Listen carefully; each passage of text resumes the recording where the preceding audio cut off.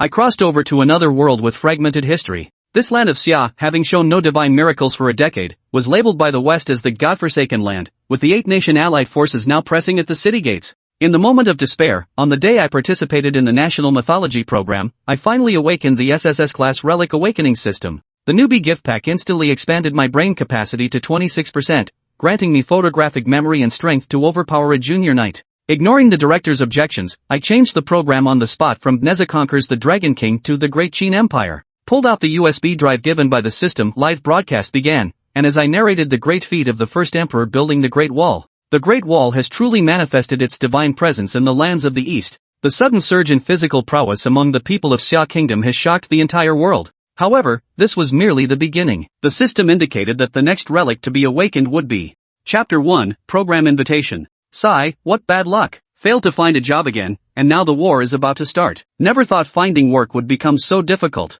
This was already the 20th company that Lin Xiu had been rejected by this month. As a transmigrator, he actually had to compete for jobs just like ordinary people. If other transmigrators found out about this situation, they would probably laugh at him for the rest of his life. However, there was no other choice in such a life. Before transmigrating, Lin Xiu had just been an ordinary corporate drone without any special talents. Even after living in an orphanage for over 20 years post-transmigration, he never discovered any unique golden finger ability. Not even the world-altering event from over a decade ago had any connection to him. It seemed to Lin Xiu that merely living his life peacefully until the end would already be quite fortunate. It has been over 20 years since arriving in this world. Before the age of 10, everything Lin Xiu encountered made him feel this world was identical to his memories of his homeland. That was until he turned 10, when an enormous cathedral suddenly appeared out of nowhere in Vatican Holy Land. At the time, media outlets worldwide scrambled to report on it, and young Lin Xiu saw the news on the orphanage's television, leaving him utterly astonished. Only then did he realize that this world's history and mythology had a gap in their inheritance. The people here were actually unaware of their historical ancestors and those elusive deities.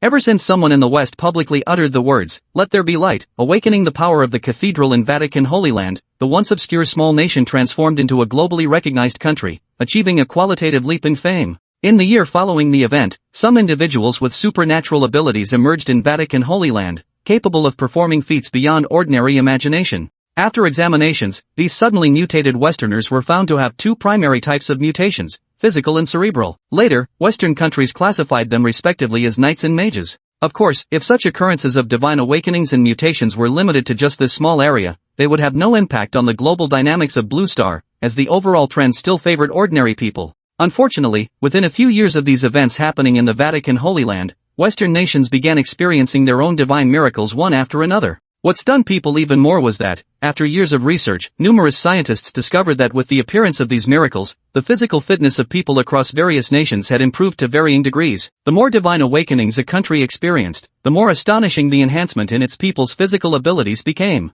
During this period, Blue Star entered an unusually prolonged era of peaceful development. Every region and nation maintained an unprecedented calm, and even previously aggressive states began revising their expansionist policies. Even in Xia country on Blue Star, where divine miracles had never awakened, no one dared to issue a provocation. However, everyone on this planet knows this is merely the calm before the storm. Once Western nations fully familiarize themselves with and master these powers, if Xia nation still fails to awaken their divine miracles or produce their own supernatural individuals, all that awaits them is the certain doom of destruction. Thus, Lin Xiu grew to the age of 24 and became a qualified successor. Unfortunately, following the decision of 8 countries last month to jointly suppress Xia Kingdom, a godforsaken land, countless domestic companies suspended their recruitment. Even those with hiring demands raised their requirements indefinitely, making positions Lin Xiu could previously secure with ease now impossible to obtain. Ding ding ding. Just as Lin Xiu was feeling dejected, his phone rang. "Hello, I'm Lin Xiu." "Mr. Lin, hello. We have completed the preliminary review of the story you submitted to us, and we now formally invite you to participate in our live broadcast on the 1st of next month. Do you have time to attend?" Lin Xiu glanced at the date displayed on his phone, February 27th. There were still 2 days left until the 1st of next month. Since he currently had no job, joining their event wouldn't be an issue anyway. "No problem, I'll be at your studio on the 1st of next month to participate in the live broadcast on time." "Alright, the program invitation will be sent to your reserved account via your email and phone message later. I welcome you at the Big Pants?" Then Lin Xiu hung up the phone. Lin Xiu gazed at the azure sky, clenched his fist, and murmured, "Xiaodua, though I'm not your native, years of living here have made me develop an affection for you. I hope the mythological tales I knew from my previous life can help you overcome this crisis." Lin Xiu had a simple idea. Since people now spoke of divine miracles descending, he might have a chance to use the Chinese myths he knew from his past life to help Xiagua in this world awaken its own miracles. After all, through his observations over these 20+ years, many things between the two worlds bore similarities. He figured the myths from his previous life could contribute his share of strength. Got invited to the show. At least I won't have to worry about meals for the time being. On the way home, Lin Xiu grew happier the more he thought about it. Seeing the treatment of the show's guests at the time, he felt it was pretty good. Since he happened to be unemployed and without income, he wrote a story to apply for the show. Never did he expect to actually be selected. Today I'm in a great mood, so I must have an extra treat for dinner. Ha ha. In an excellent mood, Lin Xiu genuinely treated himself to an extra meal during dinner, adding an extra sausage to his instant noodles. Lin Xiu had a very long dream. In his dream, Lin Xiu appeared like a celestial being descending to Earth, leading countless warriors charging at the forefront. However, upon closer inspection, the enemies weren't humans but merely humanoid-shaped monsters. Whenever Lin Xiu tried to focus and observe their faces, his mind felt as if struck by a giant hammer, rendering him unable to look directly at these creatures. Despite his body sweating profusely, a mysterious force seemed to prevent him from waking, trapping him in endless struggle within his own dream. These past few days have been so strange. Every morning I wake up completely exhausted, as if I'd fought a great battle through the night. Lin Xiu was truly perplexed. Every morning, he woke up feeling sore all over, but upon checking his surroundings, he convinced himself it must be an illusion. After all, he was still safely lying at home with nothing out of the ordinary. The biggest issue was that while he clearly felt himself dreaming every night, by morning he only had vague sensations left, without any complete memory of the dreams. Forget it. I'd better scout around the Big Pants area first to avoid being late for the show tomorrow. That would be disastrous. Chapter 2, System Awakening. As Lin Xiu gazed at the iconic Big Pants building, identical to his memories from his previous life, he couldn't suppress the waves of emotion. In his past life as an orphan, he'd often seen this landmark on TV, never imagining that after transmigrating, he'd actually get to enter the very building he'd once only dreamed of to participate in his show. Lin Xiu had felt an indescribable sense of familiarity and warmth toward this strange yet familiar land of Xia ever since his arrival. Familiar because after years of growth and observation, I discovered this world structure and its people bear an astonishing resemblance to the ancient lands of Huaxia. The unfamiliarity stems from the realization that the histories of all nations in this world appear to have fractured timelines, as if its people were mysteriously conjured into existence by some unseen force. Some Western scholars, through their vague explorations, have carved out a path of faith, leading them to once believe that all these scientific and technological advancements were divine gifts bestowed upon them. This immediately sent the experts of the divine gift theory into euphoria, reinforcing their faith in their doctrine. They believed that all of humanity's current technological advancements and luxurious living conditions were solely due to their ancestors' devoted service to the gods. As for why people today have no memory of their ancestors, it was entirely possible that their ancestors had entered the divine realm and requested the gods to conceal their existence, preventing future generations from uncovering traces of their forebears. This incident became known as the Divine Gift Event. Following its occurrence, fervent believers across the globe triggered numerous miracles, both large and small, which significantly increased the planet's total landmass. However, there was one exception: our nation of Xia. Despite having the largest population and the greatest number of people attempting to awaken divine miracles, not a single response came from any deity to answer the people's calls. When the divine miracles were first discovered, Western nations were deeply wary of Xia, as it possessed the largest territory and population.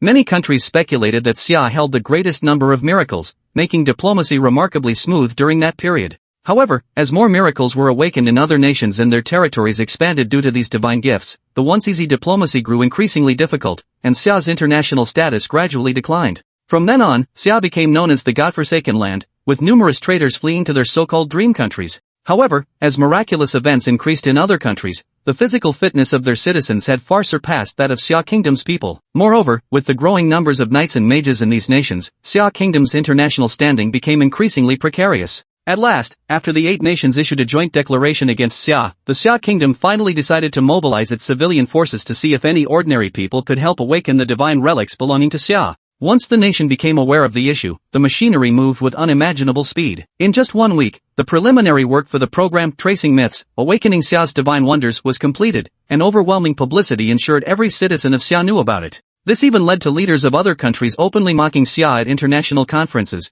as the nation now had no other options and had begun pleading for help from ordinary citizens. Lin Xiu only learned about this program from TV and decided to submit some stories he knew, hoping they might benefit the country. Armed with manuscripts of myths he had written, such as Nezha Stirs the Sea and The Foolish Old Man Who Moved Mountains, Lin Xiu smoothly passed all screenings and arrived at the iconic Big Pants building, ready to participate in the program he had prepared for so long. Just as Lin Xiu stepped through the gates of the Big Pants, a system activation voice echoed in his mind. Ding, system activated. Who's speaking? Lin Xiu felt slightly puzzled, as there was clearly no one around him at the moment. Why was he hearing this strange sound? Because the host meets the system activation conditions, the system has successfully bound with the host. It is hoped that with the assistance of this system, the host can help the nation of Xia in this world achieve prosperity, rediscover its lost past, and explore the unknown future. Hearing the strange sound again, Lin Xiu finally realized that he hadn't been hallucinating earlier. Someone, or something, had indeed been speaking to him. System, why was I chosen by you? At this moment, although Lin Xiu had some vague suspicions in his heart, he didn't dare to confirm his own thoughts. As a transmigrator selected by this system from a complete historical world to come to this world, the host was specially chosen by this system to join forces in saving Xia country together. After hearing the system's reply, Lin Xiu suddenly had an epiphany, so this was really the reason. In his past life, almost all the protagonists of those web novels he'd read had golden fingers after transmigrating, especially systems, which could be considered the most basic type of golden finger. Having lived in this world for over 20 years, I thought I would spend my life as an ordinary person. Never did I expect to actually possess the standard system that comes with being a transmigrator. So, it's because of you that I ended up in this world? Lin Xiu knew that his transmigration had altered his destiny. With the system's help, his life might even improve countless times compared to when he was just an ordinary person. However, being silently dragged into this without any ability to resist, forced to abandon his previous world, his family and friends, still left Lin Xiu feeling extremely uneasy. Yes, host. It was indeed my doing that brought you to this world, and I sincerely apologize for forcibly transporting you here without seeking your consent. An apologetic voice from the system immediately echoed in Lin Xiu's mind, but the system's subsequent words quickly plunged him into deep thought. As for why you were chosen to be this system's host, I'm currently unable to disclose that information. You'll have to discover the reason through your own exploration later. My apologies. Fine, then tell me what I should do next. Let's see how you plan to guide me. Newcomer's gift package distributed, please claim it, host. Claim successful. Host's brain expansion increased by 15%. The host is rewarded with a 200-point increase in base strength. Host rewarded with a 100-point basic mental strength enhancement. Basic cultivation primer. Hearing this reward, Lin Xiu looked utterly bewildered. Other protagonists' starter packs usually rewarded them with rare treasures or martial arts manuals. But in his case, the reward was something called brain domain expansion rate. System, what is cerebral expansion rate? At this moment, Lin Xiu was like an endlessly curious child. This term was something he'd heard for the very first time. Brain expansion level refers to the degree of brain development in a person. The average person's brain expansion level is around 10%, meaning that only 10% of the brain is actively functioning, while the remaining 90% remains in a dormant state. Alert! Because the host's brain expansion level exceeds 20%, the ability of photographic memory is rewarded. The host can independently check their personal information. System, check my personal information. Lin Xiu pulled up his personal status panel, eager to assess his current strength level. Name, Lin Xiu. Age, 24. Strength, 300. The average adult male strength ranges from 90 to 100, while a novice knight strength ranges from 150 to 200. Mental power, 220. Normal adult range is 90 to 100. Brain domain expansion, 26%. Normal adult range, 5 to 7%. Beginner mage range, 10 to 20%. Mastered skill, photographic memory. Looking at my system panel, Lin Xiu couldn't help but sigh with emotion. No wonder those transmigrators all have cheat abilities. Without such a golden finger, I might just be an ordinary person who simply changed places to survive. Chapter 3, Switching Programs. Studio 10, Backstage. You are the contestants participating in this program. Recording begins in half an hour. Use this time to prepare thoroughly. If you have any questions, feel free to contact me. Dong, the program's director gave Lin Xiu and the others a thorough briefing before returning to oversee the crew's preparations. After all, this was the first time Xia Nation had prepared a myth and supernatural tales program for national broadcast on CCTV. Previously, only small local stations had aired similar shows, never reaching municipal level or higher television networks. Let alone a national or even global broadcast like CCTV. So Dong couldn't help but feel a bit nervous. If the ratings were poor, that would be one thing, but if the show touched on anything illegal, he, as the person in charge, would be held accountable. Newbie mission assigned. Mission name, The Great Wall. Lin Xiu, who had been resting with his eyes closed at his station, finally received his first assignment and immediately began reviewing the details. As China's first unified dynasty, after Emperor Qin Shi Huang unified the land, one of his major undertakings was mobilizing the people to construct the Great Wall along the nation's borders to defend against the Xiongnu. The host must introduce this unified Qin dynasty to the nation during this program. Mission reward, The Great Wall. The sleeping dragon of the East awakens.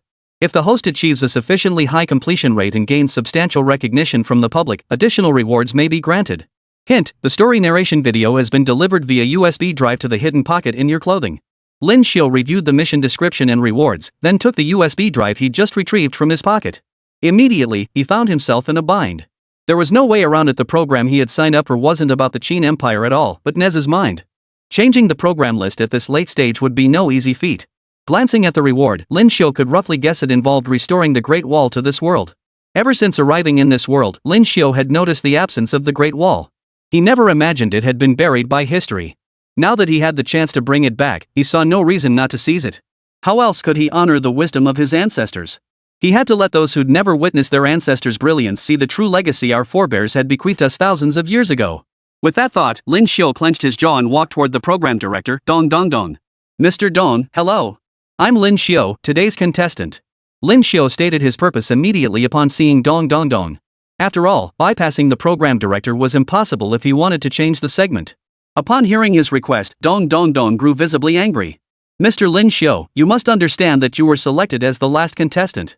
Changing the program at this stage is impossible. At least I won't approve it. Dong Dong Dong glared at Lin Xiu. He prided himself on being easygoing, yet this young man had managed to provoke him. A youngster demanding a last-minute program change on a major platform like CCTV just half an hour before broadcast? Even a clay figurine would lose its temper. As the station's resident good-natured guy, he never imagined he'd be pushed to his limits by a guest on his own show. Director Dong, please hear me out. I know last-minute changes carry significant risk, but I'm willing to make a solemn pledge here. If my replacement program fails to revive Xiaguishenji, I'll accept prosecution for fraud. Lin Xiu explained earnestly to Dong Dong Dong. Seeing the genuine emotion on the young man's face, Dong Dong Dong sensed he wasn't the type to act recklessly, and his anger began to subside. Lin Xiu, is it? Even if I wanted to give you the chance to change your program now, time won't allow it. When Lin Xiu heard Dong Dong Dong say this, he knew he still had a chance. Dong Dong Dong seemed to be wavering, and with just a little more effort, he should be able to change his program. Mr. Dong, could you elaborate on your concerns? Looking at the polite young man before him, Dong Dong Dong decided to explain things clearly. He wanted to dissuade Lin Xiu from acting impulsively. After all, he didn't want to bear the reputation of suing a program guest a label that sounded bad on anyone. Lin Xiu, you must understand that we reviewed the programs you submitted over a month ago and sent out invitations. Do you have any idea what preparations we've been making for the past month? Hearing this, Lin Xiu shook his head helplessly, indicating he had no idea. We hired professional teams to create videos or animations based on the stories you submitted. This way, when you explain them, the audience gets a much better experience. It suddenly clicked for Lin Xiu. The biggest problem now was the lack of time to produce a video for the segment he wanted to replace. Without it, the audience wouldn't have a better way to understand the story, and his previous video of Nezha stirring the sea would go to waste. Now Lin Xiu finally understood why the system had given him that USB drive about the Qin Empire. It contained ready-made videos produced by the system itself, ready for immediate use. Watching the young man growing increasingly excited before him, Dong Dong Dong was utterly speechless. He kindly explained the situation precisely to dissuade Lin Xiu from switching programs. After all, his Nezha stirring the sea was actually quite good. Yet, upon hearing the difficulties, Lin Xiu seemed to grow more fired up by the minute. Did he really think his words were nothing but hot air? So, you should understand where the problem lies now. I understand, Mr. Dong. But I don't see this as a problem at all. I can resolve it before the broadcast. Ms. Dong, please take a look. This is the video I made about my new story. I think it should work for the show. Lin Xiu quickly pulled the USB drive issued by the system from his bag and handed it to Dong Dong Dong, wanting her to take a look. Well, young man, looks like you came prepared. Holding the USB drive in her hand, Dong Dong Dong genuinely felt Lin Xiu's sincerity this time. She couldn't help but think a little more highly of this young man. Chapter 4, Smooth Stage Entry. Alright, we have the video. Now you have one final hurdle, video review. Dong Dong Dong immediately addressed this final hurdle. Previous videos commissioned by the network had been produced strictly according to review standards, and all had passed review smoothly upon delivery. Now that you, Lin Xiu, are presenting your own video, its content requires our review before release. With the show about to begin, it's unclear if there's enough time to complete the review process. Here's what we'll do. I'll give you a chance. I'll have my assistant rush your video through review. If it passes before you go on stage, I'll allow you to change your presentation. If it doesn't pass before you go on stage, you'll proceed with your original program. Lin Xiu looked at Dong Dong Dong as he spoke these words, his face brimming with excitement. Director Dong had finally been persuaded and made a concession. Thank you, Mr. Dong, for this opportunity. I believe my program won't disappoint you. Lin Xiu nodded repeatedly, expressing his gratitude to this discerning patron willing to give him a chance. Alright, you may rest now. I have matters to attend to before the broadcast begins. I'll schedule your program as the last segment. If it still isn't ready by then, there's nothing more I can do. After signaling Lin Xiu to leave, Dong Dong Dong instructed his assistant to send the USB drive containing the video to the review department, requesting expedited review under the program's name. Back at his seat, Lin Xiu's initial excitement had cooled into nervousness. After all, no one knew if the video review would go smoothly. If it didn't, he'd have to find another way to complete this newbie task. Time raced by under Lin Xiu's mounting anxiety until the program's start approached. As the renowned host of the Central Television Network took the stage, our program Tracing Myths, Awakening the Miracles of the Xia Kingdom officially commenced. Welcome, viewers. Tonight, we embark on a journey shrouded in mystery, tracing myths, awakening the wonders of the Xia Kingdom. In this adventure, we will trace our steps back to the ancient Xia Kingdom, exploring forgotten myths and legends, and the wonders of antiquity. We will not only traverse the mists of time but also delve deep into those ancient tales and legends, seeking out the myths that once stirred the soul and ignited the imagination. From the birth of the cosmos to the rise of civilization, from heroic feats to divine blessings. Each tale is a window, allowing us to glimpse the landscape of that mysterious era. Every legend is a bridge, connecting past and present, reality and fantasy. Here, we will encounter ancient heroes, listen to their stories, feel their emotions, and explore the miracles they left behind. Let us together feel the ancient callings with our hearts and explore the lost worlds with our imaginations. In Tracing Myths, Awakening the Wonders of Xia, we seek not only the lost myths but also the shared memories that belong to us all. Embark on this wondrous journey of myths and miracles, and let us step into those forgotten tales to awaken the wonders of Xia slumbering within history. Now, let us welcome our first guest, who will share his own thoughts and the stories he has created. We hope this will offer us a unique experience and awaken the miracles of our Xia Kingdom. 8 contestants had already taken the stage, yet there was still no word on the video he submitted. Waiting backstage, Lin Xiu's anxiety was growing by the minute. If he didn't hear anything within the next 10 minutes, his chance would be completely gone. Please, system, please. Let me pass the review so I can make it on stage in time to present the Great Qin Empire to the audience. Mid-prayer, Lin Xiu spotted Dong Dong Dong's assistant approaching the backstage area. Realizing his video must have been reviewed, he immediately rose to greet her. Lin Xiu, come with me. Sister Dong wants to see you. Yes, Assistant Wang, you lead the way. I'll follow you. Lin Xiu followed Assistant Wang all the way to Dong Dong Dong. Ms. Dong, I was wondering how my program was received. So eager was Lin Xiu that he blurted out his question before Dong Dong Dong could speak. Dong Dong Dong looked at the impatient young man before her and couldn't help but smile. Don't worry, it's good news. The video you submitted passed review with no violations. I've also notified the producer via earpiece to switch your program to the Great Qin Empire, the Great Wall, but... Hearing the approval, Lin Xiu nearly floated off his feet.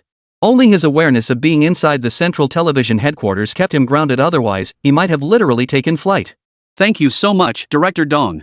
I promise this program won't disappoint you. I will revive the miracle of the Xia Kingdom. Lin Xiu repeated his solemn pledge once more. Dong Dong Dong looked at the earnest young man before him and found himself thinking it might just be possible that this young man could truly succeed. Go ahead. Do your best. I'll be watching your performance here. I hope you don't disappoint me. After all, as the program director, I've taken on the responsibility of this last-minute change. Dong Dong Dong eyed the vibrant young man before him with a hint of teasing, as if seeing his own reckless, striving self from decades past. That was precisely why he granted him this chance to change the program. After all, if someone unwilling had been assigned to this segment, he could have simply refused the request. First, he wouldn't have to shoulder that responsibility. Second, he saw no reason to accept the young man's proposal to change the program. And now, please welcome our final guest, Lin Xiu. He will present his prepared story, The Great Qin Empire, The Great Wall. As the announcer's voice faded, the stage lights suddenly dimmed.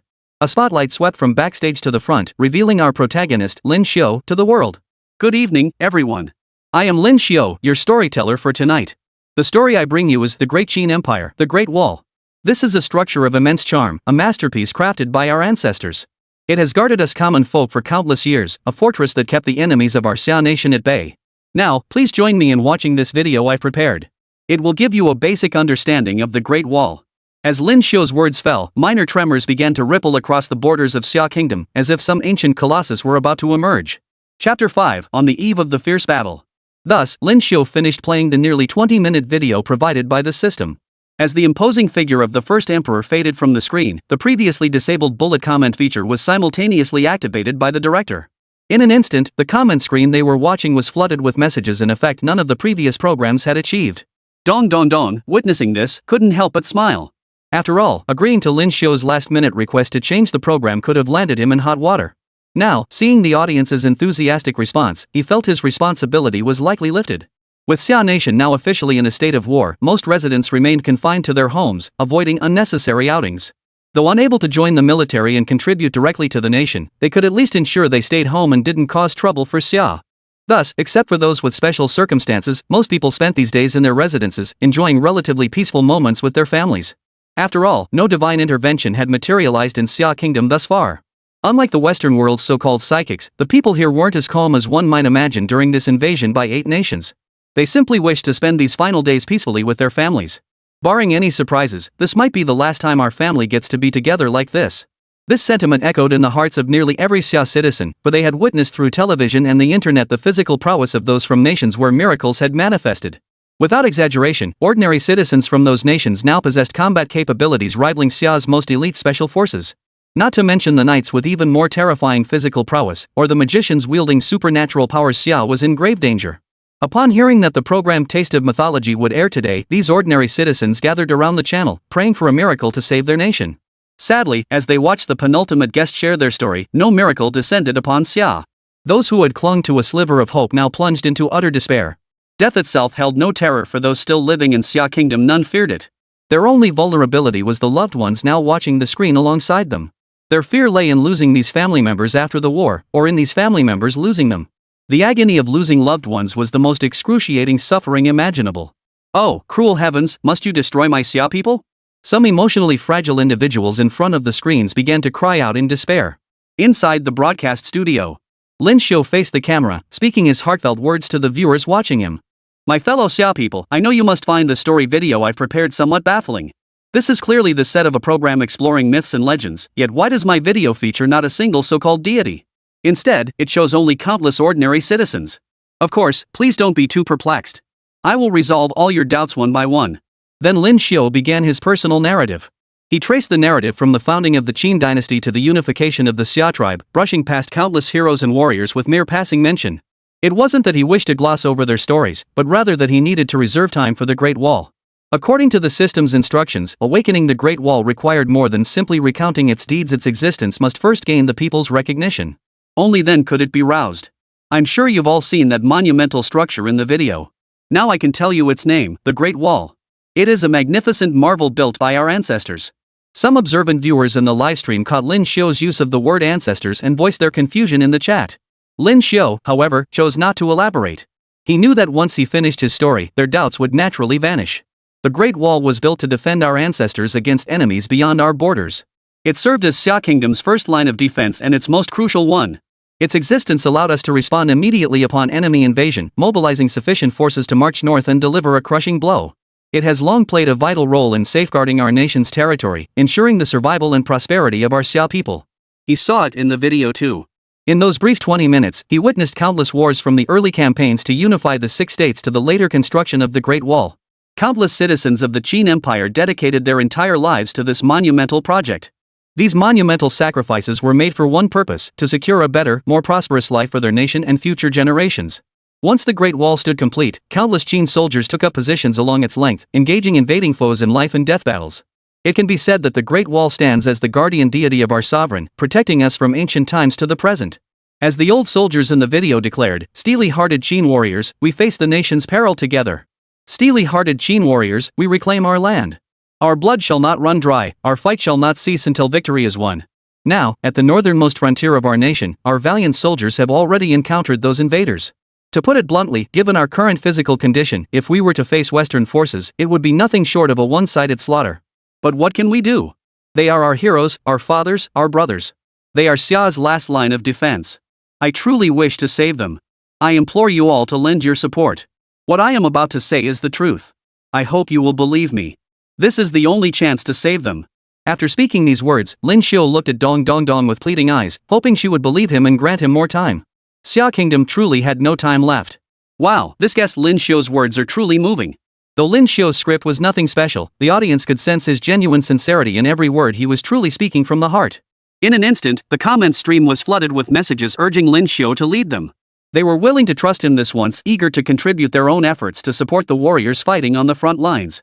Lin Xiu, still awaiting Dong Dong Dong's reply, couldn't help but let the corners of his mouth turn up slightly as he saw the remarkably unified messages in the comments. It seemed that no matter the world, when disaster struck, the people of the Xia tribe were always the most united. Chapter 6, Awakening the Great Wall. Soon, Dong Dong Dong replied, the program could be extended, and the station was willing to give Lin Xiu this opportunity. After all, they had no other shows lined up. At least, giving the nation a little more hope before the end was a decent gesture. Upon receiving the station's approval to extend his broadcast, Lin Xiu wasted no time and immediately began delivering the subsequent segments to his audience. Thank you all for your trust. Everything I am about to tell you is absolutely true. I swear it here as a member of the Xia tribe. Please, believe me. Lin Xiu's tone was unwavering, startling both the audience and the studio crew with his intensity. The video I just showed you depicts actual events from our Xia people's history, occurring in the distant ancient past of our civilization. The Great Wall shown in the footage is also a genuine structure of our Xia people. It is the very target I have resolved to revive. I urge everyone to join me in chanting this slogan. Let our border guardian the Great Wall reappear in this world, so that our soldiers fighting on the front lines may have this testament. Just as Lin Xiu delivered his passionate speech, the previously silent system finally emitted a notification sound. Congratulations, host. Your speech has raised the Xia people's morale to 50, meeting the conditions to awaken the Great Wall. Please shout the slogan to bring this guardian deity, lost for centuries, back to the land of Xia to protect the safety of its people. Finally, the goal is achieved. Ha ha ha ha. Lin Xiu burst into laughter, a maniacal, unrestrained cackle. The audience watching the screen felt utterly bewildered. There was no sign of any divine miracle unfolding, so why was this speaker suddenly laughing hysterically? I'm overjoyed, everyone. Please join me in chanting the slogan to welcome our guardian deity back. The mighty Qin, united in national crisis, the mighty Qin, reclaiming our lands. Blood shall not run dry, war shall not cease until victory. To the west, the Great Qin rises like the morning sun. A century of national grievances, a history of hardship and change. Lin Xiu repeated these words over and over before the screen, seemingly tireless, growing more spirited with each utterance. Even the other audience members in the studio were swept up by his fervor, joining him in chanting the words. At home, families watching the program together echoed the words with their loved ones. As if possessed by a magical force, the phrase united the spirit and resolve of every Xia clan member who uttered it. Voices echoing these words soon filled every corner of the nation. Minutes later, a faint tremor began to ripple across the entire land of Xia. Countless citizens who felt the vibration were overcome with excitement. They had seen countless online accounts of the precursors to Western miracles being activated, and their current sensation felt exactly the same. Inside the Big Pants studio. The Big Pants studio, located in northern Xia, naturally picked up this wave clearly, sending the staff into a frenzy of excitement. Lin Xiu was telling the truth. He had truly awakened a miracle belonging to our own Xia nation. The bullet comments were now even more thrilling. Ha ha. I felt the tremors of the miracle awakening here in Heiha. Guess Lin Xiu was telling the truth. Ha, I felt the tremors in my hometown too. Lin Xiu has truly awakened Xia nation's miracle. I felt the tremors here in the Shashi archipelago of our Xia nation. The person typing this was utterly astonished. They were out at sea in Xia nation. What kind of existence had this Lin Xiu guest awakened? Even more astonished, of course, were the leaders in their underwear. As the tremors began, they immediately contacted their superiors to report the program's progress. The higher-ups promptly initiated monitoring. Upon receiving the monitoring report, the leaders could scarcely believe that earthquakes had occurred across the entire territory of Xia nation. It was well known that the higher the level of a miracle, the broader its influence and the more terrifying the enhancement it brought to the people. A miracle powerful enough to trigger seismic activity across the entire territory of Xia nation would easily rank among the top 3 in the annals of global miracles. Upon seeing this report, the experts wept one after another. For they knew, Xiaoguo was saved. Haha, old Zhang, we've succeeded. Xiaoguo is saved.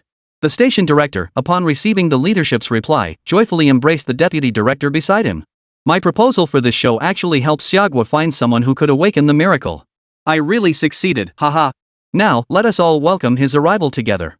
Great Wall, guardian deity of our Xia tribe. In the name of Emperor Qin, I summon your presence. This is a moment of life and death for our Xia tribe. The people and warriors who carry the blood of Xia need you. Appear, Great Wall. Help us repel the invaders who seek to destroy the Xia legacy. Let us stand tall once more at the pinnacle of the world. As Lin Xiu's words faded, the tremors beneath Xia's land did not cease. Moreover, a multicolored radiance appeared in the sky, illuminating every inch of Xia's territory and every person within it, as if capable of piercing through all obstacles. In that instant, every soul became a golden statue. On the northern land front, Xia soldiers who had been steadily retreating under relentless pressure were suddenly empowered by the radiance. Transformed into war gods, they turned the tables, crushing the combined armies of the 8 nations beneath their fists. This was modern warfare. Conventional firearms had lost their effectiveness. Only missiles could deliver decisive blows against these physically enhanced Western soldiers. Otherwise, standard heat weapons were utterly useless. In the instant the glow illuminated the battlefield, Xia soldiers who had previously required a 7-man squad to take down a single enemy soldier could now handle 2 opponents. Some, brimming with confidence, dragged 3 or 4 allied soldiers into combat single-handedly. "You bastard! You're the one who just killed Air Guzi. Come here now, and I'll beat you to death, you son of a..." A squad leader who'd just lost his men charged at the executioner before him, eyes bloodshot. Air Guzi had been protecting him when this man punched his skull in. Now that his strength had surged, he was determined to avenge Air Guzi. It was pure mayhem, no tactical formations, just every soldier fighting every soldier. But since each squad had previously faced just one enemy soldier, the allied troops were quickly surrounded and wiped out. "Wow, Captain Wang, you're incredible. You just took out 2 enemies with 1 punch.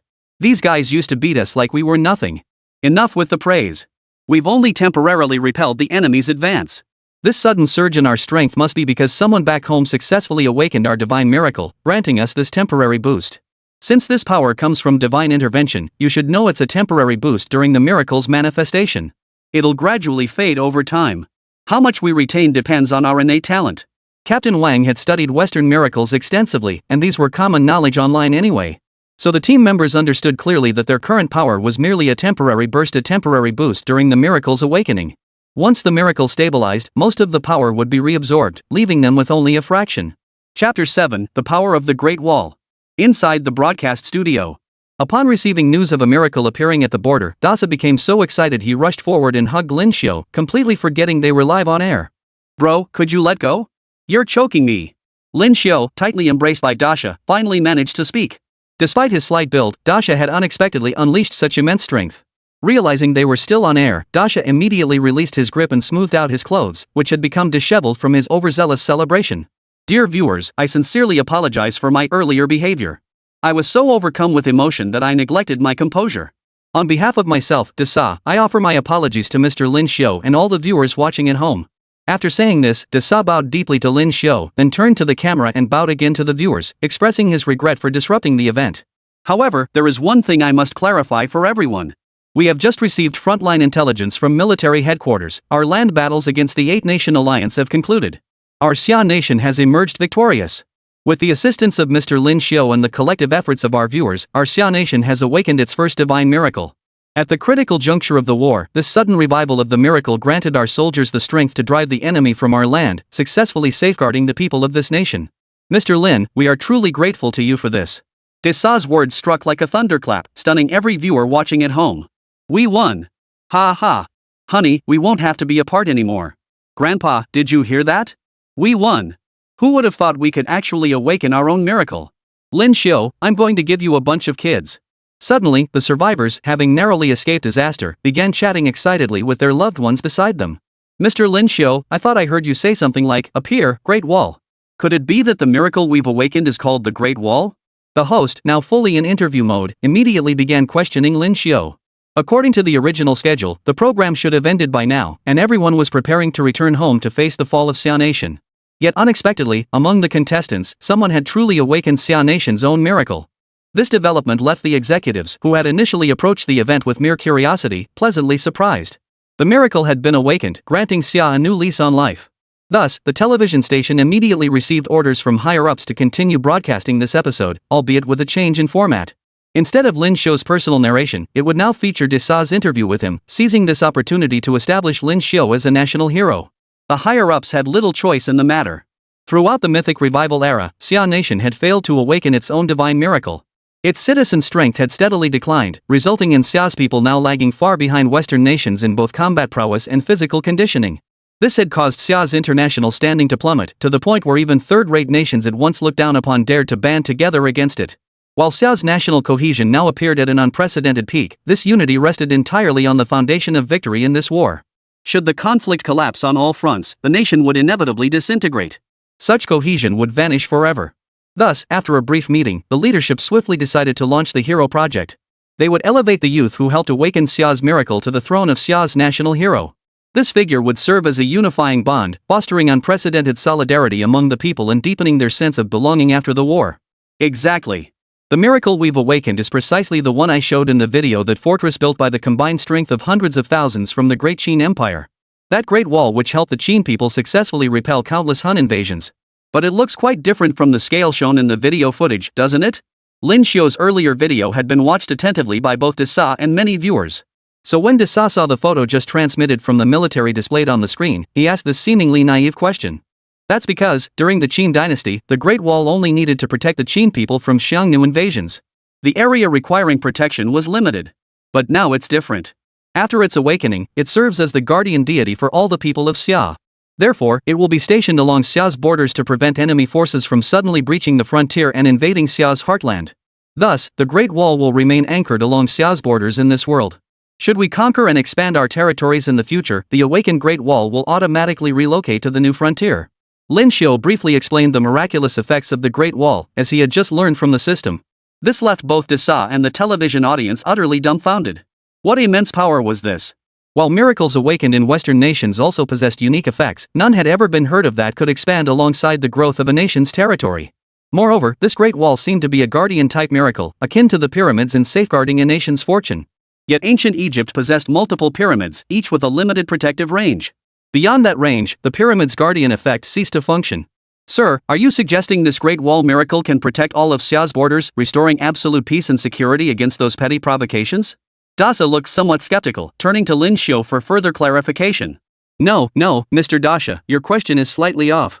What I mean is that all Xia subjects within Xia's borders who have been acknowledged by Xia's dragon veins will receive the protection of the Great Wall miracle, regardless of whether you are on the border or not. This Great Wall is truly the foremost miracle of our Xia Kingdom. How could those inferior Western miracles possibly compare? Lin Xiu corrected Dasha's words at this point, delivering his thoughts with a touch of self-praise. Hearing Lin Xiu's words, the Xia citizens watching on television were stunned. Good heavens, how could this be possible? Such a powerful protective range had surpassed the effects of all the miracles awakened in the West over the past 20+ years. But Mr. Lin, how do you know all this? Desa changed his address to Lin Xiu once more, his tone and gaze growing increasingly respectful. Chapter 8, Combined Fleet. Xia Nation, East Coast. Following yesterday's successful defense of the land border with the aid of the awakened miracle Great Wall, the morale of both the nation's people and military had reached unprecedented heights. Facing the imminent arrival of the 8 nations' naval forces today, the country, on Lin Xiu's suggestion, had taken the unprecedented step of initiating a live broadcast of the battlefield. After yesterday's broadcast ended, as expected, Lin Xiu was visited by men in black. A high-ranking official invited him for a cup of tea, representing the will of the higher-ups to have a thorough chat with this time traveler who had revealed his identity on air. No one knew what transpired during their meeting, but immediately afterward, the central bank announced that a live broadcast would commence today along the eastern coast. The public would witness how our People's Liberation Army annihilated the invading enemy forces. Mr. Lin, intelligence indicates the combined fleet of the 8 nations has now crossed the Taiwan Strait. The naval engagement is about to commence. Perhaps due to the war, today's host was unexpectedly replaced by a Navy lieutenant commander. As discussed yesterday with Old Zhou, once the enemy becomes visible along our coastline, I'll initiate our countermeasures. Guided by the system brother's instructions, Lin Xiu now brimmed with confidence. After all, a miracle of the Great Wall's caliber represented an utterly terrifying enhancement for the people of Xia Nation. On the combined fleet. General, we have now crossed the Xia Nation Strait. The fleet is operating normally and is expected to approach the Xia coastline within half an hour to commence the amphibious assault. Naval forces in this world were not highly developed, serving primarily to transport troops for amphibious assaults on target regions. After all, since the Western world discovered the power of miracles to enhance human physical capabilities and the emergence of psychics among the populace, the original trajectory of this world had already shifted. People began to focus more on their own development, abandoning the enhancement of external tools and forces. Very well. Since all is proceeding smoothly, we shall continue according to the established plan. This time, we must utterly annihilate this former world power. We cannot allow a repeat of the past, or our failure to destroy it allowed it to fully awaken and rise again. The commander of the combined fleet hailed from a military lineage. His ancestors had participated in the First Xia Annihilation War, plundering vast treasures of gold, silver, and jewels that had sustained their family's immense wealth to this day. The thought of emulating his ancestors by battling and plundering upon this ancient land ignited a primal fervor within him.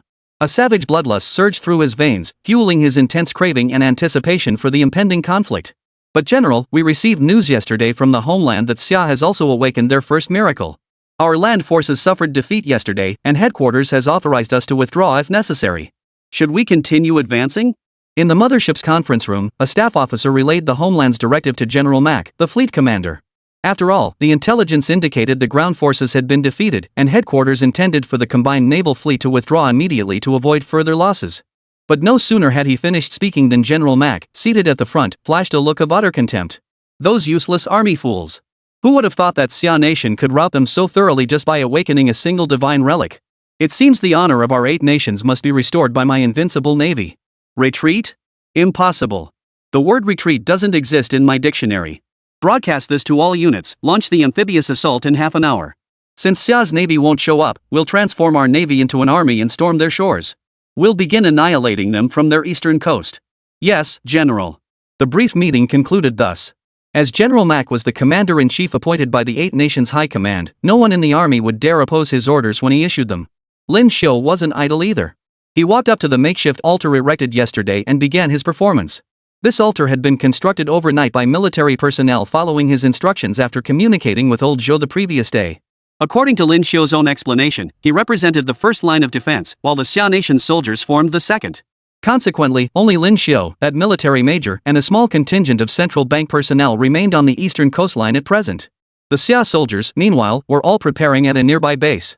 Should any issues arise with Lin Xiu's plan for Old Zhou, they would rush here immediately to engage the 8 nations' forces, ensuring they could repel those arrogant Western soldiers who thought they could do as they pleased. O gods above, Lin Xiu, descendant of Xia, praise here.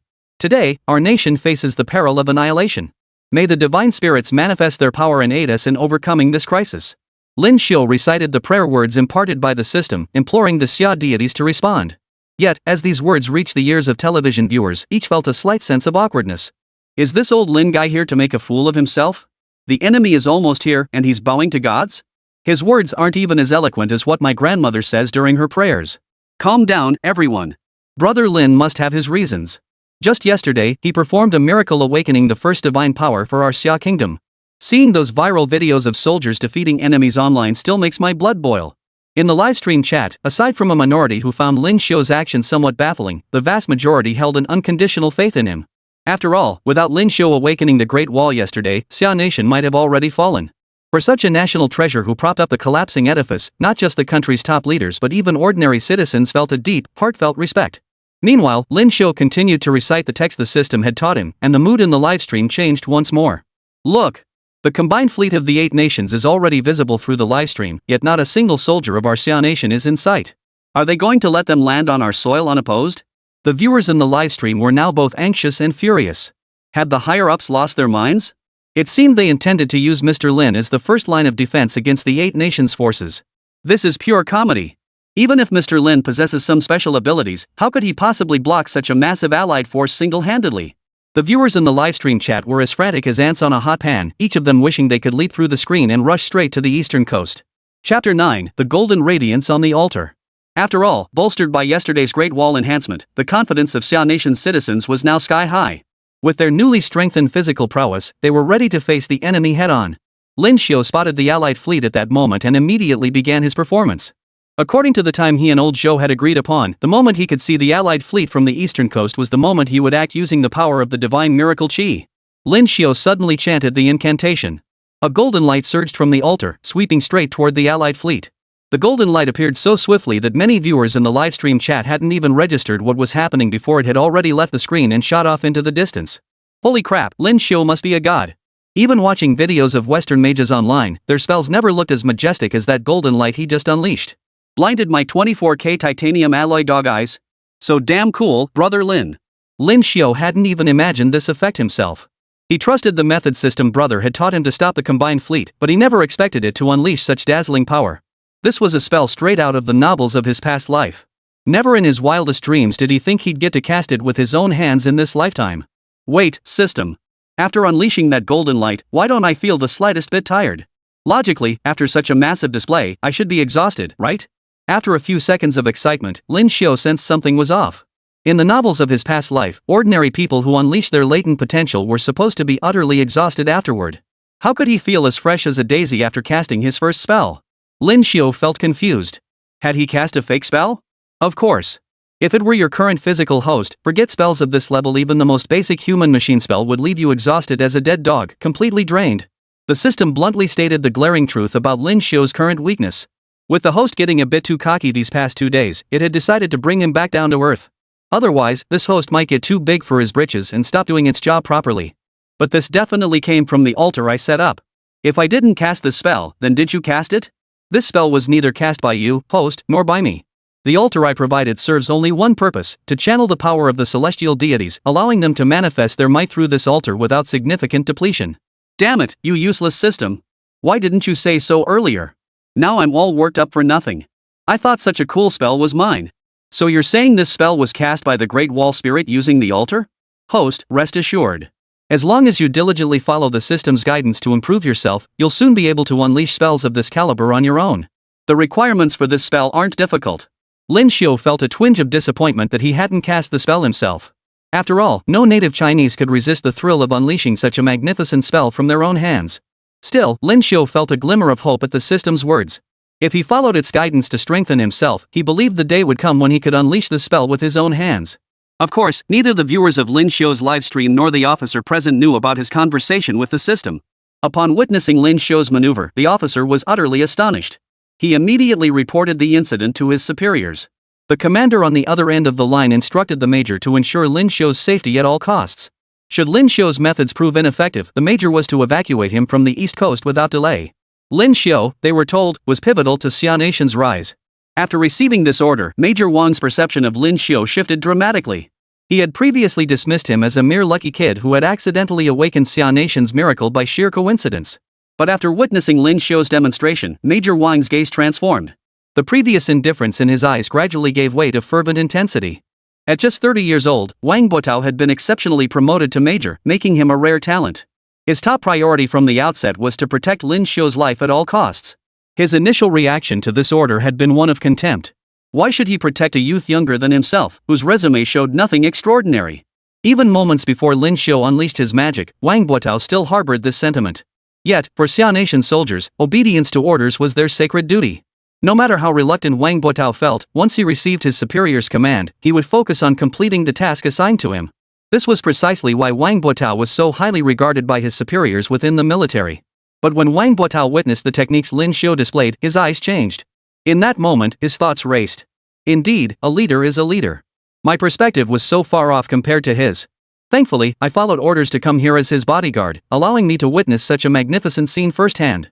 Otherwise, if those bastards had snatched this opportunity, I'd surely regret it. Though publicly listed as a program guest, Wang Botao's true identity was a bodyguard dispatched by military high command to protect Lin Xiu. There was no other choice. Currently, within Xia Nation, only Lin Xiu possessed the ability to awaken miracles. To ensure Lin Xiu could develop normally into a qualified psychic, it was imperative to safeguard his safety during this critical early phase, preventing any unforeseen incidents. Every individual who awakens a divine miracle is guaranteed to become a superhuman, a fact verified by Western awakened individuals. Moreover, their growth rate far surpasses that of ordinary awakened individuals, making each one a pillar of stability within their respective nations. Since the primary requirement for awakening a nation's miracle is a heart of sincere patriotism, Western countries have no fear that their awakened individuals will betray their homeland. Wang Botao's eyes burned with fervor. If he made it back safely this time, he'd definitely treat his superiors to 2 boxes of premium cigarettes. It was worth it to witness such an awe-inspiring spectacle. The golden light finally coalesced in the sky, morphing into a colossal dragon claw that slammed down toward the fleet. Everything happened too fast. General Mack on the flagship stared at the dragon's claw in the sky, his eyes filled with terror. Was he going to die from this attack? Had this expedition been a mistake? For the first time in his illustrious career, General Mike began to doubt his own convictions. Chapter 10: The Paralyzed Fleet. Run! Run for your lives! Soldiers aboard the USS Mackenzie, witnessing the golden palm descending from the heavens, lost their minds in terror. Such divine power was beyond even the so-called psychics back home. Quickly! Retreat in formation to evade that palm. General Mack began issuing his orders. After all, this golden palm clearly wasn't ordinary. No one knew what would happen if the fleet collided with it. Unfortunately, even though General Mack now understood the necessity of retreat, it was too late to evade the palm's attack. As the palm descended from the heavens, it grew increasingly terrifying and colossal the closer it approached the fleet. Finally, after enveloping the entire combined fleet, it crashed down from the heavens with devastating force. Contrary to expectations of towering waves, the sea's surface remained eerily still after the impact. To the viewers watching the livestream and the soldiers aboard the fleet, it seemed certain doom such terrifying force would surely shatter the fleet into pieces. But when the palm dissipated, everyone saw the fleet just sitting there, perfectly still. It was like the whole thing had been some kind of collective hallucination. Wow, Lin, your spell didn't work. The combined fleet looks completely unscathed. Yeah, was there something wrong with the spell you cast? It looked so grand, but it was just for show? Even Wang Buotao, standing nearby, looked at Lin Xiu with a hint of surprise. It was impossible not to be stunned. The scene moments ago had been utterly breathtaking, creating a stark contrast with the now eerily still lake's surface. Lin Xiu's lips curved into a faint smile as he patted Wang Buotao on the shoulder. Now we can send out the counterattack fleet we prepared earlier to engage the enemy. Though Wang Buotao was momentarily confused by the order, he recalled old Zhou's earlier instructions and immediately commanded Xia Kingdom's forces to engage the invading enemy. Are you wondering why the enemy's combined fleet appears completely unscathed? Lin Xiu glanced at Wang Buotao, who had gone slightly dumbstruck, and decided to address the confusion lingering in both his mind and the audience's. After all, he had to play this part convincingly. Yes, please enlighten me, Mr. Lin. Wang Buotao responded politely to Lin Xiu's question, respectfully admitting his confusion and requesting an explanation for the events that had just unfolded. After all, he genuinely hadn't understood what had happened. It's quite simple. The technique I just executed possessed no offensive capability whatsoever. Lin Xiu's words made Wang Buotao feel a bit angry. After all, he had just issued the order for the Xia Kingdom's fleet to go out and meet the enemy. Mr. Lin, I respect old Zhou and address you as such only out of deference to him. But why would you treat the lives of our Xia Nation's soldiers so lightly? Although Xia Nation held an exceptional standing internationally, its naval strength did not rank among the world's elite. Moreover, several nations within this 8-nation coalition possess naval capabilities that could rival Xia Nations. Wang Buotao's fury stemmed from the fact that he had rashly followed Lin Xiu's orders, sending his subordinates and comrades in arms charging toward the enemy without first ascertaining the effectiveness of the attack. What difference was that from sending wolves into the tiger's den? Yes, he had received orders from old Zhou, but that was no excuse for sending his comrades and subordinates into the abyss. It seemed that after this battle, he would become a traitor to Xia. This was the entire naval strength of Xia, after all.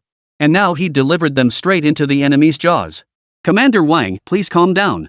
I haven't finished speaking yet. Lin Xiu observed Wang Buotao's increasingly pallid complexion.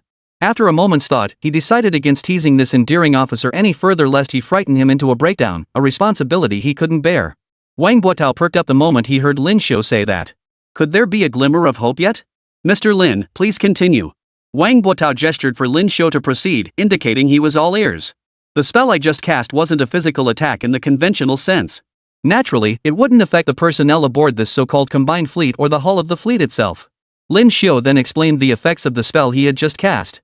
It turned out the Golden Palm had merely destroyed countless operating systems within the fleet, rendering it powerless and unable to use communication or attack systems.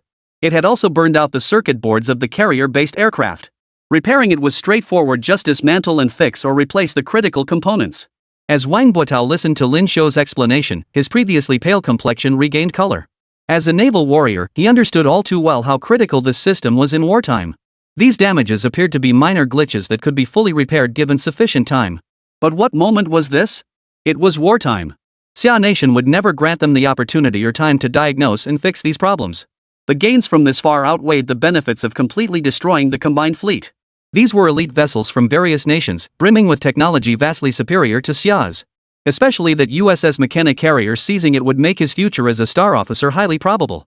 Realizing this, Wang Buotao immediately retrieved his communication device and began relaying the intelligence he had just received to the fleet commander. While nominally it was Wang Buotao's order that initiated the Xia fleet's counterattack, in reality, he merely served as a messenger relaying intelligence. After all, even in its current state of decline, Xia would never entrust a major with commanding such a large-scale naval operation. Ha! Major Wang, this intelligence you've provided is invaluable. It seems I, Wu Mazizi, can capture this combined fleet without losing a single soldier. A voice that sounded like a born warrior came through Wang Buotao's communicator. General Wu, please note that this intelligence has yet to be verified for accuracy. Rest assured, I'll have it verified. As the most renowned military leader known for his meticulousness beneath a rough exterior, Wu Mazizi would never take Wang Buotao's word alone. After ending the call, he immediately began searching for the hero he believed could execute this mission flawlessly. Gung Hang, you're flying out to check if it matches the intel. But mark my words, if the intel's wrong, you're not coming back.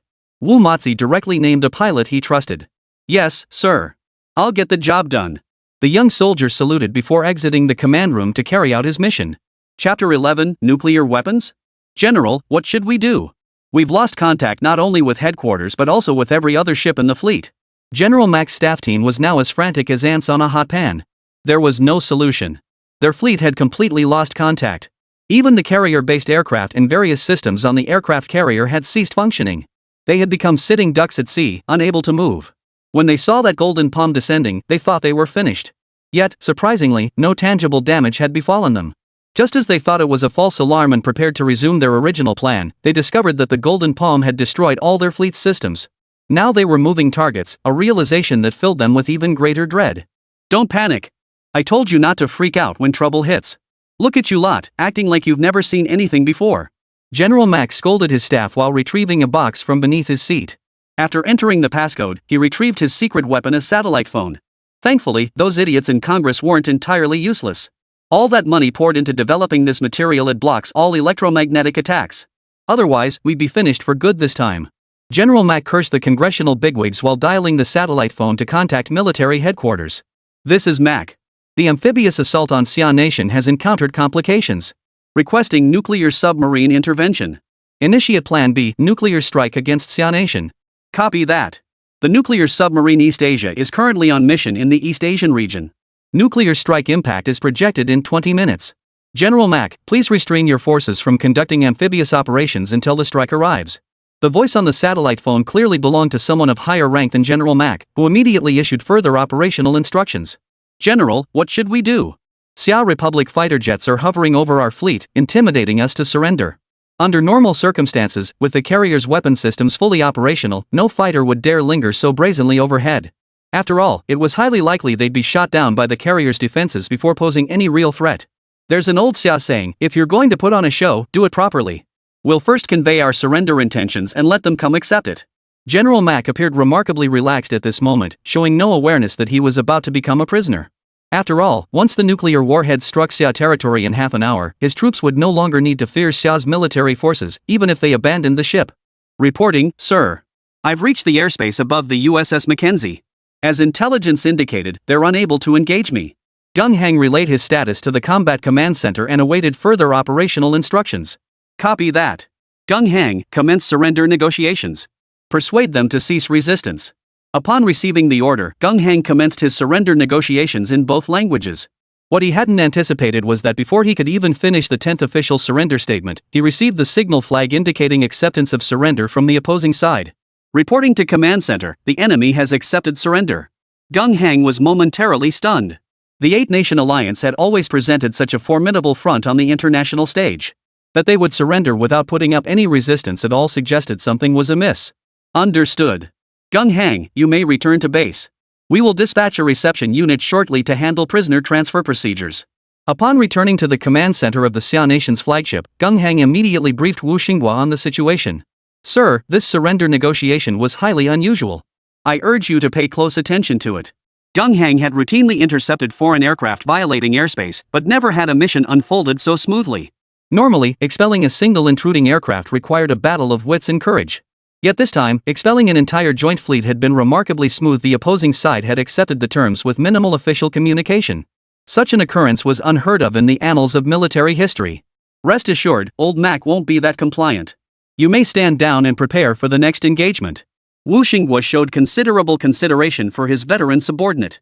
As the fleet's supreme commander, he took the time to thoroughly explain the situation to his subordinate. All units, attention! Full speed ahead. Prepare to receive this generous gift delivered to us by the Eight Nations. Wu Xinghua was in high spirits at this moment. Even if old Mac had ulterior motives, the fact remained that his fleet's weapon systems had been destroyed. Wu Xinghua was now completely unfazed. 20 minutes later, Wu Xinghua boarded the flight deck of the USS Mackenzie and met with the American General Mac. Haha, old Mac, you probably never imagined in your wildest dreams you'd be captured by me. Wu Xinghua was in an excellent mood. Years ago at the World Naval Military Summit, old Mac had openly expressed contempt for Xia Nation. Wu Xinghua had represented Xia Nation at that summit, and the two had even argued privately during a meeting. Who would have thought fortune would turn? The very General Mac who once looked down on Xia Nation was now captured by him. It seemed he'd sleep soundly tonight, dreaming sweet dreams. Ah, Wu. Long time no see. You may have won this round with the Navy, but have you truly won? McKee stared at Wu Xinghua, whose maniacal grin seemed to mock him, and resolved to dampen the man's triumphant mood. Old Mac, you're my prisoner now. What chance do you have to turn the tables? You know full well Xiaogua has awakened the miracle. Your ground forces were repelled yesterday. Bring whatever tricks you have left. Xiaogua is ready. Old Mac glanced at his watch, deciding the moment was right. He pointed skyward with his right hand, signaling Wu Xinghua to look up. His trump card lay above. Wu Xinghua followed old Mac's finger and looked up. The sight that met his eyes sent a chill through his entire being. He saw a missile streaking toward the mainland border. Well, see that? That's the ace up our 8 nations' sleeves. At this range, even your coastal defense systems won't stand a chance against nuclear missiles launched from our submarines. Wu Xinghua, in the end, this war is yours to lose. Old Mac laughed maniacally. Barring any surprises, the nuclear missile would reach its target and detonate in less than 10 minutes. After that, they could leverage the nuclear threat to successfully launch their amphibious assault. Wu Xinghua, however, had no time to spare for him. He urgently pulled out his communicator, ordering ground forces to intercept the missile and evacuate nearby civilians. If this nuclear bomb detonates within the city, you will be traitors to Xia Nation. We will pursue you relentlessly until the bitter end. As he spoke these words, Wu Xinghua didn't forget to deliver a hard blow to old Mac with the butt of his rifle. Rest assured, Wu. This is merely the first gift. 2 more are on the way. I hope you find our offerings to your liking. Old Mac, seemingly oblivious to the pain, twisted his face in a grimace as he stared at Wu Xinghua, then burst into laughter. Chapter 12, Swallowing the Nuclear Bomb. Lin Xiu also received the news relayed from Wu Xinghua. Upon receiving the intelligence, Wang Buotou immediately began arranging for their retreat. After all, their current location on the eastern coast was well within the potential target range of the nuclear bombardment. Holy, these 8 nations have no sense of military ethics using nuclear weapons? That blatantly violates the Nuclear Use Convention. What do we do? My home is in Donghai City, not far from the east coast. If this isn't intercepted, my life is over. Don't panic, upstairs. I'm in Donghai City too. The air raid sirens are already sounding. Soldiers are starting to evacuate people here, directing us into bomb shelters for safety. Viewers in Lin Xiu's livestream who lived near the east coast were starting to panic a bit at the current situation. There was no way around it. This was nuclear weaponry. The last region to suffer a nuclear bombardment had been decades ago. Even decades later, the descendants of those affected by the nuclear bombing still suffered from a significantly higher incidence of strange illnesses compared to people in other regions. Everyone, please stay calm and patiently follow the government's instructions. Trust me, this nuclear missile will never land on our nation's soil. Lin Xiu noticed the livestream was growing increasingly chaotic and immediately stepped in to reassure his viewers. After all, the news had leaked from his channel. If this incident sparked domestic unrest in Xia Nation, the consequences would far outweigh any benefits. After all, he and Elder Zhou had spent hours yesterday discussing strategies to rebuild national unity. This incident couldn't disrupt such crucial plans. Just as the nuclear missile crossed Xia Nation's territorial waters and neared the mainland, the altar surged with power once more. A golden dragon suddenly burst forth from the altar, streaking directly toward the incoming nuclear warhead. Just as everyone thought the golden dragon would crash head-on into the nuclear warhead, it opened its mouth with remarkable intelligence and swallowed the warhead whole. After finishing its meal, the dragon suddenly turned its head, gazing intently at Lin Xiu as if to say, "Is there more? I'm still hungry. Rest assured, there are 2 more coming. You can be confident there'll be enough to satisfy your hunger." Lin Xiu called back to the dragon in a loud voice. Hearing this, the dragon seemed to respond with equal intelligence. It scanned the direction the missiles had come from and spotted 2 more streaking toward the sky. Like a dragon gliding through the air, the golden dragon flickered its tail and charged toward the 2 incoming missiles. In a flash faster than lightning, it swiftly swallowed the remaining 2 nuclear missiles. Burp! A thunderous belch echoed across the heavens and earth, reverberating through the sky from the dragon's mouth. Today's meal had been thoroughly satisfying. After being awakened, it had been extremely weak, but unexpectedly, some kind souls had delivered the energy it needed right to its mouth so quickly. After slumbering for so long, its guardian power had been depleted to the extreme. These 3 energy sources finally allowed it to recover considerably, ensuring it wouldn't fall back into deep sleep anytime soon. As if declaring its sovereignty, the golden dragon circled the skies over the eastern coast of Xia Nation before vanishing. Holy crap, looks like we can't call him Mr. Lin Xiu anymore. This kind of move is unheard of. Lord Lin, please accept my kneel. God tier Lin, please accept my kneel. God tier Lin, please accept my kneel. Lin Xiu's livestream had already drawn a large crowd of spectators eager for the action from the front lines of the battlefield. Following the golden light spell incident, even more viewers flooded into his stream. It was safe to say that at least 80% of Xia Nation's population now recognized this young man who had awakened the Great Wall's guardian. Beyond that, they'd learned he possessed the capability to counter nuclear missiles. How could the West possibly compete now? Everyone, this isn't all my doing. Once this incident concludes, I'll hold a joint press conference with the military to explain everything in detail. So please don't deify me too much. I'm just a slightly stronger citizen of Xia. With hard work, you can all reach my level someday. After all, the divine miracle of our nation has now been awakened. I believe everyone will soon embark on their own path of cultivation. Lin Xiu then clarified some of the abilities he had just demonstrated to the audience. Yet he couldn't shake the feeling that the more he explained, the worse it seemed. With no other choice, he apologized and closed the livestream. After all, the West's nuclear deterrent had been neutralized, and victory in this war was now assured. Commander Wang, it seems the matter is resolved. I wish to contact Elder Zhou. Could you arrange that for me? Thank you. Upon hearing Lin Xiu's request to reconnect with Elder Zhou, Wang Guotao promptly made arrangements.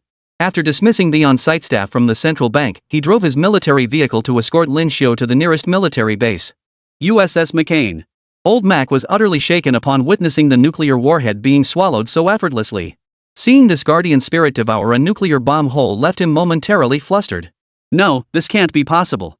Although your Xia nation's divine power has been awakened, it's absolutely impossible for a power awakened only yesterday to possess the strength to intercept nuclear weapons. As a high-ranking military official of the Eagle Nation, Old Mac was privy to information unknown to the outside world.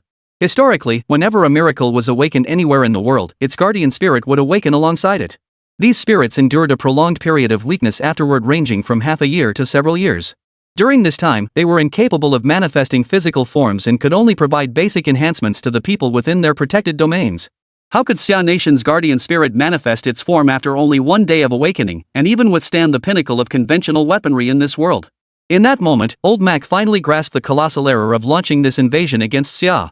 Not only had they inadvertently aided Xia in awakening its own guardian miracle, but the awakened guardian proved to be overwhelmingly powerful. This was utterly like the 8 nations using their own pride as a stepping stone for Xia, that once mighty international colossus, to reclaim everything it had lost and rise even higher. Ha! Wu, I admit you've won this round. We 8 nations have played the fools for a while. But mark my words, the second clash is coming soon. No problem. We Xia have an ancient saying, when soldiers come, we block them, when water comes, we dam it. Bring it on. Whatever you've got, Xia will take it all head on. Wu Xingwe responded without hesitation. Seeing the nuclear crisis resolved, his earlier panic subsided, and he resumed his composure befitting a seasoned strategist. After all, his counterpart was, like himself, a commander-in-chief of a nation. Due respect was essential. Chapter 13, Follow-up Plans. Old Zhou, that's how things stand. Upon arriving at the military base, Lin Xiu immediately relayed the entire situation to Old Zhou via the military communications system. Comrade Lin Xiu, you've done exceptionally well this time. I've just received Wu Xingwe's report. He's captured the entire 200,000-strong joint fleet intact. Old Zhou was genuinely pleased. After all, it had been ages since he'd felt this content, ever since the world realized Xia Nation possessed no divine miracle capable of revival. Since Comrade Lin Xiu played a major role in this matter, I must consult you on how to handle these 200,000 prisoners. On the large screen, Elder Zhou regarded Lin Xiu with an admiring gaze. This young man was growing on him more and more. In just 2 short days, he had brought so many surprises to him and the other high-ranking officials. He was truly remarkable. Lin Xiu hadn't expected Old Zhou to seek his opinion. Momentarily flattered and a bit overwhelmed, after all, in his previous life, he'd never had the chance to advise such high-level figures. He began to carefully consider his response. Moments later. Chairman Zhou, I believe our first step should be to declare our victory in this battle to the world. Then we must aggressively build momentum and reclaim some of the fence-sitting factions from before. After all, our strength beyond our borders isn't overwhelming. Having some of those fence-sitters serve as cannon fodder up front should significantly improve our situation. Second, we should blackmail the 8 nations. While our nation can sustain the daily food consumption of these 200,000 troops, it's far more advantageous to demand sufficient ransom from the 8 nations to redeem their soldiers. If they refuse, we'll unleash a massive international propaganda campaign. Chaos will inevitably erupt within their own borders. After hearing Lin Xiu's 2 proposals, Old Zhou pondered for a moment. Comrade Lin Xiu, we've already considered your first proposal. We can tentatively proceed with this approach. After all, our nation has endured years of suppression. Aside from a few staunch allies, most countries have severed diplomatic ties with us. As for the second proposal, we will proceed exactly as you suggested. The military is the foundation of national stability. Though these 200,000 troops represent only a small fraction of the 8 nations' forces, if they refuse to pay the ransom, protests will inevitably arise among their other military personnel. This will inevitably plunge those nations into chaos. Even if the military currently focuses more on assisting the psychics, it remains a crucial pillar of national stability. As for Comrade Lin Xiu, your commendation will be announced shortly. Rest assured, the state will not shortchange you. Hearing Zhou Lao speak thus, Lin Xiu, who had been seated, abruptly stood up and rendered a military salute to Zhou Lao, though it was not entirely standard. Thank you for your guidance, sir. Serving the people is the duty of every citizen of Xia Nation. Old Zhou observed the young man across from him, who had practically leaped at the mention of a reward, and responded with his signature benevolent smile. This youth reminded him so much of his own younger self. Back then, he'd been exactly the same. Whenever his commander mentioned any kind of reward, he'd run faster than a rabbit, only to be scolded by his old commander for being a self-serving opportunist. Old commander, you entrusted Xia to our hands. We didn't fall behind and suffer defeat. We rose again. Thinking of his late commander, old Zhou found himself momentarily lost in thought, unable to recover for a long while. Old comrade Zhou, is there anything else you need? Seeing old Zhou staring blankly at the screen for 10 minutes, Lin Xiu mustered the courage to interrupt his reverie. After all, standing there like this wasn't exactly appropriate. Wang Buotao, standing nearby, suddenly felt a pang of fear at Lin Xiu's boldness. After all, this was old comrade Zhou they were dealing with. For this young man to interrupt his thoughts was nothing short of reckless. Ha, little Lin, my apologies. Old age has its moments, sometimes I drift off thinking about the past. It's nothing, old Master Zhou. It's my fault for lacking proper etiquette and accidentally interrupting your recollections. Hearing Zhou Lao's apology, Lin Xiu quickly jumped up and apologized profusely. It's fine. Young people should be like this. Look at Xiao Wang after spending so long in the military, he's lost that kind of courage. It's really not good. Wang Buotao hadn't expected the conversation to turn on him like this, but he dared not say anything after all, this was his superior. He could only nod repeatedly, promising to correct his ways in the future. Xiao Lin, don't worry about Wang. But your responsibilities are about to get a bit heavier. Lin Xiu was left scratching his head by Zhou Lao's remark. Wasn't this matter settled? Couldn't he finally get some rest? Don't you find it a bit too easy that we took down the 8 nations fleet this time? You're right, old Zhou. Now that you mention it, I realize how easily that combined fleet was taken down. Even with their weapon systems destroyed, there should have been awakened ones emerging. How could it have been so straightforward? In Lin Xiu's calculations, even with the fleet's weapon systems destroyed, the awakened within the fleet should have mounted some powerful resistance. Why was there no sign of the awakened making a move? Haha, let this old man solve your puzzle. It turned out that the nations that had awakened miracles in this world, in an effort to demonstrate their so-called great power demeanor, had spearheaded the signing of a treaty called the National Conflict Resolution Protocol among all nations. This treaty clearly stipulated that if a miracle-awakened nation took action against a non-miracle nation, it could not deploy awakened individuals on the territory of another country. Instead, they had to resolve their conflicts using ordinary people. At the time, Xia Nation was also forced to sign this treaty, as everything written within it was entirely advantageous to Xia Nation back then. This time, the 8-nation alliance also sought to demonstrate that so-called great power demeanor and show compliance with the treaty to other nations without awakened miracles by deploying so-called ordinary people troops. Unfortunately, even after suffering defeat on the ground, they failed to anticipate the sheer power of the miracle awakened by Xia. They believed their troops' physical prowess had been enhanced for years by their own miracles. Even if the Xia Kingdom had also experienced miracle-enhanced soldiers, a mere day would not significantly elevate the capabilities of Xia's military personnel. Old Zhou, are you saying that now that I become an awakened one, other nations no longer need to abide by this treaty? Yes. Therefore, your responsibility is immense. As Xia's first awakened one, future awakened individuals within the nation will require your guidance to achieve greater advancement. Lin Xiu, rest assured. Within the nation, there should be no issues. However, Elder Zhou also reassured Lin Xiu. After all, from Lin Xiu's description, he had grasped the approximate strength of the Great Wall Guardian spirits and surmised that cultivators from other nations would not easily infiltrate the country to harm Lin Xiu. After all, in the eyes of these divine relic guardians, awakened ones were like beacons in the night easily detected within the guardians' domains, leaving them nowhere to hide. Chapter 14, News Spreads. Wang Chong was a journalist stationed in Eagle Country for the Xiahua News Agency. Although Xia Nation had previously issued a recall order for its citizens abroad, Wang Chong insisted that as a journalist representing his homeland overseas, he was its eyes. If he retreated too, who would be left to relay first-hand information back to the motherland? Determined not to sever his beloved nation's lifeline to external intelligence, Wang Chong resolutely requested to remain. He would stand his ground to the very end, conveying the first-hand news of this battle. To fulfill this self-assigned mission, Wang Chong endured considerable scorn from journalists of other nations. After all, the entire world believed Xia was doomed, making his persistence seem like a joke. But upon hearing the news from this call back home and reading the press release, Wang Chong felt it was all worth it. Compared to letting the rest of the world know about his country's victory in this war, what did the minor humiliations he'd endured over the past period amount to? Wang Chong immediately headed to Xia Nation's exclusive broadcast studio and took control. He cancelled all the TV dramas currently airing in rotation and switched the station to live studio mode.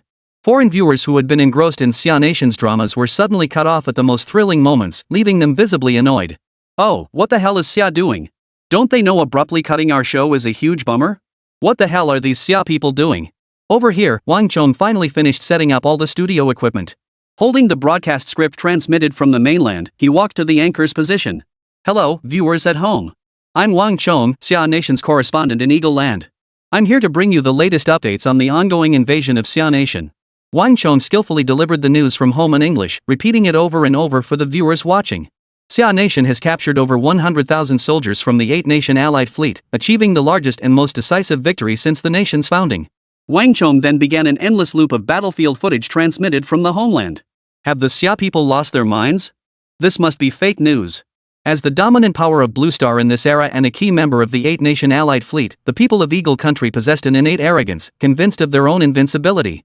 They looked down upon people from other nations across the world, even regarding fellow members of the 8-nation alliance as inferior. Upon first hearing that their invincible fleet had suffered defeat, their immediate reaction was that Xia was spreading lies. They insisted Xia must have lost but was trying to create an illusion that the Eagle Nation was unbeatable, a nation that wouldn't be brought down by such rumors. The American people began engaging in self-delusion, though some rational individuals started calling their congressional offices to verify the authenticity of the news they had received. Unfortunately, the responses they received lacked the usual certainty, instead offering vague explanations. Sir, madam, hello. We are still investigating the information you've reported. Should any updates arise, we will contact you immediately with the most accurate feedback. Everyone who contacted Congress received the same response. Eventually, the lines became completely unreachable. The Eagle's bigwigs never imagined Xia Nation would dare to be so bold, announcing the outcome of this war to the entire world before any negotiations had even begun. And to broadcast it through the Eagle's own television networks? Utterly brazen. Yet despite their fury, their immediate priority was explaining this to their own citizens. The entire world was watching the Eagle Nation. Originally, they planned to privately pressure Xia with the other 7 nations to secure the return of their prisoners. They could pretend the incident never happened, since only the leaders of the 9 nations knew the battle's outcome and only they possessed the global reach to broadcast it. Yet no one anticipated that Xia would abruptly abandon its usual approach, playing such an irrational card. Without giving them any preparation time, Xia announced the war's outcome to the entire world, a brutal stab in the back that shattered all diplomatic understanding between nations. President Old Pu of Eagle Nation immediately contacted Elder Huang in Xia Nation's Golden Dragon Hall via a dedicated line, intending to confront Xia Nation about this action. Why, isn't this our Mr. Putin? What might you require at this hour? Upon learning of the Eastern Coast's victory, Elder Huang within the Golden Dragon Hall was visibly stirred with excitement. Though years at the helm had honed him into a man unruffled by most events, the news of victory, especially capturing an entire enemy joint fleet without a single casualty among their own forces, made him feel years younger. Old Huang, I trust you understand why I'm contacting you. Why did Xia Nation, as a combatant, disregard international protocol by unilaterally declaring the outcome of this war without consultation between the belligerents? Upon hearing Old P's words, a flicker of anger crossed the otherwise gentle features of Old Huang. Those familiar with him knew this was a sign that the helmsman was already quite displeased. Mr. Lao Pu, it seems you have yet to grasp your position. While our nation emerged victorious in this conflict, we were also victims. I urge you to carefully consider your current stance. The old man's voice was unwavering, carrying an air of absolute certainty. As for your mention of so-called international conventions, our Xia Nation has been a peace-loving nation since ancient times. We have never initiated any wars. I am unaware of these so-called international conventions you speak of. Therefore, I ask Mr. Old Pu to please temper his words with respect. Our Xia Nation is not one of your vassal states. You have no standing to dictate terms to us. As for the post-war arrangements you desire, we will hold a press conference shortly. There, we will inform you of the compensation required to redeem your so-called coalition forces. Otherwise, I have no qualms about playing the executioner. The old man cut off the communication before giving Old Put any chance to respond. Ah, that felt good. Never imagined that after a lifetime of playing the dove for the nation's sake, I could finally speak with such backbone. The old man grew increasingly pleased with himself. Across the ocean, Old Putin stared at the disconnected communicator, utterly dumbfounded. As the leader of the world's most esteemed nation, he never imagined being hung up on by the leader of a country he held in such low regard. Chapter 15, Demands for Compensation. 1 week later. The time for Xia Nation's press conference announcing the joint fleet's invasion swiftly arrived. Within this brief week, the world's other nations had finally accepted the news of the once mighty nation's resurgence. At the Xia State Ministry of Foreign Affairs, Lin Xiu, dressed in military uniform and accompanied by Wang Buotao, arrived at the venue. Today, he was the spokesperson for this press conference.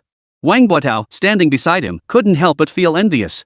He himself had worked himself to the bone, risking his life countless times in obscurity, only to reach the rank of major at this age. Yet Lin Xiu, younger than him, had not only entered the military headquarters through an exceptional promotion after this incident but had also been appointed as a lieutenant colonel upon arrival. To make matters worse, Wang Buotao had been assigned under his command, making Lin Xiu his nominal superior. Of course, envy was one thing, but Wang Buotao held genuine admiration for Lin Xiu. He'd reviewed Lin Xiu's records spanning over 2 decades, a man who had been an obscure civilian. Yet, in just 2 short days, he'd brought about such profound change to Xia Nation. Wang Buotao, who had witnessed the entire process, was utterly in awe of Lin Xiu. Even when bragging to his close buddies in his original unit these past few days, every third sentence revolved around how amazing brother Lin was. It was driving his buddies crazy. As the two entered the press conference hall, a frenzy of camera flashes erupted. Originally, all journalists from these nations had been recalled and withdrawn by their governments before the 8-nation alliance invasion. Yet, unexpectedly, Xia Nation had emerged victorious. Consequently, their respective countries had immediately dispatched them back to secure first-hand news coverage. Typically, during regional conflicts, every nation would dispatch war correspondents to the front lines for first-hand accounts. Unfortunately, this time, all nations had low expectations for Xia's chances. To avoid losing their prized correspondents needlessly, they had simply recalled them, planning to wait for the Allied forces' official announcements instead. Unfortunately, none of them anticipated such a stunning reversal Xia's victory. Thus, these nations reluctantly sent reporters back to Xia. Xia, however, did not make things difficult for them, providing the same working conditions as before. Hello everyone, I am Lin Xiu, the spokesperson for this occasion. I am also the awakener of Xia Nation's miracle. I will address all your questions one by one. Lin Xiu openly acknowledged his identity. Although these journalists had already investigated the footage and reports from the previous days since their return to Xia, this marked the first time such information was officially released by Xia's government. They never imagined Xia would be so bold as to allow their miracle awakener to appear publicly, and even more astonishingly, as a national representative. Mr. Lin, I have a question. Ms. Curie from Eagle Nation raised her hand, signaling her desire to ask a question. Please state your question, madam. Lin Xiu gestured, signaling that Curie could speak. Mr. Lin, hello. I am Curie, a journalist from Eagle Country. I would like to ask, since you are a miracle awakener, why does Xia Nation still allow you to appear publicly? To my knowledge, miracle awakener individuals in other nations are placed under protection immediately upon confirmation of their status. They are only permitted to re-enter the public eye once they have achieved sufficient cultivation. Lin Xiu found this so-called question slightly amusing, but he still chose to respond to the Eagle Nation reporter. Ms. Curie, I had no intention of addressing this question. However, to demonstrate the magnanimity of our great nation, Xia, I shall give you a direct answer. First, the reason your Western awakened are whisked away under the guise of protection the moment their identities are confirmed, in my view, isn't this precisely because factional strife within your Western nations is so severe? To prevent an awakened from falling into hostile hands, each faction scrambles to seize them first, each calculating a preemptive move. Moreover, if this awakened one refuses to submit to the faction that seized him, he likely cannot leave that so-called safe house under their protection unscathed. As far as I know, among the Western awakened miracles, some have become ownerless miracles. Their awakened ones have been killed, haven't they? Lin Xiu's response stunned the Curie reporter and everyone else present. They hadn't expected this awakened one from Xia Nation to speak so boldly, directly exposing the Western awakened one's unsavory deeds. Yet they paid it little mind, confident this exchange would never air beyond Xia's borders. Their composure remained unshaken. But even so, wouldn't factional strife exist within Xia itself? Moreover, Western nations have seen instances where enemy states successfully assassinated awakened miracles. Aren't you afraid, Mr. Lin? Of course I'm not afraid. Xia is the land that gave me birth and raised me. The purity of us Xia citizens is something you Western barbarians, with your shallow history, could never comprehend. As for your mention of awakened from other nations attempting to assassinate me, let me state this plainly, I await you clowns within Xia's borders. If you dare risk death to carry out your assassination attempts, Xia's gates to hell stand ever open for you ill-intentioned buffoons. Lin Xiu then gestured to another reporter preparing to speak, leaving Curie alone to ponder his words. Mr. Lin, hello. I am Natasha from the Tsarist Empire. My question is, now that your nation has awakened such formidable divine miracles, do you harbor ambitions to dominate the world? Rest assured, madam. Our Xia nation will forever remain the most peace-loving nation on this earth. We shall forever be the guardians of peace in this world. Lin Xiu thought to himself, thank goodness I studied enough diplomatic speeches in my previous life. I still know a thing or two about official statements. Otherwise, I'd have no idea how to answer this question. Lin Xiu then announced the compensation demands regarding this war. In light of the Western 8 nations' acts of aggression against our Xia nation, we shall not demand reparations for their actions. However, we propose the following demands regarding ransom for their prisoners of war. First, soldiers below the rank of officer shall be valued at 100,000 eagle coins each. For soldiers holding officer rank or higher, compensation shall increase by 100,000 eagle coins for each additional rank. Second, no cash will be accepted for the above ransoms. All payments must be made in market-priced metals, ores, and other rare resources. Upon hearing the first clause of these two brief demands, the Western leaders felt a flicker of satisfaction. Money was easy, just have the Eagle Nation print more. But upon hearing the second clause, they felt a pang of unease. Gathering such vast resources from all 8 nations would leave them severely depleted. Chapter 16, Loyalty. Lin Xiu looked at the 500 soldiers before him and couldn't help but feel a bit overwhelmed. Xiao Lin, these men are the Qi awakened individuals we've identified across all our military units over the past month. It was common knowledge that after a nation awakened its first miracle, more awakened individuals would gradually emerge within its population. Yet this required time to accumulate. For Xia Nation to muster 500 soldiers with awakened Qi sensitivity within a mere month was no small feat. Although the general populace of Xia contained more individuals with awakened Qi perception, the Golden Dragon Hall dared not gamble on this. After all, sudden power inevitably bred unwarranted ambitions. Thus, playing it safe, the Hall initially resolved to seek suitable cultivators solely from within its own military ranks. According to the prior arrangements between Master Zhou and Lin Xiu, once Xia Guoxuan locates the candidates, they will be sent to Lin Xiu for cultivation. Lin Xiu's responsibility is to guide them in becoming martial artists. For someone who has awakened to Qi perception, becoming a formal awakened one without guidance from predecessors might take decades to reach even low-tier cultivation. However, with a mentor, this process could accelerate by tens or even hundreds of times. Those like Lin Xiu, the awakened guardians of divine relics, effectively served as guides for the awakened individuals within their own nations. Each distinct divine relic imparted an enlightenment cultivation technique to its guardian through unique methods, entrusting them with the responsibility of passing this knowledge down. Much like civilization itself, generation after generation perpetuates this legacy, guiding the next generation onto the correct path. The Golden Dragon Guardian Spirit of the Great Wall had transmitted to Lin Xiu an introductory cultivation technique called the Seeking Immortals Qi Cultivation Formula. According to the records within this technique, it was actually the cultivation method that the ancestral dragon had once prepared for his own people. Lin Xiu surveyed the 500 soldiers standing in perfect formation before him. Drawing on memories from his past life watching television, he mimicked a commander's salute to greet them. This was a scene unimaginable during his days as a commoner. After all, the lowest ranking officer among these 500 was a second lieutenant. Originally ordinary soldiers, they had been fast-tracked to second lieutenant after awakening their Qi perception, a rank they would have never reached in a lifetime. Of course, many held higher ranks, including Major Wang Buotao, who had accompanied him during the live broadcast on the East Coast. After returning, Wang Buotao learned of the selection program. Yet despite being the elite of the elite in his unit, he hadn't sensed the so-called Qi even a week after the war ended. Seeing his former subordinate selected for the Xia Nation Martial Arts Preparatory School just for sensing Qi sent him into a tailspin. He simply gave up entirely. He wallowed in self-pity for over a week. As more and more of his former subordinates and comrades were selected, he had resigned himself to ignoring the matter to avoid further distress. Unexpectedly, after another night's sleep, Wang Buotao, now fully relaxed and no longer forcing himself, suddenly felt his own Qi sensation. He nearly laughed himself silly with joy. That very afternoon, he arrived at the academy in high spirits. His former followers were slightly surprised to see him. "Captain Wang, you've awakened too?" Li Dali stared at Wang Buotao, who had rushed over, panting slightly, looking somewhat incredulous.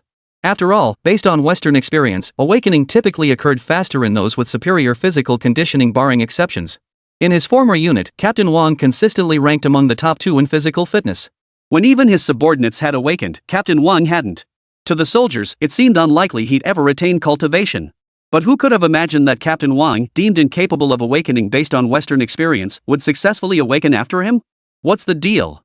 You let a bunch of greenhorns like you awaken, but I, a seasoned veteran, can't? Mark my words, even if you awaken, I'm still your commander. Wang Buotao looked at Li Dali, who still seemed skeptical of his own awakening, and shot him a smug glance. It was as if he were saying, I'm still the boss here. Even if you awakened before me, I could still take on 10 of you. Ah, Captain Wang, you're my own personal captain. If I'd known you were coming, you should have just given me a heads up. I would have called our original unit to throw you a welcome party. Bull. I know you too well.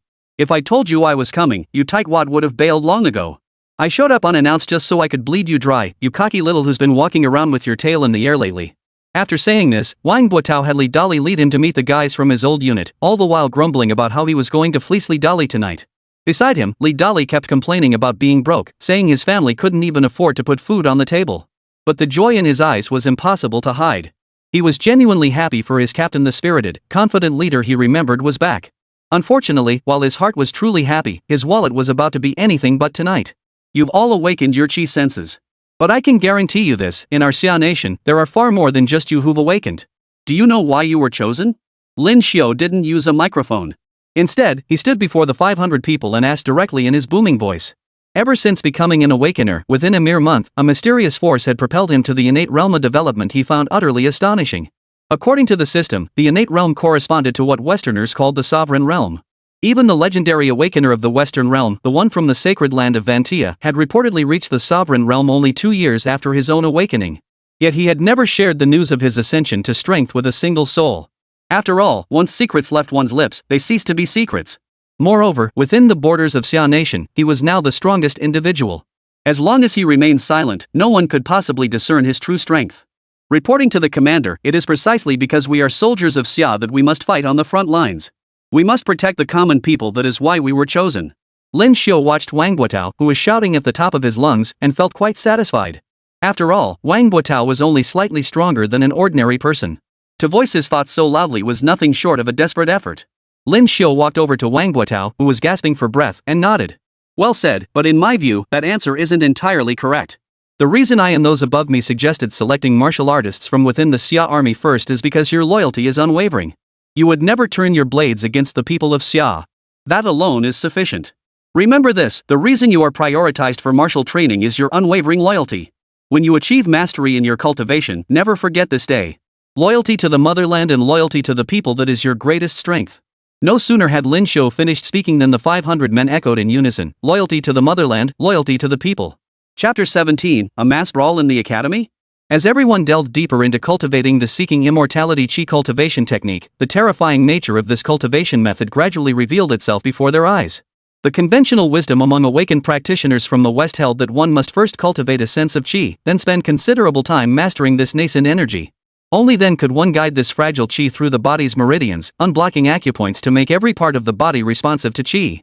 Mastery of this Qi would elevate one to the rank of Earth Grade Knight. Yet after practicing the immortal seeking Qi cultivation technique, the group discovered they skipped the mastery phase entirely. The technique forcibly opened their Qi channels, then generated vast quantities of personal Qi directly from within these channels to nourish their flesh and blood, propelling them to the postnatal realm mentioned by instructor Lin. Lin Xiu, seeking to be a hands-off manager, introduced a competitive system, dividing the 500 individuals into 3 branches: air, land, and sea. Unfortunately, Air Force resources proved too scarce, resulting in only a few dozen awakening for that branch. Over 240 belonged to the land army, while roughly 200 formed the navy. The army and navy factions were locked in a fierce rivalry lately. When their members met, sparks flew in their eyes, each side itching to beat the other senseless. Leading the naval faction is our rising star, Major Wang Buotao. According to Lin Xiu, his recent training has propelled him to the 3rd tier of the post-human realm. Ordinary handguns pose no threat beyond 3 meters. On the other side, the army faction was led by Captain Wang Baoqi, the one who had lost his team members during the ground counterattack. Originally, both men shared the surname Wang, and they used to get along like brothers, joking that they were family 500 years ago. However, after Lin Xiu pulled a little trick using old Zhou's name, their meetings now resembled those of sworn enemies. He had directly demanded next year's trillion yuan military budget allocation from old Zhou, announcing that the martial arts base would implement a points system. Whichever of the 3 factions earned the highest points by the 6-month graduation deadline would claim the military funds. As for where these funds would come from? Naturally, they would be deducted from the losing side. The news sent both faction leaders into a panic. How could they not be? Though this trillion yuan military budget represented only a fraction of the total, it was a massive sum for any single branch of the military. Both faction leaders were alarmed. After all, the annual military budget allocation was meticulously calculated the previous year. Losing this trillion would likely halt numerous projects within their respective branches. On the other hand, winning this funding could significantly accelerate their branches' project timelines. Thus, both sides issued ironclad orders: train relentlessly. Defeat meant being dumped in the Sahara to plant trees or fed to the fishes in the Pacific. As for the smallest branch, the Navy, neither side paid them much mind. In fact, the competition rules didn't even include them. What could they do? They were just a handful of people, too few to be taken seriously. The naval faction harbored some resentment at being overlooked by the other 3. Though outnumbered, they were wealthy. Their original units regularly supplied them with nutritional supplements, making them the richest contingent. They fantasized about overtaking the other 2 despising factions, pinning them to the ground and beating them senseless. What infuriated them even more was that bastard Lin Xiu had come up with a disgusting policy. Besides calculating points based on cultivation level, private duels and ambushes also counted toward points. As long as you didn't kill someone, it was all fair game for earning points. At first, the twin kings peacefully agreed to avoid underhanded tactics like ambushes for points, choosing instead to earn them fairly through cultivation strength. Lin Xiu, who had been waiting to watch the show unfold, immediately objected. This won't do. I created this system precisely to witness a spectacle. Did you two even bother consulting me about your agreement? Thus, on a pitch-black night, he donned a hooded cloak and lurked beneath the army dormitory. Spotting an isolated soldier, he beat him senseless before leaving behind the declaration, "The Navy is the strongest branch." He then vanished swiftly. The battered soldier lay undiscovered until passers-by found him and carried him to the infirmary. When Wang Baoqi first heard the news and saw the Navy's points tally increase on the leaderboard, he was still a bit suspicious. After Wang Buotao repeatedly assured him his men weren't involved, Wang Baoqi gave him the benefit of the doubt and let the matter drop. But the very next day, Wang Baoqi found himself cornered by Wang Buotao beneath the army dormitory building. "Wang Baoqi, you did a fine job, kid. I actually thought you'd let it go. Who knew you'd take advantage of us going out for dinner last night to knock out the two guys left guarding the dorm? Damn it, Wang Buotao, I didn't do it." Wang Baoqi was no stranger to the ways of the world. By now, he had figured out that their policy of peaceful coexistence had rubbed someone the wrong way, prompting this underhanded retaliation. But there was no time for second thoughts now. Seeing Wang Buotao and the others closing in, he gritted his teeth and steeled himself for the fight. "Wang Baoqi, don't blame your little brother for this. Someone just took a shine to you and wanted to give you a good beating." Wang Baoqi's mind clicked into place upon hearing Wang Buotao's words. The man was sharp, he'd figured it out just as Wang Baoqi had. "You bastards, go easy on him, or else I'll make you pay later." Just as the group prepared to beat Wang Baoqi, someone from the army faction spotted the commotion from the dormitory building and shouted urgently, "Help! The Navy guys are about to beat up Brother Wang." Before the words had even faded, a group of men, some still in their boxers, rushed out to rescue Wang Baoqi. "Brother Wang, we're here to save you. Those shameless Navy bastards dare to gang up on you? We'll show them why the flowers are so red." Though Wang Baoqi was formidable, his position as the top dog in the army faction was earned through his reputation as a veteran soldier, a genuinely good-natured guy, as everyone knew. Such a kind-hearted man getting beaten up in his own stronghold? That was unacceptable. Seeing Wang Buotao dare to lead an attack on their dormitory building, the sudden rush of people charged without hesitation. After all, wasn't the higher-ups encouraging conflict? As long as nothing serious happened, fighting was acceptable. Who among them wasn't a hot-blooded young man? Soon, hundreds lay sprawled beneath the army dormitory, utterly exhausted. The worst off were Wang Buotao and Wang Baoqi. As the strongest fighters, they'd been targeted simultaneously by members from both sides, leaving both men battered and bruised. Inside the surveillance room, old Zhou, summoned by Lin Xiu for several days of inspection, finally witnessed the spectacle Lin Xiu had orchestrated for him. "Young Lin, is this kind of fighting really okay?" Old Zhou couldn't help but feel concerned at the gruesome scene before him. After all, these were all fine young soldiers, now forced by their teacher into a brawl within the academy. "Rest assured, Master Zhou. The weakest among them are at the first level of the Hotian realm Earth Great Knight. These minor injuries will only accelerate their cultivation growth and enhance their combat skills. After all, they'd struggle to find such training partners outside the academy." Lin Xiu reassured old Zhou, having explicitly forbidden lethal techniques outside the arena. He watched the surveillance footage closely. These fights were pure brute force, like elementary school brawls, with only occasional dodging maneuvers. Chapter 18, Malicious Favoritism. Seated in the vehicle returning to the capital, Elder Zhou couldn't help but recall his earlier conversation with Lin Xiu. For a moment, he felt certain that with such a young man in Xia Kingdom, future generations would surely achieve what their predecessors had failed to accomplish, spreading the Crimson Banner far and wide. "Shaolin, I've carefully studied the effects of this Seeking Immortals Qi cultivation technique you mentioned. It seems capable of directly opening all the Qi channels in someone's body, even if they have no innate Qi perception. Doesn't that mean even those without mastery of Qi perception could become awakened through this technique?"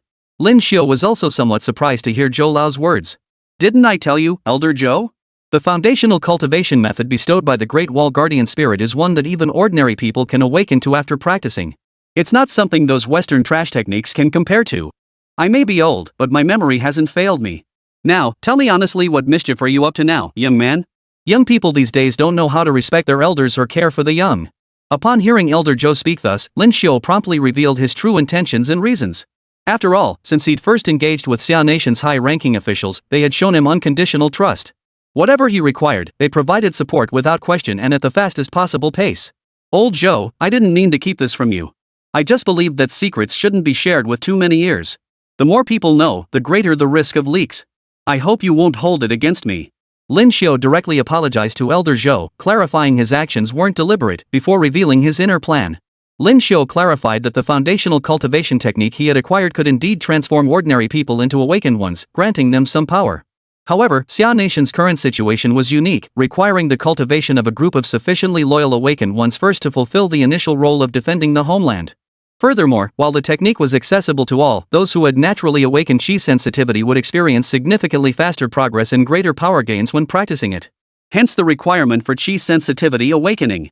Finally, if this technique were rashly released to Xia Nation's common populace, information leaks are all too common in this era. Should the West discover such a potent cultivation method, Xia Nation with only about 1/6 of the world's population would face catastrophic consequences. If the entire world were to awaken, yet Xia, having started the slowest, lacked sufficient advanced practitioners, then true terror would befall Xia. That would be Xia's utter ruin. Listening to Lin Xiu's reasoning, Elder Zhou felt a surge of satisfaction. Indeed, heroes emerge in youth. To grasp such complexities at such a tender age was no small feat. The future of Xia Nation looked promising. However, before departing, he informed Lin Xiu that he would personally convey these ideas to Elder Huang at the Golden Dragon Hall. After all, Elder Huang was the true helmsman, the one who ultimately determined Xia Nation's stance in the world. Only he possessed the sufficient strength to safeguard the increasingly powerful Lin Xiu. After Elder Zhou departed, Lin Xiu breathed a sigh of relief. Though the elder had been warm and approachable during their conversation, even consulting him on every matter concerning the awakened, Lin Xiu couldn't help but feel a touch of nervousness. After all, someone who had occupied such a position for so long naturally exuded an air of authority that could be somewhat intimidating. "Brother Chen, come here." At Lin Xiu's call, the stern-faced middle-aged man outside the door entered, ready to receive further instructions. This man was originally Elder Zhou's secretary, Chen Yuhang. Now, however, Elder Zhou had retained him to serve as Lin Xiu's secretary. Elder Zhou's reasoning was simple: he had numerous secretaries and didn't need to spare one for Chen. But Lin Xiu's newly established cultivation academy had recruited its first batch of students, mostly arrogant, overconfident young warriors. It was inevitable that some might clash with the young Lin Xiu. Therefore, he kept Chen Yuhang. Should those hotheads cause trouble, little Chen could handle it for Lin Xiu. After all, they all knew that little Chen represented his face. If anything happened, it could easily reach him through little Chen, and then they'd be in for a world of trouble. "Mr. Lin, what are your instructions?" "Brother Chen, could you make a trip to the army faction's dormitory? Tell those two groups that this competition has been quite impressive.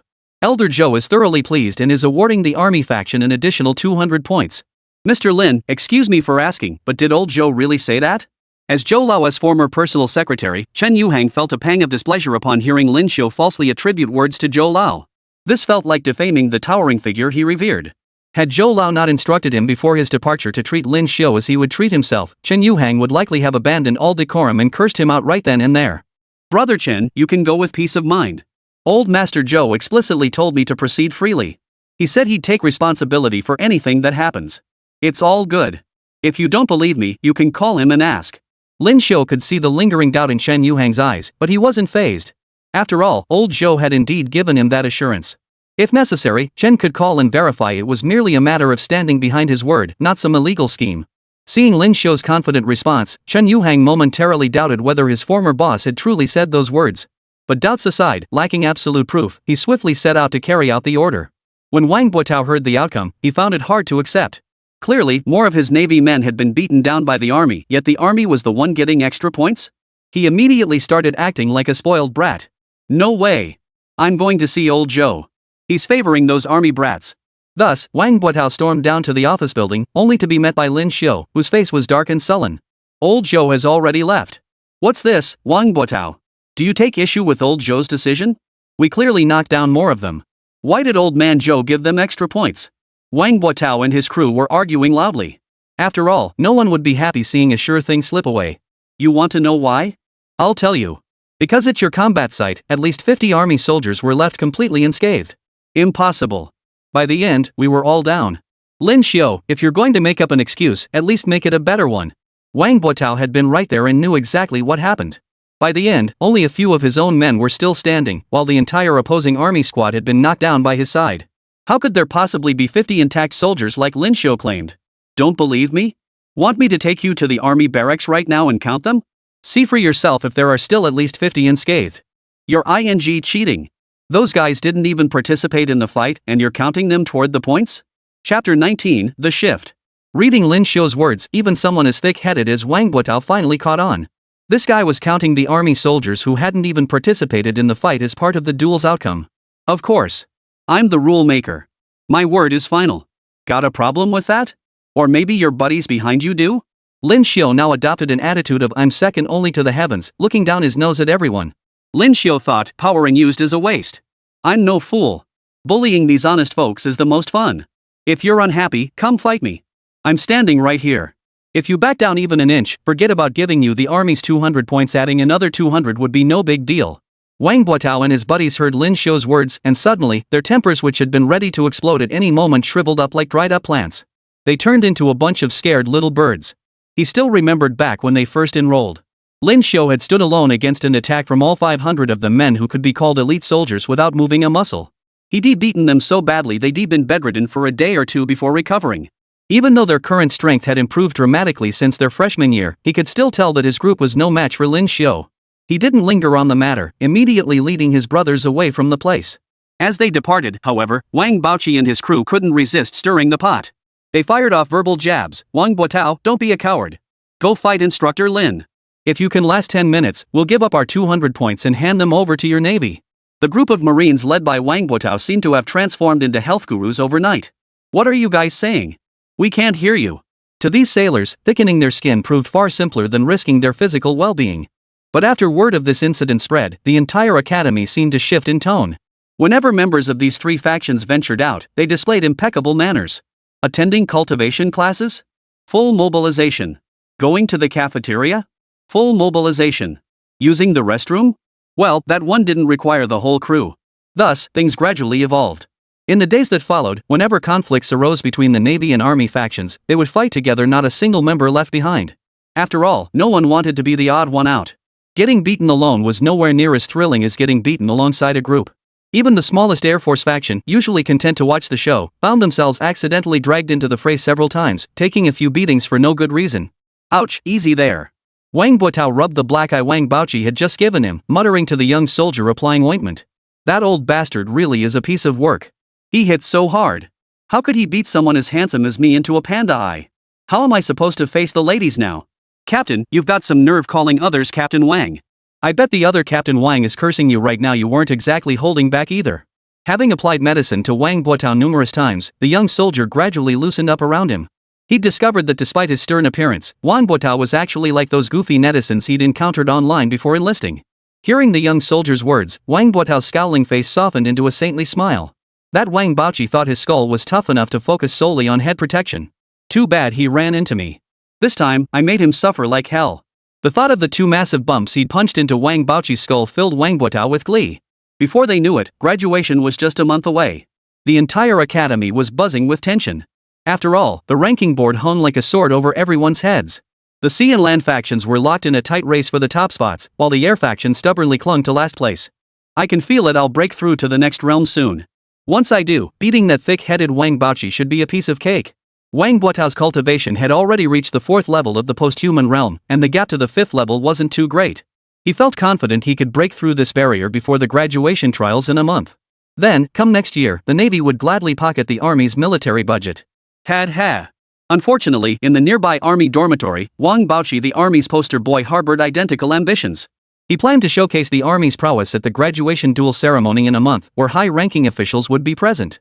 He intended to demonstrate to those leaders how he would beat Wang Buotao, that little brat, into submission. Training time flew by, and before they knew it, the day of the first batch of cadets' graduation arrived. Master Zhou, it's been ages. I never imagined that after all this time since I built this training base, you'd only come to inspect the work once. Lin Xiu finally saw old Master Zhou again. Ever since old Master Zhou had delegated authority to Lin Xiu, it seemed as though he had forgotten about the space. It wasn't until the first batch of trainees graduated that old Master Zhou returned here. But didn't you say, little Lin, that matters here should be kept as confidential as possible? I couldn't very well come here often. What if I ended up annoying you, little Lin? The rise of our Xia nation still depends on you. Despite their limited interactions, old Master Zhou had discerned that Lin Xiu was someone who enjoyed jokes and could take them well. So he teased, how could I possibly show up here often without your permission, Instructor Lin? Lin Xiu was no fool either. He knew immediately that Zhou Lao was joking and quickly played along. Old Zhou, speaking like that is practically belittling me, little Lin. If not for your recognition back then, I wouldn't be where I am today. So, leader, you're always welcome here anytime. My door is forever open for you. He even gave old Zhou a respectful salute. Ha, little Lin, no need to be so formal. I was just joking with you. Zhou Lao then explained to Lin Xiu that his prolonged absence from the base stemmed primarily from the massive incident Lin Xiu had caused on the East Coast. As the leader responsible for foreign affairs, he had been busy cleaning up the international messes that incident had created. After all, that incident had significantly impacted the international landscape. Secondly, he avoided coming because, as a major figure himself, too many eyes were on him. There was a high risk of the base's detailed information leaking through him. Therefore, as long as he didn't make contact and the base personnel didn't go out, the possibility of information exposure here was much lower. Shaolin, I've entrusted these 500 men to your command for quite some time now. Their capabilities must have evolved considerably. Could they serve as the cornerstone for the rise of Xia Nation's forces? Rest assured, sir. They are no longer what they once were. They have achieved remarkable unity in the face of enemies and possess the courage to confront foes far stronger than themselves. Lin Xiu implied that the original 500 men, under his training, had become a commendable force, one that would certainly not disappoint old Zhou or the Golden Dragon Hall. Hearing that puts my mind at ease. Come on, let's go inside together. The graduation ceremony should be starting soon. Chapter 20, Elder Zhou's Speech. Commander, good day. As Lin Xiu led old Zhou into the ceremony hall, the 500 soldiers awaiting inspection collectively shouted this familiar greeting to old Zhou. Even the generals and officers who had long been in position to witness the ceremony rose to greet this pillar of the nation. Hearing such a resounding and unified chorus, a smile that seemed too youthful for his age spread across old Zhou's weathered face. Excellent. Hearing this sound tells me you've trained them well. Even now, old Zhou couldn't resist praising Lin Xiu. There was no helping it, this young man had truly astonished him time and again. Every time he expected Lin Xiu to handle a task competently, the results delivered proved he could do even better, consistently exceeding the objectives set by his superiors. Without further ado, old Zhou strode to the podium, already prepared for his address, and began his speech. Gentlemen, you have made me proud. Not for any other reason, but from that single greeting you just offered, I could tell you are worth 1,000 men. You are the true elite of our Xia Nation. We old-timers of the Golden Dragon Hall are now past our prime. The future belongs to you. Xia Nation belongs to you. The heavy burden of defending our homeland now rests upon your shoulders. The greatest joy of my life was inheriting our teacher's legacy alongside old Huang, continuing to safeguard Xia after his passing. Yet my deepest regret and failure lies in not only failing to protect the Xia he entrusted to us, but repeatedly plunging it into peril. Time and again, I've asked myself in the dead of night, have I fulfilled the tasks my teacher entrusted to me? Yet the answer remains the same: I have failed to safeguard everything he left behind. But now, it's different. I see you. I see the hope for Xia's rebirth. With you, Xia has a future. Old Zhou had begun his speech calmly, but as his emotions surged upon seeing the young faces below the stage, he recalled his own mentor. That mentor had led him and old Huang through Xia Kingdom's darkest hour, fighting barehanded to forge the peaceful foundation they now enjoyed. Those were the happiest days for him and old Huang. Yet when their teacher passed away and entrusted the nation to them, they felt as if they had grown up overnight. The teacher who had sheltered them was gone forever. From that moment on, the entire Xia Kingdom needed them to protect it. Old Zhou could no longer recall how many years had passed since his mentor's departure. The only thing etched in his memory was how often the Western powers had invaded Xia's territory over the years, while he stood powerless, forced to watch silently as they oppressed his people. Lost in these thoughts, the kind-hearted old man found tears soaking through his robes. Only then did Lin Xiu, standing nearby, realize that this man who always joked with him possessed such a vulnerable side. Watching Elder Zhou speak, Lin Xiu became lost in thought, as if he were seeing the great man from his past life who had saved humanity from the brink of disaster. But now, it's different. Lin Xiu has awakened our own miracle. From this day forward, Xia will be a nation guarded by miracles. Our own awakened ones will emerge in endless succession. We need no longer fear Western awakened ones secretly infiltrating our land to cause chaos.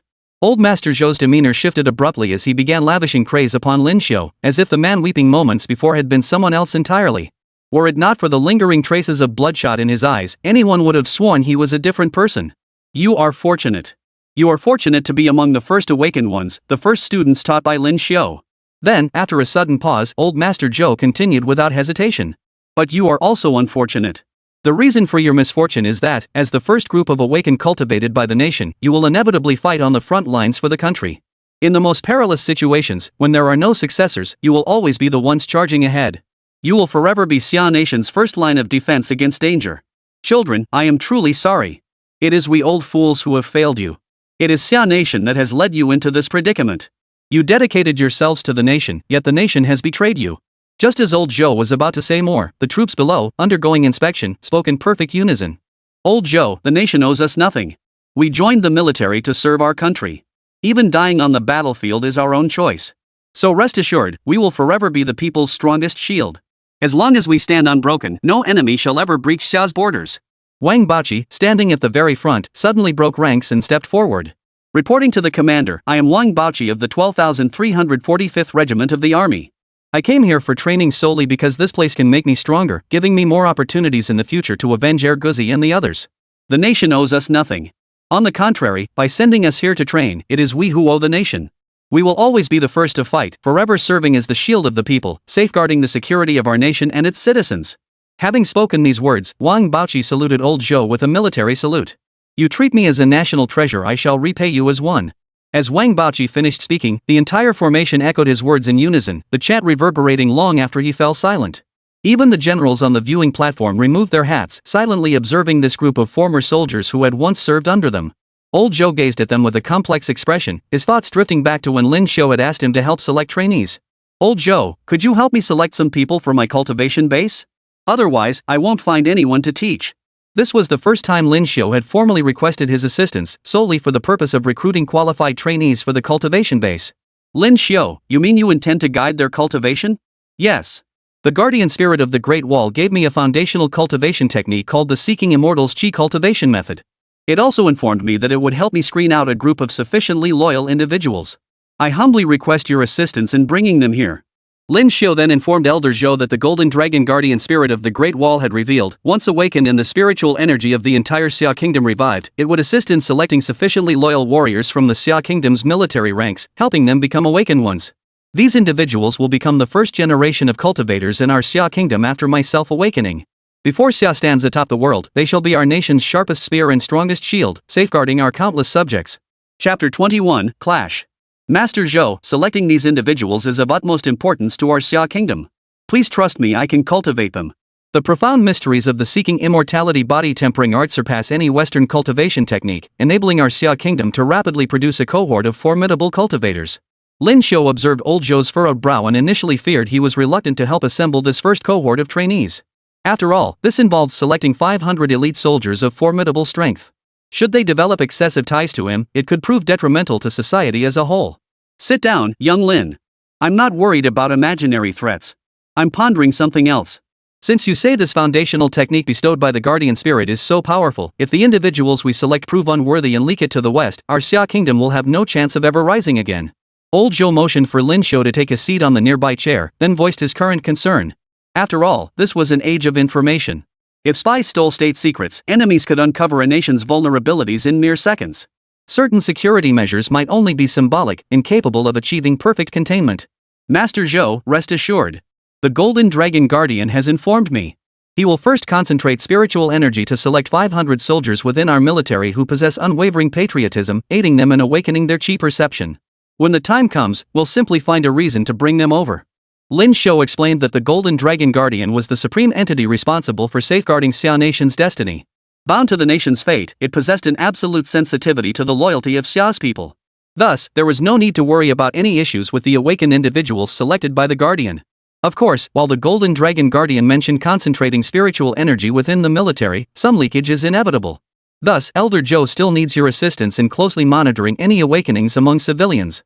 Those who awaken at this stage are fundamentally individuals with absolute faith in the nation, unlikely to betray it. They are pillars worthy of the nation's cultivation. Afterward, Lin Xiu and Elder Zhou conferred in private for a considerable time before departing for the Golden Dragon Hall to report the specifics to their senior brother, Elder Huang. After all, Elder Zhou was at best a first mate now, possessing some authority but not the final say. The true captain remained his senior brother, Elder Huang. For matters affecting the entire Xia Nation, Elder Zhou felt it imperative to inform his senior brother. Back on the podium, Elder Zhou snapped back to attention, his eyes brimming with warmth as he surveyed the warriors below, their blood boiling with fervor. Alright, old man here won't take up any more of your time. Now, let your instructor come up and say a few words. After motioning for Lin Xiu to approach and speak, old Zhou made his way to the rear viewing platform. Seeing him arrive, the generals gathered there greeted him with smiles. After all, it was rare to see old Master Zhou in person, and this was an opportunity to make a favorable impression on the venerable elder. Lin Xiu, however, had little to say. He picked up the microphone and delivered an extremely brief speech. I'm not as eloquent as old Zhou, so let's get straight to the point. At Lin Xiu's command, a massive screen descended from above, displaying the following. Army Faction, 12,345 points. Navy Faction, 11,345 points. Air Force Faction, 3,658 points. The proceedings swiftly moved to the final item, the graduation summaries for these three factions. Seeing the scores on the display, the Air Force leadership remained silent.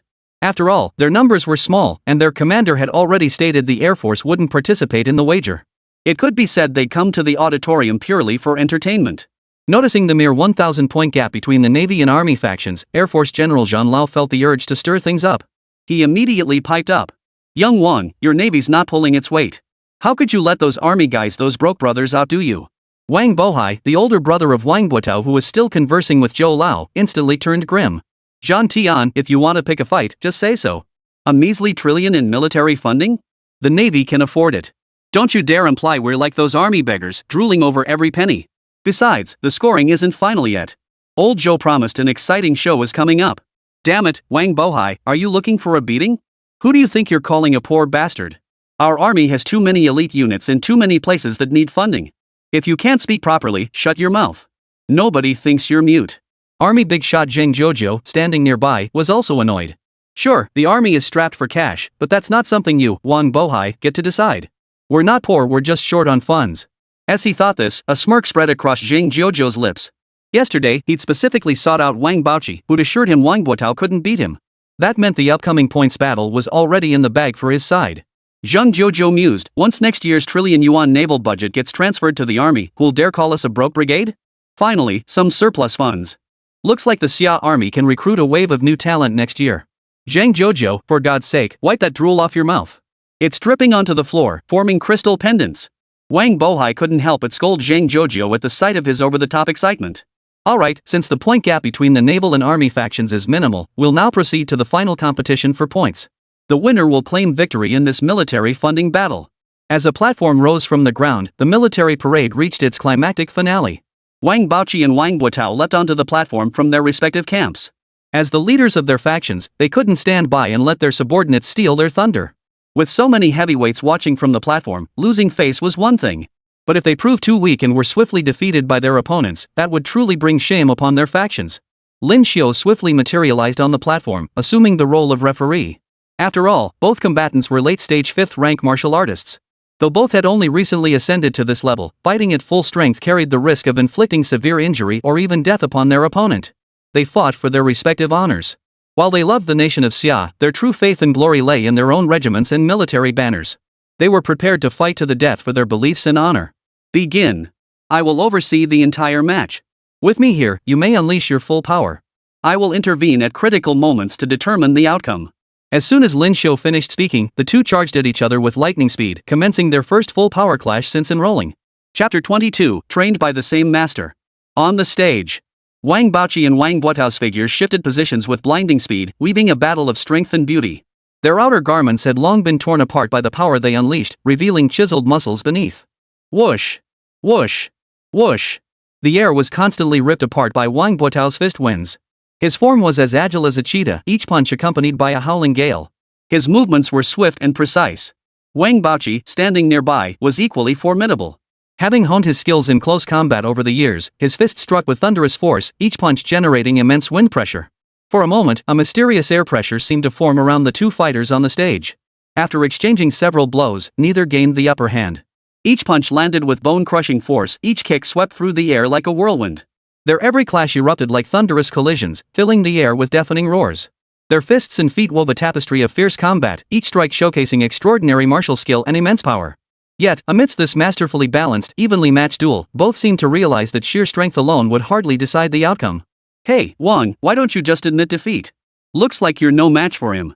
Seeing that his strength was evenly matched with Wang Buotao, Wang Baoqi suddenly switched to trash talk mode, bombarding him with taunts to disrupt his focus. Unfortunately for him, Wang Buotao didn't give him a chance. He treated Wang Baoqi's words like they were nothing but hot air, completely ignoring his verbal attacks. You want me to admit defeat? Why don't you admit defeat? You say I'm no good? I say you're no good either. The two fought with increasing urgency, knowing their superiors and Elder Zhou were watching them on stage. Yet both knew rushing things was futile. Both were at the 5th level of the Hotian realm, their strengths evenly matched. While practitioners at the same cultivation level might normally have vast disparities in power, this clearly didn't apply to these two. Both felt bitter inside. After such a long stalemate, neither could gain a clear advantage. Trained by the same master, they simply couldn't break each other's techniques. Lin Xiu watched them with a wry smile. These two were the most outstanding disciples he had ever trained. He never imagined their excellence would mean their combat skills were so evenly matched. If not for Wang Baoqi being a few years older than Wang Guotao, Lin Xiu might have suspected they were twins. Damn it! Lin Xiu had been content to watch the spectacle unfold, but the sudden turn of events made him curse aloud. In the brief pause between another close-range exchange, both men simultaneously lunged forward, aiming their heads to collide with the others. Wang Guotao, I'm a few years older than you. My skull's got thicker bones than yours. Watch me knock you out cold. While you're reeling, I'll finish you off easy. Wang Baoqi, I'm young and strong. My skull can take a beating. Watch me knock you out cold. While you're reeling, I'll finish you off easily. These were the thoughts racing through their minds before the clash. Their techniques were identical, and at the same cultivation level, neither could break the other's defense. Now, it all came down to a flash of inspiration. Unfortunately, these two had been sparring brothers for an entire semester. Their flashes of inspiration converged on the exact same spot. Just as their heads were about to collide with full force, Lin Xiu effortlessly separated the two. Grabbing one in each hand like lifting chicks, he bounded over to the viewing platform in a few leaps, landing before old Master Zhou. Master Zhou, I suggest we call this a draw. You've witnessed their prowess, surely you're satisfied? A draw it is.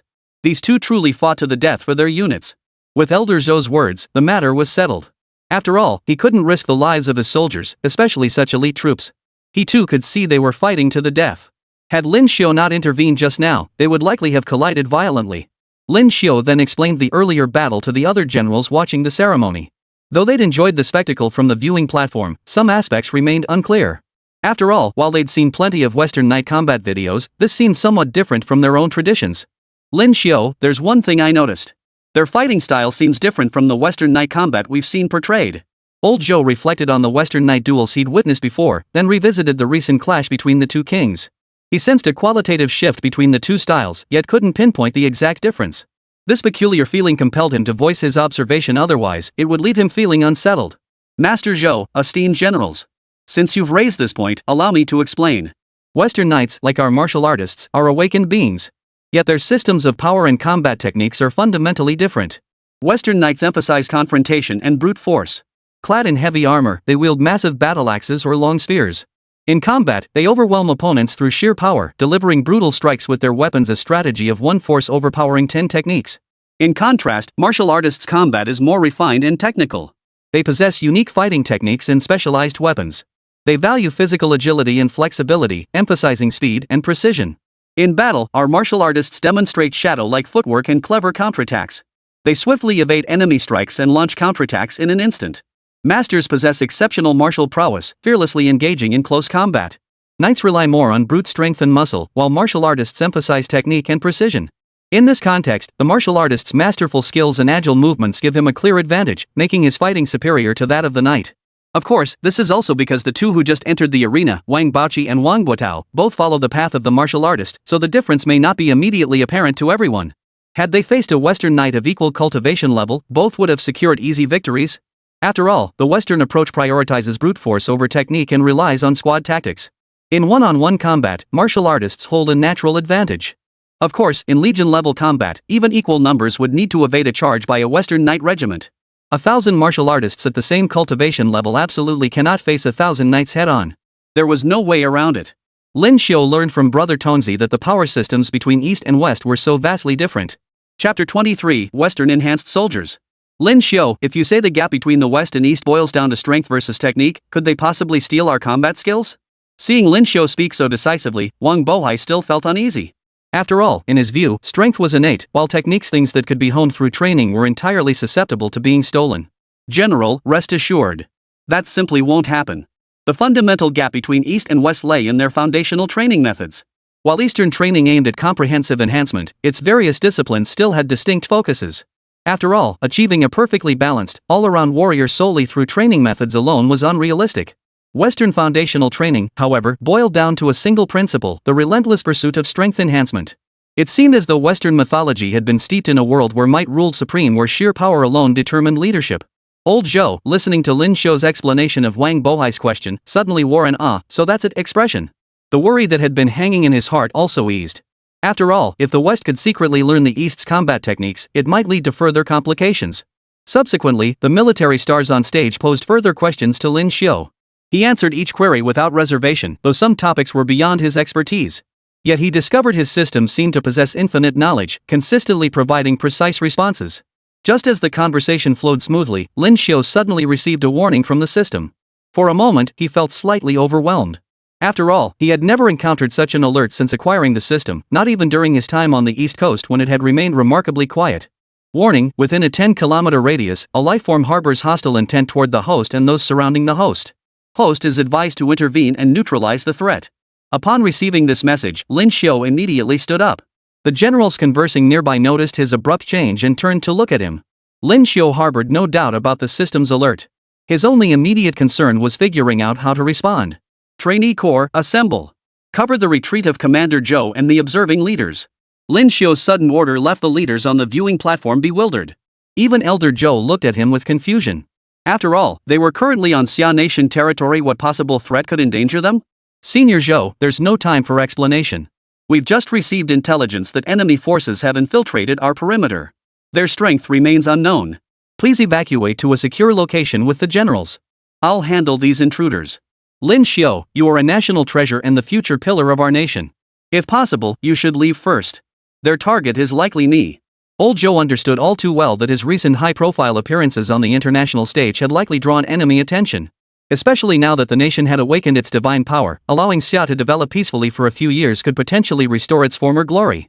Therefore, it was highly probable that his movements had been tracked by adversaries. After all, the sudden demise of a leader traveling alone could trigger instability both domestically and internationally. It would also serve as a useful display of strength to the Western powers and their smaller allies leaning towards Xia. Moreover, if he were indeed assassinated here, nations still hesitating over establishing diplomatic relations might abandon Xia altogether and instead align with the West. Lin Xiao froze upon hearing Zhou Lao's words. His academy had only recently been established and currently had few members. There was no reason the West should know about it. But now that he knew the enemy's target was Zhou Lao, Lin Xiao couldn't possibly abandon him as Zhou Lao suggested. Doing so would make him a disloyal traitor, especially since Zhou Lao's recognition and support had paved his path to success. Since the enemy's target is you, old Zhou, then this matter is easily resolved. Lin Xiao instructed the cadets to ensure the safety of everyone on the viewing platform, postponing any immediate retreat. After all, if one were to name the safest places in Xia Nation right now, his location would easily rank among the top 5, especially with an expert like himself present. A hasty retreat might only invite further complications. System, can you analyze the enemy's strength and origin? Analyzing enemy data. 7 enemies detected. Not awakened beings, but bioengineered constructs, forbidden creations of biotechnology. Strength levels: 1 Earth grade 9th tier, 4 Earth grade 8th tier, 2 Earth grade 7th tier. Cybernetic organisms possess rudimentary mindsets, capable only of basic command execution. Their combat tactics are clumsy, rendering them incapable of fully utilizing their respective cultivation levels. Lin Xiao heard the term cyborg from the system for the first time. Previously, the system had only mentioned knights and mages from Eastern and Western cultivation systems, so this was a new addition. However, upon hearing their strength levels, Lin Xiao's previously suspended heart settled completely. After all, he was at least a stronger. Dealing with these puny fools would be a breeze. Master Zhou, please remain seated here. We'll simply wait for these men to come here to meet their end. I've already uncovered their background. Rest assured, they are no match for me. Hearing Lin Xiao's words, the crowd on the viewing platform relaxed, even feeling a hint of excitement. After all, they would witness Lin Xiao in action. They knew his strength was formidable, especially now that his divine mark was fully activated. He should be even more powerful than when he was on the East Coast. It was a pity they had never witnessed him truly fight before. Now, seeing that Lin Xiao was about to take action himself, they felt a surge of excitement. After all, everyone harbors admiration for those more powerful than themselves, especially within the military, which revered martial prowess. Look, they're here. Lin Xiao gestured toward the base gates. Following his direction, the others spotted 6 men and 1 woman approaching. Due to the academy's need for secrecy, only 502 people were permanently stationed here. There were no guards or security personnel, so these 7 approached unimpeded. After all, who could have imagined that hidden within these barren mountains lay Xia Nation's first awakened one training base? Esteemed Elder Zhou, my name is John. I have been instructed by His Majesty the Eagle King to extend an invitation for you to visit our Eagle Nation. We humbly request your presence to accompany us on this journey. We would be most grateful if you would grace us with your company and spare us the difficulty of insisting. The leading white youth bowed politely to old Master Zhou in a gentlemanly manner, completely ignoring the 500 trainees and the others. It was as if they were already dead, utterly unworthy of his attention. Hearing John's words, the 500 trainees were the first to lose their composure. Their leader had been publicly humiliated, and their own stronghold had been infiltrated. How could anyone remain calm? Just as some were about to charge forward to teach them a lesson, Lin Xiao's command echoed, "Quiet. Do not act rashly." Old Zhou exchanged a glance with Lin Xiu. Seeing the young man's confident composure, he relaxed, nodding to signal his approval. He trusted Lin Xiu to handle the situation. Chapter 24, Defeat. Trainees, form ranks. Secure the leader's safety. After uttering these words, Lin Xiu leapt into the air, materializing mid-flight before John and his companions. Hovering mid-air. Sir, to have reached the heaven-tier realm so swiftly after awakening Xia Nation's miracle, William is truly impressed. William watched the signature move of a heaven-tier powerhouse standing mid-air. Even he, who had witnessed countless battles between psychic warriors, felt a hint of astonishment. After all, it had been less than a year since the miracle of Xia Nation had been awakened. For this awakener to have risen to heaven-tier strength in such a short time, it seemed this miracle of Xia Nation was truly extraordinary. Yet as a solid Earth-tier 9th rank cultivator, he felt not a shred of panic. After all, a mere heaven-tier opponent was nothing new. He and his 6 comrades had slain such foes before. Back when the Pharaoh nation faced an uprising by a rebellious pharaoh who sought to seize true power, the nation couldn't defeat him head-on. They had no choice but to seek the eagle's protection. It was then that his 7-man team stepped in, slaying that newly ascended heaven-tier pharaoh deep within the pyramid. Just heaven-tier? Our squad has taken them down before. Coming alone like this might be a bit overconfident, sir. William shed his initial disdain. After all, while he had defeated heaven-tier opponents, no one could guarantee he could consistently fight above his level. Lin Xiu, however, ignored him.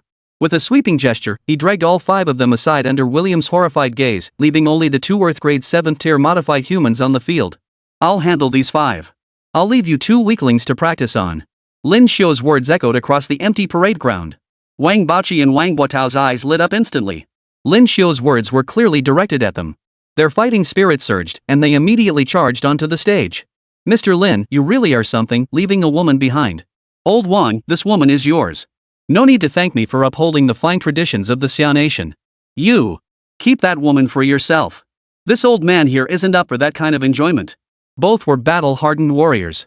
Up close, they both noticed this woman radiated far more formidable presence than the man beside her. Wang Botao clearly wanted to pick on an easy target. While they argued, the 2 modified humans grew impatient and charged forward. The male modified human tore through his clothes as he attacked, landing several heavy punches on Wang Baoqi. For a moment, Wang Baoqi struggled to defend himself, forced back several steps. Wang Botao fared even worse.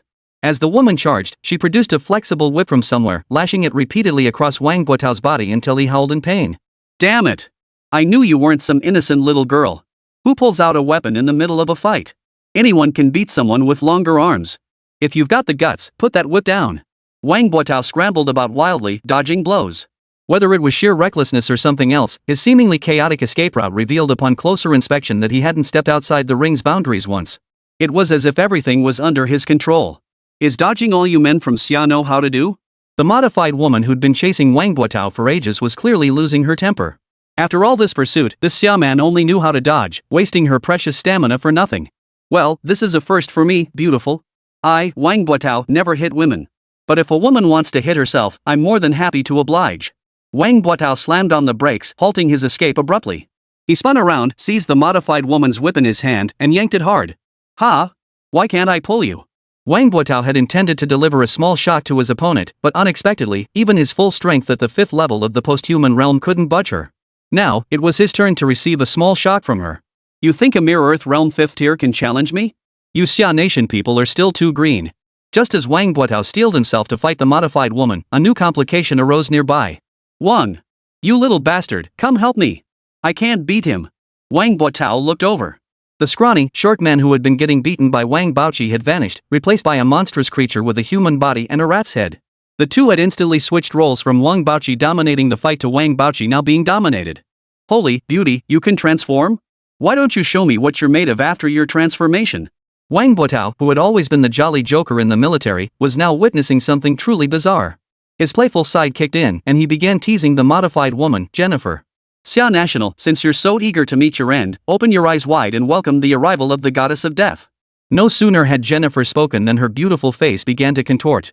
Moments later, a massive serpent's head replaced her once stunning human visage, sending a chill down Wang Botao's spine as he watched the spectacle unfold. Holy, you look so ugly after transforming, beautiful lady. Can we negotiate to turn you back? Wang Botao even made a gagging motion. You Chinese have thoroughly enraged me. Prepare to die. The beast-transformed Jennifer suddenly appeared before Wang Botao. With a single punch, she knocked him unconscious. His uncontrolled body flew straight toward Wang Baoqi. Already struggling to resist, Wang Baoqi was instantly overwhelmed by the impact of Wang Guotao's body crashing into him. The sheer force of the impact made the 498 personnel guarding the leadership swallow hard in silence. They all calculated whether they could survive such a blow if both Captain Wang had been knocked out. Just as the two modified humans, Jennifer and her companion, moved to finish off the unconscious pair, Wang Bohai on the viewing platform grew restless. One of the fallen was his own younger brother. If he didn't act now, he might lose his brother forever. Trainees, heed my command. Engage the enemy and reclaim our two captains' physical bodies. Only after issuing this command did Wang Bohai realize he had overstepped. With Elder Zhou still seated there, he had no authority to issue orders in his presence. Master Zhou, my apologies. I overstepped. But I implore you to order the rescue of my brother and the others. They are my only family. Old Master Zhou glanced at Wang Bohai and silently nodded in agreement to his request. Men, move out. The old man's calm words thundered through the soldiers' ears like a divine decree. Aye, sir. Chapter 25, The Tragic Jennifer. Though old Zhou and the others gave their orders swiftly, their speed could not match that of these two modified humans. You two Xia nationals have cultivated to this level in just one short year since the Xia miracle awakened. Your potential is boundless. Unfortunately, you encountered us while still weak. You have no future left. Jennifer spoke like a saint, uttering words of pity for Wang Baoqi and Wang Guotao. Whether they could hear her or not, it sounded like a holy maiden's prayer for the unfortunate. Yet her eyes were filled with murderous intent. Just as her hand was about to pierce their hearts, their bodies vanished abruptly. Lin Xiu had returned. Why are you here? Didn't you take the others away? Why did only you return? Jennifer watched Lin Xiu's sudden reappearance, a flicker of fear flickering in her eyes before she quickly suppressed it. Were you looking for them? Lin Xiu flicked his right hand, and 5 animal heads landed at Jennifer and the Ratman's feet. The sight turned Jennifer's face pale instantly, even though she had already regained her human form. Impossible. The boss and the others are invincible. We've even hunted down heaven-tier powerhouses before. How could they possibly die at the hands of a little brat like you who's just entered the heaven tier? Jennifer sobbed, clutching a lion's head from the ground. She recognized it instantly. It belonged to her beloved, her captain. It was his companionship that had sustained her through those dark, endless days of transformation. Later, it was his encouragement and protection that had allowed her to survive and reach this day. I'll kill you. How dare you kill Lucas? Jennifer instantly shifted into combat mode, transforming into that icy serpent-headed form. Yet the first thing she did after her metamorphosis wasn't to attack Lin Xiu. Instead, while her rat-headed companion was still frozen in shock, she plunged a hand into his chest and ripped his heart out, still beating. Jennifer, you dare kill me? Rat-headed Bobby never imagined in his final moments that Jennifer would be the one to end his life. Bobby, don't blame me. I'm doing this to avenge the boss and the others. Once this is over, I'll take you all back home. With that, Jennifer swallowed the blood-soaked heart whole. A powerful aura surged around Jennifer, and her presence and cultivation level surged at an astonishing rate. Post-human 8th tier. Post-heaven 9th tier. Early heavenly realm, level 1. It finally halted at the 2nd level of the innate realm. In your Xia Kingdom, there's a saying, snakes and rats in one nest. Who would have thought that after our scientists' verification, it turned out to be true? That's why our team welcomed Bobby. Jennifer approached Lin Xiu step by step, as if recounting her own past. Bobby was specifically brought in by Lucas to protect me. He was also the last resort Lucas provided. I was modified to fuse with the power of a snake, while Bobby was modified to fuse with the power of a rat. His cultivation level always remained slightly below mine, all because those damned scientists uncovered the secret hidden within your snakes and rats in one nest saying. Lucas once told me that if the day ever came when he couldn't protect me anymore, I should kill Bobby and consume his heart. Doing so would grant me unimaginable power, enough to protect myself after he was gone. Jennifer continued to speak to herself, lost in her own world. Now that Lucas is gone, you're going to hell to keep him company. Die, you little bastard. As Jennifer charged toward Lin Xiu, unleashing her ultimate attack with every ounce of strength, the only response came from a single finger extended by Lin Xiu. Out of pity for your wretched state, I'll grant you a swift end. With just that single finger, Lin Xiu shattered Jennifer's mind, ending her life without a trace of pain. Pitifully, even as consciousness slipped away, Jennifer's lips kept murmuring Lucas's name as if the young man who had shielded her from life's storms still stood before her. Alright, you two, wake up. Get up. Lin Xiu kicked the unconscious Wang Baoqi and Wang Guotao, channeling a bit of his true energy into them to stabilize their injuries. Only then did the two slowly regain consciousness. Mr. Lin, where are we? Seeing their comrades gathering around, the two men snapped fully awake. Their previously dazed expressions instantly turned deathly pale. Mr. Lin, how long have we been unconscious? Is old Zhou and the others okay? Don't worry, old Zhou and the others are fine. You two sustained the most severe injuries this time. After this is over, rest thoroughly for half a month. Don't let any hidden injuries linger. Lin Xiu had actually returned long ago. After all, those 5 minor Karas were mere one-punch opponents. He had deliberately spared 2 of them to demonstrate the gulf in strength between these 500 awakened individuals from Xia Nation and their counterparts from other nations. Otherwise, they might truly believe that becoming awakened granted them supreme power over all. Lin Xiu surveyed the 500 trainees gathered around him and began his lecture. You saw it yourselves. Those 2 were the weakest members of the 7-man team.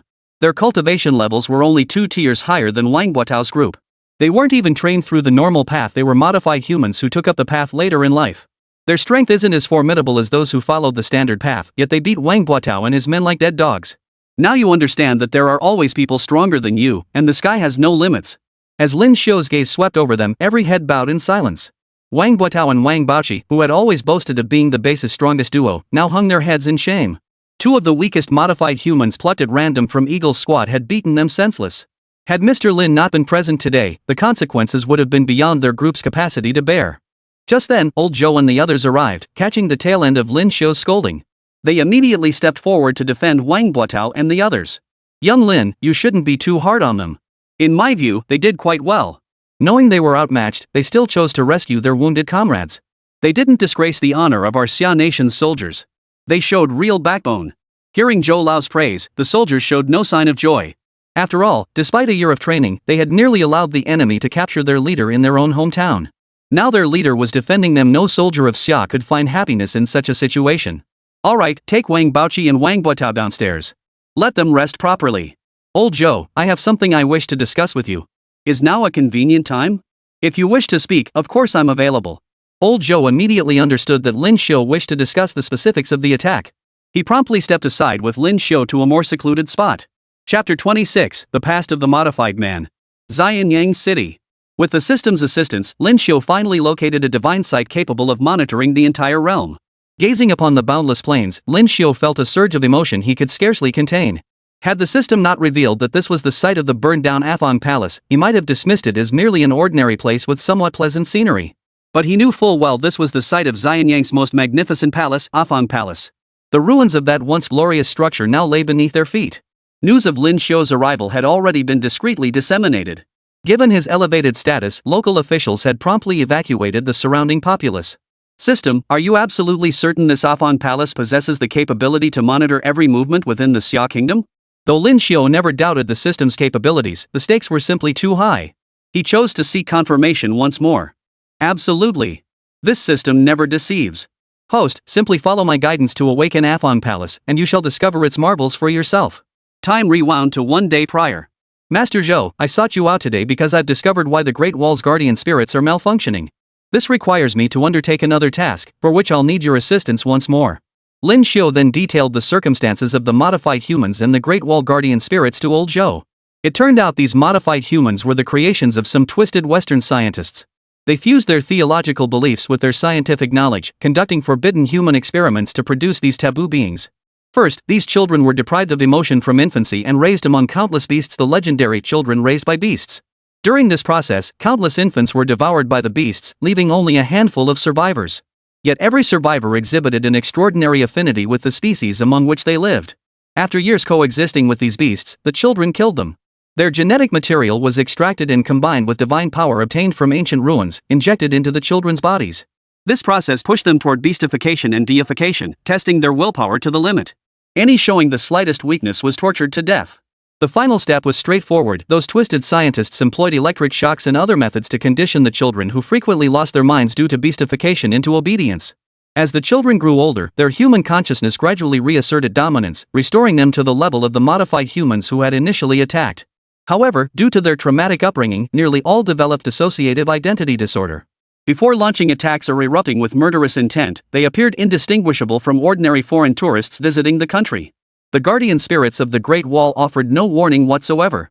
These individuals had also been subconsciously programmed with the command to tour near our base. Only when they entered the attack range were they remotely activated, restoring them to their command execution state. After hearing Lin Xiu's explanation, Old Zhou couldn't help but feel a surge of tension. Today, it was only because Lin Xiu was present that these modified humans hadn't caused any trouble. Otherwise, judging by the current behavior of these trainees, he feared he might not have escaped unscathed today. So you're saying the Golden Dragon Hall will still need you to stay by us old farts' sides? This wasn't because Old Zhou and his peers feared death. The leaders of the Golden Dragon Hall had all crawled out of mountains of corpses and seas of blood. If they were afraid merely because of an attack by these modified humans, they wouldn't have risen to their positions. What old Zhou feared was that if they were suddenly attacked, there might be no one to take their place, leaving the nation without leaders and plunging it into chaos. That won't be necessary. I've come specifically to propose a solution. It may require some time, however, and during this period, I must ask you and the other leaders to remain in the capital without venturing out. Kyoto, the capital of Xia Nation, was the place where dragon energy was most abundant at this stage. As long as the members of the Golden Dragon Hall remained in Kyoto, any modified humans who dared to show themselves would be eliminated immediately. Sufficient and concentrated dragon energy meant the golden dragons guarding the Great Wall could descend more swiftly. In the capital, any modified humans daring to show themselves would be instantly detected and eliminated by the dragons. Very well, I'll heed your advice, Shaolin. This old man shall return to the capital at once. Old Master Zhou now trusted Lin Xiu's words 200%. If Lin Xiu claimed to be his long-lost grandson, he might even believe it. Wait a moment. Shaolin, what method did you just mention? What exactly do you need me to do? Just as old Zhou turned to leave, something felt off. Shaolin wouldn't have sought him out merely to return to the capital. He immediately recalled the other matter Lin Xiu had mentioned earlier, and now he couldn't afford to shift the conversation away. Old Zhou, I need to make a trip to Xianyang City. Additionally, I require your assistance in gathering a group of individuals who are absolutely loyal to the nation. When the time comes to oversee the realm, we will need their intervention. Lin Xiu briefly explained to Elder Zhou. After all, the Great Wall was merely a guardian-type marvel. If a surveillance-type marvel was needed, the best approach would be to awaken a marvel that represented all the power of the realm at that time. He actually had many choices, such as the Ming 13 tombs. Yet Lin Xiu ultimately chose the Afang Palace. The reason was straightforward, both the Afang Palace and the Great Wall belonged to the Qin dynasty, granting them powerful synergistic effects. To a certain extent, the two marvels could achieve a greater than the sum of their parts effect. After hearing Lin Xiu's plan, Elder Zhou nodded in agreement, pledging his and the Golden Dragon Hall's full support for the choice. They would prepare everything necessary for him. Thus began Lin Xiu's journey to Xianyang City today. This made Lin Xiu marvel at the wonders of fate. In his previous life, he had been nothing more than a brick, moved wherever needed. Yet in this life, he had unexpectedly become the hope of an entire nation, with even the elders of the Golden Dragon Hall giving his ideas their highest affirmation and assistance. Though he now stood atop the ruins of Afang Palace, recalling the events from last night until now, Lin Xiu couldn't help but marvel at the perks of power. Last night he'd been in a remote mountain base, yet by dawn a private jet had transported him to the bustling city center of Xianyang, where a special vehicle had brought him to this picturesque countryside. Lin Xiu glanced at his two deputies and said, "Let's go. I'll give you one final lesson. The path ahead is yours to walk alone. The nation's frontiers now depend on you to protect." Wang Baoqi and Wang Buotao exchanged a glance at his words before silently following him forward. Chapter 27, The Jade of the Cube. After attaining the realm, Lin Xiu often sensed the faint presence of several unfamiliar guardian spirits during his cultivation. After multiple inquiries to the system, he learned these were unactivated guardian spirits of the Xia Kingdom. As the first Xia citizen to reach the innate realm, these guardian spirits felt a stronger affinity toward him. Typically, guardian spirits would actively approach him if he was nearby. Lin Xiu had long sensed the presence of a guardian spirit nearby, but he had never pinpointed its exact location. Thus, he relied on the system's power to guide him to the guardian spirit of Afang Palace. After all, he had two trainees following him. He couldn't afford to lose face in front of them, otherwise, the joke would be on him. For a moment, Lin Xiu regretted agreeing to their request in his excitement, letting them tag along to learn his so-called techniques. Alright, this is the spot. Excavator, come over here and start digging downwards. Lin Xiu put on an air of profound mystery, pacing around the site to make the two kings believe he was performing some magical ritual. Unfortunately for them, he was merely wandering randomly to let the system pinpoint the core location of Afang Palace. Just moments ago, the long silence system finally confirmed Lin Xiu had reached the correct position. He now stood directly above the core of Afang Palace, finally easing his nerves. After all, he couldn't keep up that air of profound mystery forever. It was exhausting. As the excavators rolled in, the site erupted into a bustling hive of activity. The military construction crew dug with relentless vigor, utterly unconcerned with the wear and tear on their machinery. Any hint of damage that might slow progress meant swapping it out for a brand new unit. After all, they'd brought plenty of fresh parts this time. No kidding, this construction mission came directly from the Golden Dragon Hall. To make a strong impression, they'd brought along the entire unit's elite personnel and their entire inventory of construction equipment, ensuring they wouldn't let anyone down at this critical moment. 7 days later. Lin Xiu had been supervising the construction site for 7 days straight, bored to tears. Aside from occasionally instructing the Twin Kings, his only activity was sunbathing. Commander Lin. We might have found what you mentioned. The construction team leader, panting heavily, rushed to Lin Xiu's side to report their discovery. After 7 days of non-stop work, the crew had dug nearly 200 meters deep. But now, no matter how many drill bits they tried, they couldn't go any deeper. It felt like some mysterious force was blocking the excavator's power. Upon hearing this, Lin Xiu knew they'd finally struck gold. He summoned Air Wang and prepared to thoroughly investigate. Lin Xiu approached the deep pit and leaped straight down. Once he confirmed this was indeed the protective barrier of Afang Palace, he sprang back up from the pit in a single bound. This display left construction team leader Xia and his crew utterly dumbfounded. Damn, that was just too damn cool. Captain Xia, at your command. At your service. The construction team leader immediately snapped to attention, ready to receive Lin Xiu's orders. Your construction team's task is complete. Pack up your things and withdraw. I will take over this site from now on. No unauthorized personnel are permitted to enter. Understood. After Captain Xia responded, he led his team inside to begin clearing the site. Within 20 minutes, only Lin Xiu and Wang Baoqi, Wang Buotao remained. You two follow me down. Mind your height, or you'll become the first post-natal level 5 experts in the world to fall to their deaths. Wang Baoqi and Wang Buotao had initially planned to follow Lin Xiu's stylish leap down after witnessing it. Hearing Lin Xiu's warning, however, they wisely decided to slide down instead. After all, no amount of coolness could outweigh the importance of staying alive. Bottom of the pit. Do either of you feel anything unusual down here? Mr. Lin, I feel a warmth spreading through my body. It's as if my entire being has become more alert. Even the Xuanxian refining qi technique you taught us at the base is now circulating through me involuntarily.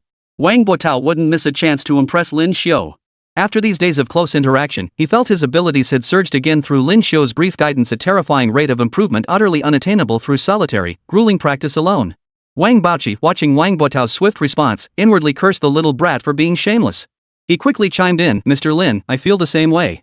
Didn't you experience this sensation back up there? As if seeking confirmation, Lin Xiu turned to ask both men. No, Mr. Lin. Our sensations up there were identical to those at the base, nothing special like this. Fearing Wang Buotao would jump in again, Wang Baoqi hurriedly answered Lin Xiu's question. Alright, I understand. It seems that even a 5th-tier cultivation level isn't sufficient yet. After muttering to himself, Lin Xiu addressed the two again, you two must remember this sensation. Its presence signifies that the divine wonders of our Xia nation surround you. As your strength grows, this sensation will intensify. Our nation needs more divine wonders, and that requires people like you to discover them faster. Understood, Mr. Lin. The two nodded in unison, knowing this matter concerned the entire Xia nation. It couldn't be taken lightly. They immediately began forcing themselves to memorize this sensation, daring not to forget a single detail. Alright, step back a bit. I'm about to make my move. Just as Lin Xiu prepared to unleash a powerful strike to shatter this patch of ground imbued with the aura of a divine seal, the ground beneath his feet suddenly vanished. The three of them plummeted downward at breakneck speed. Holy, you little bastard, get up! You're crushing me! Wang Baoqi shook Wang Buotao, who was pinned beneath him.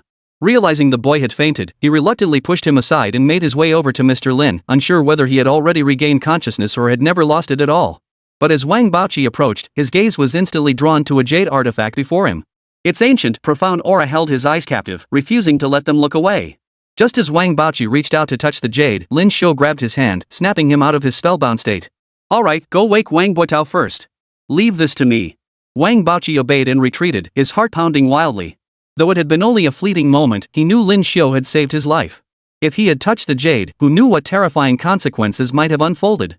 Chapter 28, The Weakened Guardian Spirit. Lin Xiu picked up the jade stone directly, though his slightly trembling palm betrayed his inner turmoil. Turning the jade over, he saw 8 characters carved in small seal script. Mandate from heaven, longevity, and prosperity. These 8 characters stirred profound emotion within him as a descendant of the Yellow Emperor. Though the people of this world, deprived of their historical myths, might not understand their significance, he, as a traveler through time, knew exactly what this object represented. The Imperial Seal. Though Lin Xiu didn't particularly care about its significance, no descendant of the Yellow Emperor could remain calm in the presence of the Imperial Seal. Host, please calm down. This is not the Imperial Seal you imagine. The system's voice rang out, snapping Lin Xiu out of his daze. System, what do you mean it's not the Imperial Seal I'm thinking of? In my studies, I know the Imperial Seal was lost, but it absolutely couldn't have been in Afang Palace. The system then began explaining the origins of this particular jade seal. So that's how it is. After hearing the system's explanation, Lin Xiu suddenly understood. It turned out that after Emperor Qin Shi Huang obtained the He Shi by jade, he did indeed cast an Imperial Seal. However, it was not the one passed down through later generations. The one passed down through history was merely carved from scraps of the He Shi. The one in his hands now was the genuine He Sure Bai. After conquering the 6 states, the first emperor built 6 palaces in Xianyang, each reflecting the architectural style of a conquered kingdom. He placed the royal seals of those states within their respective palaces. Then, at the center of these 6 palaces, he constructed the Afan Palace, symbolizing the moon surrounded by stars. He then summoned artisans to forge this imperial seal from the He Sure Bai. This imperial seal was then placed within Afan Palace to suppress the royal seals of the surrounding 6 states, thereby anchoring the dragon vein of the entire Xia dynasty. This prevented the dragon energy from dispersing among the 7 states, ultimately achieving a unified empire. Alas, whether the dragon energy was suppressed too fiercely or no successor possessed sufficient imperial aura after the first emperor's demise, the Afan Palace ultimately collapsed in a mysterious conflagration. Along with it vanished the palaces of the 6 surrounding kingdoms. I had some doubts about your explanation, system, but after closely examining this jade seal, I realize you were quite right. Lin Xiu scrutinized the jade seal, attempting to perceive it from a more subtle perspective using his own energy. He arrived at only one conclusion. Qin Shi Huang was truly ruthless. At the time of the Dragon Vein's convergence, he squandered such immense dragon energy that even today, the guardian spirit within this jade seal hasn't fully recovered its essence. He had previously wondered why Wang Baoqi and Wang Buotao, both at the 5th level of the Hotian realm, had such poor sensitivity to their nation's divine relic. Now he finally understood the reason. The guardian spirit of Afan Palace was simply too weak. Without external energy infusion, it could shatter at any moment. Consequently, the aura's influence was extremely limited, explaining why the 2 men 200 meters away had felt nothing. System, you're the one who sent me to find Afan Palace. With its guardian spirit this feeble, and me lacking the means to heal it, I can't just stand by and watch it vanish, can I? Lin Xiu immediately resorted to playing the fool. After all, when he couldn't handle something, the system could step in and resolve it for him. In his eyes, the system was an omnipotent entity. This is easily resolved. Host, simply replenish its dragon energy, and it will recover. System, that's just empty talk. I can see it's extremely weak and needs that so-called dragon energy, but the problem is I don't have any dragon energy to give it. Sometimes Lin Xiu was truly at a loss with this system. Why make things so complicated when a straightforward solution would suffice? Host, if you don't have it, you can borrow it. This energy is universal among guardian spirits. Lin Xiu understood the system's explanation immediately. He still had the Great Wall, that big brother. Moreover, since it existed in the same era as Afan Palace, they should recognize each other. Borrowing some energy should be possible, right? Without another thought, Lin Xiu turned and walked out, instructing the twin kings to gather materials for constructing the altar. Golden Dragon, I've located the guardian spirit of Afan Palace, but it's extremely weakened. I humbly request your intervention to save it. At the altar, Lin Xiu communicated with the Great Wall's Golden Dragon guardian spirit with deep reverence. After all, he wasn't certain if this guardian spirit would be willing to help him awaken the slumbering guardian spirit of Afan Palace. I understand your request, but I must be clear about one thing. I have only just been awakened and remain extremely fragile. Assisting you could very well cause me to fall back into slumber. Therefore, I require energy that will allow me to recover further. No problem. Whatever energy you require, Golden Dragon, I'll go find it for you right away. The Golden Dragon then explained to Lin Xiu the source of energy these guardian spirits required. It turned out the energy they needed was remarkably similar to that produced by nuclear explosions. Thus, Lin Xiu needed to find several more objects identical to the nuclear missiles he had consumed on the East Coast that day. Upon hearing this, Lin Xiu immediately patted his chest with confidence and assured him, no problem, Golden Dragon Guardian. I'll contact my people right now to get you 10 high-quality nuclear missiles. I guarantee you'll have more than enough energy. If it's not enough, just contact me, and I'll keep searching for you. Upon learning that nuclear weapons were required, Lin Xiu instantly perked up. Such items were plentiful in Xia Nation. As one of the world's top nuclear powers, its stockpile was vast enough to shave the planet's head clean. Lin Xiu immediately pulled out his phone and contacted Elder Zhou. After explaining the situation, Elder Zhou confirmed that the Golden Dragon Palace would expedite the approval process and deliver the required number of nuclear missiles to detonate near the Great Wall. Within just half an hour, the presidents of Western superpowers received the news: Xia Nation was conducting large-scale nuclear missile tests within its own territory. Was this an attempt to provoke the next world war? They immediately contacted the Golden Dragon Hall, demanding a detailed explanation from Elder Huang. But old Huang, who usually favored diplomatic evasion, stood firm this time. His sole reply was, "This is Xia's internal affair." No further comment. This rebuff left the Western leaders feeling as if they'd swallowed a fly's excrement. They immediately took to international news platforms to condemn Xia for violating nuclear agreements. Xia, abandoning its usual policy of non-response and cold treatment, bluntly declared, "We did it. If you don't like it, come get us." Such a forceful response left the Western powers momentarily unable to gauge Xia Nation's true intentions. Chapter 29, Successful Awakening.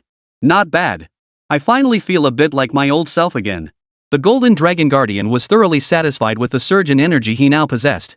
After all, having slumbered for so many years, he hadn't felt this vibrant and energetic in a very long time. Following the Golden Dragon Guardian's guidance, Lin Xiu placed the Imperial Seal upon the altar. Moments later, the seal was enveloped by a dazzling rainbow-colored light emanating from the altar, obscuring the view of the object beneath. Wang Baoqi and Wang Guotao, having recovered from their injuries, approached Lin Xiu. They watched him scrutinize the altar with intense focus, a level of seriousness they had never witnessed before. Thus, they stood quietly by, not daring to disturb him. Finally, after nearly half a day, the multicolored light slowly receded. The Imperial Seal within regained its original luster, suspended above the altar. "Thank you, Lin Xiu." A woman's voice suddenly echoed from the void, startling the two kings so badly they clung to each other, convinced they'd encountered a ghost. "You're welcome. This is what the people of Xia should do. Lord Golden Dragon Guardian has already informed me of your purpose. As repayment for your aid in my awakening, I shall naturally assist Xia in reclaiming its place at the pinnacle of the world. Now, ascend to the surface and keep your distance. The miracles of my supervisory lineage shall once again manifest in this world." With that, the woman's voice vanished completely. Lin Xiu leapt toward the surface with the two others. Using the stone walls of the deep pit as cover, they flashed across the distance and reached the ground. But they didn't linger. Instead, they sprinted frantically into the distance, remembering the female guardian spirit's words all too clearly. Before they had gone far, the ground beneath their feet began to tremble violently. Moments later, a breathtakingly beautiful palace and its 6 subsidiary structures materialized out of thin air, leaving the onlookers utterly dumbfounded. Wang Baoqi, having fought at the site where the Great Wall awoke, had witnessed its rebirth firsthand. Yet compared to the sudden appearance of 1 grand and 6 smaller, exquisitely crafted palaces, Wang Baoqi felt utterly awestruck by this miraculous feat once more. Once the palace had fully unfolded, Lin Xiu led the two men into the main hall, Afan Palace. At the center of the first-floor chamber hung a map resembling a surveillance display, depicting the territorial boundaries of the Xia Kingdom. Occasionally, red dots would flicker within it. "Wow, this is incredible. It perfectly depicts the entire territory of our Xia Kingdom." As a soldier, Wang Guotao constantly kept his nation's borders in mind. Frequently undertaking covert missions, his primary concern was avoiding capture while crossing frontiers. Consequently, he knew every inch of Xia's territorial lines intimately. But what do these red dots mean? Wang Guotao focused his attention on one of the dots, and a line of information appeared on the map. Ability, 3rd Heavenly Realm. Location, XX District, Magic City. Wang Baoqi, standing nearby, exclaimed in awe upon seeing the information. These red dots clearly marked foreign spies hostile to Xia Nation who had infiltrated the country through various means. "So this is why you came. I can grant your wish and help you monitor the entire Xia Kingdom, but I require energy to sustain this state. Waking me from slumber was already a tremendous sacrifice on your part. I should repay you by monitoring the realm without charge. Unfortunately, in my current state, without energy, I can accomplish nothing." The guardian spirit of Afan Palace spoke again. Though Lin Xiu had revived her, assisting him wouldn't be an issue. Yet, like the Golden Dragon Guardian, she was now powerless without energy. "No problem. Do you still require the same energy as the Golden Dragon Guardian? Though detonating a nuclear bomb here to provide that energy might prove rather difficult. At least the Golden Dragon Guardian's location was near the border. Detonating a nuclear bomb there wouldn't cause significant disruption within Xia Nation's territory. But Afan Palace was just a short distance from Xianyang City. Detonating a bomb here would require evacuating residents first. If the energy ran out, evacuations would have to continue. If this continued indefinitely, the most cost-effective solution for the Golden Dragon Palace would likely be to relocate the entire population of Xianyang. No need. Unlike what the Golden Dragon Guardian's memory suggested, I've discovered that you humans have developed a form of energy called electricity. It seems remarkably similar to the power of lightning. So, you can help me secure some electricity as an energy source. That should suffice. Upon hearing he wouldn't need to detonate a nuclear bomb near Xianyang City, Lin Xiu immediately contacted the resource hotline provided by Old Zhou and requested Northwest Power to deliver some high-capacity solid-state batteries immediately. Half an hour later, Lin Xiu and the Twin Kings each carried a wagon load of solid-state batteries back to the main hall of Afang Palace. "Take a look first. See if you can harness the energy inside." No sooner had Lin Xiu finished speaking than his innate warrior senses keenly attuned to energy fluctuations detected the electricity within the 3 solid-state battery compartments rapidly draining into the palace halls at an alarming rate. Just as I suspected. This energy called electricity can power the Afang Palace, but its energy level is rather low. These 3 containers would only sustain my normal operations for a month. If I ran it at full power, it might not even last a day. Upon hearing this, Lin Xiu silently calculated. The 3 of them had delivered the Northwest Power Bureau's latest product batteries capable of storing surplus electricity. The capacity of these 3 units matched the surplus power generated by the Northwest Power Bureau in a single day. It seemed the Afan Palace could rely on the Northwest Power Bureau to sustain its operations. In that case, the security of Xia Nation's territory will be entrusted to you. Within days, Xia Nation teams will be stationed here to assist your oversight duties. We'll be watching your performance then. After giving these instructions to Afan Palace's guardian spirit, Lin Xiu called Zhou Lao to explain the current situation. Upon receiving Zhou Lao's affirmative response, the group recorded the locations of the red dots within the territory before departing Afan Palace. 12 individuals in total, Mr. Lin. Which one should we target first? Wang Buotao knew the moment Lin Xiu had them document this information that these awakened individuals who had secretly entered the country would not be leaving Xia territory alive. They're all small fry, mostly level 1 awakened, sent to scout. Send their intel back to the training base and dispatch 12 combat squads. It's time to see what they've learned. Upon hearing Lin Xiu's intention to use these men as test subjects for the base's trainees, Wang Buotao realized his fight was off. His previously excited expression instantly turned listless. Chapter 30, 12 Beast Heads Serpent Head. Ding, System Task Issued. During the invasion of Xia Nation last century, several bronze zodiac animal heads were lost overseas and remain missing, aside from those already recovered. A call is now issued: retrieve the snake head and restore it to its rightful place.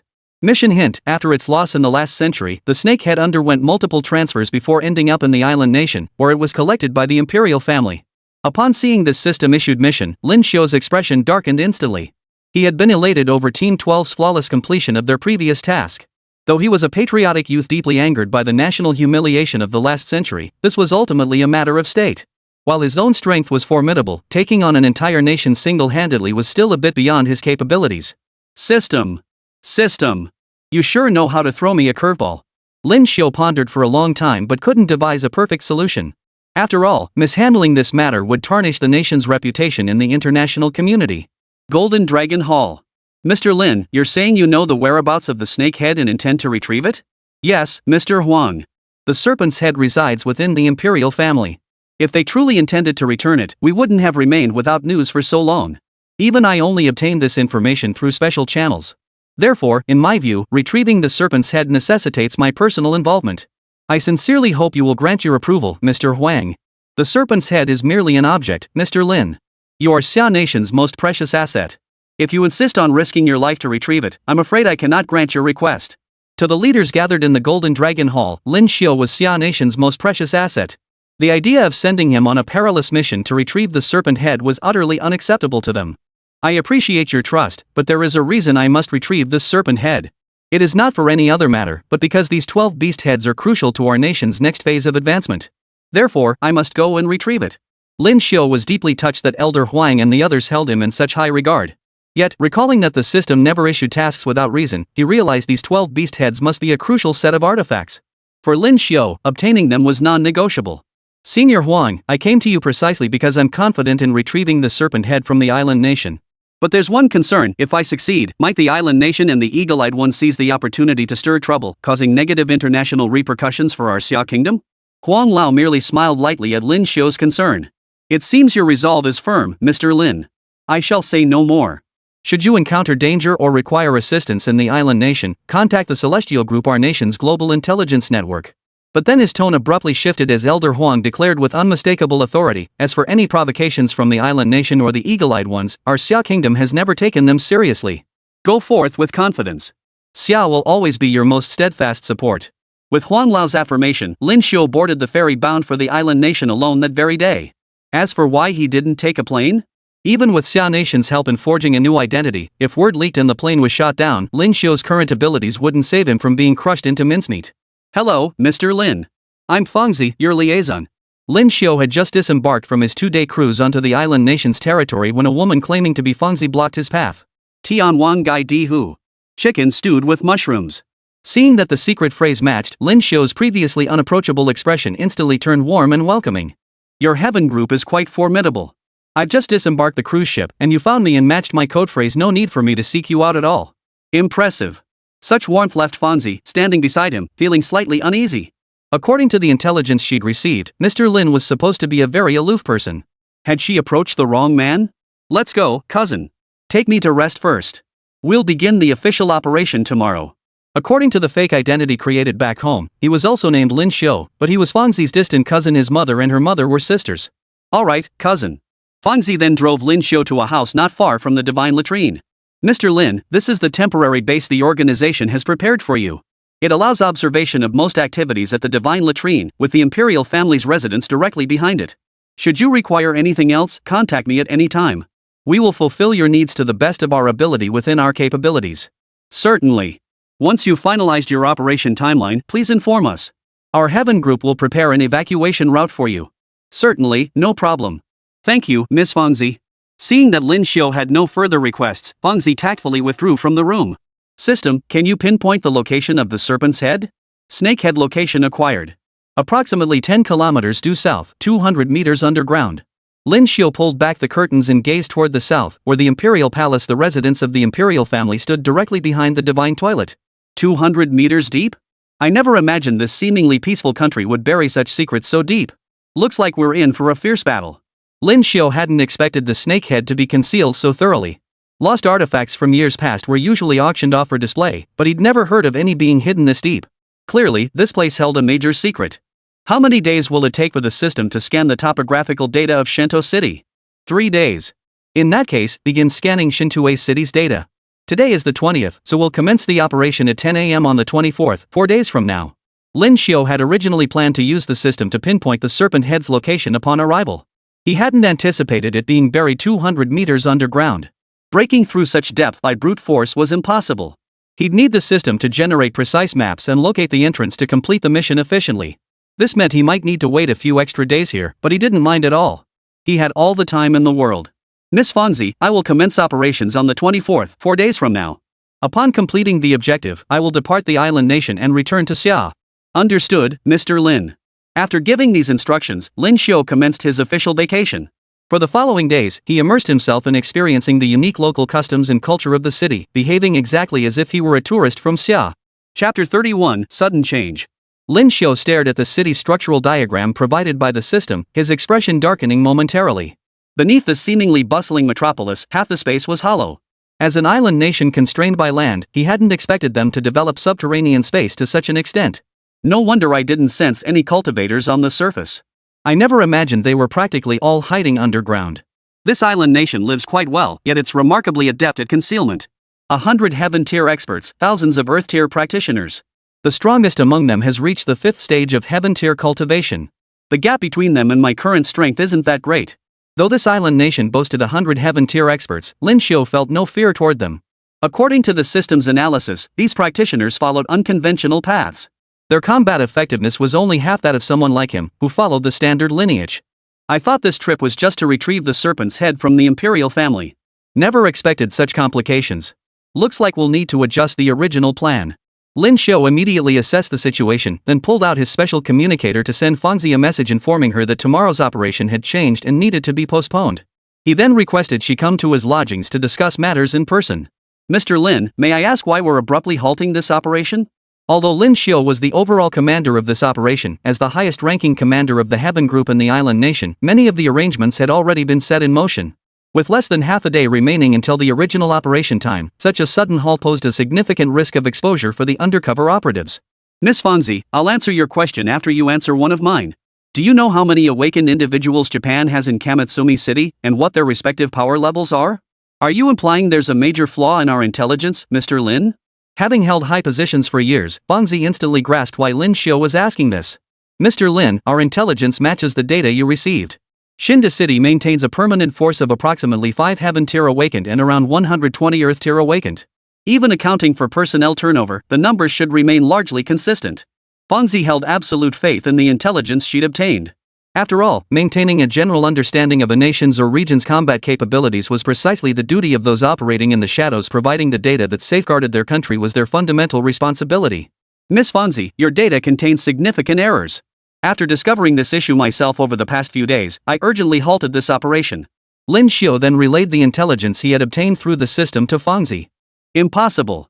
Mr. Lin, are you saying this Shinto city possesses hundreds of times the strength we previously investigated? In that moment, Fangzi's confidence shattered completely under Lin Xiu's revelation. For decades, Xia Nation had been strategically positioning itself worldwide. Since no awakened individuals had emerged within their own borders, they had to constantly monitor the status of awakened individuals in other nations. Only then could they have the confidence to take responsibility for their own citizens. Fangzi understood the extraordinary nature of the man before her. Intelligence obtained from him was undoubtedly reliable. This meant that the intelligence gathered over generations by the Heaven Group might very well be false. If a single city like Shintue held such a vast disparity, she dared not imagine the gap in intelligence gathering across other cities and regions worldwide. The thought that generations of her Heavenly Group's efforts might have been wasted, or worse, that they had been relaying erroneous intelligence back to their homeland all along, filled Fangzi with a profound sense of guilt toward her nation. Miss Fangzi, you needn't blame yourself so harshly.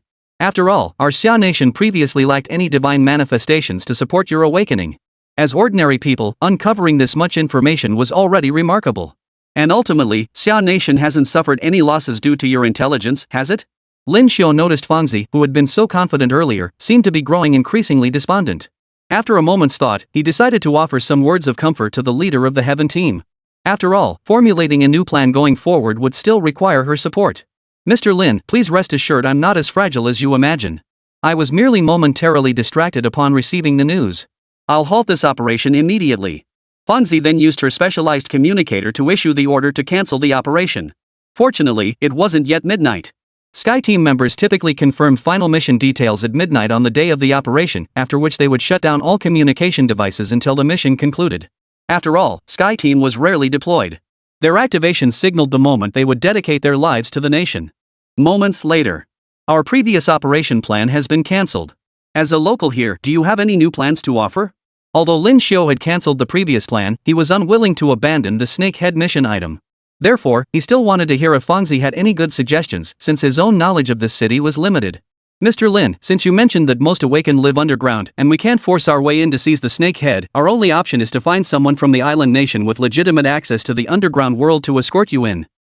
That makes sense. Any recommendations?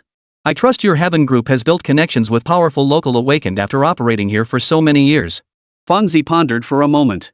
Mr. Lin, there might actually be an opportunity. The owner of a company we collaborate with is a ground tier level 1 awakened being. He's one of those who awakened by sheer luck and hasn't advanced past ground tier level 2 in decades. However, he possesses remarkable business acumen, which has allowed his company to grow immensely. During a recent dinner, I learned something from him. The 5th prince of the Tenno family is recruiting bodyguards with compensation even this tycoon envies. I believe this could be your path to catching the 5th prince's attention. As a member of the Tenno family, he should be able to grant you access to the underground world. Lin Xiu pondered this. Serving as bodyguard to the 5th prince wasn't entirely out of the question. If he succeeded in securing the position, being connected to the imperial family would certainly reduce complications when navigating the underworld. He knew how to leverage connections. As for the 5th prince, he'd simply dispose of him once his mission was complete. All right. Go contact this so-called tycoon now. See if he has connections to recommend me as the 5th prince's bodyguard. Let him name his terms. Whatever it takes to make this happen is his. Understood, Mr. Lin. I'll reach out to him immediately. Chapter 32, Becoming a Bodyguard. So you're the bodyguard candidate recommended by Mr. Kudo? A young man sat high upon his throne, looking down at Lin Xiu, who had been brought before him by the wealthy merchant. Yes, Your Highness the 5th prince. When I came to seek refuge with my cousin, she asked her friend, Mr. Kudo, to find me this job. Lin Xiu had been slightly surprised since entering this place. He hadn't expected this modern island nation to still preserve so many antiquated artifacts. Yet, upon closer inspection, he sensed a faint aura of Xia Nation emanating from them. Evidently, these were items looted from Xia Nation in the past. After all, this island nation had always adhered to kneeling postures. How could such an elegant wooden throne possibly belong here? What I enjoy most is gathering the strongest to serve me. So even though you were recommended by Mr. Kudo, I still need to test you. Declare your strength, so I may determine the appropriate trial for you. Prince Masao, since I intend to pledge my allegiance to you, I see no need to hold back. Frankly, within this grand hall, save for you, not a single soul stands a chance against me. Bastard! Hearing Lin Xiu's words, even before the 5th prince, Emperor Masao, could speak, some of his men couldn't contain themselves. They immediately wanted to charge forward and test their skills against Lin Xiu. However, since the 5th prince hadn't spoken, they could only vent their anger with curses and no further action. Seated upon his throne, Prince Masahiro clapped his hands. Far from displeased by Lin Xiu's audacity, he seemed to regard it with a hint of admiration. Young man, youthful arrogance is indeed something to be performed, but excessive pride will inevitably lead to trouble one day. To use your Xia Kingdom's words, you are currently extremely arrogant. However, I rather like this arrogant version of you. After all, having only yes men under my command would hardly be a source of joy for me. I'll give you a chance. If you can defeat Inoue, you shall become my personal guard. The fifth prince pointed to Inoue, the guard who had been shouting the loudest nearby, signaling him to step forward. Inoue's heart leapt with joy at the news. After all, he'd been forced to hold back in front of the fifth prince earlier. He never expected the prince would now offer him such an opportunity outright. You, a Xia subject, won't cut it. Guard Inoue launched into verbal attacks the moment he stepped forward. Although Lin Xiu had clearly stated his identity as an eagle-blooded Xia subject from the start, this group of islanders seemed to remember only his Xia nationality. They made no mention of his eagle-blooded status, instead launching a broadside attack on his Xia identity. Bastard! After ranting for a while, Inoue saw that Lin Xiu remained completely unmoved by his verbal assault. He immediately charged forward at full force, intent on finishing him off with a single strike. Unfortunately, just as he reached Lin Xiu, the latter merely sidestepped his attack with a slight shift. Then, with a casual flick of his wrist, he delivered a slap that sent Inoue reeling, utterly disoriented. From the throne, the fifth prince watched Lin Xiu's display and instantly perked up. He'd suspected the young man might possess some skill, but never imagined it would be this extreme. To his astonishment, Inoue, a fourth heavenly tier Earth-class martial artist, was being tossed around like a toy. After Inoue received several consecutive slaps, the fifth prince seated on the throne finally spoke. Inoue, enough. Apologize to Mr. Lin. Your strength is indeed inferior to his. Hearing the prince's words, Inoue found his way out of the situation as if a weight had been lifted. He immediately bowed deeply toward Lin Xiu, apologizing profusely and admitting he shouldn't have offended Mr. Lin. Alright, remember this, though we eagle-blooded Xia people didn't gain our power through Xia's divine miracles, that land is still my homeland. Don't speak ill of it in my presence again, or I'll beat you to a pulp. Ah, Mr. Lin, I never expected you, with your Earth Realm Tier 3 strength, to toy with Inoue, a Tier 4, like a puppet on a string. The fifth prince abandoned his throne, jogging over to Lin Xiu. Though Lin Xiu's cultivation level wasn't too impressive, his combat skills dazzled the prince. Battling opponents of higher tiers could be this effortless? From now on, you shall serve as my personal bodyguard, Emperor Manhwa. Tonight, I'll show you the world. Thank you for your patronage, Your Highness. I shall remember this favor. The moment Lin Xiu entered the palace, he recognized the fifth prince as the strongest among all the awakened present, a formidable ninth-tier post-heaven cultivator who would soon break through to the pre-heaven realm. As for repaying the prince for showing him the world, Lin Xiu had already planned it, simply eliminate him after completing the task. Xia Nation couldn't afford such a formidable rival. That the fifth prince, a late-stage cultivator, needed to hire bodyguards struck Lin Xiu as nothing more than a peculiar quirk of his character. After all, no one in this palace, save himself, could defeat the fifth prince in combat. Mr. Kudo, I'm very pleased with the candidate you've recommended. As a reward, you may continue participating in next year's Island Nation Energy Project. With the fifth prince's endorsement, the matter was settled. Kudome, who had been kneeling nearby since entering, hastily replied, "Thank you, Your Highness. Should you require anything in the future, please do not hesitate to command. I shall serve you faithfully and without reservation." Kudo's company had recently faced relentless harassment and exclusion attempts, with others trying to push him out of the island nation's energy sector. He'd been nearly overwhelmed by the situation. Never did he expect that simply introducing Lin Xiu to the fifth prince would so effortlessly resolve his current predicament.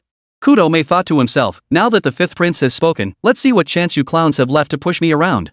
You'll all be lining up at my doorstep to apologize. Enough, Mr. Lin. Let's ignore this fatso. Emperor Manhwa said, pulling Lin Xiu toward the palace exit. After all, his stomach was growling, and it was time for dinner.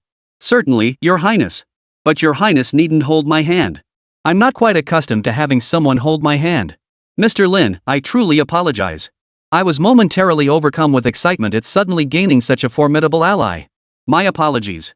Tenno Masao promptly released Lin Xiu's hand and led the way to the dining area, preparing to host a proper welcome banquet for his newly acquired general. Chapter 33, The Supernatural Arena. Mr. Lin, how's the experience here? Tenno Masao reclined on a massive sofa, his face radiating contentment as he observed Lin Xiu, who had just returned from exploring the premises. You really know how to enjoy yourself, Masayuki. Never imagined the underground of this island nation held such a unique world. After some effort, Lin Xiu had finally earned Emperor Tianwang Zhengshou's trust and been brought into this underground realm. Glad you like it, brother Lin. Though this underground realm is splendid, it still can't compare to Eagle Chan's Sky City. I once accompanied my imperial brother there. Now that was a true paradise. Emperor Manhwa couldn't help but reminisce about that experience. It was precisely because Eagle had such a sky city that the island nation had followed Eagle's example and created its own subterranean realm. What? As a practitioner of Eagle San's teachings, haven't you visited the Sky City, Lin Xiu? Emperor Masayuki continued probing Lin Xiu. No. I'm just someone who's suddenly awakened. I've never even heard of the Sky City, let alone entered it. I must thank the fifth prince for his recognition. Otherwise, I wouldn't even have had the chance to enter this underground world. Lin Xiu has never even heard of the Sky City? That truly surprises me. I assumed you came from the Sky City, but it turns out you didn't. The fifth prince grew increasingly delighted as he spoke, feeling as though he had stumbled upon a treasure. Truthfully, this underground city we've built is rather insignificant in the cultivation world of this realm. Ultimately, it's a reflection of our nation's insufficient strength and power. As he spoke, the fifth prince's thoughts drifted to those renowned cultivation sanctuaries: the Sky City, the Desert City, the Buddhist City, and others. Yet his own nation could only carve out a portion deep underground to serve as its sanctuary. It's all right, Your Highness. The island nation will rise again someday. Lin Xiu offered reassurance to Emperor Manhwa while inwardly plotting, soon enough, I'll bury you, you fool. Daring to exist beside our Xia nation is your nation's original sin. And to think you dared to provoke us relentlessly when we had no awakened ones. Sir, the times have changed. Mr. Lin, if more geniuses like you join our nation, I believe Japan's rise will come tomorrow. Indeed, Masahiro-kun. Our island nation will surely rise tomorrow. Raising his cup, Lin Xiu silently added in his mind, your rise will only be tomorrow. Lin-san, later I'll take you to see a spectacle, one that only happens once a month in this underground world. Emperor Manhwa laid bare his purpose for bringing Lin Xiu to this subterranean realm. Each month, this underground world hosted a life or death battle between fighters ranked Earth Tier level 7 or higher. The event was all about determining a winner and a loser. Your Highness, what exactly is this place for? Walking along the underground world's main street, Lin Xiu pointed distantly at an exquisitely ornate palace.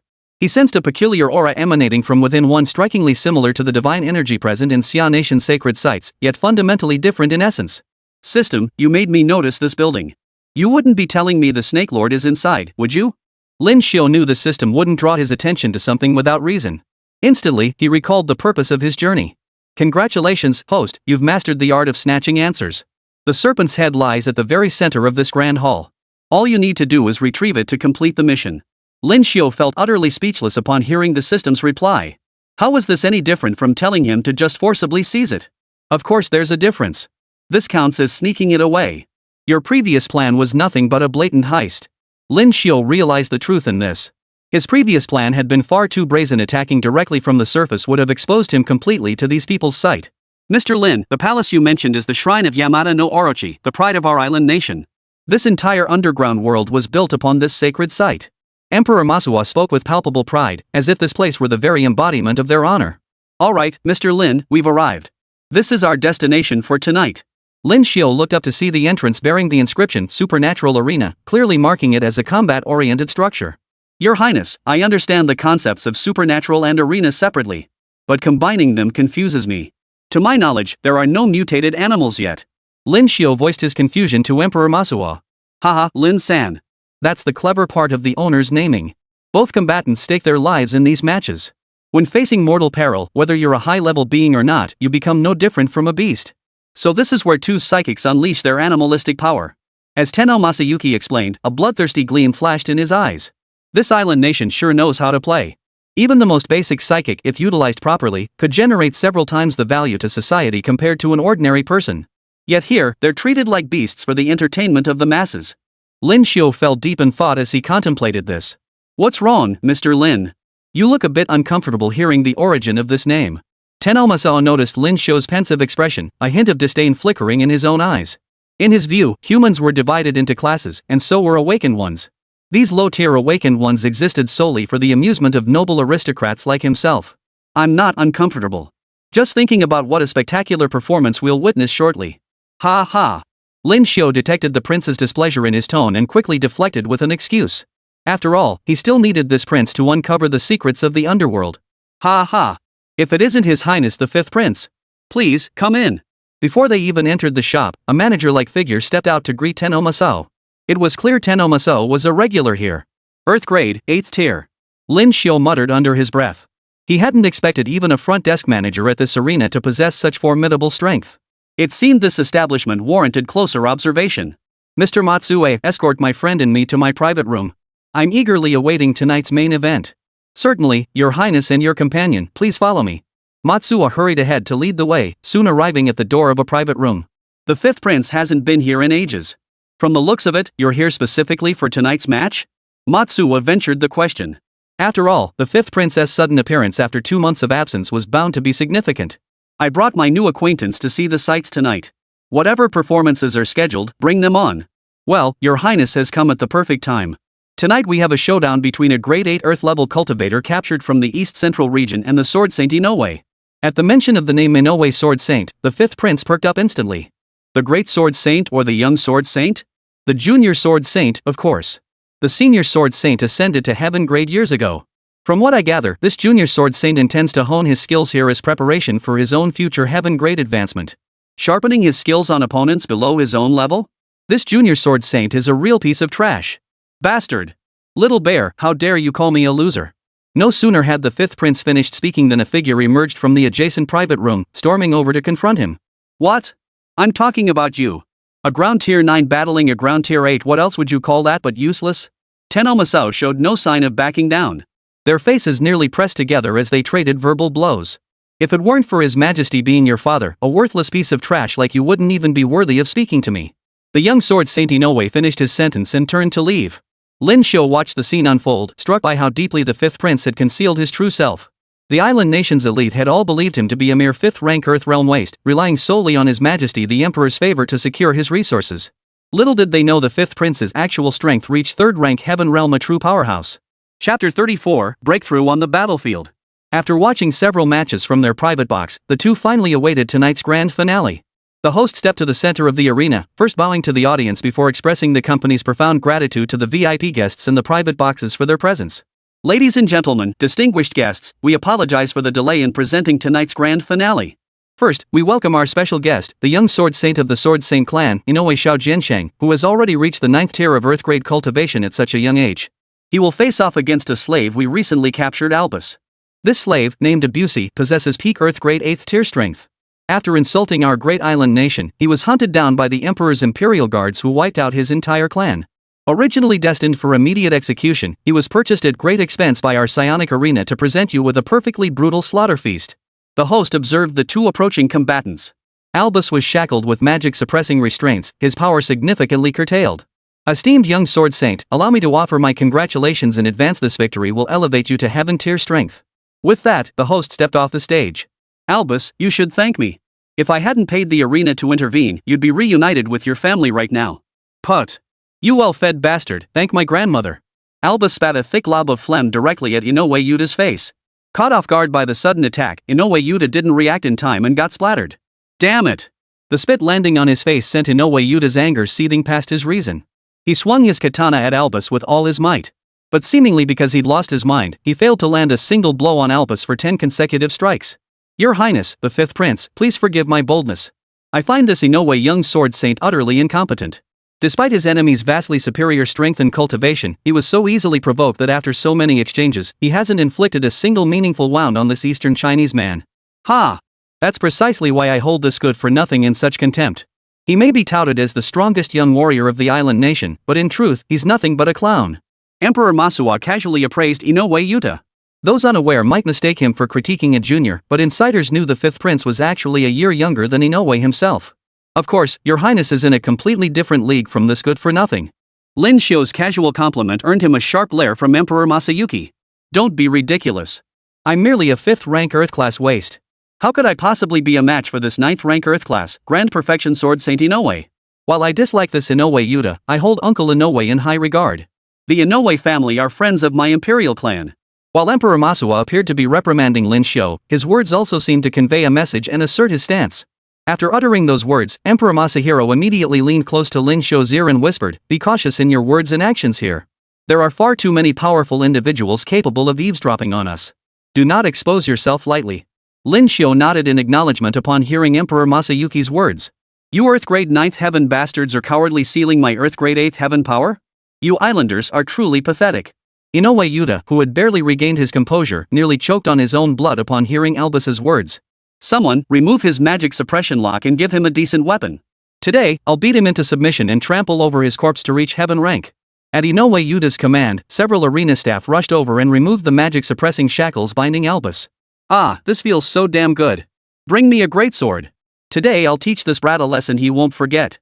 The moment the magic suppression lock was removed, Albus felt power surge through his entire body. The previously sealed energy clashed with the wounds on his body, inadvertently propelling him to Earth Grade, 9th tier. Witnessing Abe's breakthrough, the audience below the stage gasped in shock. He had actually broken through right in the middle of the fight. Holy, he actually broke through. Tenno Masao watched the breakthrough with a hint of surprise. After all, each step up in the Earth realm represented a qualitative leap in difficulty. That this Abisi could achieve it while carrying such severe injuries suggested he was a true prodigy. His Royal Highness seems quite impressed with this man. Why not intervene to save him? Surely the Colosseum would grant you that favor. Lin Xiu also wanted to probe whether the imperial family's influence extended behind the scenes of this arena. If I intervened, this arena would certainly grant me the favor. Unfortunately, Abisi must die. He has insulted my family. No matter how magnanimous I may be, I cannot allow him to leave this place alive. As for what I admire, it's not him, but genius. If he dies, he'll be nothing but a corpse, not a genius. And I won't feel the slightest regret. Hearing Emperor Masua's reply, Lin Xiu could only conclude that these islanders were truly cold-blooded. As the two conversed, Albus received the great sword prepared for him by the arena. Fine blade. He swung it a couple of times, feeling himself grow familiar with its weight. In that case, let's resume the match. This time, Inoue Yuta attacked steadily and cautiously. Having broken through his cultivation level and now wielding a weapon, Albus transformed from his initial timid defense into a ferocious offensive. Within mere exchanges, he forced Inoue Yuta back several meters. Gradually, the battle intensified.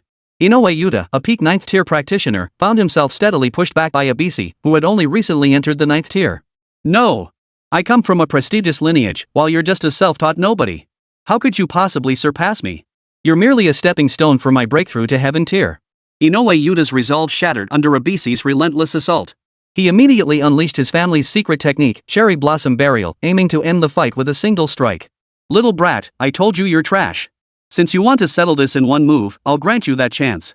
Who'd have thought I'd get to take an island nation's elite down with me before dying? Worth it, ha. Albus now began to adopt a poised stance, preparing to unleash his most powerful strike against this minor obstacle. He intended to show these people what true Eastern charm truly was. Amusing. This Inoue truly is a failure driven to this point by someone barely entering the 9th tier. Chapter 35, Opportunity. From his private room, Emperor Masuwa couldn't resist taunting the enraged Inoue Yuta. Mr. Lin, shall we make a wager? Tio Masao's playful spirit flared up, and he promptly decided to wager with Lin Xiu. What might His Royal Highness the Prince wish to wager?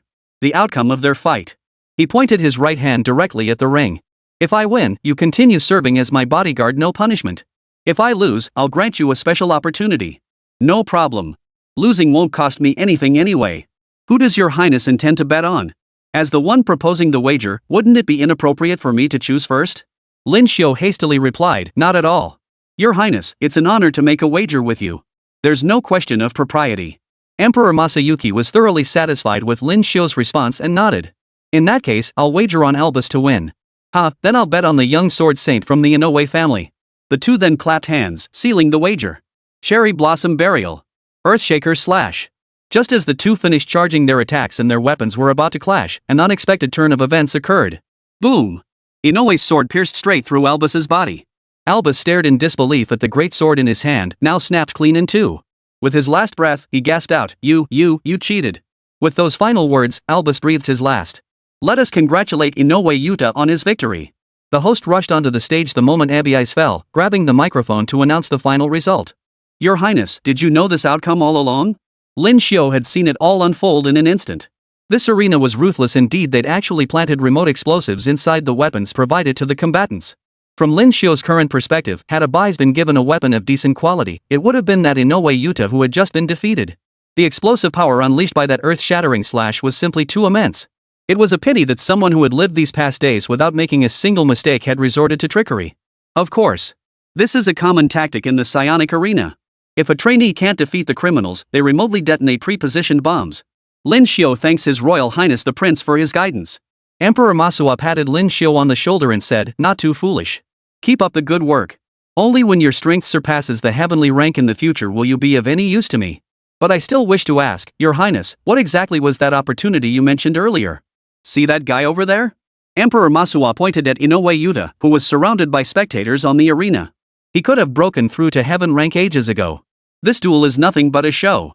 The Inoue family wants the world to know they have a worthy successor, a young heir who can reach heaven rank at such a tender age. Lin Xiu instantly understood this was a political spectacle orchestrated by the Inoue clan. The Inoue family's old sword saint was aging. He'd suffered injuries in his youth, and no one knew how much longer he'd live.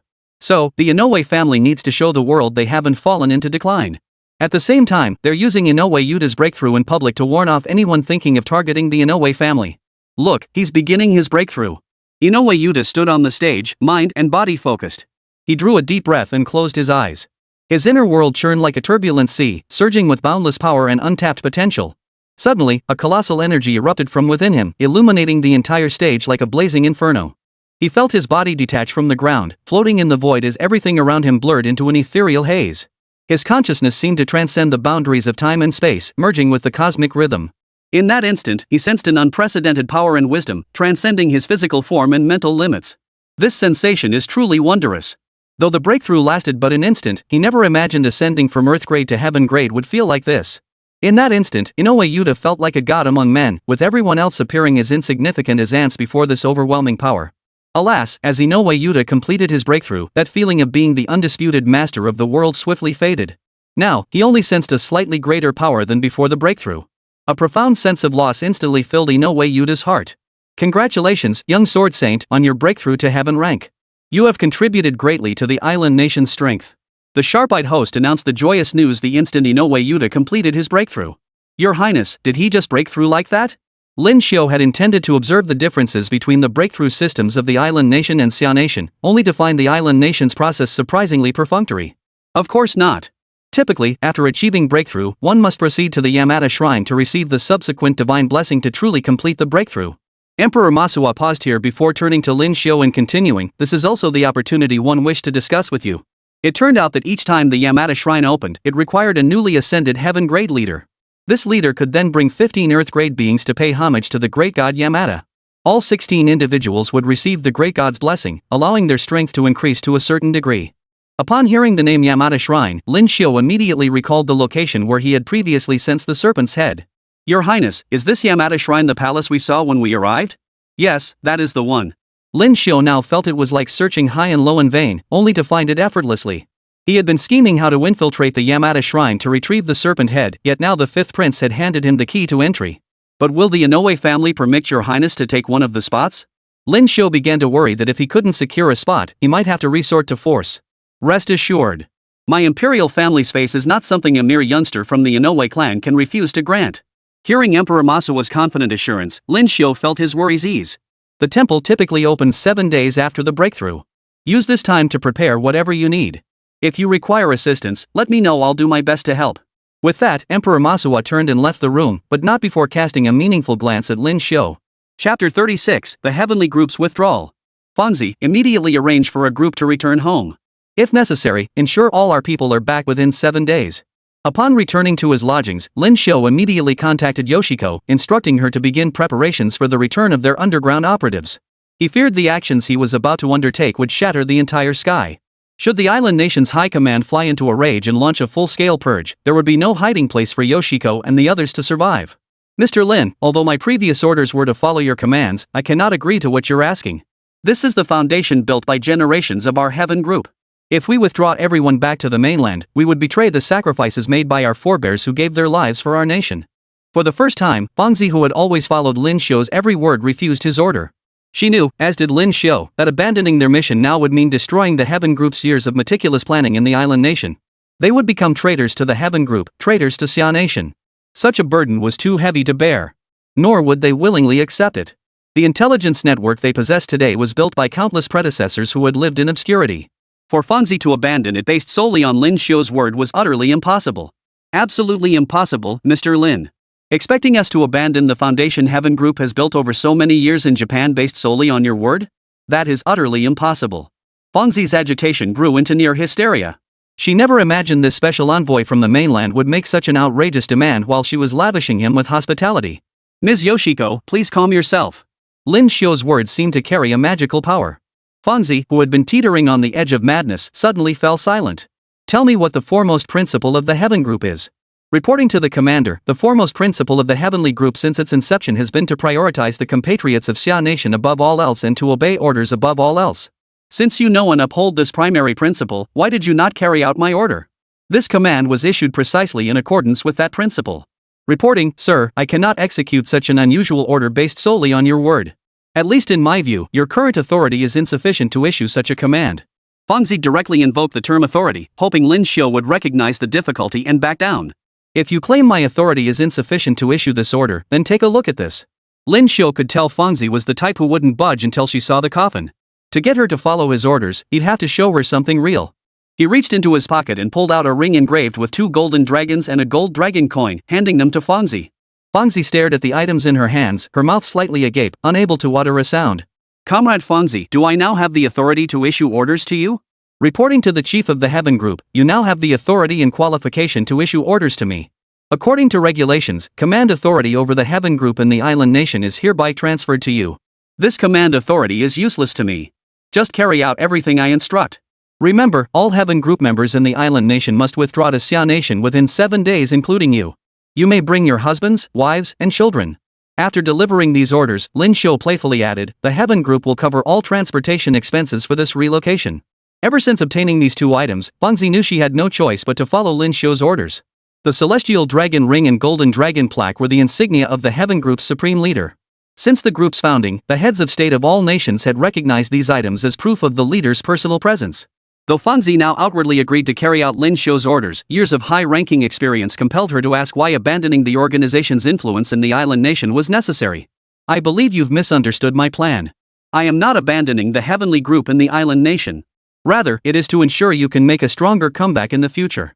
After all, the very first principle states that everything must prioritize our fellow citizens of Xia Nation. Though many of you were born and raised on the island nation, fully assimilated as its citizens, it remains undeniable that both you and your ancestors are pure-blooded Xia Nation people. No one can deny your Xia Nation heritage. Therefore, I must protect every one of you before the island nation undergoes great upheaval. You and your ancestors have shed far too much blood. I cannot allow you to risk further bloodshed. Remember, Xia Nation has risen today. You underground operatives will no longer need to sacrifice yourselves in obscurity. Lin Xiu explained his thoughts and plans to Fanzi, but unexpectedly, tears streamed down her face as she listened. Mr. Lin. Fanzi choked on her words, unable to form a complete sentence. Rest assured. You are all children of Xia. Those who came before me lack the means to help you, but I am different. Now that I am here, I will not let my brothers and sisters shed another drop of blood or tear. Go arrange the evacuation immediately. Remember, it must be completed within 7 days. Otherwise, major complications could arise. This time, Fanzi wisely withdrew from the room to handle the evacuation. The island nation's heavenly group numbered 1,937 members, and adding their families made it a considerable number. Completing the evacuation within 7 days was no small challenge. She deftly retrieved a specialized communicator and issued a designated message. All heavenly group members, upon receiving this message, immediately destroy all documents in your possession. Within 5 days, evacuate the island nation in orderly batches via sea and air routes, accompanied by your family members. Simultaneously, leveraging her position as the island nation's heavenly group leader, she elevated this message to red priority status. This ensured every heavenly group member on the island would receive her transmission. The Sky Team's communication system was highly specialized, operating on a single-line contact basis. Even if A was 2 or 3 ranks higher than B, A could not access B's information or contact B directly. Only B's immediate superior, C, could assign tasks to B. Across the entire island nation, only one person possessed the authority to issue commands to all Sky Team members simultaneously, Yoshiko, the head of the island nation's Sky Team. Under normal circumstances, Yoshiko could only see her direct subordinates, not others. Only by invoking her red message privilege could she send information to all heavenly group members. This ensured that even if one member was captured, they could not reveal information about others. Tonight is destined to be a restless night. Chapter 37, I want to sit on the Emperor's throne too. Your Highness, the 5th Prince, our surveillance indicates a large-scale departure of Xia Nation Heaven Group members from the island nation. Should we initiate their capture and interception? In a secret chamber, a sharp-looking Japanese man reported the Heaven Group's movements to Emperor Masuwa with measured composure. Had Yoshiko overheard this, she would have reacted dramatically. The fact that not a single piece of intelligence reported by this mustachioed man about the Heavenly Group was inaccurate would have stunned her, a woman who prided herself on concealing the Heavenly Group's activities within the island nation so thoroughly. Our friend seems overly cautious.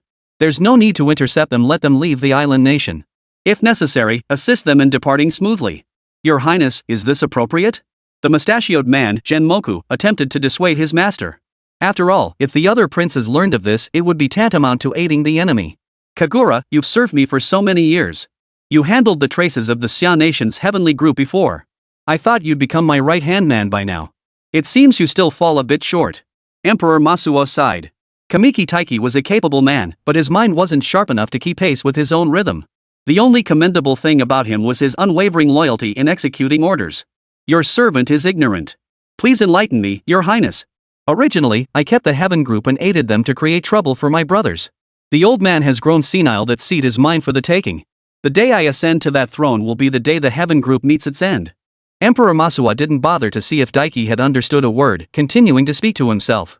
But then I encountered an intriguing man from Xia. Meeting him altered some of my strategies. I wish to cultivate a relationship with him. That old man has always relied on the eagle to maintain his power. I intend to try a different approach. After all, over the years, I've provided no small amount of assistance to their Heaven group on that island nation. Are you referring to Lin Xiu, sir? But he's only at the Earth grade cultivation level. Earth grade? This guy is no ordinary man. From our very first meeting, I had this feeling that if he ever attacked me, I might not last 3 moves. So, the rest of them can go to hell. How long has this miracle of Xia Kingdom been around? Already producing such a formidable talent. His future is limitless. Finally, Emperor Masuwa gave some instructions, telling Kengaku Taiju to handle matters properly. After all, while some of his brothers were stronger than him, their intelligence gathering was utter crap. The only thing he feared now was the old man suddenly showing up to mess things up. As Emperor Masayuki's confidant, Kagura Taiki was one of the few who knew his true strength. Hearing the emperor admit he wouldn't last 3 moves against Lin Xiu, Taiki instantly understood what needed to be done. After all, a master's intuition was always precise. Day 5. At the Shinto airport, Lin Xiu was seeing off Fangzi. Since she hadn't established a family in Japan, her evacuation was straightforward. Her position as team leader also meant she would be the last to leave the country. Mr. Lin, with my departure, all 1,937 operatives infiltrating the island nation will have left. You can proceed with confidence. It's just a pity to abandon such an extensive intelligence network. Rebuilding it later will likely be fraught with difficulties. Go with confidence. I won't let our comrades down. I believe they will return here in the near future, not as the shadow guardians of Xia Nation, but openly and proudly. Lin Xiu glanced at the clock in the lobby. Go now. Registration time is approaching. I won't see you off. Farewell, Mr. Lin. I await your triumphant return in Xia Nation. With that, the two parted ways, each heading toward their respective destinations. No sooner had Lin Xiu stepped out of the airport than he received a call from Emperor Masuwa, instructing him to come to the emperor's residence for a discussion. 1 hour later. Brother Masao, what could be so urgent that you summoned me so suddenly? Upon entering the room, Lin Xiu immediately sensed that only Emperor Masuwa and a hidden 7th-tier awakened individual were present. Mr. Lin, I summoned you to discuss whether we might explore a partnership. You've received my token of sincerity. What are your thoughts? Tengu Masayuki wore a broad smile. Brother Masayuki, you're joking. As a prince of noble birth, what possible grounds could a lowly bodyguard like me have for partnering with you? Besides, I haven't received any gifts these past few days. I knew you'd play dumb, Mr. Lin. The safe departure of the 1937 people and their families from the island nation, isn't that sincerity enough to sway you? At the mention of 1937, Lin Xiu's expression hardened. He instantly teleported before Emperor Masayuki, his right hand clamping down on the prince's throat and hoisting him off the ground. The sudden turn of events caught even the concealed Kengaku Taiju off guard. By the time he revealed himself, all he heard was Emperor Masahiro gasping out the words, "Withdraw." If you've always known about the heavenly group's existence, even knowing their numbers so precisely, why did you tolerate their development on the island nation? That doesn't align with your position as a prince of this land. Brother Lin, you can put me down first. I'll tell you everything about my plans and anything else you want to know. I'm having trouble breathing right now. Emperor Masayuki's throat was being squeezed painfully. With no other choice, he could only ask Lin Xiu to put him down first. All right. Since you knew all this yet dared to wait for me with only one person, it seems you truly mean business. Let's hear what your sincerity and purpose are. Lin Xiu released Emperor Masahiro after speaking. Finally released, Emperor Masahiro gasped for air, coughing repeatedly before catching his breath. Mr. Lin, from the moment you arrived in Japan and met Ms. Yoshiko, I knew you were no ordinary man. Later, you even used connections to become my bodyguard. You must have had a specific purpose. After you accompanied me back from the underground world, I noticed your keen interest in the Yamada Shrine. I surmise your objective lies within that shrine. While I have no interest in your specific goals, given we're both operating in the island nation, I believe we can certainly find common ground for cooperation. What if I refuse to cooperate? His past experiences had left Lin Xiu with no affection whatsoever for these islanders, let alone any desire to cooperate. But in this life, Lin Xiu stood in a different position. There were too many factors to consider.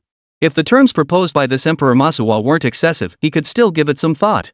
Rest assured, the terms I offer will satisfy you. Tenno Masao's face radiated confidence, leaving Lin Xiu momentarily unsure where this man's self-assurance stemmed from. First, tell me your objective. My goal is simple, help me ascend to the position of head of the family, the position of emperor. Chapter 38, The Serpent's Head Secured. Before the Yamada Shrine, several prominent families of Kamatsumi City had gathered. Thanks to their favorable relations with the Inoue family, they had all been granted an audience with the great Yamada Kami to assist their promising earth-rank descendants in undergoing the purification rite. Lin Xiu stood somewhat conspicuously among this group preparing to enter the shrine. Emperor Masuwa had indeed kept his word. He had secured Lin Xiu a spot through the Inoue family. A Chinaman? A short, mustachioed man approached Lin Xiu with a sneer. His cultivation was low, only at Earth Realm Tier 3, making him stand out starkly among this crowd whose average cultivation was Earth Realm Tier 5. So you're the Chinese bodyguard for His Royal Highness the 5th Prince? Looks like the 5th Prince really isn't favored using a Chinese like you for protection. The mustachioed man mercilessly insulted both Lin Xiu and Emperor Masuwa in one breath, as if he were some heir to a powerful family. Just as the little mustache was about to say more, Lin Xiu's figure suddenly shifted. The little mustache fell to the ground, his neck twisted 180 degrees. Bastard! You dare kill a member of the Matsumoto family in public? I'll make you pay with your life. The escorting retainers, witnessing their junior being slain before their eyes, flew into a rage. One immediately drew his katana, intent on killing Lin Xiu on the spot. Alas, someone acted faster. The instant he drew his blade, a kick sent him flying to the side, spitting blood. If you want to die, get back up. This brat insulted His Highness the 5th Prince. Let's see who dares to move. With that, the black-clad figure left the stunned members of the major clans staring at each other. They could tell this man possessed at least Earth Realm, 9th tier strength far beyond what they could match. One by one, they wisely stepped aside.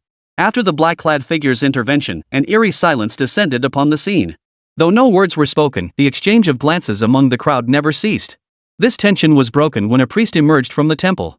Your Highness, please depart first. Once I emerge, I shall leave this place of my own accord. Ever since reaching an agreement with the 5th Prince and the others some time ago, Lin Xiu had harbored a peculiar notion: if he couldn't eliminate all your extremists, then he would install a puppet ruler to govern you. The choice for this puppet fell naturally and unquestionably upon Emperor Masahiro. After all, he had come to him so willingly. A ready-made candidate was too good an opportunity to pass up. Emperor Masuwa and his attendant knew what would happen next. Sensing the situation, they turned and left, heading back to the surface to handle the aftermath of their actions. Upon entering the temple, a chilling atmosphere enveloped them. Unlike the brightly lit, gilded splendor visible from outside, the interior was shrouded in a gloomy, grayish-white hue. 8 colossal pillars reaching to the heavens were coiled with countless small snakes, some carved, others seemingly real. Yet, like the sculpted serpents, they lay utterly still, motionless as if frozen in hibernation. At the temple's very center stood a colossal statue, coiled and sprawling. Visibly over 40 meters tall, it split into 8 serpentine heads branching out at roughly 20 meters. Lin Xiu, however, paid the statue little attention. His focus was drawn to the serpent's head placed directly beneath it, the ultimate objective of his mission. Young Master Inoue has received the blessing of the great Kami Yamada no Orochi. The rest of you need only stand by and absorb the surplus grace bestowed. How much you absorb depends entirely on your own destiny. The white-robed priest led the group slowly toward the statue. The others dared not utter a word. They had finally gained the chance to behold the legendary statue of the great Kami Yamada no Orochi. Each resolved to seize this opportunity, absorbing as much of the deity's energy as possible. The 14 Earth-rank cultivators silently competed within themselves. Those present naturally came from families with considerable influence. They understood that the total blessings bestowed by the great serpent Yamada no Orochi were finite. How much each could seize depended entirely on their own skill. Lin Xiu couldn't help but chuckle at the comical expressions on their faces. Go ahead and fight amongst yourselves, he thought. What I really want to say is that every single one of you here is trash. Once I get my hands on the serpent's head, I'll slaughter you all on my way out. Those granted this blessing opportunity weren't the true heirs of their clans. They were merely favored by the clan leaders, yet their cultivation talents were mediocre at best. Lin Xiu mused that leaving them all here would likely deal a blow to their respective clans. System, what do you think? With my current strength, after snatching the snake head back from here, my chances of breaking out of this place shouldn't be too bad, right? Lin Xiu remained confident, convinced his odds of success were high. Host, success rate for this mission, 100%. Seeing that probability, Lin Xiu felt confident. Just as the group reached the base of the statue, Lin Xiu suddenly made his move. With blinding speed, he snatched the serpent head and began charging toward the temple entrance. The incident unfolded too abruptly. Among the group, only Inoue Yuta and the white-robed priest reacted in time, rushing to block Lin Xiu's escape route. Damn it! Earlier, I gave you face to keep things low-key. Now that you've just advanced, you dare block my path? Do you really think you're invincible? Lin Xiu unleashed a punch. Inoue Yuta instinctively raised his sword to block the terrifyingly fast strike. Yet the fist showed no hesitation whatsoever upon encountering the weapon, it simply kept coming. Clang! A crisp sound rang out as Inoue Yuta's katana shattered into fragments. Lin Xiu's fist then slammed into his head, sending him flying backward, his entire skull crushed and deformed. Inoue Yuta was dead. The white-robed priest standing nearby had intended to intervene, but witnessing this scene filled him with terror. He was far stronger than Inoue Yuta, yet he knew he lacked the power to kill a heaven-tier expert after shattering a weapon with a single punch. As for the Earth-tier second-generation cultivators who had hoped to profit from the situation, they scattered in panic without a moment's hesitation. Just as Lin Xiu prepared to pursue them, the system interface suddenly appeared before his eyes. However, the screen was entirely red, filled with warning messages. Warning, warning. System miscalculation detected. Host is now at risk of death. Mission success rate rapidly declining. Lin Xiu watched as the 100% success rate began plummeting at a rate of 1% per second. Without a moment's hesitation, he abandoned the pursuit and charged straight toward the temple gates. Chapter 39, On My Oji? Watch My Tai Chi. The system warning came out of nowhere, leaving Lin Xiu reeling from one blow to the next. He had been poised to reap the rewards, intending to eliminate every last one of these extremists without mercy. Suddenly, the alarm blared. Glancing toward the temple gates, he saw 4 figures had appeared, clad in black and wielding distinctive katana swords. If one were to ask what was most striking about this island nation, it was their katana swords and the so-called samurai spirit. To Lin Xiu, these were nothing but outdated relics. The swords weren't particularly sharp, and the warrior spirit was utter nonsense. Yet through relentless promotion, they had managed to capture the world's attention. Many Westerners genuinely yearned for this samurai way. For a time, they became the face of the East. Coupled with the historical reality of their relative strength and weakness back then, the true foundation of Eastern cultural heritage proved weaker than their own, a fact that deeply annoyed Lin Xiu. You useless sword-wielding fools dare to block my path? With that, Lin Xiu unleashed a punch equally brimming with force. The piercing sound of the fist tearing through the air sent a deafening roar through the surroundings, scattering dust and debris. The sheer force of that punch could easily have killed a heaven-grade expert. Yet, the 4 simultaneously swung their blades in unison, moving like puppets, their blades striking simultaneously, all landing before him. Killing a heaven-tier expert with a single punch was no challenge for Lin Xiu, but these 4 were all heaven-tier. Through some unknown training, each possessed near-perfect, 100% synchronized coordination. They blocked the thunderous iron fist with the combined strength of 4, dissipating its explosive force through their synchronized effort. The 4 retreated in unison. Their faces were concealed by black hoods, but their condition didn't look promising. Lin Xiu was genuinely startled.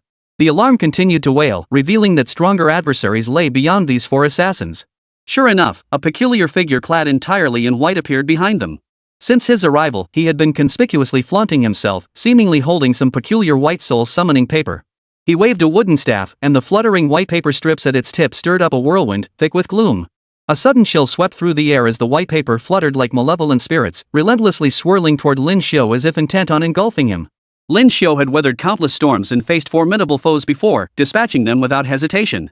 This adversary's tactics were indeed treacherous. But he was faster. His figure flickered, and he landed beside the strange creature, delivering a flying kick.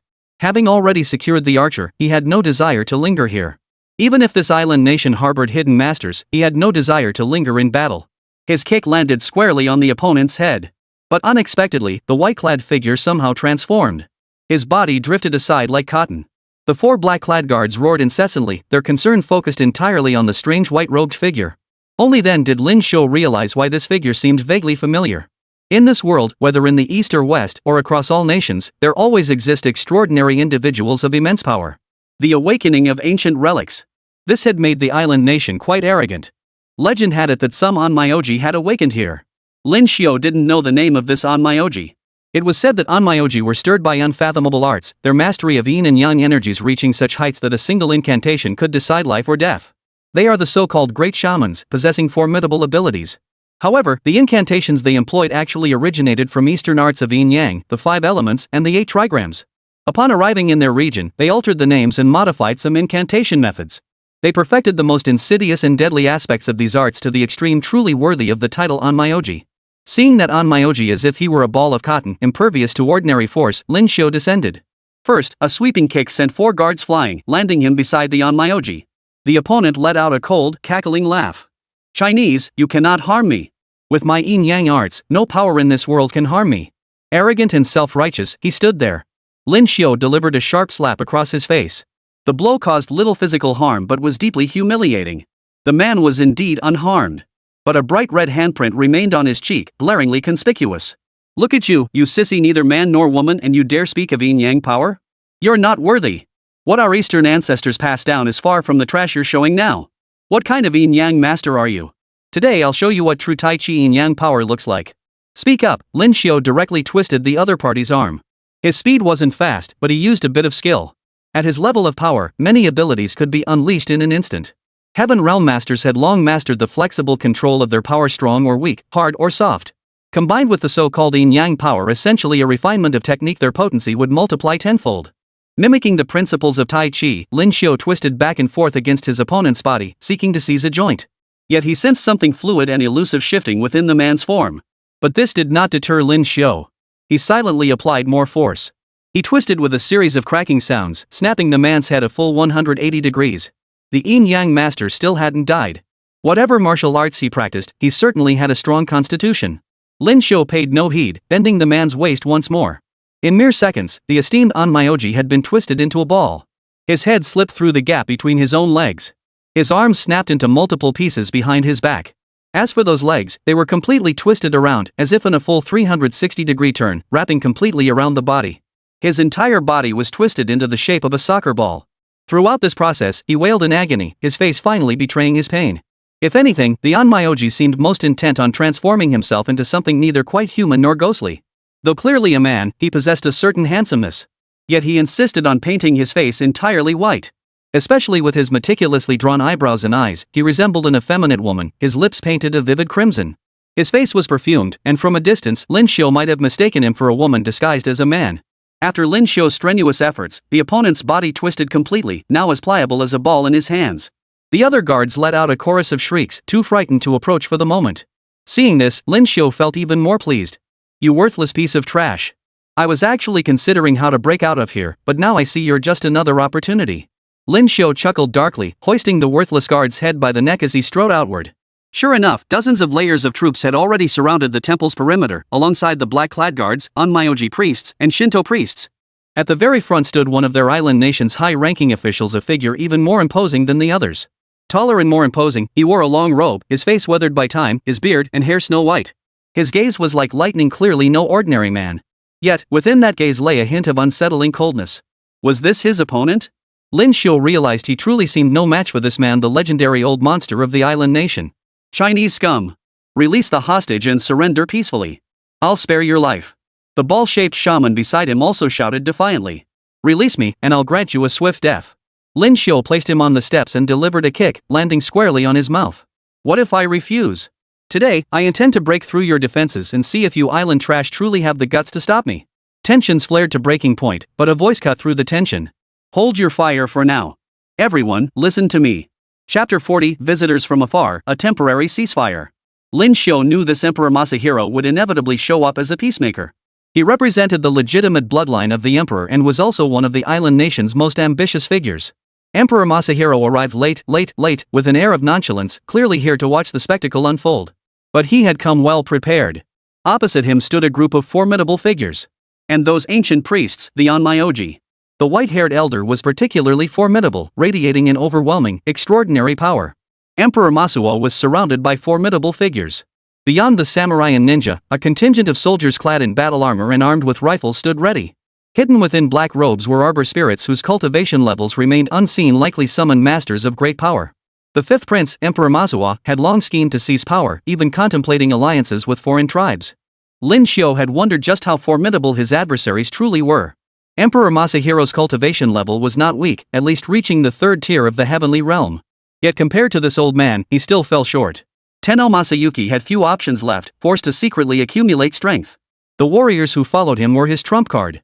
Their towering stature stood in stark contrast to the islanders, who were naturally called shorties. Strangely enough, even after arriving in this world and awakening to the ruins, gaining divine powers ahead of schedule, their race still predominantly consisted of short individuals. Beyond their shorter stature, bow-leggedness was alarmingly common. Each one looked like a second-class cripple, though some of the women were still quite attractive. The men, however, resembled nothing more than uncivilized monkeys. Lin Xiao held little interest in them. The white-haired elder, witnessing the arrival of the fifth prince, the mastermind behind all this, felt a surge of anger. The man spoke slowly. Your Highness, Prince Wu, today's events were caused by your own men. Do you still intend to shield them? Or perhaps these actions were ordered by your Highness himself? If that is the case, we demand an explanation from your Highness. The white-haired elder spoke with a cold snort. In this island nation, there was a strict hierarchy. The emperor held the most exalted status, and the fifth prince naturally stood at the pinnacle of the island nation's nobility. Yet the white-haired elder showed him no courtesy, only cold, cutting remarks. Emperor Masahiro seemed to understand, having grown accustomed to it. He chuckled. Master, I merely sought to promote one of my subordinates to bolster the nation's military strength. I never anticipated this turmoil. I have now thoroughly investigated the matter. The other party is from Xia. Given the circumstances, it is only right that I hand him over to you. But his status is unique. I have obtained His Majesty's approval to handle this matter myself. The fifth prince spoke slowly and deliberately. He invoked his father, the emperor, the highest authority in the island nation. The old man immediately spoke up, his voice booming like thunder, causing the surrounding glass to rattle. So you deliberately brought a Chinese man here to slaughter so many Yamato nobles? Does the fifth prince harbor treasonous intentions? The old man spoke indignantly, revealing Emperor Taisho's true intentions. How could he not know? The other party clearly intended to seize the moment and secure greater advantages. For years, he had suppressed the other faction, keeping the emperor's lineage precariously balanced. Were it not for the other side's claim to the legitimate title, he would still need them to stabilize the situation. What difference would it make to kill him, compared to crushing an ant? Emperor Masahiro merely smiled, as if he had long anticipated the old man's temper. Master, I acted solely for the sake of the Yamato people. I never anticipated this chaos unfolding. I will give you a satisfactory resolution to today's matter. Lin Xiu couldn't help but admire the fifth prince, truly a master of performance. In contrast, the man beneath his feet was utterly pathetic. Normally, with his yin-yang powers, this shaman would be as elusive as a feather in the wind. Now, beneath his feet, he was like a soccer ball. A mere touch sent waves of pain coursing through him, leaving him drenched in cold sweat. Before long, the stench of urine began to waft from him. This onmyoji was truly useless, whether from fear or sheer agony, he couldn't tell. Prince Tumo, the fifth imperial prince, had already approached the white-haired elder and spoke softly. Master, I know many things went wrong today, but your grandson is also in their grasp. I hold Master Saimai in the highest regard. It would be disastrous if anything were to happen to him. Our top priority now is to protect Master Saimai at all costs. Upon hearing these words, the white-haired master said nothing more. This grandson truly represented the most vital link in his bloodline's continuity. At the age of 100, he had finally found such an outstanding successor. With continued cultivation, one day he would surely inherit the mantle. As for the imperial bloodline, he cared little for it. Whether it was good or bad made no difference to him. Why don't we just hand over the item and get our man back? Emperor Masahiro seized the opportunity, though not to resolve the conflict. Your Majesty, what are you saying? This is our own property, why should we give it to those Chinese? Exactly. We fought tooth and nail for this. What right do those chinks have to take it? Before the master could respond, the crowd around him erupted. These were treasures they had seized by force, yet here they were spouting such nonsense. But the white-haired master didn't know how to respond. If a fight broke out, how could he protect his grandson? This was precisely the effect the fifth prince sought.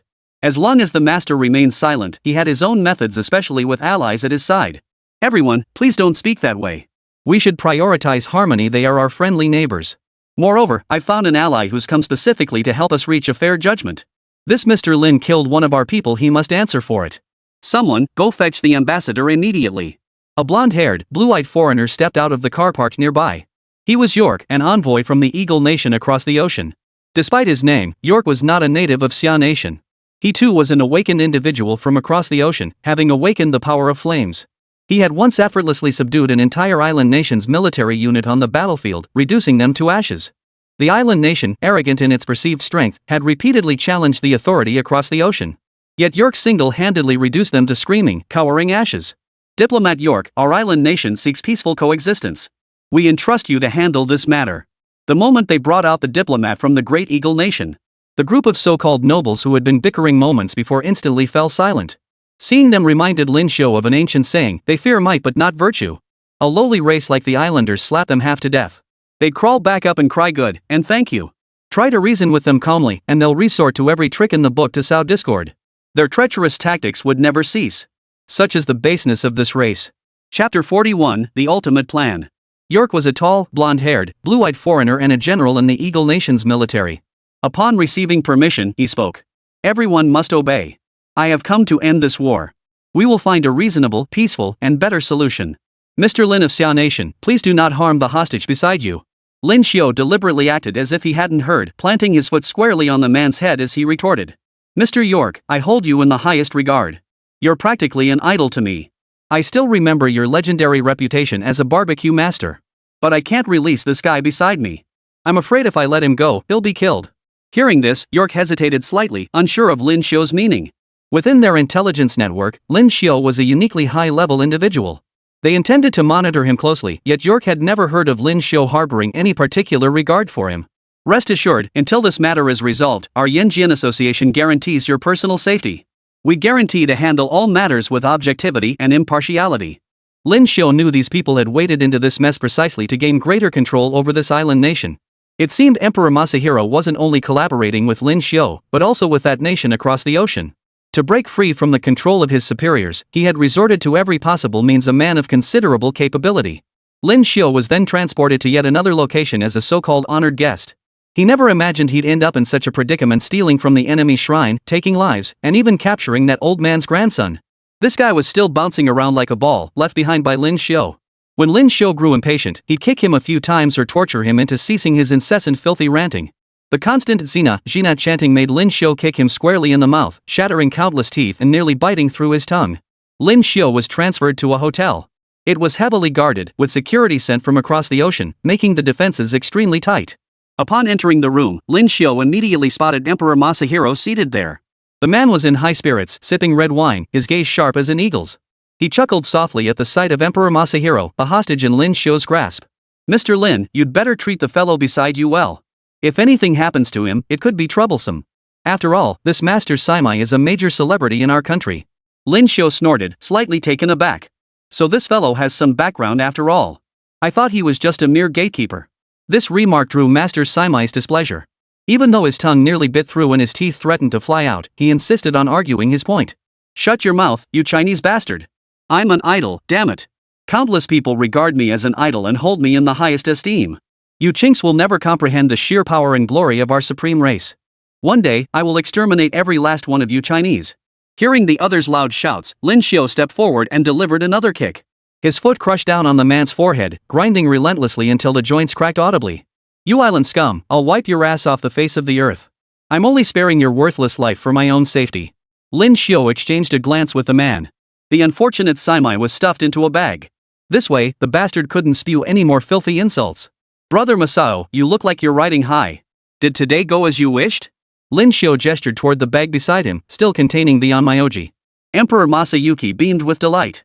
An unmistakable smile spread across Emperor Masawa's face as he gestured for Lin Xiu to sit down and personally poured him a glass of red wine. Mr. Lin, your friends have all returned to your country of Xia. They have people to assist them. They should be able to live quite well. I'm very pleased with today's outcome.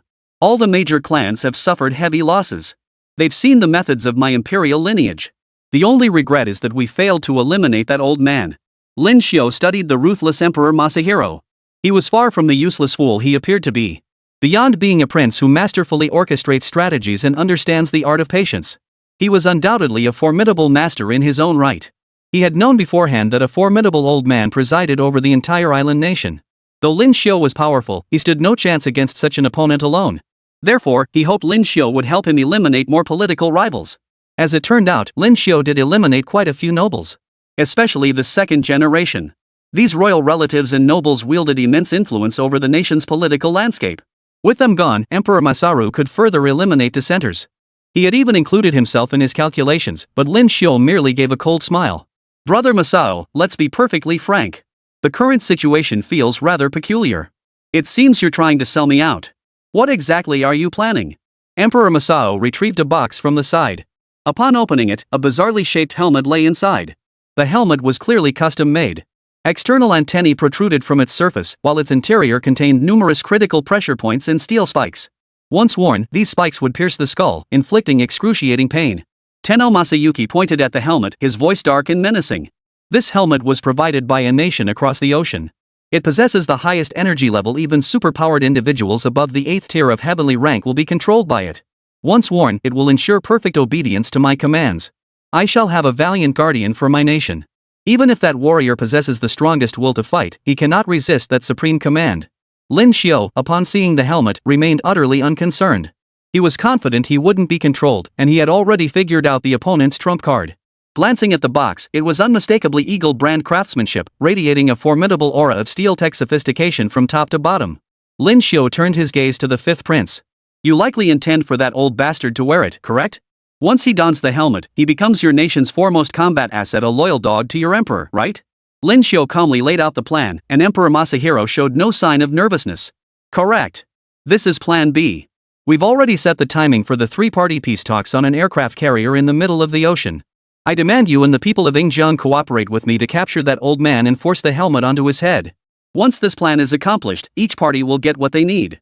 This is what you owe me, and it is the ultimate condition for our cooperation. From that moment on, we would all get everything we wanted. Chapter 42, The Killing Intent Above the Aircraft Carrier. General York stood solemnly on the aircraft carrier's deck. This was the most formidable supercarrier of the Eagle Nation, once dominating the world's pinnacle. Before him stood a sleazy middle-aged man, the true emperor of the island nation. Compared to his son, Emperor Masahiro, the current emperor appeared even more listless and shabby. He was cautious and careful in the presence of General York. He kept rubbing his hands and hunching his back, lacking any trace of a once mighty ruler's bearing. All this is your son's doing. You should understand why I summoned you here today. York said coldly. The emperor understood perfectly well, cautiously asking.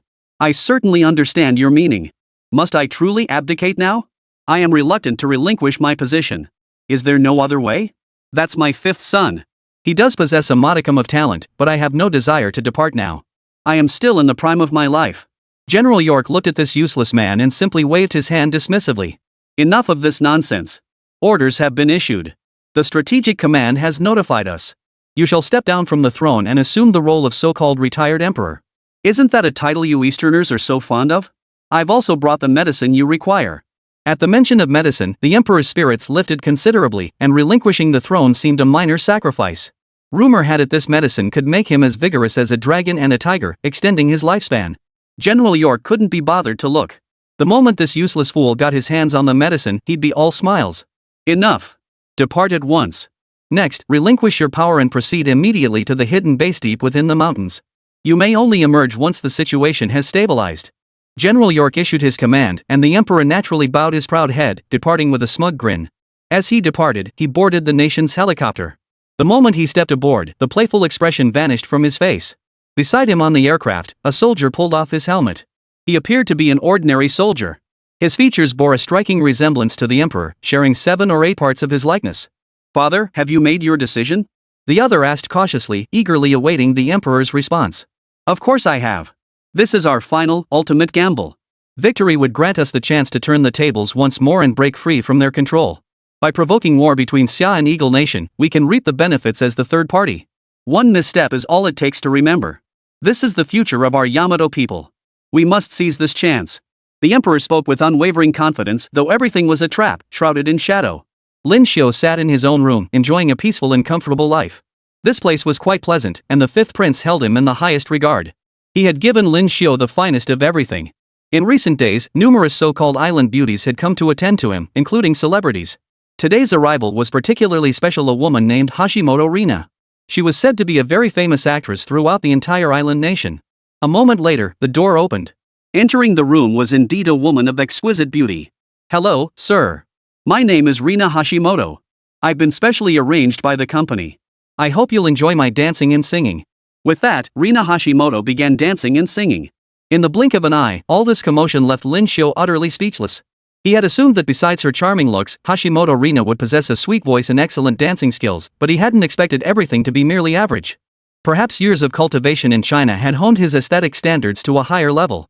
And while Hashimoto Rina was petite and lovely with a beautiful face, she simply couldn't compare to the women of his homeland. Hashimoto Rina approached him proactively. Though her figure wasn't particularly impressive, she was making a concerted effort to please Lin Xiu. Just then, a series of whimpering sounds came from nearby. Lin Xiu glanced at the pocket beside him and kicked it with his foot. Inside was the so-called Master Saimai, a complete waste of space whom Lin Xiu deeply despised. The thing couldn't make much noise anyway, and after Lin Xiu kicked it, Master Saimai fell silent. Mr. Lin, is there something inside? Worried he might scare the other person, Lin Xiu waved his hand dismissively. Just then, Hashimoto Rina grabbed Lin Xiu's hand and placed it over her chest. Are all women from your island nation this forward? Just as Lin Xiu spoke and was about to exert force, he sensed something odd about the other person. Where his palm touched, it felt like a piece of paper. Silently, he pulled it out and examined it carefully. Mr. Lin Xiu, I see you're already warmed up. Why don't we hurry to the bath? Before Lin Xiu could react, Miss Hashimoto Rina took his hand and led him into the bathroom, efficiently running the water and preparing everything in one fluid motion. Before Lin Xiu could utter a word, Hashimoto Rina helped him slip off his jacket. Then the two of them truly sat there together. Truth be told, this was the ultimate luxury. Rumors had always swirled about their island nation having all sorts of perverted practices, and bathing together was something the masses had supposedly enjoyed. Just as Lin Xiu was drifting into a state of bliss, she spoke. Mr. Lin, I've been assigned to assist you. From now on, just follow my instructions. My awakened special ability allows me to communicate with others using extremely unique sound waves. No device can intercept this communication. Xia Nation has already dispatched envoys, but we've detected frequent troop movements lately both from the island nation and the British Empire. 3 carriers from Eagle Nation have approached our territory. Previously, they gained no advantage on the battlefield or in diplomacy. Your peace talks will likely be held aboard one of those carriers, as Mr. Lin has eliminated too many key figures from the island nation. Additionally, the man you have abducted is being treated as a high-priority matter domestically, and a military unit has been dispatched. If necessary, we will employ forceful measures to ensure your safe return. Lin Xiu felt a pang of emotion. To risk military conflict over one man, any nation would hesitate. Yet his own country showed no hesitation in risking war to rescue him. Thank you, but I'm not particularly nervous about this. This time, I'm working with the 5th prince. If it succeeds, he could seize power and become emperor. But honestly, I have no confidence in him. I don't know what other cards this guy has up his sleeve, but others certainly aren't lacking. Upon hearing Lin Xiu's words, the other party revealed a startling truth. We've uncovered another matter. The emperor plans to provoke war between Xia and Eagle Nation. Their method involves striking suddenly during peace talks to eliminate key figures from all factions. Once casualties occur, the flames of war will ignite instantly, bringing devastation upon all living things. Chapter 43, Countering the Plot. Lin Xiu was slightly taken aback. He hadn't expected this tradition of the little Japanese defying their superiors to persist even now. In his memory, even in his own world, there had been instances where people from small island nations attempted to stir up trouble and profit from chaos. But those attempts had been thwarted back then. In this world, they remained as stubborn as ever. General York was the one sent to handle the current situation. It was said he had always been particularly strict with the islanders. Evidently, they themselves were deeply wary, fearing that the people of the lower realm might also cause trouble. After much deliberation, Lin Xiu resolved to intervene and protect those key figures. If humanity continued to consume itself from within, destruction was inevitable. Just as he was about to speak, he felt those soft little hands gliding over his body. The sensation was utterly exquisite, and Hashimoto Rina pressed her entire body against his. Such blissful sensations could never be captured in a single word or two. Wonderful, truly wonderful. I'll handle matters later as needed. By the way, can I use the internet to communicate with the outside world? After hearing this, Hashimoto Rina thought for a moment and handed Lin Xiu a phone.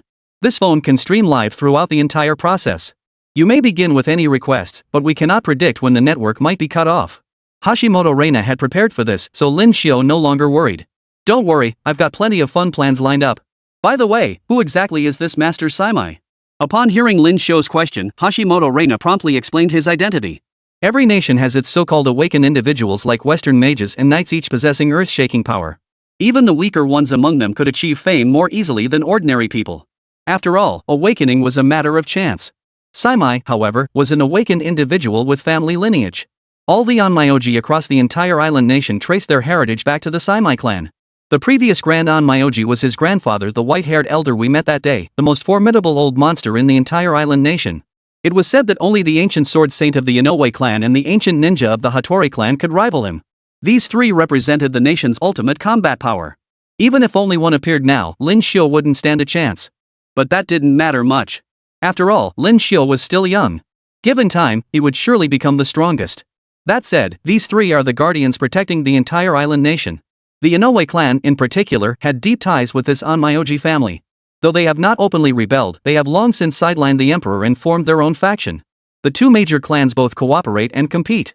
The 3rd faction, the ninja system, largely pledged allegiance to major powers.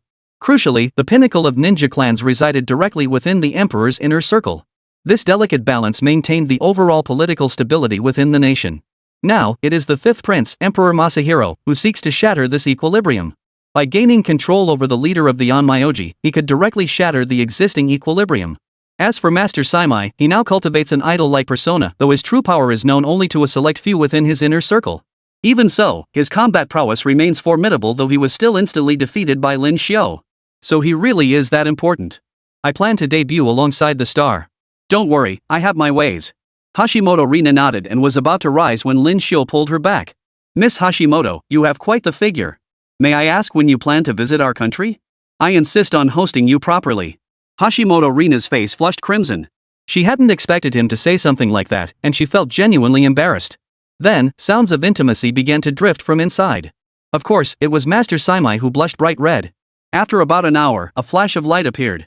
Master Simai, now transformed into a ball-like form, was abruptly pulled out by Lin Xiu. The next moment brought excruciating pain as his bones were dislocated and joints shattered. Every bone in Simai's body had been twisted and broken, leaving him utterly contorted.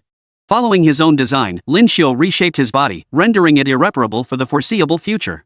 At the very least, he could have made him look like an ordinary person. Unfortunately, too many bones were broken, leaving him a pile of mush, sweating profusely from the agony. Lin Xiu placed Master Simai on the nearby sofa. Lin Xiu poured him a glass of fine wine with apparent kindness. Seeing the man unable to drink, Lin Xiu pried open his mouth and forced it down.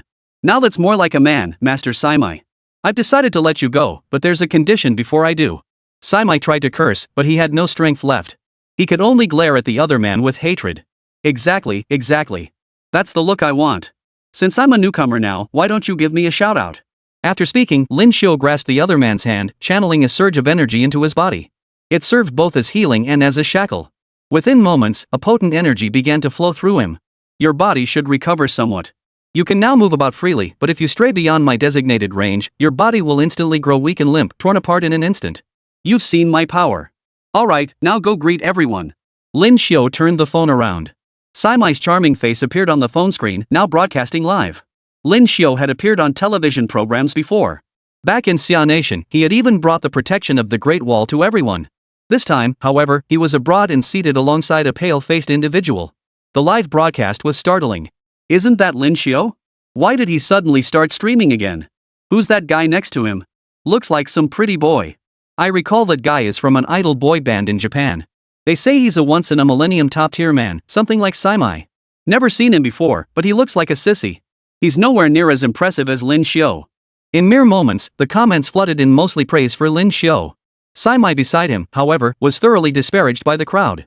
Despite his labored movements, Simai maintained his idol persona, greeting everyone. Hello everyone, I'm Simai, an idol from the island nation. Those few simple words drained him completely. He gasped for breath, drenched in cold sweat. Seeing this, the crowd below murmured even more. No way, he's done after just a few words? Looks like he's picked up some bad habits. Probably just worn out from all that smoking and drinking. Or maybe it's all those female fans he meets daily. He never looked like a decent person to begin with. Or maybe it's all those male fans he's been seeing, turning him into this mess. Their island nation idols are really second-rate. As the barrage of comments poured in, Simai, who understood the Xia language, flushed crimson with rage the moment he comprehended the insults. Chapter 44, Timed Mission. A single livestream stirred up a storm, instantly rousing those of Simai's lineage. Simai had been kept within the shrine from the start, nurtured with care. His grandfather, the previous Grand Onmyoji, had showered him with affection. This grandson worked diligently, reaching an extraordinary realm at a young age. A heaven-tier practitioner at 25 was a rare, true prodigy. With further guidance, he could achieve monumental accomplishments. Alas, the boy insisted on becoming an idol and appearing before the masses. Though these awakened individuals wished to remain hidden, they could not resist the young master's resolute nature and had no choice but to agree. But becoming an idol isn't exactly a blessing. When he gets arrested, he'll be paraded before everyone. Beside him stands the very villain who captured him. Why would young Master Simai endorse him on a live stream? It's utterly absurd and despicable. Young Master Simai must have been captured and restrained. He has no choice. Don't let the master find out, it'll cause trouble. While they were worrying, on the other side, the fifth prince, Emperor Masahiro, was already grinning from ear to ear. He even entered Lin Xiu's livestream and fired off several massive rockets as encouragement. These massive rockets sparked speculation among viewers. Though Lin Xiu was idolized, it was rare for such a big spender to suddenly appear. Who knew there'd be shills here? Dropping so many so-called big rockets right off the bat. Looks like Lin Xiu's doing pretty well for himself. Who knows? Maybe he really has that kind of clout. This tiny livestream is surprisingly lively, with hundreds of thousands of viewers. It's already hit 1 million viewers, and apparently it's being streamed simultaneously overseas. This time is truly different. The farce hosted by Lin Xiu concluded by evening, ending at his own initiative. After all, he planned to prepare thoroughly for tomorrow. Sure enough, someone came looking for him the next day. This time it was the man Huang Zhengming had sent. The first matter was inquiring whether Lin Xiu still intended to stream. Of course Lin Xiu intended to stream. He planned a full-length broadcast, though he couldn't capture the vicious faces of all these Japanese people who should be ashamed of their countrymen. Throughout this process, the supervision involved a certain degree of manipulation. This time, Lin Xiu got straight into the car and deliberately sat next to Saimai. He even reached out and grabbed the other man by the neck, feigning intimacy. Saimai looked as if he'd swallowed a fly. After that night, his body had recovered somewhat, and he had regained a little strength. However, he couldn't use any yin-yang magic at all. The residual power of Lin Xiu within him acted like a ticking time bomb. For now, he could only play along as the Twisted Duo's livestream exploded in popularity once more. The car moved slowly, eventually approaching the port area. What's going on? Why are they at the port? And there's a huge warship here too. Not just a warship, there are troops nearby. Word is this island nation has its own guard force. They look well disciplined and fairly competent now. I see helicopters. What are all these military helicopters for? Soon, the helicopters began taking off one after another, forming quite an imposing display. They monitored from the air, while on the other side, Lin Xiu and Saimai had boarded a warship. This warship was headed to rendezvous with the carrier strike group. They sailed ceaselessly across the sea, the surrounding waves breaking dramatically as they advanced relentlessly. At that moment, Lin Xiu's gaze held a hint of mysterious focus, yet also a touch of calm acceptance. Glancing at the shooter in his pocket, a faint smile touched his lips. Once this device crossed the border, great things would surely follow. You just want to take this thing back with you. Once you're gone, don't ever come back to this country. Otherwise, I'll kill you. Saimai growled beside him, his voice low yet laced with fierce warning. What's wrong, dear? Can't you show me even a shred of patience? We could debut as a duo. We could call ourselves the Emperor and Eunuch Duo. I'd be the Emperor, and you'd be the Eunuch. Wouldn't that be perfect? Saimai didn't know what a eunuch was. Knowing the other's words held no good intentions, he snorted coldly and said no more. He was well aware that this ship was filled with men sent by the old man. Unfortunately for them, taking action wasn't easy. Lin Xiu was right beside him, within just a few meters. Even if the two moved farther apart, the maximum distance between them would only be 3 or 4 meters. Even a peerless master like his grandfather couldn't close that gap in a single bound from 100 meters away. Lin Xiu's cultivation level was no slouch either. A heaven-tier powerhouse could handle him with ease. If such a situation truly arose, and he ended up killing himself, it would be nothing but a wasted sacrifice. That was why Saimai could never bring himself to act. The waves rolled on, vast and endless. Lin Xiu gazed into the distance, toward his home. Ding, timed mission activated. In the last century, Xia Nation fought a naval battle against the island nation. Following that conflict, Xia suffered a crushing defeat and fell under the island nation's oppression. A heroic fleet, fighting to the bitter end, was reduced to ashes, perishing gloriously for their country, their remains lost to the depths of the sea. Now we issue this call: recover the sunken warships and proclaim the undying spirit of our nation's military. Mission hint: near the waters where the decisive battle once took place, a massive whirlpool will appear. When moonlight illuminates it, that is the moment the heroic spirits sacrifice themselves. Time limit: 72 hours. Lin Xiu's eyes widened at the timed mission. This was his first encounter with a 72-hour time limit, likely starting from the moment he reached the vicinity. Lin Xiu hadn't researched the timeline of naval battles in this world. Much of its history had been lost. He surmised the location couldn't be too far from here. His immediate priority was to investigate which area would possess a massive whirlpool at night, illuminated by moonlight. With that thought, he looked at the screen and asked directly, "Dear fellow viewers, I'd like to know if any of you have been to these nearby waters. Given the size of the country and beyond, surely many people have traveled here. This is my first time on the open sea, and I'm unfamiliar with all this. I'd like to ask if any of you have ever seen a large whirlpool at night? Also, are there any supernatural tales associated with these whirlpools?"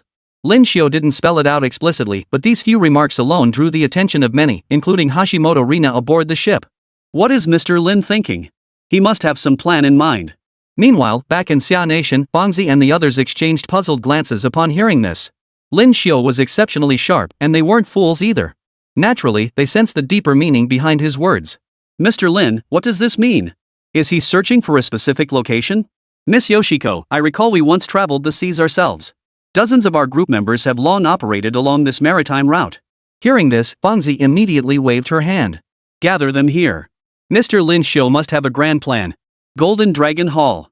Old Master Huang immediately sensed something amiss. A man as clever as Lin Xiu surely had a plan. With a sweeping gesture of his hand, Everyone, report the maritime situation along the coastal areas immediately.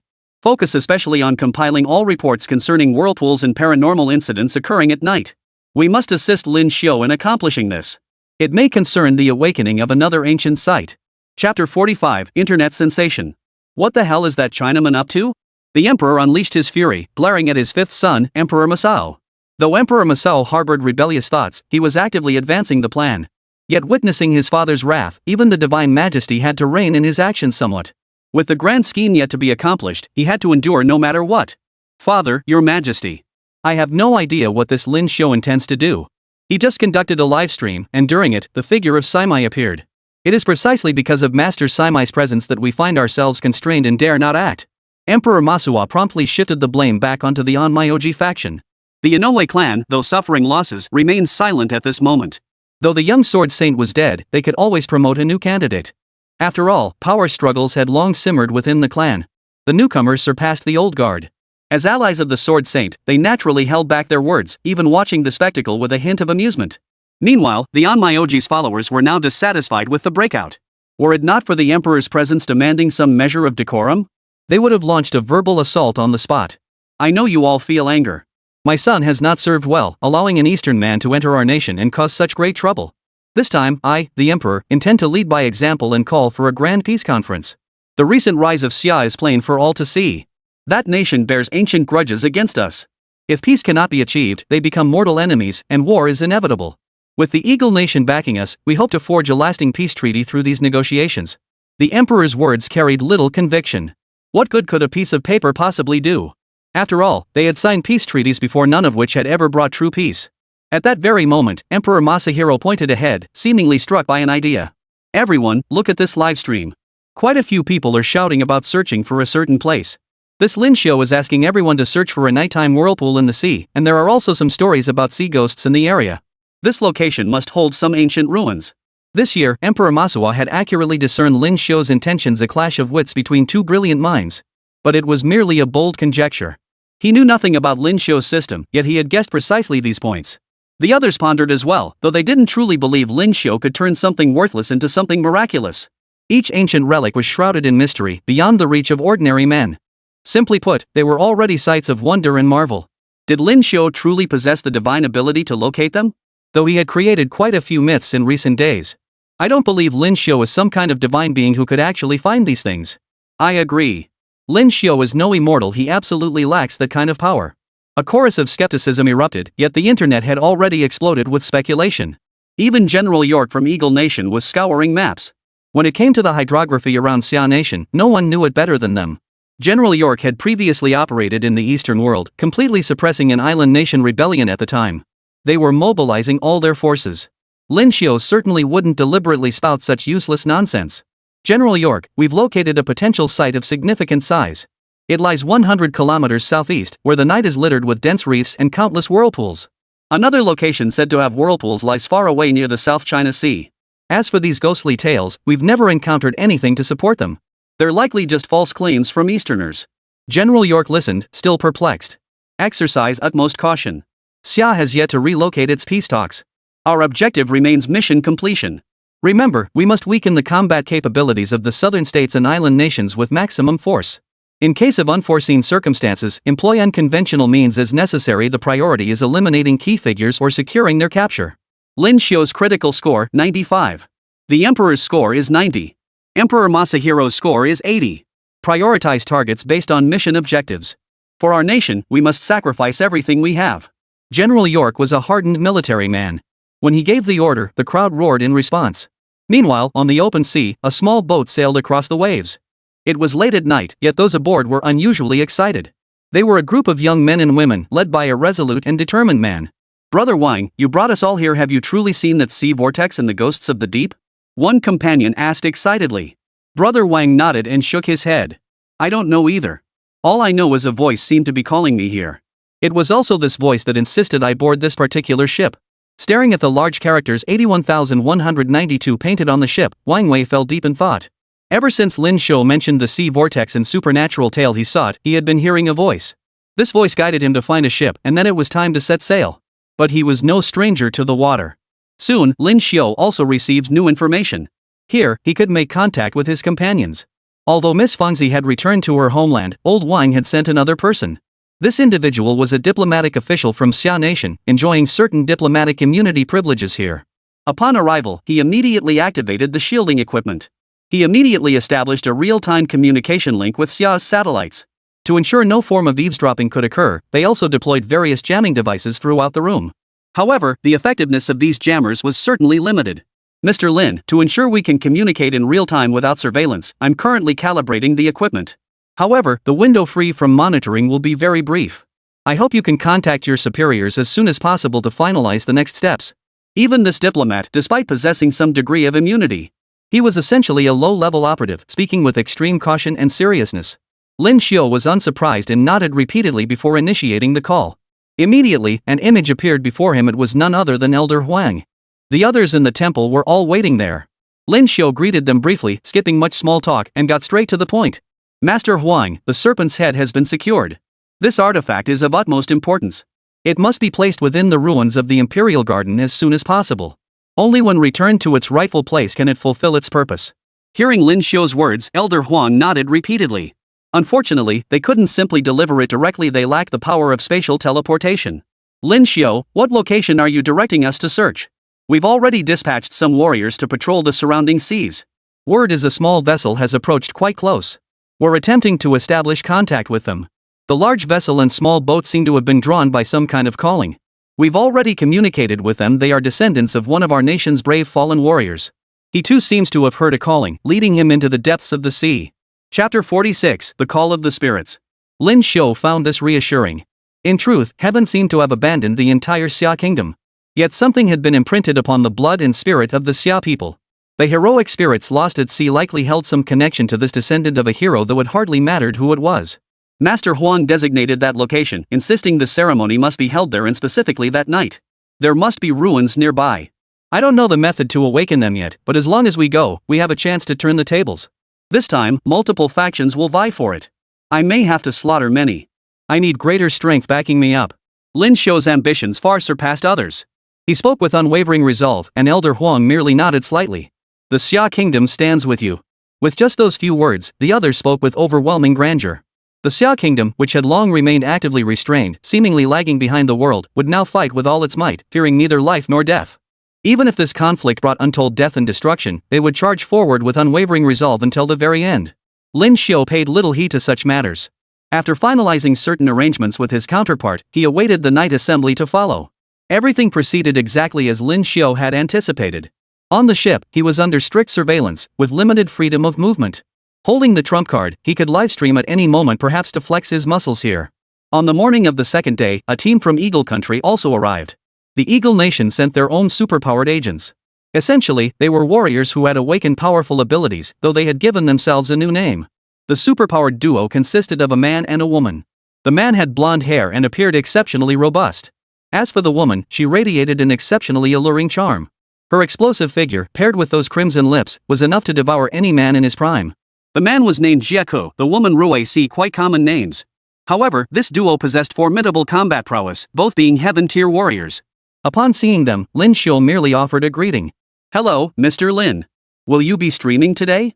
If you wish to stream, we'd be honored to provide commentary for you on site. Rosie greeted him warmly, her face radiating gentle charm.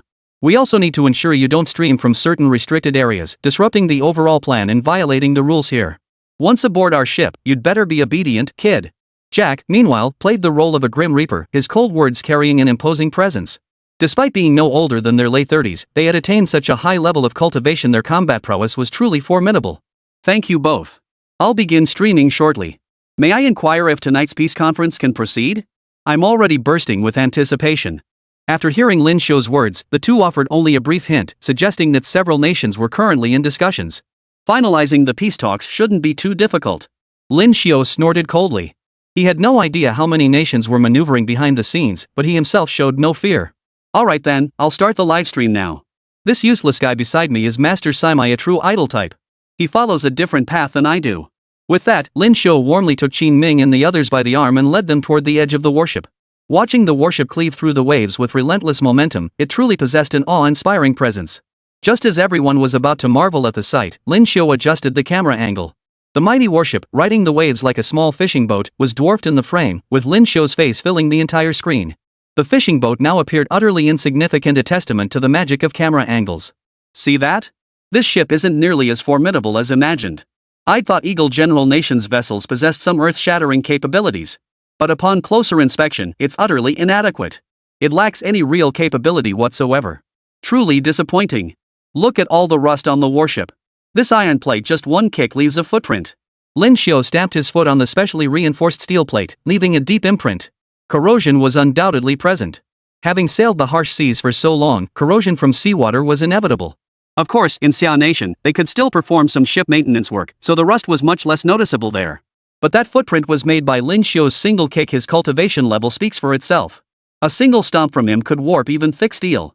Leaving a footprint on this steel plate was a simple matter. You all see this? This place is hopeless, rust everywhere. And this warship isn't exactly cutting edge either. Nothing impressive about it. I recall an old saying, if something isn't pleasing to the eye, its effectiveness is drastically reduced, right? Saimai. Master Saimai looked as if he'd swallowed a fly. He harbored a certain admiration for the Eagle Nation, despite being a highly self-regarded onmyoji. Eagle Nation's warriors had once visited their island realm, and he'd challenged one of their so-called superpowered warriors. The opponent toyed with him like it was child's play, but to save face, they ended in a draw. Saimai wasn't weak himself, but his opponent was clearly stronger. He wasn't foolish. Besides, the Eagle Nation, with its elite troops and formidable generals, was the financial backer of their island nation. They certainly couldn't afford to provoke them.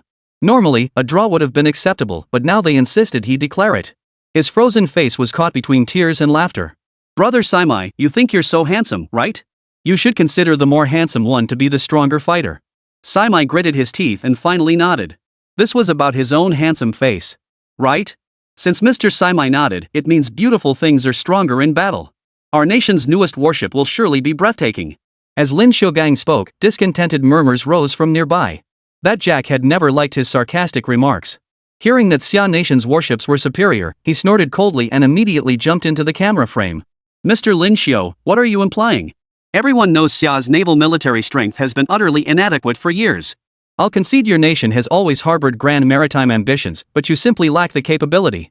Whether it's the tragic naval battles of a century ago, or the events unfolding in recent times, your naval combat capabilities have always been woefully inadequate, utterly feeble.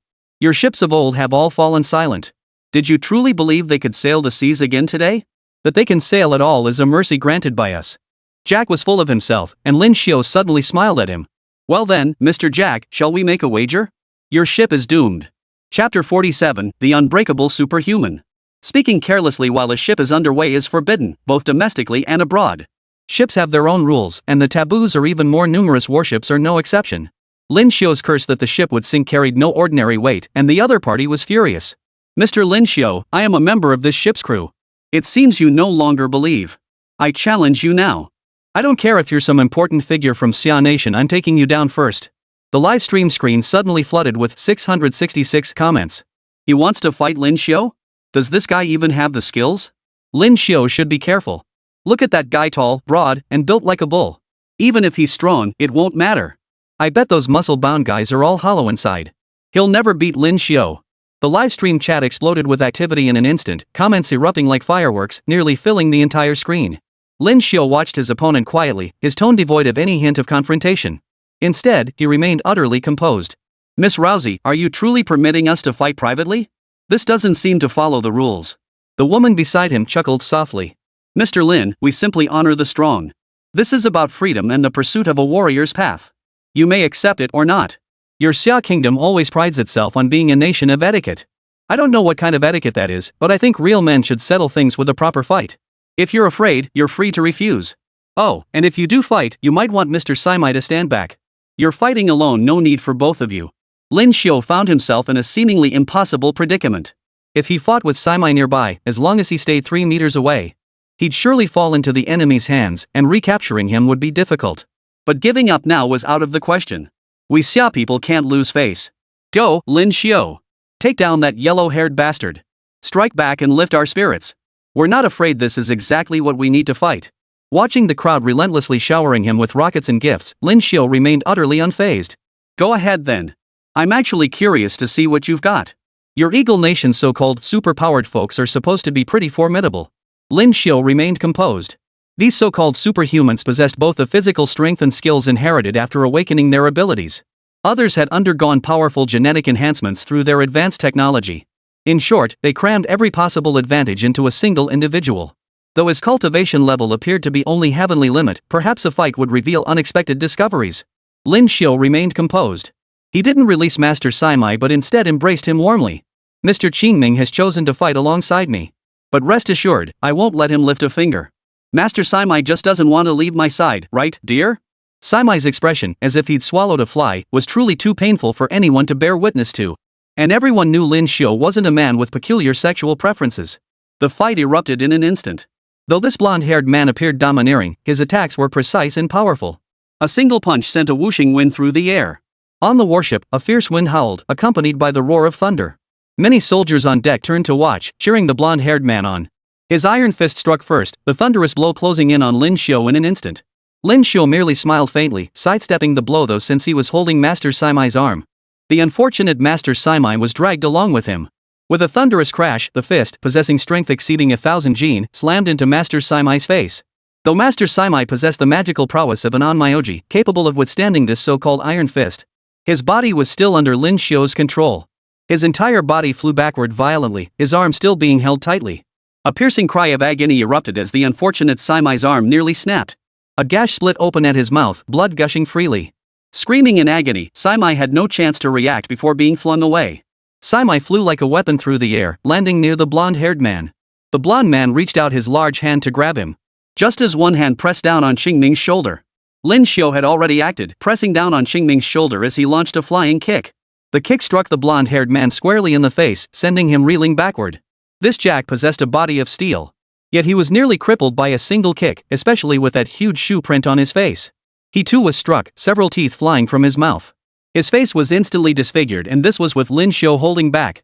Had he attacked with full force, he could have kicked the man's head clean off. Mr. Jack isn't very sharp, is he? And why did you attack Master Simai? Weren't you supposed to be attacking me? Lin Xiu chuckled, clearly provoking his opponent on purpose, gaining the upper hand with every exchange.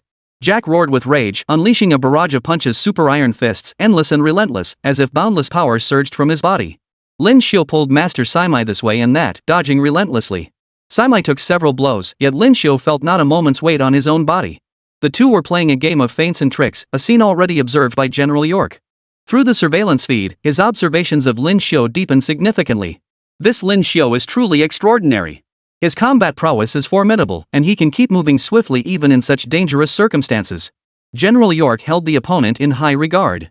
At the same time, he had just received news. The higher-ups had agreed to Xia Nation's request to deploy to a location 100 kilometers off the southeast coast. Xia Nation's warships were already there, fully prepared for battle, naturally comprising the nation's most elite fleet. Several aircraft carriers had arrived nearby, treating the situation as if facing a major threat. All combat vehicles had reached their designated positions. Xia's heightened alertness underscored the critical importance of spiritual cultivation. York felt no fear, for behind him stood the world's most powerful nation. Proceed to that location. Simultaneously signal the other fleets to continuously track our position. All weapons systems enter launch readiness. From this moment onward, all personnel are to maintain the highest level of combat readiness. War could erupt at any moment.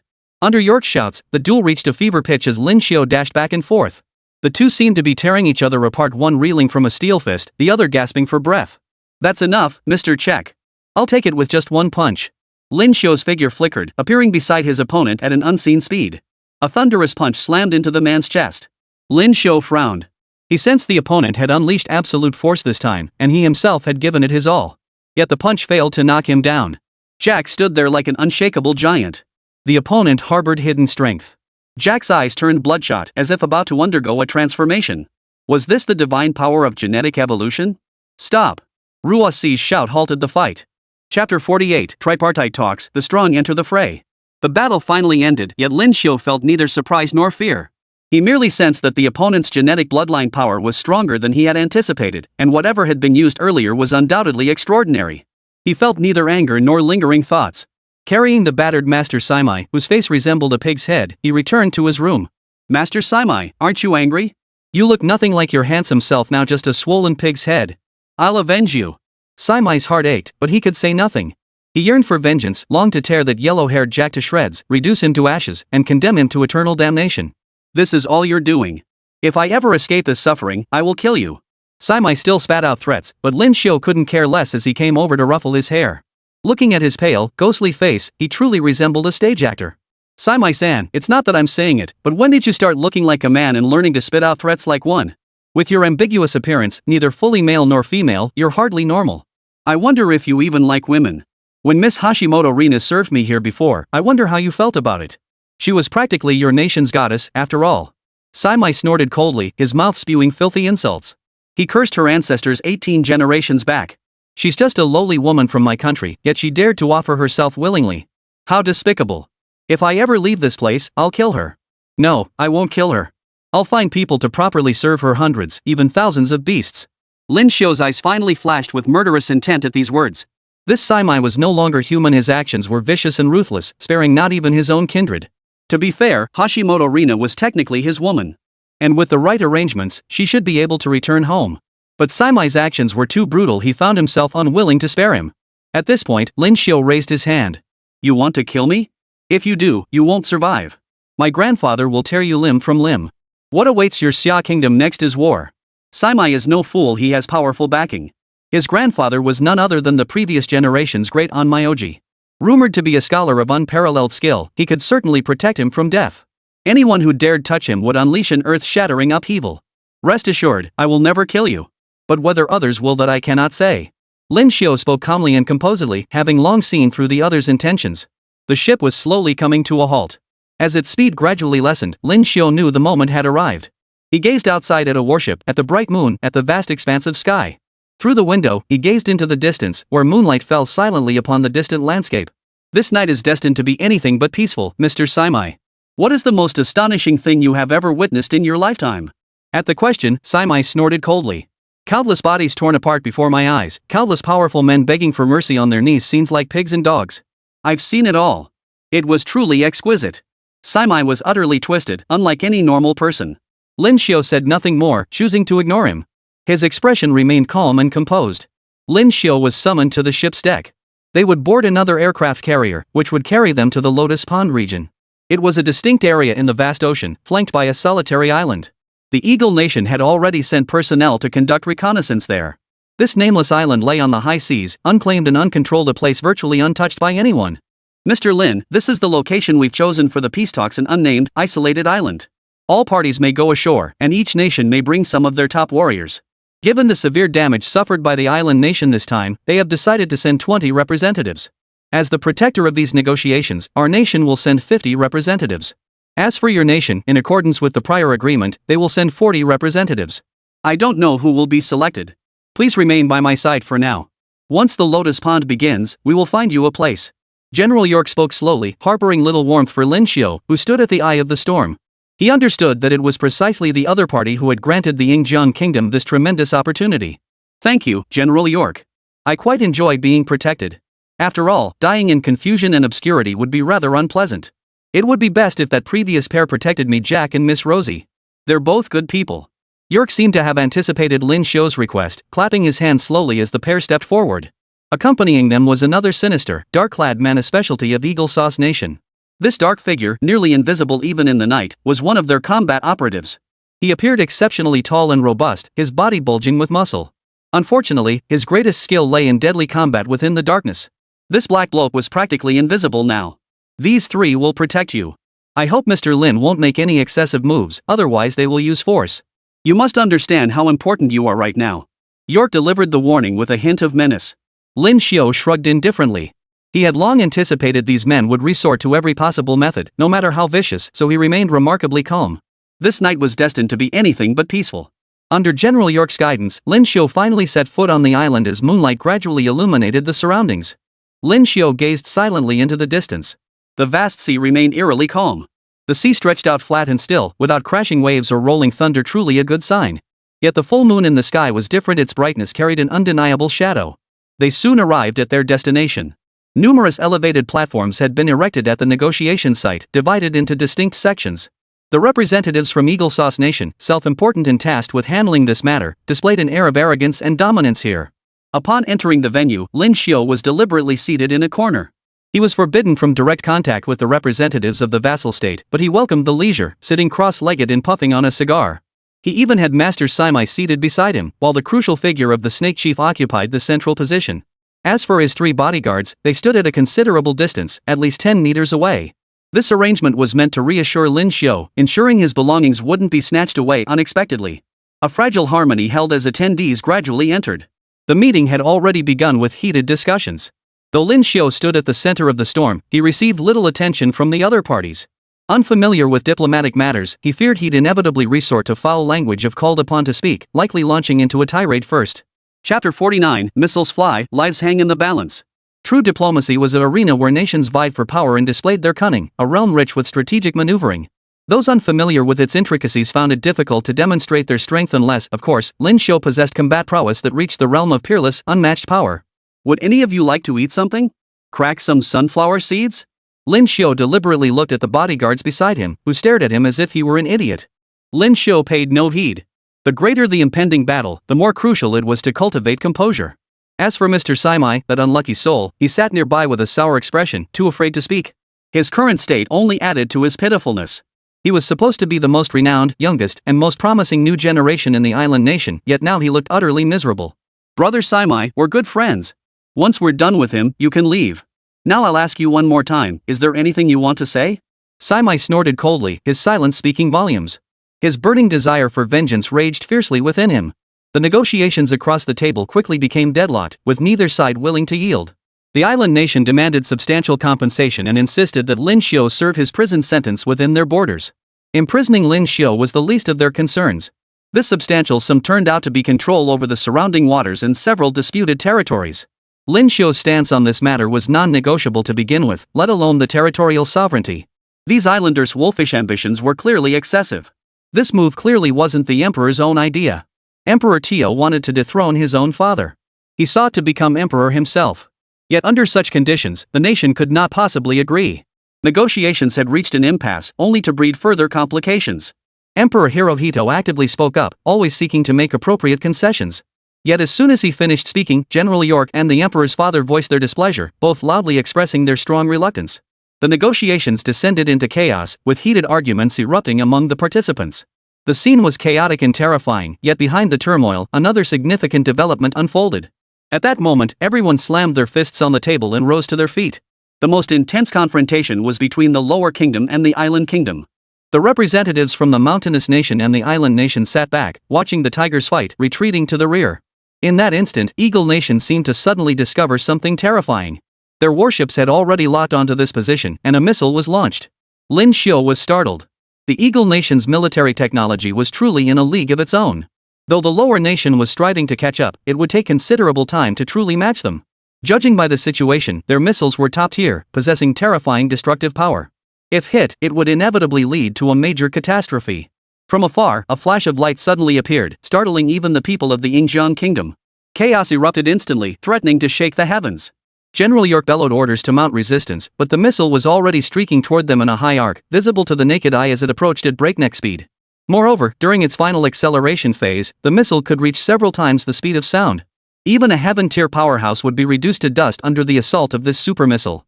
Various factions had already mobilized, with the island nation acting first. They seemed to have foreseen this trouble coming. The Grand Onmyoji suddenly chanted incantations. In an instant, countless white talismans, white banners, and white cloths rose, fluttering wildly to form a barrier defense. In Xia Nation, warriors prepared to defend fiercely, but alas, their mortal bodies suffered heavy casualties. It was doubtful they could truly withstand this missile assault. Lin Xiu slammed his fist on the table and shot forward. He did two things. First, he swept his arm wide, flinging Saimai skyward. The unfortunate Saimai was the very core of the storm's eye, a figure of utmost importance.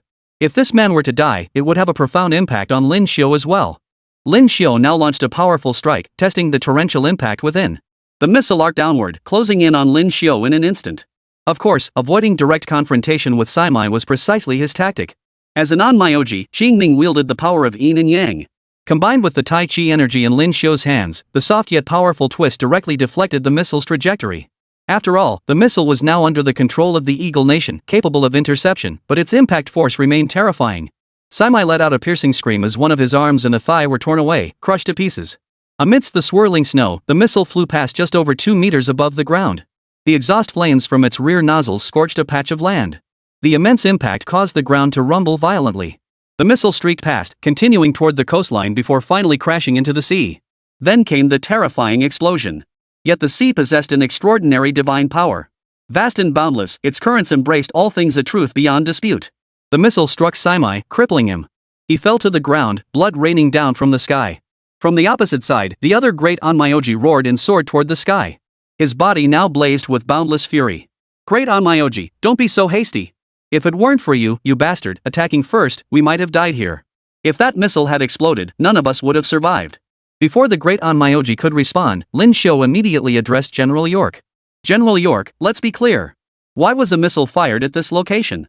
Even if you dislike us, you shouldn't have targeted us along with it. York's face turned ashen. The missile launch had completely caught him off guard. He immediately tried to contact the nearby warship, but there was no response. The warship was equipped with high-grade systems for real-time communication. After all, the military was the most crucial pillar of the entire world. His nation's military might was unrivaled across the land. Now, a single missile proved internal chaos, and more missiles were surely on their way.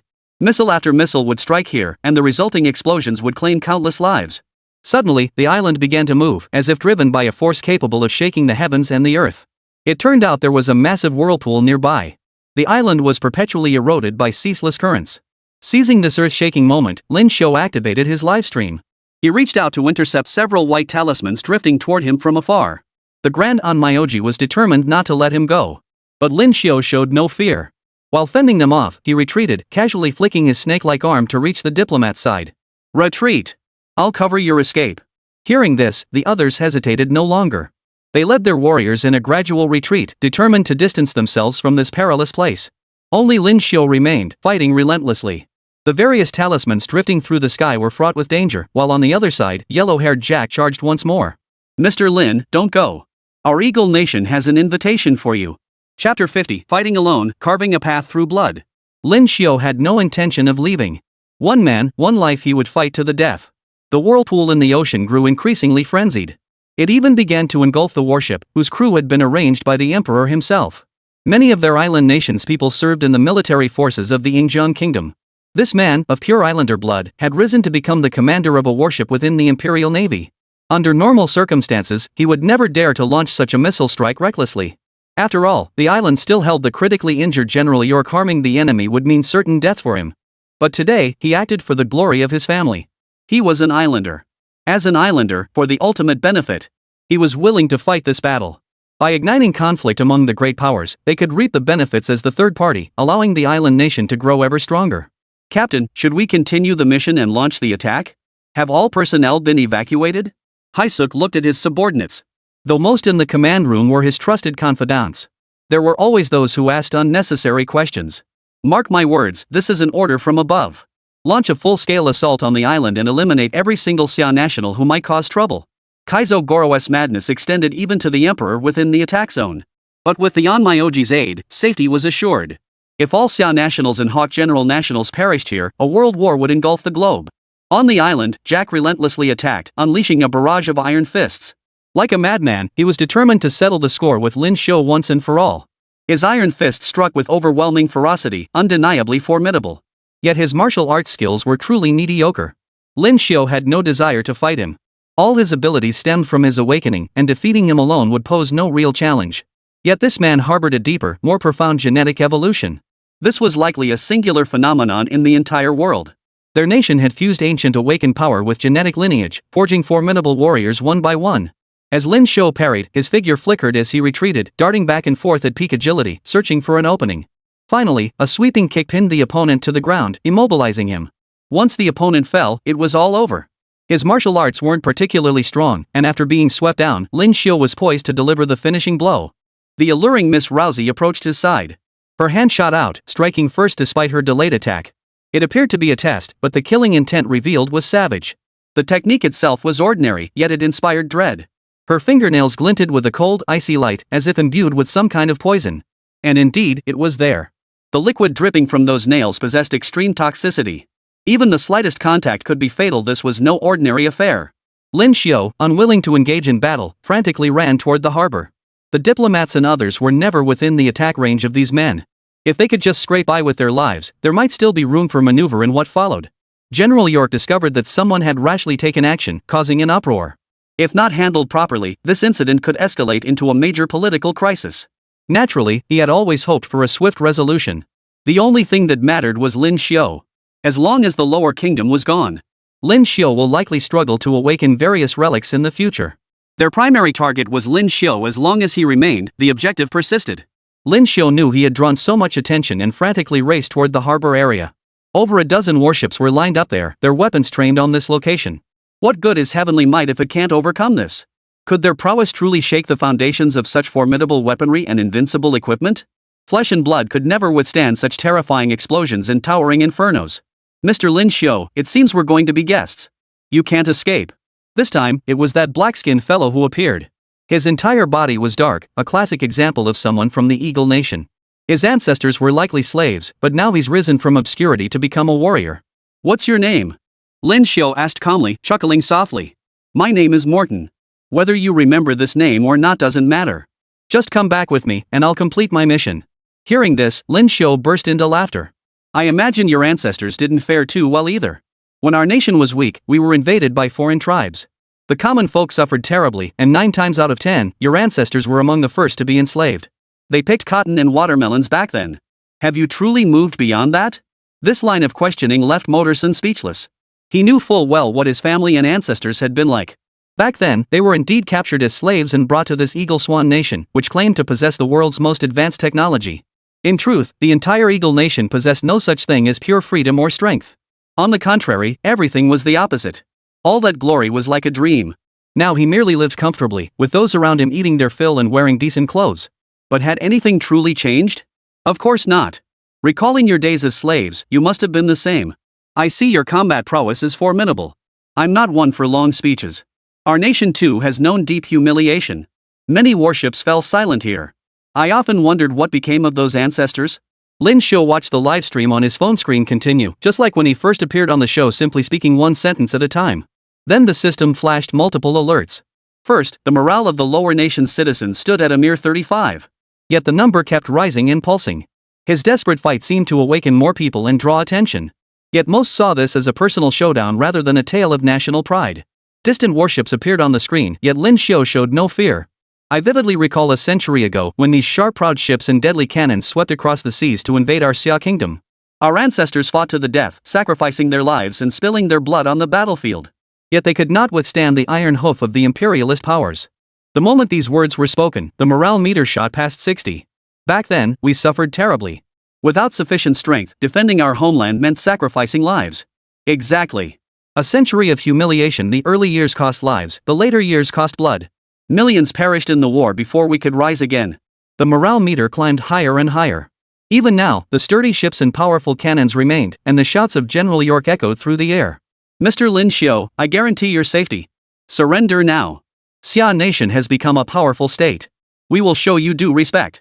Lin Xiu turned to face the group of superpowered individuals behind him, their eyes fixed on him like predatory beasts. Though the missile barrage had ceased, the sheer number of warships and their cannons formed a deadly trap. Lin Xiu laughed heartily, gazing at the turbulent sea before him. The cliff was dozens of meters high, yet he leaped straight into the depths. A towering wave lies ahead, a life or death predicament. We Xia people are no strangers to such trials. But I remember the words of our ancestors. I offer my blood to the Yellow Emperor. Let me witness the indomitable fighting spirit of our forebears. Amidst the towering sea, countless columns of water vapor suddenly rose from the ocean ahead. Terrifying whirlpools followed, swallowing several warships whole as they shattered upon impact. Within the swirling vortex and billowing smoke, shimmering white spectral forms surged and swirled. They emerged from a decaying, rusted, yet unsinkable vessel. The undying fleet emerges. Chapter 51, The Spirits Never Rest. A decaying, rotten warship. Long buried beneath the sea. Everywhere, traces of decay and rot. Empty portholes, rusted hatches. Yet none of this could contain the white specters aboard. They were once the valiant warriors of Xia, fearless defenders of the seas. Their names have long been forgotten.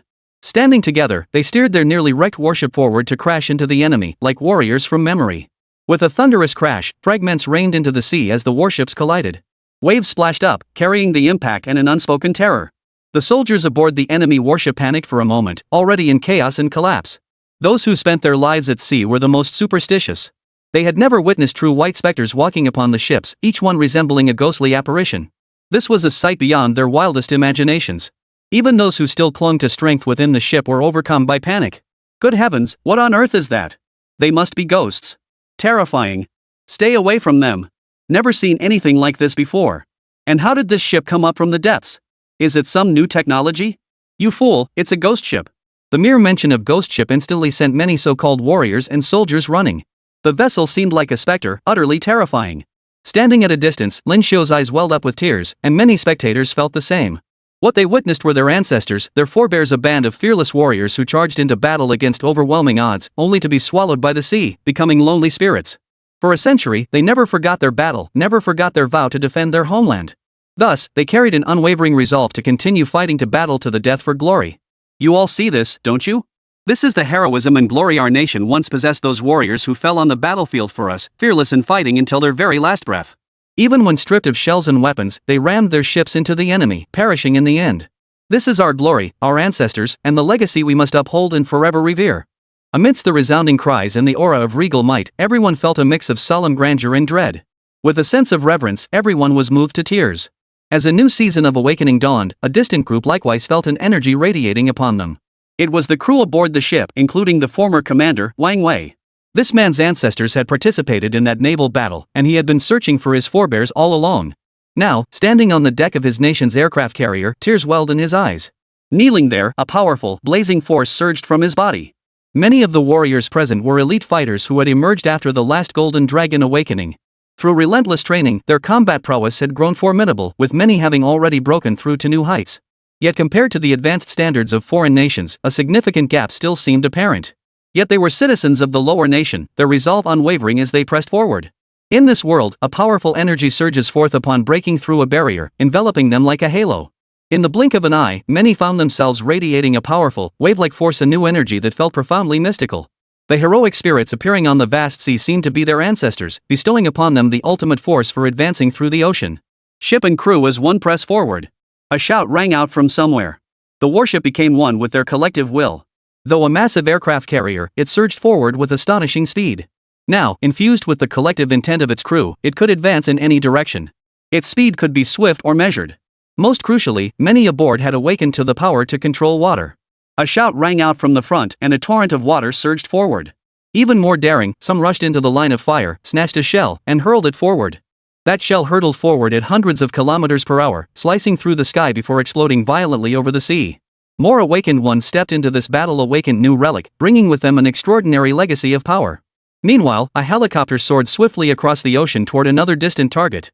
An airfield had long been established on that submerged reef. The fastest jet transport aircraft awaited the arrival of the treasure. Huang Lao paced restlessly before the aircraft, his anticipation now unbearable. He yearned more than anyone to witness the return of the treasure and the awakening of new power. Even if he saw the spirits of his ancestors beside him, the excitement in his heart would remain unchanged. It's finally coming. Hurry over. Don't let anything go wrong. Huang Lao waited anxiously, and the crowd beside him also looked up expectantly. When the helicopter arrived, everyone turned to watch. From the helicopter came only a single box, containing the treasure Lin Xiu had obtained this time. The serpent's head lay within. Huang Lao opened the box and was deeply moved. This was a relic left behind by their ancestors, yet it had been stolen by those despicable foreigners. They had been unable to retrieve it themselves, which was already a shameful failure. Now, finally, they could reclaim their ancestors' possessions, a truly wonderful act of returning something to its rightful owner. Huang Lao was deeply moved at that moment, his heart stirred. Everyone, move out immediately. We have only one goal, return as quickly as possible. As the jet prepared to take off, Secretary Yin had already arranged for Elder Huang to board first. He clutched the chest tightly, its contents were undeniably priceless treasures. At that moment, fresh intelligence arrived, the naval battle raging at sea had intensified beyond measure. Their fleet was locked in the most terrifying combat with the Eagle Nation, both sides unleashing vast quantities of weaponry in a battle to determine supremacy. These men were like madmen, truly terrifying. Beijing. Mighty warships rammed into Eagle Nation vessels. Though the Eagle Nation's ships were more advanced, their spirit was shattered in that moment. Lin Xiu watched the scene, roaring with fury. Just as he lunged forward, someone grabbed him. Jack, like a persistent ghost, attacked again, only to be sent flying with a single kick.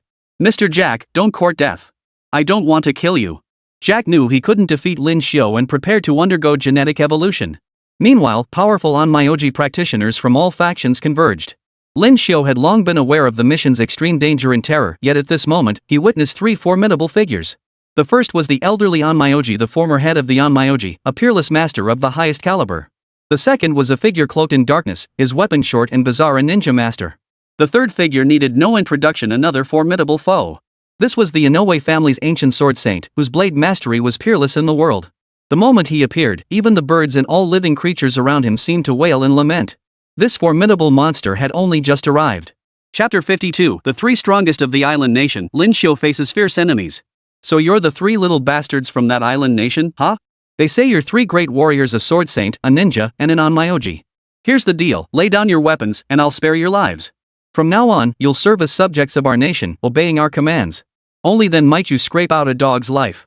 Otherwise, when your island nation's volcano erupts and sinks into the sea, don't expect us to rescue you. Hearing this, the three masters exchanged glances and sneered coldly. All three were absolute elites within their island nation, holding lofty reputations and possessing extraordinary abilities. Each was a heaven-tier existence. Though the exact stage of their cultivation remained unknown, Lin Xiu sensed each surpassed him in strength. For his former self, this mission would have been a suicide mission. Now, however, he possessed boundless confidence, largely due to the new layer of energy within him. Earlier, Lin Xiu had already awakened the Great Wall, receiving its divine blessing. His own power was undeniable, and now he had awakened a formidable fleet. This undead fleet belonged to his ancestors, inhabited by the spirits of fallen heroes. They possessed the most extreme form of powerful conviction and confidence. The formidable fleet charged forward relentlessly. Thus, even Lin Xiu now channeled an utterly peculiar energy. This energy manifested as golden light upon him, known as the undying battle spirit. With every passing moment, the undying battle spirit's energy granted him an enhancement. Not only did it grant him mastery over the currents of the Great Sea, it also granted Lin Xiu an unshakable advantage on the battlefield. As long as a single finger remained unbroken, he could battle eternally. It was as if he had unlocked an immortal cheat code, though it was far from perfect. While immensely potent, this power is far from invincible. Each time he received the eagle spirit's infusion, it exacted a toll. Persistent use would only damage his own body, leading to mental exhaustion and chaotic, terrifying consequences. Therefore, Lin Xiu must seize the moment while this buff persists and press forward relentlessly. With unwavering resolve, he unleashed a punch toward his foe, its power amplified several-fold beyond his usual capabilities. Carrying the formidable will of his ancestors, nearly everyone in the live stream room shouted in unison, "Go on the offensive!" Amidst their cries, Lin Xiu seemed to possess inexhaustible strength. Each punch he threw carried the force and will to shatter the heavens and earth. Within mere moments, his fists shattered vast swaths of the surrounding area. As the stalemate held, he fixed his gaze upon that spot, his eyes flickering with an unpredictable killing intent. His power was boundless, spanning the heavens and earth. The three formidable opponents each possessed distinct strengths. The powerful ninja, among them, was a top-tier master blazingly fast and formidable in combat. He abruptly summoned dozens of clones, each possessing combat prowess comparable to his original form. Compared to the states forged from Western technology and other combat strengths, this island nation remained deeply devoted to ancestral power and those insidious, dark arts. This ninja moved like the wind, his figure flickering repeatedly. His skill was no small feat, and he was poised to deliver a fatal blow from behind, aiming to strike Lin Xiu down. Lin Xiu remained calm and composed, his strength unfathomable. Even his kick at this moment carried terrifying might. He accelerated relentlessly, confident in his unique abilities and masterful skills. Back and forth, his repeated kicks and attacks grew increasingly fierce. To his astonishment, the ninja was forced back by a single move. As a heavenly extreme 8th rank expert, he should have far surpassed this youth. Yet, being pushed back by a single kick was a gap he found hard to fathom. Amidst his astonishment, the opponent slashed repeatedly with his blade. Ninjas, after all, were a group truly dedicated to executing special missions. They were formidable, treacherous, and cunning, mysterious and swift as ghostly apparitions. Dealing with one was already extremely difficult for Lin Xiu, let alone with two others lurking nearby, eyes fixed on him. Take that yin-yang master, for instance. Though retired now, his formidable reputation and formidable abilities still reverberated throughout the island nation.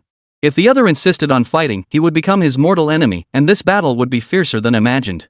Lin Xiu steadied himself, refusing to show weakness. He first bolstered the ninja's attack, then instantly accelerated again, always seeming to carry an air of formidable strength. Despite the opponent's ferocity, Lin Xiu's speed constantly shifted as he dashed away at breakneck pace. Mid-stride, a figure suddenly glided through the air, blocking half of Lin Xiu's path like a sinister serpent. He had truly fused with some creature. Who else could it be but Saimai? Saimai cherished his own body above all else. In his own eyes, he was an unparalleled nobleman, like the jade-like figures from certain legends of the Xia Kingdom. Thus, he carried himself with extraordinary arrogance, his gaze carrying a hint of domineering aura. Lin Xiu, you're the one who turned me into this monstrous state, neither fully human nor ghost, utterly abnormal. I will have my revenge. I will kill you, cut you into 1,000 pieces. His arrogance was terrifying, shouting wildly here, mad with fury. Transforming from a human into this inhuman, beastly creature was indeed agonizing, and it had indeed fueled even more resentment within him. Simai, this form suits you perfectly. You were always a beast in human clothing, and now you've fully transformed into a savage creature, more frenzied, more deranged than ever. I believe this is your true nature. It's said that Onmyoji can command beasts, but your fusion with this beastly form cannot be mere Onmyoji magic. It must be something else entirely. Lin Xiu had his suspicions, but then Master Simai burst into a maniacal laugh, his voice dripping with utter arrogance. Of course it is. Back when our nation was weak, we launched an invasion against Xia. That war slaughtered countless members of the first race. It was then that we used special methods to create a powerful, terrifying place dedicated to all manner of bizarre biological experiments. Lin Xiu, your so-called compatriots were all treated as specimens in human experiments. They endured the most insane, rigorous, and horrific trials imaginable, experiences worse than death itself. I wonder how you feel now. I imagine you must lament their suffering, but you have no right to avenge them. You are neither worthy nor capable. The other spoke with overwhelming arrogance. Lin Xiu stared back, a flame igniting in his own eyes. Countless ordinary citizens had been slaughtered by that biochemical unit back then. They perished through the most insane, most brutal slaughter, dying one by one in horrific ways. They endured unimaginable suffering and agony before their deaths. I know this hatred for our nation and people. How could I dare forget? How could I ever forget? What our nation lost is destined to be reclaimed. Master Simai, your inhuman, ghostly form, I've already shown it to the world. Chapter 53, The True Face of the Beast, all Japanese. Simai immediately panicked. Now the entire world had witnessed his monstrous, ghostly form. He was truly terrifying and eerie, his appearance dreadful, now resembling a demon god. Every second, he radiated a cold, eerie aura of evil. He was no longer the human he once was, now he was a savage beast, a monster. Everyone was gossiping about the so-called Master Simai, the idol of the island nation. And he was a powerful being, yet he had transformed into such a repulsive form. No way! Master Simai turned into a snake? That's so gross. How could he become like this? It must be an accident. This is so wrong. He's my idol, my whole house is covered in his posters and pictures. Why not? This is his true face. I just found out that a biochemical unit is behind all this. Under their relentless criticism, Master Simai seemed to be enduring endless torment, and in that moment, he snapped. On the battlefield, Simai's rage erupted. He demanded a fair fight with Lin Xiu. Only by slaying his opponent could he finally lay the past to rest. As this inhuman, ghostly abomination surged forward, Lin Xiu could see its lower half was entirely serpentine. It was utterly repulsive. Though it had approached with blinding speed, its grotesque form and eerie nature were now starkly visible. This creature possessed extraordinary abilities and an utterly bizarre appearance, yet Lin Xiu remained utterly unafraid. Master Simai's grandfather needed him to seek vengeance, so he held back. The creature surged forward with even greater speed and ferocity, its eyes blazing with savagery. Its entire body moved with cunning and malevolence. Even before this, Master Simai could still harness the yin-yang power of an Onmyoji. His body was incredibly supple, like a piece of cotton. A punch landed on it. It barely inflicted any damage. Now, Master Simai had upgraded once more, unleashing techniques that were faster, fiercer, and more powerful. An iron hook now gripped his hand, its surface visibly coated in deadly poison. A wound from it would spell disaster. Lin Xiu leapt into the air, delivering a flying kick. The kick landed squarely on the opponent's face, sending him howling in pain. Lin Xiu realized the opponent had recovered, yet his full strength remained unreturned. This guy has changed. I thought you were as soft as cotton, making it hard for me to act. But it seems you've suffered damage and loss. Now your body has transformed. Lin Xiu's kick nearly shattered the opponent's skull. Beyond this transformation, there was an advantage, though the opponent's body had changed form. He could still endure a bit longer, gaining other effects and different abilities. Regardless, Lin Xiu fearlessly delivered several heavy blows back and forth. His figure gradually accelerated, and after multiple strikes, a piercing scream erupted from the opponent. It seemed to be wailing in agony here, driven mad. Lin Xiu paid no heed to such things, unleashing a punch from above with all his might. His heaven-grade power could shatter anything. One blow to the head would have sent it flying. The Onmyoji's grandfather was also about to intervene. Just as the opponent moved, Lin Xiu descended, once again aiming to seize his throat. At that moment, the sword Saint Inoue spoke slowly, his voice tinged with displeasure. Old man, is this the grandson you raised? He can't beat his opponent, gets captured, and now becomes a hostage. Do you expect me to surrender too? Once might be forgiven, but twice? That's unforgivable. The answer was clear. No matter what, he couldn't let the other party bully him like this anymore. Only in a way the Sword Saint wouldn't back down. Saimai's grandfather wrestled with the decision for a moment before finally nodding. He was prepared to sacrifice his own grandson. Now it was Saimai's turn to panic. The ninja beside him proved far more cunning. As the emperor among ninjas, his figure flickered and suddenly appeared behind them, unleashing countless hidden weapons from his hands. Weren't these things called kunai or something? In any case, darts flew one after another, striking the sides of both men with uncanny precision. The moment the enemy struck, he controlled every possible direction of movement around them. If Lin Xiu moved now, he would surely be injured. But that wasn't all. His true intent was to deliver the most devastating blow to Lin Xiu. At that very moment, the opponent's attack and movement were blindingly fast. This ninja was the most troublesome opponent. Combined with that Inoue Sword Saint, the blade's aura reached its target before the attack was even launched. If all three were to attack, it would be terrifying indeed. Moreover, there were others among them who posed a significant threat. That was General York. He appeared to be leading his men from behind.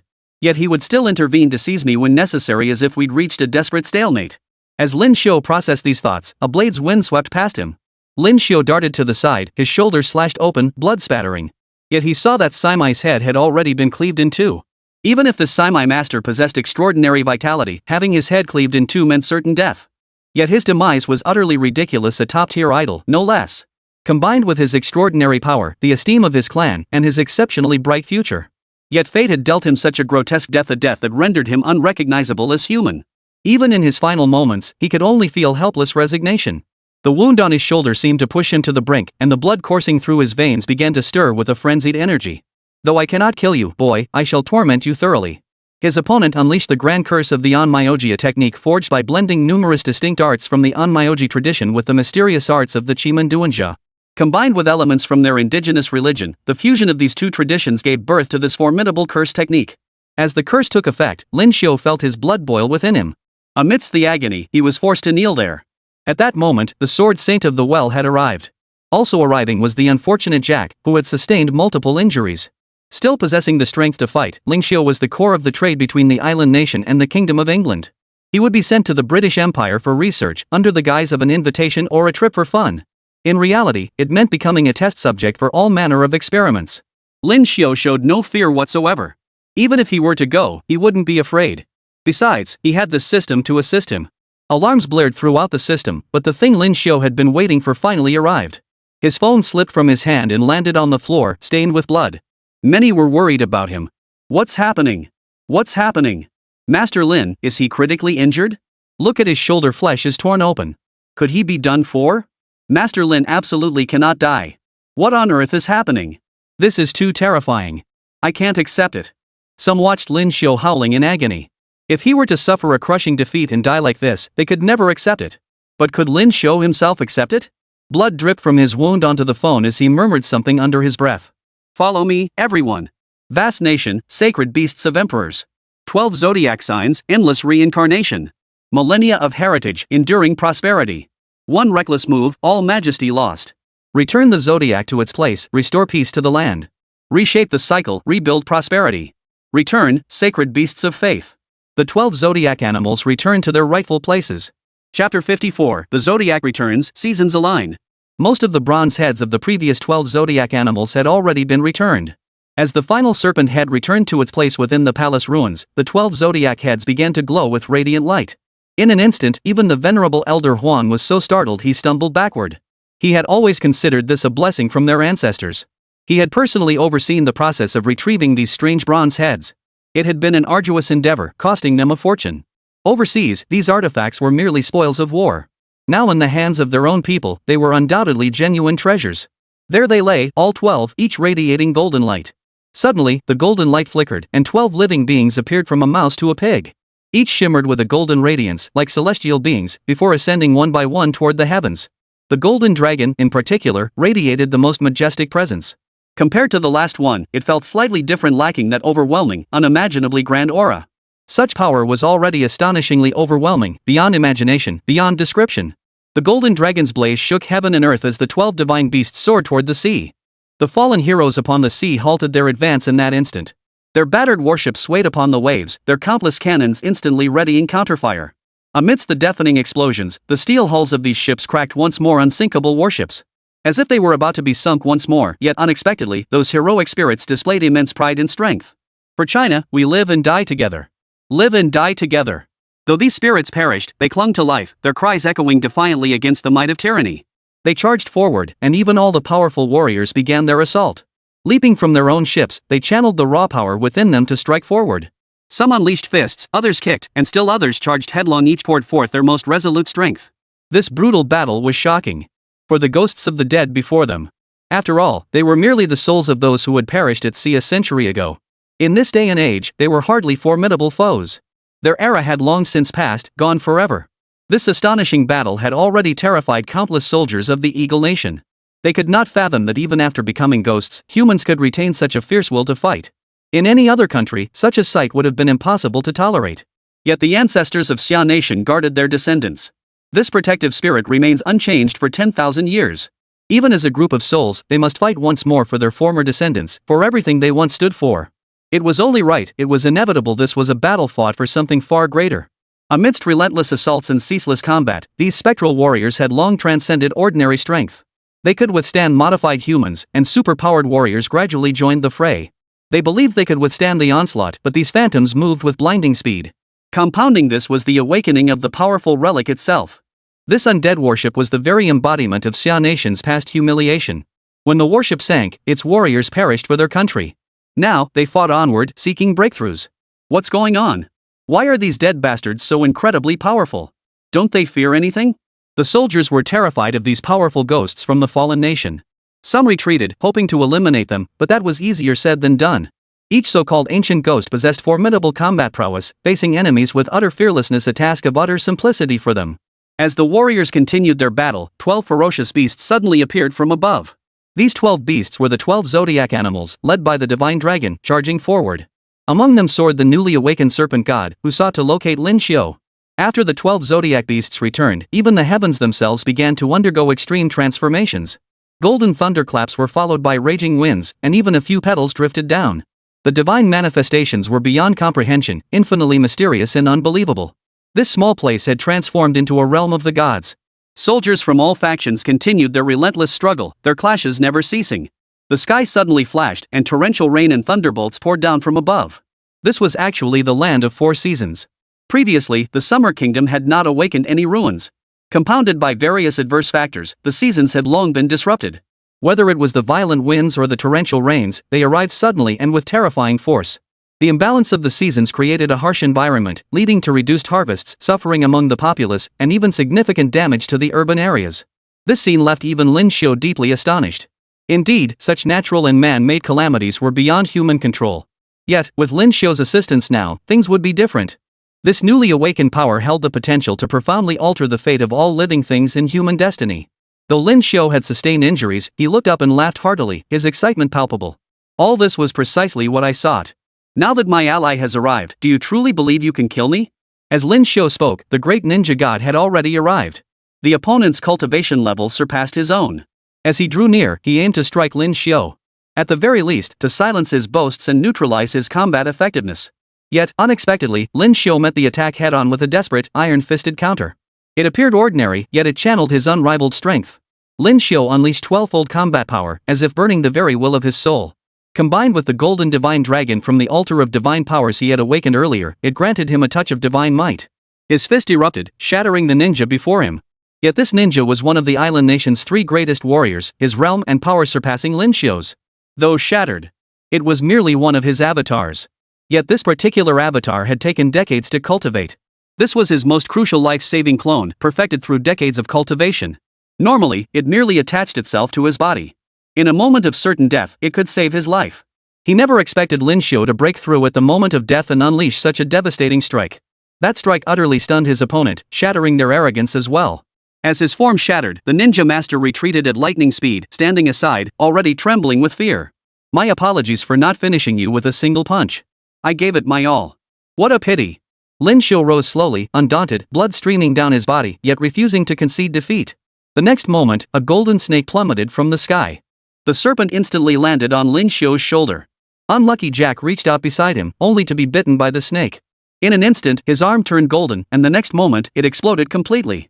Jack possessed formidable genetic abilities, having been engineered into a powerful warrior. Yet before he could activate his genetic power to repair his body, his arm was already blown off. He realized that even if he could repair his body, it would likely be beyond saving. Amidst his wails, the golden serpent fused with Lin Xiu as he prepared to fight again. Chapter 55, The 12 Zodiac Signs, Divine Power Explodes. The moment Lin Xiu was possessed by the golden serpent, everything around him blurred. He could sense things without even opening his eyes. This seemed to be the snake's vision, likely centered on sensing thermal shifts. Though snakes varied across the land, they shared fundamental traits. They were cold-blooded creatures, yet possessed extraordinary sensory abilities. Certain species possessed astonishing venom, while their slender bodies could twist and coil endlessly. Even when confronting a python, they could unleash overwhelming divine might. At this moment, Lin Xiu hadn't transformed into a python form, yet he felt as though the serpent deity was aiding him. His movements grew more swift, and the power radiating from his body intensified. It was as if he had suddenly gained an advantage, truly feeling a distinct difference. The ninja had returned seeking vengeance once more.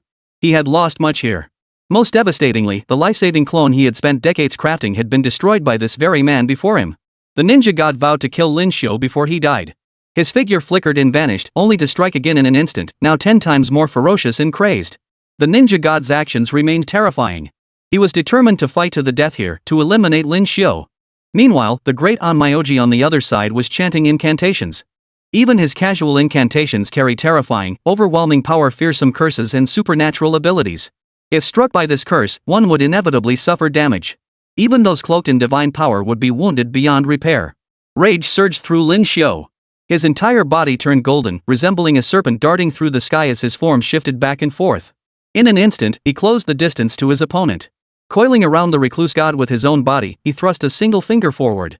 That single finger possessed astonishing power, piercing defenses like a venomous fang and unleashing a curse. All this was granted by the serpent god. Moreover, the 12 zodiac signs could bestow even more diverse divine powers upon others. Use every means to confront your foe. Within divine prowess lies illumination. Lin Xiu suddenly heard a voice in his ear, though he truly didn't know what it meant.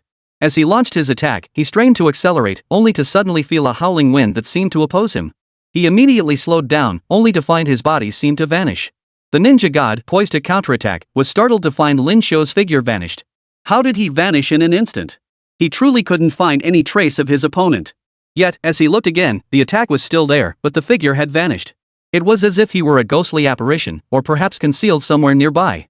For a moment, the assembled masters were stunned, utterly bewildered by Lin Xiu's disappearance. They could only sense that this fellow was filled with strange, unbelievable qualities. In truth, Lin Xiu was even more astonished than they were. The power of the serpent god was supremely potent, capable of mimicking all manner of serpentine divine abilities and supernatural feats. At its ultimate pinnacle, it could conceal one's presence entirely, rendering detection impossible. This elusive quality was beyond anyone's reach. Lin Xiu had managed to extend this power here, leaving no trace detectable by others, the most masterful concealment. Detecting stealth typically refers to optical concealment, while military applications often involve electromagnetic cloaking. Lin Xiu had now attained this level of optical concealment. Up close, he could even sense his enemies, yet they remained utterly unaware of his presence.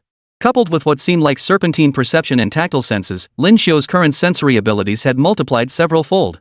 He could effortlessly pinpoint enemy positions and move through this place with ease, facing no obstacles whatsoever. Now it's your turn to suffer. With that thought, Lin Xiu moved instantly, targeting the ill-fated god of ninja. First things first, knock this old bastard flat. Lin Xiu slipped behind the ninja god while invisible, but he hadn't anticipated that years of cultivation had honed the opponent's reflexes. He had already developed an extremely strong counterattack awareness.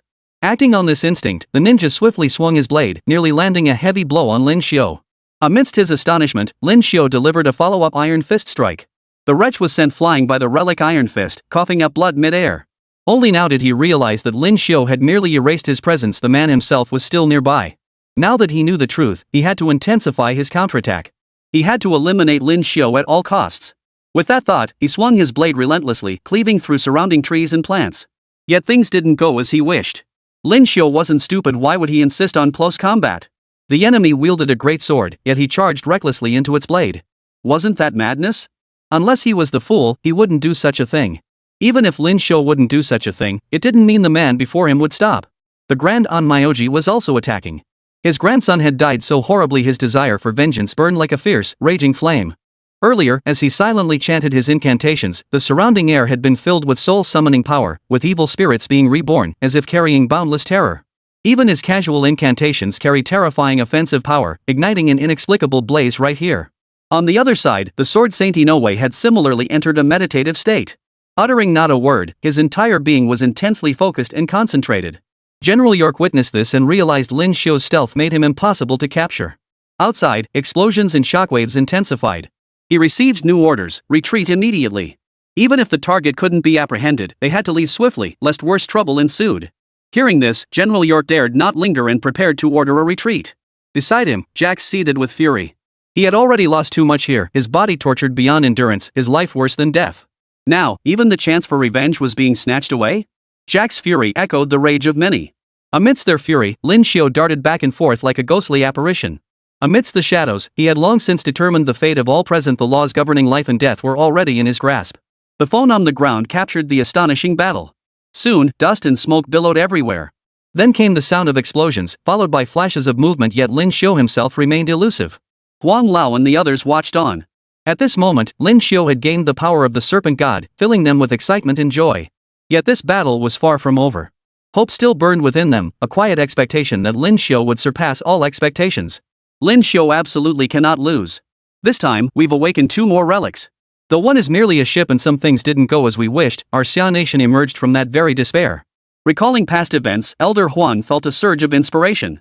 Their Xia Kingdom had traversed the lowest depths, rising from the abyss, truly turning misfortune into fortune, reshaping the heavens and earth. They would never concede defeat, nor did they consider themselves weak or inferior. They were determined to fight. Chapter 56, 12 Divine Powers. As Lin Xiu fought, he realized the great yin-yang master's talisman seemed to restrict his movements. Though these white papers drifted nearby, resembling Joss paper offerings. Each sheet carried an inexplicable aura that filled him with dread. Within moments, he realized these objects were cursing him like ghostly apparitions. Merely approaching them caused intense discomfort. This is terribly wrong. How could this be? Why would such cursed power appear here, and why is it so potent? Speaking of this, Lin Xiu felt deeply unsettled, a sense of dread rising within him. Yet in an instant, clarity struck him, accompanied by a surge of formidable resolve. Driven by fearless conviction, he charged headlong into the white paper fragments. Unexpectedly, the next instant, the fragments flew toward him and wrapped themselves around his body. He has revealed his position. The god of ninjas will snap his legs. The so-called god of ninjas, in truth, he was merely a puppet in their hands. Such was the power of the ninja: unwavering conviction, utter fearlessness, and unyielding resolve. This ninja master, the god of ninjas, suddenly unleashed a burst of energy. The blade light on his body became intensely bright, while countless hidden weapons flew through the air. His blade light was the most terrifying, killing without a trace. Lin Xiu sensed danger approaching, yet another force instantly coursed through his body. He could only hear a few dog barks. Though he was constantly being struck by blades and projectiles, he felt no real injury. He moved with the lightness of a swallow, as if it were effortless. This was truly strange. His entire body drifted through the air, retreating relentlessly, yet he suffered no truly unimaginable injuries. This was the truly wondrous part. Yet it was equally formidable, utterly powerful. Lin Xiu was knocked flying and landed in the corner. Despite such a severe blow, which left him coughing up blood, he quickly scrambled to his feet. He stared at his own body in astonishment, finding scarcely a single spot that had sustained truly unimaginable damage. Ironically, he himself had not suffered any extreme damage in that moment. Destruction remained remarkably spirited, still capable of battle. This is truly baffling. Where did this divine power come from? It leaves me utterly perplexed. The infinite power of life. Lin Xiu exclaimed in astonishment. Suddenly, 11 golden hounds appeared beside him, each possessing divine power. In truth, what they brought to Lin Xiu was a divine power of life that defied description. This formidable vitality was a tremendous gift to Lin Xiu, significantly boosting his combat prowess. The golden hounds brought an incredibly powerful, almost unbelievable restorative force. At the very least, within a mere instant. To say there was no energy shift would be false. His body was recovering at an astonishing rate, as if he had gained divine power in the blink of an eye. This power grants you near immortality. Use this divine ability to confront your enemies, slay them, and bring glory to your nation. This is your destiny, and the final aid we, the 12 zodiac gods, can offer. Go forth and fight this battle, bring us honor. Lin Xiu recognized the voices as those of the so-called 12 zodiac gods, true deities. Deities that inspired awe, reverence, and boundless astonishment. Empowered by divine might, Lin Xiu emerged to begin his new mission. He provoked others without a trace of fear, relentlessly challenging one person after another without pause. These 12 zodiac deities possessed limitless divine power, seemingly capable of reshaping fate and altering everything before his eyes. This was beyond the comprehension of ordinary mortals, unimaginable to common creatures. You wretched meddlers, come at me now. I'm not afraid of death. Sure, getting beaten hurts a bit, but I'm immortal now. If you've got the guts, fight me. Kill me if you can. If not, get the hell out of here. This time, Lin Xiu took the initiative to provoke them, deliberately adopting an extremely aggressive stance, determined to force them to kill him. The men across from him, of course, radiated a fierce killing intent. They too were ready to strike. Like madmen themselves, their methods for taking a life were naturally ruthless and domineering. Yet it proved utterly futile. First, the sword Saint Inoue struck with a single blade. These so-called masters of the sword, when they drew, it was never in vain. Their strike shook heaven and earth. After that single strike, the mist before Lin Xiu's eyes dispersed as overwhelming force surged forth, as if that blade had severed the very heavens and earth. Another wound opened on his body, blood spreading as he suffered severe internal injuries. He was utterly astonished, unable to comprehend this outcome. He never expected to suffer such severe wounds in the blink of an eye. That instant had been deadly. The opponent had struck with murderous intent. The only silver lining was that the opponent had failed and could scarcely have succeeded. Such an outcome was utterly improbable. After the strike, Lin Xiu's body was covered in blood, and he felt the opponent's attack was overwhelmingly powerful. Lin Xiu himself was no slouch, managing to parry and even gain the upper hand in the initial exchange. Though struck down by that blow, Lin Xiu should have collapsed. Instead, he rose again with unwavering resolve, a cold sneer on his face, dripping with utter scorn. You're such a piece of trash. If you've got the guts, keep swinging. You call yourself the Sword Saint of the island nation? What about that Inoue Sword Saint who was unmatched under heaven? I was the one who slaughtered your grandson. He died horribly, didn't even have time to react before I smacked him dead with one blow. Lin Xiu excelled at provoking his opponent with such taunts, determined to enrage him into revealing a weakness. Consumed by rage, the Sword Saint of Inoue plunged directly into a state of meditation. Closing his eyes in intense concentration, he suddenly struck again. Lin Xiu felt the world before his eyes blur. Struck again, this blow inflicted even heavier damage. Lin Xiu was sent flying backward. When he finally came to a halt, he was truly gravely wounded. The world before his eyes was a blur of blood-red hues. This world was too terrible. Everything here felt like a nightmare. The agony was unbearable, torturing him to the brink of death. Yet moments later, he regained consciousness. A new divine power descended upon him this time, the ability to float. Lin Xiu rose into the air, and with him, the doomed warship of the sea. This warship, once the pride of the Xia Kingdom, now drifted through the air, its original cannon fire falling harmlessly. The onlookers stared in disbelief at the sight of a ship that had been rotting away for a century now soaring through the skies. This time, it was the Eagle Nation's people who were dumbfounded. They had believed their technology to be the world's finest, yet now they witnessed a vessel that could even fly through the heavens. Chapter 57, The Horn of Counterattack. What on earth is going on? Has the world gone mad? How can a ship fly through the sky? Captain Steve of this warship was utterly perplexed. He had once been a war hero, having participated in numerous campaigns against Xia Nation. What baffled him now was, why did Xia Nation seem to grow more advanced by the day? Even a ship from a century ago could now soar through the skies. From the perspective of so-called awakened ones, this seemed utterly defying the laws of nature. After all, ordinary awakened ones simply didn't possess such capabilities. While Steve was lost in thought, the situation had already shifted. Whether it was a turning point or a change, that remained to be seen. Steve was utterly bewildered. This world was far beyond his expectations. He had thought he had seen most of it, yet new surprises kept emerging. The shock this Xia Nation delivered was overwhelming, leaving him utterly bewildered. Warships soared through the skies, while the protection of the zodiac deities unleashed countless fireballs from above. Nearby, another warship was lifted into the air by some immense, towering force. The warships twisted and collided ceaselessly in the sky.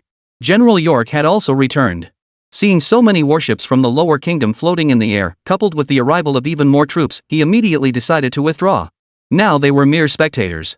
The true focal point remained the battle on the island. Countless warships watched, countless beings imitated. At this moment, Lin Xiu held his own against the three great masters.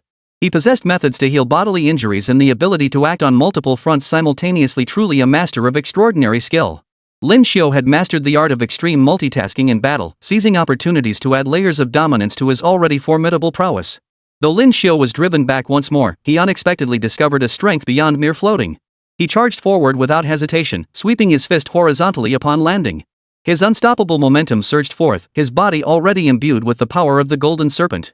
This surge of formidable power continuously elevated the Lin Xiu before them, potentially propelling him to another supreme realm within moments.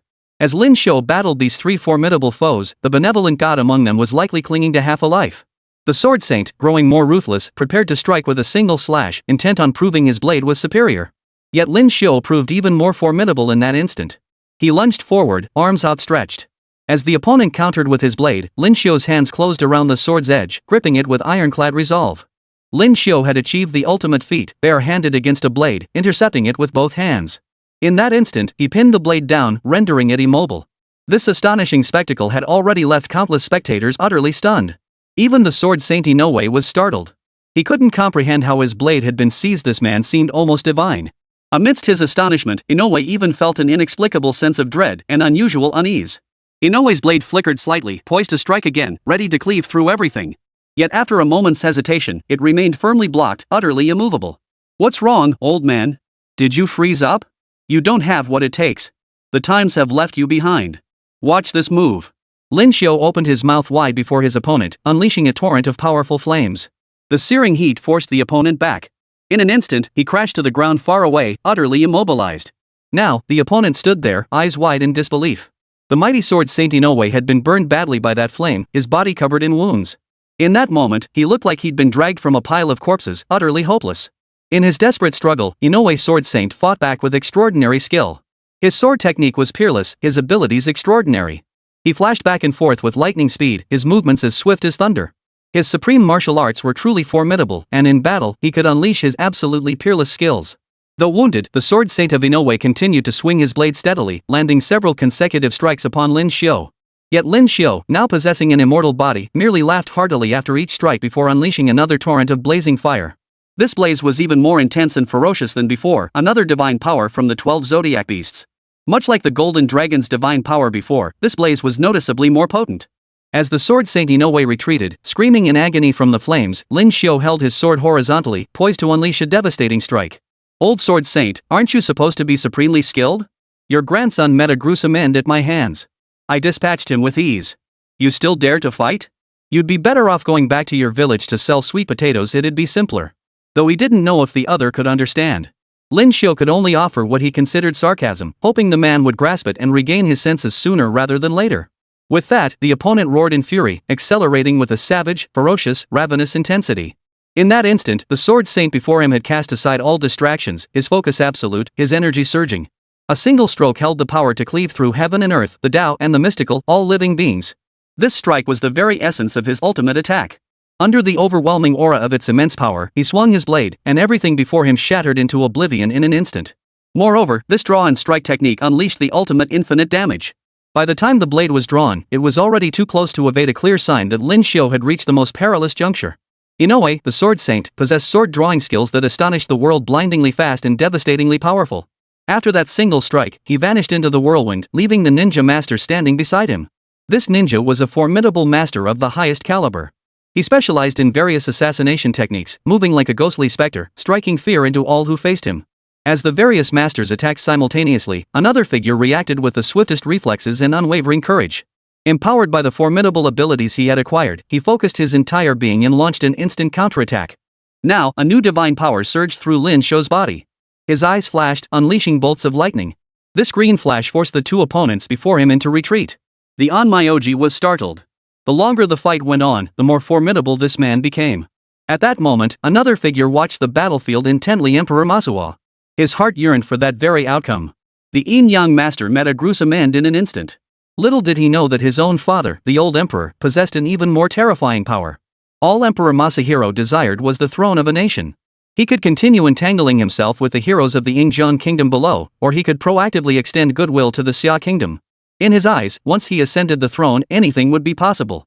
Yet he never imagined his old father would be even more ruthless, secretly plotting with many others using methods even stronger, fiercer, and more terrifying. The old emperor was preparing to ignite a world-shaking war, dragging everyone into the fray. No one could remain untouched, and in the end, survival or death would be impossible to predict. Chapter 58, The Vanishing Divine Power. Before Lin Xiu could orchestrate much, boundless divine power surged through his body. First came an immortal physique and the ability to spew flames from his mouth. Then came eyes that radiated terror and immense strength. Various powers bestowed upon him peak abilities, extreme speed, invisibility, the power to fly, and more. In mere moments, he had acquired nearly every divine ability imaginable. This overwhelming power stirred a sense of dread within him. Yet, mysterious memories surfaced as if recalling something. In the first instant, he smiled faintly and split into two. These were duplicates truly unexpected. As the two powerful figures prepared to strike, the duplicates moved in unison, launching a thunderous assault upon the Sword Saint Inoue. The Inoue Sword Saint proved formidable indeed, yet under such overwhelming assault, he found no way to counter. In an instant, he was gravely wounded. The overwhelmingly powerful doppelgangers shattered their opponent. Under the dual assault of flames and lasers, the Inoue Sword Saint was pierced clean through. Meanwhile, Lin Xiu seized his invincible state to charge forward, targeting the god of ninja. Seizing the moment before the opponent could dodge, he grabbed hold of the fleeing figure. He hurled the god of ninja into a wall, leaving the opponent bloodied and battered. The 12 divine powers bestowed upon Lin Xiu came with a strict time limit. Once the time ran out, Lin Xiu would revert to his normal state and be unable to fight again. Meanwhile, Emperor Masayuki observed the overall battle. He was stunned. Was Lin Xiu's combat power truly as vast as the ocean, so profound and formidable? If this was true, could he continue their alliance? Amidst his astonishment and fear, Emperor Tio remained unaware that he was being followed by men loyal to the former emperor. Your Highness, the fifth prince, you are in grave danger here. It would be best to leave with us immediately. The three masters will surely defeat Lin Xiu. Their claim of protection was merely a ruse to show the fifth prince Lin Xiu's inevitable defeat. Yet, they too stared ahead in stunned silence. This fierce battle had shattered their confidence. The figure ahead moved like a ghostly apparition. This was too much. They couldn't fathom what he was thinking, nor could they comprehend what was happening. This Lin Xiu is so formidable. I wonder if my father the emperor truly anticipated this. If he hadn't foreseen it, he would surely fall victim to him. Perhaps all this is fate. Emperor Masua felt utterly helpless at that moment, knowing full well the weight of all he had endured. He didn't know how to choose. He only knew that everything about him, even his very life, was under someone else's control. The old emperor behind him had long since stabilized the situation, possessing extraordinary talent.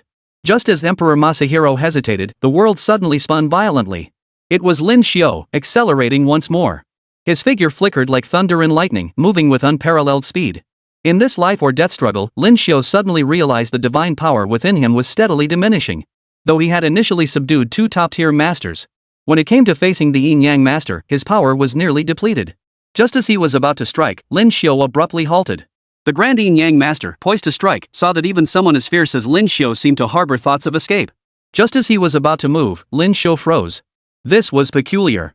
A palpable tension hung between them. For a moment, they all froze in place, expressions stiff, each unsure of the other's intentions. Or rather, Lin Xiu was now contemplating a way to break the stalemate. He suddenly burst into laughter, turning his head to stare coldly at the other.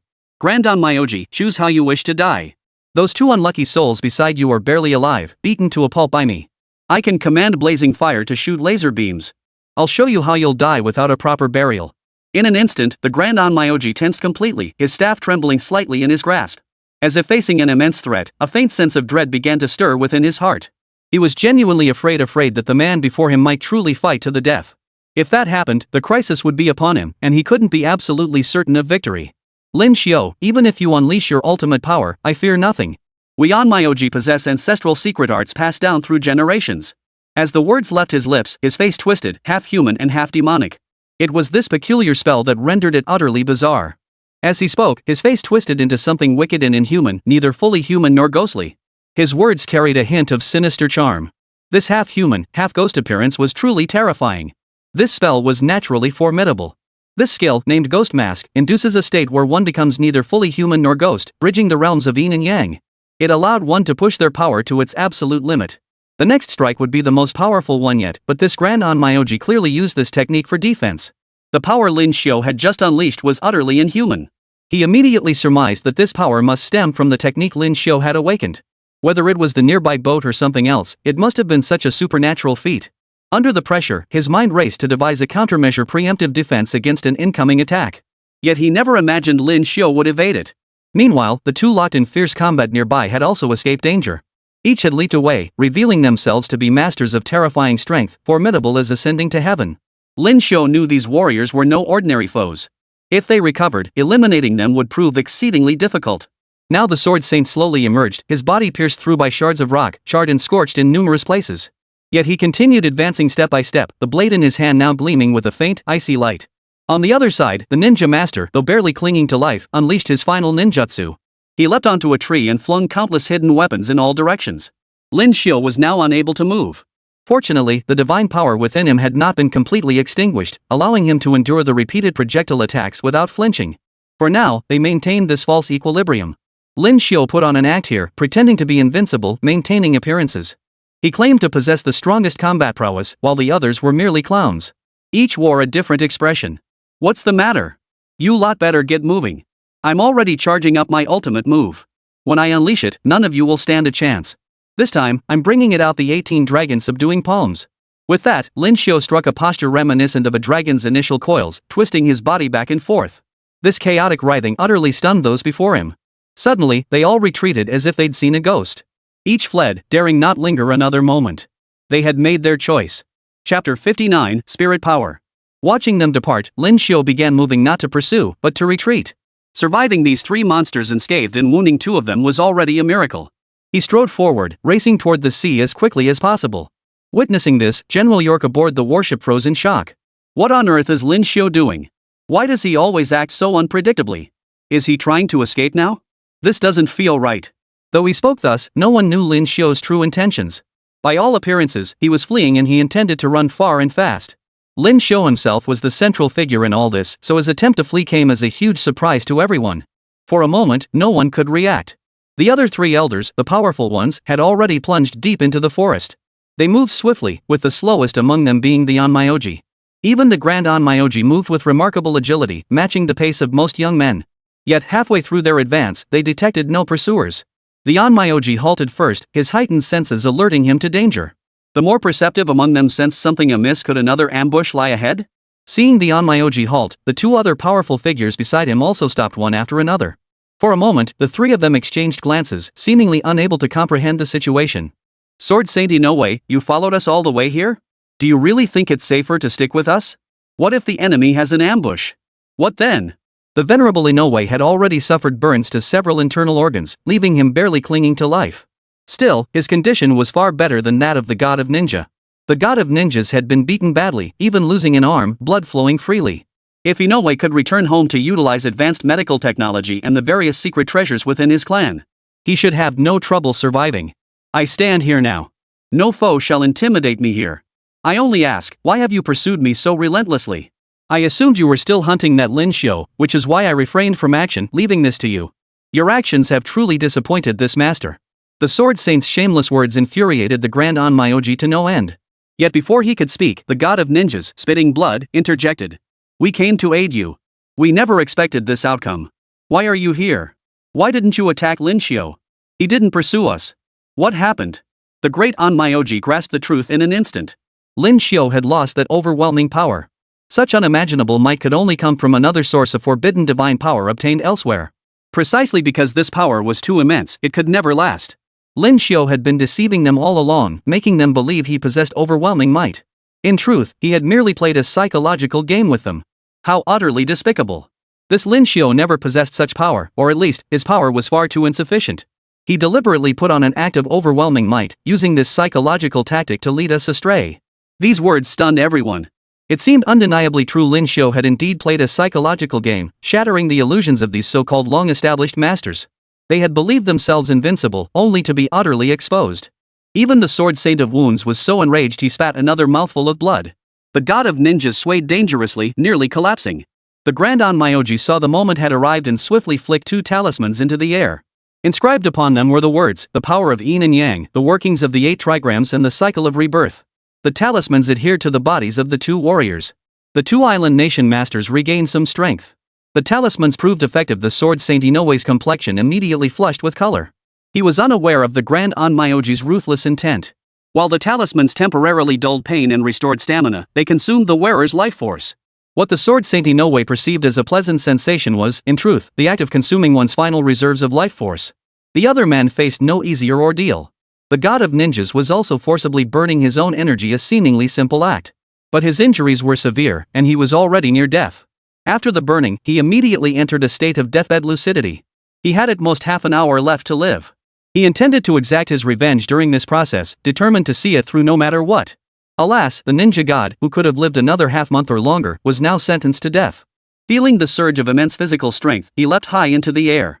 "Come on, join me in hunting down that Lin Xiu. We won't rest until we kill this Chinese bastard." Seeing him howl like this, what could anyone do? The three inevitably banded together as a team. Kill if necessary. The outcome would be decided after the battle. All three moved simultaneously, charging toward their target with relentless speed. Before long, they spotted Lin Xiu's trail.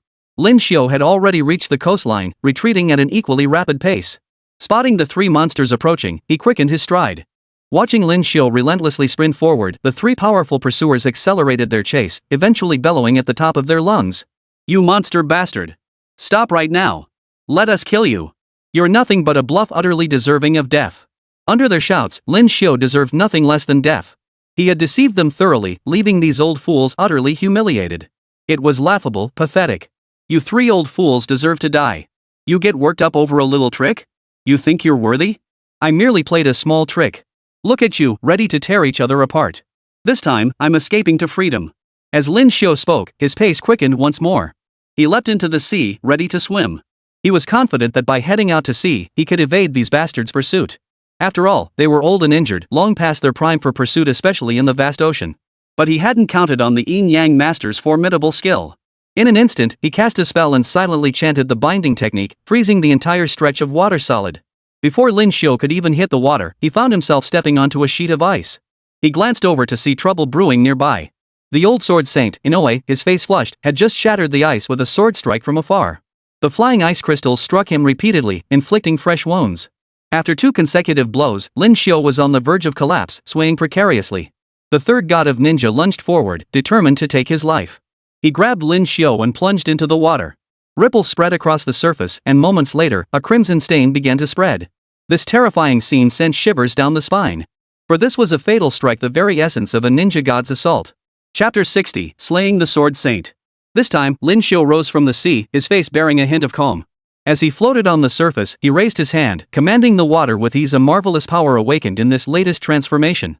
The undying battleship, now one with the sea, had fused with the souls of its fallen ancestors. This fusion had granted it a formidable, unique, and extraordinary power. As Lin Xiu stood there, raising his hand, a towering water column shot skyward beside him, forming a colossal pillar piercing the heavens within a whirlwind. With another flick of his wrist, a massive vortex appeared on the opposite side, churning like a whirlwind. "This is the true power that drew you all here. Now then, what do you say? Dare you strike?" His words carried a hint of mockery. The Grand Onmyoji and the Sword Saint Inoue, facing him, immediately had to make a choice. Whether to flee or engage required careful consideration. Lin Xiu had effectively lured them deeper into his trap. He harbored deep hatred for the Great Onmyoji. Those beside Rueihai also bore grudges against him. In the blink of an eye, though the god of ninjas had long since perished, the Sword Saint Inoue stepped forward, delivering a horizontal slash mid-air. The Grand Onmyoji chanted incantations from within, bolstering his comrade's strength. Their combined attack, one strike forth, one strike back, executed a single, coordinated technique. With the Onmyoji and the auto-strengthener joining forces, they were, after all, both heaven-tier powerhouses. One after another, they gradually unleashed their true prowess. For a moment, it seemed as though myriad strange and mysterious powers converged, pushing the Inoue Sword Saint's prowess up another notch. Inoue, the Sword Saint, had come here to fight to the death like a madman. Lin Xiu watched his opponent approach, casually pointing a finger to unleash a towering tidal wave. A colossal surge rose from the water's surface, forming a supersized wall to block the incoming assault. Through the back-and-forth exchange, Lin Xiu remained unflappable, unleashing his true prowess. Surging currents and assaults came in relentless waves, fierce and overwhelming. Sword Saint Inoue plunged through the torrent, submerged entirely before reappearing beside Lin Xiu. With a sweeping strike, he aimed to sever the young man's head. Lin Xiu gave a cold smile, extending a single finger to block the strike. It seemed invincible, radiating supreme power. The blade's edge landed precisely on his finger, yet it remained utterly unmoved. Now infused with divine power, Lin Xiu's strength far surpassed his former self, reaching a level that seemed to defy the laws of nature. He seized the Sword Saint Inoue, only to be met with another thrust. Though a sword saint, he wielded a blade, a famed Japanese katana. The slender blade glinted coldly as it lunged toward Lin Xiu. This bastard was relentless, determined to fight to the death here. Lin Xiu had long been aware of his opponent's abilities. Highly skilled, equipped with various armor, and striking with blinding speed, everything he unleashed was unpredictable. Thus, Lin Xiu had a plan. The opponent's blade came with such ferocity that Lin Xiu couldn't hold back in that instant. In this final, desperate moment, he had ample opportunity to settle everything. As the blade approached, its sheer force was undeniably formidable, a divine power piercing the heavens, accompanied by an overwhelming aura. This was the power to manipulate water currents. More water coalesced in midair, forming a blade to block the strike. Lin Xiu swept the water blade downward and it sliced through the corpse of the sword saint above. Yet in his dying breath, he unleashed a torrent of his own blood, exploding like a self-detonating bomb, leaving no trace of flesh behind. The back-and-forth exchange left Lin Xiu reeling from the immense shock. After all, this was the final, desperate self-detonation of a heavenly extreme powerhouse. With the opponent's demise, the second powerhouse finally disintegrated into a mass of flesh, vanishing into nothingness. Only the last remaining Grand Yin Yang Master remained. Their enmity ran as deep as the ocean. The time for battle had come.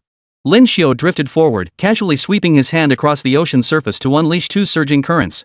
His water manipulation ability was a gift from the undying battleship, its duration dependent on fate. For now, it seemed limitless. The power of water currents was truly a marvel of the mortal realm. Unlike the fierce and unyielding cultivation techniques, though ordinary methods could also cultivate strength capable of shattering mountains with a single punch. Water was different. As the saying went, the highest virtue is like water, it benefits all things without contention. This was precisely the realm water had attained here. When water reached a certain level, it naturally manifested extraordinary displays and possessed remarkable supernatural abilities. You monster! Do you think such tricks will scare us away now? I'll fight you to the death. I was the top martial artist in the island nation. If I can kill you now, I'll die at the peak of my glory. One bore a grudge against Lin Xiu, determined to kill him at any cost to settle their feud. The other, with the island nation's three greatest masters now dead, saw the two remaining as destined to become the supreme rulers of the future. It was only natural they should become the strongest guardians. Thus, this elder must kill Lin Xiu both for public duty and personal vengeance. With Lin Xiu dead, all matters would be settled. This Grand Yin Yang Master, still at the peerless Qi Wave realm, had long abandoned everything for vengeance. He reignited his flames once more. This time, however, it felt as though he ignited the flames within his own mountain. The blazing inferno in his heart propelled his power to its absolute zenith. Before Lin Xiu could act, a projectile flew toward him, a solid iron ball that struck the ground nearby, startling even the great Onmyoji. He looked up to see the heroic spirits aboard the ship. They were his ancestors, the ancestors of the Xia Kingdom. They advanced here to aid their descendants, and the Grand Onmyoji understood this and saw through one truth: these very people had become formidable adversaries. At this moment, he should slaughter them all, eliminating this source of danger and peril. As if fueled by rage, the curse power he wielded blazed forth, unleashing relentless assaults upon the enemy. The Onmyoji's rage boiled over, consumed by the single-minded desire for battle. He was determined to kill the figures before him, his resolve unshakable. Turning his head, regardless of the situation before him, he unleashed a full-force strike. Such an attack represented the pinnacle of his power, while the divine abilities wielded by his opponent seemed limitless and invincible. In the final instant, the explosion nearly obliterated everything around them. When the dust settled, chaos reigned, everything lay in ruins. Such power remained astonishingly formidable. Even cannon fire seemed unable to withstand it. Yet Lin Xiu fought while retreating, refusing to engage in a desperate clash. He headed toward the super battleship. Others might fear ghosts, dread the souls of the dead. He leapt onto the warship in one bound. Here, countless nearly transparent spirit warriors stood. Lin Xiu pulled out the phone from his pocket. This was the one he had struggled to retrieve, and it had captured the faces of these people. So approachable and utterly fearless, these were heroes, ancestors from the past. Gazing upon them, one could only feel boundless reverence. One ancestor, likely the ship's commander, beckoned for Lin Xiu to step back as they advanced. Even in death, they sought to protect their descendants one last time. Chapter 61, The Fall of the Great Onmyoji. Beside his ancestors, Lin Xiu felt a sense of peace as he moved forward. Each ancestor was utterly peculiar, and many others had seen them too. So these are the ancestors of our Xia nation. Even in death, they continue to guard their descendants. How formidable they are. Exactly. They rammed enemy ships with unyielding will back then. Though they ultimately failed, they were true heroes. These are my ancestors. Thank you. More spectators, moved by the ancestors' sacrifices, were overcome with emotion, tears welling in their eyes. Lin Xiu stood behind them as the Grand Onmyoji finally arrived, charging forward like a rabid dog. He charged forward, unleashing a single strike, a surging, overwhelmingly powerful technique. You lot, get over here this instant. I see right through you, nothing but a pack of dead spirits and evil ghosts. Before my Onmyoji power, I shall subdue every last one of you, leaving not a single soul behind. In his fury, he unleashed a torrent of willpower, infusing every spell and divine technique with cursed energy. These curses inflicted immense damage upon all the spirits and ghosts, immobilizing them as their divine power gradually dissipated. Several souls perished instantly, truly ceasing to exist, struck down by the ultimate assault. The deaths of these spirits filled the Grand Onmyoji with satisfaction. He felt he held absolute advantage, ready to slaughter all before him. Yet his surprise attack was halted by the spirit captain. No need for you to act. This is our responsibility. We never truly defeated them in the past. This time is the moment reserved for us. The mighty captain, fearless of life or death in this moment, insisted on this battle for the sake of the sacred land in his heart. That most sacred place. Even in death, they could never forget their homeland, nor all they had once known. For this, they fought with everything they had. Without hesitation, the captain charged forward. Though unarmed, he carried a thread of unwavering conviction. The numerous heroic spirits beneath his command followed suit, surging forward with a fierce, powerful strike. In their desperate struggle, every life summoned its truest, mightiest strength, determined to crush the enemy here, to defeat the formidable foe. For the sake of that burning conviction within their hearts, something like a flame that burns, they would never be forgotten. Driven by this conviction, they charged forward, fighting for the purest, most powerful ideals. Many heroes threw themselves into the fray, sacrificing themselves through self-immolation and explosions to bring down the great Onmyoji. You must know the wars of old. Over the years, how many formations did I lay? I recall one slaughter of tens of thousands, after which I set a formation to torment your kin into a living hell, forever imprisoned in that land to plunder their vital energy. What difference does your death make now? It changes nothing. I have slaughtered your endless kin. Do you truly possess the power to alter this fate? The madman's words were infuriating, but before Lin Xiu could fully seethe with rage, he noticed more figures suddenly appearing on the ship. Each radiated an indomitable will, their fighting spirit burning fiercely. The Grand Onmyoji was indeed formidable. When they launched their invasion into Xia territory, the Onmyoji had combined certain secret geomancy techniques. They committed countless atrocities within Xia territory. Beyond slaughtering innocent civilians, they deliberately used geomancy to destroy the dragon veins within Xia's borders. Dragon veins were embodiments of the earth's spiritual energy, not necessarily actual dragons. Though now protected by golden dragons and with the 12 zodiac deities restored to their rightful places. It was not always so. The golden dragons of the past possessed the wings of heaven and earth, wielding the power of the cosmos. Lin Xiu observed that these heroic spirits were preparing for a decisive battle here, unleashing their ultimate abilities. During the fierce clashes, either their speed accelerated or the air surged violently. Some even clasped their hands together, unleashing a streak of wood-pleasing light before them. Even if these heroic spirits were to slowly turn to ashes, they showed no fear. Yet Lin Xiu sensed that the undying battleship remained silent, for these were the spirits of their ancestors. Moreover, this ruin itself seemed to facilitate a spiritual transformation. No wonder he could draw such formidable power from it. System, when this warship sinks, what happens to the souls of these ancestral forebears? Lin Xiu couldn't help but ask. The system responded with a tone of helplessness. Host, the moment this relic truly vanishes, all the spirits will dissipate. They will go where they must, yet they will continue to guard their descendants from the heavens. They fear nothing, not even death. Alternatively, you could send this warship to the real world and display it in a museum. It would serve as a final resting place and memorial. If nourished by the faith of countless people, these powerful spirits might endure forever. Lin Xiu found this somewhat cruel. These fallen heroic warriors and venerable predecessors were already dead. Since death had come, they should not reappear in the mortal realm. This felt like another form of suffering. Forcing them to endure torment after death was indeed harsh. Lin Xiu wanted to ask, what did these elders truly desire? To remain among mortals and receive offerings, or to depart and pursue some greater purpose? In truth, there was no need to ask. These warriors still possessed their own choices, charging forward relentlessly to explode upon the great Onmyoji like fish leaping into water. They feared neither life nor death, driven by vengeance for their fallen kin. After 100 back-and-forth bombings and collisions, the great Onmyoji was blasted to a bloody pulp. Emperor Masayuki had already reached the warship in the distance. Witnessing this scene, he froze instantly. All his father's schemes were about to vanish into thin air, culminating in a complete and utter failure. The emperor witnessed this too, his heart filled with nothing but bitter regret and utter defeat. He never imagined Xia Nation's foundations could be even deeper than his own. Especially the suddenly awakened ruins, which had directly boosted the combat power of the entire group. Originally, the 3 strongest warriors of the island nation should have guaranteed their safety, yet Lin Xiu single-handedly toyed with them. If this Grand Onmyoji were to die, it would truly be a complete loss, a total wipeout, leaving nothing behind. Consumed by rage, the powerful emperor prepared to activate another contingency plan. They might lack the ultimate weapon to dominate the world, but they possessed a super biovirus. This was the super virus created during the invasion of the lower nation, forged from the lives of countless people, a virus even the Eagle Nation had never obtained. Of course, deploying this virus would inevitably turn them into sworn enemies. The deaths of a few individuals were insignificant. As long as they could strike a blow against Xia Nation, there remained a chance to turn the tide. Chapter 62, The Extinction Virus Emerges. Amidst the battle, Lin Jiang felt a series of tremors and sensed something amiss. The system then delivered a message. Attention! Attention! A new threat is imminent. This time, a terrifying extinction-level virus will emerge. The virus targets all Xia nationals. Current threat level, 87%. Host threat level, 69%.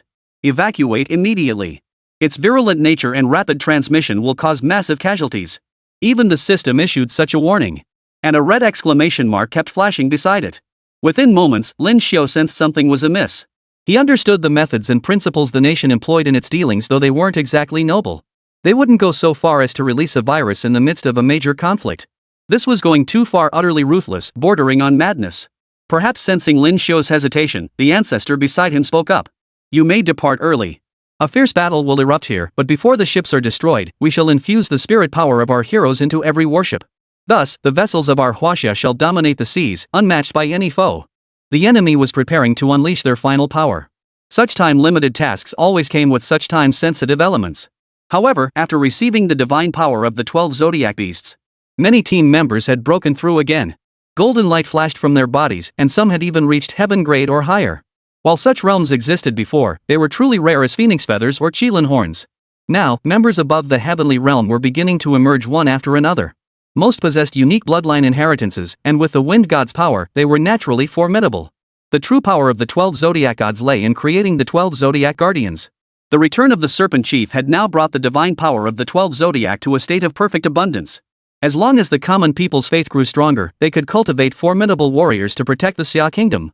Observing the current situation, it was clear that all progress required time. Biting back the excruciating pain in his body, Lin Xiao spoke of the current threat. A terrifying virus was about to sweep across the land, posing a grave danger to the people of Xia. Is that true? I can see you are truly extraordinary. Though your awakened power is insufficient, you've attained such divine might in the shortest time possible. If that's the case, we can assist you. Though I yearn to return my soul to my homeland, there's another way. We can navigate this unsinkable warship to that distant nation, or even to the very place where the enemy is releasing the poisonous gas. We will use our own power to seal all toxins, ensuring none harm the people of the lower realm. At that moment, Lin Xiao was stunned. This ancient ancestor was truly formidable. They intended to use their sheer willpower to block all virus releases. Once again, they were buying precious time for their descendants, time for survival, time for a better future. Ancestor, your dedication and sacrifice are beyond our comprehension. I shall reveal the true location. According to the system, the release point for the virus was located near a port in this vicinity. This super-potent extinction virus was engineered specifically for Eastern bloodlines, particularly those of Xia Nation, even though Xia's mortality rate was already extremely high. But the islanders weren't entirely unscathed either. Yet these despicable madmen were determined to unleash the virus. While the islanders suffered casualties, the Xia people bore the brunt of the assault. Worse still, this would only benefit outsiders. The Eagle Nation's unique bloodline rendered them largely unaffected, as were numerous other nations. The Eagle Nation had also received intelligence at this moment. They had long placed numerous agents close to the Emperor, enabling them to intercept the enemy's first intelligence reports, including the plan to unleash a terrifying virus. General York immediately reported the intelligence. If true, the situation would become extremely difficult to manage. He sought guidance on resolving the current chaos. Unexpectedly, the higher-ups believed that releasing such a terrifying virus might deal a heavy blow to Xia Nation. They did not reject the orders General York had received to quickly evacuate this dangerous area and head for safety. In this way, they could actually evade the terrifying attack. Regardless of whether it was right or wrong, good or bad, it was unforeseen that those high-ranking officials above cared not at all for the lives of the soldiers below. This thought stirred boundless fury and resentment within him. Upon receiving the order, General York sprang into action. A man of exceptional intelligence, he refused to waste time here for the sake of a group of distant, unknown entities. He wanted to leave, to hide, to escape. He refused to risk his life for these people.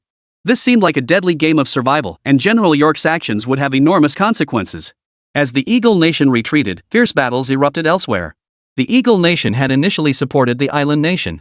But it cost them considerable resources: ships, aircraft, various genetic serums, and even helped train a formidable corps of cyborg soldiers. Through this mutually beneficial arrangement, Eagle Nation had secured considerable advantages.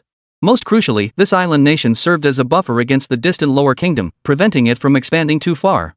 The heavy losses incurred in the last battle had halted further aggression, but now the Eagle Nation's withdrawal had alerted the Xia Nation. Old Huang immediately relayed this intelligence. When he contacted Lin Xiao, he received confirmation these despicable islanders now intended to drag the entire world down with them. Such savagery truly deserved annihilation. Hearing this, even Elder Huang was startled. The mention of a super virus and the fate of all living things filled him with dread. If so many truly perished, the consequences would be terrifying. Brother Lin Xiao, no matter the cost in effort or time, you must protect my compatriots at all costs.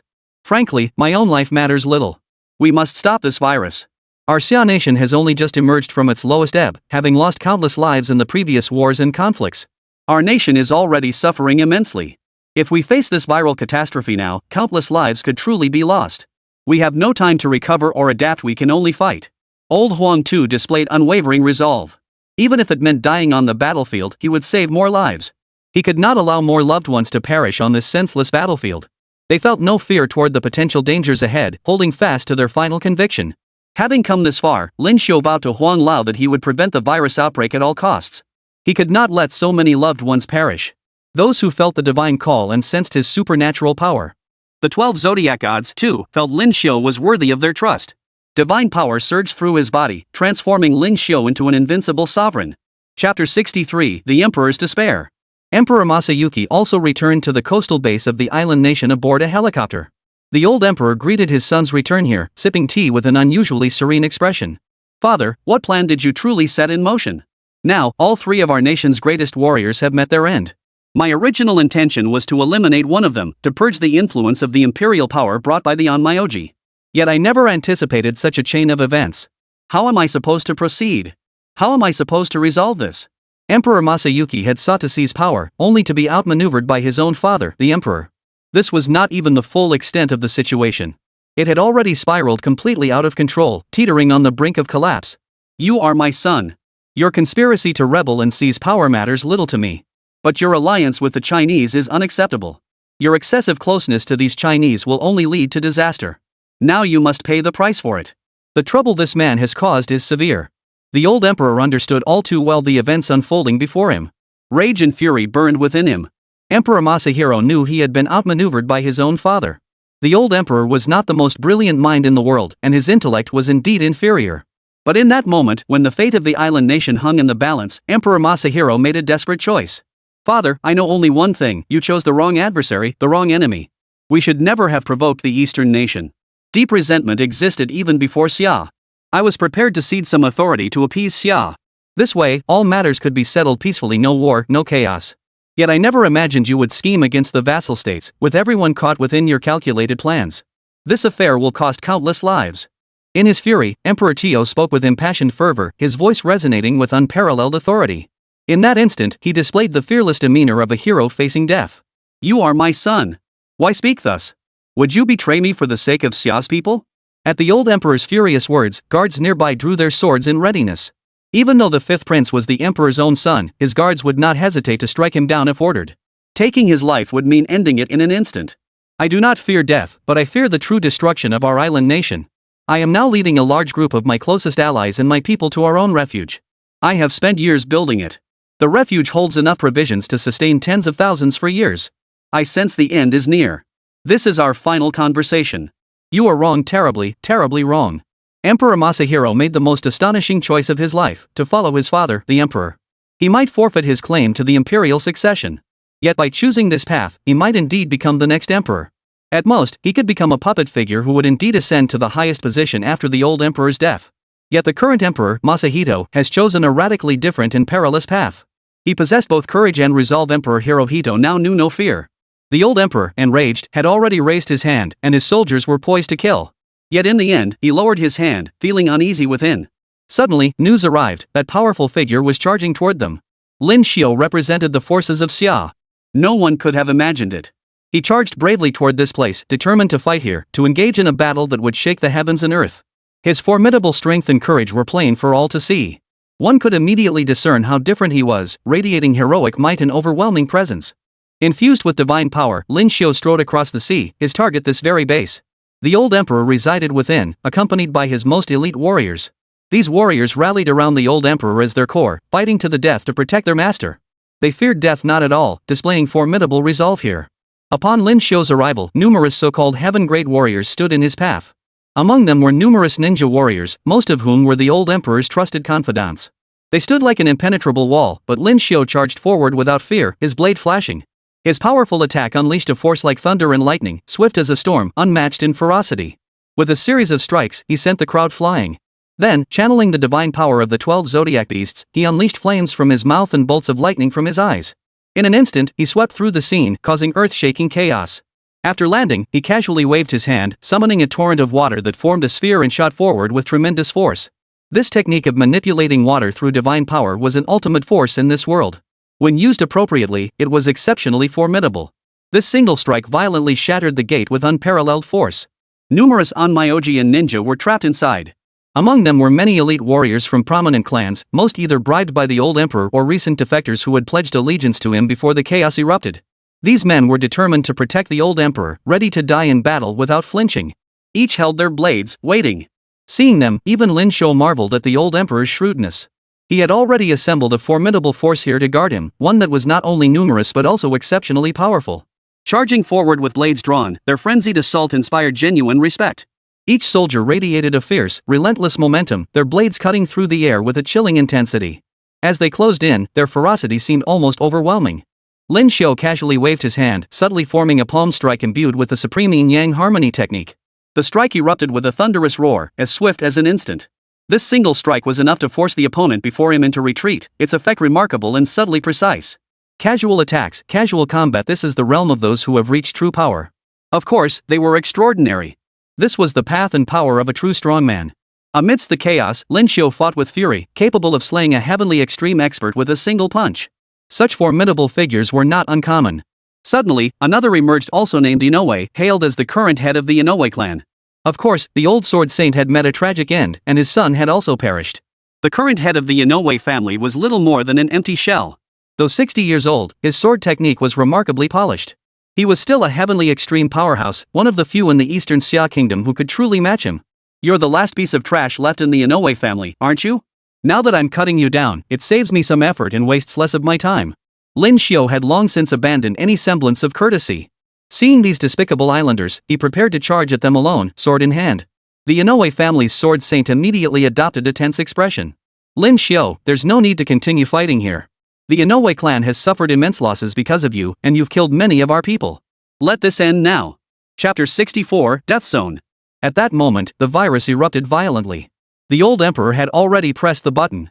Regardless, this terrifying crimson virus continued to spread through the air.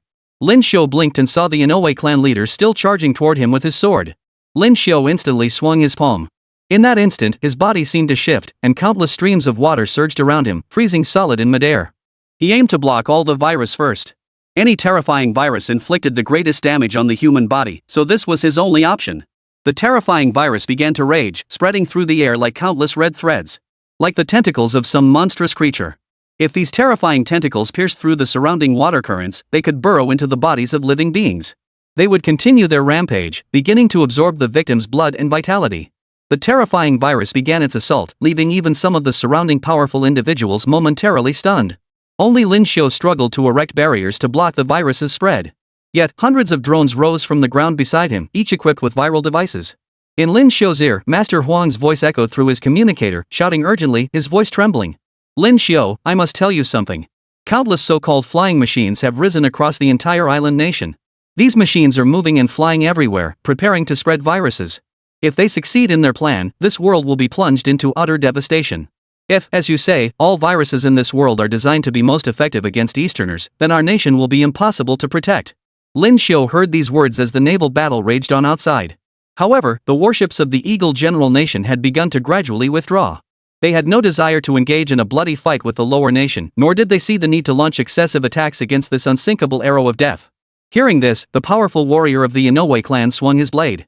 This leader of the Inoue clan embodied their final glory and splendor.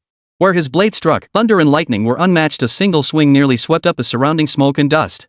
He aimed to unleash his most formidable sword technique, his most devastating assault, convinced he was a peerless warrior who could pierce the heavens and challenge the gods. Yet his sword strike proved futile. At that very moment, Lin Shou caught the attack and countered with a single punch. This fist carried an air of authority, its force terrifyingly powerful, as if it possessed the will to tear everything apart and the potential to shatter everything in its path.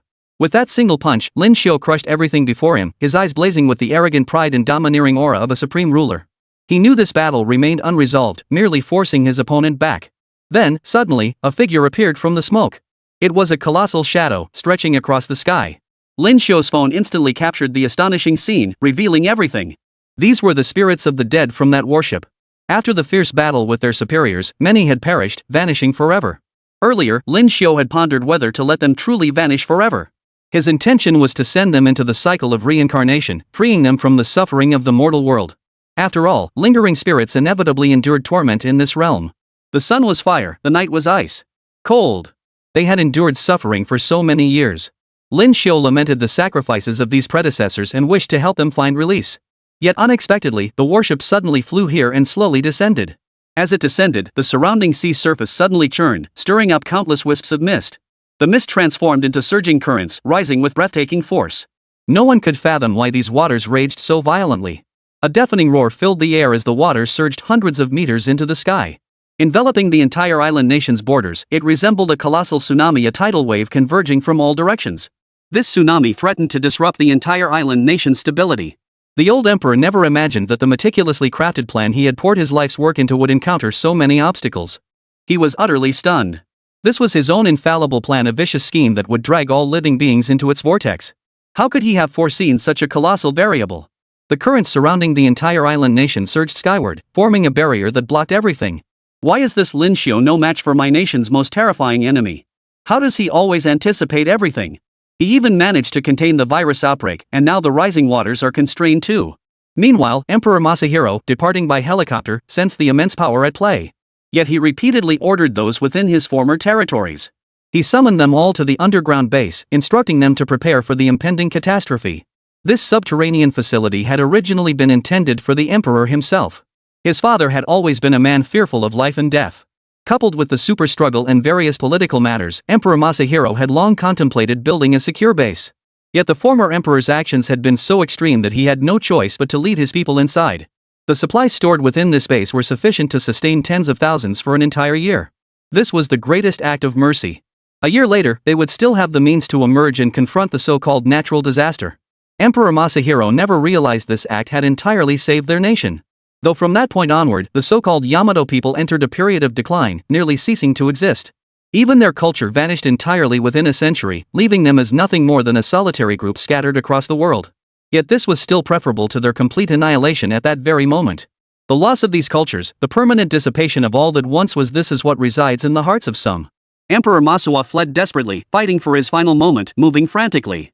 Lin Xiu charged forward, heedless of how many masters the Inoue clan possessed. The ninja who leapt out from the other side also forced his way back after 2 moves, charging headlong into the base. After a wave of slaughter, he kept leaping in. He could sense a target. Soon he found it. Within this room lay the old emperor. Though he didn't know him well, he recognized the crucial item clutched in the old emperor's hand. The so-called old emperor held a special communication device capable of releasing the virus. He was pressing buttons there. Beside him stood 2 generals, also heaven-tier beings. Though likely not as powerful as the 3 great masters, they were not far behind. These 2 powerful figures approached silently, radiating murderous intent, determined to block Lin Xiu's path and prevent him from killing without a trace. Chapter 65, The Island Nation's Apocalypse. Old Emperor, stop pressing that button. Continuing to do so will only kill more islanders. Our ancestors long ago built walls here none of the terrifying toxins can escape. This will be the day of the islanders' demise. Though your genes possess some resistance to this virus, I assure you won't survive for long. If this continues, the island nation will be wiped out, and you will be remembered as a criminal for all time. The old emperor clutched his final bargaining chip, utterly unwilling to relinquish it. He roared and screamed, his voice rising to a frenzied shriek. Don't waste my breath with this nonsense. I'll fight you to the death, every last one of you. I won't relent, I won't surrender. Why should I bow down to your nation here? Your Xia nation is nothing but a relic of the past, diluted by your own arrogance. After all these years, you still think your country is powerful? You have neither the right nor the strength to act so brazenly before me. I will kill you. Driven to the brink of madness, the old emperor raged like a madman, his cursed eyes blazing as he roared his threats. Seeing the old emperor in this state, even Lin Xiu could only chuckle. This ignorant fool had never possessed any real intellect, and now he had descended into madness. It was merely a game he watched quietly unfold. In his frenzy, the old emperor ordered his men to charge forward, only to be kicked flying the moment they arrived. 2 days later, Wang was like a madman. Lin Xiu, unwilling to wait any longer, charged forward. What met him was a torrent of water surging in an instant. He now possessed the mightiest divine power, that of the undying battleship. The torrent surged forward, amplified by other forces, culminating in a fierce punch as it neared the barrier. The old emperor was cunning, sealing himself within a super-powerful protective barrier. The sheer force of that punch defied the heavens. The glass within the space the old emperor occupied possessed astonishing protective properties, yet it nearly shattered completely under that single blow. The earth-shattering sensation was bewildering and awe-inspiring. After all, this was a punch that pierced heaven and earth, evoking unimaginable dread. After landing that first punch, the super-toughened glass before him began to shatter, an effect achieved by Lin Xiu's single strike. He followed up with another punch, its power markedly stronger than before. Each impact carried an explosive force so terrifying that just a few consecutive blows were enough to overwhelm anyone. The explosive force reverberated through the air, yet figures still approached from both sides. Like shadows, they surged forward like a storm, striking simultaneously from left and right. Clearly, the old emperor was surrounded by formidable warriors whose combat prowess was terrifyingly beyond compare. "You two bastards, get out of my way. Do you really think I can't kill you just because you're blocking my path?" As Lin Xiu spoke, he effortlessly dispatched the two attackers. His two strikes in an instant were seamless and devastating, capable of shattering the heavens and splitting the earth. After dispatching his foes, Lin Xiu's cold gaze settled upon the man before him. An inexplicable stir of emotion stirred within him, a murderous intent seeping through his being. He was about to strike. The man before him stood no chance. A single punch shattered the barrier. Fixing his gaze on Tian Huang, he swung his arm, cleanly severing the man's arm. The unfortunate old emperor's severed arm caused the button he was pressing to stop. The drones flying through the air were either knocked down by the rain or crashed into the surrounding area. The virus had already begun to leak. Many ordinary citizens were starting to feel its effects. Lin Xiu glanced at the television, which showed footage of ordinary people across numerous districts. They had been living ordinary lives, yet suddenly found their bodies racked with pain. Of course, not everyone was affected. The virus struck with varying probability. For the island nation's people, the chance was around 70%, while for those from the lower nation, it was 80%. To defend against the virus, all the heroic spirits transformed into an invisible wall, blocking all the water flowing from the sky. Like a barrier, it hindered the virus's spread. Should the virus enter the water, it would sink directly into the depths of the ocean, unable to cause destruction or harm to surrounding life. Moreover, being an airborne pathogen, it is significantly weakened in water. During this period, countless citizens began collapsing in agony, screaming in pain before meeting a tragic end. The toll was already staggering. "I never imagined so many of your subjects would perish, old emperor. Now you yourself are crippled. Most crucially, I made you witness this countless lives lost because of your incompetence, because of your wickedness. These people bore no great sins. Everything began because of you." The old emperor was no fool. Rage instantly ignited within him, searing his heart with bitter regret and remorse, yet also fueling a murderous intent that seemed to consume him. "This is unbearable. You Chinese have obstructed my plans, thwarted everything I sought to achieve." Even now, the old emperor harbored resentment toward the Xia people, as if they were the ultimate source of all error, the ones responsible for the current calamity. Yet this had nothing to do with the Xia people. It was the fault of certain individuals who brought this upon themselves, unrelated to others. What does this have to do with us? We Xia have always strived to live, fought hard, hoping to resolve everything ourselves. We hoped our efforts could bring peace to the world. We've done so much for this. Lin Xiu had no intention of killing him. Slaying the old emperor at this moment would be utterly pointless. As for the fifth prince, the instant the communication link opened, Lin Xiu saw him standing before a massive gate, clearly about to enter some hidden base. "Mr. Lin, I never imagined their final meeting would unfold under such circumstances. You know me well. I am a cautious man. I had meticulously planned everything, yet countless unforeseen complications arose. I wonder if our deal still stands. I sincerely hope you can give me one last chance." Emperor Garo inquired, while Lin Xiu remained calm, nodding in response. After all, the deal hadn't been fully finalized. If Tenno Goro were to become emperor, at least a semblance of peace might prevail between the two nations. Moreover, the virus was currently confined to the island nation. This was destined to be a protracted battle, one that had become a matter of life and death for their island nation. Whether he agreed to this so-called deal or not, it wouldn't change anything. After all, Lin Xiu would never come to live here, and the entire island nation remained on the brink of apocalypse, a situation unlikely to change anytime soon. Lin Xiu nodded with unusual composure. Emperor Garo bowed there. As the virus approached, crimson mist began swirling around him. He hurriedly dived into the mist and vanished without a trace. Chapter 66, The Colossal Ruins. The former emperor had become the crippled Emperor Garo, leaving behind all the turmoil of the past. By now, it had dissipated without stirring much of a ripple. For Lin Xiu, his mission was complete. He glanced at the warship beside him, where the spirit of his ancestor offered a final salute. They stood together in silence, their gazes fixed on Lin Xiu's retreating figure. Lin Xiu walked toward the distance, silent, tears already streaming down his cheeks. He understood these spirits would remain bound here forever, sacrificing themselves to secure peace for future generations. Who wouldn't desire greater offerings? Who wouldn't wish for a better life in this world? Yet these mighty ancestors had sacrificed everything for the sake of the ultimate good. Walking along the road, Lin Xiu remained silent until he saw the aircraft sent to greet him. Xia Nation had even dispatched its most advanced warships, densely packed upon the sea like the mightiest of armies. Yet, as Lin Xiu stood there witnessing their impeccable military formation, he felt an overwhelming surge of pride. These men were no ordinary soldiers. They were the legendary, invincible warriors of a mighty army, all achieved through Lin Xiu's relentless efforts. After expending so much effort, Lin Xiu slowly turned his gaze toward the scene. A flicker of light danced in his eyes before Huang Lao swiftly led him over. Lin Xiu, you've earned immense credit this time. The awakening of the two great relics has brought so much. But to be honest, the other relic seems to have vanished, that mighty warship. Can those heroes truly never return home?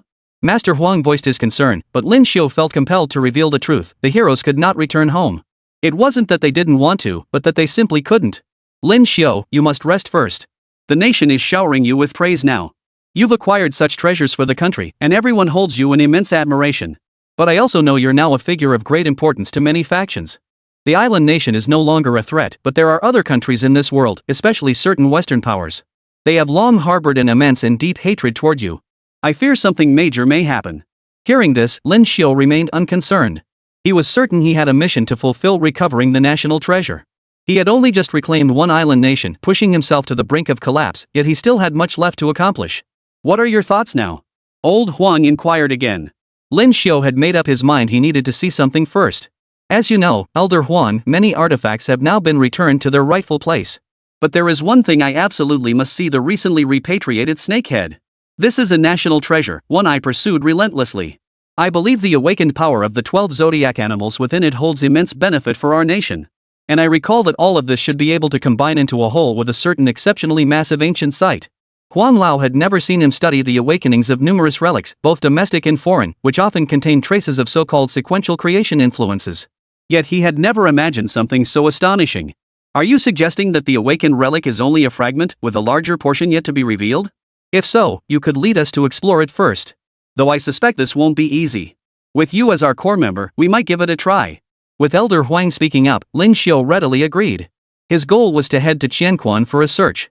Lin Xiu had no desire to be a celebrity, so upon his return, he simply boarded a plane and returned cautiously to his base. Upon arriving in the capital, however, he found that the welcoming party consisted entirely of Huang Lao's associates, and even a significant number of warriors from the temple had come. A large crowd of both familiar and unfamiliar faces gathered here, including Miss Fangzi. This woman held him in the highest regard, a quality he deeply admired. She fought tirelessly for her country and its people, constantly sacrificing herself in the cause. Beside her stood a girl named Hashimoto Rina. She too had changed into Eastern attire, deliberately distancing herself from her former homeland. She no longer wished to be associated with the island nation she once belonged to. Miss Hashimoto Rina and Lin Xiu shared a particularly deep connection, having once been intimately close. Seeing Lin Xiu nod in response, Rina's cheeks flushed, yet she maintained an exceptionally warm smile. Meeting here was no small feat. Lin Xiu nodded. Elder Huang then made arrangements for Lin Xiu and the others to sit down and enjoy a proper meal. Throughout the banquet, he received only admiring and respectful gazes from the others, yet no more astonishing changes occurred. This outcome was already quite satisfactory. Lin Xiu was a sincere and straightforward man. He was neither a villain nor a selfish individual. He conversed with everyone calmly and amicably. Gentlemen, my name is Lin Xiu. I am no great figure. To have accomplished something for the nation this time is truly an honor for me. Lin Xiu did not boast of his achievements, while the prominent figures beside him all wore smiles. Lin Xiu was already an extraordinary individual. They were now the nation's most influential leaders at the pinnacle of power. Young comrade, you've done exceptionally well. To possess such capability at such a young age is truly remarkable. Indeed, indeed. Comrade Lin Xiu is precisely the exceptional talent we've long sought, a savior capable of rescuing our nation.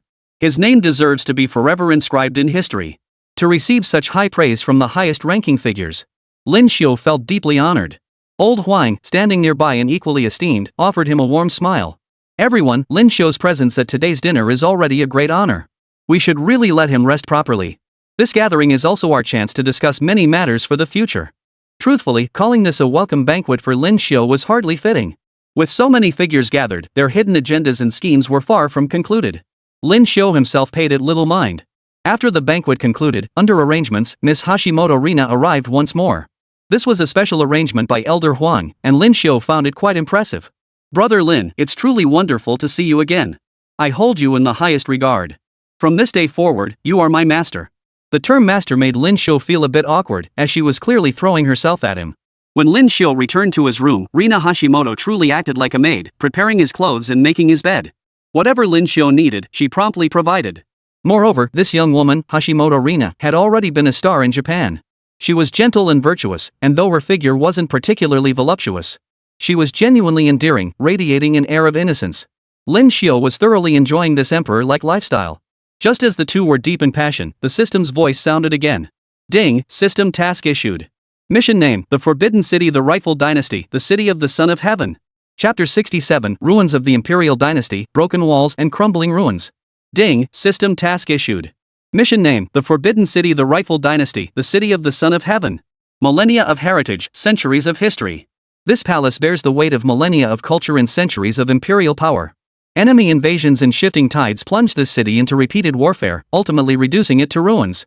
Reignite the flames within this city, illuminating each totem one by one. Mission hint, reignite the Forbidden City, restoring each structure to its radiant splendor. Reconstruction may encounter perils, proceed with caution. Mission reward, the complete Forbidden City restored to the world. All citizens of Xia will be bathed in its glorious light, safeguarding the spirit of Xia. This mission instantly sparked Lin Xiu's admiration for the Forbidden City, once the most significant palace and the most magnificent sight in all of eastern Xia. Yet when Lin Xiu arrived in this world, he discovered it no longer existed, only a vast expanse of ruins remained where the Forbidden City once stood. After much inquiry, he learned these ruins were once a palace. Years of relentless warfare had utterly destroyed it, leaving only a desolate, desecrated site that had become a symbol of decay in this mortal realm. Lin Xiu refused to let this state of affairs persist. Now, his resolve was unwavering. He was determined to restore this place. This task was undoubtedly immense, yet Lin Xiu had a plan.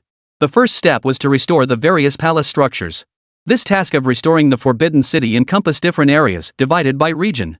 For instance, the Temple of Heaven required restoration, and completing it would yield partial rewards.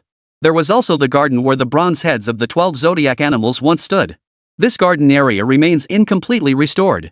The deities of the zodiac have returned to their rightful places and are recuperating. According to Huang Lao, troops have been dispatched to guard the site, and restoration efforts are accelerating. However, some remaining palaces proved more challenging, such as the main hall itself, the Hall of Supreme Harmony. This was where the emperor held court, a place that gathered the dragon energy of the entire realm, radiating supreme splendor. It is said that an earthquake destroyed it entirely, leaving no trace of the palace ruins behind. In truth, most of the Forbidden City sank underground during the disaster. Restoration meant rebuilding above ground, but salvaging the remnants of past structures required diving into the subterranean world. This mission was exceptionally challenging.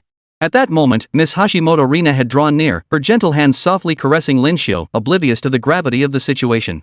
The two first shared an intimate moment, deciding to discuss other matters after waking. When Lin Xiu awoke the next day, he felt quite refreshed. He sought out Master Huang and shared his thoughts once more. Based on what he'd found in the so-called historical records, this was the palace he'd been searching for. Hearing it was a grand palace, the very heart of imperial authority passed down through millennia of cultural heritage, Master Huang perked up. Though the nation no longer had an emperor, the so-called core of imperial power was the historical legitimacy of the dynasty. This place held immense significance, and he found himself growing increasingly intrigued. Lin Xiu, once you've made your decision, we'll act immediately. However, this time I fear we'll need to trouble you personally. The difficulty is rather high. Lin Xiu didn't understand what he meant, but Huang Lao brought over some documents all classified as state secrets. As Lin Xiu leafed through them, astonishment washed over him. It turned out the state wasn't indifferent to these so-called ancient structures.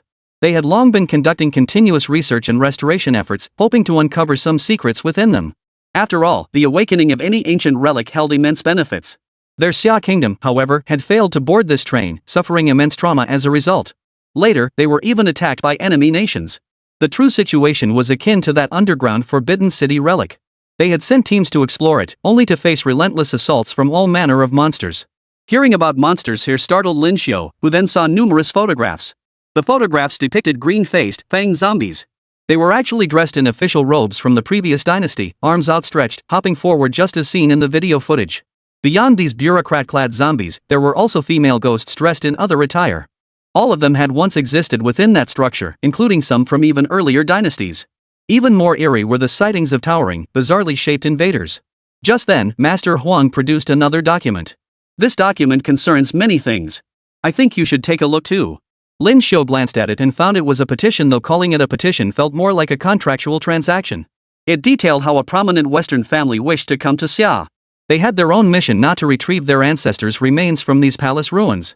Lin Xiu examined the photograph of their ancestors, then compared it to the materials Huang Lao had previously provided.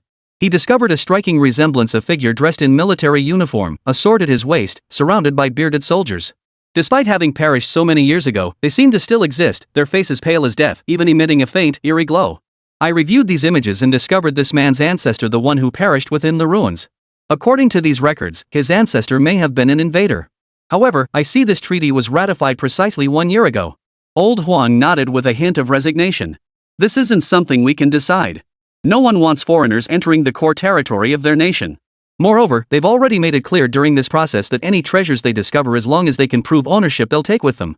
If we truly had no ruins, we wouldn't have resorted to this desperate measure of allowing them in. We'll also lose some so-called national treasures, but when you're under someone else's roof, you have to bow your head. Old Huang certainly didn't wish to relinquish his homeland's treasures, but under these circumstances, submission was the only option. What good would stubborn resistance achieve?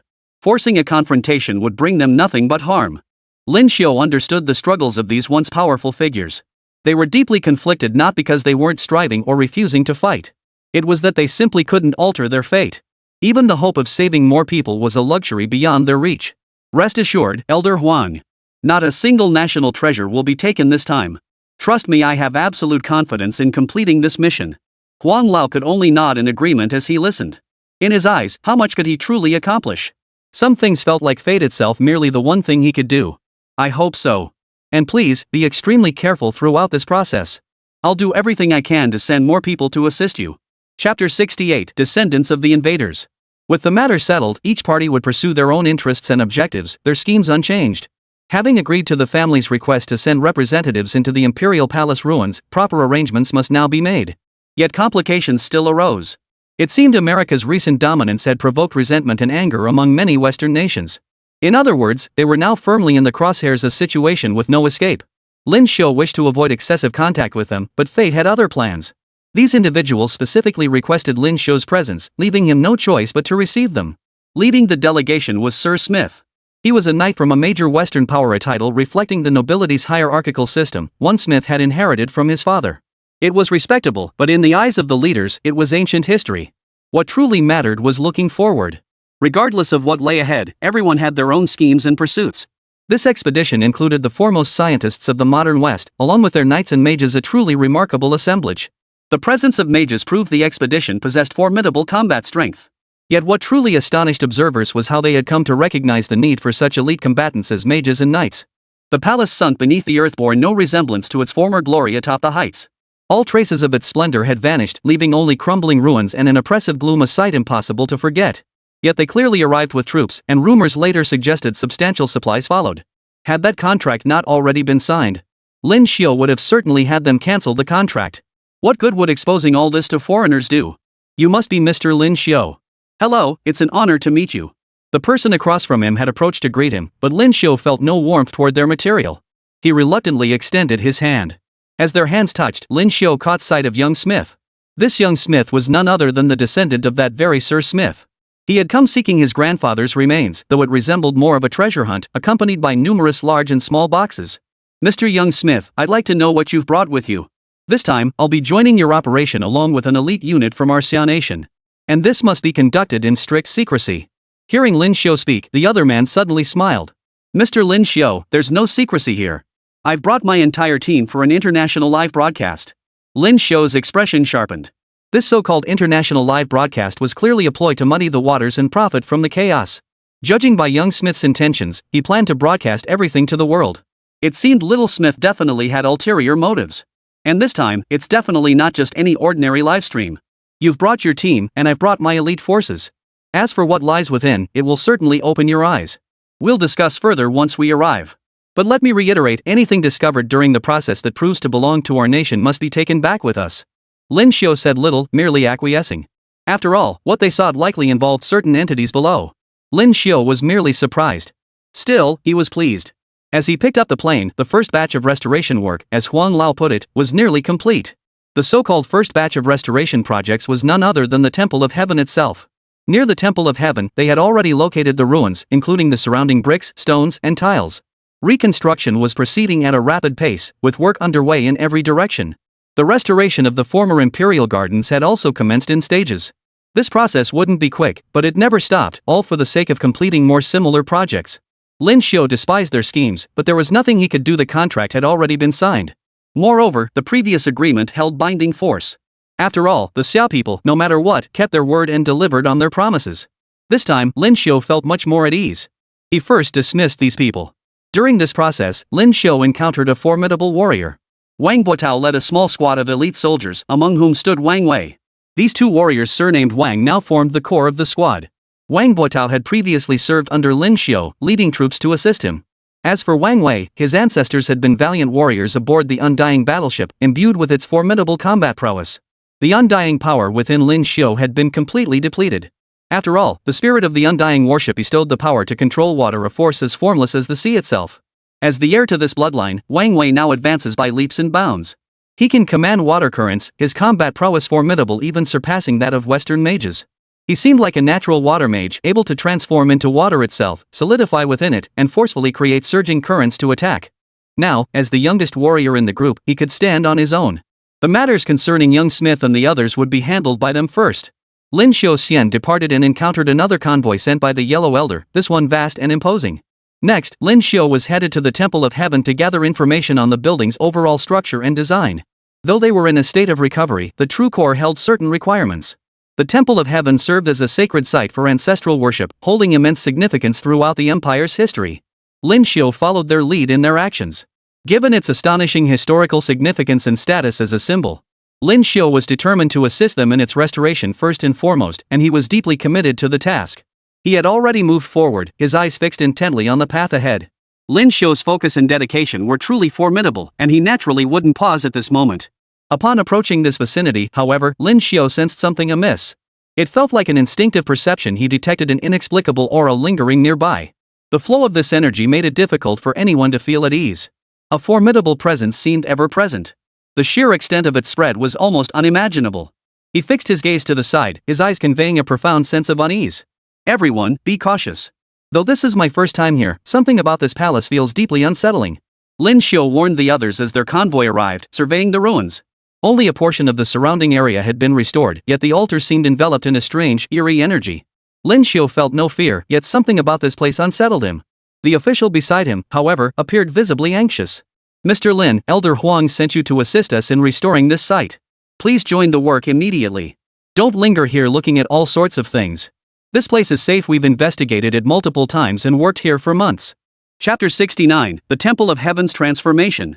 The Temple of Heaven served as a crucial site for ancestral worship. Its magnificent architecture formed an expansive complex, where numerous emperors had once received offerings. One would assume few bodies would be found here, as deceased emperors were ultimately interred within imperial tombs. The destruction here was caused by so-called foreign invaders. Believing this place held great treasures, they came and dug it up. Yet they never imagined that within this paradise lay only items of ritual importance. Most items were ritual implements for sacrifices, lacking the rare treasures they sought. Enraged by this discovery, they set the entire place ablaze. Such brutal creatures deserved to die, for they left nothing but devastation and ruin in their wake. Whenever Lin Xiu recalled these events, his heart burned with boundless fury toward those despicable invaders, a maddened mob that inflicted such severe and intense devastation upon this place. Their actions were nothing short of madness, utterly infuriating. Lin Xiu watched the others work while he moved about the area, deliberately slow and cautious. Yet as he approached the edge, a resolute gleam flickered in his eyes, a quality that set him apart from ordinary men. As he moved about, he saw many things. The structure was magnificent and imposing, its former disgrace now transformed into a new form. Mr. Lin Xiu, what have you observed here? A woman in work attire approached him. She was an ordinary female employee conducting archaeological research here. From start to finish, she showed Mr. Lin Xiu profound respect, exceptional care, and extraordinary attentiveness. I haven't seen anything remarkable here. What's your name? Seeing Lin Xiu ask her a question, she seemed honored, replying with a hint of shyness. Mr. Lin Xiu, my name is Li Haitang. I've been engaged in various cultural relic restoration projects, hoping to do my best to restore more national treasures. I've been giving it my all these past days. Later, I lost my direction. Whether restoring museums or undertaking other tasks, everything seemed impossibly difficult. It wasn't until much later that I finally found my path. With your guidance, I realized there are numerous ruins within Xia Kingdom's borders. Ultimately, I came to admire you most of all. I am deeply grateful that you helped me find my purpose. I hope to learn more by your side. While others may see you as a young man with limited experience, I know in my heart that you are truly remarkable.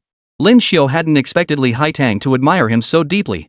He looked at her and found himself quite taken with her as well. It was almost like love at first sight. Perhaps their bond ran deeper than mere affection. The admiration in Li Haitang's eyes gradually transformed into something more profound, and Lin Xiu felt much the same. Just then, loud shouts erupted nearby, sending them into panic. Amidst the deafening noise, Lin Xiu sprang into action like lightning, leaping aside and catching a massive scaffolding section with one hand.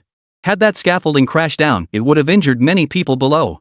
In the split second he paused, his eyes fixed intently ahead. Lin Xiu's bare hands prevented further casualties, yet his gaze held a cold, formidable intensity. A flicker of worry crossed his mind. After all, saving lives must come first in a crisis. Ignoring his surroundings, he focused solely on the immediate threat. He kicked the scaffolding back, only to witness the ground shattering beneath his feet. Beneath the altar of heaven lay a hollow void, and as the ground continued to crumble, it seemed poised to pull certain individuals into its depths. This was far too dangerous. Lin Xiu felt uneasy, sensing something profoundly strange about it all. Regardless of how this had come to be, immediate rescue was imperative. Numerous workers had already fallen from the heights, plummeting into the cavern below. Instantly, dust and smoke billowed upward, shrouding the scene in eerie chaos. Without hesitation, Lin Xiu leaped from the heights. His resolve to save lives was unwavering. As he acted, a figure darted downward. In mere moments, it was already pinpointing the enemy's location. He had long heard strange sounds emanating from this place. It seemed that even in this vast nation, spanning thousands of miles, one would inevitably encounter bizarre phenomena. This worried Lin Xiu, a cultivator, but he still moved with extreme speed. His figure flickered, reaching its peak in an instant. As Lin Xiu landed, he immediately spotted several figures nearby, crawling like shadowy beasts from the underworld. They moved with astonishing speed, scurrying about as if searching for something. These creatures were utterly bizarre. Having seemingly found their target, some let out shrieks while others emitted sinister roars. The sounds were strange, carrying an eerie, almost beautiful yet wicked quality. The monster roared, charging fiercely at Lin Xiu. As he dodged relentlessly, seeking an opening, he suddenly unleashed a thunderous kick, a move so overwhelmingly powerful it seemed to shake the very ground beneath him. The sheer force of that strike sent shockwaves rippling through the surrounding area, leaving everything in its path trembling with a sense of impending doom. Lin Xiu observed something. The monsters leaping out of the darkness were all malevolent, exuding an aura of ghostly presence. They truly resembled ferocious beasts buried deep underground, radiating an overwhelming sense of savagery. "What the hell are you?" Lin Xiu couldn't help but shout. The creatures that had summoned these monsters roared and snarled, refusing to relent. One slowly revealed itself, resembling a living human but utterly twisted and warped, radiating pure malevolence. The creature let out two hoarse growls before crawling forward again. Screams echoed nearby as the previous worker met a gruesome end. Fueled by rage, Lin Xiu unleashed his peerless fist technique. As his punch erupted, the surrounding air crackled and hissed, as if something solid was about to shatter and shatter. This was merely the beginning. A single punch unleashed such devastating power that others rushed to aid Lin Xiu. As they drew near, they suddenly shouted, "Don't go down! It's extremely dangerous below. Monsters and beasts lurk everywhere. Once you go down there, you'll find it hard to escape." Hearing Lin Xiu's warning, the crowd hesitated to advance. Most were ordinary laborers skilled only in maintenance and repair. They certainly lacked the experience to deal with such monstrous creatures. Even though the recent awakening of the ruins had slightly enhanced their physical abilities, they were still far from professionals. Lin Xiu had been very earnest in his warnings, urging everyone to be extremely cautious. Yet, people remained unchanged. They would do whatever they pleased, heedless of consequences, unconcerned with right or wrong, prioritizing only their own interests and pursuing their desires to the extreme. As Lin Xiu fought relentlessly, the fissure suddenly widened once more. He looked up to see debris falling. Lin Xiu scanned the darkness, surrounded by shadowy figures. They weren't necessarily enemies, perhaps just rocks or traps. This chaos made it truly difficult to feel at ease. Li Haitang, who had been close to him before, suddenly fell from above. She was a delicate woman, landing on this ground would surely injure her. With the uneven terrain dotted with protruding rocks hanging overhead, the outcome could be life-threatening injuries, not just a bloody head. Rescue was now imperative. Lin Xiu bounced off the ground and shot forward at incredible speed. Chapter 70, The Indomitable Body. Lin Xiu had no idea how ferocious the monsters lurking within might be. Yet he stared intently, his gaze fixed and unwavering, regardless of how savage the beasts or monsters might be. He remained utterly focused at this moment, determined to resolve the current calamity and chaos. For now, he could see numerous ferocious beasts relentlessly charging forward, their constant roars signaling an imminent, savage assault. "Haitang, are you okay?" The beauty in Lin Xiu's arms anxiously asked for Haitang. She opened her eyes and nodded, signaling she was unharmed. He was more concerned about their surroundings. Mr. Lin Xiu, someone just fell down. I hope it won't cause any major chaos. While that was true chaos wasn't something one or two people could predict. It involved countless variables. Lin Xiu's mind raced as he moved swiftly. Clutching Haitang, he leapt forward just as another piece of scaffolding plummeted toward them. In that split second, it threatened to crush someone to death. After Lin Xiu arrived, he kicked it away. Fortunately, the scaffolding didn't kill anyone, otherwise, the person before him would have been splattered in blood. Ling Xiuxian, worried that speed was inevitably faster, moved like a thunderclap and grabbed out with his hand. He yanked one of the workers nearby toward him. Though he had fallen and was bleeding from a head wound, he was still able to manage. Terrified out of his wits, the man rushed toward Lin Xiu the moment he saw him. Clutching Lin Xiu in a panic, he clung to him in sheer terror. But Lin Xiu's authority was clearly more formidable, his presence overwhelmingly dominant. I don't care who you are. Remember to stay by my side and don't try anything funny. Lin Xiu admonished him as he led Haitang forward. Climbing higher in this area wasn't particularly difficult. Higher ground offered accessible spots, but in this tense, covert environment, Lin Xiu's heart pounded as he grappled with a critical decision. Before they had taken 2 steps, Haitang suddenly felt a tightening sensation. Lin Xiu reacted faster than she did, delivering a swift kick that struck the worker behind them. But there was no worker there, only a figure clad in tattered clothing, resembling a lurking demon. After sending it flying with a kick, he halted. Lin Xiu stared at the nameless killing intent emanating from the creature before him. It was terrifying. So someone actually noticed me. You're dead. The words carried an air of mysterious, unfathomable curse, a curse so unbelievable it felt like the most terrifying, most dreadful force born of snow itself. I don't care what you are. I'll tell you one thing, don't hurt or kill people here. These folks have it tough enough. Most are just workers, ordinary people who didn't come here to slaughter or cause trouble. You've been here for ages, haven't you? You must be the ancestors of this valley. But why torment these descendants? Lin Xiu knew the entity still possessed consciousness and could comprehend speech, so he spoke these earnest words, hoping it might awaken. But words alone were useless. The monster across from him gave a cruel laugh, its voice carrying a piercing, malevolent edge, as if it were evolving toward a higher plane of existence. Enough of this nonsense. With enough flesh and blood, I can break free. I refuse to spend eternity trapped here, torn apart by agony. The creature roared, its malevolent power surging forth. Lin Xiu fought with determination, retreating as he battled, refusing to be pushed into a desperate last stand. When the moment finally passed, he breathed a sigh of relief, though his eyes flickered with a hint of murderous intent. If you keep pushing me like this, I'll strike. As a citizen of Xia Nation, it's my duty to guard this place. I care not what concept you, demon, represent. Lin Xiu charged forward, but the demonic entity behind him fought while retreating, its form dispersing and vanishing into the darkness. Suddenly, outside, lightning flashed and thunder roared, accompanied by howling winds. Lin Xiu had no choice but to leap forward, though his intent was to save lives. But at this moment, rescue had become an impossibly difficult task. All he could do now was provide some other form of support. Lin Xiu had willingly ventured into this perilous place, where shadowy entities lurked everywhere. He never imagined the area beneath the altar of heaven seemed to seal away countless monsters. Each creature radiated viciousness and overwhelming malevolence, making combat against them exceedingly difficult. Within the small cavern, all manner of demonic creatures swam freely, terrifying beyond measure. An aura of pure malevolence now permeated the air, freezing all living things in fear. Yet beneath this malevolence lay no helplessness. This very battle would be the moment Lin Xiu unleashed his divine might. As the darkness surged around him, Lin Xiu unleashed a thunderous punch. Each strike carried a destructive force capable of shattering the heavens and earth. Since gaining divine power, the strength of the 12 zodiac gods had grown immensely formidable. Yet compared to previous battles, the divine power of the 12 zodiac beasts was slightly diminished, for protecting the entire Xia Kingdom was not a task for one alone. Lin Xiu channeled the 12 zodiac gods' power, moving with blinding speed. In an instant, it was as if he had teleported. His kick struck a terrifying monster, sending a burst of flame that illuminated the surrounding darkness. Numerous massive coffins lay scattered here. Many coffins were simply placed here, adding an eerie, ominous atmosphere to the underground area beneath the altar of heaven. Li Haitang, standing nearby, was startled by the sight. Mr. Lin, why are there so many deceased here? What's going on? Lin Xiu had no idea either. He had only just arrived and hadn't experienced much here yet. Yet the bizarre scene before him unsettled him deeply. He composed himself, confident he could handle whatever came next. There were many powerful individuals here. He felt no fear in his heart. This place must hold great significance. Even though some of the dead seemed on the verge of becoming demons or monsters, Lin Xiu sensed something special here. It had to be nearby. With his intelligence, he began searching. Moments later, Lin Xiu made a tremendous discovery. After walking just a few steps forward, he discovered that some of the deceased here were actually high-ranking officials. In ancient times, there existed an institution called the Bureau of Astronomy, tasked with calculating celestial phenomena and calendars for the emperor, as well as predicting all matters of fortune and misfortune. Whenever celestial phenomena shifted, these officials would emerge to interpret the changes. However, they were not invincible figures. After all, they were merely masters of calculation and divination, skilled in their craft. They could not defy heaven, alter fate, or reshape the world. This was their limitation. Yet they had weathered many similar crises.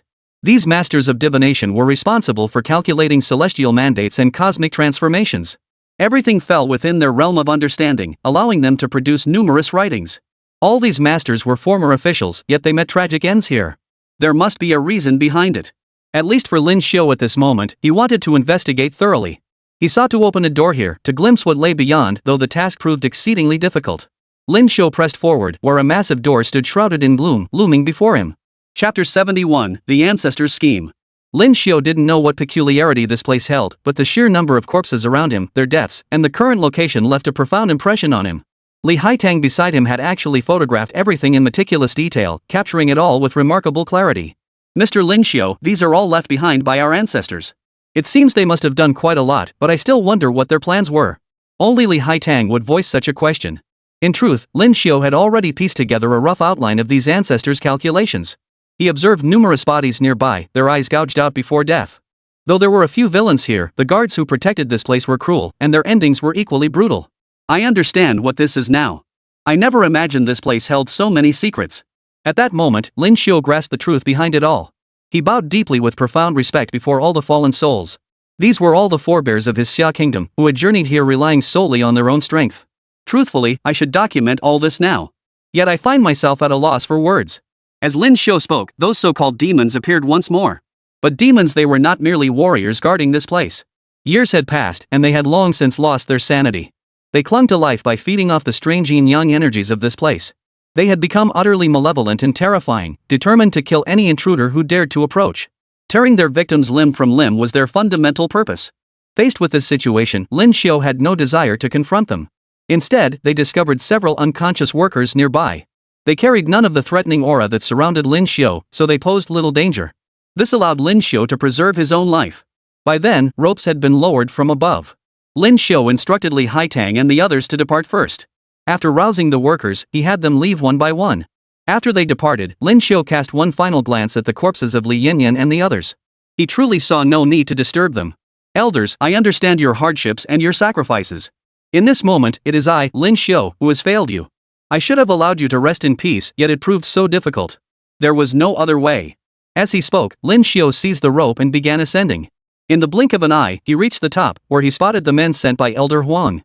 They were surveying the current situation here. After all, with the sudden cave-in and rumors of strange occurrences, a small team had been dispatched. However, upon hearing Lin Xiu was present, the squad did not approach immediately but remained waiting above. Upon his return, Lin Xiu saw the squad leader approach to inquire about the situation below. Lin Xiu glanced around. Over half of the surrounding structures were prepared, and construction on the entire Temple of Heaven could continue. Normal operations could also resume. Yet, he decided to leave all that for last. I will report the matters inside to Elder Huang personally for their final decision. All construction work here must cease for the time being. I discovered something highly unusual down there. For now, I can only advise you to hold off on any further action. Hearing Lin Xiu's words, the others naturally harbored some doubts. Though Lin Xiu's fame spread far and wide, his status within Xia Kingdom was also exceptionally noble. The team members below him held him in some respect, yet they did not fully understand or know him. Lin Xiu did not take offense. I hope you will heed my words. The area below must be sealed off. This final construction of the altar of heaven is the last site. Those buried here are our forebears who sacrificed greatly for our Xia Kingdom. Hearing this, the men were perplexed, none having ever visited the site. Meanwhile, several workers who had just regained consciousness nearby were shouting wildly, claiming vengeful spirits were haunting the place and monsters were running rampant. Lin Xiu ignored them and returned to base. He promptly reported everything to Elder Huang and the others. Their discussion lasted several hours. When he emerged, Elder Huang was visibly agitated. I am now ordering you once more to follow Mr. Lin's instructions, completely seal off the entire area surrounding the Temple of Heaven. No one is permitted to enter. Remember, no one is allowed to continue construction or carry out any excavation or demolition work there. Hearing this, everyone grew solemn. Huang Lao's seriousness spoke for itself. Then another piece of news arrived. Young Smith still led his team to the vicinity of that palace. Everyone was waiting for the journey to begin. The destination lay before him, flanked by knights and mages, truly the elite combat forces from abroad. Moreover, these individuals possessed exceptionally high ranks, each at least at the heavenly grade level or above. Such a concentration of heaven-tier experts was unheard of in Xia Kingdom. Yet in their lands, such numbers were considered substantial. Fortunately, Xia Kingdom had been advancing at an astonishing pace lately. At this moment, Elder Huang had gathered quite a few people. One group comprised the military personnel, all battle-hardened veterans and formidable warriors. Another contingent had also arrived, prominent martial arts masters from across Xia Kingdom. These so-called martial arts practitioners had begun their efforts as a desperate measure to save the nation before the awakening of the ruins in Xia Kingdom. To aid the nation, these martial artists scoured for ancient manuals or revived ancestral cultivation techniques passed down through their families. They had spontaneously organized themselves to fight enemies outside. While these cultivation techniques did enhance their combat prowess to varying degrees, they were still no match for the fully awakened warriors. Even so, these warriors pressed forward relentlessly. It is said that dozens of sects and hundreds of clans joined the cause. Throughout this struggle, countless heroes emerged, sacrificing themselves for their country. Yet their fates were often grim, with far too many meeting tragic ends. Lin Xiu encountered this so-called martial arts force. They were the rare cultivation masters seldom encountered in ordinary life. The unscrupulous one was named Yi Tianlong. Yi Tianlong was a master of the Divine Dragon sect, rumored to be a descendant of the imperial guards who once protected the royal capital during the dynasty's legitimate reign. Of course, many harbored doubts about the veracity of these claims. It was rumored that Yi Tianlong's family possessed ancient manuals and imperial edicts from that era. However, in an era when ancient ruins had yet to awaken, such things were merely topics of conversation, with no one believing their authenticity. Upon seeing them, Lin Xiu was quite pleased, as he now had a few more trump cards up his sleeve. Upon arriving, Yi Tianlong proactively greeted him. "Greetings, Mr. Lin. I am Yi Tianlong, leader of this squad. We now seek to collaborate with you. You may assign tasks at any time. As a heaven-tier expert, I should be able to offer some assistance." Lin Xiu assessed him. Yi Tianlong wasn't bad, at least a heavenly extreme second-tier martial artist. His strength was rising rapidly. Truthfully, this breakthrough came only after the entire ruins had awakened. Before that awakening, he hadn't even touched the threshold of heavenly extreme. In other words, even when he trained relentlessly, bolstered by his imperial bloodline inheritance, he could only reach this earth grade level. Chapter 72, Exploration begins, global attention. When Lin Xiu arrived at the site, he spotted young Smith's team. Every type of powerhouse was present, all waiting patiently nearby. Within Lin Xiu's own contingent stood two formidable generals. One was Yi Tianlong. As a martial arts master from Xia Nation, his prowess was formidable. The other was Wang Buotao, who had made a name for himself in recent times. "Mr. Lin Xiu, we are about to enter this underground palace complex. Your countrymen always say this place is your homeland and that you must protect it at all times. Whether this place is your home or not doesn't concern me. I demand one thing: during this process, you must not hold us back." That phrase is often used by your people. "I expect you to demonstrate sufficient courage and capability throughout. Do not burden us. Otherwise, I hope you leave promptly." These words were anything but polite. Lin Xiu glanced at Little Smith, unwilling to exchange another word with this man. It would be pointless anyway. In Lin Xiu's view, any interaction was merely a formality. He and they had never shared any genuine goodwill. "Mr. Smith, I hope you can handle this well. In my view, you do possess a once glorious, advanced, and powerful culture, along with greater combat strength. But our Xia Nation has soared to heights you could never have imagined. I also hope you will treat us with a peaceful and equal attitude. As for the many things here, they do not belong to your country, but are treasures long preserved by our Xia Nation. Your objective is the body of your grandfather, Sir Smith. You may take it. Everything else belongs to Xia. I will not permit our national treasures to be scattered abroad." Having spoken thus, Lin Xiu exuded an air of unyielding authority. All present spectators erupted in a chorus of applause, their respect for him palpable. "Ladies and gentlemen, I am Lin Xiu. I have previously brought you some programs. Now, I wish to share something with you all. I, Lin Xiu, am about to explore a relic left behind by our ancestors. I believe you would all like to follow my journey. Throughout this journey, I will provide comprehensive explanations for everything, including artifacts, equipment, and all usable resources, ensuring thorough documentation." For a moment, everyone cheered continuously. Only Lin Xiu could put their minds at ease.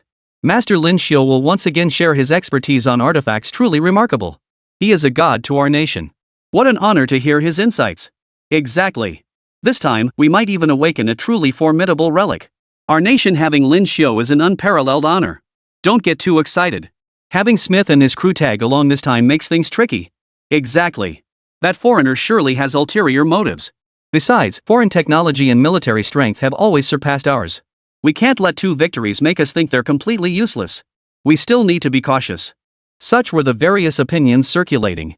Lin Xiu paid little heed to their opinions. In his eyes, he was destined for greater tasks and owed them no accountability. His gaze remained cool and focused on the task at hand, filled with both lethal intent and vigilance. He would never cede control to these bastards. The world's gaze converged on this single location, for all eyes were fixed on this expedition. Throughout the entire process, Lin Xiu stood at its very core. He must march forward resolutely, striving for the sake of all Xia Nation citizens. Young Smith couldn't care less about the Xia people's gaze. In his eyes, he was vastly superior and far more noble than them. He couldn't be bothered with how these Xia people viewed him. He saw himself as nothing short of a god. Mr. Lin Xiu, could you please hurry? We've wasted far too much time. I have no desire to expend my energy on this meaningless place, especially you lot. I find it utterly unwise how you persistently squander your time here. You're always searching for relics left by your ancestors, while we constantly look outward for new discoveries. We can approach our quests with heroic spirit, learning from the past. Yet you Xia people remain stagnant, convinced of your own superiority, blind to the true future lying far beyond your borders. Young Smith's sarcasm mirrored the realities of the preceding decades. After all, his ancestors had indeed been pirates during that time, plundering everywhere and displaying a truly fanatical predatory nature. Mr. Little Smith, there is some truth in what you say. But all this validity applies only to pirate civilization. My country is not a pirate civilization, nor are we pirates ourselves. At the mention of pirates, young Smith grew visibly displeased, his gaze toward Lin Xiu tinged with disgust and a hint of menace. Lin Xiu, however, remained utterly composed. Mr. Little Smith, don't look at me like that. It doesn't affect me. Whether you despise me or admire me, I, Lin Xiu, am still a living person in this world. I simply hope you'll treat me with equal regard. Lin Xiu ignored him and continued leading his team forward. His group included Li Haitang, Yi Tianlong, and Wang Buotao. This was a veritable elite squad. Those left behind with Little Smith were their own people. The group had just arrived near this particular entrance. This entrance was quite peculiar. The entire underground ruins likely covered a vast area, possibly spanning dozens of square kilometers. Their entry point wasn't the original core of the ruins, but rather a passageway located slightly further away. Looking down from there, this passageway sloped downward at an angle. Gazing into it, the group sensed a dense, oppressive darkness, a place that felt terrifyingly deep and sinister. In any case, what lay beyond was another matter entirely. This passage should lead us to the other side. Let's proceed together, but stay alert near the tunnel. Strange, dark things might emerge here. Lin Xiu explained as thoroughly as he could, urging everyone to continue forward. He took the lead, acting as the pathfinder. Of course, Wang Buotao stepped forward voluntarily, wanting to walk closer to the front. It's unnecessary. With both of us here, there's no need to strictly define who leads. Just remember to proceed cautiously. I wouldn't want any mishaps to harm you. Lin Xiu looked at them with genuine sincerity. When he wore this expression, the others felt genuinely grateful. He seemed different from others, a compassionate, kind-hearted person who naturally did things better and with greater care. They continued onward, Lin Xiu moving at a steady pace among them, his gaze unwavering. Throughout the live stream, he made a point to address those around him as much as possible. Chapter 73, Conflict. Everyone, let's keep moving forward. Along the way, I'll explain things to you. The area we're in now is likely a tomb passage. These wooden walkways were special features in ancient imperial tombs, meant to preserve the emperor's remains. Judging by the surroundings, there should be an emperor's tomb nearby. Hearing this, the group was stunned. An emperor here? To them, it seemed utterly unbelievable. No way. What emperor? I heard there were emperors in ancient times, but they're long gone. Could our Xia Kingdom's heritage be connected to an emperor? They say these rulers were lofty and different from common folk. Now they're portrayed as some mighty figures here? It's rather distasteful. Many voiced their feelings openly. They certainly held no affection for emperors, yet these rulers were undeniably real figures in this world. If one truly wished to escape, they could never evade the emperor's grasp. Everyone, there's no need to think that way. The emperor is merely one of the people in this world. He's just one of those so-called rulers who proclaim themselves the son of heaven, inheriting the highest divine mandate of kingship. I don't know if that ahead is the emperor's tomb, but from what we see now, this is the path leading to it. Keep going, and we'll likely find more stone beasts. Lin Xiu answered as best he could. Few here knew him personally, most had only learned of his existence during the last livestream. But they certainly didn't know him well. They were simply observing from their own perspectives, forming their own judgments. Mr. Lin Xiu, you seem to have some insight here, though I wonder how accurate it is.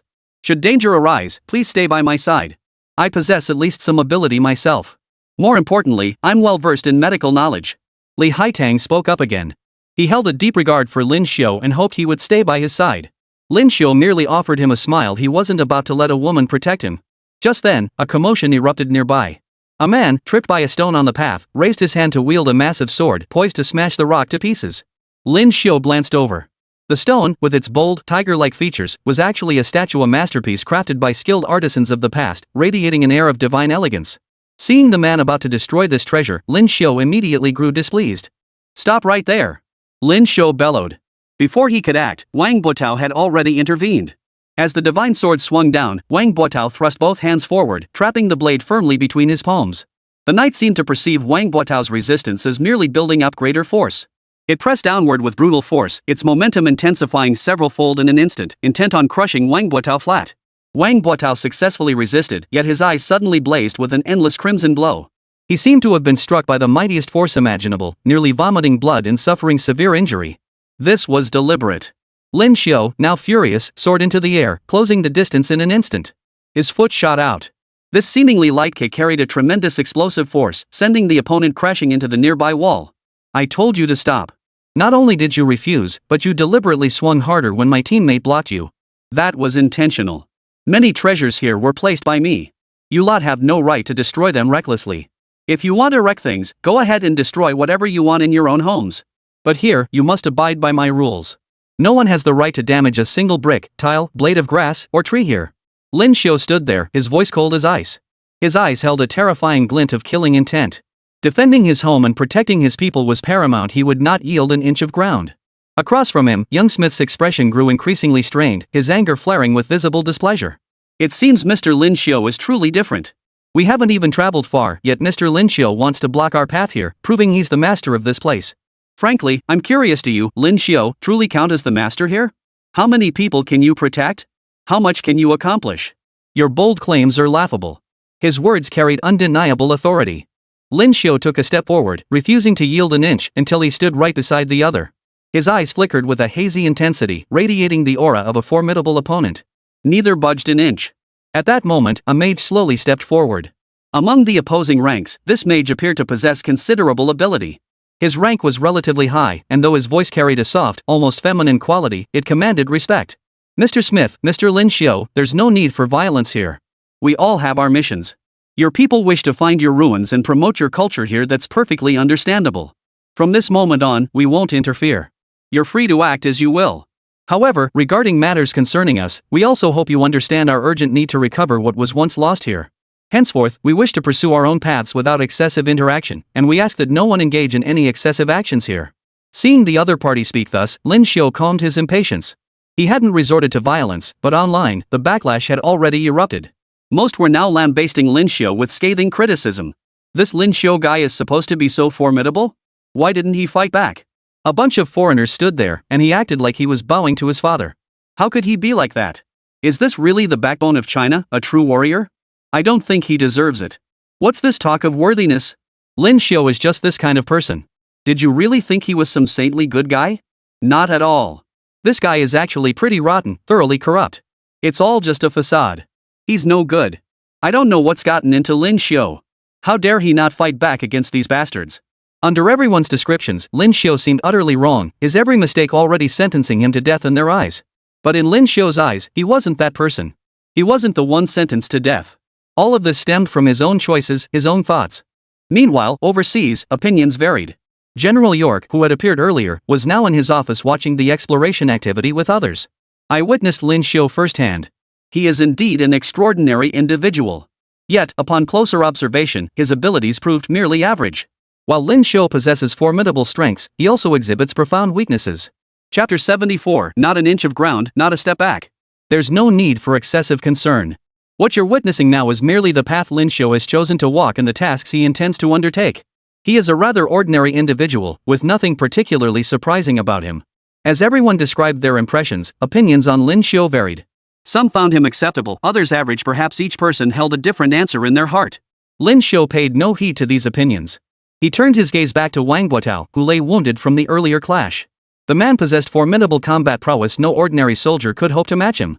Yet he remained steadfast, fighting for his final glory. That showed decent character. There's no need for such worry. There are ways to handle this situation. What truly concerns me is why they always carry those boxes with them. It seems as though they contain something special. I can't help but feel it's extremely dangerous, no matter how you look at it. Lin Xiu remained the steadfast anchor for everyone, reassuring them that he could still maneuver within the situation. After all, he held supreme authority here, everything else was trivial. The group pressed deeper inward. After passing the initial section, they gradually began encountering numerous stone creatures resembling beasts. These stone beasts appeared throughout the area, exuding an air of profound mystery and eerie strangeness. Look, these beasts were left behind long ago. Though called beasts, they're actually carved based on mythological tales. Each creature here has its own name.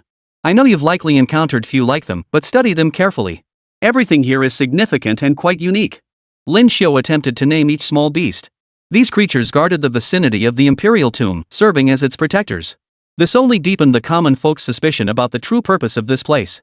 Everyone learned here, and every object commanded admiration. Lin Xiu was erudite and knowledgeable, knowing everything truly godlike in his prowess, exceptionally formidable. Seeing Lin Xiu's profound knowledge, everyone felt deep respect. Li Haitang voiced the curiosity shared by all. Mr. Lin Xiu, why do you claim there's an ancient tomb here? Judging by these stone beasts, they hardly resemble artifacts from an ancient burial site. Hearing the question, Lin Xiu remained exceptionally calm and composed. He gestured to the side, pointing to the area before them. Indeed, none of these belong inside a tomb. This is the exterior of any imperial mausoleum, where so-called pathways, tomb passages extend outward. Along these pathways, stone beasts like pigs, horses, oxen, and sheep are placed, even warriors clad in armor. These statues serve as guardians. The deceased they guard were top-tier nobles, perhaps even emperors of their generation, figures of unparalleled prestige. They were quite particular about pomp and ceremony. Though the Xia Kingdom now claims equality for all its people, there remains a distinct sense of grandeur and authority at the end of the day. Even in death, they insisted on such grandeur, accumulating countless possessions. These stone beasts are placed outside the tombs merely for show. I see an ancient tomb ahead. It's unusual for such a tomb to be connected to the imperial city. If we ever find the mausoleum of the first Qin Emperor, that would be a real jackpot. At the mention of the first emperor's tomb, everyone hurried to document everything, knowing that one day, all this might change in ways beyond imagination. Everyone observed everything with great care, eager to document it thoroughly, their sincerity palpable. The Qin Shi Huang Mausoleum was the pinnacle of tombs, arguably the ultimate achievement in the world.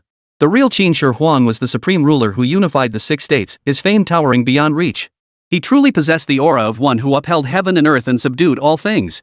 After all, he was a godlike figure, truly formidable, the very embodiment of greatness. The situation here doesn't match the grandeur of the Qin Shi Huang Mausoleum, especially since terracotta warriors must be nearby. If the terracotta warriors could be awakened as relics, their nation could likely advance significantly.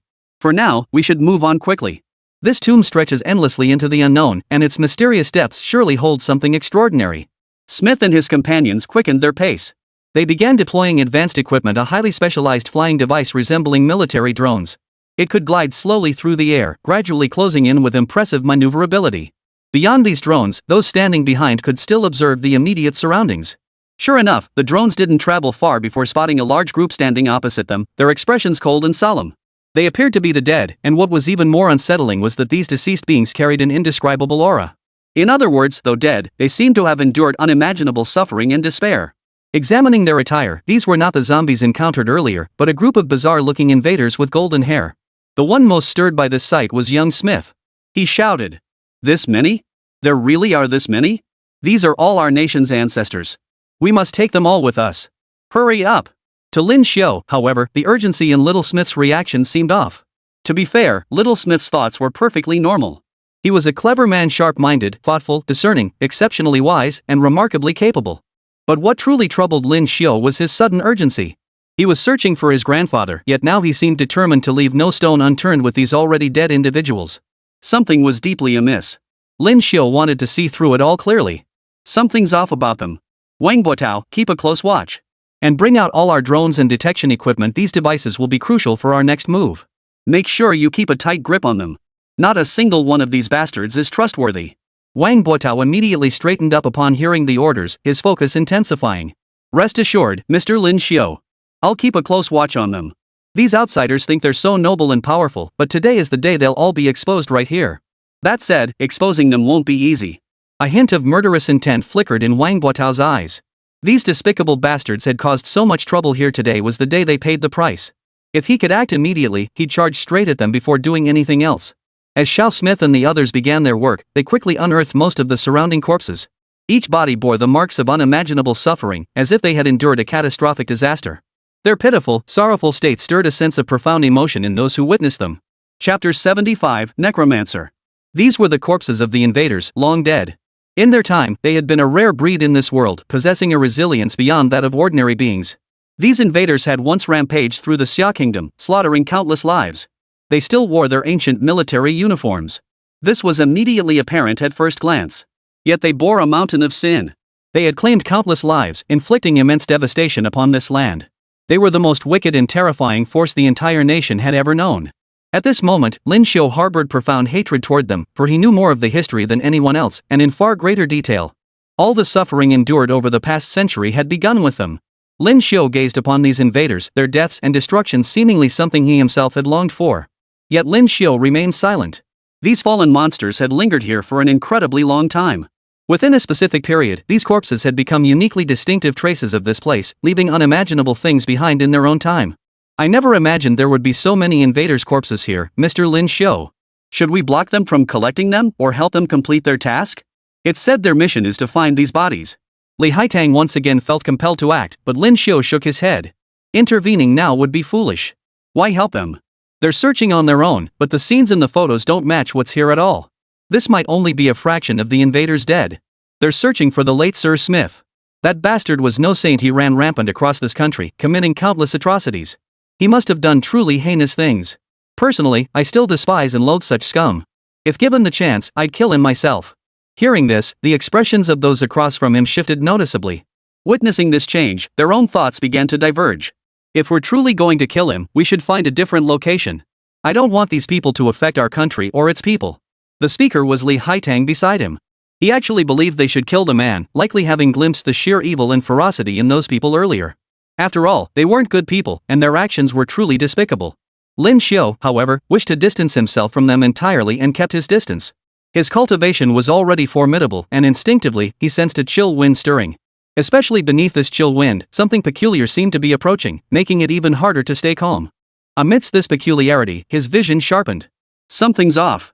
There's something nearby, and it's making it harder to stay calm. Sir Smith, I advise you do not do anything further to these people's bodies. While they were your predecessors and share some connection with you, they were certainly not your true friends. Lin Xiu spoke up, only to be met with scorn from young Smith and his entourage, even from the online crowd. Young Smith heard only mockery in his words and replied coldly. Mr. Lin, I never imagined you'd deliberately deceive people here. I know exactly what's beside me. These are our great explorers. They paved the way for my country, step by step. They've also journeyed overseas to seek out every valuable resource. They are pioneers, predecessors, heroes. So when your country lacks something, don't question what others possess. To package a bunch of so-called invaders and lunatics as brave, fearless, powerful warriors with a fighting spirit, it's utterly ridiculous. Later, however, Lin Xiu was even more speechless, while more people were actually pleased with him. What's wrong with Master Lin? He seems quite off today. Is he siding with those descendants of invaders just because he's talking to them? I suspect there's more to it. By actively extending goodwill like this, he might harbor some sympathy for them. Who knows? He's even trying to persuade them? Our combat strength isn't enough as it is, and he's urging them to be obedient? Absolutely ridiculous. Many believed Lin Xiu was either a traitor or overreacting. Only those closest to Lin Xiu remained steadfast in their belief in him. Wang Buotao, for instance, approached Lin Xiu at that moment. Lin Xiu merely whispered something to him. The next moment, something terrifying seemed to happen. A sudden gale swept through, carrying massive blades within its stormy fury. Several figures were visibly slashed across the throat, their throats ripped open. Those who fell dead suffered even worse, blood gushing uncontrollably from their bodies. Their spurting blood splattered onto the skeletal remains of the invaders. In the blink of an eye, they were resurrected. The entire process was utterly terrifying and horrifying. Lin Xiu watched the scene with utter revulsion. The combat prowess of the resurrected seemed to grow immeasurably stronger. Throughout the process, they transformed into terrifying monstrosities. He had encountered something similar before the guardians beneath the Temple of Heaven. Yet this forbidden city seemed to hold even more mysteries, far more terrifying and unsettling than he could have imagined. Yet, in the brief exchange of glances, Lin Xiu sensed something amiss. The next instant, the invaders launched their assault on the descendants. These pure invaders were utterly evil, madmen in their own right, and their assault on the descendants was exceptionally brutal and wicked. Driven by their assault, they surged forward relentlessly. Each sought to tear their comrades' bodies apart. Though the descendants revered them, they were brutally slaughtered in an instant. The 20-odd elite fighters brought by young Smith were wiped out in a single clash. 10 managed to survive, but the rest were absolute masters, including some night mages. The mages swung their wands, conjuring vast flames before them. Terrifyingly, despite the fiery assault, the so-called dead monsters did not halt their forward charge. Had this mage consumed something that rendered fire useless? He suddenly noticed that all the dead glowed with an eerie, malevolent light. Behind that sinister glow lay an indescribable terror. Something's wrong. There's necromancy here. Why would there be a necromancer? While there were many different schools of magic, necromancers were extremely rare, considered one of the final, most aberrant branches. Moreover, necromancy was considered a particularly wicked art. Most practitioners controlled and summoned the dead for battle, employing evil attack methods that defied the heavens. Necromancers were exceedingly rare even in the West. They were even feared as evil and terrifying, so the Westerners themselves harbored a deep sense of dread and dared not show much respect toward these so-called mages. Though Lin Xiu heard the title necromancer for the very first time, he sensed something deeply unsettling about the situation, feeling profoundly shaken. With all the dead as their servants, such an enemy would undoubtedly be extremely troublesome. Chapter 76, Cultural Heritage, National Parasites. Moreover, so-called awakened ones weren't necessarily loyal only to the state. Those absolutely loyal to the state weren't necessarily loyal to others, and some couldn't be controlled. Though they still harbored some reverence for the state, they held little affection for those at the very top. Coupled with the possibility of being manipulated and exploited, they had undoubtedly studied the scenarios where mutual slaughter might erupt. This carnage was utterly laughable. Everyone clashed, blades whistling and blood flying as they pinned enemies down for brutal beatings or unleashed their most extreme, insane weapons. At least in the bloodshed, they were truly defying heaven. Lin Xiu, an observer, witnessed a scene that left him speechless. You should flee immediately. Don't insist on fighting each other to the death here. Engaging in combat in this location is extremely disadvantageous. If you must fight, choose a suitable location and circumstances. Lin Xiu was genuinely afraid these fools would bring trouble upon him. To Lin Xiu, this fight was utterly foolish. For starters, he could sense that malevolent aura steadily closing in. He had no idea why these so-called invaders were dying here. He was even more baffled by the emergence of an even more terrifying enemy lurking behind them. Only fools would engage the enemy on their own turf, where the enemy held every advantage. Every battle here was a drain on his own forces. Judging by the looks of it, for every one of his men who fell. As long as this continued, this ebb and flow would transform the landscape entirely. Soon, the place would be swarming with formidable foes, terror lurking everywhere. Lin Xiu shouted incessantly, but he couldn't sway the actions of these so-called powerful figures. Each one looked down on him with disdain, especially Little Smith, who spewed insults and sarcasm at every turn. Mr. Lin Xiu, if you lack the courage and skill, leave now. I know your kind are incompetent. It's better to just go. That way, you'll save yourselves some trouble. I only fight the strong here. Little Smith's opening taunt was infuriating. Ignoring them, Lin Xiu turned to the others around him. Everyone, we are now free to move about. The most crucial task is to awaken the true supreme relic here, the genuine treasure of our Xia nation. Here stands a structure known as the Forbidden City. Let me briefly outline the situation before proceeding. With that, Lin Xiu began detailing the Forbidden City's circumstances. Upon hearing that this was the most sacred realm of supreme imperial authority, the very heart of the domain, everyone felt a profound sense of awe. For though this place appeared ordinary on the surface, the connections behind it ran incredibly deep. Upon closer reflection, this place proved remarkably extraordinary, stirring a sense of exhilaration and resolve within each of them. Mr. Lin Xiu, rest assured. This time, we will risk everything to awaken all that lies here, especially to safeguard our ancestors' treasures and protect our faith. Wang Guotao spoke with conviction. Among the group, he was a warrior who stood tall before heaven itself, his words carrying the weight of an indomitable warrior's spirit. Following Wang Guotao's lead, the others stepped forward one by one, each expressing their unwavering resolve. They vowed never to disappoint Lin Xiu, no matter what. Lin Xiu looked upon them with genuine satisfaction. Many here were indeed steadfast warriors. If they were willing to take action, they could indeed open a door for the Xia people here. Lin Xiu led them along a side path, evading the reanimated dead. Though everyone was curious to see them, Lin Xiu and his group had no time to linger. In contrast, the foreigners' live streams focused entirely on these undead, conducted with remarkable enthusiasm and seriousness. They filmed the deceased with exceptional clarity. After all, it served to showcase their nation's strength and elevate its prestige. You all see this, right? This is the might of our combat power. Even transformed into monsters, they cannot defeat our forces. More importantly, young Mr. Smith is striving for the sake of everyone here. Who knows what this wicked Eastern nation has done to turn our heroes into the ghouls they are now? The patients in that country are utterly filthy and corrupt, otherwise, how could things have deteriorated so severely? Everyone, please exercise extreme caution when traveling to that nation. Be very, very careful. In the live stream room, a host shouted like a whirlwind, hurling insulting sarcasm at the Eastern nation. Though Lin Xiu couldn't hear it, it still annoyed him. Now, as they all walked along this path, Lin Xiu resumed his usual manner of answering everyone's questions. For thousands of years, the orthodox lineage of Huaxia has endured unbroken. Before us lies the very heart of that legacy. Look ahead, vast palace ruins stretch out. This was the site of the Forbidden City, the very core of imperial architecture embodying ancient culture and sovereignty. It is also the most enigmatic aspect of the Forbidden City, a masterpiece of power and mystery, built through the relentless efforts of emperors across generations until its final completion. Hearing this description, everyone felt the grandeur of history wash over them, as if it were unfolding before their eyes. In that moment, some genuinely marveled at it all. No way. This is beyond belief. As for the architecture, though I've long yearned for it over the years and even dreamt of similar things, actually being this close, I still find it hard to imagine. Absolutely. With Xia's vast heritage of history and culture, we've never been an ordinary nation. We must have our own glory and splendor. Where there are those who believe, there are also those who doubt. Impossible. Stop dreaming. It's pure self-deception. Who knows what Xia has been up to all these years? It's just a weak country. 2 victories, and they think there's something special. Can't you open your eyes and see the world?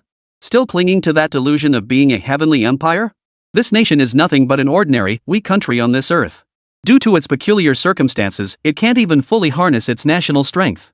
Yet some still gloat in self-satisfaction. It's utterly shameful, a self-inflicted humiliation. Those who sing such discordant tunes are often the true vermin of this nation, forever deprived of its sunlight. They imagine that peering through a narrow crack in the wall grants them insight into the nation's entirety.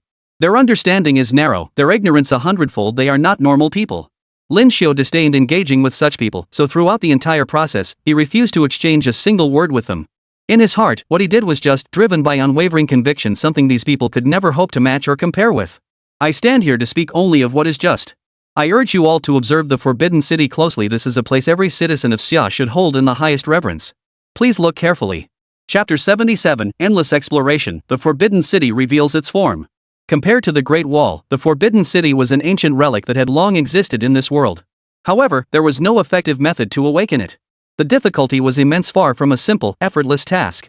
Its exploration had long been considered the most challenging endeavor, beyond the capabilities of ordinary people. Lin Xiu had been describing the Forbidden City to everyone.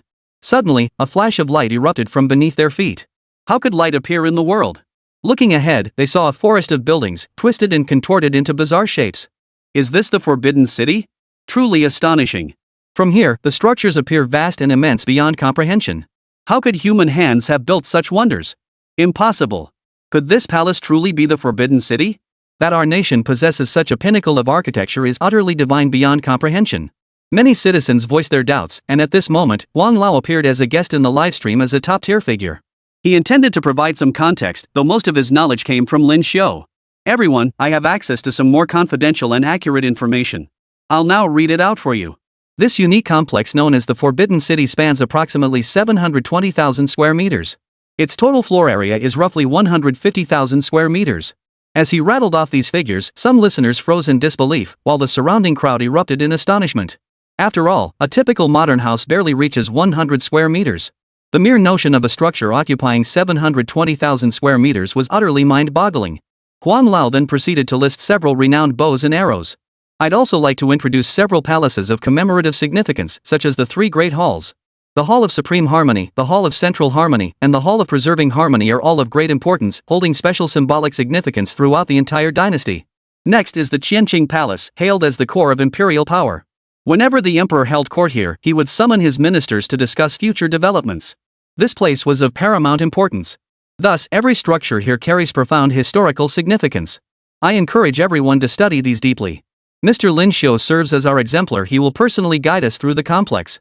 Lin Xiu continued leading the way. The moment he saw the imposing, towering gate, he felt an immediate urge to explore inside. No one could resist his burning desire to discover whatever he set his mind to, he would accomplish. As an explorer and a warrior, Lin Xiu immediately approached the gate. Pushing it open, he detected a faint, musty odor within. Look, everyone! This gate was painted with the finest red lacquer. It was constructed using numerous prehistoric giant trees. Its width is astonishing, impossible to breach from the outside. The gate alone was enough to captivate everyone's attention. But just as they were admiring it, a cacophony of sounds erupted. Lin Xiu instantly grew alert, though he sensed the noise wasn't coming from inside. Glancing outside, they saw Little Smith and the others scrambling in panic, looking utterly miserable. Little Smith, in particular, bore a wound on his face as if he'd been slapped hard. His wretched appearance was downright comical. Mr. Little Smith had come here seeking his grandfather's remains, and they certainly weren't short on funds. They shouldn't have resorted to such terrifying and unusual tactics for this matter. Seeing them in such a pitiful state was downright hilarious. They'd stubbornly insisted on retrieving the treasures from the corpse, only to get beaten senseless instead. The entire group had fallen apart, leaving behind nothing but a bunch of ridiculous figures. "Mr. Lin, hurry and help us. We need to get inside too," the others shouted loudly, already rushing nearby.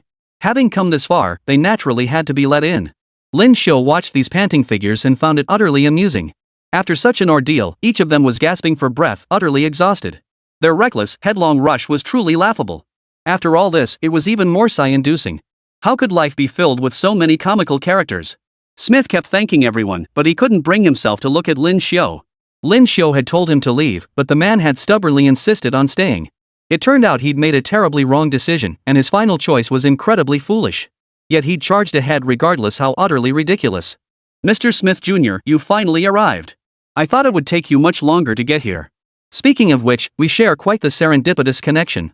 We people of our country are truly warm and hospitable. Now that you're here, I'd love to chat with you some more." In his current state of utter disarray, Little Smith had no mind for conversation.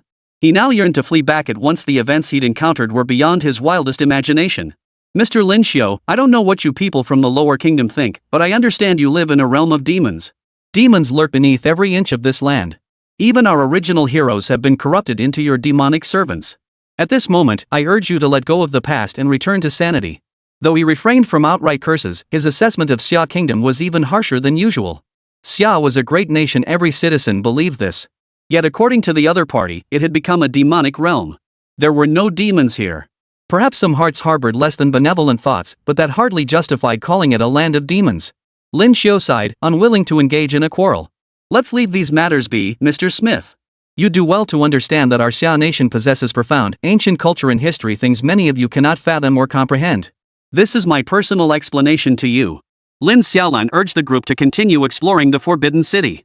Here, the place was brightly lit, so much so that the outside sunlight was barely noticeable. Yet, it felt incredibly sacred and pristine, clearly a majestic imperial domain befitting an emperor. Though they knew little about this place. Yet every corner radiated sacred solemnity. Under the ever-shifting glow, it stirred 1,000 curiosities about this world. The surrounding structures are all topped with glazed tiles. The overall architectural style radiates an image of pristine cleanliness and imperial grandeur.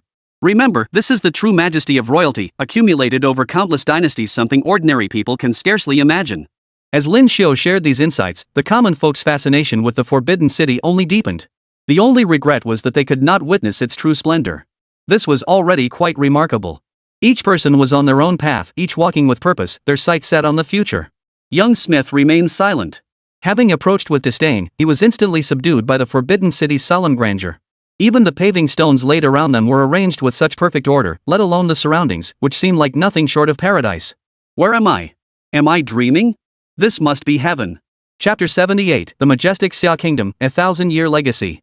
Golden splendor, ornate beams and painted rafters, no words could adequately describe this place, much less the boundless grandeur and might within its infinite expanse. It exuded an unparalleled, awe-inspiring grandeur.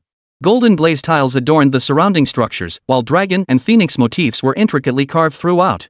The depiction of the true dragon, in particular, radiated an awe-inspiring grandeur, as if it truly possessed the power to dominate the world, unmatched under heaven. The dragon had been the symbol of the realm, yet due to the nation's weakened state, the very word dragon and its essence had been perpetually disgraced. Abroad, dragons were portrayed as malevolent, lizard-like creatures with fearsome appearances.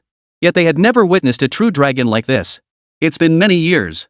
I believe many viewers assume our nation's totem is that derogatory foreign version, but the true dragon is this, the 5-clawed golden dragon.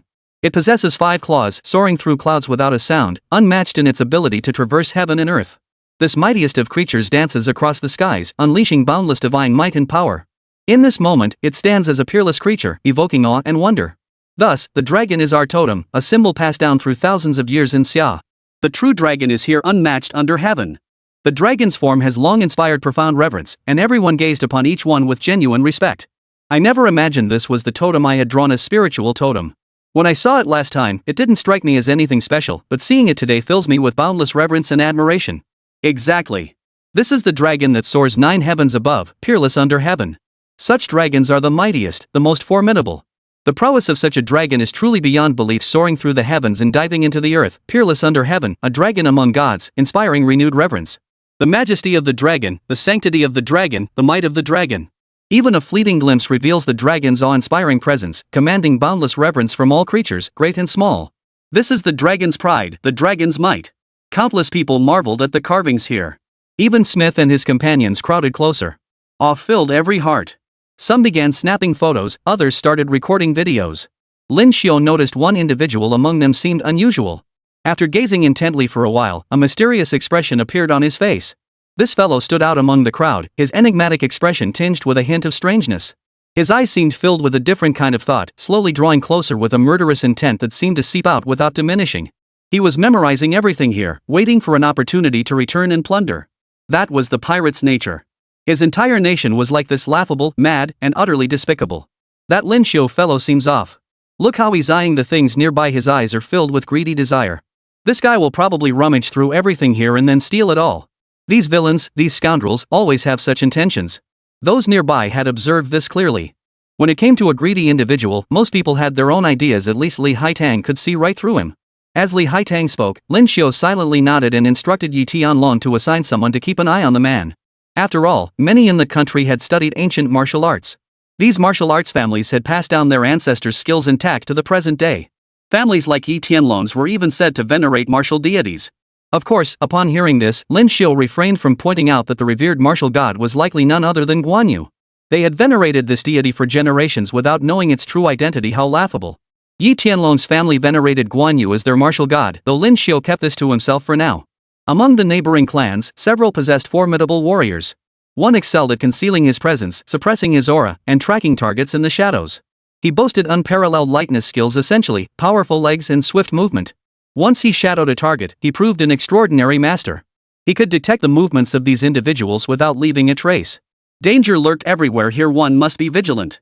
All gazed upon the palace's imposing grandeur, surrounded by awe-inspiring sights. For a moment, they were all too awestruck to speak. The surroundings were unlike anything they had seen before. Gazing at the stone walls, one felt an urge to burrow into them. Suddenly, footsteps echoed through the halls, carrying an air of authority. Indeed, someone had circled nearby, approaching slowly with measured steps that carried the aura of a formidable presence. The one who arrived here gazed forward, his eyes carrying a hint of arrogance and grandeur. A murderous aura condensed around him, and the surging waves of energy were truly extraordinary. Who are you? These were soldiers from the imperial city, each possessing courage and decisiveness. Every soldier truly seemed exceptionally formidable. Lin Xiao was utterly bewildered. The photos he had taken earlier were one thing. He had assumed they depicted ghosts or zombies. But what was this new phenomenon? Could it be that history had truly reversed itself, transporting them back hundreds or even thousands of years? These soldiers, each fierce and valiant, marched in perfect unison, instantly filling the air with a palpable aura of lethal intent. No way. There are actually this many soldiers? How is that possible? They're all right there. This presence is overwhelming. I've never seen anything like this before. All these soldiers gathered here, it's terrifying. They look ready for battle. Is this what my ancestors looked like? So many formidable soldiers, earth-shaking and awe-inspiring. Amidst the flurry of remarks, everyone present wore expressions of astonishment and awe. Beneath this battle scene lay a divine majesty. How could ordinary people not panic at this sight? Even online, people began actively sharing photos. The images were exceptionally clear. Remnants of the great battle were exceedingly rare. Never imagined I'd see our ancient ancestors. Truly unbelievable. Wang Buotao's entire body was tense. He understood that what stood before him was no trivial matter. A murderous aura slowly crept over the area, making everyone feel that something was terribly wrong here. As the killing intent erupted in that instant, Wang Buotao responded with a fierce, icy resolve. His nerves taut, he instantly delivered a powerful kick, a strike of immense force, having reached the pinnacle of his cultivation. The kick unleashed a crimson blow that struck a soldier, sending him flying several meters away. The soldier scrambled to his feet. Nearly every soldier here possessed strength approaching the heavenly realm, numbering in the hundreds. Even the strongest among them would meet certain death here. No way, are they really that strong?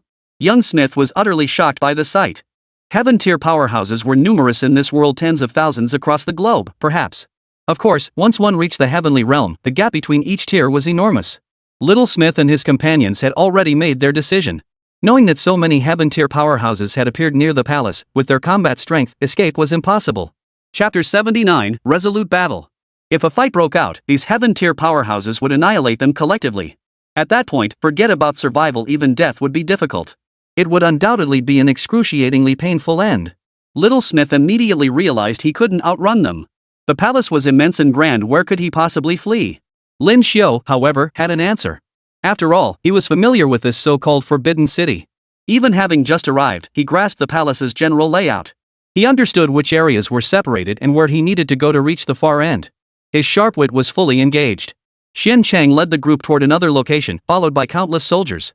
Even the generals, weapons in hand, were mad with fury, charging forward like demons, their aura of slaughter constantly erupting. Yet they possessed an unimaginable power, each one overwhelmingly formidable, their strength extraordinary. Gritting their teeth and snarling, many charged toward Lin Xiu. He kicked several enemies back, but more pressed forward relentlessly. Their courage and recklessness bordered on madness. As they kept arriving, it was impossible to feel anything but unease. So many enemies. If we fight, we must strike at their weakest point. Otherwise, escape will be impossible. As Lin Xiu spoke, he already sensed trouble brewing in this place, leaving him restless. He pressed on without pause, driven solely by the urgency to resolve matters swiftly. Moving through this vast palace felt like navigating a labyrinth. Every step demanded extreme caution. The space stretched endlessly before them, crisscrossed with seemingly infinite structures blocking their path, each area seemingly inaccessible. Amidst these structures, Lin Xiu suddenly seemed to grasp something. His eyes flickered with a fierce intensity, a murderous intent. He intended to eliminate whatever lay before him, to bring this ordeal to an end. We must hurry into these structures. Many palaces hold special significance. For instance, the Qianqing Palace is the most unique among all these so-called palaces. This is where ministers hold court. The emperor receives his officials here from his wheelchair. I wonder if we'll encounter him, though I sincerely hope we don't. Wei Miao. The Qianqing Palace before them was truly magnificent beyond compare. Compared to the other palaces, it radiated an additional aura of overbearing might. Gazing from afar, a sudden flash of golden light erupted from the palace, as if it were witnessing its most glorious, powerful, and sacred era.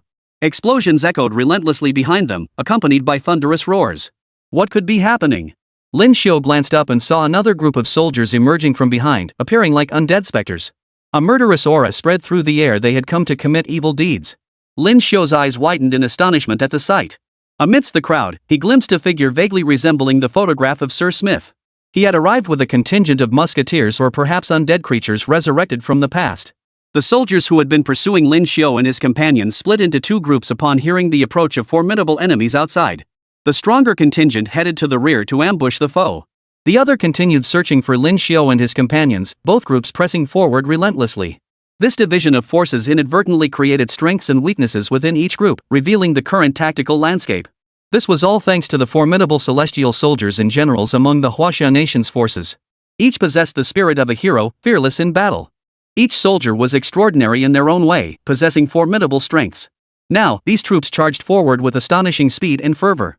They were locked in fierce combat with the enemy, though these soldiers belonged to a bygone era. Everything that once was had vanished, replaced by a present utterly different. I refuse to leave now. No matter what, I will defend this homeland. Everything here feels like a beautiful dream from the past, like memories. Now, I must see if I can hold this place. After Lin Xiu spoke these words, the others stepped forward one after another. For a true warrior, to be wrapped in horsehide as a corpse is an honor. To defend our homeland and not yield an inch of land, that is where our conviction lies. I shall try my hand at it too. Another man had his own ideas, insisting on trying his luck here. This man was Wang Buotao, who had served in the military and defeated countless enemies and opponents. Now that the moment to fight to the death had arrived, he cared not a whit. Since they were going to risk their lives anyway, what was there to fear in dying on the battlefield? The second man had already made up his mind. Yi Tianlong and the others stepped forward one after another, watching the soldiers closing in. Lin Xiu was the first to shout. I don't know if you understand me. If you don't, as elders tasked with guarding this palace, you should have perished long ago. Though your bodies shimmer with golden light, it's all an illusion, utterly useless in this situation. I only ask for one chance. To fight for this place, we must not stop. It is for that boundless glory. Lin Xiu finished speaking and stepped forward first, followed by Yi Tianlong and Wang Buotao. They showed no intention of cooperating with the figures before them. They showed no intention of engaging, instead advancing one by one with courage and resolve. When Lin Xiu reached the spot, the pursuing warrior did not attack them. It seemed as though he had come to some realization, his desire to strike fading. Instead, the gaze he met from Lin Xiu and the others held a hint of respect, a touch of awe. In that fleeting exchange of eyes, something extraordinary, something beyond comprehension, seemed to flicker. This meeting of gazes was profound and could not be underestimated. Lin Xiu stepped forward, glaring at the invaders. With a roar, he charged ahead, leading his men. They were all brave and fearless, determined to fight the enemy to the death. Slay them! Drive back these formidable foes here. We fight for glory, for what burns within our hearts. Still, he fought for glory. He couldn't stop here. His resolve pushed him forward, driving him relentlessly toward that place, fighting for everything. Lin Xiu was the first to charge headlong at the invader, heedless of the danger.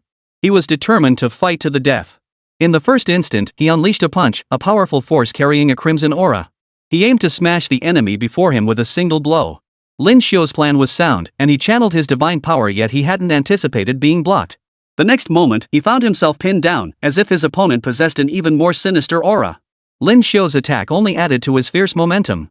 Moreover, the one unshakable emotion in every Xia nation citizen's heart was the desire to defend their homeland and wash away the shame of the past century. They fought the enemy like madmen. At this moment, they cared not for their own safety. Even if it meant fighting to the death, they showed no fear, clashing with the enemy until the very end. What did it matter if they truly fell on the battlefield? Driven by their final ideals, they fought with every ounce of their being.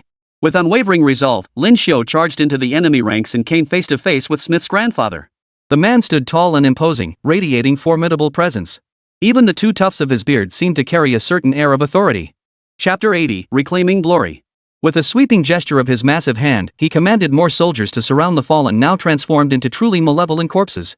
Among them, Lin Xiu recognized members of the expedition team who had perished earlier. These unfortunate souls had perished at the hands of their own comrades, only to be reborn as these undead monsters, now forced to fight for their former allies. They fought on relentlessly for some so-called cause, truly tragic and pitiful. How much more suffering awaited them? Fighting alongside these fallen ancestors felt strangely surreal, yet Lin Xiu and his comrades charged forward without hesitation.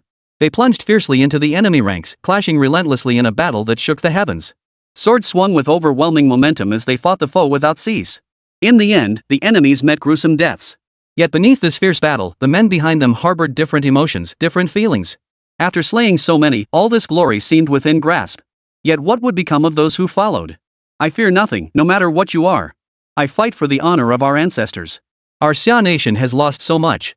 You invaders launched your assault a century ago, slaughtering countless here. I will reclaim what was lost. I care not who you are. Come. Fight. Lin Xiu charged forward, fueled by rage, to confront their most formidable opponent, Sir Smith. As the most skilled and legendary warrior of the Smith family, Sir Smith possessed extraordinary prowess. He was one of the original invaders.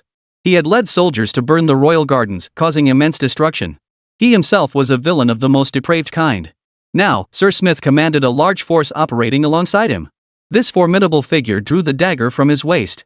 The blade gleamed with terrifying sharpness and an air of dominance. Its strike came with a speed that was truly frightening. You despicable Xia people! Even now you dare to stand in our way? We will all rise above you. We are here to invade the entire Xia Kingdom, to seize everything it possesses, including your Yellow Springs cultural heritage. Everything passed down through generations, Xia has no right to keep any of it. They plunder like madmen, as if Xia owed them some immense debt. It sounds laughable, but now it seems utterly pitiful. Sir Smith continued his tirade, as if he alone commanded the heavens and earth. When the humble man drew his blade, he became the hunter, the prey. The air around Sir Smith froze. He was the blade god, a peerless warrior whose presence made everything around him eerily cold and strange. With a furious roar, Sir Smith swung his blade. This strike, fusing piercing and slashing techniques, was peerless under heaven. Lin Xiu dodged the blow and kicked out from the side, sending a massive boulder hurtling back. Had it been an ordinary stone, he could have cleaved it in two with a single strike. But this stone hurtled toward his opponent at incredible speed, forcing him to block it with all his might. This boulder served only as a temporary obstruction, holding little strategic value for the current skirmish. Yet it drew the attention of certain individuals. Sir Smith watched him intently from the sidelines, his gaze fixed on the unfolding battle. His restraint was peculiar, his face bearing an oddly intense aura throughout. Smith's extreme caution had a deeper reason behind it. He was exceptionally clever in calculating, keeping a low profile in this situation to secure greater benefits. Aren't you going to help them? If they fall, you won't survive either. I truly don't understand. These people before us are your ancestors. Why must they fight to the death to capture this palace? I don't get it. Li Haitang questioned aloud, baffled by the nature of these foreigners. Even in such utter ruin and defeat, this band of madmen still fought for their own gain. They were truly twisted individuals. Truthfully, his confusion was understandable. The most unfathomable, terrifying figures in this world were these utterly depraved individuals. Ordinary people could never comprehend their thoughts or actions. I'm sorry, young lady. Though you are very beautiful, I cannot fight here for your sake. It is inappropriate and offers no possible benefit. We are fighting and striving for our own cause. Your concerns have nothing to do with us. Little Smith's single sentence left the other party speechless. To Hai Tang, these bastards were utterly despicable, each one the most hateful, revolting creature imaginable. Their greed was ingrained, and their relentless pursuit of profit had driven them to a frenzied state. To see them put on such a show now. If given the chance, she'd love to teach them a lesson. But alas, there was no possibility, no way to do it. Sir Smith slaughtered his way through the crowd. Lin Xiu fell after just 2 exchanges, though his opponent far surpassed heaven-tier existence, a true monster. Having lived countless years here, he had honed himself into an immortal, terrifying demon whose every ounce of power radiated sheer dominance. He was also aided by formidable necromancers. During the invasion a century ago, these necromancers had demonstrated their formidable power on the battlefield. Necromancers continuously unleashed spells around this Sir Smith. And then there were the knights. Truth be told, these warriors were undoubtedly different too. They too once fought for honor, but now they were merely a band of plunderers, a pack of madmen willing to resort to any means for profit. They were dark knights, each now towering, formidable, and imposing. Wielding their dark blades, they charged relentlessly forward, slaughtering all in their path. In mere moments, they could sweep across the land, their blades gleaming. Facing the onslaught of these maddened foes, witnessing it firsthand, truly instilled a sense of dread. These deranged creatures live moment by moment, ceasing not for an instant. Their war has only just begun. Witnessing this, Li Yinxiu grasped one truth: he would lure them deeper. These beings were consumed by obsession. Even after so many years of death, they still sought to bring down the imperial city. To truly eliminate them, he must lure them deep into the heart of the city, where the most crucial elements would punish them, reducing them to ashes before they would relent. Follow me if you dare, you worthless fools. You will never conquer the Forbidden City, the capital of our Huaxia. I never imagined they would hold out until this very moment. They were the sages and saints of our nation, fighting for this cause, never giving up. You, however, are the true losers, doomed to perish here, far from your homeland. Chapter 81, The Power of Faith. Keep fighting like this until every last bastard is taken down. They're all scum, every last one of them deserves to die. For our nation, fight here, Master Ling Xiu. You will prevail. This is our glory. This is our strength. Keep fighting. Amidst the roaring cheers of the crowd, Lin Xiu fought with increasing ferocity. His speed was blinding, as if he could ride the wind and break through waves, striking with lightning-fast precision. Such prowess was truly extraordinary. Lin Xiu was undeniably a formidable warrior. The longer the battle raged, the more his overwhelming power radiated, unleashing an endless barrage of attacks. The power within him continued to surge, propelling him forward at an ever-increasing pace. Reaching the end, his hatred for the Sir Smith intensified. He unleashed a palm strike from midair, infused with the power of the Zodiac Guardian. Fiery flames blazed around him, while powerful offensive energy surged alongside. To protect all of the lower realm, he charged forward without hesitation. At this moment, Yi Tianlong faced off against the necromancer. This necromancer proved formidable, his body radiating cursed intent as immense power surged forth a divine ability. He spread curses throughout the area, and his formidable divine power silently emanating throughout the area. When Yi Tianlong attacked him, the energy on his body had already formed a barrier. A sinister smile played on the necromancer's withered face.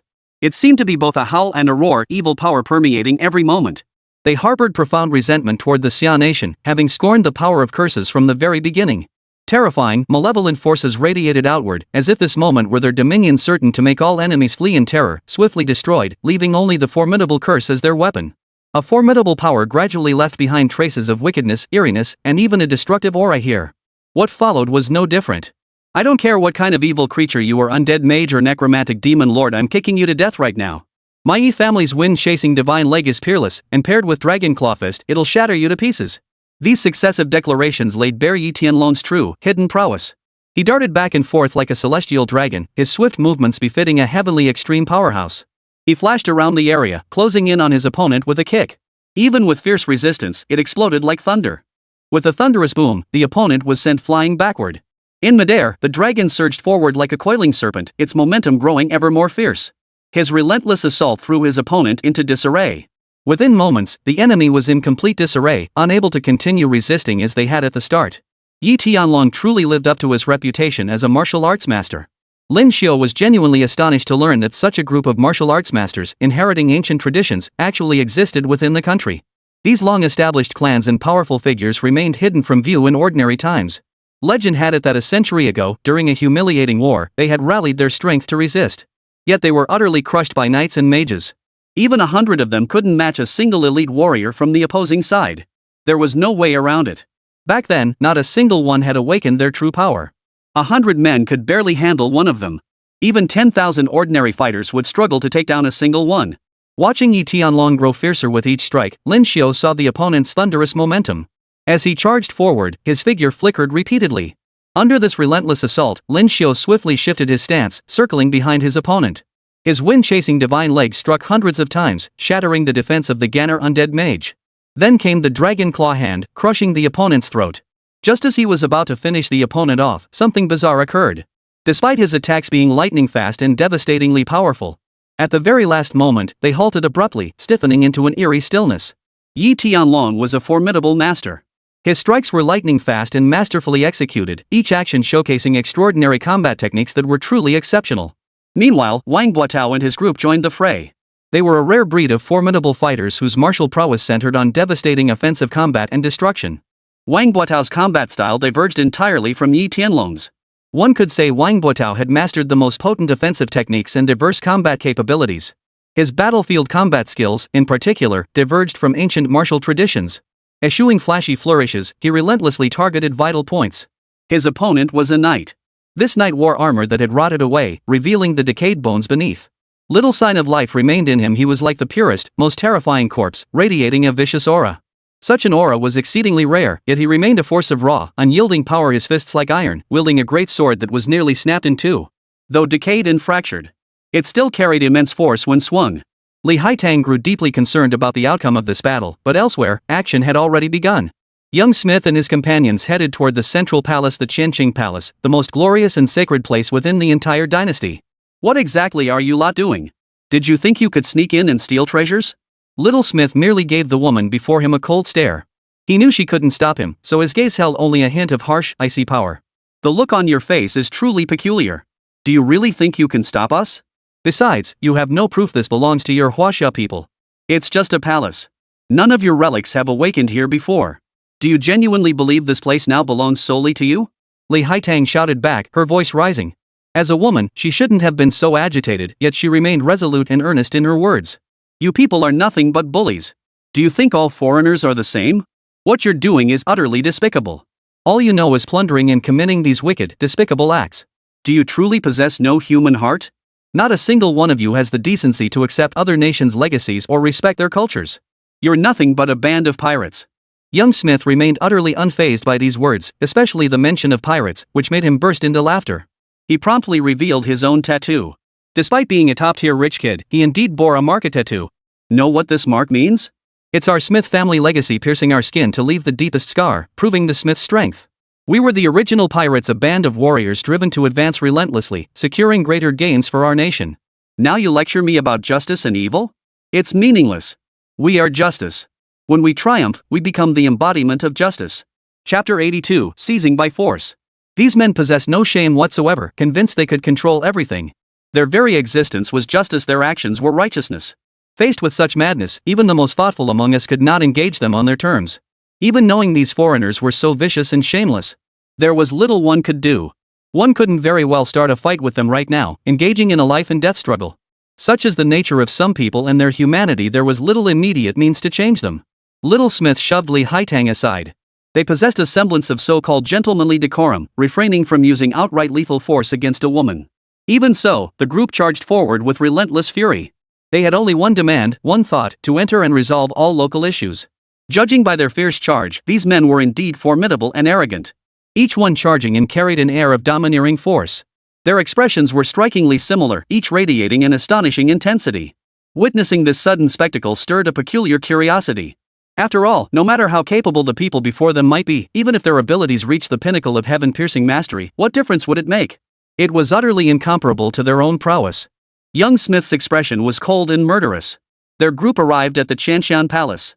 This palace was so sacred, majestic, and extraordinarily imposing. Yet, it was a rare place, even more splendid, clearly visible at a glance. This was the final destination, radiating an overwhelming aura of grandeur. The Qianqing Palace shimmered with gold and splendor inside and out. The dragon throne within, adorned with countless divine dragons, radiated unparalleled grandeur. The rest of the palace was no less impressive. Nearly every corner showcased the pinnacle of craftsmanship, each detail exuding extraordinary grandeur. This must be the Qin Palace. Their subjects had always regarded it as the most crucial palace, holding the imperial lineage and the very essence of history. Little did they expect this to be their territory. Once seized, it would be theirs.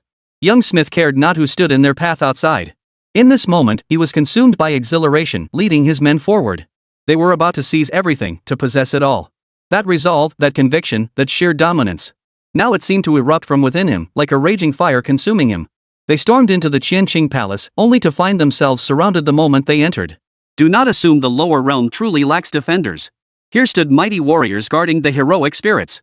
Their sole purpose was to protect this place, fearing no sacrifice, even death itself. These guardians now encircled their opponents. Among them stood a figure resembling a general, with a former emperor behind him. A glorious and mighty emperor, crowned with a golden cap and clad in dragon robes, radiating opulent splendor and overwhelming might. His formidable aura radiated as he gazed forward. At that moment, the emperor merely raised his hand. All demonic and sinister beings, slay them all. With that single command, countless soldiers arrived. They were the last elite guardians of the dynasty, each striding through the clear sky with extraordinary prowess. This emperor, whose formidable presence likely rivaled any ruler throughout endless time, stood still, radiating an overpowering aura that swept over everyone. Never had anyone witnessed such an extraordinary figure. Even Li Haitang, startled, grabbed her live streaming equipment, only to see the screen filled with nothing but a blinding flash of golden light. What's going on? Why is the screen filled with this strange, flickering golden light? It's so odd, I have no idea what's happening. Exactly. We can't even tell who's moving around in there or what they're doing. Everything's so strange. How can we watch the live stream like this? I want to see how Lin Xiu is doing. Did he take care of that Sir Smith? What a joke. It's like a dream. Sir Smith is so powerful, he was the mightiest general of his time. How could he be taken down so easily? It's ridiculous. Don't even entertain such meaningless thoughts. Amidst the barrage of sarcasm, it seemed as though Lord Smith remained an unparalleled powerhouse, possessing divine might and unyielding strength. Of course, this was merely talk, it didn't mean he actually possessed such abilities. Alright. Lin Xiu also saw the flickering screen, where a figure resembling an emperor was faintly visible. He was utterly unfamiliar with this figure, knowing nothing of his identity or background. This was one matter, an ancient legacy of Xia Nation. Perhaps there truly existed an emperor in this world.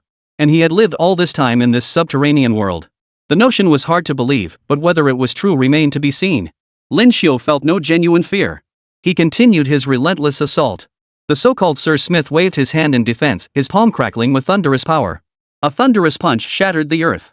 Everything around them shattered under the sheer force of the blow, its power undeniably fierce and formidable. Sir Smith, surrender immediately on my sovereign territory. If you persist in this rampage, attempting to destroy everything around us, I will fight you to the death this time. Do you truly believe you possess the ability to survive? As Lin Xiu spoke, his voice was already thick with rage, a murderous aura radiating from him. There was even a domineering wave of energy that threatened to eliminate his opponent outright. And this was only the beginning. Nor was it the end. As he unleashed this overwhelming pressure, it seemed as though Sir Smith suddenly transformed. He leapt forward, his blade slashing down from above. A mere child, yet foolish enough to stand before me. My mighty imperial forces once swept across the land, conquering countless territories.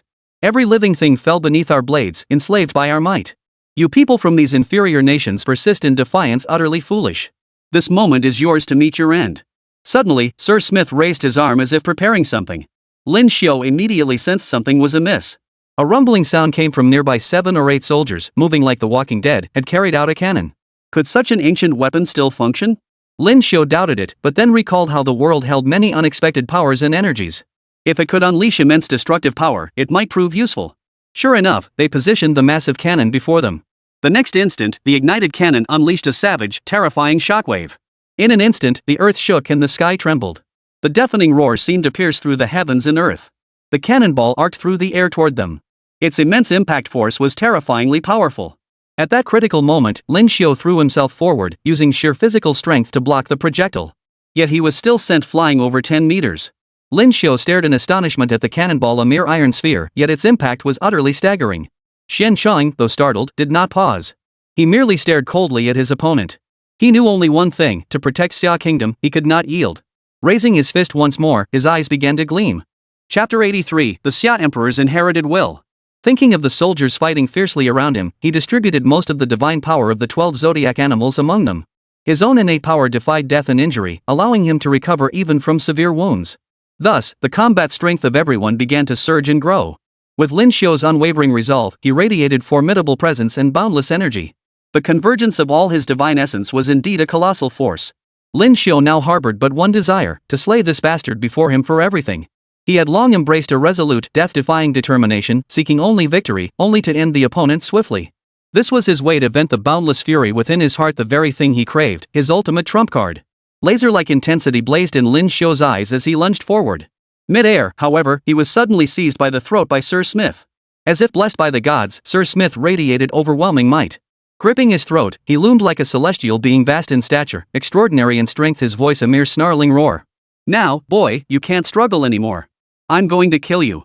With just a little more pressure, I'll crush you right here and now. The mighty ruler roared his fury, and though flames raged, his extraordinary strength crushed bones with a sharp crack. As Lin Xiu's bones shattered, he was flung away by the opponent. Yet mid-air, Lin Xiu underwent a transformation. He possessed the power of resurrection, a gift bestowed by the 12 zodiac gods.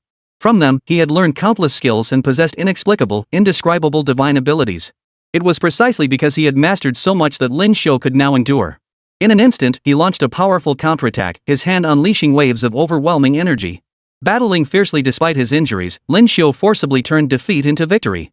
He unleashed a torrent of furious lasers directly onto his opponent's head, forcibly creating a colossal explosion.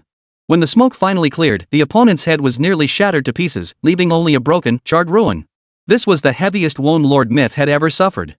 This outcome was unforeseen by all. Typically, when witnessing powerful combatants clash, each would charge forward with their signature techniques. But Lin Xiu employed this deadly tactic, going all out against his opponent in a contest of endurance. To everyone's astonishment, Lin Xiu not only endured but managed to survive longer and emerge even stronger. This feat alone was astonishing. After the battle, Lin Xiu shattered Smith's form. Yet the two others nearby had already entered a state of phenomenon ring rebirth. Yi Tianlong fared relatively well, thanks to his wealth of experience. Over the years, he had cultivated formidable techniques and abilities. Yet the moment they truly clashed brought a palpable sense of danger and helplessness. Though their strikes grew faster and more powerful, within moments, Lin Xiu felt his own power becoming difficult to unleash. His opponent's power and ferocity surpassed even his previous self, truly formidable. Yi Tianlong relentlessly increased his speed, determined to eliminate this formidable foe. Through his relentless cultivation and effort, he finally reached his peak. With his lightning-fast attacks, he could finally stand toe-to-toe with his opponent. And as the fight progressed, he even gained a certain momentum. Yi Tianlong now moved with lightning speed, growing ever faster and more formidable. Yi Tianlong roared with fury, his rage against this wicked foe boiling over. As he attacked, he unleashed his dragon claw technique, clamping down on the opponent's throat. With a sharp crack, he delivered a blow that showcased the full extent of his power. Yet what Yi Tianlong accomplished was merely the beginning. The true climax lay in the might of the stronger foes yet to come. Yi Tianlong's actions were merely to achieve the current offensive. Though his display was formidable, he had no intention of instantly killing his opponent. This necromancer was truly different. No wonder the West held such dread toward necromancers. They were indeed loyal defenders of their realm, formidable to this extent. Nevertheless, this necromancer had been reduced to a severely wounded state by the relentless barrage of blows. No matter how formidable he might be, it was now useless. Yi Tianlong and his companions had already suppressed the enemy. Was this battle truly over? It seemed unlikely to be that simple. At this moment, Lin Xiu's eyes flashed with determination. We must protect the Grand Hall. The Forbidden City is the very heart of the Imperial Palace. If it falls to a horde of foreigners, we would be utterly disgraced. If we cannot even protect our own homeland and ancestral heritage, what right do we have to call ourselves sons and daughters of Xia? Therefore, we must rush here immediately to defend this place for our faith and our honor. Lin Xiu bellowed, summoning everyone to gather here at the fastest pace possible. Lin Xiu arrived bearing the collective will of the mighty warriors. His command echoed through the air, and all focused their minds, charging toward the palace. At that moment, Little Smith was already dreaming his wicked dreams, convinced they could hold out. The crucial point lay within the palace's core. If they could reach its depths, they might uncover some throne-bound treasure. Especially the legendary artifacts passed down through generations of the Xia Kingdom. They could complete their grand feat, becoming the most formidable and powerful explorers in history. Little Smith approached with a sly grin, convinced he could slay the Emperor. The Emperor was now frail and aged, his aura of strength long faded. His gaze held only feebleness and a hint of resignation. He looked at the other coldly. So you are the Emperor of Xia, huh? Once mighty, they say. Your 1,000-year legacy? Not even 1,000 years have passed. To me, you're nothing but trash. Today, all your glory will be wiped clean. I will destroy every last one of you, leaving nothing behind. With that, Little Smith charged forward, utterly self-assured, convinced he had already seized the Xia Kingdom's lifeline. Little did he know that Lin Xiu stood nearby, merely sneering coldly. Little Smith had grossly overestimated his own capabilities. He was facing the Emperor of Xia. This was an emperor of long-standing lineage, known as the Unreachable. Though Little Smith did not know his most core true identity, he had witnessed something extraordinary and unimaginable about him. The moment Little Smith drew near, the Xia Emperor abruptly rose to his feet. As if held back by countless invisible hands, he nonetheless charged forward with fierce resolve, unleashing a single punch toward Little Smith. The punch carried an earth-shaking majesty and authority, sending Little Smith flying backward with a wail. How satisfying! This is the true might of Xia. The dragon guards heaven and earth, only Xia possesses such power. Though you descendants have failed to protect this place perfectly, you have brought me a new game. Guarding this land and upholding the glory of its guardians is what every heir of Xia should truly strive for. Contrary to Lin Xiu's expectations, the emperor joyfully approached his wheelchair. In an instant, he stood beside Lin Xiu, placing a hand firmly on his shoulder. Protect my Xia Kingdom. Chapter 84, True Dragon Awakens. Little Smith had been defeated in a single move. He found it especially hard to believe that someone from Xia could possess such divine might. And this old emperor clearly wasn't human anymore. How could he still launch an attack? In truth, it wasn't just him who was startled, everyone else was astonished too. Even Lin Xiu stood frozen in place. Are you the ancestor of our clan? Why are you here? This war has dragged on for so long. Have you been here all this time, holding the line against the enemy? Lin Xiu asked aloud with curiosity. Yet the emperor merely stroked his beard, his expression serene and self-possessed, radiating an aura of immense power. You truly know nothing of this. I cannot fathom what trials your descendants have endured, but mark my words, this place alone is the very foundation of our Xia Kingdom's awakening. It is where the heavens and earth transform. The emperor spoke calmly, yet his words carried an overwhelming aura that astonished many. The dragon robe shimmering on his form radiated an air of approachable dignity, not the overwhelming majesty of the legendary dragon emperor as remembered in lore. Lin Xiu scratched his head, feeling perplexed. You must be pondering matters concerning this emperor. In this vast world, I am but a fragment of a soul.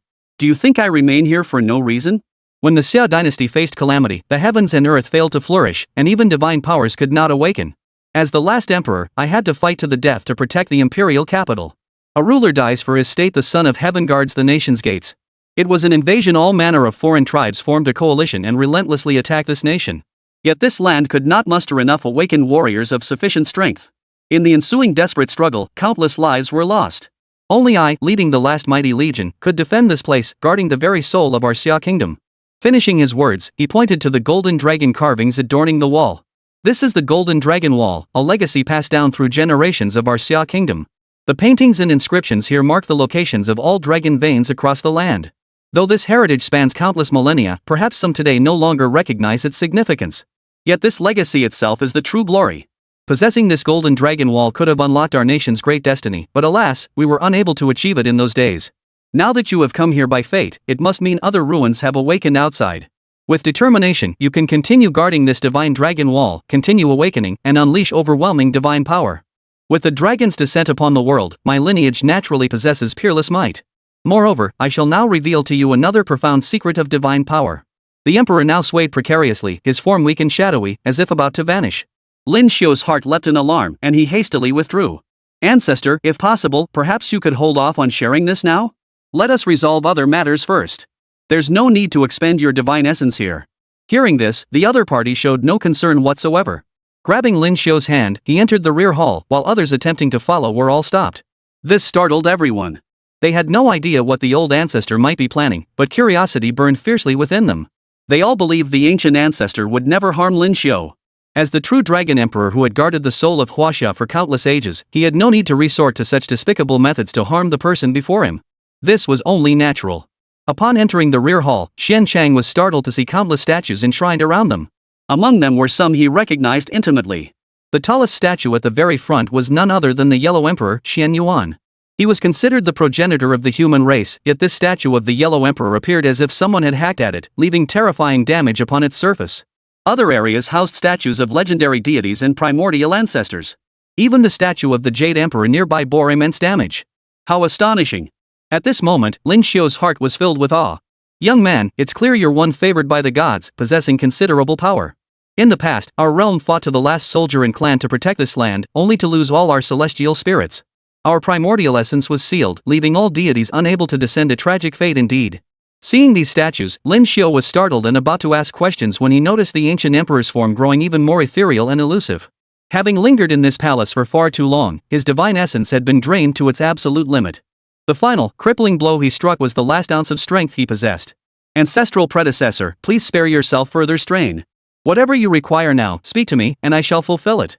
Hearing this, the ancestor was naturally pleased and patted Lin Xiu on the shoulder. See these statues? Restore them completely. That is your task. Lin Xiu knew only that this world could awaken ruins, but he had no idea it could also awaken deities.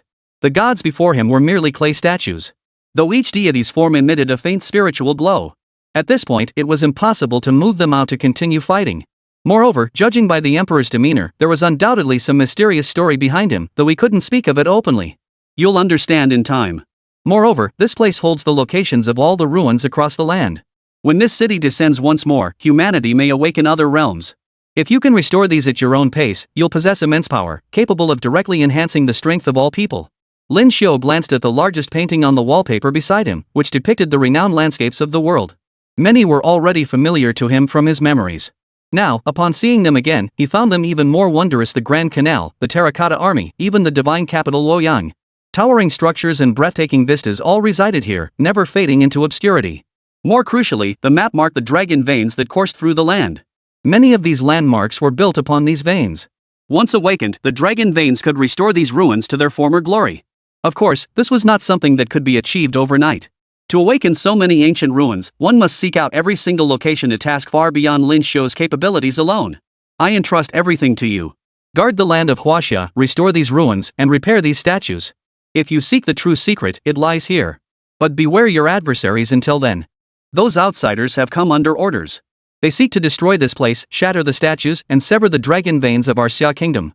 Should they succeed, our nation would face utter ruin. Alas, these fools never anticipated my preparations. More crucially, even if Xia were to perish and cease to exist, they themselves would not escape their own doom. These words from the ancestral elders made Lin Xiu realize that his forebears, the supreme divine elites of the entire Xia Kingdom, had harbored profound ambitions. Yet why did they no longer exist in this world? As this thought crossed his mind, Lin Xiu opened his mouth to speak further, only to watch the figure slowly fade away. Yet as he departed, a hint of contentment lingered in his expression. This, perhaps, was the final choice of this ancestor.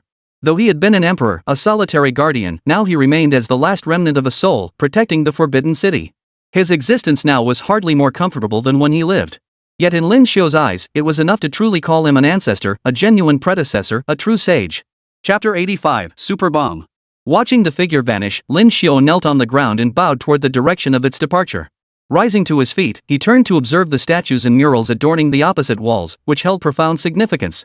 For a moment, aside from the awakening relics and dragon veins, he couldn't make head nor tail of it.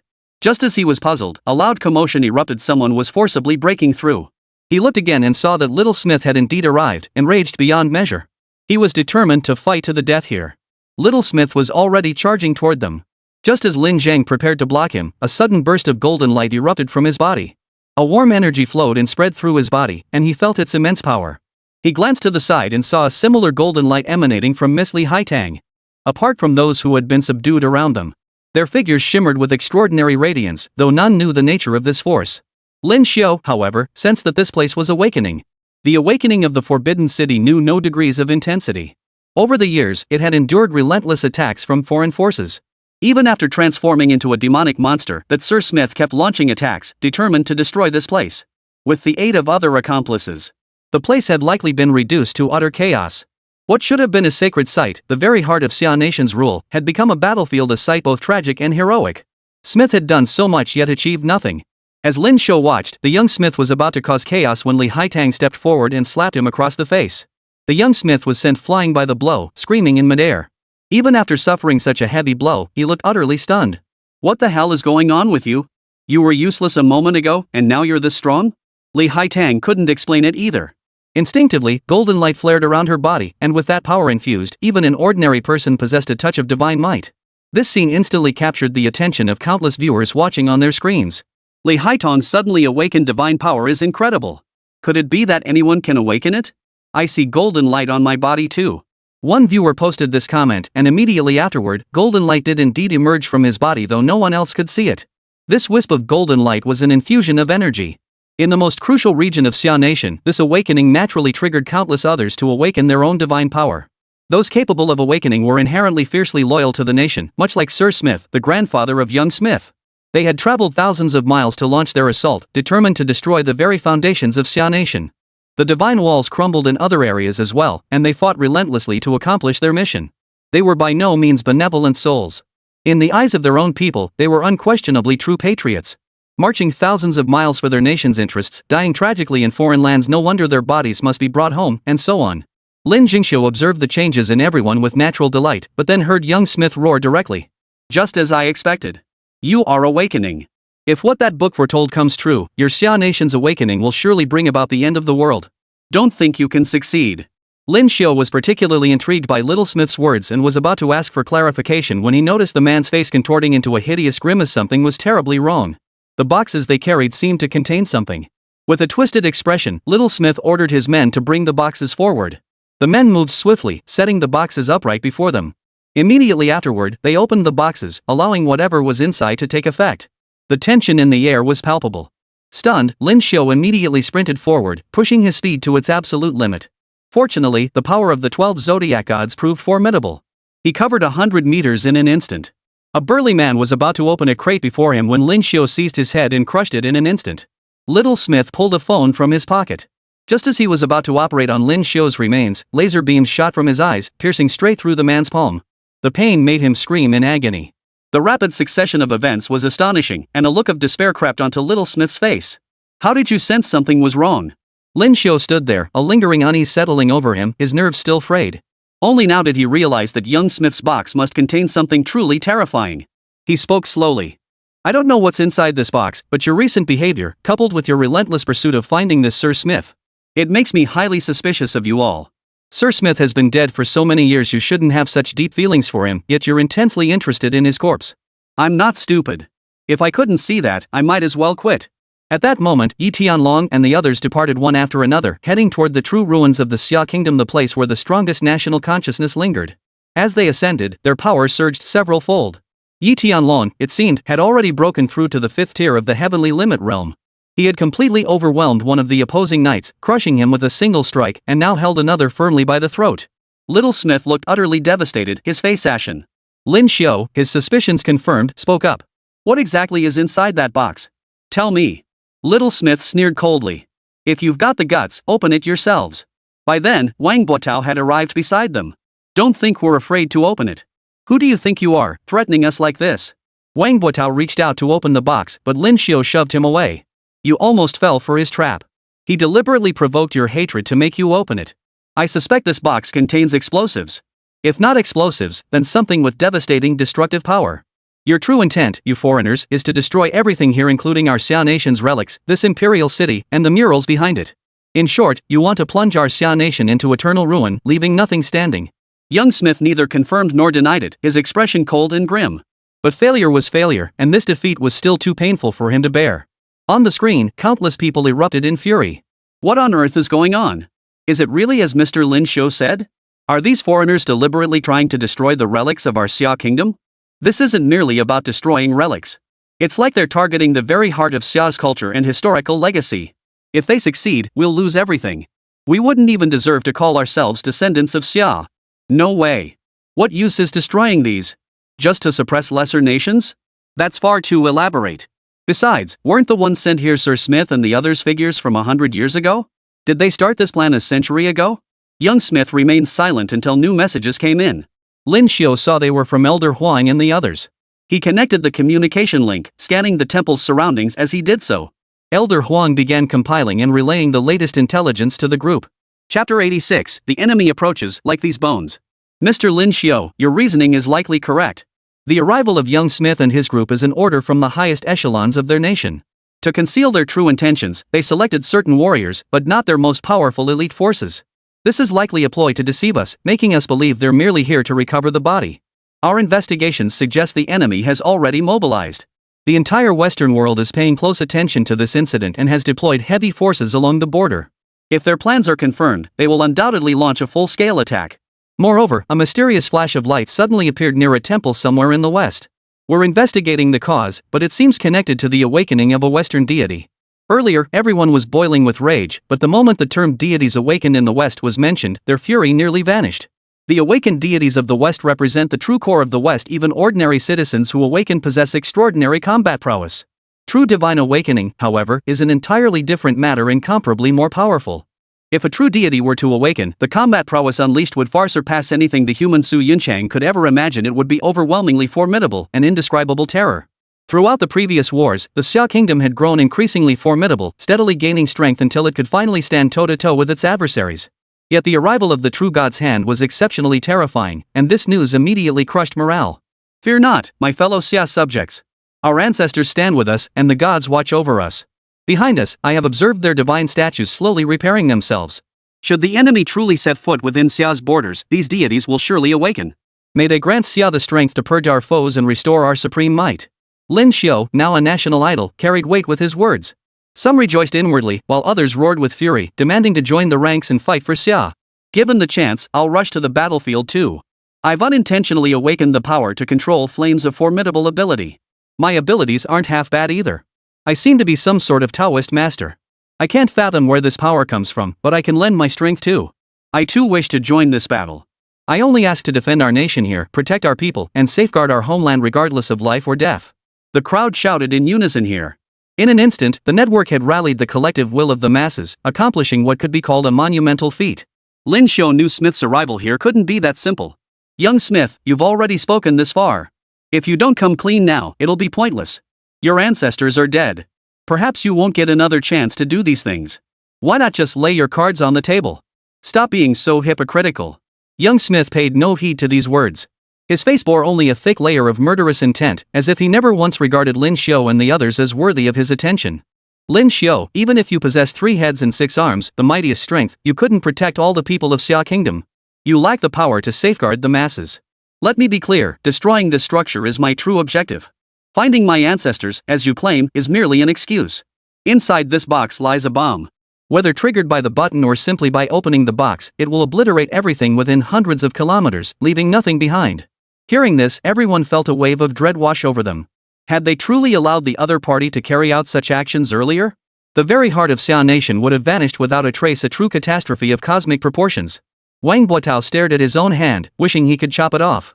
If he had actually gone through with it, he would be a villain for all eternity. The temple would cease to exist, and the ancient spiritual legacy it held would vanish without a trace. The so-called gods would never descend, and these temple ruins would never awaken. He looked at himself with deep remorse, then turned to Lin Xiu beside him. Thankfully, Mr. Lin Xiu was here. He had saved his skin. Otherwise, his crime would have been unforgivable. After blowing this place to smithereens, our Western coalition forces will invade en masse. This is the best possible outcome for you as well. You won't suffer greatly. You'll merely lose your national identity and ethnic consciousness, becoming nothing more than laborers for us. The word work ignited a fiery rage within Lin Xiu. You have the nerve to say working for us? This isn't working, it's becoming your slaves. Little Smith paid no heed to the label, merely chuckling coldly. What you think matters little. This is what's best for your people. We deliberately sent only a small squad, not the elite forces from the temple or the Holy See. Otherwise, you wouldn't stand a chance. Since that failed, we'll proceed to phase 2. Even though Xia Nation has awakened rapidly lately and possesses formidable relics like the Great Wall, what you truly cannot withstand is the descent of the heavenly gods. This statement carried immense weight. If the gods truly descended, terror would reign upon the mortal realm. Yet the speaker spoke with absolute confidence. What you Xia people don't know is that the so-called heavenly gods have always existed in this world. It's only your Xia Nation that struggles to awaken them. Signs of this have been evident for many years. In our other nations, the power of the heavenly gods is already within our grasp. Should we fail our mission, the celestial deities will awaken and march eastward from the west, obliterating everything you hold dear. You ignorant Xia people have driven yourselves to the brink. The awakening of the heavenly gods is a peril beyond compare, 1,000 times more terrifying than our battles. Atone for your sins. Little Smith gloated with schadenfreude. While the others courted their own doom, he was no slouch with his sharp tongue. Yet to his surprise, Lin Xiu merely laughed heartily, his mood seemingly lifted. Mr. Little Smith, you've misjudged one thing, not a single brave son of Xia fears war. We are not afraid. We've weathered the worst days. Since your heavenly gods come, we shall strike them down together. However many come, we will slay them all. To defend the soul of Xia, my 10,000 sons and daughters will fight to the death. Hearing Lin Xiu's words and witnessing his formidable presence, young Smith was slightly taken aback. For a moment, he was speechless. But Lin Xiu's gift to him wasn't over yet. With a casual wave of his hand, Lin Xiu summoned a corpse. At first glance, it was none other than Sir Smith. Though transformed into a monster and severely wounded. Yet he was not dead, still writhing and twisting. His lifelong dream was to come here and erase every trace and remnant of the Xia Kingdom. He had spent countless years pursuing this goal. Lin Xiu had brought him here, and as he looked at young Smith, his eyes held a thick layer of scorn. For thousands upon thousands of years, this land has belonged to Xia. This is the fate awaiting all who dare to set foot here. Lin Xiu dragged Sir Smith to this spot, stomped on his skull, and with a crunch, the bones shattered. A century's worth of resentment finally dissipated into thin air. This invader who had traveled thousands of miles had finally fallen into his own hell. Only young Smith stood frozen in shock. Suddenly, he sensed that he and those behind him had provoked something. This Xia Kingdom was no longer the Xia Kingdom of old. Chapter 87, The Forbidden City emerges, Xia awakens. At that moment, a golden dragon suddenly soared out from within the wall. Earlier, Lin Xiu had wondered if this golden dragon would aid Huaxia. Now, he realized there was no need for concern. The dragon's radiance illuminated the heavens and earth. The entire palace began to shake violently. The ground beneath everyone's feet crumbled and shattered, the paths they walked upon swaying wildly. Panic gripped the crowd. Gradually, the crowd realized the palace was ascending upward, leaving everyone utterly astonished. The people of Xia, blessed by divine protection. Each face bore an expression of exhilarated resolve. This sudden turn of events must be the ancestral spirits manifesting their aid, granting all Xia subjects greater divine power. Having arrived here only recently, most had already received divine gifts, undergoing a profound transformation that set them apart. Overjoyed, they soared into the sky. In the next instant, sunlight streamed down upon them. As they looked around, they saw a dazzling radiance all around. It was the real outside world. This transformation was utterly astonishing. Outside, the sun shone brilliantly, and countless signs of flourishing life had already sprung forth. After receiving the ancestral gift, the Xia Kingdom became even more formidable. Across the land, trees and flowers flourished in countless varieties. Every plant flourished more vigorously than ever, filling the skies with fragrance. The once barren plains suddenly yielded abundant crops. Fish swam freely in the rivers, multiplying wildly, while creatures once thought extinct reappeared in the world. Such transformations left everyone utterly speechless. The wonders unfolding were beyond belief. All gazed in awe at the unfolding spectacle, witnessing the most extraordinary aspect of this world, the very essence of life's growth and survival. In the blink of an eye, the entire process unfolded like a miracle, a profound mystery of all creation. These emerging creatures promised to bring immense, astonishing changes to the world. Yet this was merely the beginning, not the end. The entire realm of Xia seemed bathed in divine light, its creatures thriving with unparalleled vigor. All things lived in harmony, radiating signs of flourishing vitality. No matter how many times one walked the streets and alleys, a wave of golden light seemed to spread over them, bringing immense comfort, much like the sanitation workers nearby. Every face bore a different expression: astonishment, exhilaration, awe, each unique in its intensity. One sanitation worker walked along, feeling his broom grow light as a feather. With a single swing, he awaited a sudden gust of wind. Another worker approached, leaping 7 or 8 meters with every other step, nearly toppling over upon landing. This back and forth clearly startled many onlookers, each filled with astonishment and wonder. Everyone felt a sense of awe, finding this place utterly extraordinary and beyond comprehension. Everyone sensed an increase in their own strength, and this awakening wasn't limited to a select few elite warriors. Every single person began to awaken this divine power. Some saw improvements in physical prowess, while others gained greater combat strength. The most fundamental change was the palpable strengthening of their bodies, significantly boosting their combat capabilities. Thus, everyone now witnessed an extraordinary side of each other. The magnitude of each individual's combat power increase and the sheer energy displayed seemed nothing short of astonishing. Huang Lao, aware of everyone's progress and growth, immediately began issuing constant reminders to the masses during the live broadcast. All citizens of Xia Nation, listen carefully. Each of you may now awaken new powers. Even if you do not, our nation Xia currently enjoys prosperous fortune, harmonious coexistence, and flourishing vitality. Even physical fitness will improve considerably. Understand that this enhancement is indeed beneficial, but you must approach it with caution and seriousness. Under no circumstances should you abuse this power to harm your comrades. We are all loyal to our nation and people. We must stand united against our common enemy. Currently, war rages in the West, where a hostile force continues to provoke us. Be vigilant and prepare, though there is no need for excessive civilian involvement in the battlefield. Our nation possesses millions of elite warriors who have already marched to the front lines, ready to engage the enemy at any moment. All you need do is fulfill your duties in daily life to the best of your ability. As long as you live and learn without waste, that is peace, that is perfection.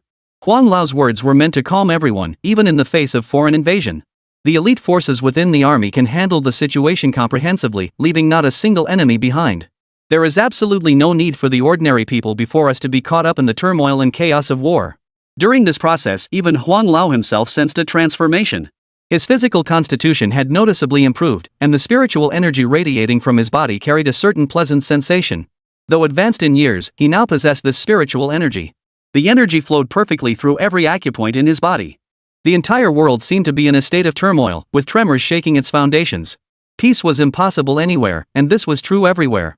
Now, at the frontier, facing the towering mountains before them, countless soldiers of the White Elephant Kingdom stood waiting. The Kingdom of White Elephant is a landlocked neighbor connected to the Kingdom of Xia.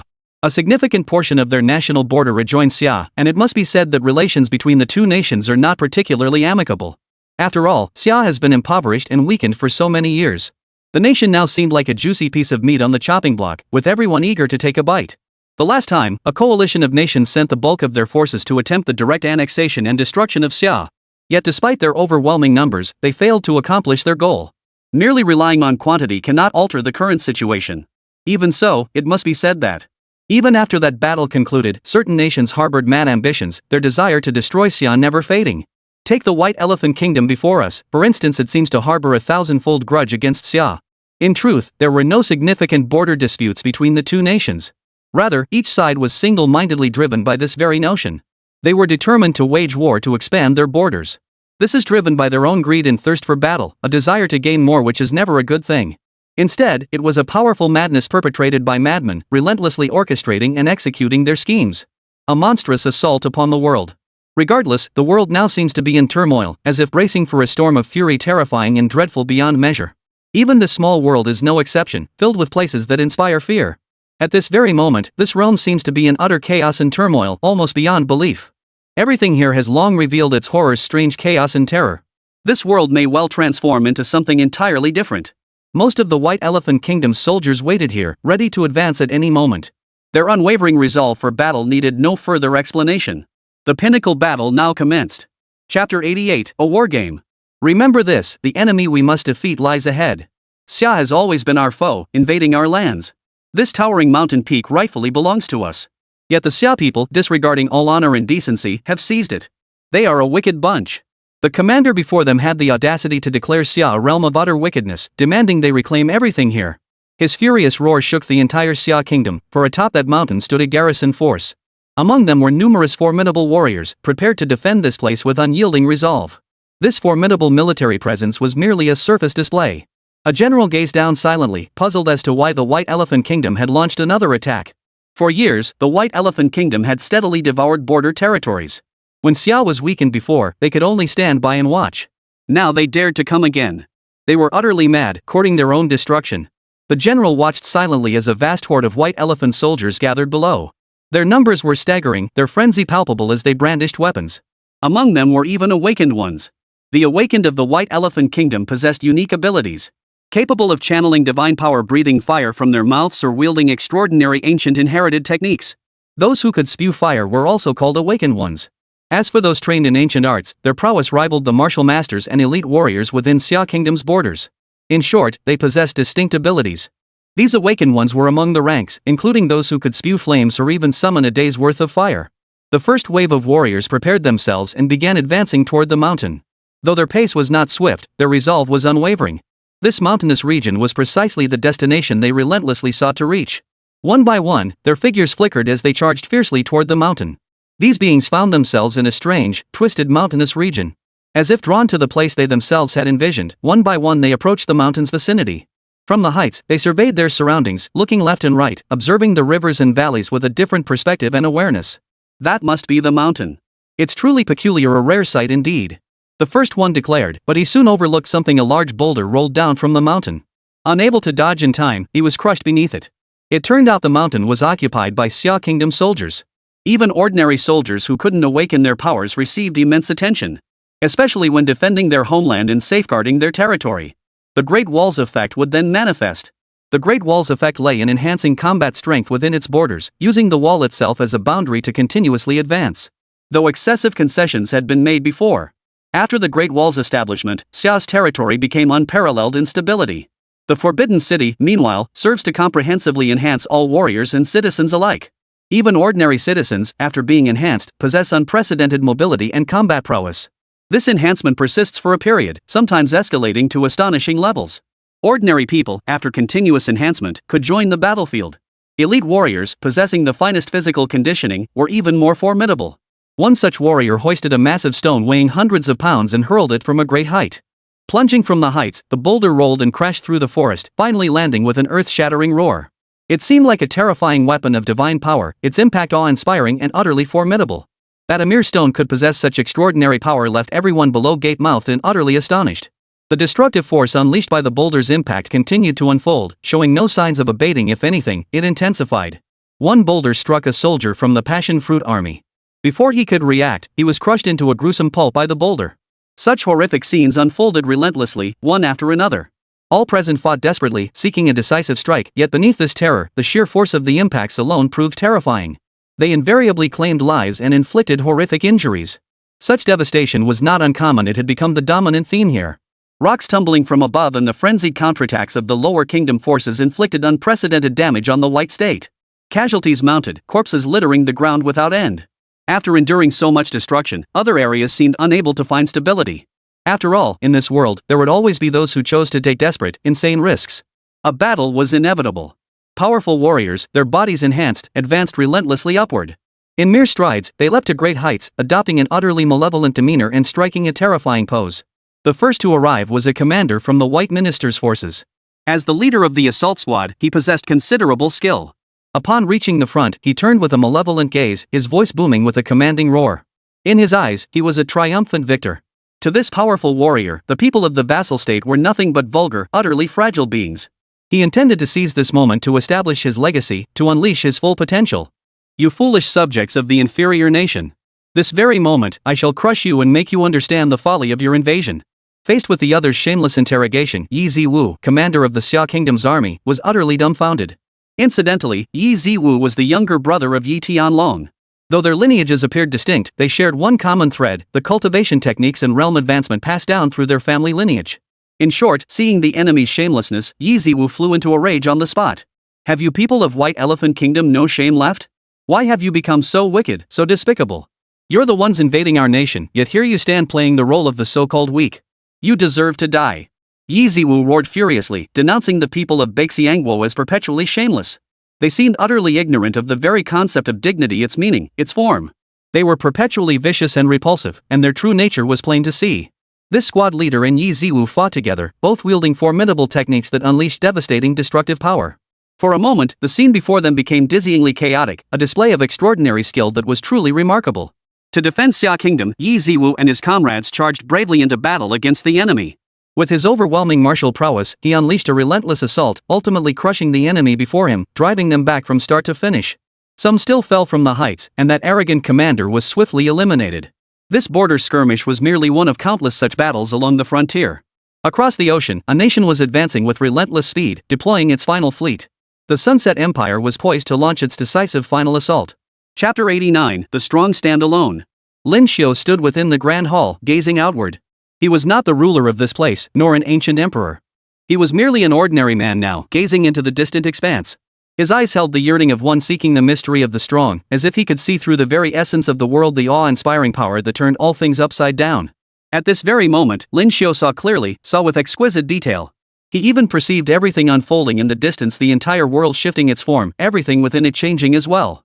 Lin Xiu gazed into the distance, while Little Smith sat beside him, his expression serene yet intricate, his contemplation tinged with a hint of murderous intent. A savage expression now twisted young Smith's face. He burned with vengeance, radiating boundless, overwhelming power.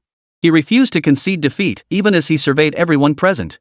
Mr. Little Smith, your bitter expression won't change the present situation. What's done is done. Many things are fixed. Do you truly believe you have the power to break free? Lin Xiu knew Little Smith would die with unresolved grievances. Yet there he sat, weeping one moment and howling the next, as if suddenly driven mad. Mr. Little Smith, you must be thinking your comrades will come to rescue you.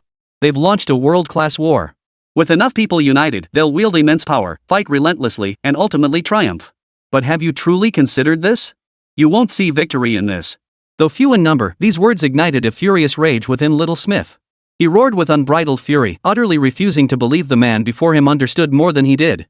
In that very moment, he unleashed his fury. Lin Xiu, you can't keep winning forever. It's impossible, and it shouldn't be like this. You will lose. You will lose badly. Little Smith hurled his bombastic curse, but Lin Xiao simply stepped beside him, patting his shoulder in a gesture meant to offer comfort. Mr. Little Smith, it's not that I look down on you, but what you're doing is just plain stupid. Little Smith was deeply provoked, and just then, old Huang sent over some more footage.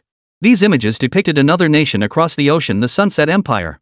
Before being called the Sunset Empire, they had once referred to themselves as the Sun Never Sets Empire, symbolizing that their nation's inherited power would be endless and possess the most formidable strength. They were arrogant, convinced their empire was unmatched, believing no other nation or people could compare. This stemmed from pride, yet they were ultimately mistaken. First came the shift of the times. The gains obtained through plunder and colonization were ultimately swept away completely, replaced by waves of resistance rising everywhere. Endless, sweeping across nearly the entire world. Emerging powerful forces relentlessly suppressed it, followed by chaotic strife and upheaval among the various tribes. Ultimately, peace did indeed descend upon this world. At this juncture, Hong Luo issued a report. A new maritime force had emerged, the fleet of the Sunset Empire. Though the empire had long since declined and faded from its former glory, they had still dispatched a formidable naval fleet, including so-called aircraft carriers and a vast array of aerial aircraft covering the skies. It seemed they had poured every last resource into this effort. In other words, they had poured every last ounce of strength into this effort. Whether this was merely for the sake of saving face or driven by some strategic objective remained unknown. After all, their actions were always utterly unpredictable, sometimes reaching extreme levels of ruthlessness. Gazing at the aircraft streaking across the sky and the colossal warships plowing through the seas, young Smith bellowed with unbridled arrogance, his voice bordering on madness. This is the might of our Rilo Empire. Even in our final days, we still command the power of the gods. If the invincible fleet at sea waits for the super fleet to arrive, everything will be devoured. You pathetic fools can all go down with it. Lin Xiao couldn't fathom why he harbored such deep-seated hatred toward these people, a hatred that demanded their destruction. Upon reflection, he didn't know their parents, had few reservations, and had minimal contact with them. To suddenly become this enraged, how different was that from sheer madness? This is our comrade, our fleet commander Lin Xiao. You cannot conceal the future from him. He possesses the most terrifying power. Little Smith raved and shouted, utterly deluded by his own arrogance and self-importance. What good was this so-called powerful being? It was utterly useless. Mr. Little Smith, I absolutely will not take your life. I won't resort to any more extreme, insane methods of killing. That's utterly ridiculous. Rest assured, no one will lay a finger on you or resort to extreme measures. I'll tell you one thing, just as all things in this world eventually decay, I can say with 100% certainty that your nation will meet the same fate. Take my Xia nation, for instance. Our traditions span thousands of years, still remembered and carried on today. Your nation, by contrast, has at most a few hundred years of heritage. When the final hour comes, the entire nation will naturally crumble into ruin, doomed beyond redemption. This is already the inevitable outcome. At this point, everything would collapse. These words were utterly terrifying, the answer horrifying. Everything felt exceptionally dreadful. Young Smith sat there with a mournful expression, and indeed, no one would touch him. Another formidable figure remained defiant, Sir Smith, the former invader. Seemingly driven by his last shred of will, he insisted on entering that chamber. But Lin Xiao effortlessly shattered Sir Smith into fragments. Wang Buotao, you command all warriors to defend this place. Under no circumstances must the stone wall murals, maps, statues, or any other artifacts here be damaged. Ensure everything remains in perfect condition. Wang Buotao, a soldier by nature, stood there like a fierce tiger upon receiving his orders. Anyone who dared to approach, anyone who dared to make a single unnecessary move toward these treasures would face his instant, ferocious attack. With the entire Forbidden City now manifesting in this world, the capital's core district, once a desolate wasteland, had suddenly become operational. Beside it, the Temple of Heaven, a sacred site for ancestral worship and a structure of immense importance, also manifested. Under this power, the Temple of Heaven began to serve a new function. Massive amounts of faith energy surged toward the Temple of Heaven. Lin Xiao understood that the temple could now absorb this faith energy, accumulating the collective devotion of the populace through this means. Faith energy would be transformed into national strength. With the people united as one, nothing in heaven or earth could hinder the nation's mighty progress. Chapter 90, The Might of China, Astonishing the World. Lin Xiao finally arrived at the Temple of Heaven, an ancient sacrificial site of the Xia dynasty. Emperors would bring numerous ministers, imperial consorts, and relatives here to worship heaven, a magnificent, sacred, and powerful site of immense importance. Now, the Temple of Heaven had regained some of its former grandeur. Every brick and tile shimmered with an extraordinary radiance. The tiles shimmered with a majestic aura, every corner radiating an extraordinary presence. As Lin Xiao stepped inside, he found himself in the very place where his awakening had occurred. Under normal circumstances, he would have been utterly astonished, yet at this moment, he was even more profoundly shaken by the spectacle before him. Now, the Temple of Heaven shimmered with radiant light. Every structure was enveloped in such glorious and sacred radiance, and the surrounding areas were no less magnificent. All were supreme in their splendor. As he surveyed the structures, Lin Xiu stepped into the main hall first. Soon, a group gathered beside him, all observing the surroundings. When Master Huang finally arrived, he was stunned for a long time upon seeing this structure. For within the grand hall sat numerous sages, seated in meditation. These departed elders, having exhausted their life force and calculations, had left behind a prophecy within the hall. The inscription marked the very moment of Lin Xiu's arrival, bearing only 8 characters: Heaven's mandate shifts, Xia Nation revives. These seemingly simple words held profound significance, as if they had been foretold long ago. Lin Xiu was about to arrive and bring countless changes to the world. Lin Xiu was indeed stunned. Each glance at the inscription filled him with awe and admiration. After staring for a while, he grew even more astonished. But this was not the end. The surrounding objects were even more astonishing. Lin Xiu felt compelled to explain to everyone gathered there. Pointing toward the grand hall ahead, he declared, "Here lies the way of heaven, governing the rise and fall of all things. This is the sacred ground for sacrificing to heaven, the most sacred and magnificent place within the entire Xia Kingdom. Countless citizens across Xia Kingdom eagerly await the heavenly sacrifice here, truly astonishing. Through the ritual of sacrificing to heaven, one can connect and communicate with more people. Crucially, every word spoken here reaches the heavens directly. Thus, whether civil or military officials, or even the emperor and his nobles, all regard the heavenly sacrifice as a matter of utmost importance. For many years, no one from our southern kingdom has performed the heavenly sacrifice here, so it has fallen into a state of decay and weakness. However, after being fortified by the power of faith, this place has regained its sacredness." Lin Xiu stepped forward and discovered an altar here, one he knew well from before. A new one had replaced it, and upon its surface were numerous inscriptions resembling a vast spinning wheel, bearing many options. Options like pacify the people, strengthen the army, and weaken the enemy were displayed. There were over a dozen choices in total, each with distinct effects. Currently, the option selected was secure the people. Securing the people meant shared prosperity for the populace, continuous advancement, and the enduring splendor that remained unaltered through countless trials, the very essence of strength and momentum. The term expansion signified the enhancement of military strength. Beside the altar lay a map of the Xia Kingdom, marking its current territories. The Great Wall stretched outward, connecting the regions and revealing their general outlines and boundaries. With the Great Wall's presence, the general regions become discernible. This resembles a strategic game where all map regions are visible, though detailed troop deployments cannot be depicted. Nevertheless, the enemy's specific invasion points were discernible. Near the plateau, a detachment of enemy troops remained. Near the southern seas, traces of a fleet were detected, silently closing in. It is said that this fleet dispatched by the Sunset Empire represents their final elite forces. 2 aircraft carriers carried vast numbers of soldiers, along with aircraft borrowed from other sources and powerful ability users from various factions. Many battlefield weapons are present, including advanced equipment supplied by the British Empire across the ocean. With such resources, the Sunset Empire grows ever more ambitious. Led by their current prince, they march to reclaim what they deem theirs. Lin Xiu felt somewhat dazed by the spectacle. What right did these people have to demand anything back? Did they even deserve to see it? At that moment, Lin Xiu found them laughable. They were even pitiful. So many foolish creatures, utterly ignorant of what they were doing. Old Huang, these must be the forces of Eagle Sauce Nation. They've been operating in the vast regions south of the South China Sea without crossing our borders. Yet another group is active here and they're no saints. Every word carried an air of certainty.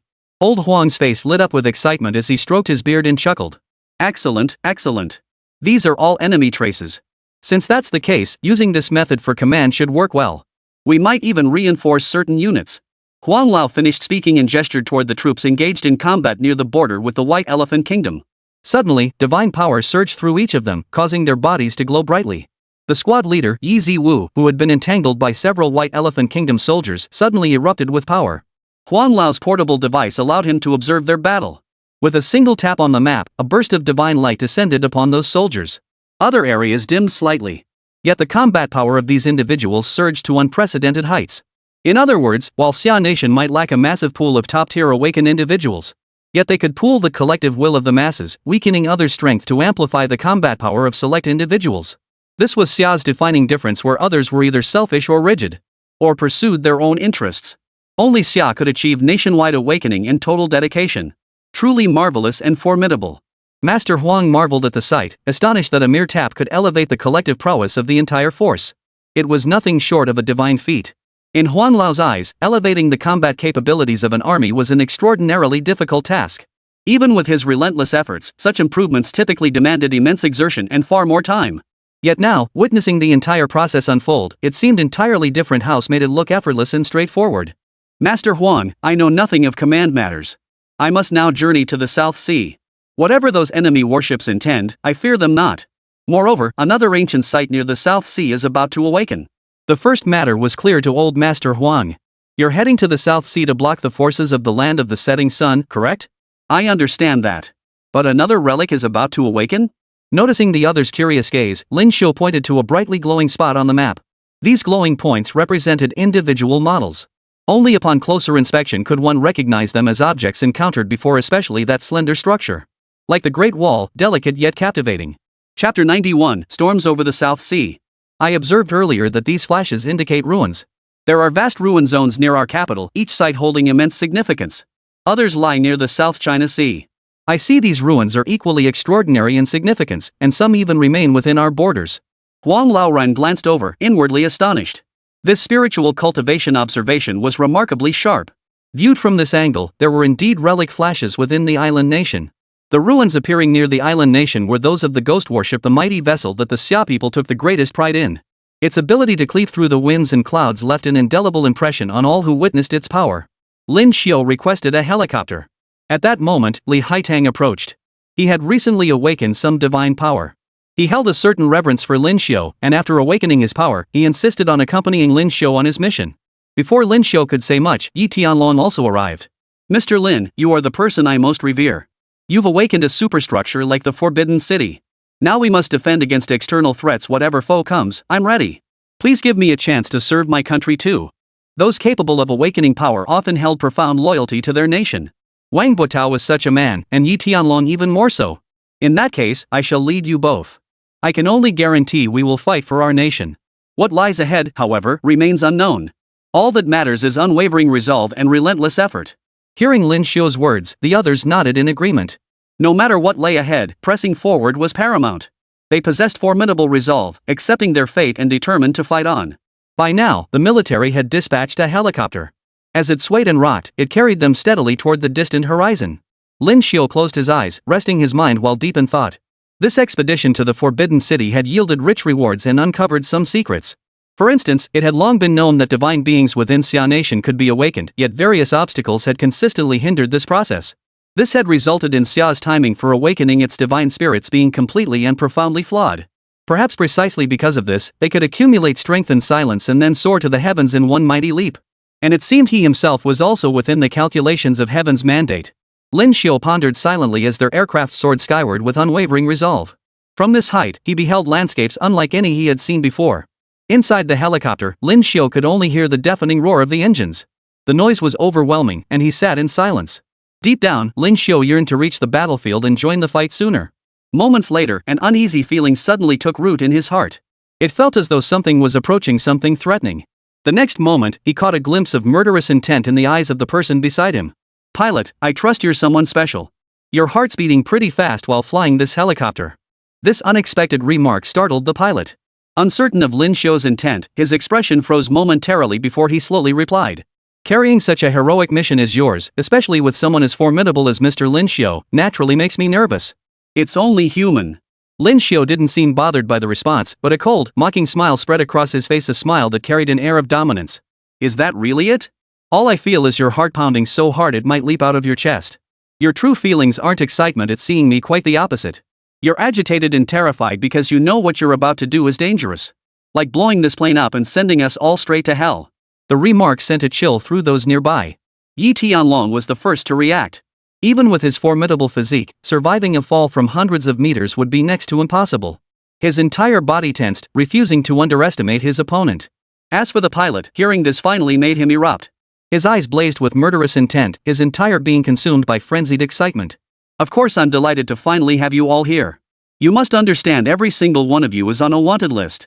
Killing just one of you would bring staggering wealth. That's what everyone desires. I've lived in this nation for nearly 30 years now. This identity was indeed hard to come by. But what I've always yearned for is to use my own strength to serve my country, and that country is the mighty Sunset Empire. Though the sun has set, we fight for it. Long live the Sunset Empire. Long live eternity. Having spoken, the madman suddenly began flailing his controls, plunging the entire helicopter downward. If it truly crashed into the earth below, the shattering impact would claim countless lives. The uncontrolled helicopter and aerial beast in itself was terrifying. As it plunged downward at full speed, the sheer velocity left everyone momentarily frozen in shock. Had it truly crashed into the ground, the resulting devastation would have been unimaginable. Even in that brief interval, the force unleashed was akin to a terrifying explosion. Panic seized everyone during this descent. They had long since lost their composure and the confidence they once possessed. In that brief instant, Yi Tianlong desperately tried to correct the engine's trajectory, to steer everything back on course as he intended. But he was still half a beat too slow. That split-second delay meant the jolting impact unleashed a deafening roar and a towering shockwave. In that instant, it felt like the force of destruction itself had descended, plunging the area into utter chaos beyond imagination. Lin Xiu remained determined to save them. His resolve was stronger than anyone else's. He lunged forward with lightning speed, reaching out to pull both men close to him. Instantly, Lin Xiu leaped out the window. A fall from hundreds of meters was terrifying. Had it happened, all would have met a gruesome end. But who was Lin Xiu? He had long since absorbed the energy of the 12 zodiac gods, infusing himself with the power to soar through the heavens and traverse the earth. Mastering the void, he propelled himself through the air with such fluidity and ease that it seemed nothing short of a miracle. As they plunged from the sky, the descent felt like a mad pursuit of extreme velocity. They were already plummeting downward. Suddenly, a deafening crash echoed through the air. It was Lin Xiu, sacrificing a slight injury to his own body to crash into the ground. This single move saved the entire group. For a moment, shock flickered in every pair of eyes. It was too incredible, too formidable. It was too incredible. The skills the opponent used surpassed imagination. They were beyond comparison with ordinary people. Lin Xiu descended with the two others, now deep within the mountains. As he landed, Lin Xiu crushed numerous objects beneath his feet. Looking up, he could see chaos unfolding in the distance. After all the effort expended these past days, Lin Xiu now stood in the forest with the two others. He watched silently. Chapter 92, Sneaking In. Lei Haitang wanted to contact Elder Huang immediately, but Lin Xiu stopped her. No need to contact him. Doing so now would only invite trouble. Let these spies believe they've truly killed me. That might actually work to our advantage. Under normal circumstances, they'd see me as a major threat and stop at nothing to eliminate me. To accomplish that, they'd even be willing to pay the price. Take this so-called elite driver over there. After lying dormant within Xia Nation for all these years, he finally made his move, aiming for a decisive, one-shot kill. If word spreads that I'm not dead, it will inevitably trigger a second wave of hunts. It will also cause many exposed or active spies to go back into hiding, and there are quite a few of them. Therefore, I absolutely must not reveal my whereabouts now. Instead, I'll let them believe the assassination succeeded. This will cause more of them to slip up one after another. Upon hearing Lin Xiu's decision, the two agreed wholeheartedly. This was thinking of the greater national interest. If it were merely about satisfying a momentary urge, they could have immediately reported the news and launched a major internal investigation and crackdown. But Lin Xiu's current objective extended beyond mere satisfaction. She needed sufficient time to unravel the web of conspirators orchestrating the plot from behind the scenes. This was not a matter of immediate urgency. Their immediate priority was to head to the South Sea region, a strategically vital area that had belonged to Xia since ancient times. For a group of insignificant upstarts to attempt seizing control of the South Sea is laughable, pitiful, and utterly contemptible. We must assume new identities now. This will ensure we remain undetected and allow us to act without restraint. Official channels always demand negotiations before resolving formidable threats. Better for us to operate undercover, strike directly, and report the matter afterward. Upon hearing Lin Xiu's plan, Yi Tianlong wholeheartedly agreed. Excellent, Mr. Lin Xiu. We'll deliberately conceal our tracks using this method, rendering us untraceable. Then we'll deliver the final, decisive blow to eliminate our formidable foes. This approach streamlines matters and finally allows us to act without restraint. My family's legacy holds many formidable techniques. When deployed, their power is truly terrifying and formidable. Needless to say, the Yi Tianlong family possessed top-tier cultivation techniques and arts. His unwavering resolve and demeanor now made it clear he was no ordinary man, certainly capable of astonishing feats. The trio formed a small squad, traversing the forest. However, during their movements, Lin Xiu discreetly relayed some information to Elder Huang. He phrased it cryptically, urging Huang Lao to keep it strictly confidential. Every aspect of the plan fell under Lin Xiu's purview. Now, witnessing Lin Xiu's courage and decisiveness as they pressed forward, Elder Huang couldn't help but feel a surge of admiration. He bitterly regretted his own failing health, for otherwise he would have joined the fray, fighting until the skies turned dark. Nevertheless, Huang Lao approved of Lin Xiu and his team's approach. The enemy lurked in the shadows, waiting. In the open, they sought to use this opportunity to root out every single dissident across the entire nation. Uncovering so many spies during peacetime would be nothing short of a pipe dream. After all, too many spies meant tangled interests rooting them out would require an endless amount of time. Now, this seemed to become a glimmer of possibility. Lin Xiu and his group worked day and night, and he learned that a standoff had already begun near the South China Sea. They had finally reached the coast, though it had taken them several days to get there. Upon arrival, Lin Xiu stood resolute and focused, his keen eyes scanning the horizon. The others positioned themselves around him, watching as well. Over this period, Yi Tianlong had gathered several more trusted confidants. These individuals had often mastered certain supernatural abilities and possessed some martial arts skills. Though they fell short compared to Yi Tianlong, they were by no means weak. They could still be effective, possessing a certain level of combat strength in this place. The trio approached the shore where Yi Tianlong's companions had already prepared a vessel, a small fishing boat. They were about to set sail for the sea, ready to engage in battle if necessary. The South Sea region was now thick with war clouds, with fierce winds and towering waves rising. Look! My brother has secured the boat. All we need to do is board and head south. This time, victory is assured. I can hardly wait. Those despicable invaders, you shall finally pay the price. My ancestors, every warrior who fought on the battlefield this time, I will seek justice for you. I am a citizen of Xia. I fight for the glory of Xia. Yi Tianlong shouted loudly, and those around him echoed his fervent cries. Their battle spirit surged like thunder. This was a fight they were determined to charge into. At that moment, Lin Xiu issued the battle plan to the group. By now, the aircraft carriers of the Sunfall Kingdom were already poised at sea, ready to strike. Hundreds of warships and thousands of fighter jets were itching to strike, ready to unleash thunderous force at a moment's notice.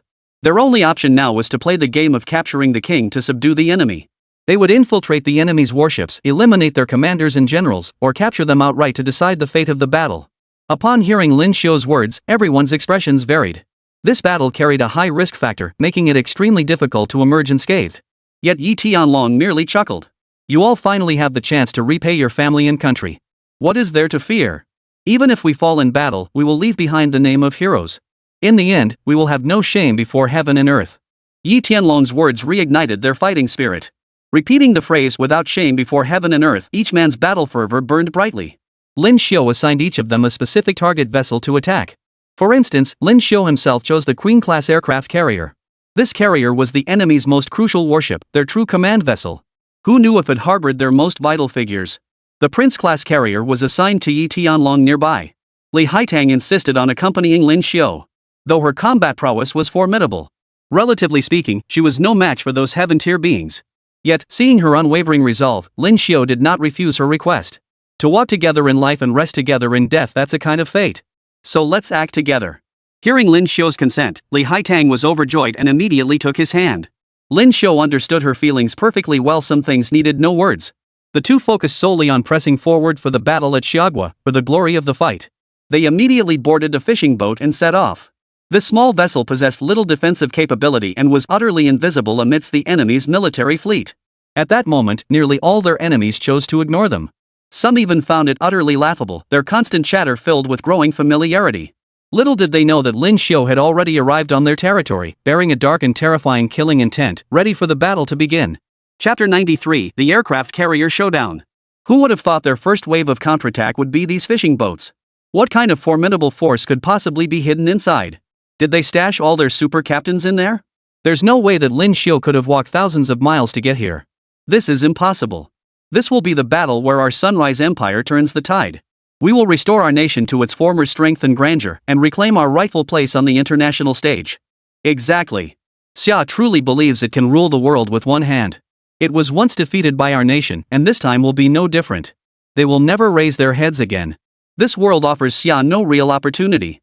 Everyone present harbored deep hostility towards Xia Nation, convinced they were nothing special. The reality was far from it.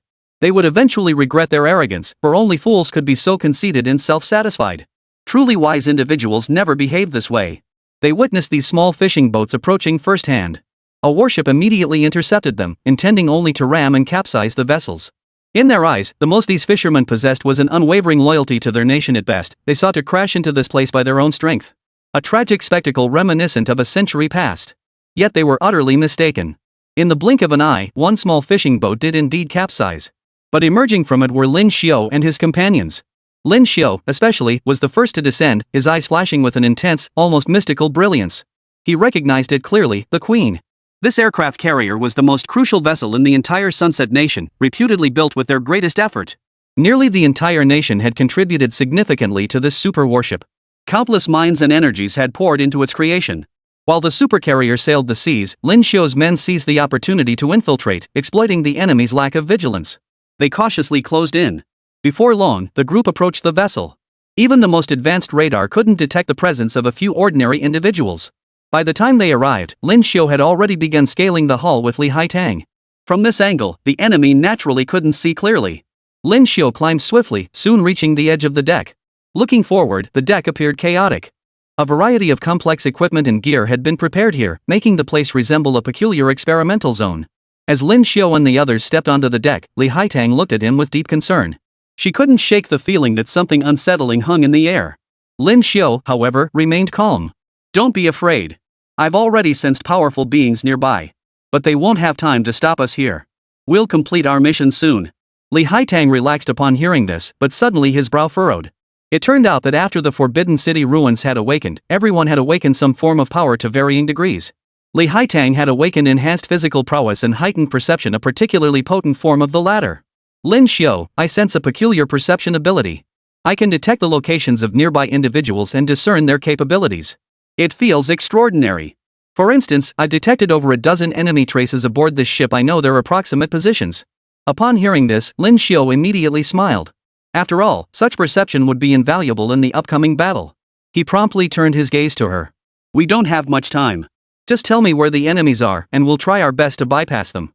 The best approach is to go straight down. But you also need to find that crucial key figure for me. They might not be exceptionally strong, but they're definitely protected by a crowd, like the sun." Li Haitang's perception spanned nearly the entire warship. He promptly pointed to a corner nearby. "There seems to be movement nearby. They've already reached the deck, and their target is us. Head back from that intersection, pass through nearly 3 corridors, and you'll find a room. At least a dozen individuals with considerable power are inside. Among them, the strongest are actually on par with you." The revelation was truly terrifying. Dozens of such individuals were gathered there. Lin Xiu paid them no mind, unleashing a thunderous punch forward. The strike carried the force of a thunderclap, shattering the sky, arriving just as several soldiers approached. They too were warriors of the Sunset Nation, rushing to the scene upon hearing the news. Each radiated a powerful, overwhelming aura of killing intent. The warriors of Sunset Nation were indeed formidable. They were undoubtedly the elite of the elite, the cream of the crop. Though their combat prowess couldn't quite match that of the few old monsters from the island nation, their presence alone commanded respect.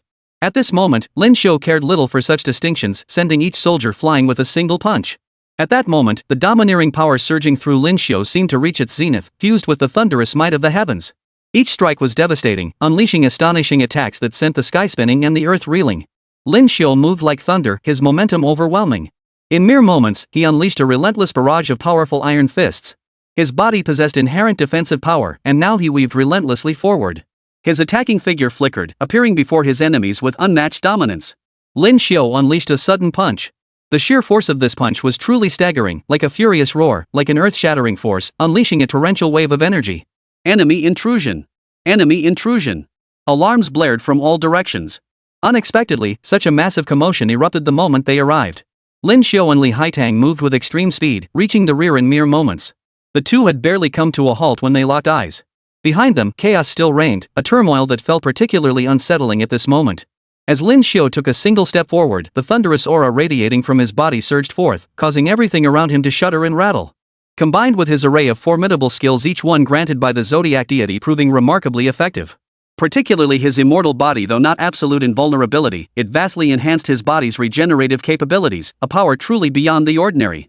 Lin Xiu and his companion charged forward relentlessly, encountering numerous foes along the way. Yet they effortlessly dispatched each one, ultimately carving a path through the blood-soaked carnage. Amidst the carnage, the pair carved out a bloody path once more.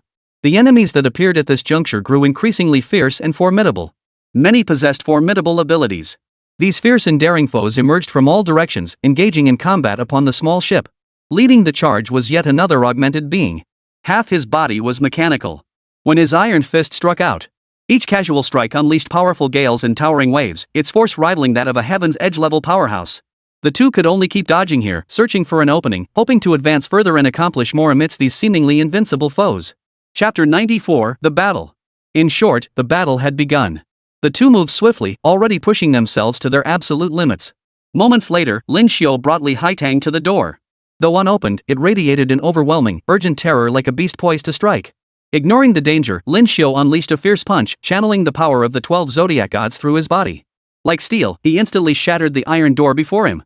With that single punch, he slammed the door into the enemy's face with such force. The supercharged fist, infused with the gate's force, sent the opponent flying backward. Such an effective and overwhelming strike was astonishing. The monster roared in pain, wailing loudly, already wounded. Each of Lin Xiu's punches now carried immense power. The monster, struck squarely in the face, howled in agony. Enraged, it lashed out with two massive hands, attempting to seize and crush Lin Xiu with overwhelming force. Its physique resembled a steel tower, with reinforced bones and immense strength, accompanied by its own roar. With a frenzied, violent strike, those two massive hands aimed to crush Lin Xiu within their embrace, grinding his bones to dust. Sorry, we're not that close. First, a fist nearly shattered the opponent's cheek.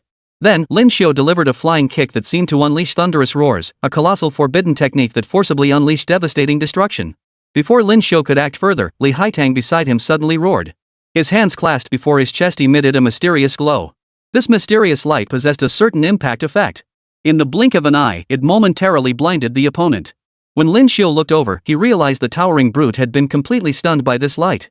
His bull-like eyes stared blankly, seemingly unable to locate his enemy. This ability was utterly bizarre. I don't know what this power is either. I just felt like I could suddenly use a new skill blinding the enemy's eyes in an instant.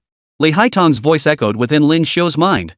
This woman had even mastered telepathy. Truly, those forged by national-level power were extraordinary warriors, each possessing unique and formidable abilities, some even defying the heavens. A mental communication ability like this was already formidable. While most powerful individuals focused on enhancing their physical prowess, Li Haitang was a warrior who had strengthened her mind. Such psychically enhanced individuals were exceedingly rare, much like how mages were a rarity abroad. Overseas, most who awoke were knights. Knights possess copper-plated skin, iron hard bodies, and combat intelligence. Some can even wield top-tier combat techniques. Compared to mages, they rarely possess the power to shatter the heavens and earth or annihilate all things. The gap between them is vast and distinct, shaping the differing circumstances before us. After being mentally disoriented, Lin Xiu descended with decisive force, driving a fist directly into the opponent's skull at point-blank range. The enemy's skull nearly shattered into fragments. With a wail of agony, he was sent flying backward, suffering such severe damage. This time, he'd need a proper recovery period. Lin Xiu, meanwhile, reveled in the exhilarating sensation of slaughtering his foes. It felt utterly satisfying, a relentless surge of overwhelming power brewing within him. This man had already been beaten badly. Lin Xiu dragged Li Haitang along as they continued onward. With their clear objective and direct approach, they completely disrupted the enemy's formation and soon reached the vicinity of that crucial room. Inside, there should be dozens of powerful individuals. Li Haitang came to a halt before the door. Mr. Lin, there are at least dozens of powerful individuals inside, including some who are on the same level as you. How could Lin Xiu not know? The system's alarm blaring now was perfectly normal given the presence of powerful individuals inside whose strength was close to his own. Breaking through would likely be extremely difficult, but he felt no fear, his mind focused solely on the task at hand. Nothing to fear. I'll open this door now. With that, Lin Xiu unleashed his most formidable skill. Lightning bolts erupted from his eyes, a rare and awe-inspiring sight. Then, flames and lightning erupted from his mouth. The combination of these two powers created an astonishing effect. He unleashed all this energy, and within this small space, it seemed to surpass even divine power. The blinding light, mixed with various forms of destruction, was incredibly fierce. That intense flash instantly pierced through the adjacent steel wall, and the laser swept through it. This laser, unleashed from Lin Xiu's eyes, was exceptionally fierce and intense. Leveraging his formidable physique, he kicked the door open. Seizing the enemy's momentary confusion, he charged inside and vanished without a trace. The people on the other side were stunned. They had thought a formidable enemy had arrived, causing momentary panic. Like the trace of a spiritual cultivation vein, Lin Xiu was using his invisibility ability to locate the enemy's position. There should be a commander here, likely an important figure. After a brief search, he spotted a man wearing a hat, surrounded by his men like the moon surrounded by stars. Seeing the tense, protective expressions on their faces, he realized this was the leader of the squad. Who else would they capture if not him? Lin Xiu instantly reached out. His hand moved like thunder, cutting through the air with a sharp whistle. The target, already on edge, reacted instantly at the sound. Amidst the chaos, several figures moved with murderous intent, ready to strike. Lin Xiu seized the man's wrist, but suddenly, several powerful figures appeared beside him. A formidable knight clad in heavy armor, resembling a walking demon god, roared with fury upon seeing his master attacked. His massive hand reached out like a giant gorilla. As the giant hand closed in, Lin Xiu felt the overwhelming force and instinctively reached out to meet it head-on. It was a pure clash of strength, palm against palm. For every ounce of force Lin Xiu applied, the opponent countered with 3. More ferocious than Lin Xiu himself, this guy was truly unearthly. You're a monster with immense power, Lin Xiu thought in astonishment, yet his grip never faltered. Instead, he intensified his own force, unleashing an even more formidable, astonishingly powerful counterattack. Possessing the power of the 12 zodiac beasts, he channeled the terrifying might of a true wild bull, engaging in the most primal, brutal, explosive clash of strength imaginable. The power of the wild bull was exceptionally formidable. As the second-ranked animal in the Chinese zodiac, the wild bull embodied overwhelming might and terrifying, aggressive force. It pushed this power to its absolute limit in an instant. Li Haitang, standing nearby, attempted to assist by covertly deploying her hypnosis technique. Yet she found the area swarming with mages who instantly erected mental barriers, shielding against all psychic energy. Not only was Li Haitang's power sealed, but their location was instantly exposed. All eyes turned to them. Chapter 95, Hostage Suicide, Kidnapper Rescue.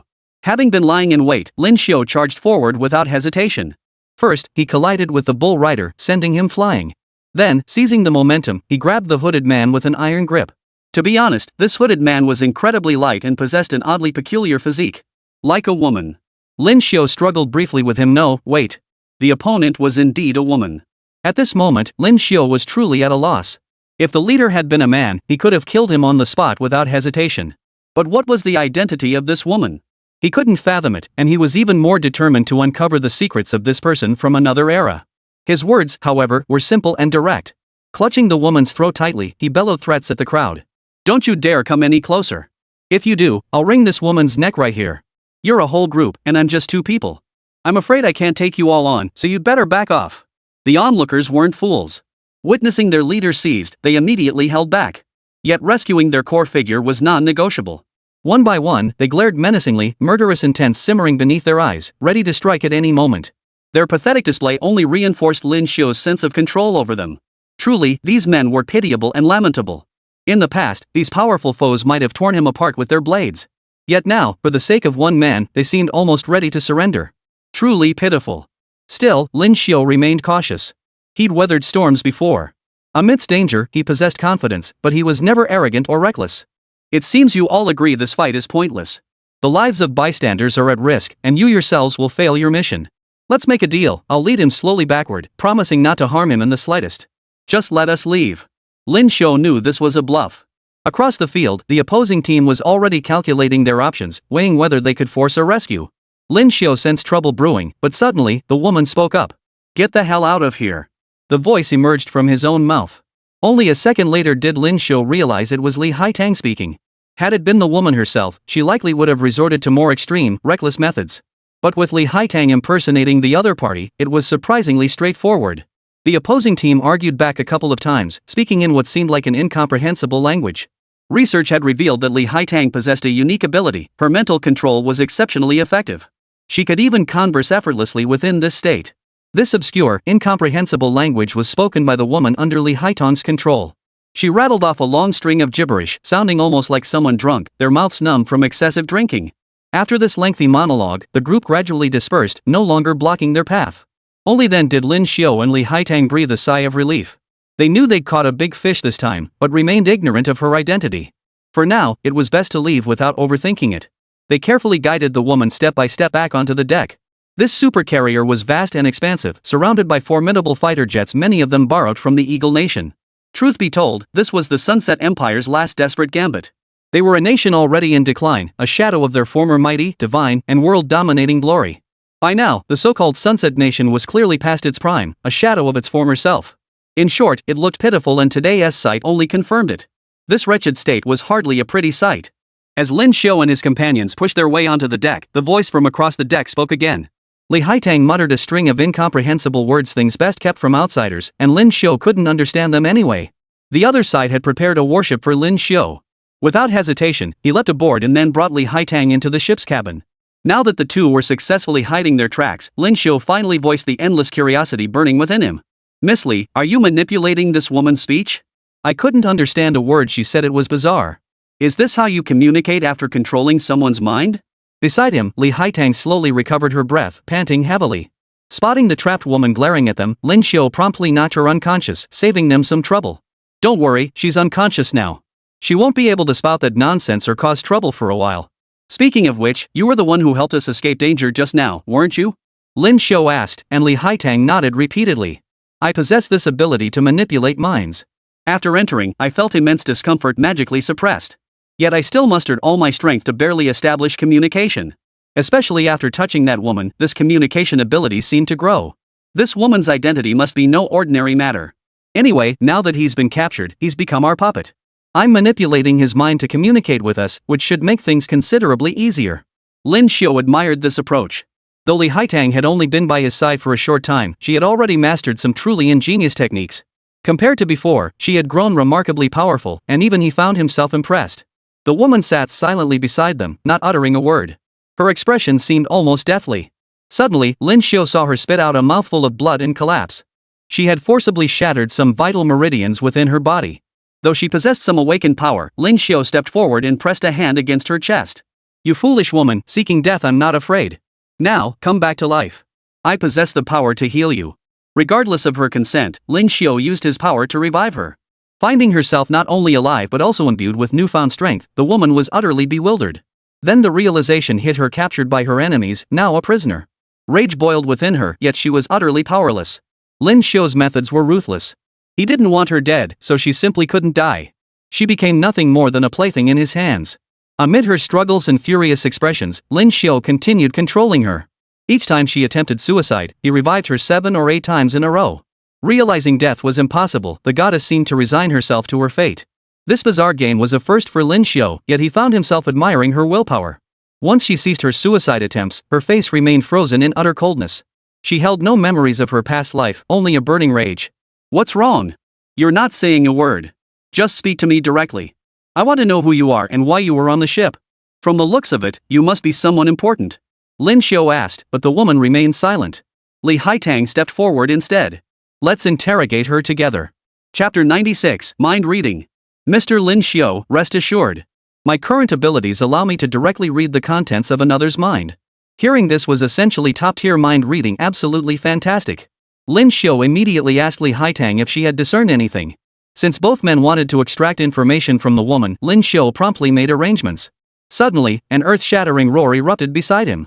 He flung open the cabin door to look outside, only to see a terrifying shockwave piercing the sky amidst the raging storm. The sea had been vast and clear when the storm arrived, stretching endlessly beneath a cloudless sky. But now, as they prepared to depart, the storm raged fiercely, as if echoing the challenges within this game. To Lin Xiu, however, this was a blessing in disguise. After all, their arrival had made it easier to spot their target, but the storm would now obscure their departure, making it far safer. Now, the group dared not relax for a moment. They were clearly focused and concentrated, determined to execute this task to perfection. There's commotion outside. Yi Tianlong and the others must have encountered fierce resistance during their breakout, sparking a fierce battle. Judging by the sounds, they're determined to fight until the heavens shake and the earth shatters. This timing and situation are extremely dangerous. This is truly terrifying. Can you watch over him now? If you're alone here, I fear you won't be able to handle it. Lin Xiu glanced at Li Haitang beside him, knowing that if he left, she would inevitably face danger. Something might happen. But Li Haitang only gave him a very serious look. Don't worry. It's all quite simple. Besides this mind-reading ability, I possess other skills to conceal my presence, like invisibility.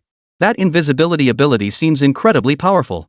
There's also a skill to create protective barriers. I don't know how sturdy they are, but they should hold for a while. Having witnessed her capabilities, Lin Xiu didn't hesitate. He leaped directly out of the ship's cabin.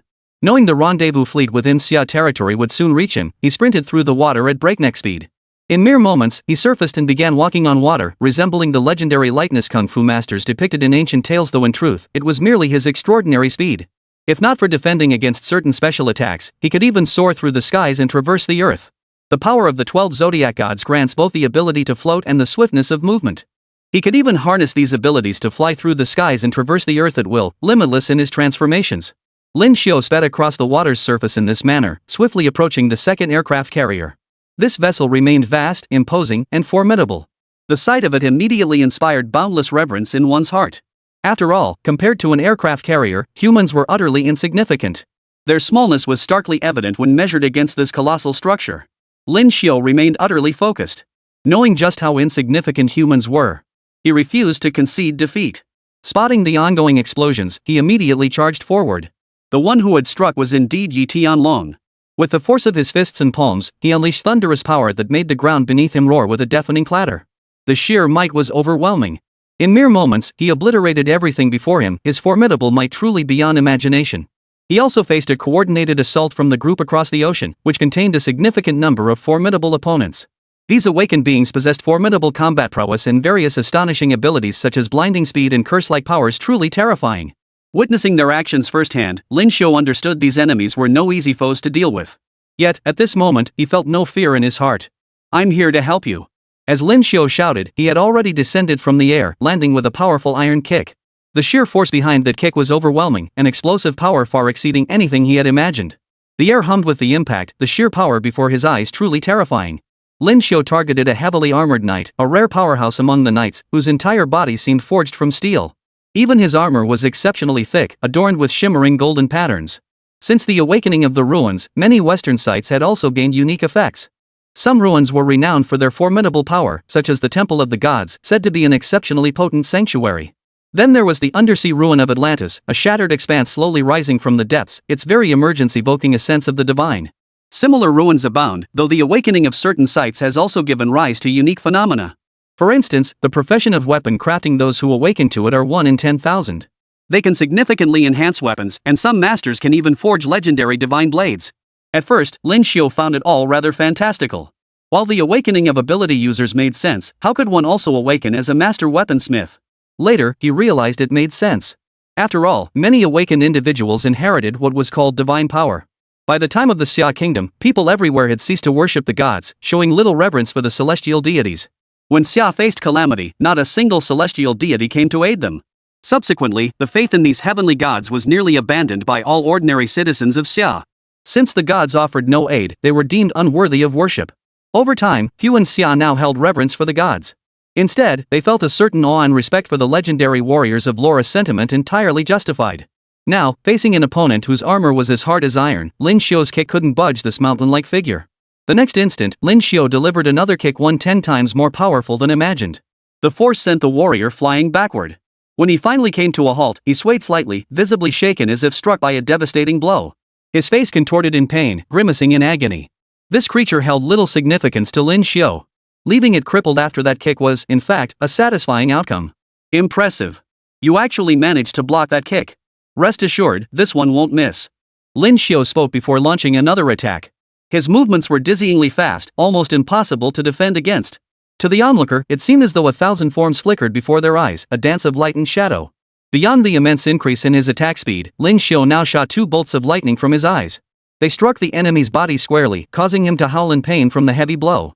This rapid exchange of attacks, fierce and relentless, showcased truly extraordinary combat prowess. The second wave of attacks forced the enemy back, but Yi Tianlong and his companions were already surrounded. There were no pushovers either. Among them were martial arts masters, some even descendants of renowned masters with centuries of lineage. Chapter 97, Fearless, the battle on the aircraft carrier.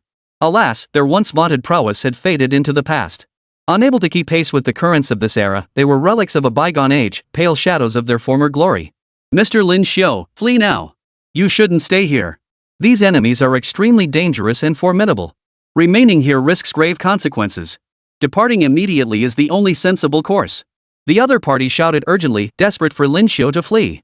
Yet Lin Xiu glanced at him and once again channeled the power of the 12 zodiac gods, bestowing a slight enhancement upon him. Yi Tianlong felt an extraordinary surge of vitality coursing through his body, as if bathed in a torrent of divine power. His entire being felt invigorated. In the next instant, he realized this was Lin Xiu's blessing. Even with Lin Xiu's blessing, the opponent fought with even greater ease and fluidity. Yi Tianlong wielded his ancestral dragon claw technique, a martial art so refined it could effortlessly tear through steel, a formidable skill in the ancient martial arts world. After all, before awakening the divine power of the ruins, this single, supremely skilled technique alone had already made the Yi family one of the top clans within the entire Xia nation. The Yi family ranked among the foremost clans throughout the entire Xia nation. This technique was executed with such ingenuity and ferocity that the movement of his hands seemed to embody 1,000 transformations. The opponent's palm rotated, unleashing an even more powerful dragon claw hand technique. In an instant, it seemed to roar and snarl, emitting an incredibly strange sound. At the very least, it delivered a remarkably intense offensive strike. This technique was indeed formidable, yet it was neither ultimate nor invincible. It merely forced the enemy back, only to reveal more knights and mages gradually closing in. These were formidable figures renowned throughout the land. Their overwhelming numbers now surged forth like a tidal wave, making resistance exceedingly difficult. Hordes of night mages and other awakened warriors converged from all directions, surrounding the area so tightly that not a drop of water could escape. Their sheer numbers and formidable combat prowess were overwhelming as they arrived from every side. The sheer force of their presence filled the air. Unbelievably, the stillness shattered like a raging river surging to its peak, arriving in an instant yet carrying a terrifying aura. Lin Xiu couldn't help but admire their formidable morale-boosting skills. In that moment, he even began reflecting on himself. Though he had received numerous inheritances and enjoyed the most attention, boasting a string of extraordinary advantages that made him exceptionally formidable. Yet, upon reflection, he realized he lacked such an exceptional martial art. Thus, he secretly mimicked Yi Tianlong's movements beside him, attempting to replicate what was called the dragon's hand gesture. He had previously manifested what was called Tai Chi power. Within this realm, he didn't know if anyone had ever used Tai Chi boxing or understood the subtle methods within Tai Chi, but at this moment, Lin Xiu was genuinely imitating the techniques of the Dragon Claw Hand. The Dragon Claw Hand was an extraordinarily intricate and subtle art, relying heavily on the palm's delicate precision. Every movement had to be perfectly executed to unleash its full power. Naturally, as Lin Xiu moved, his hands grew faster and faster, his power increasingly fierce, producing an effect of ever-changing, overwhelming momentum. For this brief instant, it truly possessed such supernatural power. In an instant, it seemed as though he had unleashed hundreds, even thousands of attacks. The dizzying barrage forced the knight to retreat. Earlier, the knight had merely stumbled back under Lin Xiu's powerful kick. Now, the gleaming armor covering his body was nearly shattered by Lin Xiu's grasp. The opponent was startled. How could this guy actually level up during combat? Upon witnessing this scene, a naval commander aboard the warship knew immediately that today would not end well. This was a moment of crisis, far from the safety it appeared to offer. He immediately bellowed orders, demanding everyone move swiftly. Capture everyone in sight. We need them alive, only the living can bring us greater profit. The enemy commander was clear in his orders to capture as many prisoners as possible. Yet this approach inevitably led to greater losses, for capturing a living soul was no easy feat. Chaos erupted all around them, leaving them no time to spare for such concerns. Following Xiaoda's command, his men were thrown into disarray, momentarily unsure how to proceed. After all, they had no time to choose the best approach, they could only watch the chaotic and absurd scene unfold before them. Lin Xiu, aware the enemy sought prisoners, seized the moment to negotiate. His gaze fell upon the so-called warship captain before him. He was a young, ambitious elite officer who looked formidable. He was at most in his 40s, but judging by his rank insignia, he was at least a highly decorated general, commanding a group of subordinates stationed here. At this moment, he radiated sheer dominance and authority. His gaze, fixed ahead, flickered with a menacing glint. It was clear he was extremely displeased. My name is Lin Xiu. You should know my identity and recognize that I am now your enemy. I request you cease hostilities for the moment. I have something to say. In such an urgent and dangerous situation, unnecessary dialogue seemed pointless. Yet, surprisingly, the captain was quite reasonable. Mr. Lin Xiu, I know what you wish to say. Return that person, and we will withdraw immediately. We will leave these waters at once, allowing all within your nation to enjoy greater peace and tranquility. We can also sign a peace agreement immediately, but the precondition remains: you must return that woman. If you refuse, we will employ harsher, more forceful measures. At that point, it will be all-out war. I believe Mr. Lin Xiu cannot bear that responsibility. Should the situation escalate, countless lives will be lost. I hope you understand what must be done. At this point in the questioning, the other party only demanded the return of that woman. This only deepened Lin Xiu's suspicion about the woman's identity tenfold. How important could she be that even the Sunset Empire would concede so readily? If I refuse to hand over this woman, will you continue the attack? Our Xia nation has prepared a formidable fleet, ready to strike at any moment. I don't believe you little upstarts could withstand our legions. Let me put it plainly, the wheel of fortune has turned. This era belongs to Xia nation. If you disagree, try us. Lin Xiu's words were laced with temper and endless sarcasm, but his words proved largely useless. The other side remained adamant, even escalating their own forceful response. Mr. Lin Xiu, let me make this clear, you have no room to bargain. Releasing this woman is our absolute bottom line for withdrawal. This has already disrupted the entire sequence. Otherwise, we will employ extremely harsh measures. At that point, it will be all-out war. I don't wish to repeat myself. And the people around you must remain here as hostages. It seemed the other side was determined to keep Yi Tianlong and the others. Yet Yi Tianlong and his companions appeared utterly unconcerned. Chapter 98, The Goddess's Reincarnation. Mr. Lin Xiu, let us stay. If that woman is important to you, there's truly no need to ransom us. We're not fools who'll just sit and wait for death. If it comes to a fight, who kills whom is far from certain. Yi Tianlong's words carried an extra edge of arrogance. He certainly wasn't the type to admit defeat. If it came to blows, he'd fight tooth and nail, ready to battle until the sky turned dark and the earth grew dim. I won't let you stay. You bastard over there, listen up. These are the brothers I brought with me. I'm taking them with me right now. I don't care how many people they've killed here. I'm taking them with me. If I don't go back, that woman will die for sure. You might think she's safe as long as I'm not there, like some kind of hostage. But honestly, I don't even know who she is. My rule is simple: if I don't return, she gets blown to bits. They'll stop at nothing to kill her. Unless she's made of steel and survives, we've got bombs and all kinds of operatives ready to tear him to shreds. At the very least, we can film her, take photos, and upload them online. By then, whether she lives or dies is one thing, but everyone getting their fill of the spectacle? I doubt anyone would object. At this point, Yi Tianlong and the other 5 husbands burst into laughter. In their eyes, threats like this were the most amusing kind, something they might normally have looked down upon. Facing these exceptionally vicious foreign invaders, any behavior seemed justified. Treating them with the harshest, most insane, and most brutal methods was, in fact, an exhilarating prospect. Seeing this reaction, the man across from them pondered for a moment. After all, they were all powerful figures in positions of authority. They immediately issued their command. Mr. Lin Xiu, we permit all of you to depart. But you would do well to remember your own words. You must bring them back to us at all costs. Otherwise, it will lead to a final, decisive battle, one that will involve not just us, but many other nations. I believe even the mighty Xia nation cannot withstand the full wrath of so many nations. During the last war, only ordinary soldiers were dispatched. The true elite forces remained stationed there. Lin Xiu knew the enemy spoke the truth. After all, no one would reveal all their trump cards at once. Indeed, there were vast numbers of so-called elites. They were the most formidable elite warriors from every nation. Their prowess was beyond comprehension. They had long formed formidable units with immense combat power. When the moment came, they would inevitably surge forth, slaughtering all in their path and wreaking havoc as if destroying heaven and earth. With that, Lin Xiu had secured the upper hand in the conversation. After concluding their exchange, he immediately led his group in retreat. Upon reaching the exterior of the warship, they spotted Xia Nation's vessels waiting, likely the assistance they'd anticipated. Lin Xiu turned to Yi Tianlong and the others, emphasizing that his identity must remain concealed. Brother Yi, my identity must not be revealed carelessly. We encountered problems when we arrived earlier, and you must also conceal yourselves. Otherwise, uncovering the mastermind behind this will be extremely difficult. We must be cautious and vigilant now. Having invested so much effort to reach this stage, everyone understood the necessity of such caution. For a moment, Yi Tianlong nodded steadily, showing no fear. Rest assured, these are minor matters. I won't let us be exposed. Besides, these ancient martial clans have endured through generations. They were once the pillars of the nation, possessing astonishing backgrounds and status.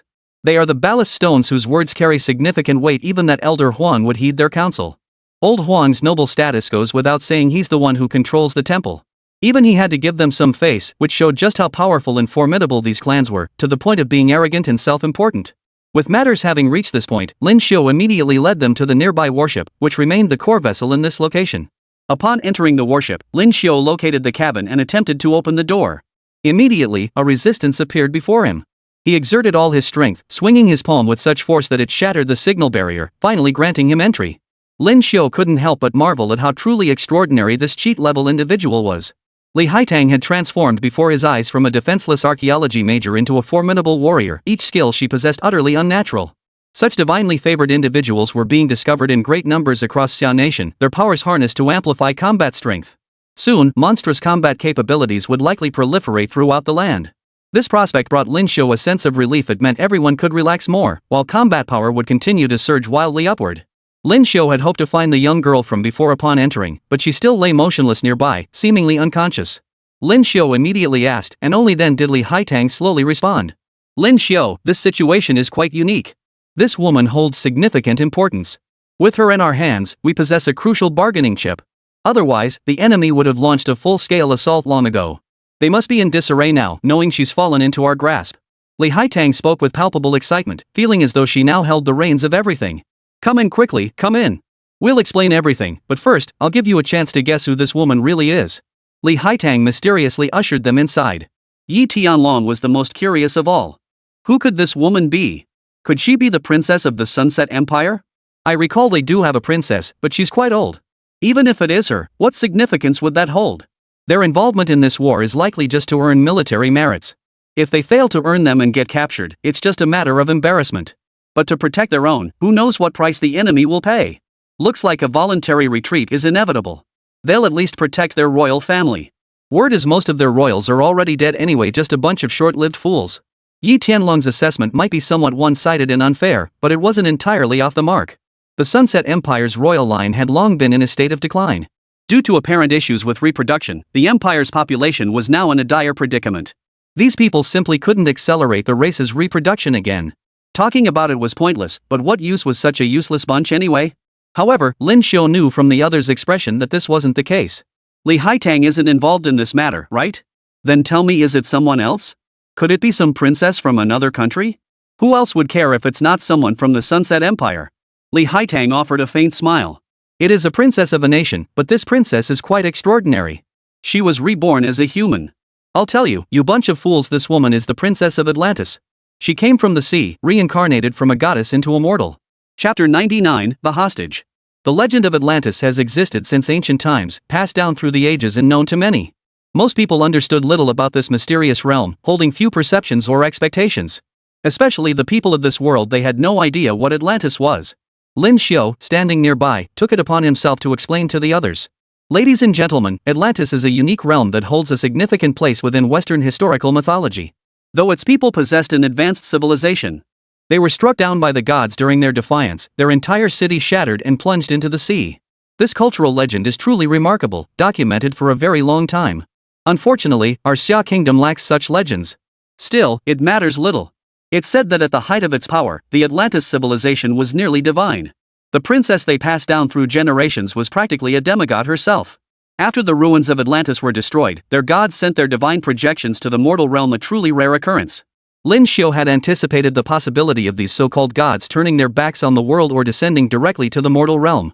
He had long known that the West must have gods and that they harbored no good intentions. After all, such legends had always persisted. Even the humiliating era of 100 years ago was closely tied to those Western gods. Now, the emergence of a divine daughter had everyone staring at each other in silence, searching for a solution. Killing her would serve no purpose, using her to achieve more was the priority. The best course was to escort her to the capital and observe her further. The Sunset Empire's armies and warships had long been poised for action. If she is not retrieved, it will be a fight to the death. Will this woman not reveal the true purpose of her presence here? Yi Tianlong inquired again, though Lin Xiu knew the question was pointless. She must have come with ill intent. That young Sir Smith most likely knows about these matters. We could start by approaching him. We should indeed take action now. Lin Xiu cut off the group's discussion. He went alone to that room, gazing at the Atlantean priestess. She wore a white robe, a slender figure with a hint of emotion flickering in her eyes. This woman was clearly no ordinary being, her gaze carrying a cold intensity as she looked around. She muttered a string of words again, her meaning clear enough. If they insisted on humiliating her, they could kill her. This woman would never yield. Even without mind-reading abilities, Lin Xiu could grasp her meaning. He smiled, sat down beside her, and retrieved a device from nearby. You understand Western writing, correct? My knowledge is limited, so there's no need to communicate in your language. My words will appear on this device for translation. If you choose, surrender now. Tell us your purpose here and become our guest.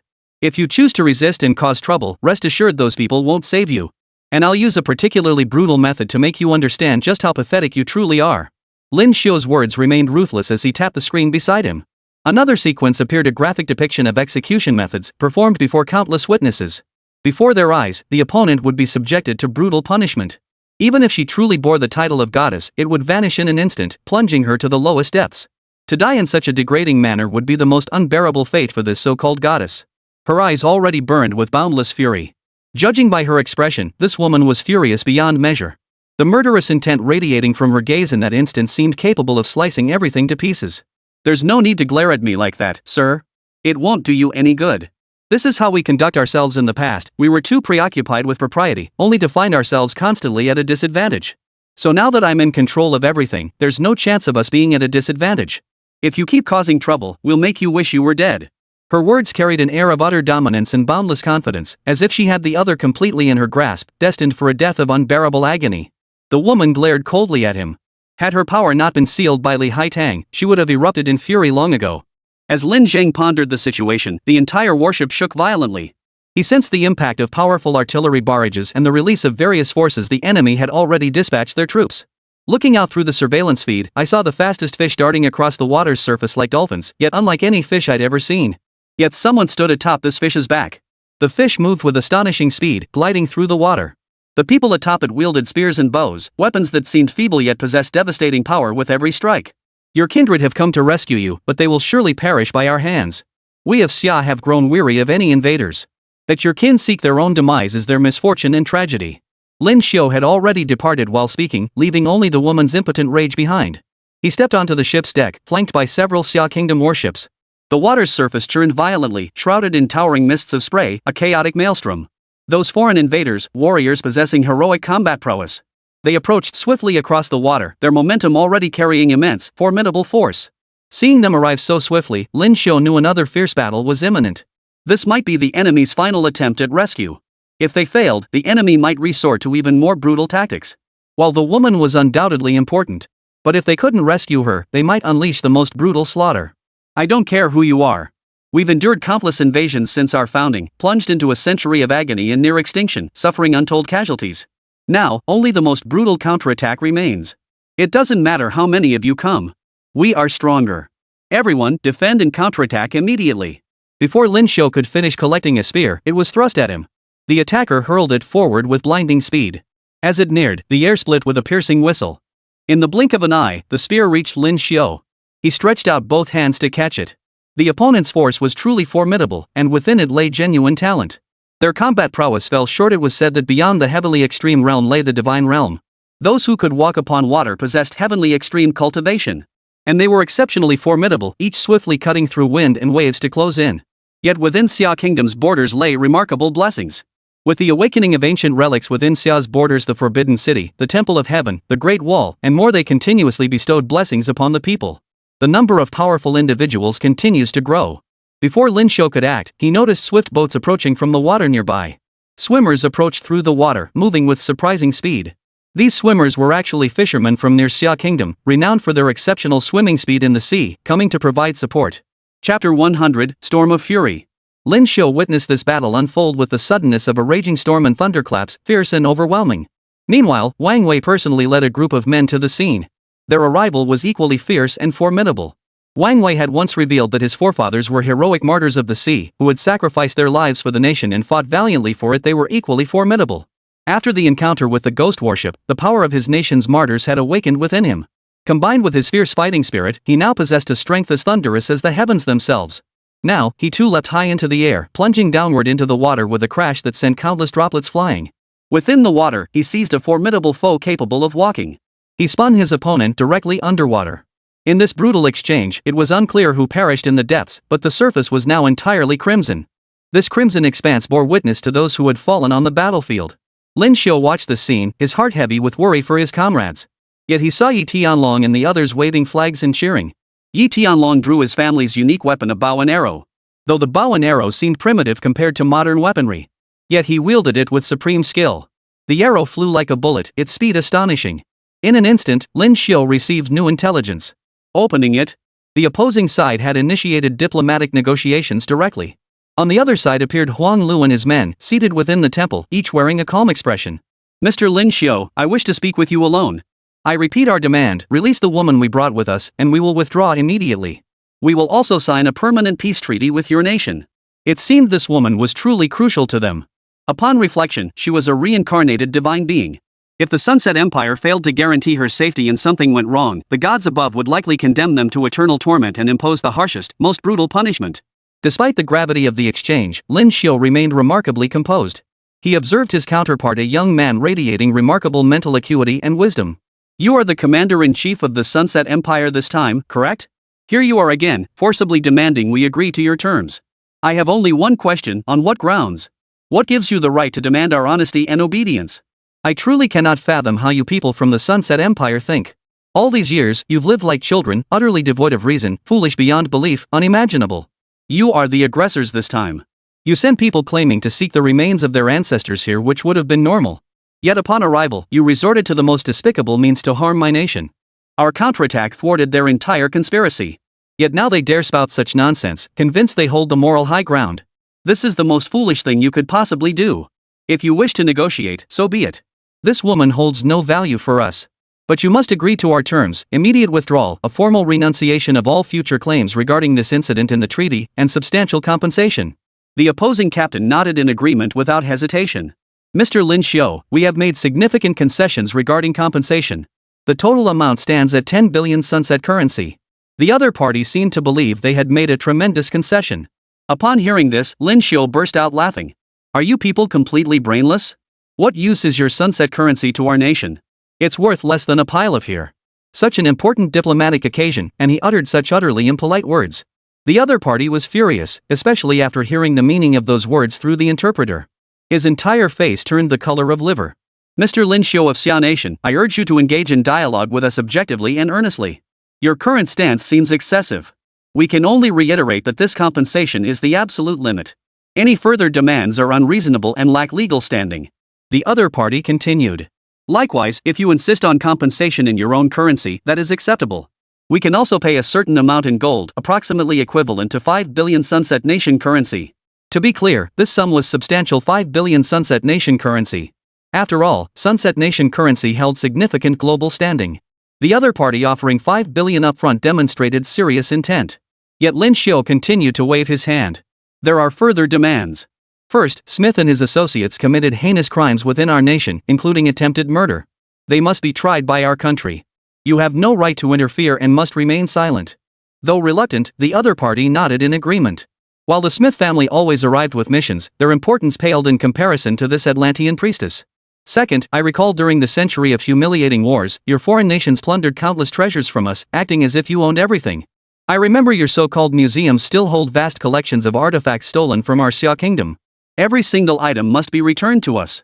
If a single artifact is damaged, you must compensate us at its current auction value. Should even one item be missing, we won't release her. After all, she matters more to you than to us. If you refuse, we'll produce some films featuring her. The neighboring island nation has long excelled in filmmaking, and this time we'll emulate them to the fullest. This goddess has a fine figure. We're confident the films will be quite appealing. Hearing this, Wang Lao was utterly transfixed. Could such tricks really be played in negotiations at this national level? To Huang Lao, this method felt a bit excessive. Upon reflection, it was true that their own lack of ruthlessness had left them at a disadvantage in international dealings. Their willingness to compromise had cost them countless opportunities. Especially now, facing a genuine adversary, there was absolutely no need to give the other side any face whatsoever. This matter will require considerable time to resolve and doesn't align with current transaction conditions. We hope Mr. Lin Xiu will consider other options. If it's purely about compensation, that should be simpler.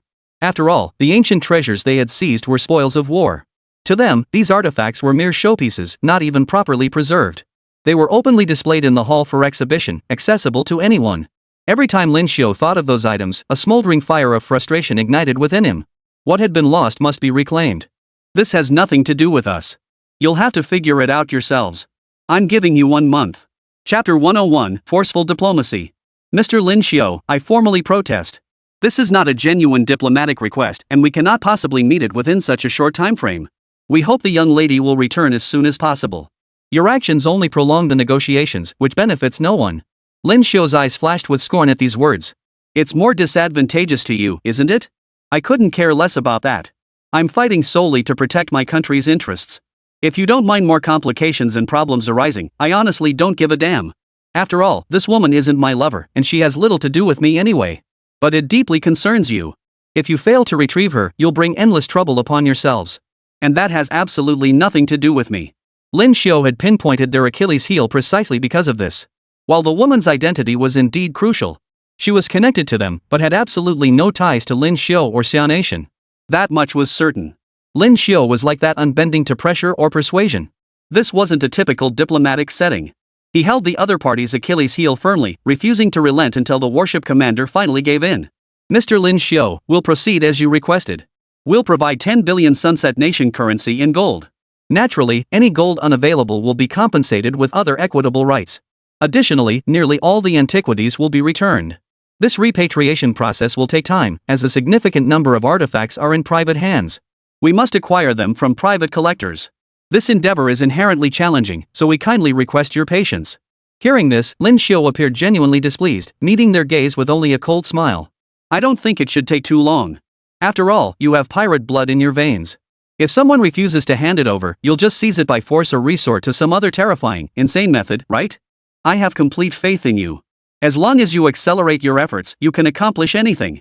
Be ruthless with others, but even more ruthless with your own people. Faced with such barbed remarks, the other party's face turned ashen, yet they could do nothing about it. After all, Lin Xiu held the most leverage, leaving them helpless. The fleet captain said little in response, simply cutting off the communication. At that moment, Wang Lao and the others could only burst into loud laughter. They never imagined they could humiliate the people of Sunset Nation so thoroughly. The entire process had nearly driven the other side mad. Mr. Lin, we owe you this victory. Those Sunrise Nation people were so arrogant, hoping to use diplomacy to bring that woman back. But they clearly don't realize that today's Xia Nation is no longer the humiliated nation it was over a century ago. Modern Xia is vastly more powerful than back then. They have no right to make such demands. Do they really think they're still the mighty power they once were? As he spoke these words, old Huang felt a surge of emotion. The nation had risen from decline to its present state, a transformation so profound it felt almost like a dream. It all happened too fast, faster than anyone could react, which is why everyone found it so strange, terrifying, and extraordinary. Similar incidents involving Elder Huang will occur frequently in the future. Lin Xiu spoke in Manchu, but suddenly Huang Lao's demeanor shifted. His gaze and brow seemed to hold some other emotion as he turned to ask Lin Xiu a question. Mr. Lin Xiu, I have a question for you. There should be a gentleman named Yi Tianlong by your side, correct? I wish to speak with him. Lin Xiu had no idea what significance this Yi Tianlong held. Judging by his appearance, Yi Tianlong was exceptionally unique, so much so that the other party insisted on speaking with him directly. Not particularly concerned about the matter, Lin Xiu promptly summoned Yi Tianlong. Hello, Mr. Yi. We are aware of your identity and some of the current situation. I'll spare you the unnecessary details. Near the border, there is a comrade of yours named Yi Ziwu. You should know him well. He possesses considerable combat prowess and served with great valor in the military, receiving multiple commendations for his service. However, I must deliver some unfortunate news. This Mr. Yi Ziwu, along with several other border officers, has gone missing. They were engaged in combat with enemy assault forces, yet after the battle concluded, these individuals vanished without a trace. Their disappearance carries significant implications. Suddenly, we've been investigating the border region, which has recently become quite chaotic. Large numbers of enemy soldiers keep arriving, engaging in constant combat. It is said that the White Chancellor has deployed his elite forces, overwhelming waves of fighter squadrons, and formidable military might to wage a fierce battle near the border. I must inform you of this: your brother is currently missing. He shouldn't have met a tragic end at the enemy's hands. We're actively investigating. Hearing this news, Yi Tianlong couldn't stay calm. His brother was the person he truly cared about most since childhood. All these years, the two brothers had truly relied on each other for survival, living that way forever. Upon hearing this, Yi Tianlong could not sit still. Having relied on each other since childhood, if anything happened to his brother, he would undoubtedly seek vengeance with the most terrifying means. Now, the flames of revenge burned relentlessly within him. Yi Tianlong, let's do this, I'll accompany you personally. The borderlands are crucial, they're my core domain. We must stand together to defend them. This battle is for our nation, for all our compatriots. Moreover, I have a vague sense that the border situation is highly unusual. We must proceed with utmost caution. Yi Tianlong didn't understand all that meaningless Sanskrit-themed nonsense. He was simply shocked and distressed upon hearing the news about his younger brother. Naturally, he was delighted to hear Lin Xiukeng offered to help. Agreed, Brother Lin. We'll go together and wipe them out completely. Those bastards from the White Elephant Kingdom dared to attack our border, an unforgivable act. This time, we'll make them pay the price they deserve. Yi Tianlong's killing intent flared. He cared little for formalities now. If given the chance to strike, he intended to wipe out the enemy completely, leaving not a single trace behind. With the next course of action decided, Yi Tianlong instructed old Huang to immediately arrange for an aircraft. The group resolved to fly there, aiming to reach the key border strongholds and defensive positions as swiftly as possible. This time, they might be facing special forces from the White Elephant Kingdom. Lin Xiu vaguely sensed that even reincarnated divine beings existed now. Summoning a couple of bogus local deities shouldn't be too difficult, right? Chapter 102, Awakening of the Gods. Aboard the aircraft, Lin Xiu and Yi Tianlong gathered additional intelligence. Accompanying them were Li Haitang and Wang Buotao. The group was fairly familiar with each other, and aboard the plane, they consolidated the intelligence they had gathered. Their discussion centered on the border war, and the first name that caught their attention was Yi Ziwu, a young man. As an heir to the Yi family, Yi Ziwu possessed martial prowess not much weaker than his elder brothers. Therefore, unlike Yi Tianlong, he hadn't received such a massive infusion of divine abilities, yet his innate skills were still quite formidable. Yi Tianlong watched his younger brother vanish without a trace, shaking his head repeatedly beside him. For him, this was a heavy blow, leaving him in an extremely foul mood. He glanced at the photographs left nearby. With few images available, he could only rely on these photos for identification. One image showed soldiers from the White Elephant Kingdom occupying a border outpost. They appeared formidable, standing atop the outpost waving their nation's flag. This was already Xia Nation's border territory. The sight of this group of detestable White Elephant Nation soldiers was utterly repulsive. Compared to Sunset Nation, White Elephant Nation was even more repulsive. This nation was exceptionally shameless, acting with utter recklessness in everything they did, taking the concept of shamelessness to its extreme. Their own country was filthy and chaotic. Even during Xia's ancient period of strength, they had achieved the feat of a single person destroying an entire nation. At that time, the individual was merely an envoy traveling along the border. Yet within the White Elephant Kingdom, he was captured and held hostage by another nation, nearly resulting in the entire diplomatic mission being slaughtered. Yet this man did not resort to coercion or intimidation. Through skillful negotiation and persuasion, he managed to recruit numerous individuals to join his cause. Ultimately, this man achieved the feat of single-handedly destroying a nation by rallying a coalition of multiple armies and various factions, successfully annihilating the small country. Such an achievement was indeed profoundly awe-inspiring. Only a dynasty at the peak of its power could achieve such feats, and possessing such capabilities was no small matter. At the very least, it left behind a formidable reputation. Over the centuries that followed, the nation never regained its former strength. Now, upon seeing the banner of the White Elephant Kingdom, everyone felt disgusted. They were known as the 10 Rats online, constantly looked down upon and despised by everyone. This image pool reveals that the White Elephant Kingdom possesses formidable forces driving what appears to be a major war-like conflict. It seems we need more information. After examining the second photo, analyst Lin Xiu found himself genuinely astonished. The subject depicted in this image had taken his breath away. A formidable figure, shrouded in lightning and flames, stood there with an air of utter dominance. Here, they displayed a posture of unmatched arrogance. Who are these people? Yi Tianlong couldn't help but scrutinize this unfamiliar figure. In his understanding, the most formidable beings in the West were magician knights. They were truly formidable. Yet here in White Elephant Kingdom, there existed similar adepts whose cultivation levels appeared formidable. Based on previous intelligence, we've never encountered such unique adversaries. Even during the multinational coalition siege of the border, when I participated in the defense, the White Elephant Kingdom didn't deploy any so-called elite forces. Wang Botao, who knew all this, immediately voiced his opinion. Having participated in numerous wars, he was intimately familiar with many border situations. At least in recent years, the White Elephant Kingdom showed no signs of initiating attacks. They seemed to be playing it safe. The images that followed were even more shocking. This time, detailed annotations were visible. These detailed records meticulously documented each individual's energy, combat style and other attributes, demonstrating remarkable precision and accuracy. Throughout this process, the word God appeared first in every enemy assessment. Moreover, numerous photographs and videos captured throughout the White Elephant Kingdom revealed traces of these gods. It was evident that astonishing events had unfolded within the kingdom. They had awakened numerous so-called gods, beings possessing formidable combat capabilities. Their emergence signaled the collapse of the existing equilibrium. Previously, White Elephant Nation had remained inconspicuous under the Western powers, treated almost like a subordinate. It scarcely drew attention. But now, the world's equilibrium has been utterly transformed.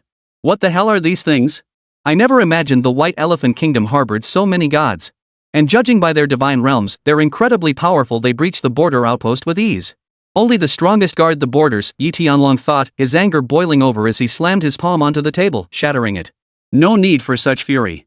We'll discuss it once we arrive. Take the White Elephant Kingdom. While it appears to have an abundance of gods, I've never believed any nation could truly have gods as common as dirt. Lin Xiu shared his perspective, recalling how his ancestral homeland, Xia Kingdom, was said to hold many legends about deities. Yet among them, only a handful possessed truly formidable reputations and power. Most others were merely average. Calling them imposters might be inaccurate, but their numbers were certainly not vast. Yet, judging by the photos showing their divine light appearing, there could be tens of thousands of them in this country. Such staggering numbers made Lin Xiu feel that these gods were becoming cheapened.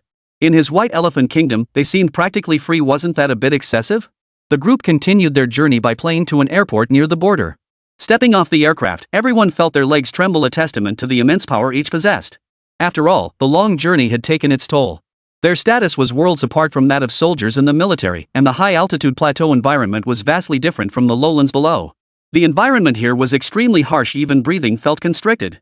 Fortunately, everyone was in excellent physical condition and quickly adapted. They traveled by vehicle to the final border outpost.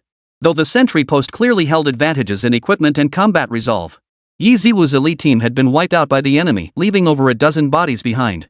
The survivors had likely been captured. Facing this scene of devastation and death, every member of the group felt rage surge within them. Yi Tianlong, his gaze fixed on the scene, unleashed a punch that shattered a nearby boulder. I know my brother well. He'd rather die fighting than be captured or surrender. If he's still alive, he's surely given his life for his country here. If we haven't found him, then he must have been captured. I'm more curious about what kind of power the enemy possesses to capture my closest brother. That guy is truly formidable.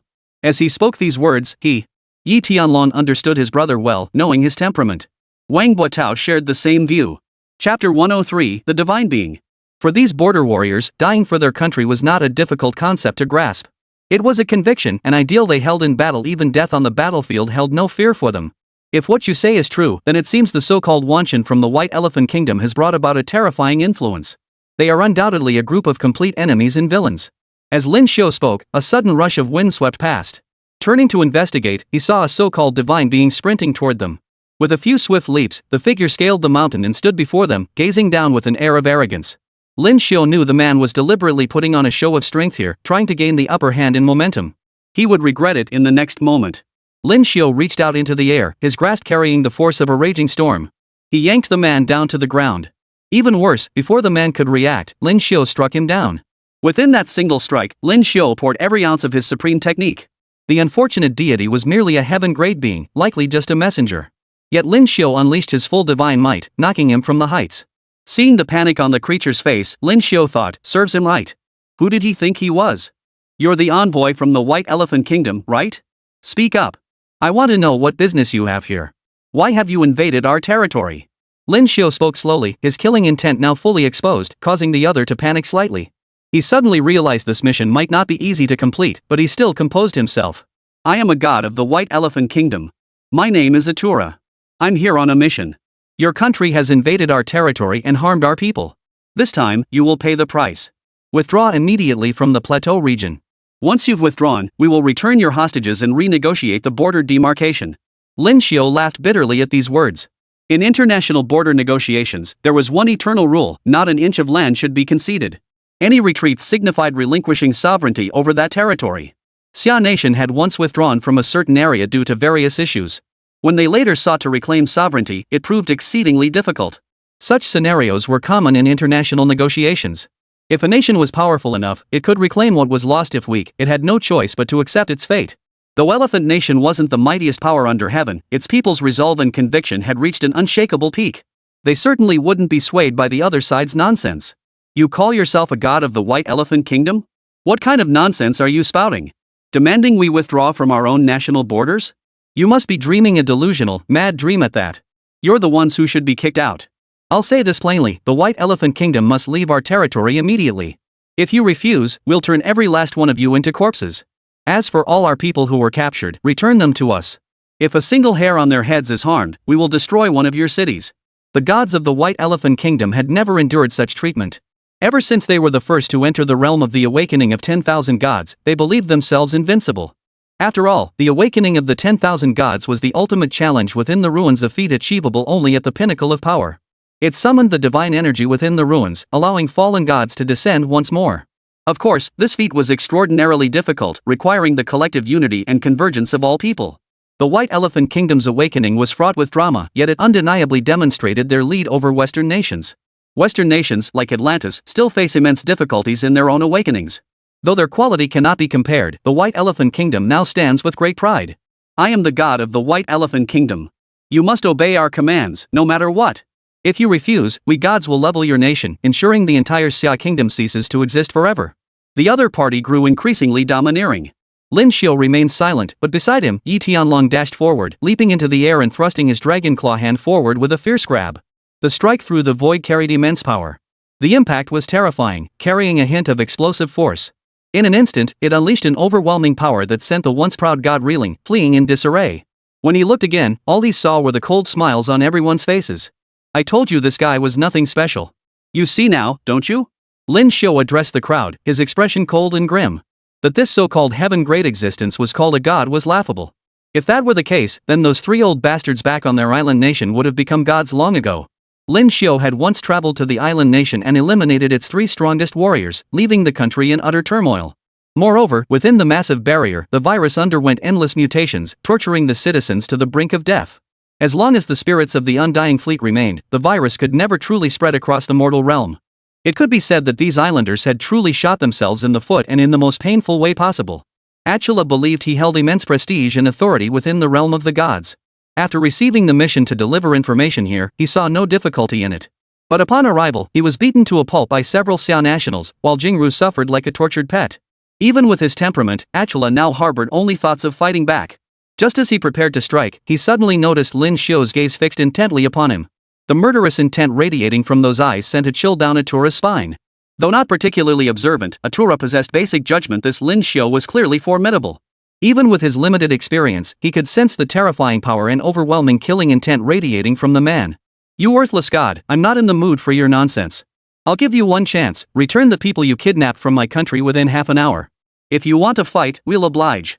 We already beat you like dogs in the last battle. Now you want to start something? We'll gladly indulge your foolish whim." Achula, hearing Lin Xiu's cold words, tried to retort. But Lin Xiu struck instantly. His speed was clearly far faster than Yi Tianlong's. He arrived like a thunderstorm, slapping the other man across the face. The so-called god now looked utterly humiliated, flung dozens of meters away by Lin Xiu in an instant. Then, as if slaps were free, they rained down endlessly on his face, swelling it completely. All this happened in the blink of an eye. Atura was utterly stunned. What kind of being was this? Did he not care at all about the dignity of a god? Truth be told, Lin Xiu wasn't indifferent. He simply looked down on this fellow. Compared to the true divine beings of the lower realms, Atura possessed no divine presence whatsoever. He was far inferior to those great gods and immortals of the lower realms. Thus, this fellow deserved every blow of the beating he was receiving. Chapter 104, The Beating. When Lin Xiu grew tired of beating him, Atura breathed a sigh of relief. Though his face was swollen, it would heal quickly enough. Just as Atura was feeling pleased with himself, the onlookers found this fool utterly tedious. They couldn't fathom why he wore a faint smile on his face. At that moment, Yi Tianlong stepped forward again and Atura spoke up. "You shouldn't come over to hit me again. You've already beaten me up, especially since you just started it." Hearing this, everyone burst into laughter. Was there a specific time for beating someone? Especially against an idiot bastard from an enemy nation, you should just go all out from the start. Yi Tianlong approached Atura warmly, draping an arm around his shoulder. "Mr. Country Bumpkin, I don't want to waste words on you. You've kidnapped my brother. You're guilty as charged. I'm a patient man. I'll say this once, if you don't return him, I'll beat him to death today. How does that sound?" Atura shook his head frantically, clearly unwilling to endure another beating. Though he possessed god-tier cultivation, he was merely a newcomer to that realm. The men facing him were clearly more powerful and overwhelmingly stronger. He was no match for them. "Stop it. Stop it. I'll do as you say. This isn't my decision to make. As long as you don't hit me, I'll talk." The group exchanged glances. The reason this so-called invader had suddenly become so compliant was simple: he'd been beaten senseless. At that moment, they all found it amusing. A god hailing from such a vast nation was actually this weak? No wonder even with their awakening of 10,000 gods, Western nations paid little heed to this White Elephant Kingdom. It was clear their foundation was simply too weak, embarrassingly so. "Release them immediately, or my patience will run out." Yi Tianlong fixed his gaze on the man, his lips curling into a grim, icy smile. Atura dared not hesitate, immediately pulling out his phone. The device itself was laughable, a flip phone, not even an advanced model. Rumor had it the White Elephant Kingdom provided these devices specifically for the gods, enabling remote communication with extraterrestrial deities. Not every deity possessed one, so the White Elephant Nation had simply procured a batch of phones to distribute among them. The performance of the phones they received was abysmal. It was likely that kickbacks had been pocketed by the companies or personnel involved in the procurement process. In short, these phones could only manage short-range communication. Expecting any stronger performance was nothing short of a pipe dream. After the call ended, the White Elephant deity rattled off a string of gibberish that left everyone baffled. Even when they found someone fluent in the White Elephant language, the person was utterly confused. "My apologies, gentlemen, but I simply cannot make sense of what he's saying. The White Elephant Nation appears unified. It's actually divided into dozens of distinct fiefdoms, each possessing dozens, perhaps even hundreds of different languages and scripts. I have no idea what he's saying. It could be some ancient language or a regional dialect, but we only specialize in one modern foreign language." It was no wonder this soldier was at a loss. Though he'd spent years patrolling the border. But when it came to the White Elephant Kingdom's tongue, he was utterly baffled. He knew a great deal. But this jumble of gibberish? No one could make heads or tails of it. Even if we brought in a few White Elephant Kingdom natives, they'd likely be just as lost. This left everyone speechless. What preparations should they make for Feng Zi? Given the circumstances, it seemed almost inevitable that they might be ambushed. Everyone felt uneasy. What if this was a trap? As long as they reported the current situation truthfully, there shouldn't be a problem. With that thought, Li Haitang continued using her psychic detection. But against someone of such high cultivation, it proved largely ineffective, constantly cutting in and out. Earlier, the guy had used modern language, allowing for some communication. But now it was truly over. No one understood this ancient divine language. It felt like the other party was in a dream. Alright, I've finished the call. They'll send the prisoners over immediately. But according to our prior agreement, they can only deliver a portion. I have no say in who they send. Please don't hit me anymore. Seeing the sincere look on his face, everyone felt reluctant to strike. The guy seemed reasonable enough. He genuinely feared getting beaten. Yet for a god, this level of concern made him seem rather pathetic. No one knew quite how to view him. In the end, Lin Xiu consulted with the others. Though this fool wasn't exactly reliable, they decided to lock him up first. After all, even if he possessed god-tier combat power, for the moment, he couldn't possibly match them. In other words, this so-called god couldn't beat Lin Xiu either. They decided to lock him up here and see how things unfolded. With the plan settled, regardless of the unlucky fellow's wishes, Atura was now locked up in a nearby barracks. Now he couldn't run away, and no one would come to his aid. This unlucky soul truly had no one left. Surprisingly, Atura proved remarkably trustworthy, or perhaps his soldiers were simply too honorable. Soon after, a helicopter delivered several wounded prisoners, all former captives of the enemy. Indeed, every elite warrior from Xia's borderlands fought valiantly here, fearing neither life nor death. In the final moments, some chose suicide, determined to return to their homeland. Yet they never imagined they would fail, meeting their end in such a spectacular fashion. The wounded who disembarked from the helicopter were overcome with tears upon seeing their comrades, many consumed by self-reproach. Yi Tianlong immediately inquired if they had seen any trace of his younger brother. They answered truthfully. Yi Ziwu, distinguished by his superior combat attire and rank, had been identified as an elite enemy operative and was now under strict surveillance. In other words, the White Elephant Kingdom wasn't foolish either. Capturing one of their high-ranking officials was a valuable asset. But they didn't know. In truth, Yi Ziwu was nothing more than an ordinary soldier. He merely held a slightly higher rank here as a squad leader. His rank wasn't particularly high, and most importantly, he was just like any other soldier. He didn't feel particularly elevated or honored, just a soldier. Yi Tianlong was overjoyed to learn his younger brother was still alive, but the thought of him falling into enemy hands filled him with resentment. Now, seeing Atura brought before him, beaten into such a state, the group of White Elephant Kingdom soldiers across from them were seething with anger. You White Elephant fools, mark my words, relay this message back to your kingdom. I shall serve as your envoy. My name is Lin Xiu, a name that carries weight. My journey to White Elephant Kingdom is to negotiate a permanent peace treaty and establish border agreements. Chapter 105, No Guts, No Glory. Lin Xiu's sudden decision to enter the White Elephant Kingdom for negotiations startled the officers nearby. They weren't strangers to similar high-level negotiations.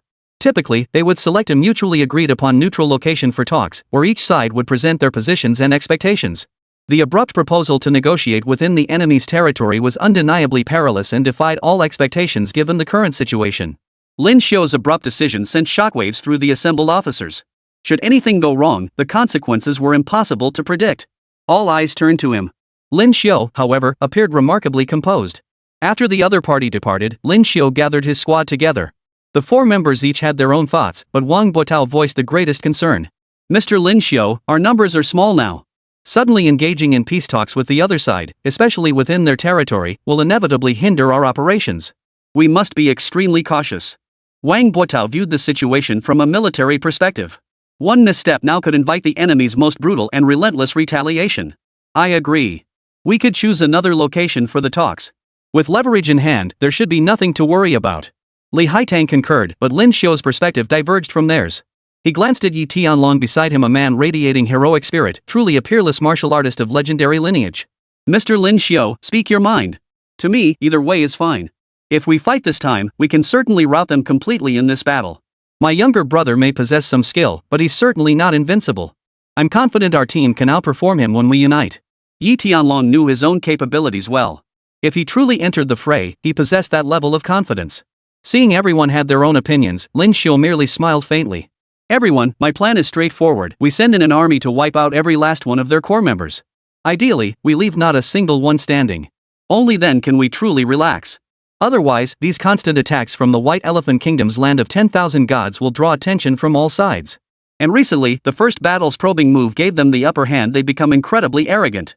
As the saying goes, an overconfident army is bound to fail. We should strike them while they're vulnerable. Besides, from what I observed of those divine beings earlier, their combat strength doesn't seem particularly formidable, certainly weaker than some enemies we've faced before. Lin Xiu's assessment was generally accepted. The White Elephant Kingdom's forces clearly lagged far behind some Western Night mages. not to mention the truly formidable ones among them.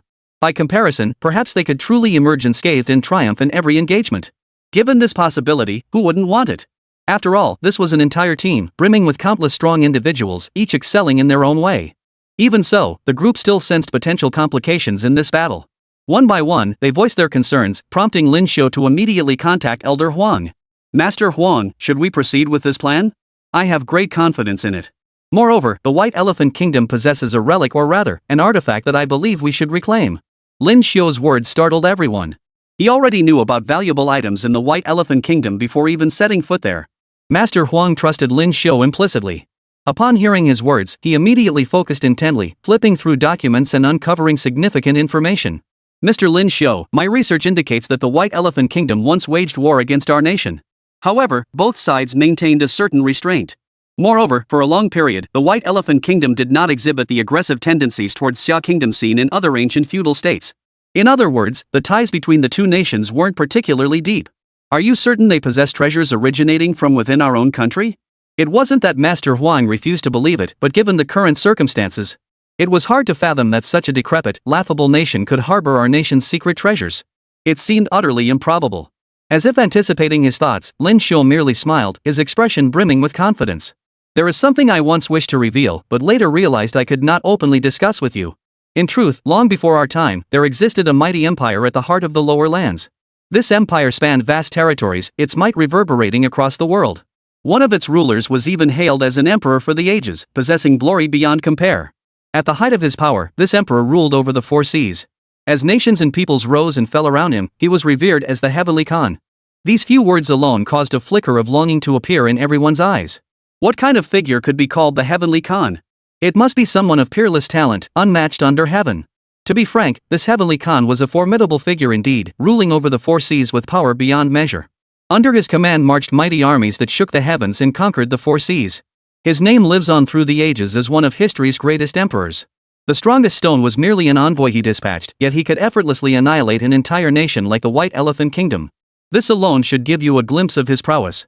The crowd grew increasingly awestruck as the tale unfolded, listening with rapt attention and profound admiration by the end.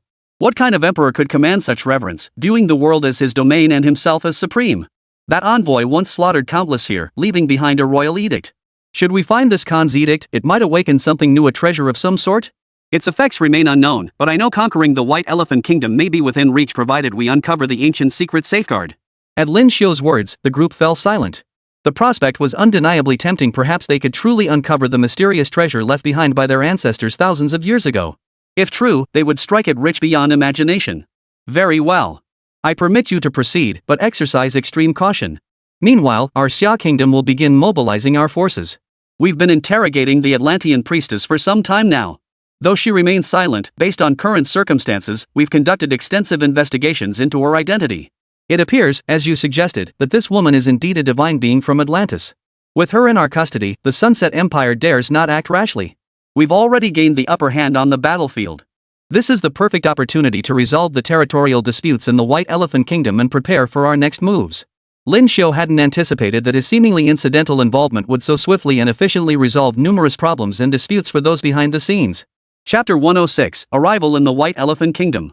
After finalizing their strategy, the group stood ready to move at a moment's notice. Wang Buotao received orders, and the squad that had been assisting them all along arrived. Every member of this squad was elite. At the core of this unit stood Xia Kingdom's most formidable dragon squadron. These were elite soldiers from the military ranks, some of whom had undergone genetic enhancement through injections. In an era before the awakening relics, all warriors could only fight with every ounce of strength they possessed. To awaken, to grow stronger, to protect their homeland, they were undoubtedly driven to near madness, yet they relentlessly pursued what they could achieve. The entire process was profoundly tragic. At least half of the soldiers who received the gene injections perished or suffered severe, lifelong consequences. Yet it was undeniable that the surviving elite sustained Xia Nation's entire battlefield.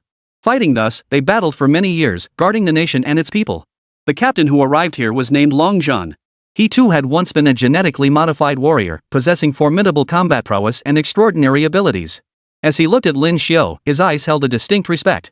Mr. Lin Xiu, I am Long Zhan, the commander of this operation. It is a great honor to meet you. He spoke first, harboring immense admiration for the contributions Lin Xiu had made to the nation. Lin Xiu, however, showed not a trace of pride. What I've done pales in comparison to all of you. You are the ones truly risking your lives to protect the entire nation. If anyone deserves admiration, it's you. Now that we're all here, let's discuss the operational plan. Lin Xiao led everyone into a room where they sat down to deliberate. Though Long Zhan had been courteous earlier, when it came to military matters, he became strict and forceful. In other words, he was an utterly loyal and courageous warrior devoted to his nation. Precisely because of this, he tolerated no compromise whatsoever. To him, Lin Xiao was a complete novice on the battlefield. Now Lin Xiao had agreed to hold peace talks within the enemy's own territory. This was extremely dangerous for Long Zhan. But he refrained from passing judgment. Instead, he voiced his perspective: first, investigate the surrounding cities. He also believed the enemy would never place the negotiation site within a major city. The largest was the enemy's capital city, as it lay very close to this location. The capital of the White Elephant Kingdom had always been situated right along the border. This was precisely why the White Elephant Kingdom had persistently sought to seize this territory. They never backed down in border disputes. For negotiations held within their own territory, they've mobilized massive military forces. The White Elephant Kingdom possesses thousands of tanks and thousands of fighter jets. That's just their baseline military strength. Beyond that, they have far more formidable capabilities. Current indications suggest signs of 10,000 gods awakening throughout the White Elephant Kingdom.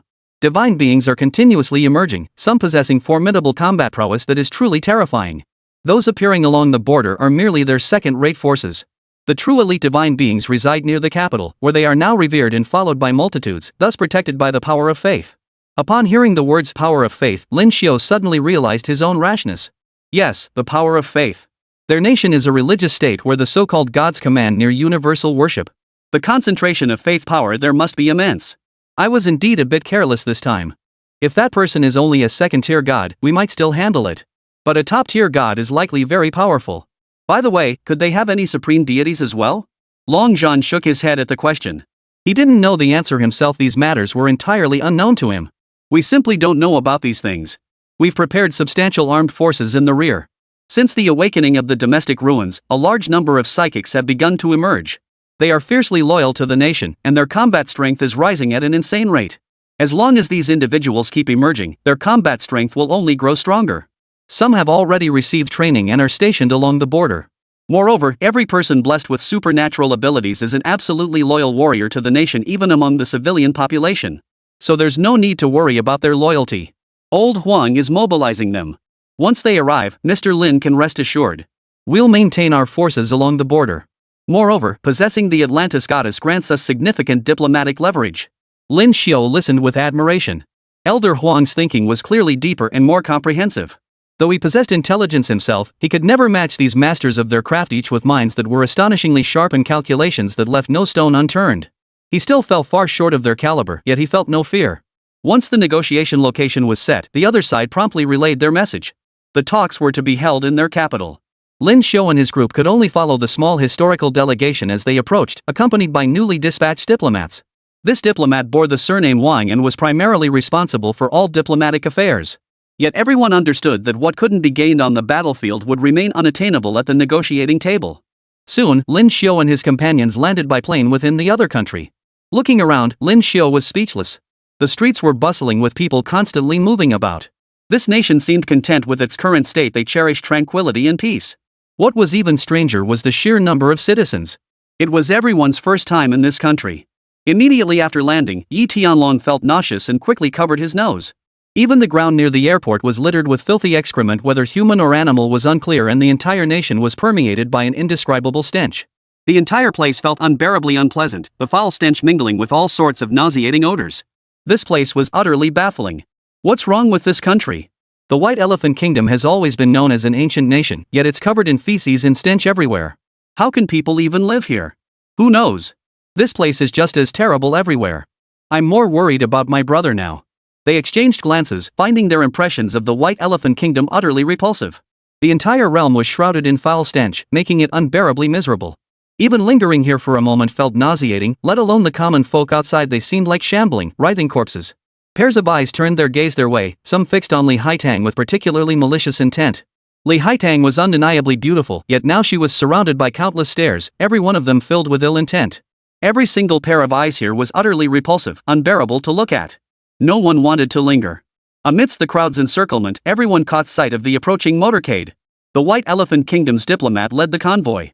The figure who stepped out was a pale-faced oddity, radiating an unearthly glow. He appeared distinctly foreign, yet somehow different. Chapter 107, The Eerie White Elephant Kingdom. It could only be described as slightly fairer skin. It was said that within the White Elephant Kingdom, the fairer one's skin, the greater the respect and adoration they received.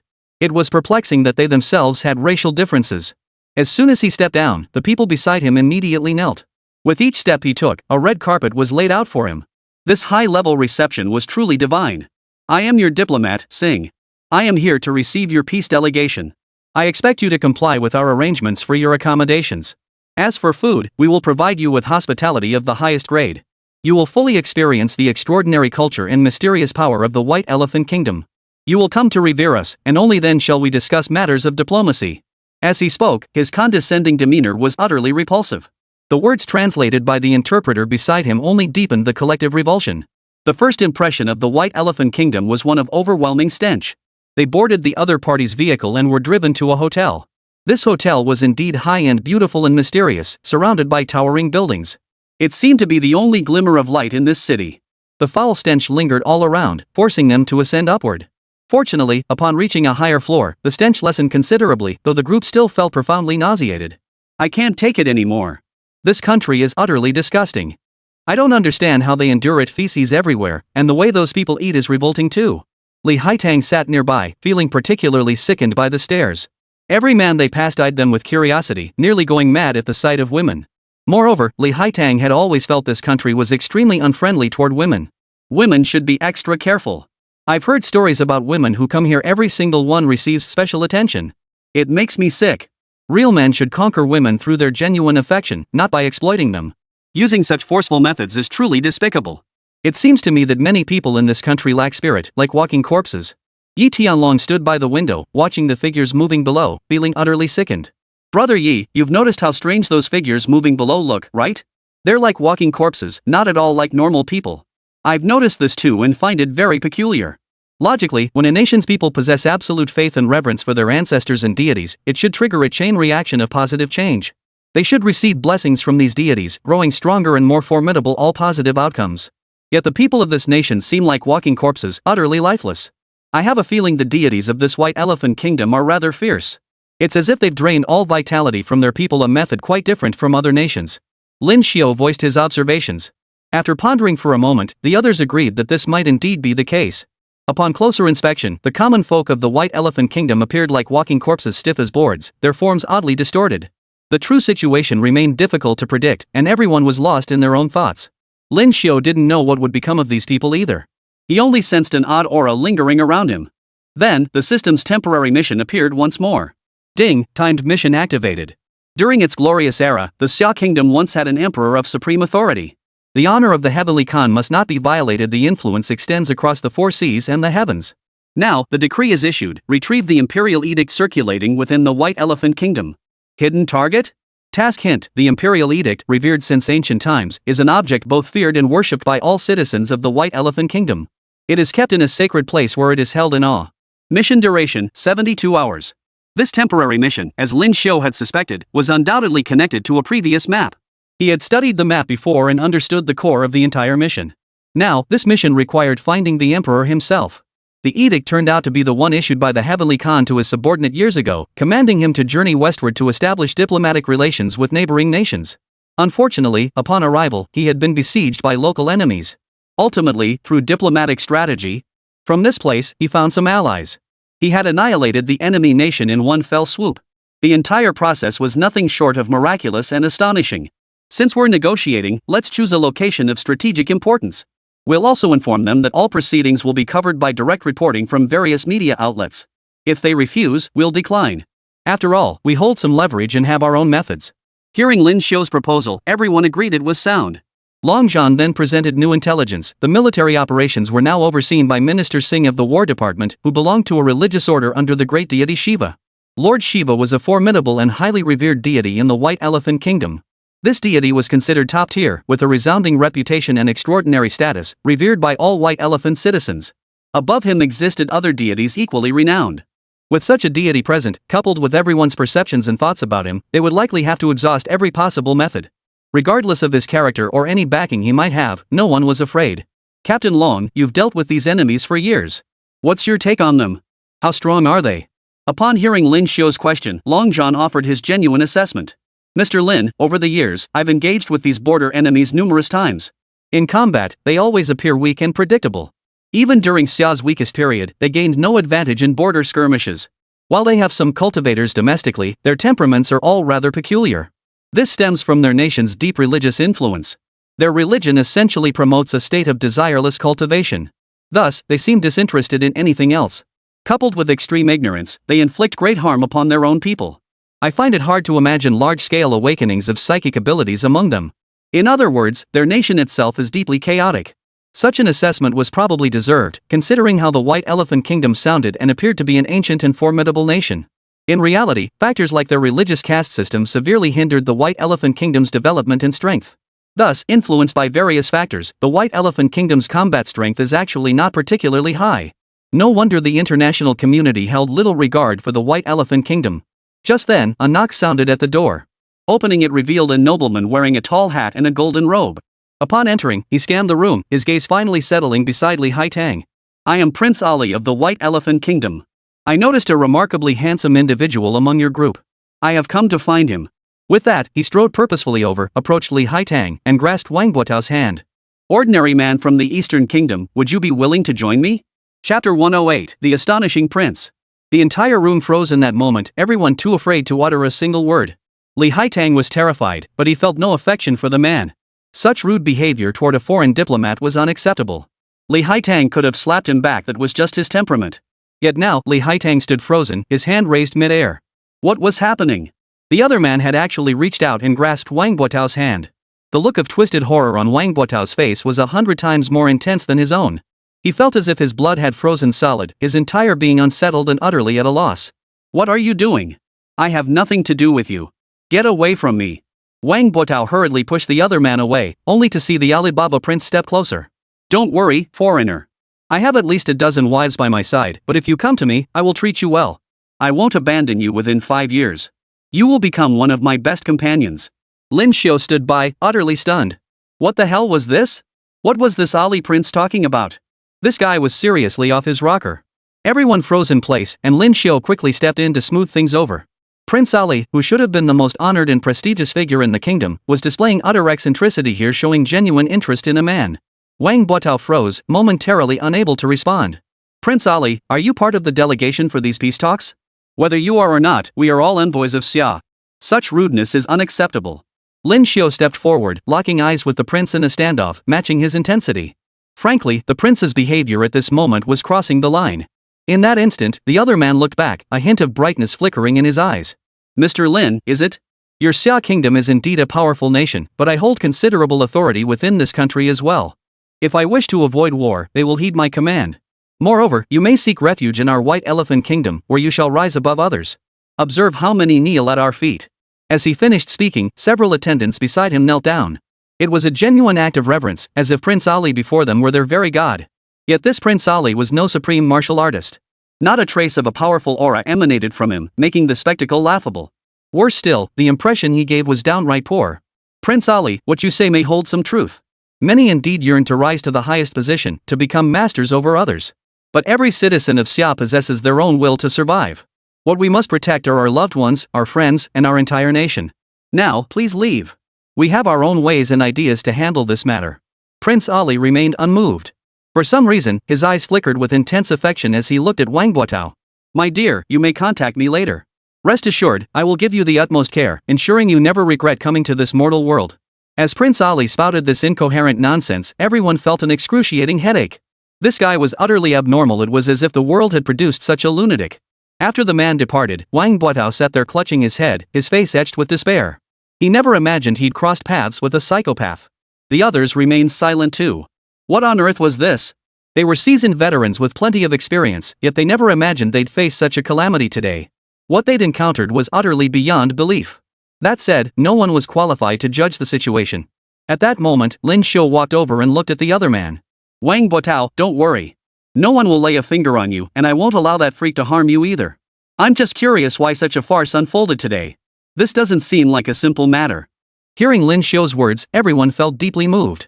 If this had happened on any other day, encountering some so-called pervert wouldn't have been that difficult to handle. But today, it was truly baffling. Lin Xiu offered reassurance while pulling everyone closer. The arrival of this Prince Ali had been peculiar from the start. He might genuinely be attracted to men after all, not a single young woman was among his entourage. Those at the pinnacle of power were invariably obsessed with authority, driven by an insatiable desire to conquer all. Take generals or noble lords, for instance, they all enjoyed having numerous beauties by their side, which naturally made their lives more comfortable and pleasurable. Prince Ali should have had beauties accompanying him, yet there wasn't a single woman by his side. Perhaps his sexual orientation was truly unusual. That was one thing. What was even more astonishing was that Prince Ali genuinely only ever looked at the men present, completely ignoring the beautiful Li Haitang beside him. This clearly indicated he might genuinely have no interest in women. Having learned this, Lin Xiu formed his own judgment. While Prince Ali was undoubtedly drawn here by the presence of a handsome man like Wang Buotao. But it was also highly probable that his visit served as a probe deliberately arriving here to see if he could uncover any clues or traces. Lin Xiu trusted his instincts about people. He was 7 or 8 parts confident this was a reconnaissance mission. This was a formal diplomatic mission. Sending diplomats might have alerted the enemy and caused trouble. Instead, they sent a prince from Ali. It was impossible to judge this man too harshly from a diplomatic perspective. Regardless, we must be extremely cautious with this guy. Don't give away any clues, and don't leak any of our information. I reckon even if he's quite capable, he won't be able to figure out our actions anytime soon. And precisely because of that, we have more ways to exploit the situation. Lin Xiaoyu urged everyone to deliberate, under no circumstances should they act recklessly in the near future. Long Zhan also voiced his thoughts. As a national-level elite, a seasoned warrior, Long Zhan was exceptionally astute and intelligent. Long Zhan had already contacted several local diplomatic missions. The conflict had erupted so swiftly that nearly all diplomatic personnel were trapped in their original locations. Unable to escape or influence the situation, they had become forgotten souls. Their safety, however, was not a concern for the moment.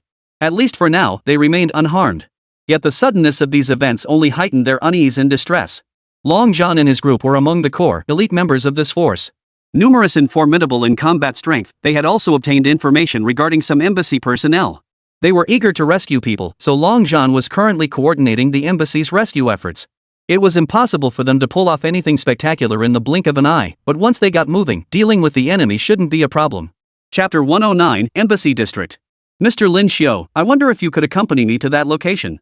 This time, with 2 powerful individuals working together, we should be able to rescue our compatriots swiftly. I believe there's no time to waste, we must act immediately.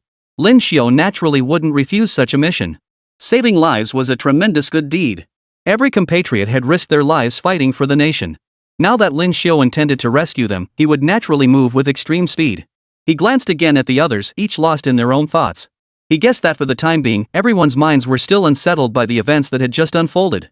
Everyone, try not to dwell on useless thoughts. Mr. Long Zhan and I will head out first. We'll have new information soon. You can all stay here. Yi Tianlong wanted to go too, but his status made him too conspicuous. Lin Xiu and his group, however, could move much more easily. So Lin Xiu teamed up with this Long Zhan and headed to the local embassy district. This area naturally housed embassies from various nations. Their own country's historical museum was hardly prominent here, occupying merely a cornered section nearby. Even so, it was still a national-level embassy. These foreigners looked down on them from every angle. The embassy of the lower nation occupied a substantial area, with many residents living within its walls. They finally entered the embassy district, which had previously been sealed off. Those detestable white elephant nationals, who regarded themselves as gods or rather, self-proclaimed saviors, were utterly arrogant.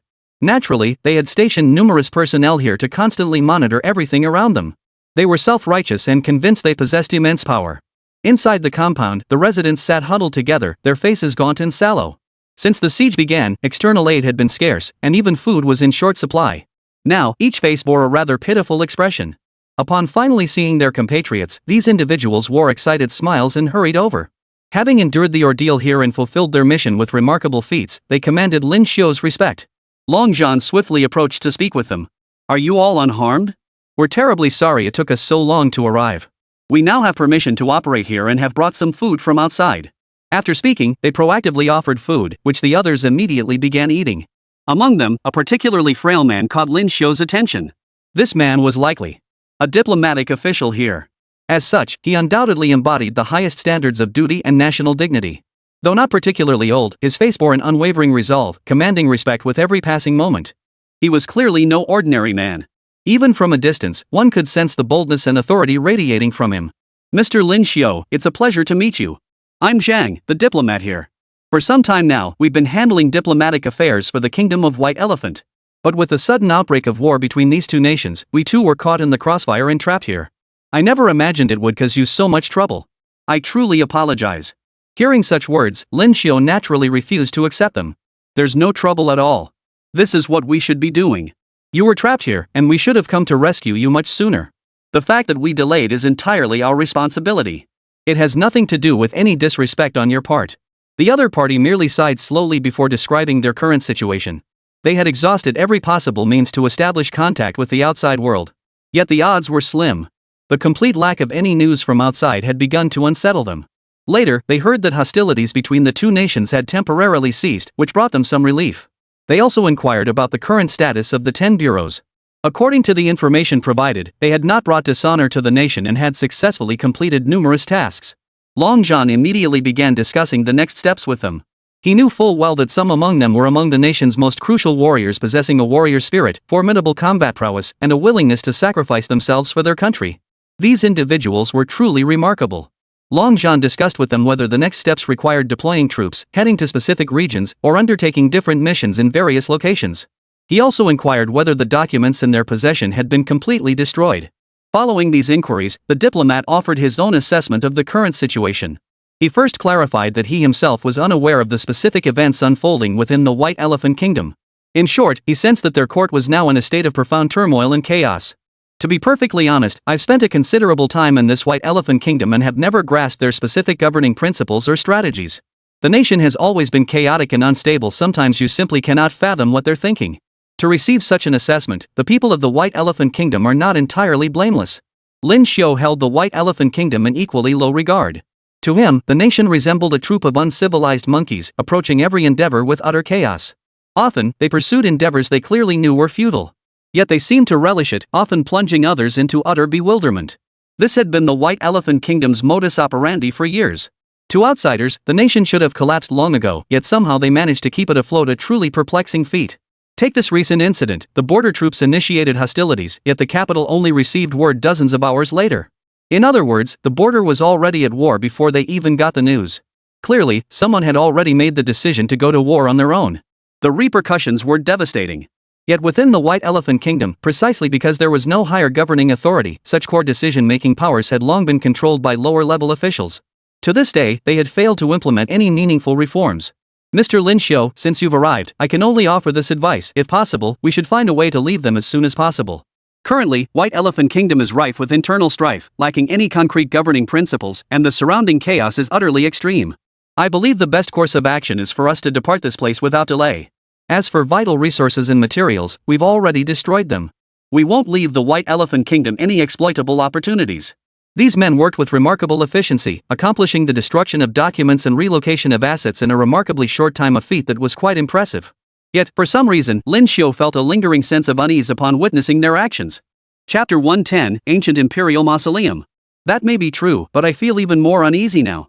We absolutely cannot let those bastards disrupt our plans.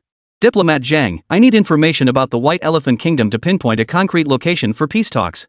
Gather all available documents, I'll sift through them for actionable intelligence. Lin Xiu was now fully focused, poring over the documents the diplomat had provided. Ultimately, his focus settled on an ancient imperial tomb. To be sure, this ancient burial site held immense historical, legendary, and cultural value. Legend had it that long ago, a king had built it here to evoke a sense of homecoming for his queen. The emperor had spared no effort, expending vast national resources to construct this edifice. Initially not intended as a royal tomb, this unique structure gradually evolved through later developments into a site of profound historical significance, eventually becoming the legendary Imperial Mausoleum. Lin Xiu observed that people had always paid reverent homage to this structure.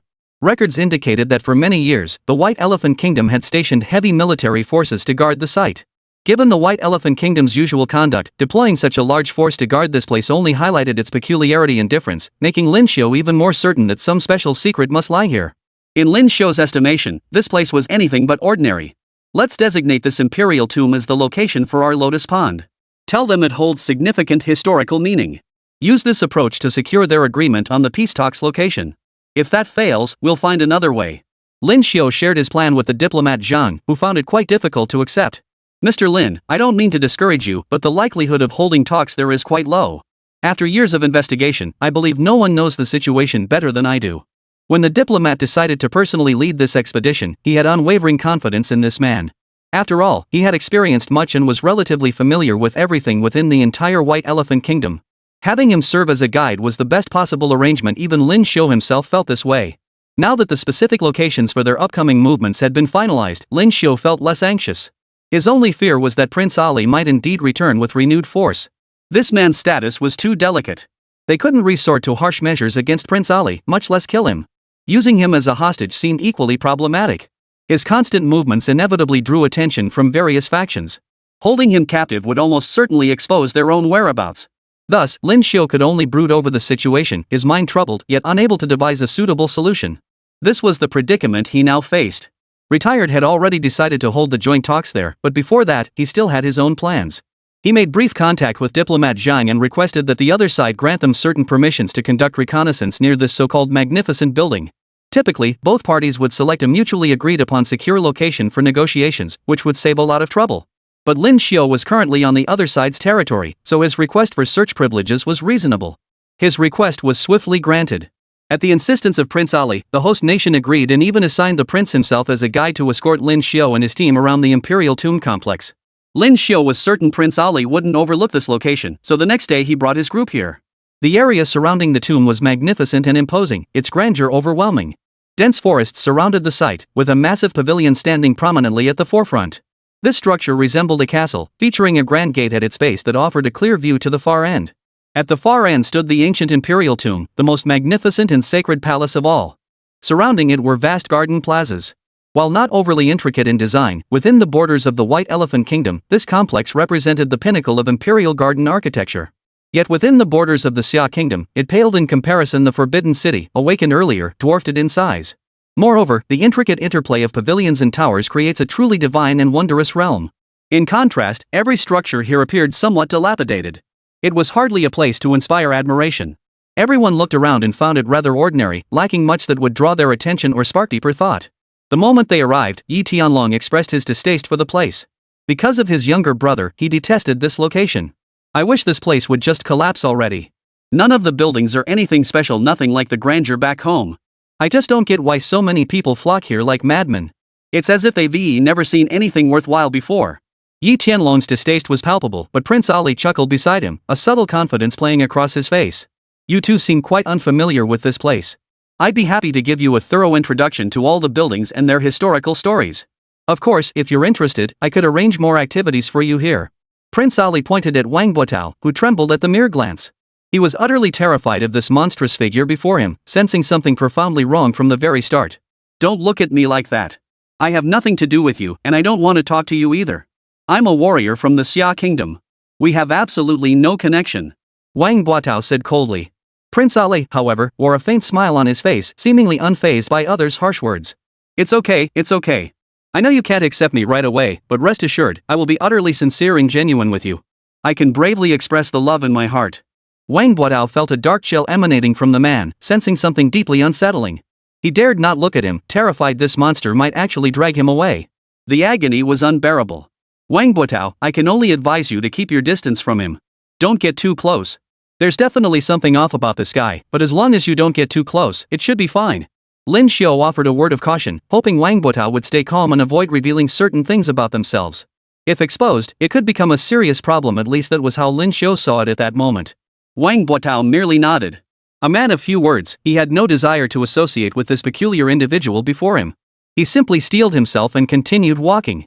After walking for a while, they finally reached the back. Chapter 111, New Discoveries. They finally entered the vast plaza. As they wandered around, they could only sense the immense expanse and grandeur of the surroundings. Everywhere they looked, magnificent structures and breathtaking scenery unfolded before them, a sight truly rare and exquisite.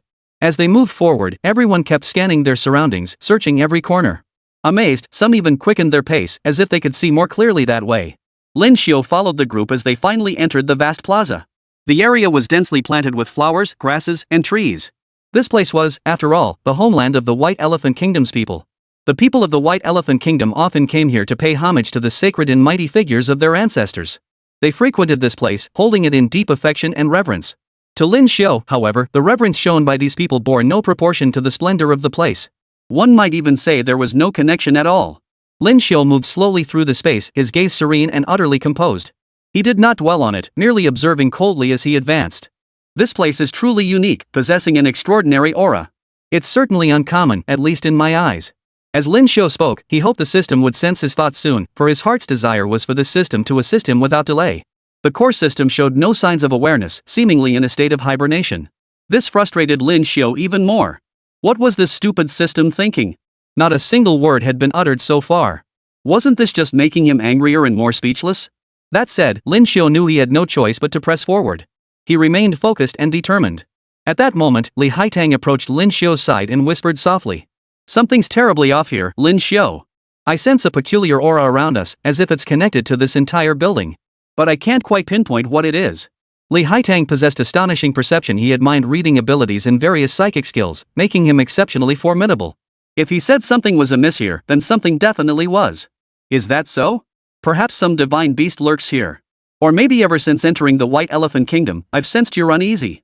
But surely you shouldn't feel this afraid here? Hearing Lin Xiu's question, Li Haitang shook his head to himself. He had nothing to fear here, yet he couldn't shake the feeling that something was profoundly off. An inexplicable, oppressive atmosphere hung over the surroundings. All I can say is this place feels utterly bizarre. I'm so uncomfortable here, like countless pairs of eyes are watching me. For some reason, the White Elephant Kingdom feels more like an extreme, rare world. It feels like we're not in the mortal world. No matter where I look, it seems like there are mysterious, powerful spirits lurking around. Lin Xiu's first thought was whether ghosts might be present, but upon further reflection, he knew it couldn't be so. There were no ghosts here, nor any demons or mad spirits. Rather, it was the unique collective will of the entire White Elephant Kingdom that created this peculiar atmosphere. The White Elephant Kingdom was an exceptionally peculiar nation. Its citizens were utterly peculiar. If they faced injustice or despair in Xia Kingdom, they would rise up in rebellion even against the current king. Yet within White Elephant Kingdom, the reality was entirely different. The lifestyle and habits of the Besieged people defied all norms. Their people placed utmost importance on pursuing everything related to the afterlife. Even if this life brought them endless suffering and despair, they believed they should endure such torment, the more, the better. For them, this is a blessing, as they believe the afterlife will bring them a more splendid existence. Yet sometimes it defies comprehension. These people, like foolish fools, perpetually place their entire future in days yet to come. But can this truly be the case? Absolutely not. If they cannot live better in this life, the same fate awaits them in the next. They never obtain what they truly desire. Lin Xiu had always harbored a certain distaste for them, but since he wasn't the one who decided these matters, he naturally didn't need to concern himself. Lin Xiu and Li Haitang devised a plan to visit the grandest temple, where Prince Ali provided commentary on the splendid scenery and glorious culture. Unfortunately, his own understanding of his nation's cultural history was likely superficial, rendering his commentary largely useless. Lin Xiu ignored him. After a while, he spoke up, his eyes fixed on the magnificent structure looming close by. He had longed to explore its interior. Prince Ali, might we enter this building? You know we ought to explore inside, continue walking and observing. After all, this is significant ground. Who knows? There might even be ambushes within. Prince Ali was not the sharpest tool in the shed, though he wasn't exactly an idiot. He gave a mysterious smile and immediately refused. Mr. Lin Xiu, this is the Lotus Pond area. We can set up camp here within this vast plaza, erect tents, even construct buildings. It's all quite simple, far better than staying in some ancient palace. Since you're apprehensive, we'll employ every measure to ensure your comfort. You're welcome to stay here. This was the standard diplomatic approach, and he had even selected a location for Lin Xiu and his companions. But Lin Xiu had his own ideas. No matter what, he had to explore that palace. He gave Wang Buotao a subtle nod. Wang Buotao was a clever man. Though deep down, he resisted every word, every sentence exchanged with the man before him. He ultimately sighed deeply, shaking his head helplessly. Prince Ali, please let us enter and look around. With you watching over us, you'll notice any suspicious actions immediately. We couldn't possibly hide anything from your eyes. The moment Prince Ali heard Wang Buotao speak, he seemed to lose his senses, like an ancient tyrant captivated by a beauty. He was willing to listen to anything she said, at least appearing utterly sincere. Whatever you say, I will follow your lead. Rest assured, you are my favorite. I will make you feel absolute beauty and absolute meaning. Prince Ali immediately smiled and led everyone into the most magnificent building. Though both he and Wang Buotao felt like they were dying throughout the ordeal, they endured as best they could. Next, Prince Ali grabbed the other man's hand. Such kinship, such kindness, it left everyone speechless. Wang Buotao's sacrifice was merely a minor interlude. Chapter 112, The Doppelganger. Prince Ali carried an air of unpredictability about him. Lin Xiao sensed this man was, at best, a deeply concealed adversary. Upon entering the magnificent hall, the scene differed from their expectations, revealing an eerie and peculiar space. Every wall, even the ceilings, was adorned with intricate patterns of unimaginable complexity. At present, the group appeared only within one hall. Upon reaching this point, Prince Ali halted. No wonder he had so readily agreed to lead them here. It turned out their accessible area had always been limited. They weren't free to roam anywhere inside. On the contrary, the places they could go were few to begin with, so letting them wander around here posed no real problem. Lin Xiao took 2 steps forward and saw a grand door at the center of the magnificent hall. Beyond this door lay the true heart of the tomb, its most crucial area and location. Gazing ahead, Lin Xiao's eyes still held a hint of longing. He believed that deep within this palace lay the imperial edicts of the former celestial sovereign. During the most glorious era of the Xia Kingdom, the emperor's edict represented the highest honor and authority, an object of awe and reverence for all. The imperial envoys bearing these decrees had traversed the entire realm, unmatched in their authority. Wherever they walked, the nation stood guard behind them. Thus, even those harboring resentment toward the Xia Kingdom could only acquiesce. No one dared defy the Xia dynasty's authority. Should any trouble arise, the nation would send troops to crush them. Thus, for many years, Xia's diplomats, armed with imperial edicts, wielded extraordinary power that astonished the world. No one dared touch them, and they grew wildly arrogant. In certain nations, they seemed to hold even greater authority and influence than the emperors themselves. This was no jest. Any so-called minister or envoy, acting on the nation's orders, commanded an overwhelming presence simply by standing there. No one could match their aura, and no one dared make a move against them or harbor any ill will. This is the inner sanctum of the necropolis. However, the deepest chamber holds the true tomb, the final resting place of the ancient king and his queen. Even we cannot enter, you may only observe from outside. With Prince Ali having spoken thus, who could possibly act rashly here now? Everyone could only watch cautiously, their eyes fixed on the scene. Observing Prince Ali Xiao's current demeanor, Lin Xiao understood this matter was far from straightforward. He quietly surveyed the others, who in turn glanced at him. Their varied expressions betrayed their speculation about Lin Xiao's intentions here, a thought that filled them with surprise. What if Lin Xiao harbored some extraordinary plan? It seems we won't be able to see that supreme place after all. It's a matter of luck, but I suppose everything is as it should be. Then we'll rest here for a while. If you and this gentleman have matters to discuss or tasks to attend to, feel free to proceed. We won't disturb you. Wang Buotao was once again left hanging by Lin Xiao. With a look of clear reluctance, he was pulled away by Prince Ali. Speaking of Prince Ali, he was quite an interesting character. At least he hadn't overstepped his bounds. While his words were polite and earnest, it was obvious Wang Buotao wanted nothing more than to strangle him. Prince Ali smiled faintly and proceeded to guide Wang Buotao around the area, pointing out places to visit and explaining what could be found here. He made everything crystal clear. This left Wang Buotao somewhat speechless. He wasn't made of stone, he could see the prince's subtle affections. Unfortunately, the prince naturally preferred foreign men even less. Prince Ali, I wish you would be more reasonable. First of all, I am a man from a foreign country. I am attracted to women and I have a girlfriend back home. Prince Ali's expression hardened slightly at these words. How could any woman possibly win your affection? But I believe you will eventually come to love me. I am a prince of a nation, one of the few with the highest bloodline in this land.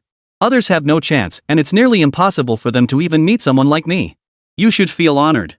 As for that woman in your country, no matter how much she loves you, she can never give you what I can. Everything I offer you, you can obtain through other means. I can provide you with a substantial sum of money. Send her back to her homeland directly, consider it compensation for that person.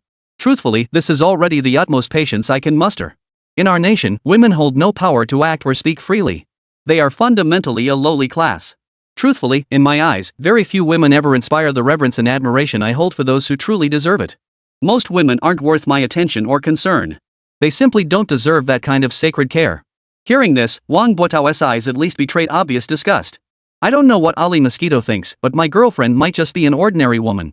What I want to say is this: even the women around you, including your own mother, are just ordinary women. They're no different from anyone else. Why do you act so haughty, as if none of this matters to you? Why can you even express such contempt for them? It's utterly baffling to me. They're all human beings, all women who deserve respect and care from everyone.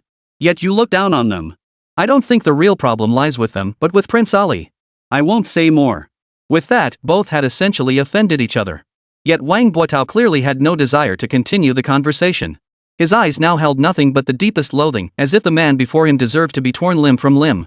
The situation continued to unfold. Lin Xiao and Li Haihang had already searched the surrounding area. Though Lin Xiu possessed the ability to become invisible, he dared not activate it directly. However, the 12 zodiac gods had granted him another ability. While not true invisibility, it allowed his presence to become utterly undetectable, hidden from all perception.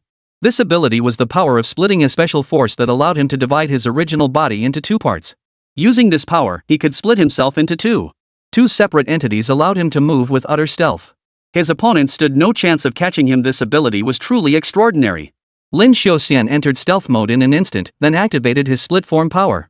Once unleashed, this power proved formidable. His entire being seemed to exist in another realm, constantly revealing mysterious strength. Now, Lin Xiu's figure flickered as he emerged from there, already another version of himself. He gazed silently in that direction, his eyes holding a mysterious and profound expression. Chapter 113, Entering the Tomb Chamber. Different from others, different from this world itself. Lin Xiu now moved silently through the world, his presence concealed by his ability to both create duplicates and become invisible. At this moment, he was utterly undetectable.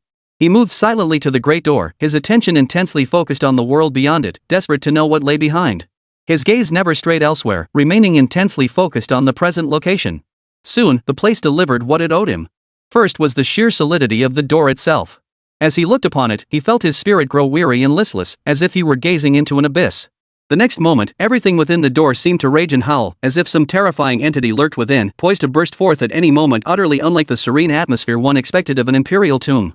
If this were truly an imperial tomb, it should have vast structures and expansive grounds. Most crucially, it should allow the deceased to rest in peace, undisturbed in spirit or in any way that was paramount. Yet the current place was nothing like that. The original bottleneck seemed to have grown darker and more peculiar, and everything here drew his attention in an unusual way, leaving him with a sense of incomprehension. Lin Xiu stood before the gate, his gaze fixed on it. He was determined to enter and explore. Having made up his mind, no one could stand in the way of his resolve. Looking ahead, he pressed a hand against the door and gave it a slight push. It felt exceptionally heavy, like a wall of steel, utterly impervious to external force. Even if he summoned immense power, divine-level strength would likely trigger some mechanism or counterattack. Lin Xiu understood. This tomb contained traps left by its occupants. Knowing that Lin Xiu's intense focus was itself a trap didn't bother him. In that state of concentration, he unleashed an exceptionally powerful strike forward. The strike seemed to carry explosive force, violently shaking the small space around him. As his power erupted, everything here felt unstable, as if it could collapse at any moment. Lin Xiu finally reached the vicinity of the mountain gate. He strode forward unimpeded, no one able to stand in his way. He took 3 steps in the pace of 2, arriving at the very front. Looking ahead, his gaze carried a vast and icy aura. Within the chamber, he finally spotted 2 so-called coffins. While such objects were commonplace back home, they seemed utterly out of place here. They were, in fact, 2 stone coffins carved from the finest stone. Surprisingly, these stone coffins were quite beautiful, adorned with intricate patterns and even inlaid with various gems and night pearls. Clearly, this place was guarded with extreme severity. There was no sign of any path-finding method to be found anywhere nearby. Today, I'm going to turn this place upside down. As Lin Xiu spoke, he leapt directly beside the coffin. With his cultivation level, he could easily shatter it to dust. But that was not what he did. Instead, he stared coldly, his curiosity piqued. He carefully surveyed his surroundings. First, the coffin undoubtedly contained a corpse. The lingering blood aura confirmed it. Yet nothing else lay nearby. What about the so-called treasures or burial offerings? Could everything be inside the coffin itself? Lin Xiu considered opening the coffin, but he knew it must be rigged with traps. Even the most formidable power would find opening it as impossible as dreaming. At the very least, Lin Xiu now sensed that the object before him was truly extraordinary. His expression betrayed neither fear nor surprise. Since he had come this far, he placed one hand upon the massive stone coffin, sensing the pulsing energy within. His perception was keen and sensitive. By waiting quietly, he could detect the flow of energy inside. Suddenly, he realized he was wrong. This colossal stone coffin seemed alive, pulsing with a force that spread like breath with every passing moment. That was it. This force was peculiar, like breathing, never ceasing, never dissipating. It felt deeply unsettling. Lin Xiu stared coldly, trying to unravel some of its mysteries, but found it even more difficult. He first employed his divine abilities, specifically his power of perception, hoping to sense more of the inner workings. However, this energy simply couldn't penetrate it. In other words, it was tightly sealed inside, impervious to anything easily penetrating it. If that were all, it would be simple. Beyond the simple sealing, something else was definitely at play here. He tried again to infiltrate some power into it. Simultaneously, one hand pressed against the coffin lid. If all else failed, he could smash it open with a single punch. Yet, everything here felt incredibly solid. It felt like an impregnable fortress, impossible to budge even an inch. This made the situation even more perplexing. Whatever lay within the coffin was more determined than he was. Every time the lid opened even slightly, it felt as if something inside was desperately pulling it shut. It was a strange and peculiar sensation, persisting even when he exerted all his strength. For the first time, Lin Xiu felt he had encountered a formidable opponent, a powerful enemy whose capabilities were beyond comprehension. The coffin was so heavy it seemed to span heaven and earth, an unimaginable weight. Today, I will open you no matter what. Just as Lin Xiu declared his resolve and prepared to continue his efforts, a powerful wave of energy suddenly surged toward him. Everything outside began to sway violently. Something was terribly wrong. He strained his senses, searching relentlessly, and suddenly detected a discordant presence lurking nearby. Amidst tremendous impacts and collisions, the entire vicinity of the building seemed on the verge of complete destruction. Lin Xiu realized this force was overwhelmingly fierce, relentlessly closing in on everyone. The destructive power was immense. In that instant, Lin Xiu focused intently, about to halt his actions, when the sound of battle erupted outside. It sounded like someone had suddenly started fighting, and it was quite intense. Lin Xiu was most concerned about those around him, so he had no choice but to halt his actions. He gained a new perspective on this place. Everything here was exceptionally peculiar, undoubtedly harboring something extraordinary. It seemed he should explore thoroughly, venturing further into its depths. If he was willing, he could surely uncover the hidden secrets here. Suddenly, the structure shook violently and shattered with a thunderous boom. Through the haze, he glimpsed figures suspended in the sky above, moving silently. They floated in the air, radiating an overwhelming aura of power. These were true gods. Their cultivation level was at least heavenly realm, 8th tier. Perhaps even higher. This creature was the most formidable monster, the strongest adversary Lin Xiu had ever encountered. I have arrived. Let those bastards come out. I will kill them all. I am a god. Chapter 114, The Heavenly God Above. Hovering outside was a celestial deity. The so-called divine being was precisely the one whom countless worlds sought tirelessly and countless nations revered profoundly. The so-called celestial deity was immensely powerful, naturally revered by all. Now he hovered in the air, his formidable presence intimidating the entire structure. A brutal and terrifying aura emanated from him at all times. Everyone was startled. Prince Ali, standing at the forefront, shouted out, hoping this divine being would refrain from causing trouble. Your Excellency, I implore you to hold your hand. Though these people may not be to your liking, they are not utterly wicked or hateful. Some are even my friends. I beg you to pause your actions and wait a little longer. As he spoke, he waited for the divine being to relent. Unexpectedly, Prince Ali was struck by a powerful force that knocked him to his knees. He knelt there. As the prince of this land, a figure of some honor and standing in this land, he found himself unable to withstand this aura. Lin Xiu observed from within and knew Prince Ali was no formidable warrior, merely a pale figure possessing some strength, though hardly formidable.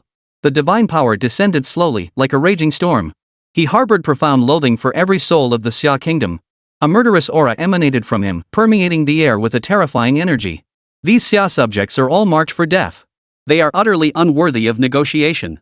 Eliminate them all, and we spare ourselves much trouble. Why negotiate with another nation? Our White Elephant Kingdom is the mightiest, protected by the power of 10,000 gods. We should simply eliminate Xia now. These gods will gradually awaken. This powerful figure was full of himself. Though they possessed divine power, it seemed rather unimpressive now. To Lin Xiu's eyes, this so-called divine being was at most at the 8th tier of the heavenly realm. He still had a decent chance against him in combat. But whether he could easily crush the opponent in actual combat was another matter entirely. After all, the enemy was a heavenly extreme powerhouse. Moreover, advancing from the 8th tier to the 9th tier represented the pinnacle of the mortal realm. It seemed this deity was quite formidable among the gods. He was certainly not the strongest god. His aura radiated only a bold, overbearing, and domineering presence. The mighty deity gazed silently in this direction, a surge of killing intent emanating from him. Those nearby immediately reacted, assuming defensive stances. The figure at the very front fixed his gaze intently. The figure at the very front coldly watched as Yi Tianlong had already leaped and dashed forward. In midair, he seemed to transform into a divine dragon, his dragon claw hand striking with fierce, powerful attacks. Yi Tianlong had trained in various formidable arts since childhood. His dragon claw hand technique had long reached the realm of mastery, making him exceptionally formidable. When he struck, his hands seemed to carry the fury of a thunderous storm. Yi Tianlong's martial prowess was formidable and ruthless. His strikes were swift, fierce, and utterly overwhelming. Yi Tianlong was formidable indeed. Having reached the 3rd tier of the heavenly extreme realm, his recent progress had been astonishing. His lightning-fast attacks unleashed devastating destruction. His opponent, however, was far superior. Though caught off guard, he easily countered, pressing Yi Tianlong back with a series of swift moves. Yi Tianlong tried to fight back but found no opening. Meanwhile, another figure charged forward with even greater ferocity. Though Yi Tianlong was no match for this opponent, Li Haitang presented a different challenge. Her own combat prowess wasn't particularly high. Thanks to the protection of the main storyline, she seemed to be cheating. His skills were utterly extraordinary: an energy barrier, energy blasts, mind reading, and the power to manipulate thoughts. Some of these powers were nearly unmatched. With Wang Botao's assistance, Li Haitang leapt to a high vantage point.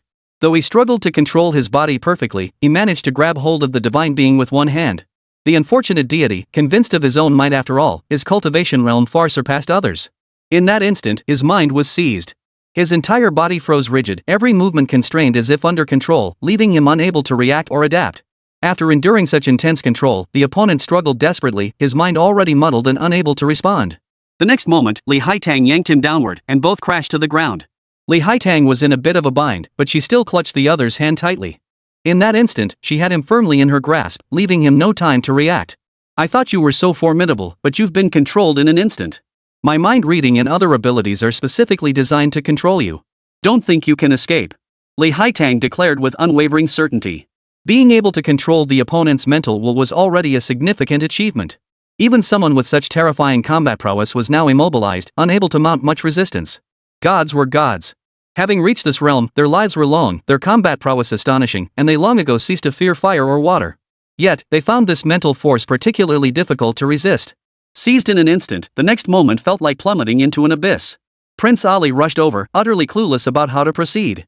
Logically, negotiations were in both parties' interests. Earlier, their White Elephant Kingdom had launched an attack and detained some people from Xia Kingdom. Xia Kingdom remained powerful and formidable. As the old saying goes, even a starving camel is bigger than a horse. The Xia Kingdom's military might and current dominance remained undeniable, far beyond what ordinary people could comprehend. "Prince Ali, you witnessed today's events. We did not initiate hostilities or commit any atrocities. We did not wish to fight here. It was merely that this so-called divine being by your side went too far. Now we can continue discussing how we should proceed.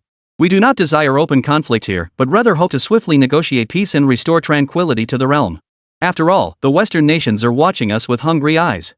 This statement carried the most lethal weight.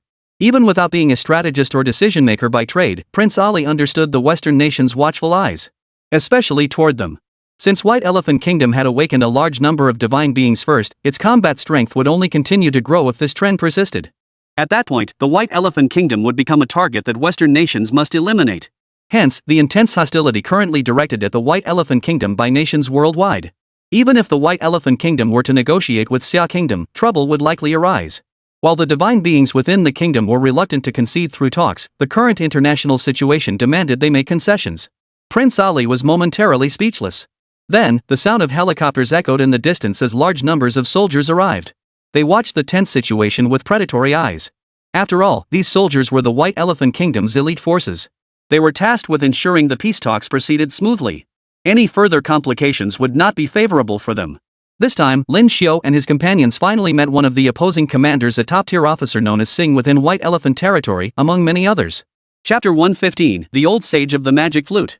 However, their true supreme leader was the gentleman before them. Dressed in a plain white robe, he moved with dignified poise. His eyes shimmered with a certain brilliance, suggesting he too had been touched by the power of awakening, his abilities seemingly growing ever stronger. This man was known as Magic Flute. As the most esteemed and revered figure in the entire nation, this Mr. Magic Flute commanded formidable renown. Arriving here, he greeted Yi Tianlong and the others with a smile, yet his eyes scanned the surroundings, seeking specific information about Lin Xiu, a figure the Xia Kingdom had always shrouded in mystery. Lin Xiu seemed an unimaginably enigmatic figure. Since his emergence, the world had undergone tremendous upheaval, most notably the relentless rise of Xia Nation's power. It had now become a vast empire boasting formidable military might. Such remarkable progress achieved in such a short span naturally drew considerable attention, including that of Mr. Magic Flute. If they could uncover even a fraction of the secrets of the awakening ruins through Lin Xiu, they might gain greater control over their nation or even orchestrate earth-shattering events. In short, Mr. Magic Flute's intentions were clear. If possible, he intended to uncover every detail about Lin Xiu right here, to see through the hidden truths of his opponent. My friends, I deeply apologize for the current situation. This unexpected turn of events. Negotiating peace with the lower kingdom has long been our White Elephant Kingdom's objective. I bear responsibility for this failure. I will immediately arrange for this man's punishment. However, since he is ultimately a citizen of our White Elephant Kingdom, I implore you to release them for now. This will allow us to handle the matter properly. His words were grand and noble, seemingly sincere, but in truth, Magic Flute merely hoped to temporarily release this divine being. As an awakened god, even he, a powerful earthly king, dared not provoke such a being. After all, there were many other divine beings behind the scenes. Even if this particular deity was powerful, he was still only a second-rate existence. If the greater deities behind them intervened, he himself would suffer. Already, many sought to usurp his power, but the current deities deemed his governance satisfactory and refrained from inciting their subordinates to seize control. But in truth, this power wasn't so enviable. Holding it meant that if he truly offended certain entities, he himself wouldn't survive. Seeing the other party's pitiful, aggrieved expression aroused everyone's curiosity. At the very least, this old immortal, the demon flute, was actively making changes. Yet in Lin Xiu's eyes, this figure inspired nothing but disgust. He stepped forward directly from the side. "Greetings. I am Lin Xiu, captain of this squad and an administrative officer here. Today's incident is extremely serious. I demand justice from Mr. Magic Flute. Our Xia nation is no minor state. We cannot simply swallow our pride and swallow this whole. We have our honor and our principles. I hope you do not look down on us so." Mr. Magic Flute nodded repeatedly upon hearing Lin Xiu's words. Faced with someone he couldn't provoke, he could only act with utmost seriousness. Without further comment, he ordered his men to bring vehicles and escort everyone away. Lin Xiu was now certain that the most precious treasures were indeed stored within this imperial bedchamber. Unfortunately, he had no time left to investigate further. What astonished him even more was how easily the so-called divine being had been dealt with by just a few individuals. The disparity was indeed staggering, making Lin Xiu realize this operation might very well culminate in a decisive battle. Seated in the vehicle, Lin Xiu glanced at those beside him. Each held their own thoughts about the day's events, though none were as exhilarated as Yi Tianlong. He laughed heartily, dismissing the enemies with unconcern. "Mr. Lin Xiu, I never imagined that enemy was actually quite good. He acted like a god, but he was no match for us at all. When we moved in, he was slow and weak. We captured him effortlessly. If all enemies were like that, we could probably crush them easily. No more trouble from them." Yi Tianlong was a martial arts master. Few people in his life commanded his respect, but Lin Xiu was one of them. Yet he always believed himself to be exceptionally powerful and formidable, which naturally made him quite proud. This chance to demonstrate his combat prowess truly delighted him. The excitement on Yi Tianlong's face stood in stark contrast to the expression on Lin Xiu's. "Don't be so overconfident. I suspect this divine being's appearance is merely a diversion, a ploy to make the White Elephant Kingdom believe it possesses formidable strength. This peace negotiation is likely a contest between two factions. One faction believes negotiation is necessary, lest the foreigners take action. If they truly attack, the White Elephant Kingdom would struggle to defend itself, hence their push for such talks. The other faction consists of the White Elephant Kingdom's own people. They are arrogant and boastful, worshipping divine power. Years of constant worship have made their faith incredibly strong, to the point where they now hold profound reverence for all gods. This is equally terrifying. I believe the White Elephant Kingdom's claim to be the land of 10,000 gods holds true. Many of their gods still exist, and it's unknown when they might awaken. Should they truly awaken, they would undoubtedly form a formidable force." Lin Xiu had voiced his assessment, and everyone found it compelling. They had only narrowly defeated one divine being thus far, yet many more gods lay ahead, definitely no easy foes to contend with. The group returned to the hotel, where Captain Long Zhan relayed news. A large army had assembled near the border, and the peace talks with the Sunset Empire had concluded. They had decided to offer a vast amount of treasures in exchange for a temporary truce. This news brought a collective sigh of relief. Engaging in multiple fronts simultaneously would be both impractical and pointless. However, the international landscape remained volatile. Rumors circulated that many Western nations had recently received assistance, steadily bolstering their strength. This news troubled Lin Xiu deeply, as he suspected the gods of this world were beginning to awaken. Their Xia nation, lacking abundant ancient ruins, had always lagged behind in this awakening. As for the awakened celestial deities, they were exceptionally formidable, possessing their own legends and immense power. Upon returning and seeing the new intelligence, the group couldn't help but feel uneasy.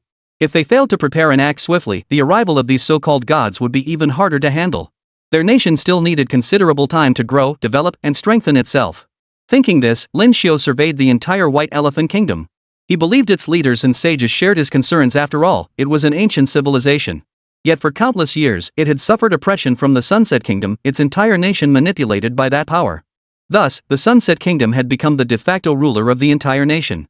Even when the Sunset Kingdom finally withdrew, granting independence, it had left behind numerous traps. Chapter 116, The Great Clash. This realization filled Lin Xiu's eyes with an even more resolute and tenacious determination. He began to ponder deeply, then promptly contacted Elder Huang. While he could make certain decisions on his own, Elder Huang remained the sharpest mind in the realm. From him, Lin Xiu could gain more valuable insights. When the call connected, Elder Huang seemed to have been waiting. He was quite pleased to see it was Lin Xiu. "Comrade Lin Xiu, what brings you here? I heard you wanted to speak with me and have been ready. I imagine you've had some thoughts forming over these past few days." An exceptionally astute man, Huang Lao remained remarkably alert even in the dead of night. Lin Xiu shared his concerns. Xia Nation now faced a season of peril. Should foreign powers seize the moment to regroup and renew their assault, the nation would confront unprecedented catastrophe and pressure. Though the soldiers of the past were formidable, and the armored ships, artillery, and tanks possessed formidable firepower, they paled in comparison to true god-tier powerhouses. "Comrade Lin Xiu, I find your reasoning quite sound. We fully support you in making a decision. However, from our perspective, it is crucial not to act rashly at this moment. There is no need to provoke such hostility. The White Elephant Kingdom is open to negotiation, and we have our own methods for handling them. Though they are not our closest allies, we can find common ground on certain interests. As for other nations, that is far more difficult." Following Elder Huang's advice, the White Elephant Kingdom could still be utilized. Lin Xiu now brought up another matter. This period offered the perfect opportunity to retrieve the Atlantis goddess. Yet their true objective wasn't the woman herself. Rather, it was to deliver this priestess to the White Elephant Kingdom. The White Elephant Kingdom already harbored deep animosity toward the Sunset Kingdom. Relations between the two nations were far from amicable. Now, they could drive a wedge between them. By drawing Sunset Kingdom into this conflict, will sow discord and betrayal among the nations. Perhaps they'll become so entangled in their own chaos that they lose their footing. I find this plan quite sound. As for the background details and finer points, I'll leave those entirely to Mr. Lin Xiu's discretion. We shall not interfere in the slightest. I entrust this to you." Lin Xiu understood this was Huang Lao granting him an opportunity. He nodded earnestly before immediately setting to work on the matter. Having been entrusted with such a crucial role, he became the linchpin of the entire scheme. Determined to make a dramatic entrance, Lin Xiu immediately contacted the Smith family. The Smith family was among the most influential and powerful elite in Sunset Nation today, and their words carried considerable weight. When Lin Xiu reached out, they were understandably surprised. Their relationship with him was far from amicable in recent times. Lin Xiu had been nothing short of mortal enemy to them. If given the chance, they would have gladly torn him limb from limb. Yet this was diplomatic engagement, and they maintained sufficient restraint and composure, avoiding any provocative displays. "Mr. Lin Xiu, we are the Smith Group. We are now in a position to discuss matters such as the return of cultural artifacts with you, as Sunset Nation has entrusted us with this task." The Smith family was among the most powerful and influential families, possessing vast capital and assets. They had been actively working these past days to secure the release of their young family member. Young Smith was still alive. The fate of old Smith was of little consequence to them, but the young heir was crucial to the family's future. Only by keeping him alive could the family endure and flourish in the future. If all the young heirs perished, the family would lose its very reason for existence. Young Smith likely understood his own importance, which is why he remained fearless as a hostage in the foreign country, his face radiating confidence. "Mr. Smith, you are the father of that young Sir Smith, correct? Now, I wish to speak with you. You are about to return the first batch of so-called antiquities held abroad. I trust you are well aware that a significant portion of these items were provided by you, correct?" These words were hardly pleasant to hear. Truth be told, those items were indeed obtained by them. Yet, as descendants of pirates, they had always believed that any treasures they acquired, whether plundered or otherwise, belonged entirely to them. "Mr. Lin Xiu, we are deeply grateful for everything you've provided. My heart is filled with appreciation. Now that we have prepared sufficient treasures and offerings for the Phoenix, I only hope our transaction can be concluded swiftly. Not just for the Divine Maiden, but also for young Sir Smith. He is my son. Naturally, I wish for him to return home. In that case, we can discuss the subsequent arrangements thoroughly. At the very least, I, Smith, have long held a deep desire to cooperate with Xia Kingdom. Over the years, we have engaged in numerous economic collaborations with them. This has also brought substantial benefits and advantages to Xia Kingdom. I'm sure Mr. Lin Xiu would know this with just a little inquiry. Therefore, there's no need for us to be at each other's throats like this." Lin Xiu could tell Mr. Smith had a thick skin. But what he said wasn't entirely untrue. The Smith family had long been notorious for their greed, and they had indeed engaged in numerous business deals, reaping substantial benefits from them. This was precisely what they had always pursued. It was only natural. Though descendants of pirates, this now declining family needed new sources of income. They couldn't simply revive the pirate spirit and plunder everywhere like before. Under the new international landscape, they had no choice but to pursue mutually beneficial cooperation, essentially doing business. While it involved plenty of tricks, it was far more restrained compared to their past ways. I am personally delighted about this matter. I hadn't anticipated discussing your son further with Mr. Smith. Rest assured, we will absolutely guarantee his safety and prevent any harm. We have decided to hold the peace talks within the territory of the White Elephant Kingdom. This time, it will be a tripartite negotiation. Upon hearing the words tripartite talks, Sir Smith's expression darkened. His face shifted through a series of grim expressions. He suspected this tripartite meeting was yet another trap tactic the nation had grown particularly adept at deploying lately. Mr. Lin Xiu, are you absolutely certain about this? The Lotus Pond is located within White Elephant Kingdom. This arrangement may not be entirely advantageous for you. It doesn't matter. Because this time, everyone has an opportunity. Lin Xiu declared with unwavering confidence. Chapter 117, Turbulent Global Affairs. Eagle Nation. Within the colossal five-cornered structure, a group sat in silent stillness. Each face bore an expression of absolute reverence, caution, and fear, for the figure standing before them stirred profound unease in their hearts. This man wore a hemp robe. His white hair hung loosely between his temples. His skin was slightly sallow and parched. Yet his eyes still burned with an intense, piercing light. Everyone present revered him as if he were a deity. Is this what you've been worrying about? The ancient, weathered voice resonated from the depths of each heart, commanding respect that none dared to disregard. The president of Eagle Nation spoke first. Yes, Lord God, this is the situation we currently face, and the predicament that troubles us. The Eagle Nation's president faced the reality that God was the most extraordinary being in all of world history, exalted above all, possessing divine status. The sheer terror and power of this entity reached unimaginable heights. God sat there, surveying the crowd around him. Hardly any of these creatures truly caught his attention in God's eyes. They were all a bunch of weak and insignificant beings. He was the deity. The reason for his descent upon the Eagle Nation was because the majority of his faithful followers resided there. In contrast, reverence and faith in him had significantly waned in some Western nations. It was laughable, really. Despite their reputation as the world's most powerful and advanced nations, yet the Eagle Nation remains a thoroughly religious state. Over the years, their reverence for religion has become ingrained in their very bones, impossible to change. I shall assign you a mission.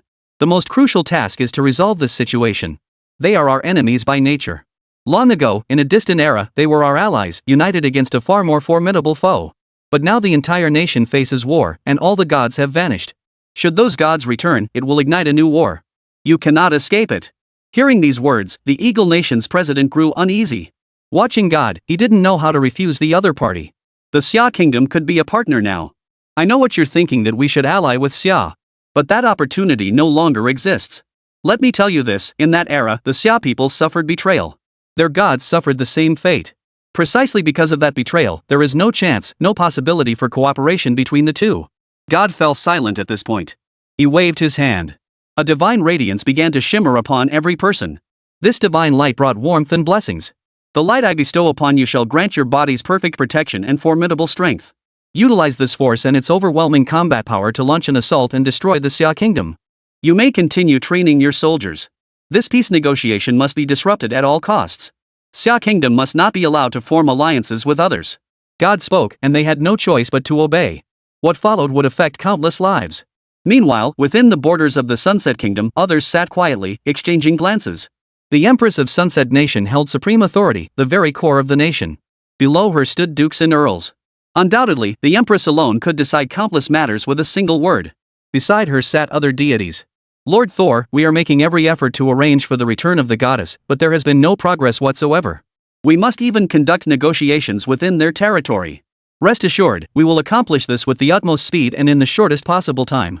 The one called the Thunder God was also a reincarnated divine being. Unlike the god of Eagle Nation, this divine being wore an expression of cold indifference. He was essentially divine power incarnate within a mortal vessel. Yet this mortal frame could not endure the burden, reducing him to a mere shell of a man. His spirit had long since been extinguished, leaving behind only an empty shell. I too wish to conclude this swiftly. Further delays will only breed greater chaos. I trusted you implicitly when I entrusted this mission to you, yet it seems you cannot fulfill it. You must understand one thing, this nation and Xia will never be friends. These words carried a powerful, terrifying aura. This Thunder God was truly an extraordinary powerhouse. What are your thoughts on the peace talks within the White Elephant Kingdom? They too have received aid from myriad deities and are awakening formidable powers. If all the gods of the White Elephant Kingdom awaken their divine power, it will ultimately become a terrifying affair. I hope you will make some decisions and come up with some ideas as soon as possible. Upon hearing these words, Her Majesty the Empress fell deep into thought. She had been dead, only to be awakened by divine beings. Under normal circumstances, this would be an incredibly fortunate event, but now it was different. The Empress had to consider the intentions of these divine beings, including the Divine Maiden of Atlantis before. That woman had come to the mortal realm on an inspection mission, possessing divine power and bearing a divine name. As the sovereign ruler of the mortal realm, she had no choice but to comply with their arrangements and retrieve the person as swiftly as possible. Had the priestess of Atlantis not journeyed to the east, these matters would be far simpler now, with little chance of complications arising. Lord Thunder God, we are making arrangements as swiftly as possible. This peace negotiation is being hosted by the Xia Kingdom, and the White Elephant Kingdom has also agreed. The White Elephant Kingdom has always maintained some connection with our son Neverset's kingdom. I believe we could also engage in preliminary preparatory activities with the White Elephant Kingdom and communicate with their deities.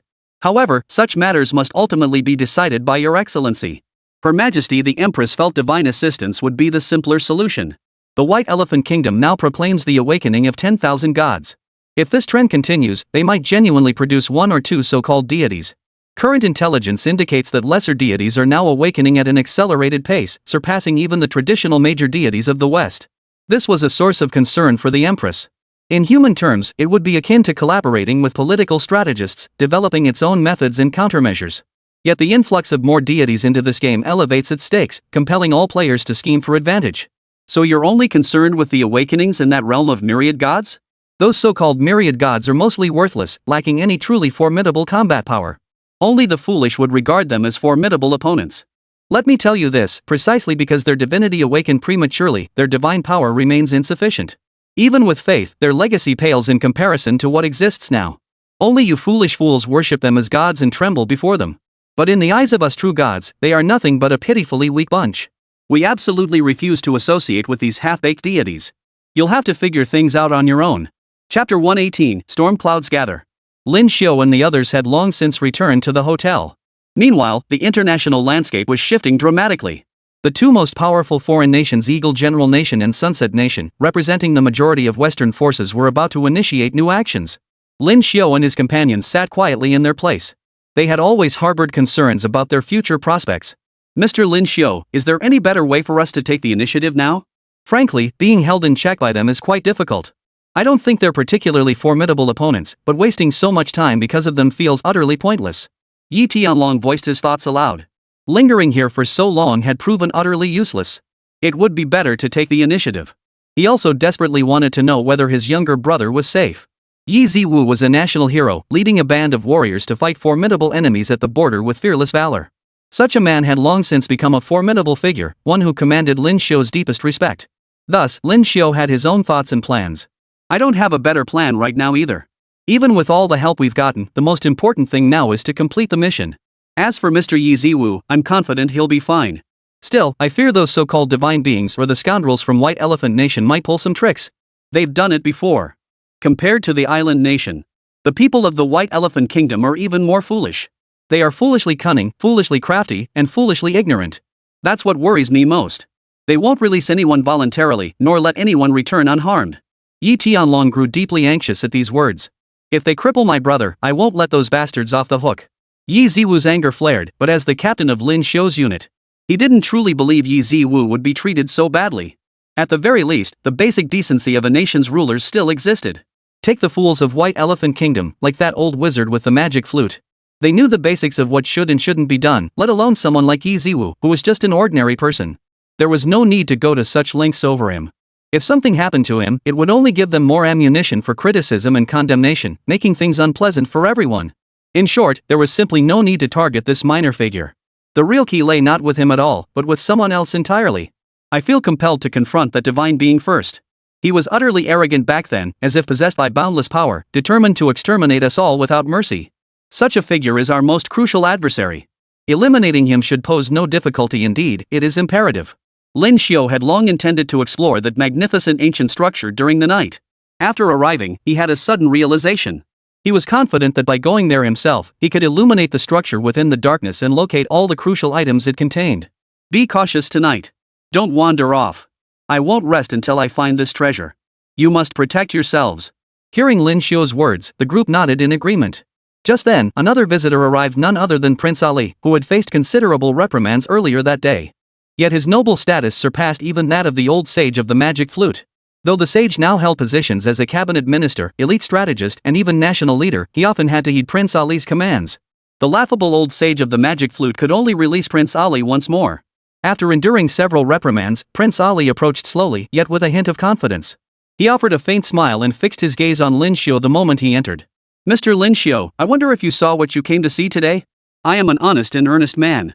I had hoped to establish a better rapport with the young gentleman in your group. If he was unwilling, that was that. But relatively speaking, I find you quite likable as well, Mr. Lin Xiu." Lin Xiu felt a wave of cold dread wash over him, but he immediately thought of certain individuals. Lin Xiu wasn't stupid. Prince Ali appeared merely as a man consumed by greed and obsessed with male beauty, but in truth, he was far more than that. To say Prince Ali was greedy was an understatement. Perhaps it was normal, but his greed extended to power and prestige, a trait reminiscent of the late Emperor Masahiro. Prince Ali had risen to an exceptionally high position among the nobility. Now that the celestial beings had descended, despite their myriad schemes and convictions, all that had come before ultimately amounted to nothing. It's likely Prince Ali didn't want things to turn out this way. Moreover, the celestial beings are divided into many factions. The deity who appeared today radiated overwhelming dominance. He clearly didn't regard Prince Ali with any respect, likely belonging to an opposing faction. Such a deity ascending to power would inevitably cause immense conflict and upheaval among the existing powerful factions. Prince Ali would almost certainly face grave misfortune. Thus, he had his own strategic calculations and plans. "Prince Ali, I still wish to take a stroll through the daytime park. I understand it is a sacred place, yet not a crucial site for the awakening of all gods. I hold little interest in your great deities. Instead, I am drawn to the cultural customs there. We could have a hearty chat about anything under the sun." Prince Ali hadn't expected Lin Xiuhua to shift from passive to proactive, but he certainly had no intention of refusing. Instead, he chuckled, looking quite pleased. "Since Mr. Lin Xiu wishes to converse, so be it. Let us go now. I cherish that place, an ancient relic left by a bygone king, significant to many. Yet over the years, much of antiquity has faded. The world shifts, eras change, and in this present age, certain things are no longer as they once were." Prince Ali paused as if lost in thought. Lin Xiu offered no reply. Soon, both were seated in a vehicle heading toward the distance. Prince Ali's gaze was deep and solemn. "Prince Ali, you are the most important figure here, arguably the most respected in the entire nation. Why such worry? You don't look well. This seems very different from your usual self." Prince Ali showed no reaction to the remark, merely offering a cold smile before launching into a tale. "Mr. Lin Xiu, since you have chosen to journey with me, you must surely know some tales of our White Elephant Kingdom within the 10,000 gods realm. Within the White Elephant Kingdom dwell many so-called gods. We have long revered these countless deities, treating them as the very essence of our faith, worshipping them with utmost devotion. Yet recently, the awakening of certain gods has surpassed our expectations, bringing chaos and terror. To put it plainly, some gods who should never have awakened have done so, while others who should never have perished may now face death. This could profoundly impact the world to come. I trust you understand what I mean." Chapter 119, Prince Ali's Vengeance. Ali was already speaking of matters of life and death, that certain gods had begun to interfere with their daily lives. This Prince Ali, with his lofty gaze, was naturally not someone ordinary people could compare to. He detested others intruding into his life, disrupting his present existence. Thus, his face now bore only a silently radiating aura of arrogance. "Prince Ali, I understand what you're saying. It seems some gods are beginning to affect your life in this world. To me, that seems natural. After all, these gods are revered by all people, the collective heart of the masses. Within our Xia Kingdom, we have similar deities, though they often vanish without a trace, ceasing to exist altogether. It's a rather helpless situation. If some deities were willing to protect Xia, I believe our people would be overjoyed." Lin Xiu remained silent. Both sides harbored reservations. It was clear Prince Ali despised the gods, yet as a citizen of Xia, Lin Xiu held boundless reverence for them, especially those who had never returned. The fragments of truth he had uncovered within the temple were profoundly connected to all this. "You'll understand once we arrive." Prince Ali spoke thus, and they soon drove over. Upon arriving at the place before them, it truly stood out starkly from the ordinary worlds they knew. During the day, tourists still wandered about, coming and going to admire the city's beauty, savor its cultural touches, and hear tales of the mysterious and inexplicable. But after nightfall, the place seemed to grow even more desolate and chilling, as if it weren't part of this world at all, casting doubt on its very reality. Especially when Lin Xiu stepped inside first, he felt an eerie chill envelop his entire body. This place felt nothing like daytime, it was more like hell itself. Seeing Lin Xiu's startled expression, Prince Ali laughed outright, convinced Lin Xiu had been deceived. "Mr. Lin Xiu, you've only just noticed how different this place is from daytime, haven't you? It's precisely because of the mass awakening of the gods here that everything has transformed into something utterly unlike the world we know. It has grown darker and colder, permeated by an eerie aura. Even I, as a prince, cannot fathom what has transpired. More crucially, the gods here demand sacrifices." Lin Xiu looked ahead. Near the palace he had seen earlier, figures were moving about. He knew the imperial tomb contained ancient treasures of every kind, including the Mandate of Heaven Edict of the Tang Emperor, a symbol of the Tang dynasty's majesty that commanded the very essence of heaven and earth. A large crowd moved about, while on the other side, many knelt prostrate on the ground. They looked upon them as if witnessing a truly devout deity, their faces bearing a strange, blissful expression. This expression sent a chill through Lin Xiu's heart. It resembled the look of some evil cultists, the kind of frenzied, absolute devotion found only in dark sects. Worse still, Lin Xiu witnessed people clad in coarse robes being forcibly dragged from carts and paraded inside. Occasional cries of anguish and ecstatic devotion echoed from the temple. After hearing just a few such shrieks, a relentless chill began to seep through his very bones. He finally grasped the true meaning behind Prince Ali's tale. What was the real answer? This place was far more terrifying than he had ever imagined. The true horror wasn't that the awakening of this place's deity would unleash earth-shattering divine power or shake the heavens and earth. The horror lay in the fact that human sacrifices were being performed here. Such practices would be utterly impossible and absolutely forbidden within the borders of the lower realms. Yet in this nation, it seemed perfectly normal, for they often did not regard those at the bottom as human beings at all. Precisely because the existence of the lower classes is not human, sacrificing them represents the pinnacle of their power. Prince Ali, tell me honestly why you despise these people so deeply. After all, these gods should be your ancestors or beings your ancestors worshipped. They are powerful and formidable, towering above all, possessing divine powers and abilities that know no bounds. Simply follow them, and you may receive their blessings. Perhaps one day you could even attain the realm of immortality. Yet, seeing your complete lack of interest in this matter stirs a peculiar feeling within me.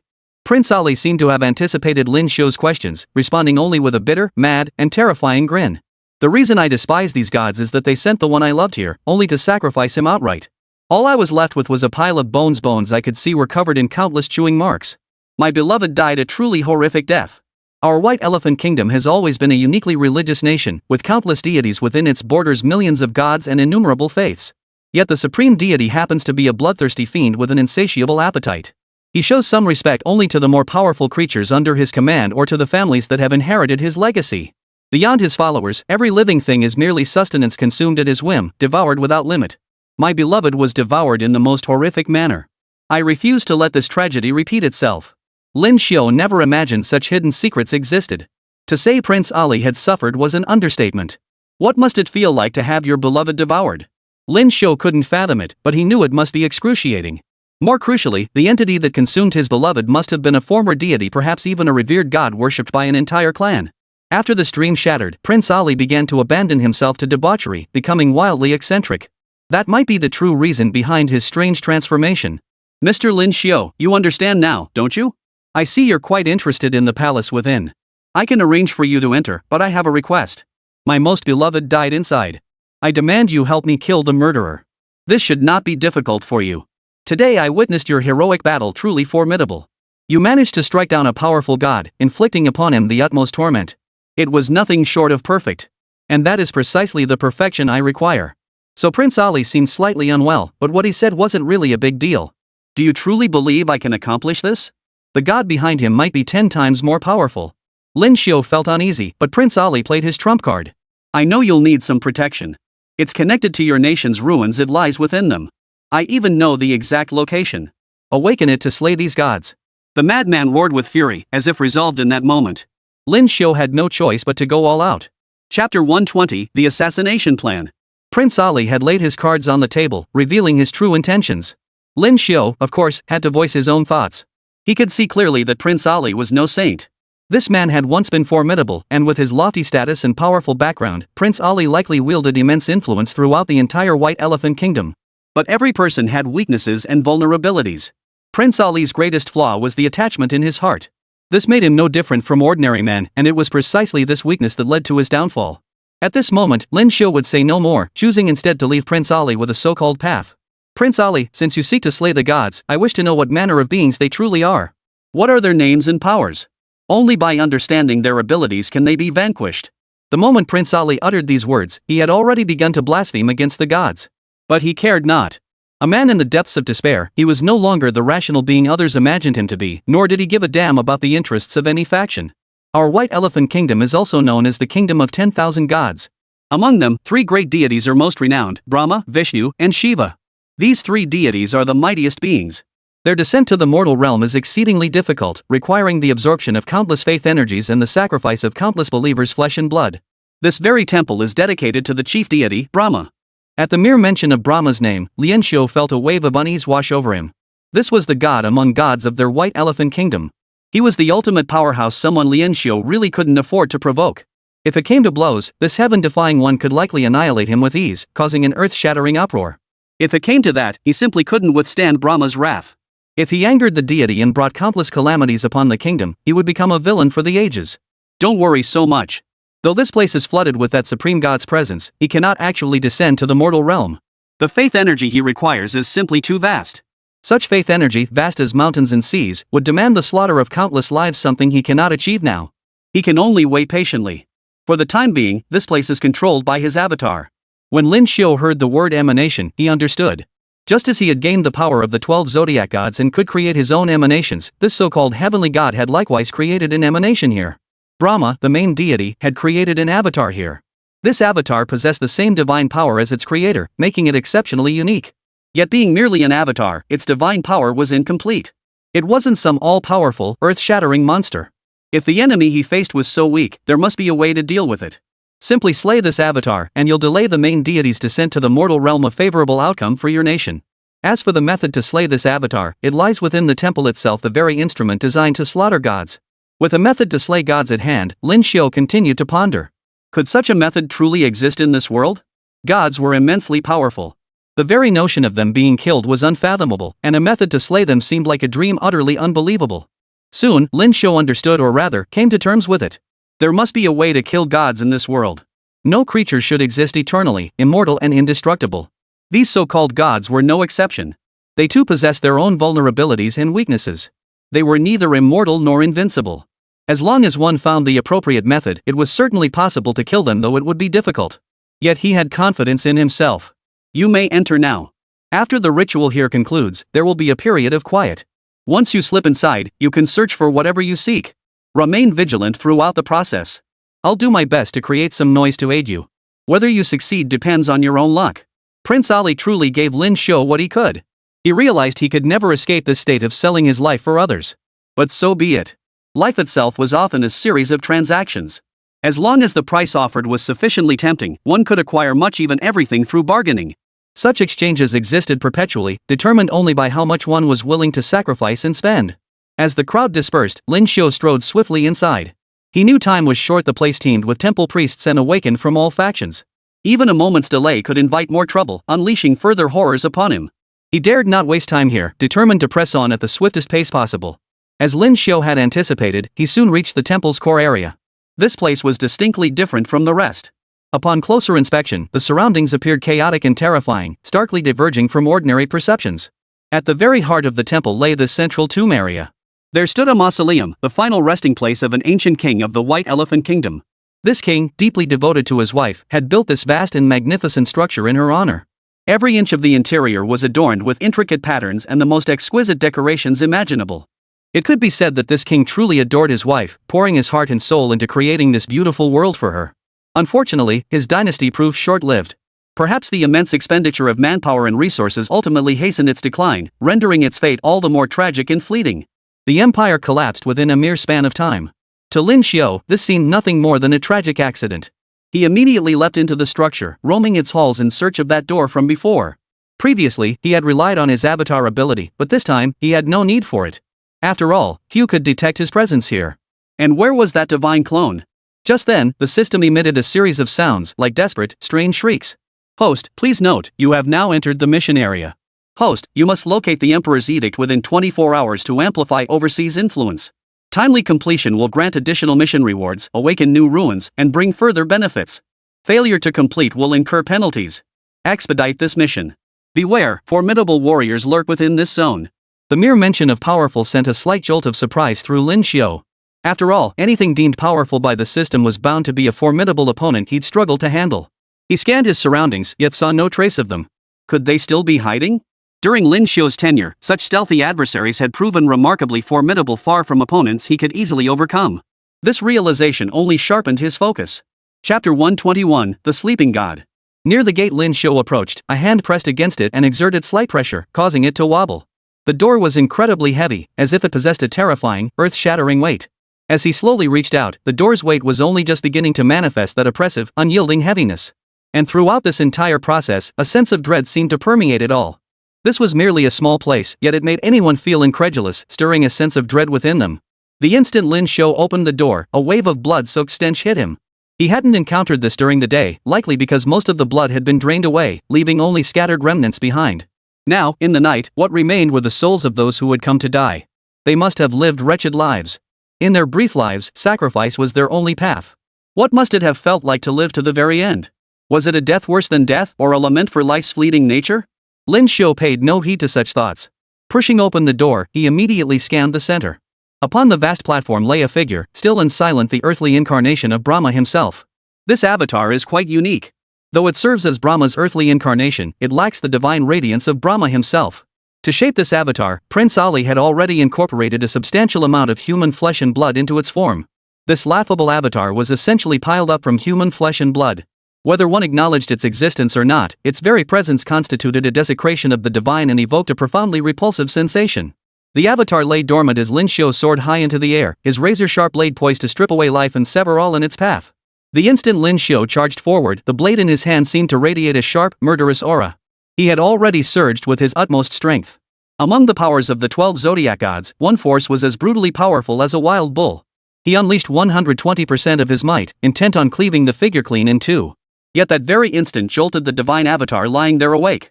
The figure abruptly bent its body, sitting up with a vicious glare that radiated murderous intent and pure malevolence. In that brief instant, malevolence surged, killing intent ran deep, carrying decay, sin, terror, dread. A single glance was enough to make one tremble with fear. Unfortunately for him, he faced Lin Xiu, a man who feared no death, a man whose strength defied heaven itself. This man showed no fear whatsoever. If it came down to a fight to the death, he would be the first to charge forward. At that moment, boundless killing intent radiated from his body. Lin Xiu, in turn, unleashed his ultimate abilities. Lin Xiu suddenly sprang into action, leaping forward with a thunderous punch. Within that fist lay his terrifying, utmost power, amplified by every ounce of divine energy coursing through him. Every ounce of energy felt like 100% of his own terrifying might. When he actually unleashed it, even Lin Xiu was startled. Though this powerful strike didn't truly hit its mark, Lin Xiu could see that something was off about his opponent. "Who dares disturb my slumber?" A voice that seemed to echo from distant stars reached Lin Xiu's ears. Yet Lin Xiu showed no trace of fear. After delivering the punch, he radiated an aura 10 times more terrifying and ferocious than before. Determined to eliminate the monster before him in an instant, he suddenly accelerated. Propelled by the momentum of his burst, he seemed to gain even more speed. In that fleeting instant, he had already closed the distance. "You're that avatar of Brahma, aren't you?" Lin Xiu asked this very question as he attacked. At the mention of Brahma, the avatar abruptly rose, hovering in the air with an air of arrogance reminiscent of the deity he had encountered before. It seemed these gods all believed themselves to be above all else. "I am indeed the earthly avatar of the great Brahma. You, a wretched and insignificant human, dare to provoke the divine Brahma? You shall die without a burial place. Surrender now and obey the divine will, and I may spare your life. Become an apostle of the gods, obeying their heavenly decree." These words were utterly meaningless and crudely vulgar. To Lin Xiu, they sounded like nothing more than a charlatan preaching in this place, and he had always kept his distance from such charlatans, finding them thoroughly repulsive. "Shut your mouth. You dare preach divine doctrine and majesty here? Utterly foolish. Get out of my sight." As Lin Xiu spoke, his loathing for this divine emissary grew to the extreme. His face now bore a hint of murderous rage, ready to eliminate the other at any moment. Of course, the other was a god, possessing divine principles and formidable combat prowess. He wielded at least the strength of a heavenly grade 9th tier. After awakening new relics, Lin Xiu's combat prowess had reached the pinnacle of mortal strength, the 9th tier of heavenly realm. Combined with his unique combat techniques, his potential could grow even stronger. Yet even at this level, he was already formidable. Lin Xiu's combat power was truly unearthly. He accelerated relentlessly, and at this moment, a powerful beam of light erupted from his very eyes. This light was precisely the terrifying laser he had previously sought and mastered to its ultimate limit. Emitting from his eyes, its power was immense. A single glance aimed at his opponent could instantly annihilate them. This laser from his eyes was indeed an attack method that defied the heavens. A single glance unleashed a powerful laser that swept across the current battlefield. Lin Xiu's laser struck the clone directly. Despite its formidable strength, the opponent was forced to retreat repeatedly under the laser's assault. Roaring with fury, it charged forward, its speed now 10-fold, no, 100-fold faster than before. This forward momentum made it appear even more terrifying and menacing. After all, it reached the closest point in an instant, and the savage killing intent radiating from its body was not only astonishing but even more shocking. A weak and insignificant human dares to challenge the majesty of heaven? How laughable. Scram! The attack had struck its target yet left it unscathed. Lin Xiu felt a twinge of surprise. Even the flames he unleashed from his mouth proved ineffective. This creature was truly defying the heavens. He never imagined that merely an avatar of a great god in the mortal realm could possess such overwhelming power. If the true deity were to descend, the terror would be unimaginable. Nevertheless, Lin Xiu fought with fierce determination, showing no fear as he exchanged blows with his opponent. Both pushed their speed to the absolute limit, their relentless collisions creating earth-shattering roars. Within this confined space, their figures flickered everywhere, locked in a titanic, evenly matched battle. As the final moment approached, Lin Xiu held a slight advantage, though he still couldn't kill his opponent outright. Suddenly, the divine being's avatar let out a roar, its eyes darting wildly. Unable to withstand the pressure, it turned and fled. Chapter 122, Chaotic Duel. Inside the hotel, various factions watched in tense silence. The most anxious were those who had spent the longest time with Lin Xiu. Yi Tianlong and his group were deeply worried. Upon hearing the news, Long Zhan felt helpless. Lin Xiu defied all conventional wisdom often. Long Zhan didn't even consider him a hero. He even suspected that it was precisely because of rule breakers like Lin Xiu, constantly stirring trouble, that the current situation had spiraled beyond control. He himself felt deeply conflicted. If not for his superior's strict orders to follow Lin Xiu's strategy to the letter, he would have long since taken a chance and tried something different. After all, this wasn't a formal diplomatic setting. Many things lacked any real legal standing, and the chaos had spiraled into something terrifying. Like Lin Xiu's duel at this very moment, its outcome remained utterly unpredictable. The monster was moving outward, hoping to escape the clutches of the heavenly prince. Lin Xiu, determined to survive, gave chase relentlessly from behind. The clamor of their battle had long since drawn considerable attention. Countless eyes across the world were fixed upon this scene, not only Prince Ali and the people of the lower kingdom, but also the old sage of the magic flute. At this moment, the old sage of the magic flute was inside the command center. Seated there, he watched them intently. Each held their own revered deity, but precisely because there were too many beliefs, achieving the so-called unity proved difficult. Leader, we've been monitoring the situation in Huangling Fujian. The sounds of battle there are immense, a relentless life and death standoff raging without cease. If this continues, it will surely lead to dire consequences. We wish to assist as soon as possible. After all, that is the domain of the divine being. We ought to go and rescue them. The old immortal MOD did not agree with this statement. After all, though it was the divine being's territory, it was not the heavenly god he worshipped. The heavenly deity venerated by the old immortal of the magic flute was another, the great deity known as Shiva. These different deities all required devotion. Even though the three principal deities held the foremost status, the proliferation of additional gods vying for the faith of the masses had thrown the entire domestic system into chaos. With too many gods being worshipped, the resulting turmoil was overwhelming. It matters little. He's merely a pretender. When the true deities descend, things will change. Besides, this upstart knows nothing of the deeper knowledge here. Does he truly believe he can manipulate the entire situation at will? We too walk on thin ice now. The entire White Elephant Kingdom must tread carefully, lest we stir even greater turmoil. This is our only chance, we must see it through. The words of the old immortal of the magic flute essentially defined the current situation. He had no desire to aid this earthly incarnation who had defied the heavens. Meanwhile, the Shiva incarnation watched all this with glee. Seeing the Brahma incarnation flee in panic after being struck by the old rooster filled him with immense satisfaction. Though they were all gods, each with their own ambitions, conflicts between them were inevitable. He spoke well. Moreover, what the old sage of the magic flute conveyed was my own decree and demand. All may act accordingly. That mortal incarnation is a defective product. When the day arrives that the great god Brahma descends, you shall witness that the great god Brahma harbors no favorable sentiment toward this human incarnation. He will perceive it as 100 times more foolish and laughable. At that time, the great god will resolve this matter with a different kind of power. Since these supreme beings had already settled the matter, the remaining mortals had no standing to speak. They could only nod in unison, loudly praising the divine wisdom of the deities.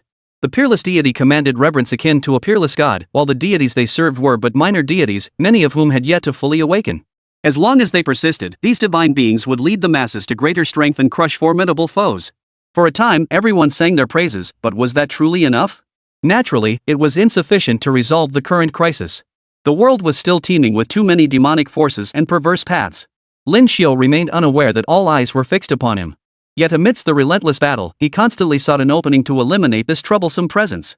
As a deity here, this irritating being naturally possessed divine powers and abilities. A single shout from him summoned thunderbolts from the heavens. He truly seemed like a formidable opponent, one not easily found. Naturally, during the battle, Lin Xiu quickened his pace. He saw the opponent commanding lightning and pounced directly beside him. While the clone was startled, Lin Xiu used his own abilities to completely immobilize the enemy. In that instant, the opponent's eyes flashed with intense shock. He couldn't fathom what method Lin Xiu had used to hold his body so tightly, rendering him utterly immobile, like a lifeless puppet. He was now completely pinned down by his opponent. "How did you do that? You filthy human, trapping my clone here. What magic did you use? What evil trickery is this?" The opponent shouted, his voice nearly erupting into curses. He felt trapped by accident, and naturally, his mood was far from pleasant. "Talking about this is useless. This ability was specifically designed to deal with you. Having you immobilized saves me a great deal of trouble. Just stay here like a stiff corpse and wait."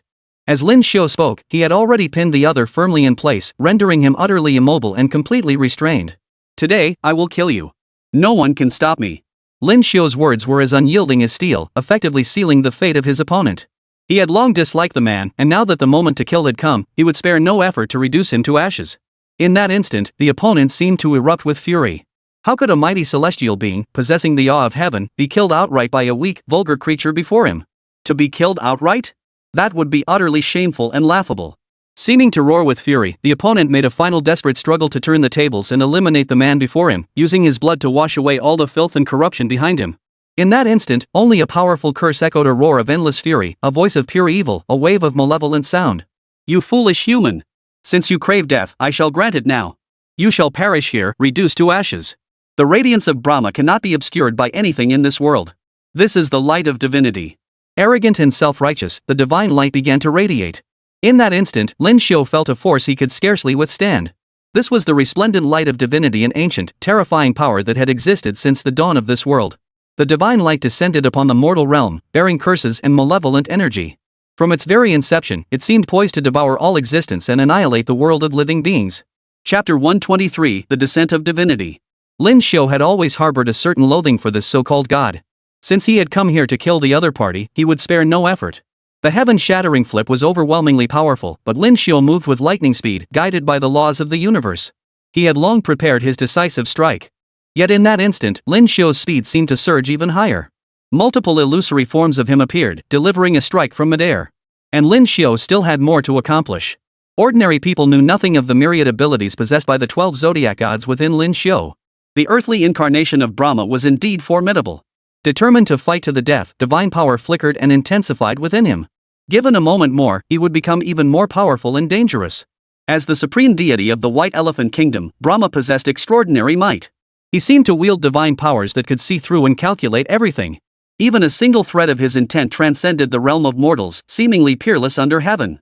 At this moment, the mighty god descended from on high. He had broken through in the heat of battle, and what followed would be an even greater realm and far more formidable power. If he truly reached that divine realm beyond mortal comprehension, he would become terrifyingly formidable.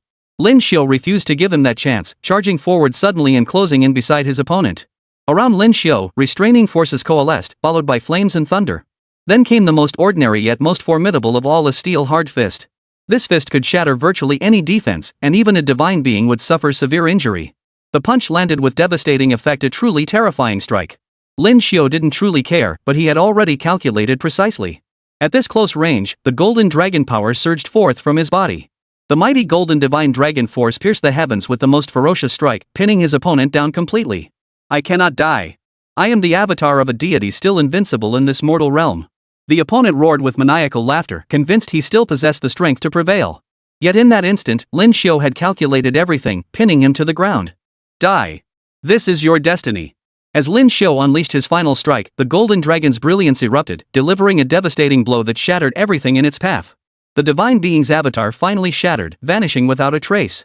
Now, only countless fragments could be seen falling from the heights, landing with laughable absurdity. When Lin Xiu finally slew his foe, certain areas nearby began to glow. Upon closer inspection, a so-called treasure vault lay hidden within the tomb chamber. No wonder he hadn't found anything worthwhile during his previous visit. Within the treasure vault lay numerous valuables, the most crucial among them being the imperial edict that had so deeply preoccupied Lin Xiu. In the history of the Xia Kingdom, there had been an unparalleled emperor known as the Heavenly Khan. Possessing abilities that spanned rivers and domains, he was peerless under heaven. His feats bordered on the miraculous, earning him the title of the strongest. His very existence was formidable. His supreme title was not his only distinction. Whether in martial prowess or governance, he had long reached the pinnacle of mastery. Though this emperor no longer existed, what remained were merely relics from another realm. The imperial edict shimmered with a golden radiance. The leader immediately rushed forward, eager to grasp it. This artifact, passed down from ancient ancestors, carried a commanding authority in every word and phrase, capable of shaking the world. The characters on the edict had long since faded, leaving only waves of golden light. Even before approaching it, Lin Xiao sensed the extraordinary brilliance of the light. The edict itself seemed imbued with the power of heavenly mandate, a divine artifact of creation. Indeed, this is no ordinary object. Merely beholding the edict itself is terrifying. The characters etched upon it radiate a profound dread, utterly astonishing and awe-inspiring. This imperial decree may well be our most crucial treasure. Having spoken these words, Lin Xiao moved to seize the artifact, only to see a figure descend from above. With a flash, the figure moved with astonishing speed. The figure possessed innate divine power, moved with ghostly swiftness, and wielded extraordinary abilities beyond human capability. In the instant he materialized, he blocked Lin Xiao's path. Holding a glass of red wine, he stood silently sipping it. The figure that appeared should have been a man. Yet his striking features bore an uncanny resemblance to a woman, his rosy lips and pearly teeth creating an eerie contrast. Especially when he smiled or frowned, every gesture carried a hint of feminine grace, making the whole thing seem even more unbelievable. "Are you a man or a woman? What the hell is with that weird look?" Lin Xiao spoke calmly, wanting only to see the other's true form. This creature was utterly bizarre, neither male nor female, profoundly abnormal. Yet this moment was eerily surreal, beyond imagination. Hearing the word freak, the other party felt a surge of disgust, instantly radiating a murderous aura. He flung the wine cup aside, his eyes flashing with intent to kill. Those two words had deeply provoked the other party. This deity must possess terrifying power, a particularly formidable avatar. The killing intent radiating from them now felt deeply unsettling. This creature was indeed unsettling, beyond comprehension. In that instant, it launched a swift attack. It must be an avatar of some deity from the White Elephant Kingdom, also possessing its own abilities in the mortal realm. "I care not who you are. Since you insult me thus, I shall make you pay with your life. How dare you utter such words? I will never forgive you." Seeming to carry the deepest malevolence, the opponent lunged forward violently, his figure vanishing mid-air. Fortunately, Lin Xiao also possessed the ability to become invisible, and he wielded it masterfully. In an instant, he too vanished without a trace, leaving his opponent grasping at thin air. At that very moment, both figures flickered, each seeking their optimal strike. When Lin Xiao vanished, his opponent likely startled. But immediately, a furious attack erupted. A single clap shattered the ground. Their battle shouldn't have even begun, yet it had already become so fierce. Lin Xiao realized something was off about this sudden, intense battle. He had already had many thoughts about it. He had already eliminated one so-called target, yet a second target had arrived. At this point, the conflict would only intensify. When it became a matter of life and death, the terror would be unimaginable. Lin Xiao refused to waste time here. Delaying now could jeopardize the entire operation, a foolish mistake. Especially if it disrupted the entire situation. Lin Xiao himself radiated overwhelming killing intent. If it caused widespread chaos, the consequences would be even more severe. Now, Lin Xiao had his own plan. His movements were swift and unpredictable, his aura truly extraordinary. Unexpectedly, he had provoked another monster. This situation was truly dire. The opponent attacked relentlessly like a madman, radiating a murderous aura that spread out, utterly insane and terrifying. The commotion here also drew the attention of many, especially the demon flute elder. He had been monitoring all developments here. Seeing Lin Xiao suddenly attacked, he immediately began arranging the next steps. Lin Xiao is already under attack. We intended to resolve this swiftly, yet this chaos has erupted. We must act immediately, there can be no delay. Chapter 124, Movements from All Sides. As the supreme leader of his nation, Old Immortal MOD swiftly mobilized forces upon witnessing the situation spiraling out of control. Simultaneously, Xia Nation received intelligence of the incident. For the nation engaged in this conflict, the situation had become extremely perilous. The Dragon War Squadron commander dispatched by the nation swiftly gathered additional diplomatic officials. His resolve was unwavering, he would rescue Lin Xiao at all costs. Should anything happen to Lin Xiao, he would never forgive himself. In an instant, the entire city seemed to erupt into chaos and turmoil. Only Prince Ali stood beside that building, his eyes fixed intently on the deepest recesses within. Prince Ali was the instigator of all this, yet he remained remarkably composed. He knew something terrifying was about to unfold here, but his heart was unusually calm, unlike others. In that moment, Prince Ali recalled his former lover. He had sacrificed so much to be truly with her, yet now he realized he had neglected and abandoned so many things. Prince Ali was no fool, quite the opposite, he was exceptionally intelligent and wise. As he gazed ahead, he contemplated all he had lost and all he had gained. Let everything be destroyed, he murmured softly. It is precisely because I have lost all these things that I feel like a walking corpse. I no longer wish to live. Ali murmured softly to himself. At that moment, the first wave of old immortal Modi's forces arrived, accompanied by countless helicopters from the sky, their deafening roar echoing endlessly. Descending from the helicopters were the region's most formidable warriors, including several highly skilled masters. Their movements were swift, their combat prowess formidable.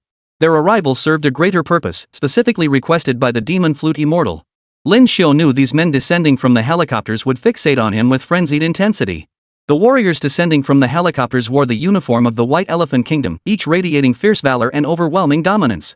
The moment they touched the ground, they charged forward, weapons raised, unleashing a barrage of fire.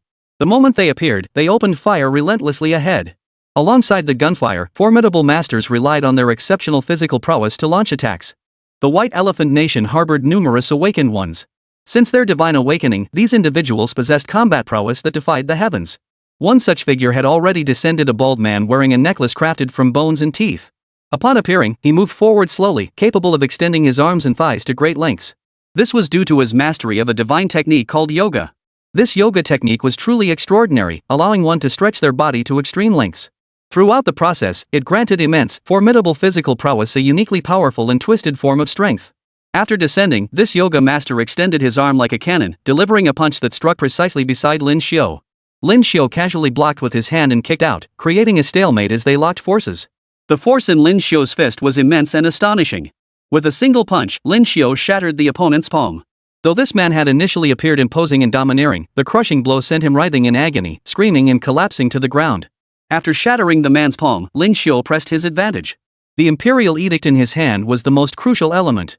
Though devoid of written characters, every detail held immense significance. Golden light shimmered from the edict as helicopters and soldiers arrived simultaneously, surrounding the area completely. So many of you? Impressive. Is this how the White Elephant Kingdom treats others? You're nothing but vicious thugs, committing such atrocities. I only seek to reclaim what was taken from me. If you continue to stand in my way, it will be a fight to the death. As Lin Xiu spoke, his voice was already thick with murderous intent, radiating boundless arrogance.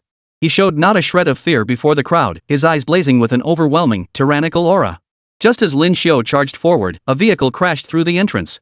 It was Captain Long Zhan who had arrived. Upon his arrival, he shouted loudly. Everyone, cease your attacks immediately. Mr. Lin Xiu is now our ally. Should you persist, the Xia nation will respond with full force. We are diplomatic officials stationed here, responsible for certain diplomatic matters. Captain Long Zhan's words fell on deaf ears. Chaos had already gripped the area, and now it erupted into full-blown pandemonium. The once calm atmosphere instantly devolved into utter mayhem. The place, already eerie, now became terrifying beyond measure as countless figures surged toward them. Li Haitang reacted with lightning speed, waving her hands to create a barrier. Li Haitang's abilities were truly extraordinary. With each wave of her hands, the protective barrier became incredibly robust, capable of blocking all enemy attacks and disruptions. Under such defense, the opponents found themselves utterly unprepared, unable to make any headway. This energy shield was nothing short of extraordinary. When deployed, it proved undeniably formidable. Unfortunately, the relentless waves of attackers pressed forward.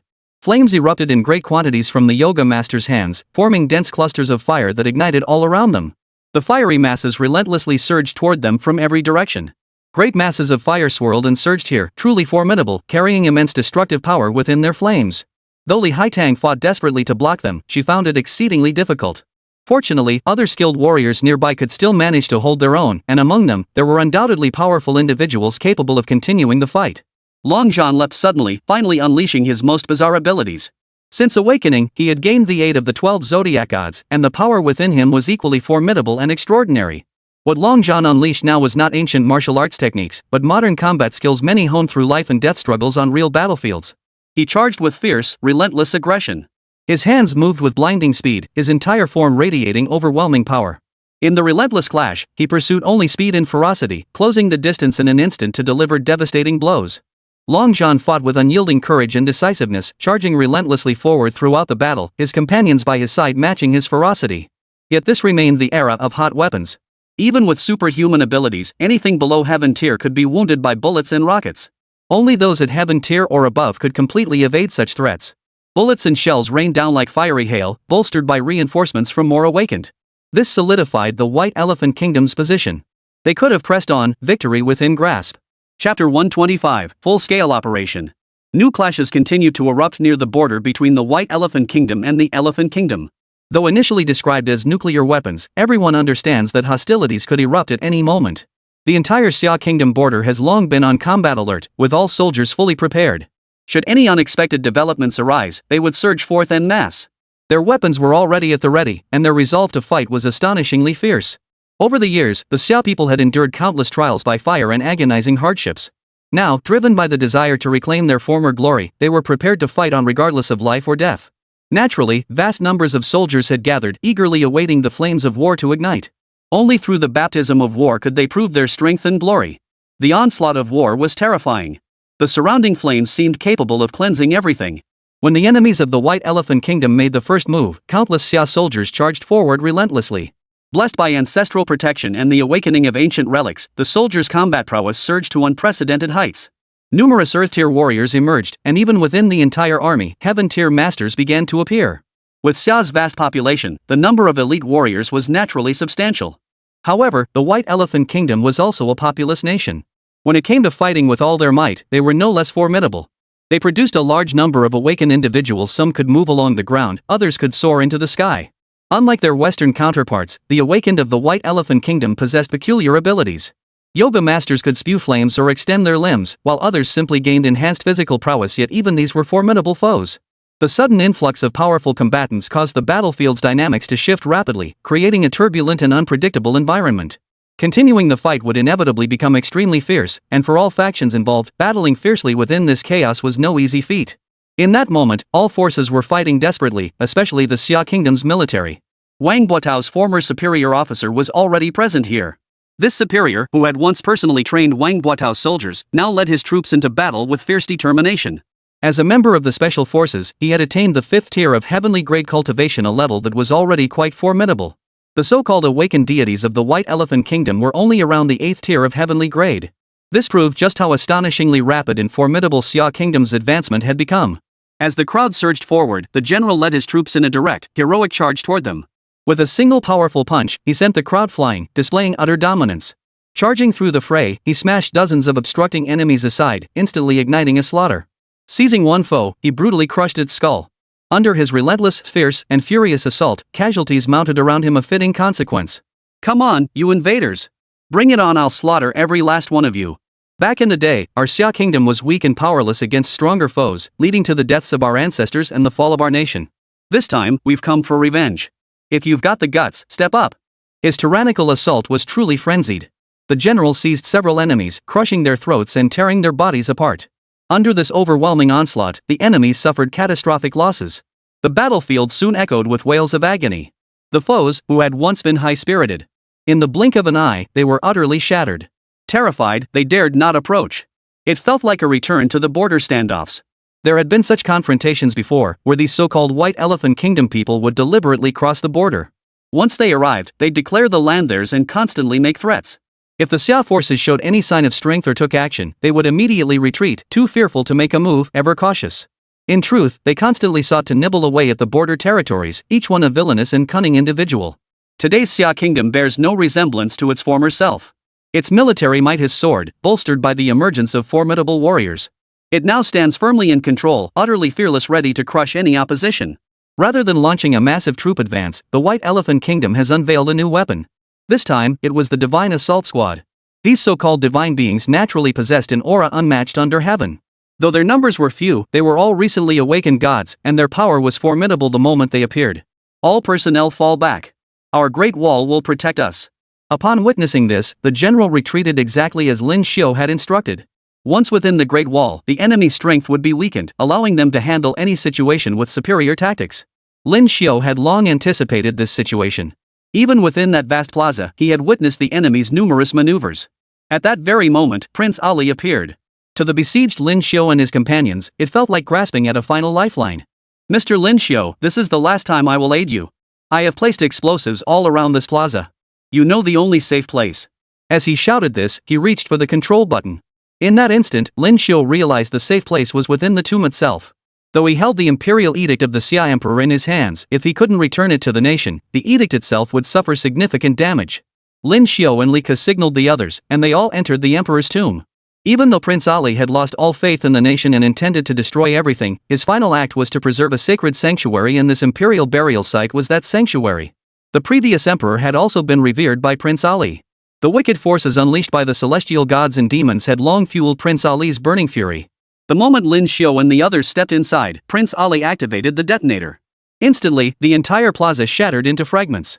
The quantity of explosives hidden here was staggering, a testament to Prince Ali's formidable capabilities. Such powerful explosives unleashed an immense destructive force. Accompanied by a colossal explosion, everything in the vicinity was hurled away.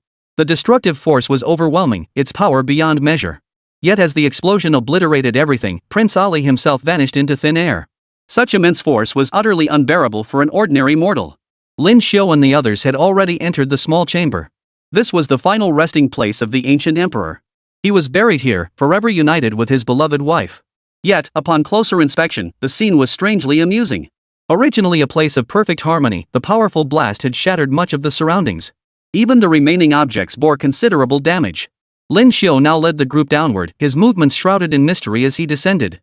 The imperial edict in his hand emitted intermittent flashes of light.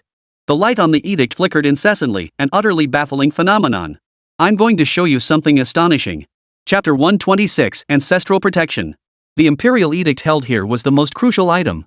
Lin Xiao himself hoped to use it as an aid to resolve all matters concerning the current situation, which would simplify things considerably.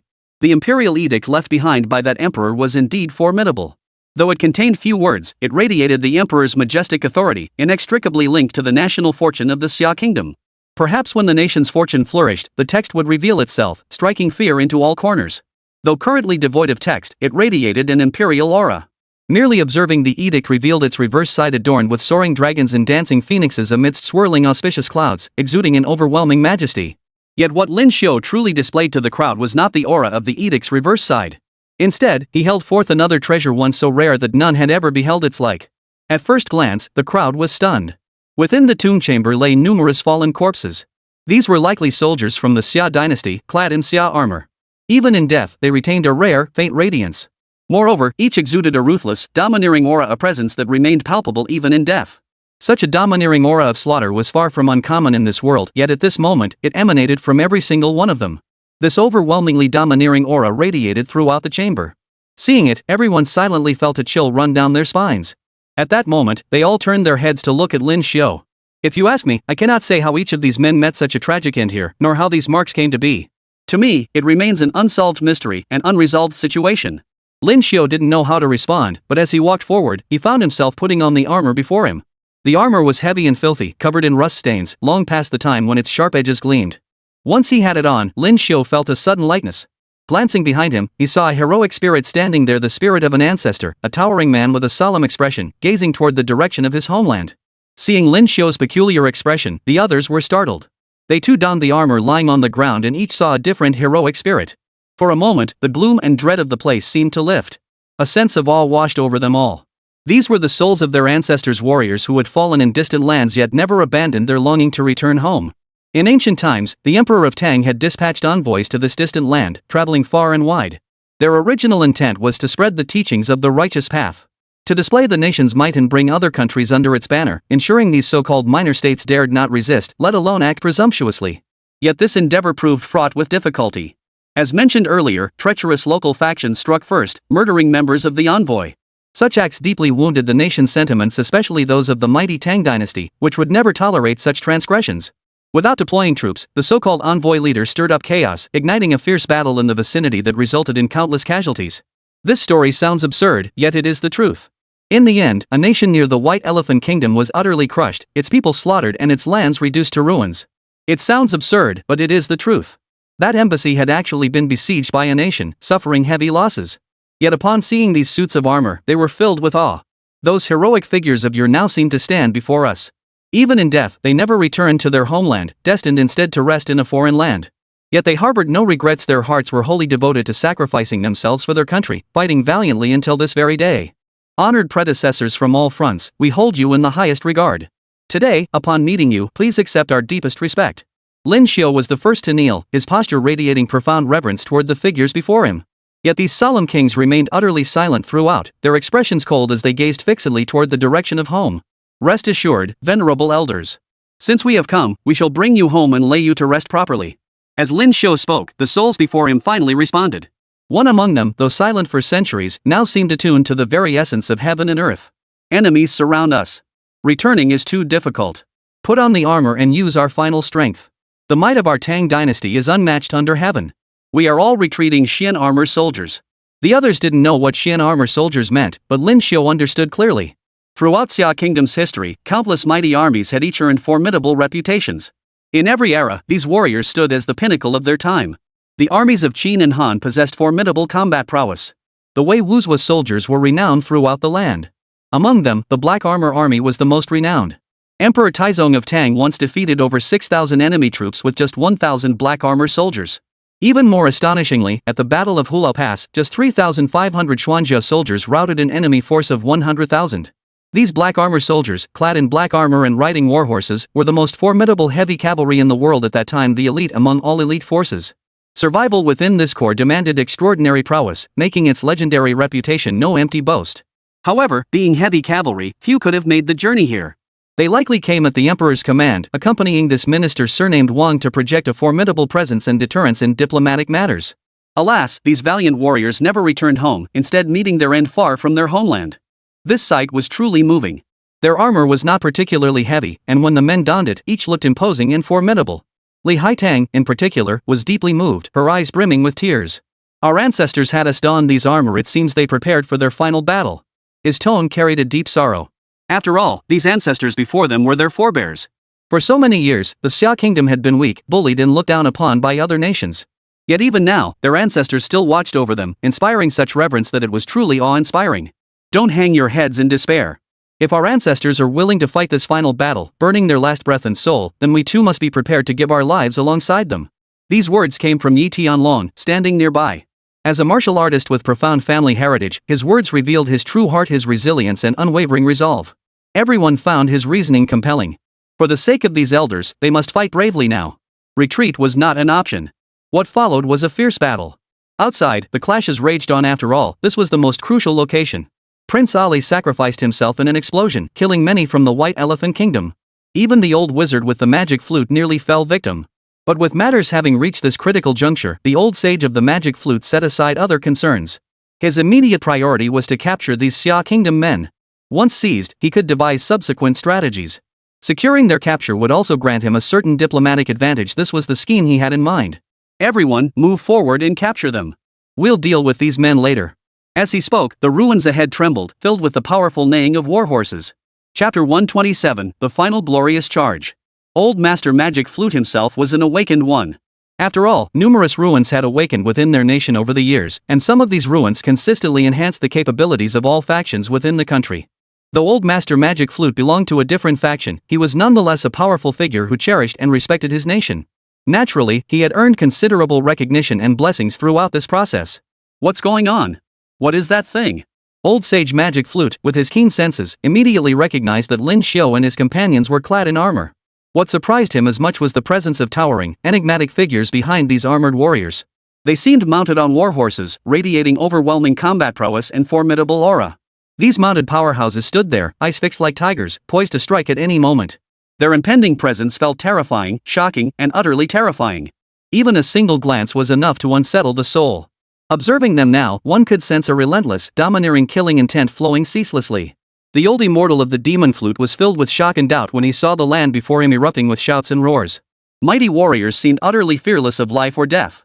From the moment they appeared, they charged forward with single-minded determination, their assault fierce and relentless. At this moment, they showed no trace of fear. Countless black-armored cavalry burst forth from the tomb. Though the old immortal of the magic flute had anticipated this, he never imagined the Xia people would prove so formidable, summoning such formidable reinforcements here. In an instant, his troops were thrown into chaos, their morale shattered. The Shiva avatar beside him was also startled. He had believed that with the avatar of Heaven's offender gone, he would become the undisputed ruler of this place, possessing boundless power. Yet, he never imagined the situation would change so completely, leaving him feeling utterly at a loss. What's going on? How did so many enemies appear here? Did you never know about them? Seeing the great god's eyes flash with menace, the old immortal of the magic flute was startled, his expression betraying a hint of guilt. "Forgive me, great god. I truly had no idea such strange entities existed here. I've conducted extensive investigations, yet never discovered that the Xia Kingdom possessed such formidable forces in this region." To be fair, the old immortal flute was genuinely helpless. He certainly had no way of knowing the extent of Xia's military presence here. None of this was within his control. At this moment, panic gripped his heart, mingled with astonishment and dread at the terrifying chaos unfolding here. Shiva's avatar was formidable to begin with, summoning thunder and gales with a mere wave of his hand. He was undoubtedly a top-tier powerhouse. Though not his true form, his presence was terrifying enough. Yet Lin Xiu and his men showed no fear, charging forward. Each transformed into a cavalryman, fighting bravely and fearlessly. In those days, the black armor cavalry remained peerless under heaven, valiant and invincible. Charging forward, they displayed an arrogant demeanor and earth-shaking power. As they charged forward, each black-armored cavalryman seemed divinely empowered, like awe-inspiring deities. Reaching the forefront, they raised their weapons to sweep across the land, their assault fierce and relentless. Their armor provided ever-increasing defense, leaving them virtually unscathed. These black armor soldiers were the elite of the world. Even if their ancestors had perished, they seemed to possess divine power and extraordinary abilities. With formidable physique and unmatched combat prowess, they were truly peerless. Naturally, under this charge, the men displayed utmost valor, their formidable figures creating a scene of utter chaos and destruction. In an instant, the area before them became a terrifying wasteland of death. Such scenes unfolded everywhere, truly striking fear into the hearts of all who witnessed them. The unpredictability of these beings was indeed horrifying. The old immortal of the demon flute shouted urgently, desperate to stabilize the situation and summon his so-called elite forces. Old immortal magic flute held some renown in these parts, so the elite warriors he summoned were no slouches. Each bore a fierce glint in their eyes and possessed formidable strength. Each seemed to radiate a formidable aura of lethal prowess. Upon their arrival, they fixed their gaze intently ahead. They roared with fury, unleashing flames from their mouths. Now, driven by the most formidable will, they charged forward, heedless of the enemy's strength, each strike 100 times more ferocious than before. "You think only you can spew fire? I can too." As Lin Xiu spoke, a torrent of flames erupted from his mouth. The blazing inferno engulfed the area, instantly reducing the enemy to a pitiful state of wailing and crying for mercy. They had believed they held the upper hand, only to have it shattered in an instant, the very tragedy of their defeat. These warriors, brimming with courage and murderous intent, combined with the suspension armor troops' flawlessly coordinated, unstoppable charge, shattered the enemy in an instant. Even those who could spew flames and extend their arms, possessing formidable combat prowess, suffered crushing defeats. Many had already fallen in the first clash. Now, their faces were twisted in laughter, especially Li Haitang, who could only muster a faint smile as she looked at them. Then, as she thrust both hands forward, a whirlwind of energy erupted. Li Haitang and her companions were among those most favored by ancestral blessings. Even a young girl like Li Haitang had received considerable protection, her innate abilities steadily growing alongside her mastery over various superpowers. Her methods, constantly refined, had long surpassed those of ordinary mortals. Oh pie! Li Haitang and her companions employed every tactic to battle their foes. Each moved with astonishing speed, unleashing their full might. Throughout this process, only Lin Xiu remained the most composed. He knew that escaping this place would require the assistance of Long Zhan and his team, a squad of elite military personnel. Add to that the nation's secret weapons. Over the past 10 days, the United States had relentlessly refined its research. While the former Xia nation was powerful, its strength largely relied on so-called technological prowess, primarily because it lacked numerous awakened powerhouses. Attacking from non-technological angles offered little chance of victory. Thus, Xia's technological advancement had surged rapidly, though not quite matching the world's top power, the Eagle Nation. It came remarkably close. This proved it was a path countless individuals had relentlessly pursued. Lin Xiu watched the fighter jets streaking across the sky, true pinnacles of their craftsmanship. These stealth fighters, capable of swift aerial maneuvers and unstoppable dominance, were virtually undetectable by enemies. Their blazing speed rendered them the most formidable weapons on the battlefield, capable of instantaneous aerial shifts and executing earth-shattering feats beyond imagination. As the stealth fighters moved, everyone could see the countless phantom-like figures and thunderous roars in the sky. These fighters were exceptionally formidable, vastly superior to ordinary human strength. After all, they could fly through the air while possessing unparalleled, peerless destructive power. Once activated, such technology proved truly terrifying. At this moment, my old immortal friend shouted loudly. His nation's military strength had always lagged far behind Xia's, especially given their previous crushing defeat. He cried out in anguish, his voice rising into a frenzied roar. Chapter 128, The Third Divine Being Descends. Dispatch powerful military aircraft immediately to defend. Crush every last one of these Xia invaders. How dare they establish such a formidable offensive network here? Move out now. The demon flute immortal reacted swiftly, ordering all available troops to deploy continuously. He insisted on defending this location at all costs, refusing to let the Xia forces gain the upper hand and cause any repercussions. But his efforts proved futile. In the heavens, mighty dragons roared as divine abilities exploded, their power seemingly capable of sweeping across the heavens and earth. Beyond the level of an emperor, a group of Xia nation elites emerged, hidden warriors who had always existed here. This was the manifestation of Long Zhan's confidence. These elite warriors were the true divine weapons in Long Zhan's arsenal. For years, they had concealed themselves here, serving their nation with unwavering loyalty, embodying the ultimate disregard for life and death. The moment they appeared, they launched an assault on the demon flute immortal, determined to kill him with their own strength. They didn't truly believe they could accomplish such a feat, but hoped to draw fire away from the others and buy time. Seeing his comrades strike, Lin Xiu understood everything. Captain Long Zhan, these are your men, aren't they? You must take them with you. Hearing Lin Xiu's call, Long Zhan looked at his comrades without hesitation, his eyes tinged with a trace of blood. Mr. Lin, we have little time left. Air forces have arrived, and battles rage everywhere. We cannot afford to waste a single moment. We must prioritize saving the most crucial individuals, and you are the linchpin here.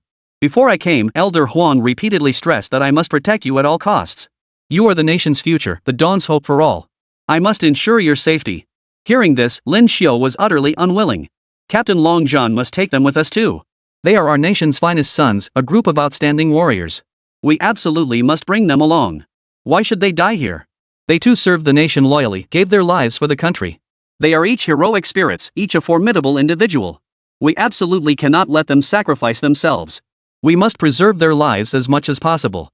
Though Lin Xiu spoke earnestly, it seemed powerless to alter the current situation. His resolve was unshakable, yet all he could see was the unwavering determination in Long Zhan's eyes. The same resolute gaze was shared by countless other soldiers. They needed no rescue, only to serve their nation. Even the Xuanjia soldiers beside them seemed to awaken to a greater divine power. Young man, you bear a weighty responsibility. This imperial edict was brought here by our generation and must be returned to the court, thus fulfilling our mission. Even if we perish in a foreign land, we shall complete this task, our bones crushed and ashes scattered. To die here alongside these warriors would make our lives worthwhile. For a moment, their voices merged into one. Lin Xiu understood even these ancient infant spirits knew they had perished. Yet they showed no fear, no regret. Their entire lives had been devoted to their country.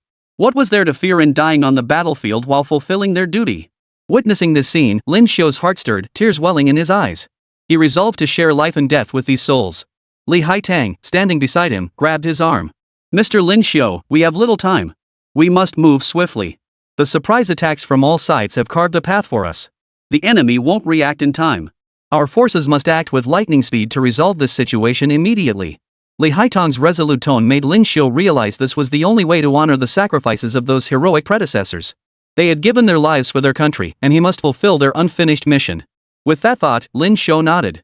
Tick roared, and the group charged forward. They witnessed the avatar of Shiva descending from the void.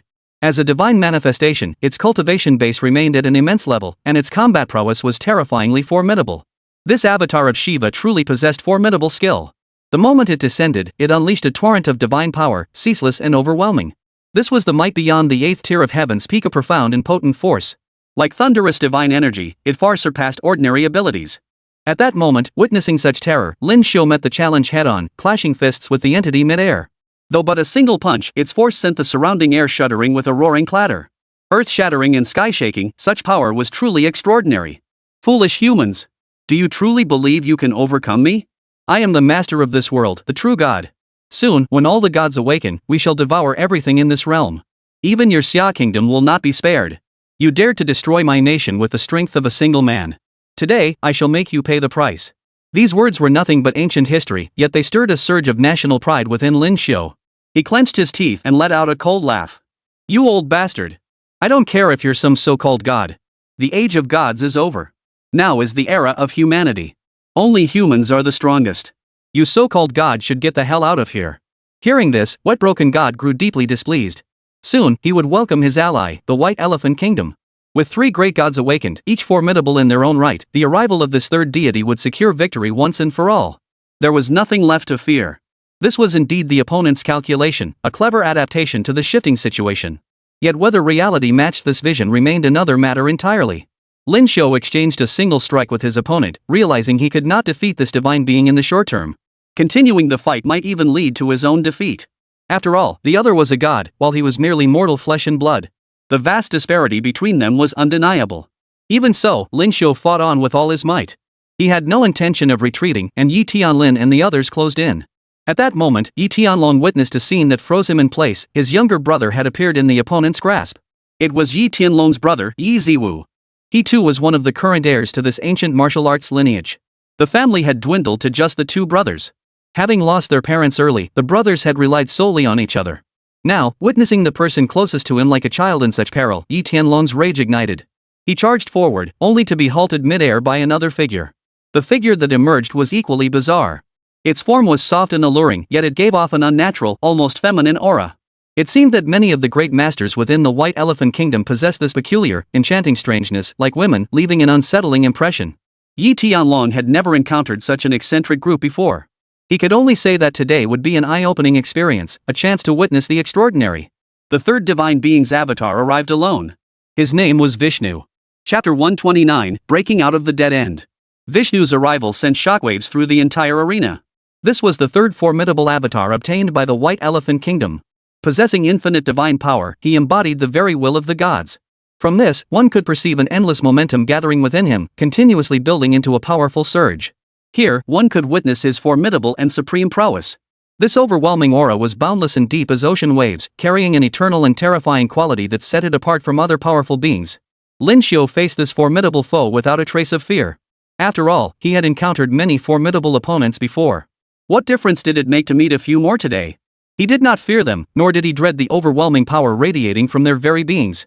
Vishnu observed Lin Xiu and his companions, most of whom were incarnations of one of the three great deities. Even as earthly manifestations, they possessed cultivation at the 8th level of the heavenly realm. Truly extraordinary. I never imagined that the former Xia Kingdom would still possess such formidable warriors and masterful experts today. Your fearless courage and overwhelming aura command respect at first glance. You may leave now. The war must cease immediately, lest it destroy the nation.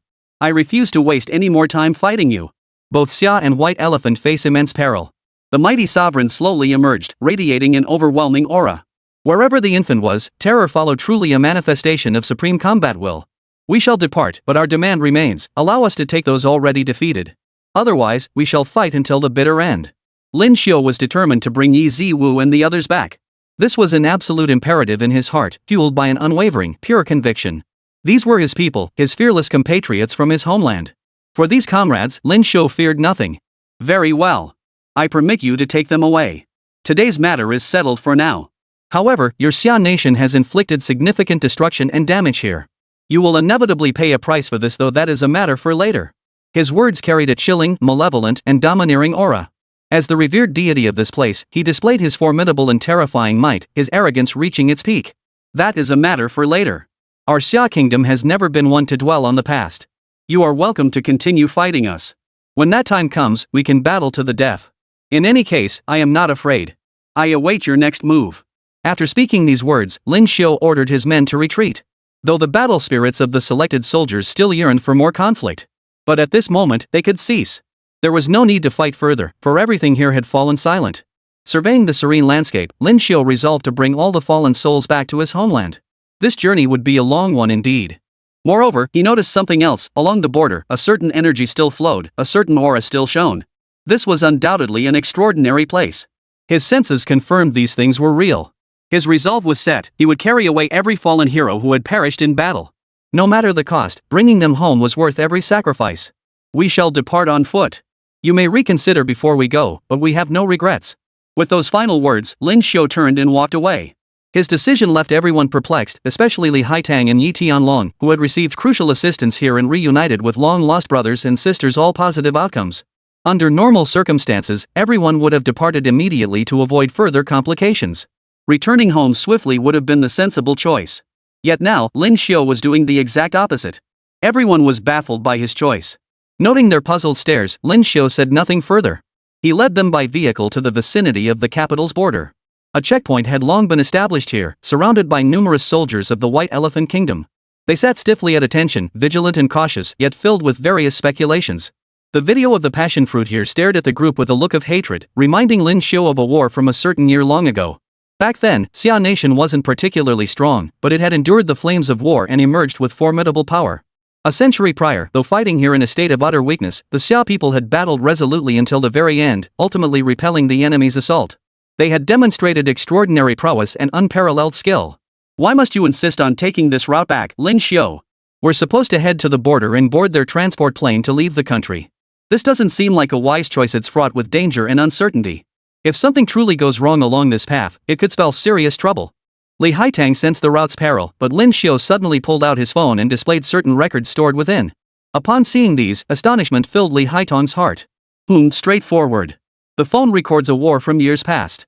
Our nation expended immense effort to win that war against invasion, nearly reaching the capital of the White Elephant Kingdom.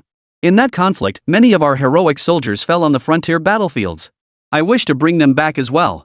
Now, only their scattered souls remain. If possible, I truly wish to take them all away, but that is not easy. For now, we can bring the souls back first and do other things later. Lin Xiu's intention was to rescue all the comrades, predecessors, and ancestors who had once been lost here. Only after bringing them away would everything truly find peace and tranquility. Everyone understood why Lin Xiu chose this path, yet Yi Tianlong still voiced his concern. Though they could now move freely without fear. But choosing this path might stir trouble. They just fought a battle within the White Elephant Kingdom, causing significant destruction. Both humans and gods within the kingdom now eyed them with suspicion. Border clashes were ongoing, and this conflict seemed poised to alter the balance between the two nations. Hearing this, Lin Xiu immediately responded. What truly impacts all of us isn't the border skirmishes or the capital's conflict. On the contrary, the most critical threat is the invasion by foreign powers. I recently received intelligence from Elder Huang indicating that foreign forces have already become involved. But Eagle Nation has supplied White Elephant with massive quantities of weapons and equipment. These tools deployed on the battlefield have left us fighting on two fronts, suffering severe and terrifying losses.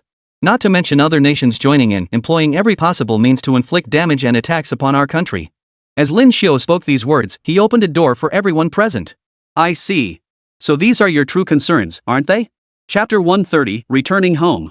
Only now did Yi Tianlong understand why Lin Xiu had spoken so strangely and suddenly chosen a different path, even though Lin Xiu had known all along and understood the situation from beginning to end. Moreover, to lead his insectoid ancestors away from this place, he had to take this route. Compounding matters, wars between nations were escalating. Recent intelligence even indicated a major battle had erupted in the central region of Earth, near the Straits. The fierce fighting claimed countless lives, signaling the world's descent into an era of perpetual conflict. Upon hearing this news, everyone was startled. The region was home to some of the world's most powerful nations, including major oil-producing countries and other top-tier powers. I'm sure you find this astonishing yourselves, but it is true. I never imagined the Middle East would descend into such chaos. What began as ordinary resistance fighters has escalated into full-scale combat against the enemy. As for their methods, though they are common folk, they have been illuminated by the radiant divine light of their ancestors. It is said that divine beings have awakened in this central region. Therefore, we must swiftly retrieve all these ancestral relics to strengthen our true faith. This will enhance every sacred site within our nation. Moreover, the imperial edict I obtained embodies precisely this intent. The majestic imperial authority reigns supreme. Xia Nation stands peerless. It carries an aura of authority and care for all subjects and creatures. Thus, bringing them away is our sole and imperative duty. Hearing this, the assembly felt no pause in their glory. Captain Long Zhan then relayed fresh intelligence. The border skirmishes had temporarily ceased, though none had escalated into full-scale conflict. Yet all present understood, to varying degrees, that the events unfolding in this war were far from concluded. The war's affairs had not concluded, they must continue. Thus, each person waited cautiously and diligently, awaiting further news the potential wars yet to unfold. Lin Xiu instructed everyone to rest well, while he himself sat quietly, contemplating the profound wisdom within the imperial edict. This was none other than the edict issued by Emperor Tanzong in his time. Emperor Taizong's majesty once shook heaven and earth, making him one of the mightiest emperors in the entire Xia Kingdom. To call him an emperor for the ages would not be an exaggeration of his fame. His power was unmatched under heaven. Now, it only made people yearn more for the past. It was said that in that era, an emperor truly possessed supreme dignity and unrivaled might, capable of instilling awe in all directions. Though seated, none truly rested. Yi Tianlong gazed at his younger brother with a touch of nostalgia. When brothers reunited, there was naturally no end to their conversation. Beside them, Long Zhen kept a constant watch on the border. Though a temporary ceasefire was in place, it did not guarantee lasting peace. This lull might merely be the calm before the storm, preparing for an even more devastating second wave of conflict. As for the White Elephant Kingdom, having lost a heavenly god avatar in this battle and with the Sunset Kingdom now allied with them, they had organized formidable forces, poised to strike at any moment. Arriving near the border, they finally spotted a military base where transport aircraft were already waiting. These military transport planes had been provided by the former Xia Kingdom and were arguably their most renowned Hercules transport aircraft. Transporting a few people posed no difficulty. Accompanying them were some members of the Dragon Battle Squad. Most of the original Xia Kingdom personnel had already departed, leaving behind only the core warriors who had fought here until the very end. Now, these individuals could board the aircraft. Lin Xiao looked at the group.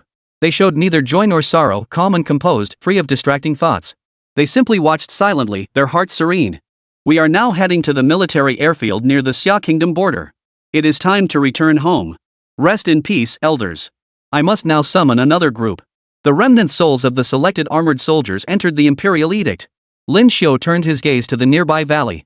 This place was not far from the actual battlefield. Decades ago, the battle fought here had shattered the surrounding landscape, leaving it chaotic and desolate. Now, Lin Xiao stood before the mountains and rivers, watching silently. He found a spot and shouted into the void. All lingering spirits of my Xia nation's forebears, hear me now. It is time for us to return home.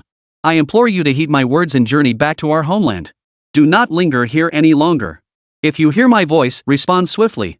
Hearing this call, the lingering spirits of Xia's ancestors would naturally respond. They would sense the current power and divine abilities and understand the transformations within this world. In that instant, it seemed as if something had been heard. The soldiers of the White Elephant Kingdom nearby merely cast mocking glances in this direction. They thought Lin Xiao must be foolish to do something so absurd. Did he truly believe that shouting a few words could summon anything? Little did they know that the moment he spoke, those things were already in motion. They surged forward like a raging torrent, as mighty as a mighty river. In that instant, they charged forward the fearless warriors of decades past. Wielding their weapons of destruction, they advanced one by one, like mighty soldiers unafraid of the threat of life and death.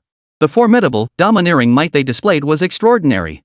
Their forward momentum was exceptionally fierce and resilient as they charged step by step toward the front. One by one, they surged to the forefront. Their figures finally materialized, their eyes blazing with a radiant light. They were the most fearless and formidable figures imaginable. Seeing these phantom figures, Lin Xiao's eyes welled up with tears. Meanwhile, the live stream on his phone continued uninterrupted.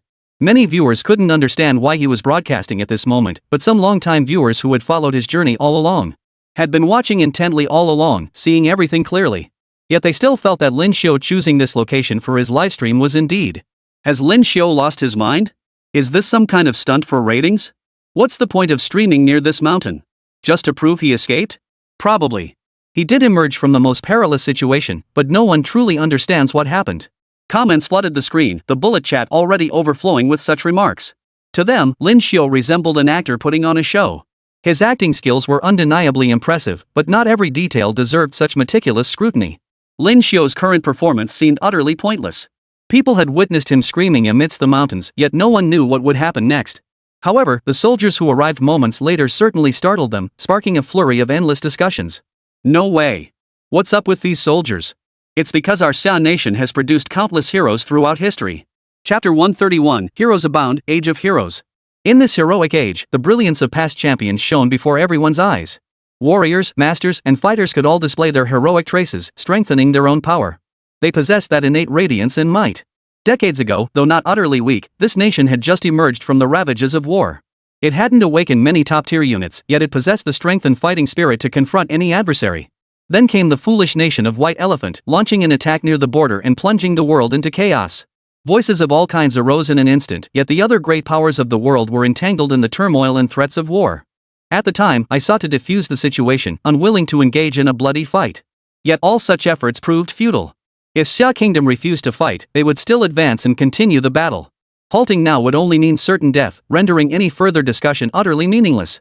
They spent over half a year preparing, mustering a massive military force, and ultimately defeated their opponents in one decisive blow. Though the battle ended swiftly, it dealt a crushing blow to the morale of the entire White Elephant Kingdom. The White Elephant Kingdom had genuinely believed itself to possess unrivaled power, reigning supreme in this region. Yet, it never imagined being so easily crushed by another force. They had looked down upon Xia Kingdom, yet Xia demonstrated its strength, resilience, and formidable might through the sacrifice of countless warriors. After crushing their opponents, the Xia forces swiftly withdrew, though this cost them control over certain territories.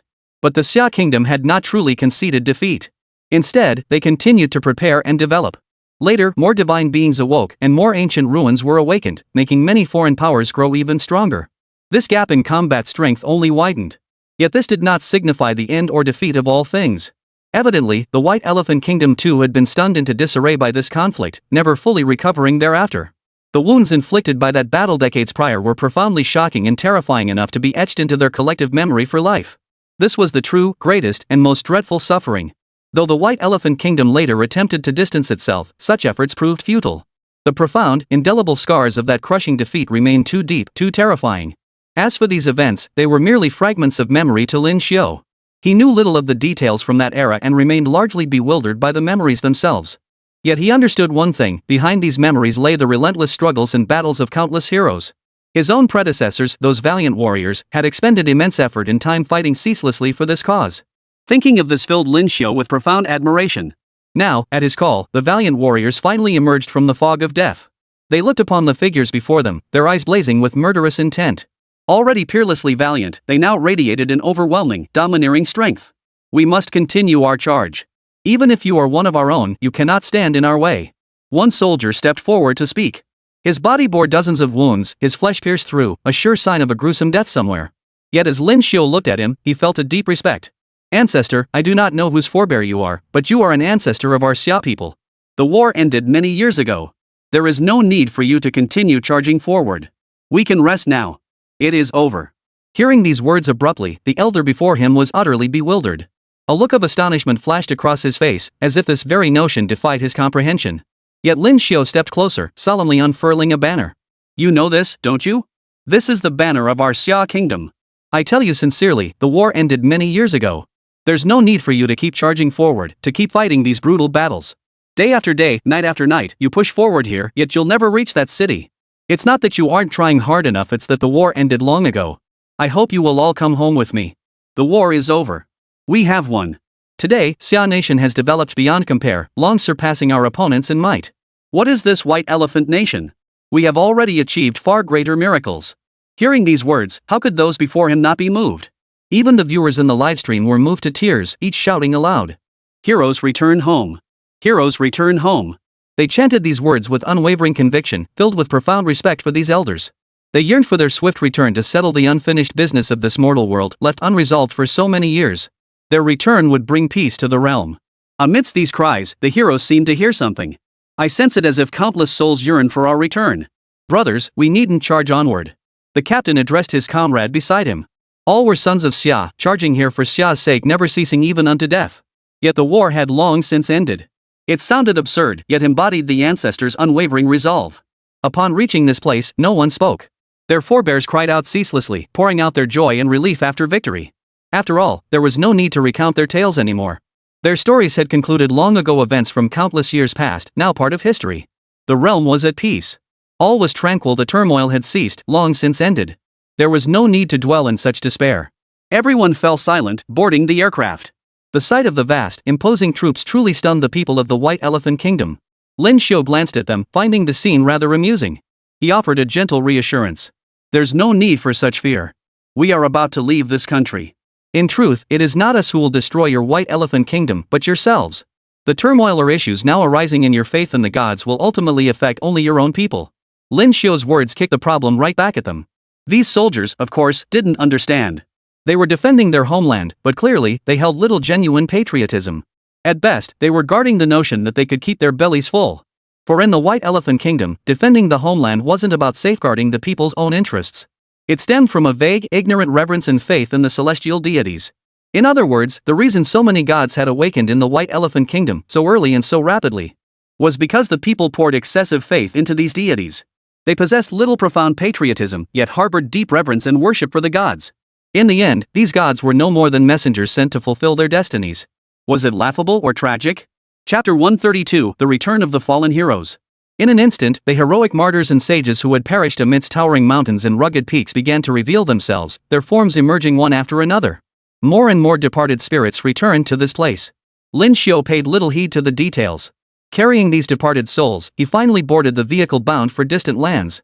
He knew the road ahead held countless hardships and trials, but what did that matter to a brave general? All they needed to do was keep moving forward, striving with all their might. That was enough. They finally boarded the aircraft and embarked on their long journey. At this moment, there was no stopping them. Their sights were set on the farthest horizon, the most distant path. The journey home was undeniably arduous. Everything unfolded before their eyes. Seated along the route, Lin Xiu gazed quietly at the others, his expression serene and utterly composed. His eyes burned like torches, fixed on the distant horizon. Lin Xiu, you've truly earned your stripes this time. Bringing back so many fallen heroes is an immense achievement for us all. Yi Tianlong looked at him with excitement, filled with deep respect for these predecessors. Even ancestors of the Yi family had once shone brightly in this very battle, earning their place in history through heroic deeds.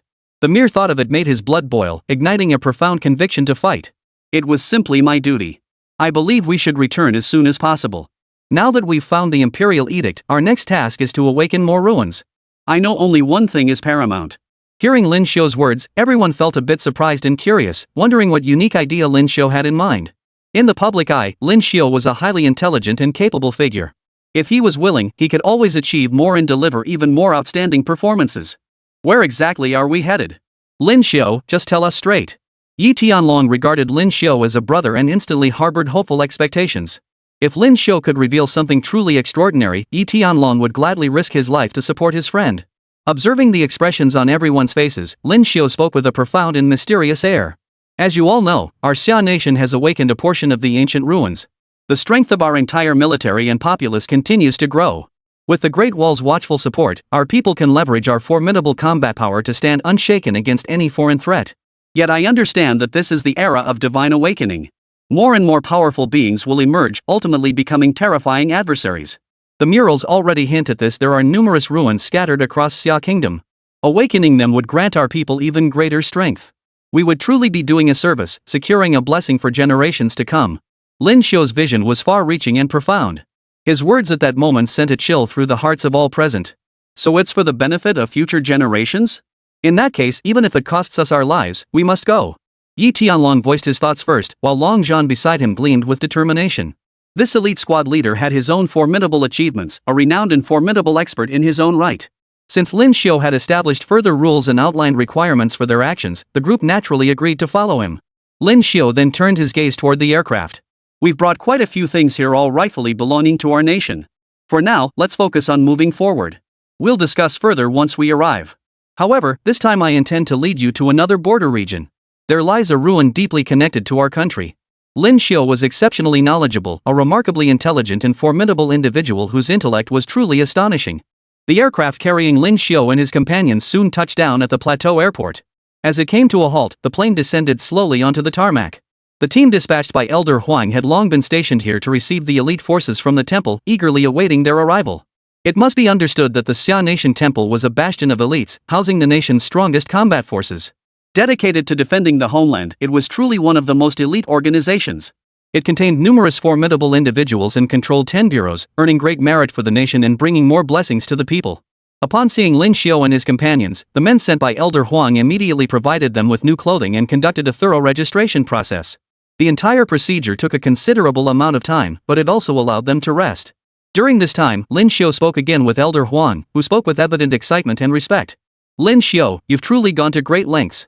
Who would have thought your journey abroad would yield such significant contributions to the nation? Currently, White Elephant Kingdom is in utter chaos.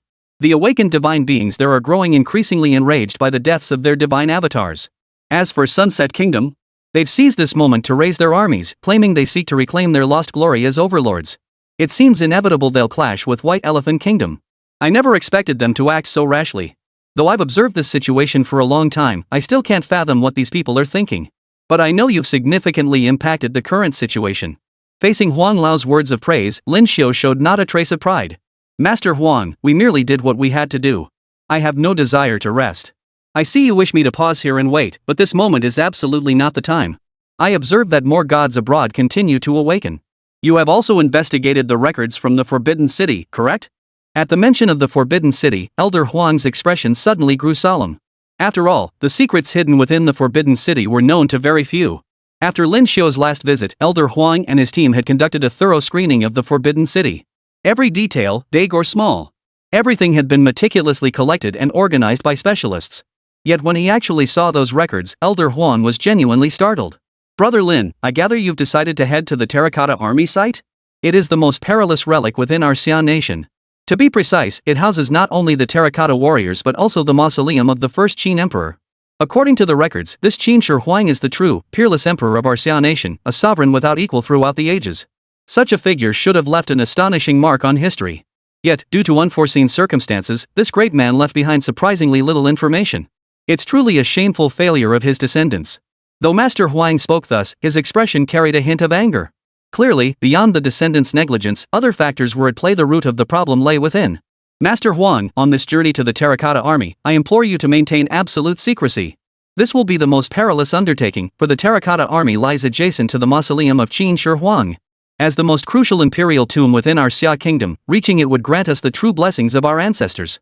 For this cause, we fear no sacrifice, however great the cost. Therefore, I urge immediate action. Under no circumstances must our current plans be revealed to outsiders. Should they learn of this, it would only invite greater peril and threats upon us, making the journey all the more perilous. Chapter 133, The Ancestral Land. Lin Xiu's words revealed a resolve and conviction far deeper than most could fathom. By this point, his companion could only offer sincere respect. Very well. Everything shall proceed as you propose. I will arrange for you to depart by air immediately. As for what awaits upon arrival, that I cannot foresee. In any case, I entrust everything to you. Speed up the process. I hope you return victorious, bringing renewed glory to our Xia Kingdom. With that, the other party said no more. The next step was entirely up to Lin Xiu and his companions. They must reach that location with the utmost speed. To be precise, the site of Qin Shi Huang's tomb lay at the very end of the Yellow River, the true birthplace of Xia Nation. As they boarded the aircraft, excitement flickered across every face.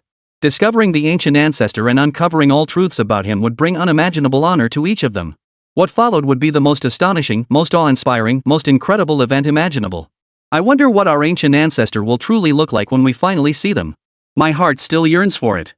This ancestor must possess the grace of a celestial being. Yi Tianlong was filled with eager anticipation, desperate to reach his destination as quickly as possible.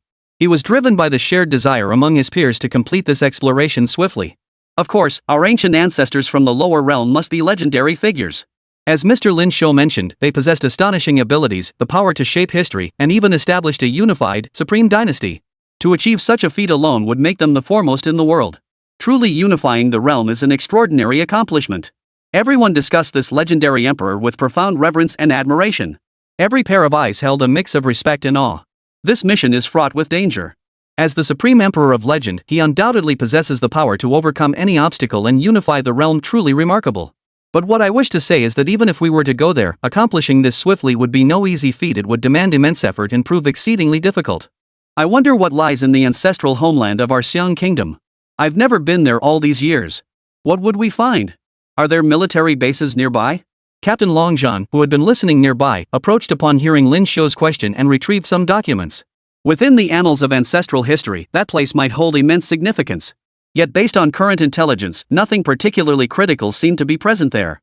In other words, even if that place held information of extreme importance, capable of influencing the entire situation.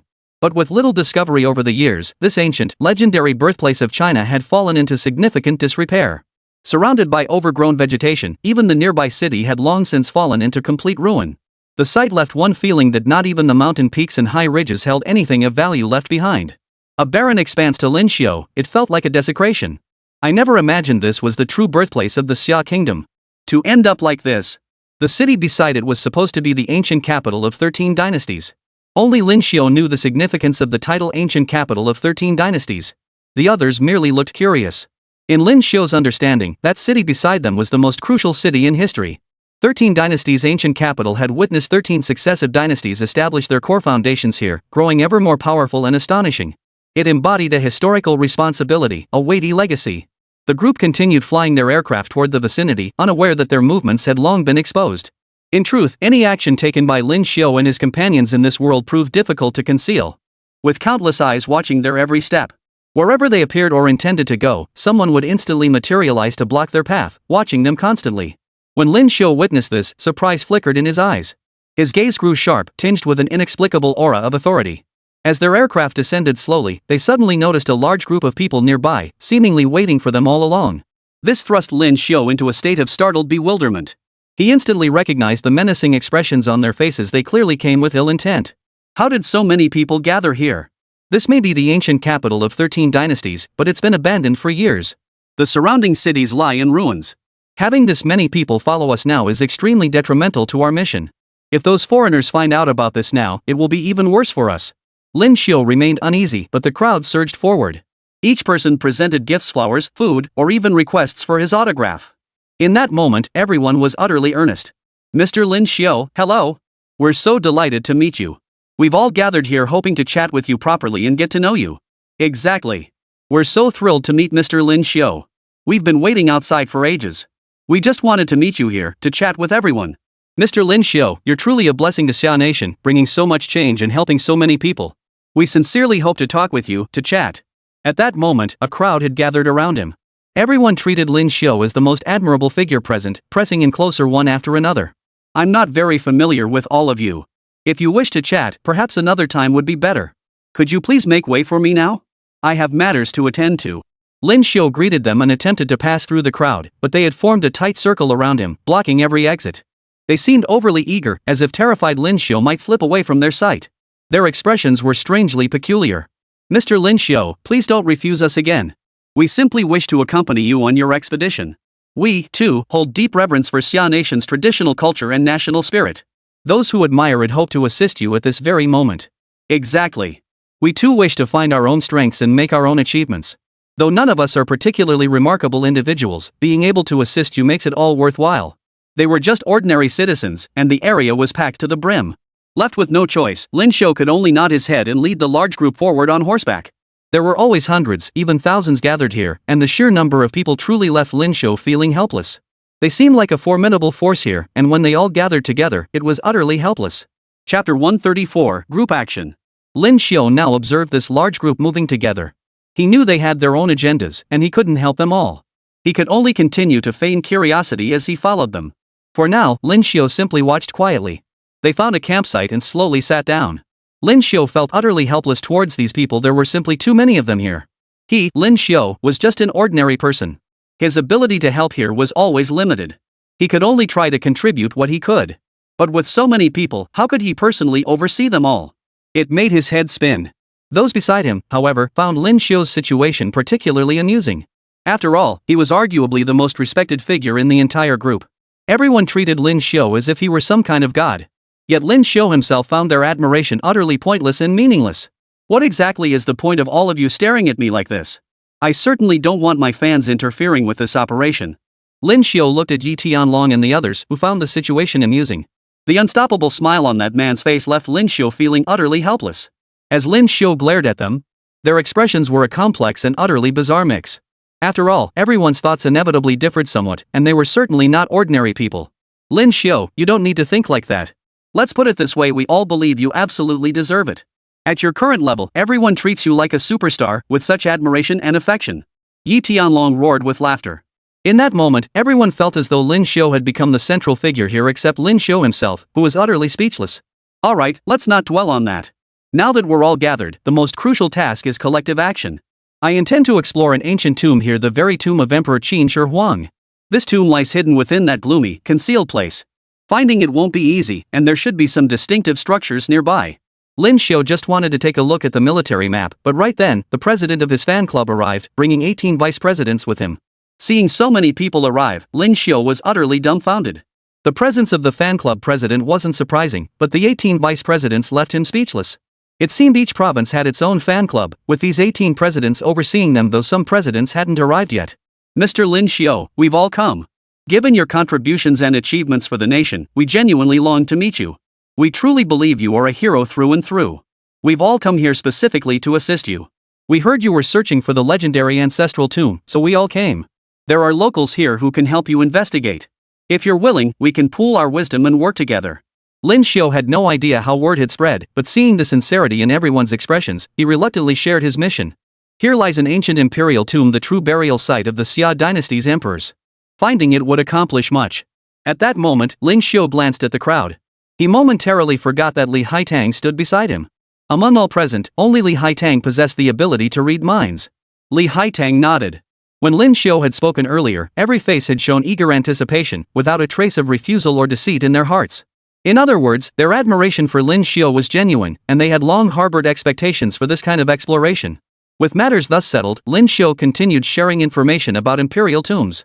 First, the mausoleum of Qin Shi Huang undoubtedly occupied an immense area, vast beyond measure, truly astonishing.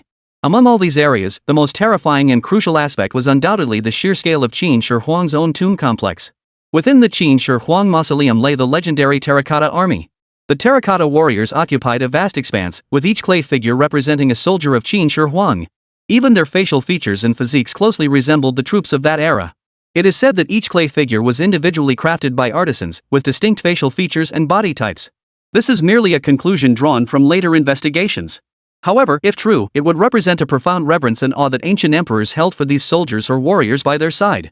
After all, each soldier's facial expression and posture is distinct. Even their heights and builds varied, suggesting the emperor demanded each soldier be preserved as faithfully as possible. Though now clay figures, they remain legendary figures in their own right.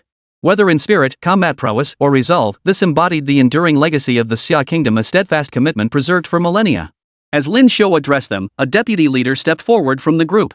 A local resident with years of experience, he claimed to have lived here extensively and possessed considerable knowledge of the area. Mr. Lin Xiu, I understand you seek the Imperial Tomb. From what I recall, there's a vast area near the western mountains that might hold what you're looking for. However, finding it won't be easy.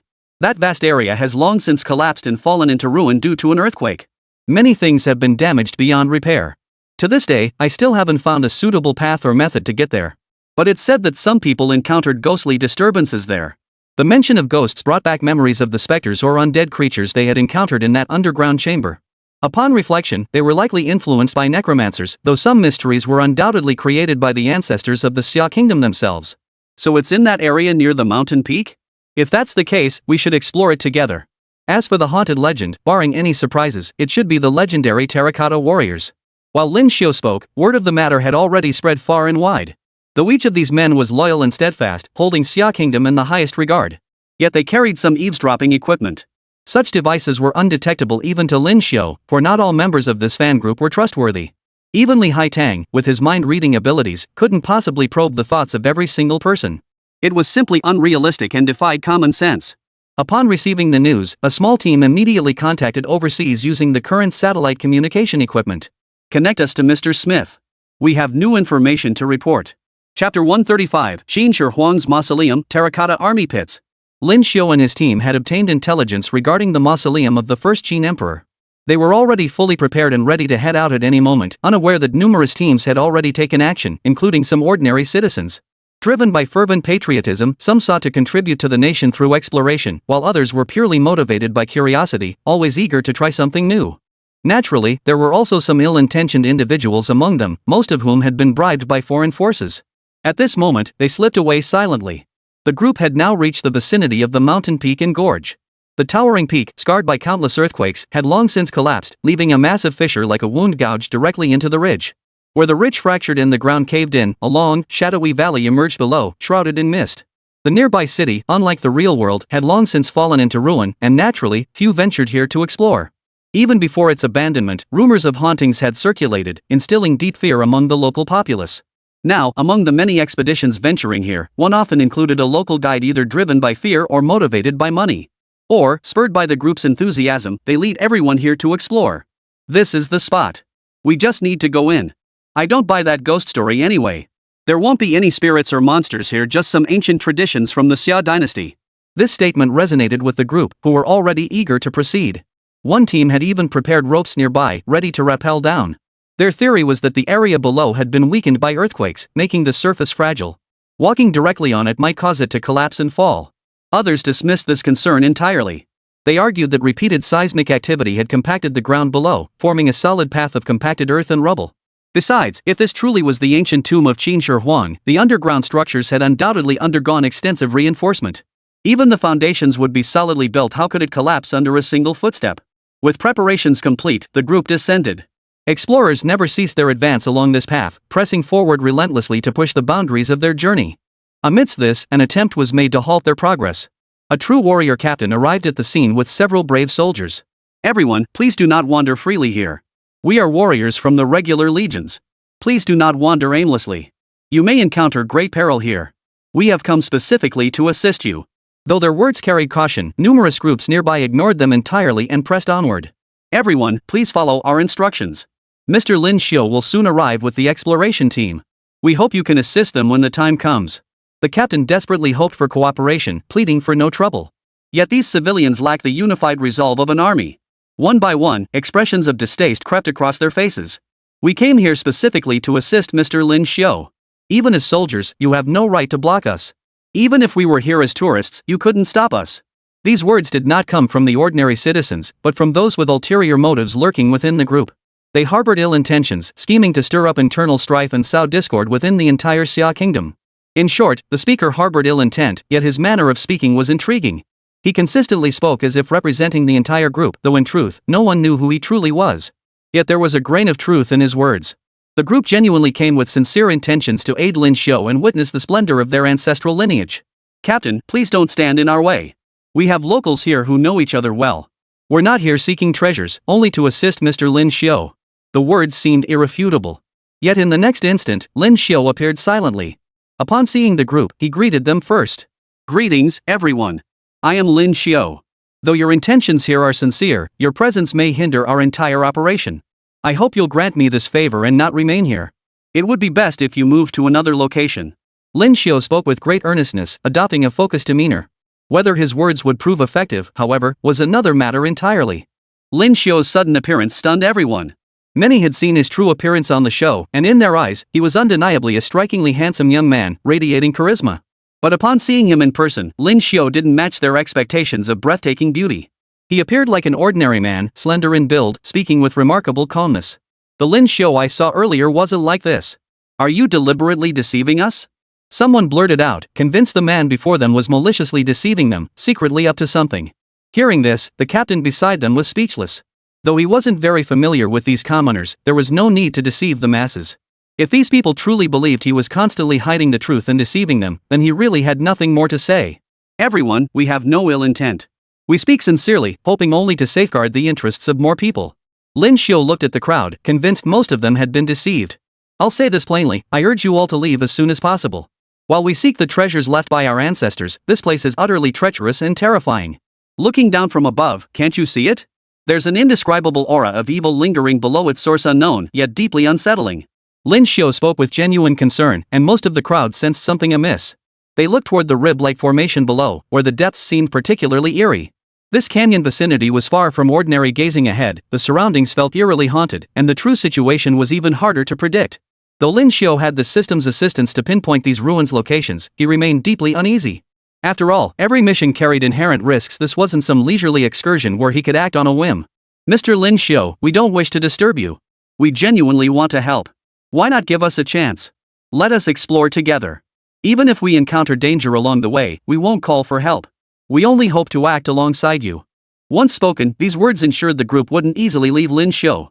He felt powerless against them. Arresting them all outright would be excessive. Do you all truly wish to proceed together? I'll reiterate, this place is exceedingly perilous. Even I cannot guarantee the safety of its depths. Based on my understanding, the innermost chamber holds the tomb of Qin Shi Huang himself. Chapter 136, Ancestral Legends. The legendary Qin Shi Huang's mausoleum is no ordinary place. It's a realm unlike any other, filled with danger, opportunity, and countless mysteries. My hesitation isn't a rejection of your goodwill, but a plea for caution. That place is far too perilous. I urge us to proceed separately. Though his words were sincere, these individuals showed no sign of retreating. Instead, they pressed forward, some even demanding that Lin Xiu recount the mysteries of the Qin Shi Huang mausoleum right there. Seeing their eagerness, Lin Xiu sighed helplessly before launching into the tale of the Qin Shi Huang mausoleum. You likely don't know what the Qin Shi Huang mausoleum and the Terracotta Army are. Among the ancient emperors of the Xia dynasty, one ruler stood unmatched, truly a peerless emperor for the ages. This emperor is none other than the legendary Qin Shi Huang. He left a formidable legacy in history, achieving earth-shaking feats. Before him, this land was divided into dozens of states, large and small. These states passed down their traditions, extending endlessly. The moment Lin Xiu spoke, countless cameras focused on him. He suspected foreign powers were among them. Since they wished to hear, Lin Xiu resolved to explain everything clearly, exaggerating his words to make them sound astonishing. Among countless rulers, this Qin Shi Huang stands as a legendary figure and the most brilliant of all. His greatest feat was unifying the 6 kingdoms, sweeping across all directions. Such an accomplishment, even after all these years, has never been matched by anyone in their foreign lands, has it? These words indeed stirred the crowd. Throughout history, foreign powers had always appeared strong on the surface yet weak within. Though Xia was formidable, it had never been unrivaled. Later, as various foreign nations awoke and seized the momentum of this spring breeze to develop, they turned the tables and became the dominant force, making Xia appear utterly inadequate. Yet in the true annals of history, how profound were the Xia Kingdom's foundations? Having unified the realm millennia ago, it set the tone for subsequent historical developments, fundamentally altering the course of the era. Speaking of Qin Shi Huang, he swept across the 6 states, subdued all directions, and compelled every powerful force under heaven to submit. He forged an unshakable foundation. Yet it was a pity he died too soon, unable to further stabilize the situation. Many capable individuals remained in those former states, harboring ambitions to enrich their lands and desires for conquest. Rebellions erupted across the land, ultimately bringing the Qin dynasty crashing down. Yet every subsequent dynasty would strive for the same goal, unifying the realm and winning the hearts of the people. This laid the groundwork for the era of great unification to come, setting the tone for all that followed. Not to mention the transformation wrought by standardizing weights and measures across the nation, nor the cultural texts and traditions preserved from every region for posterity. Our Xia Kingdom has always appeared feeble in subsequent eras, never again matching the mighty feats of its past. Yet this Qin Shi Huang is a ruler whom we all should hold in the utmost reverence and admiration as a true warrior emperor. His words stirred profound reverence among the crowd. Eyes shone with awe, expressing utmost respect for the first emperor of Qin, though none had ever laid eyes on him. If such a ruler truly protected Xia, it would be an immense blessing for countless generations. Reverence etched itself upon every face, while some astute individuals busily recorded every detail. So this Qin Shi Huang of Xia is truly formidable. In Western legends, no ruler can compare to him. What a vast disparity. If the relics he left behind were to awaken, the consequences would be terrifying indeed. Countless speculations swirled in many minds when Lin Xiu suddenly changed the subject. Qin Shi Huang left behind other things besides his tomb, such as the Qin Shi Huang mausoleum you all see before you now.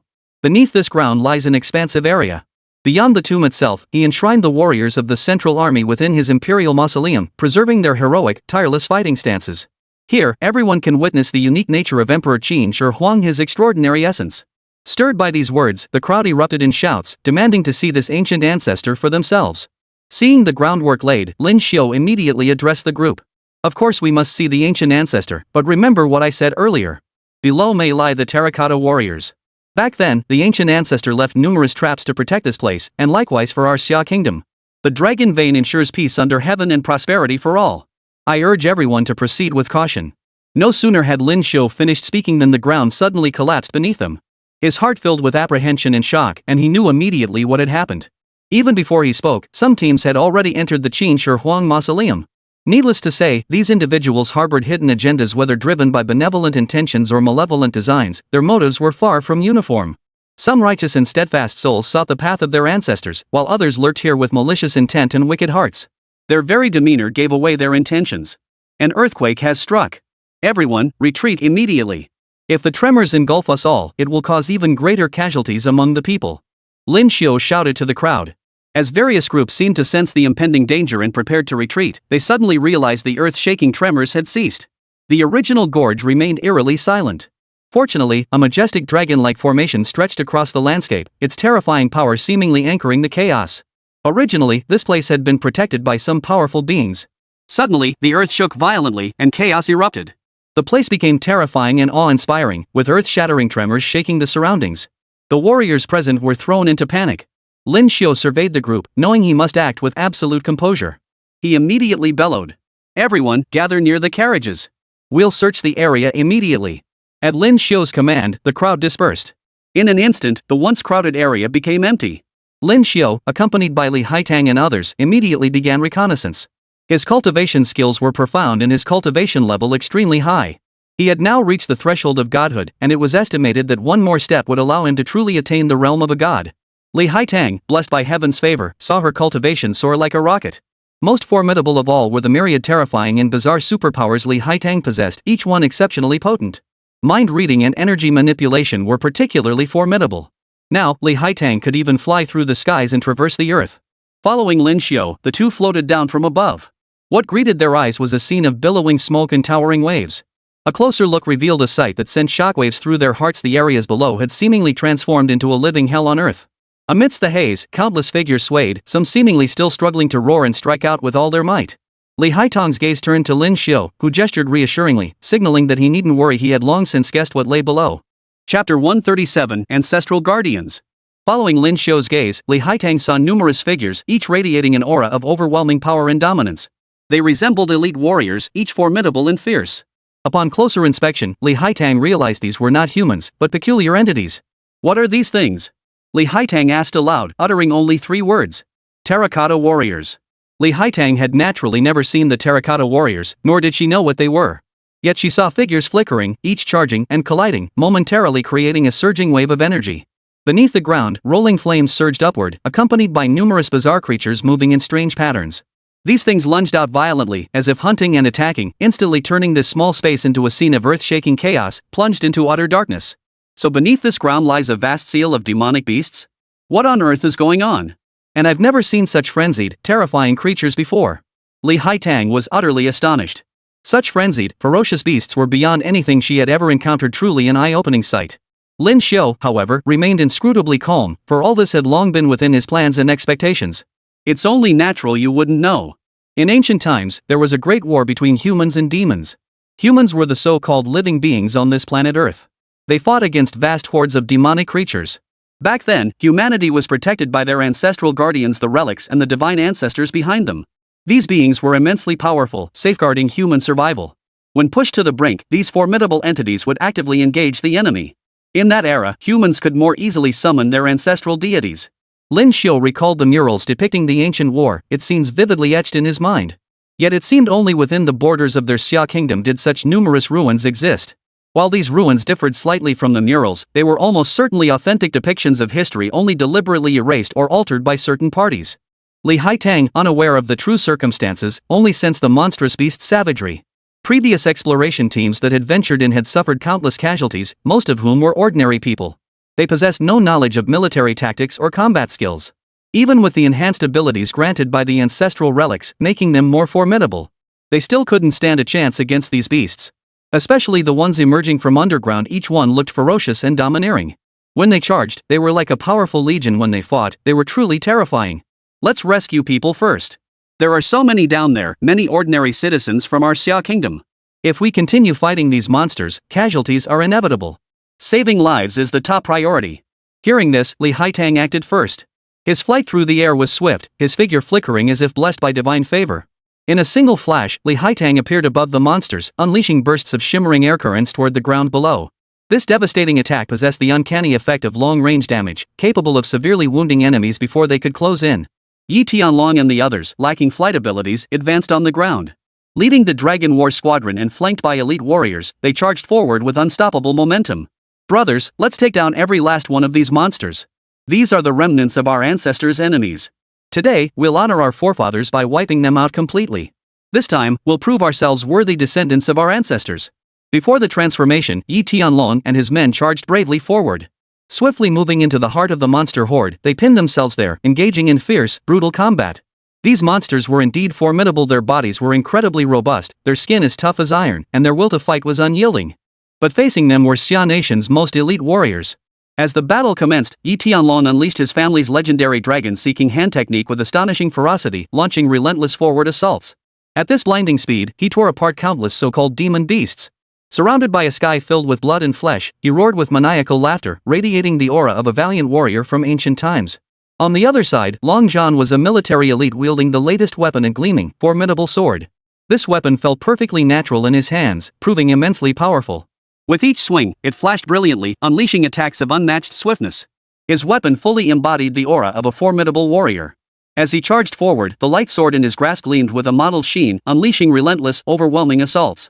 The weapon's most advanced feature was its extreme sharpness. It could effortlessly cleave through even the heaviest steel shields. Over the years, though no divine beings had awakened in Xia Kingdom, yet its scientists never abandoned their meticulous research and design efforts. Consequently, Xia Nation's scientific achievements today are truly formidable. Dragon War led his elite squad, wielding these razor-sharp beams, cutting a path through enemies that evoke the spectacle of a galactic battle. Lin Xiu watched in stunned silence. During previous operations with Long Zhan and his team, he had never imagined their depth of expertise or such formidable capabilities. He couldn't help but feel profound admiration. Lin Xiu turned his gaze toward the area near the deep pit. The terracotta warriors stationed here existed solely to suppress demons and monsters. Naturally, over the years, they had operated at full power, like formidable warriors holding nothing back. Consequently, they radiated an intense aura of killing intent. During this process, Lin Xiu hurried over just in time to see someone about to act. In their hand was a detonator, intending to blow the entire place to smithereens. If the protective formations and everything else here were destroyed, it would likely trigger a full-scale assault by those terrifying demons. All the ancestors' efforts would be utterly wasted, utterly ridiculous. Who are you? Why are you trying to blow this place up? Lin Xiu's words weren't meant as a question.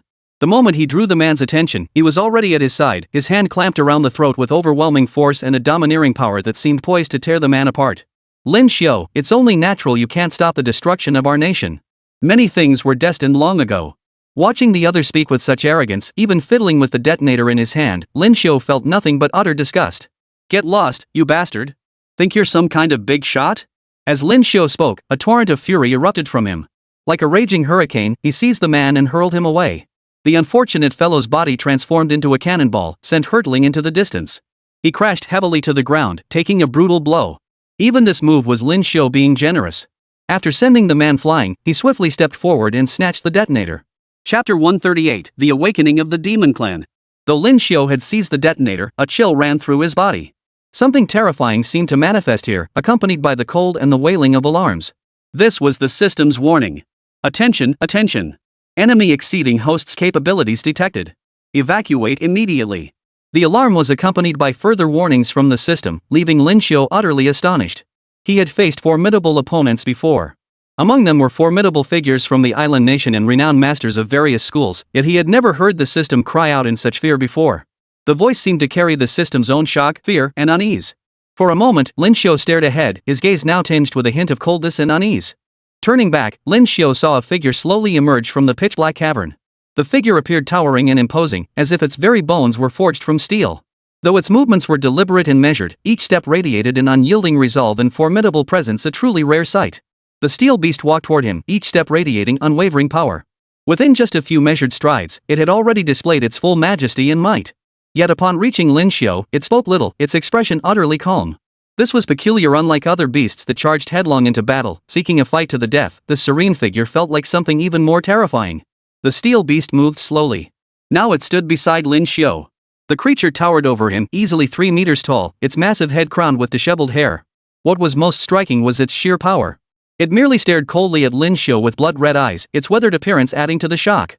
This underground realm must harbor such monsters to be truly formidable. Since we meet, today I shall witness its might. Lin Xiu spoke without a trace of fear, waiting for the creature to make its move. Unexpectedly, the monster regarded him with a gentlemanly scrutiny, its eyes radiating an otherworldly malevolence. Yet in the end, it remained utterly still, its aura concealed without a trace. Its entire being seemed as still as a pool of water.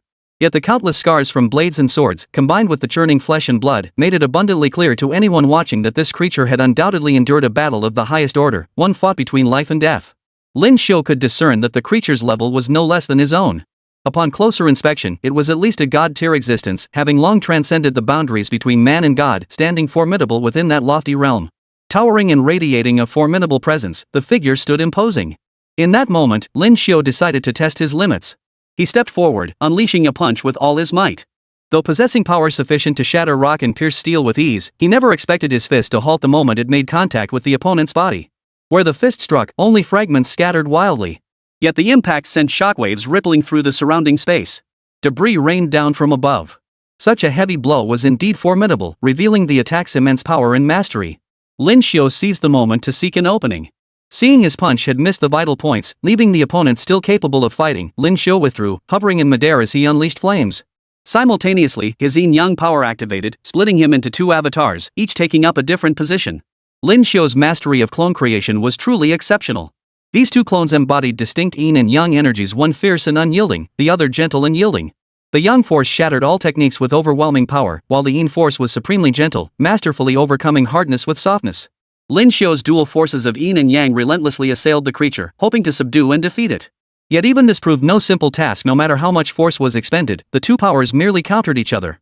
After enduring several more heavy blows, the monster remained steadfastly unshaken. Just then, chaotic footsteps echoed, accompanied by the thunderous clatter of hooves. This reminded Lin Xiu of the Xian armor cavalry from before.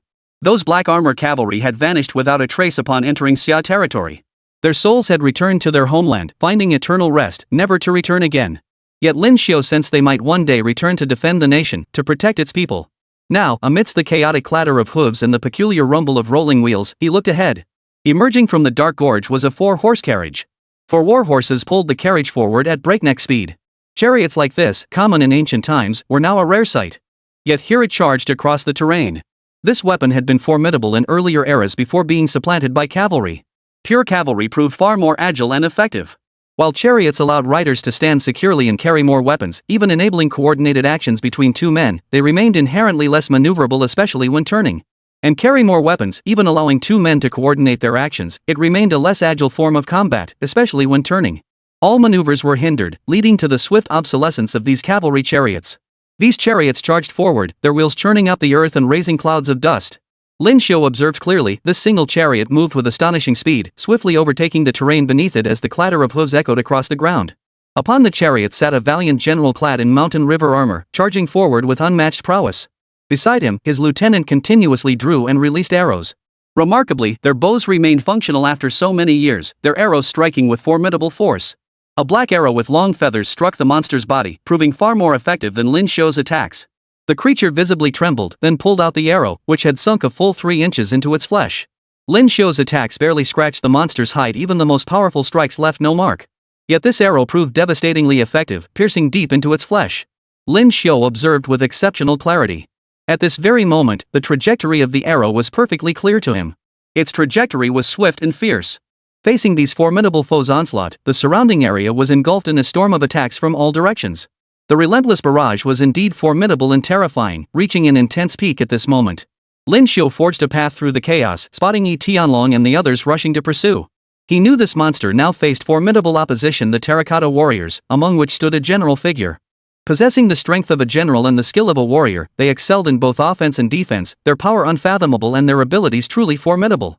The general's chariot raced across the battlefield, moving with effortless agility. When Lin Xiu reached Yi Tianlong and the others, he saw Yi Tianlong frozen in place, staring at the general with astonishment tinged with awe and wonder. Chapter 139, Ancestors of the Yi family. Why are you so surprised, Brother Yi? What you see across the way is merely an ancient general, one of the terracotta warriors who has guarded Emperor Qin Shi Huang all this time. Yi Tianlong remained silent for a long while, gazing quietly at the scene. For a moment, his eyes held a hint of reverence and admiration. That is my ancestor. Among the Yi family's forebears was a general who, it is said, rendered extraordinary service to the founding emperor. His very form was even carved into the walls, enduring for centuries. Of course, whether this tale is true or not remains unknown. Still, such legends have always circulated within our Yi lineage. I never imagined such a figure could truly exist in this world. Stunned, Yi Tianlong felt profound admiration for his ancestor. That general had moved with unmatched prowess and unparalleled momentum, surpassing all expectations like a peerless hero at the height of his glory. Beside him, the chariot raced forward with astonishing speed. His lieutenant, seated close by, could swiftly draw various weapons, evidence that this general had long been engaged in battle against the monsters. Seeing no advantage to be gained and hearing the thunderous roar outside, the monster let out a furious roar and retreated into the depths with its horde of beasts. The entire process was remarkably swift. Within the valley lay an extremely dark cavern. How far it extended downward was unknown to anyone. Its profound depth and perpetual darkness were truly astonishing. Lin Xiu, of course, had no idea how deep it went. Now, finally able to rest, they took a moment to assess their losses. Many lay dead on the ground, their deaths gruesome. Yi Tianlong gazed at his ancestor, unsure if the elder would grant his request. Yet perhaps bound by shared blood, the general descended from the carriage. His steps were deliberate, unwavering in their resolve. Truly a legendary warrior, his aura surged like a tidal wave. Even as he walked slowly, his overbearing presence was awe-inspiring, deeply shocking. This mighty commander walked steadily to where Yi Tianlong stood. Though his gaze was distant, it carried an undeniable strength. He looked upon Yi Tianlong, his descendant likely unseen for countless years, yet even across the ages, a profound kinship of blood and lineage was palpable. Are you my descendant? The general asked directly, seemingly filled with curiosity toward Yi Tianlong. Yi Tianlong immediately knelt. Ancestor, your unworthy descendant, Yi Tianlong, is here. Yi Tianlong showed exceptional respect and sincerity toward this ancestor, kneeling in reverence as he spoke. In this world, countless mighty warriors existed, each renowned for their titles and abilities. Among them, the ancestor Yi Tianlong now beheld was precisely the figure he had longed to meet in his dreams. After all, this ancestor possessed astonishing prowess, standing as a legendary hero among the world's strongest for millennia. Facing his descendant, the valiant general merely nodded. Though this descendant's combat prowess fell far short of his own, he still felt a sense of pride.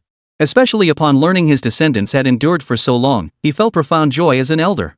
You've managed to find your way here, though not as skillfully as the one beside you. Still, it's commendable. But why have you come to the tomb of the first emperor? Why disturb the peaceful rest of our sovereign? This is a sin against the way of heaven. The seas have shifted, time has passed. We are well aware of all the changes these years. Yet everything you do here is nothing but disturbance, a sin indeed. You would do well to depart swiftly. Lin Xiu truly felt this place was not isolated. More likely than not, this legendary general knew what was happening outside. He hadn't expected that upon speaking, the situation turned out to be exactly as described. General Yi, you are an ancestor of the Yi family, while we are merely ordinary commoners of this era. Yet our hearts are united in serving the public good, seeking to aid our nation and alter this course. Over the years, our Xia Kingdom has endured countless wars and devastating destruction. Now, in the 10th year, all is in need of rebuilding. Fortunately, the recent awakening of numerous ruins has bolstered our clan's combat strength. Even so, we cannot afford complacency. That is why we have come to continue searching for the legendary ruins, hoping to uncover further discoveries here. This is our quest, and we shall not halt here nor abandon our pursuit. Hearing this, General Yi naturally wore a look of displeasure. He understood that Lin Xiu and his companions had come for the sake of heaven's righteous principles, for the sake of all the people of Xia. They truly had their own just cause for action. Do you not understand? This is the resting place of the first emperor. His palace stands as a testament to an emperor who subdued all things, a peerless ruler throughout the ages. Everything you do here is an act of desecration against the emperor. You should depart swiftly. Only then will the realm find peace. As for the calamity now afflicting the Xia Kingdom, it is surely recorded in ancient texts. If you wish to know more, you may follow me below. Though reluctant to disturb the first emperor, the general, out of consideration for his descendants, agreed to guide them on a tour. With his permission granted, the group perked up, eager to uncover the mysteries within. With many common folk outside suffering heavy losses, finding a safe and quiet place for everyone was now a pressing need. Under these arrangements, Lin Xiu led his men directly inside, following Yi Tianlong's ancestor. Truth be told, the terracotta army site was quite an impressive place, resembling a vast plaza with intricate connections. Upon entering, they discovered many of the terracotta warrior positions were already empty. Logically, all these warriors throughout history should have been here. It had taken immense effort for the first emperor of Qin to create them. Though ancient artisans possessed remarkable skill, crafting such a vast number of terracotta warriors was an extraordinarily laborious task. What you see before you is where the terracotta warriors once stood. Over the years, many have been damaged beyond repair. In truth, these warriors were my brothers and sisters. They fell in battle here and deserved greater glory and honor. It is a bitter reality. General Yi felt a profound sense of helplessness knowing his comrades had all perished here, yet this was undeniably the truth. In truth, all the terracotta warriors here possess the ability to move freely as if alive. They are like formidable warriors, possessing remarkable methods of movement and astonishing combat prowess, truly powerful and awe-inspiring beings. After so many years of war, they had sustained considerable damage in their efforts to suppress the demonic beasts beneath the earth. Now, what remained were mostly shattered bodies and pools of blood scattered across the land. The former glory and honor had now turned into nothing more than decaying earth here. It all carries a certain desolate grandeur, yet this is the very essence of this world's truth and immutable reality. Chapter 140, Sacred Ground. Yi Tianlong's ancestor led the group into the innermost region. Looking ahead, they beheld a vast expanse of land stretching north to south for tens of thousands of square meters. This place is truly remarkable. To witness such grandeur and power, such sacredness even today, it feels astonishing, as if this were a place unlike any other. Even now, merely beholding this place filled one's eyes with a sense of mysterious awe. Here lay many warriors who had long since passed away. They had once held boundless glory in their time, but alas, all that glory had long since faded into the past. The great sword itself was hollow and empty, yet the surrounding area was adorned with ornate carvings and intricate designs, making it a quiet and wondrous place. Simply looking around revealed many novel and unique arrangements. After all, everything here was exceedingly rare. Even seasoned archaeologists specializing in such discoveries had likely never witnessed the true entirety of such a mysterious place. Among them, Li Haitang gazed at everything with utter astonishment, every arrangement and artifact. Despite her knowledge far surpassing the average person, she found her horizons truly broadened today, filled with wonder and awe. This place is truly incredible, a living, breathing super museum. Everything here matches the descriptions in the books perfectly. It's astonishing. Even the most intricate details found in those texts can be verified right here.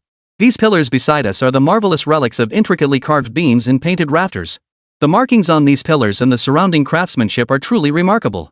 Just a glance evokes profound emotion, let alone the cultural depth behind it all. Witnessing this is utterly breathtaking. Even someone unfamiliar with such things would be captivated by the artistic arrangements before them.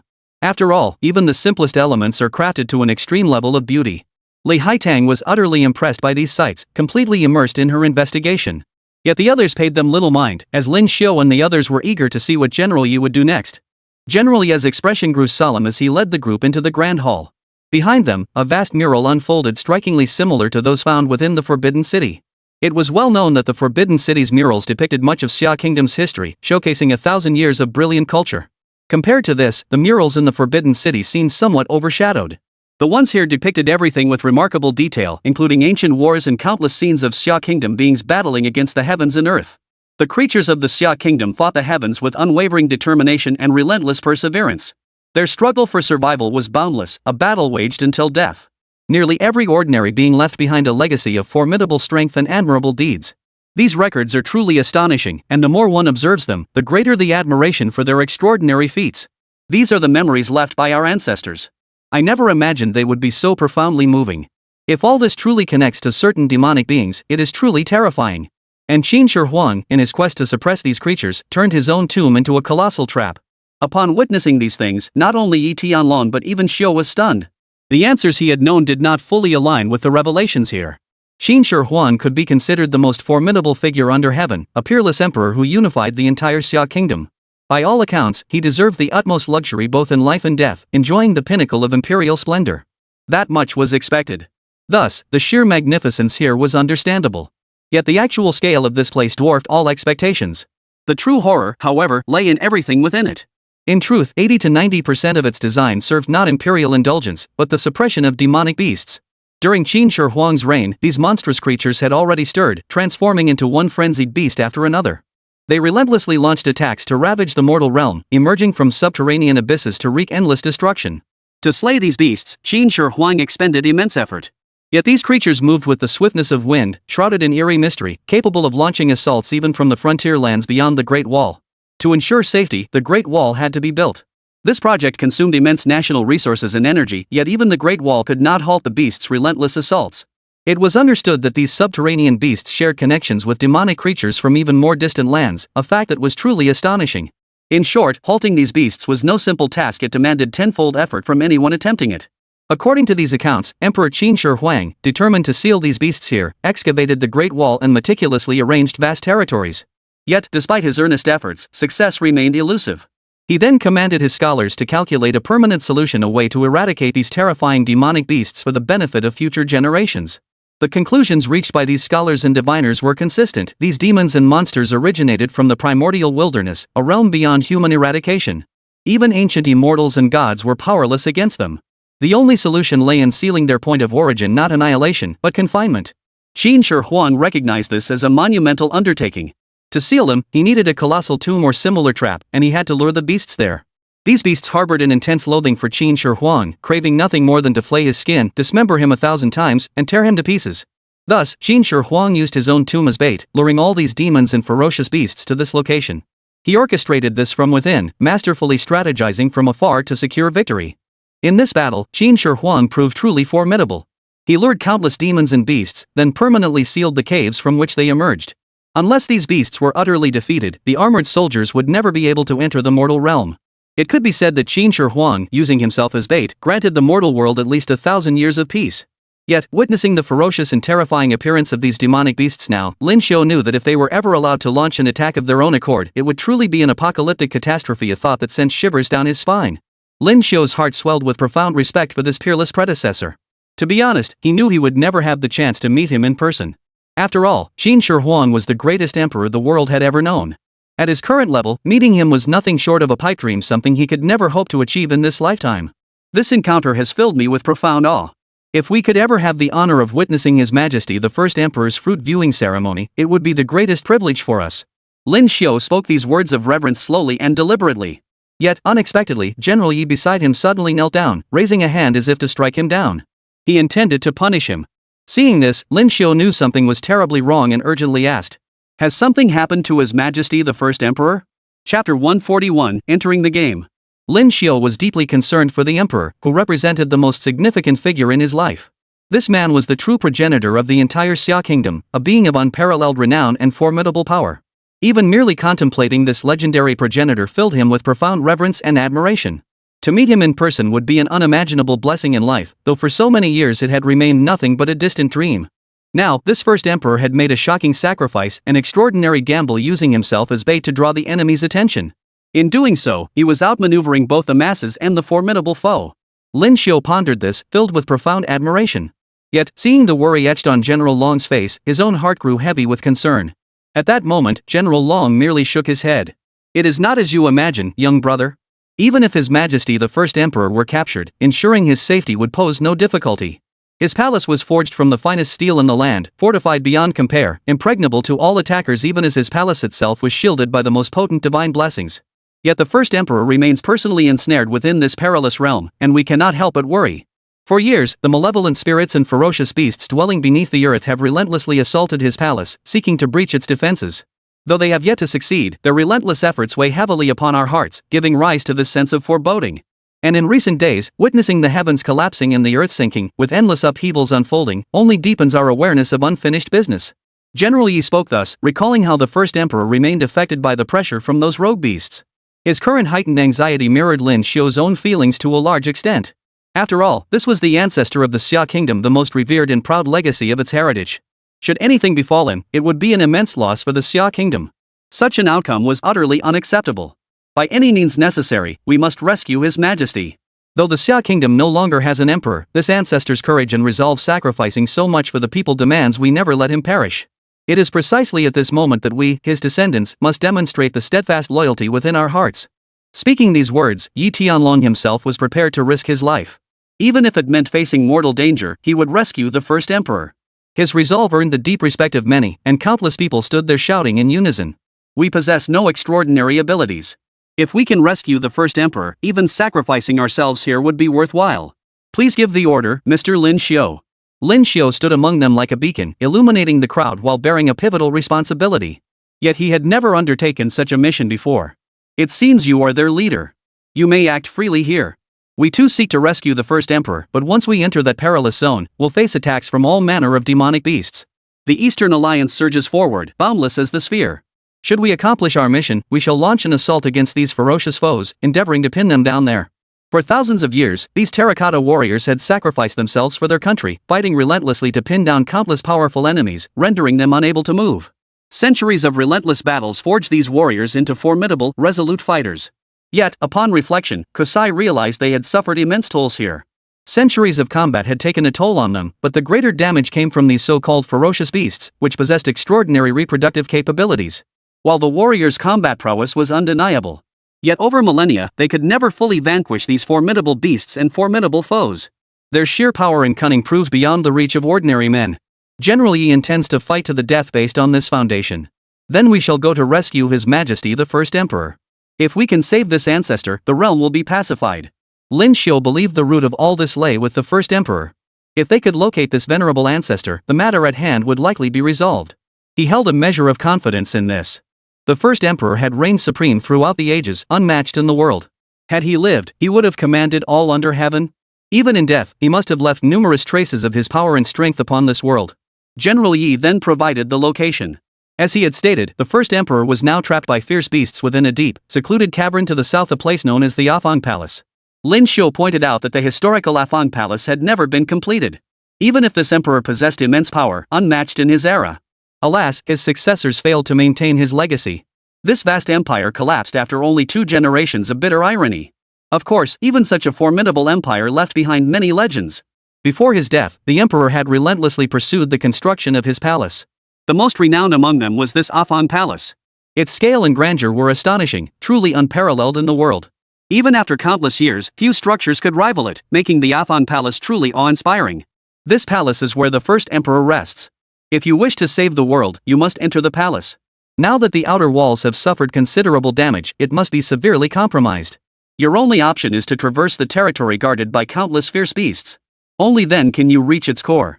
This is an extremely difficult task, and it depends on whether you have the ability. If you are blessed with immense fortune, you may succeed. Should your luck be exceedingly poor, you will likely perish along the way.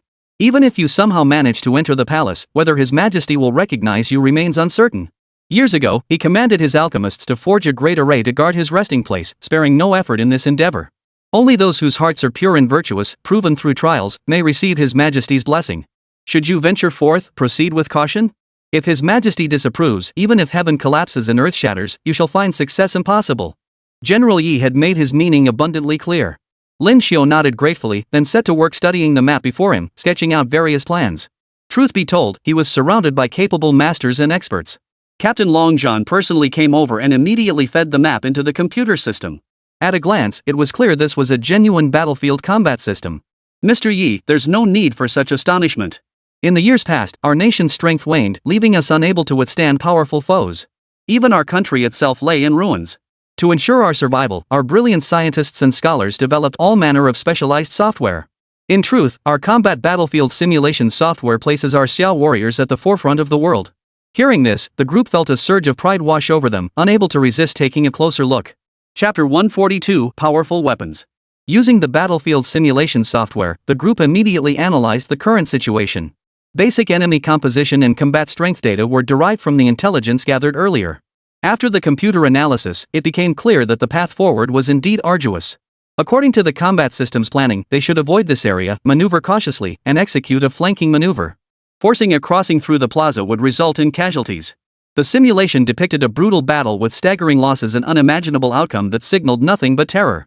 Given the current situation, Warden's direct crossing isn't wise. It seems likely to sow the seeds of chaos. But we've come this far, even if it means dying on the battlefield. We fight for our ancestors. Long John and the others fear neither life nor death. While the battlefield simulation paints a grim picture, it doesn't mean victory is impossible.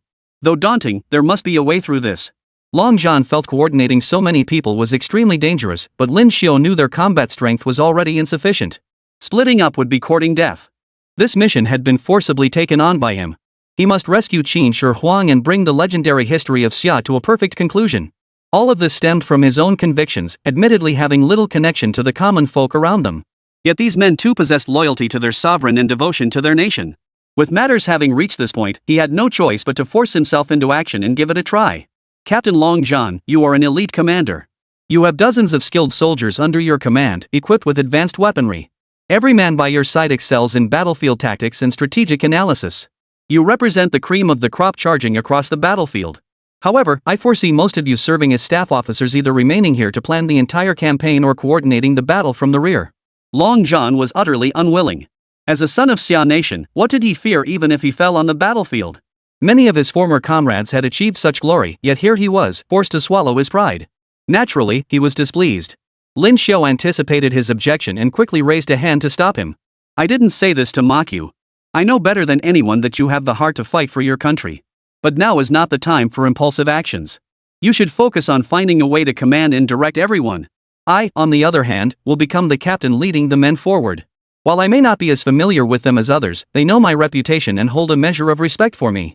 Lin Xiu's words reassured the group, and he led a small elite squad forward.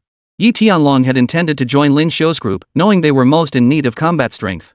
Yet Lin Xiu permitted him to remain here, fighting alongside his ancestors. Yi Tianlong's eyes brimmed with profound emotion. To encounter a friend like Lin Xiu made this life worthwhile. After all, the greater good often demanded sacrifice, yet within that grand scheme, Lin Xiu had carved out a place for Yi Tianlong. That alone was an honor he cherished deeply. Yi Tianlong would naturally fight to the death, mobilizing his utmost combat resolve here. After all, his opponent possessed formidable cultivation to begin with. When it came to truly valiant combat, the enemy demonstrated genuine mastery and skill, truly beyond the reach of ordinary men. Lin Xiu led the remaining men forward, their destination the vicinity of Afang Palace. This was not the actual Afang Palace, but rather the unfinished realm Emperor Qin Shi Huang had once envisioned.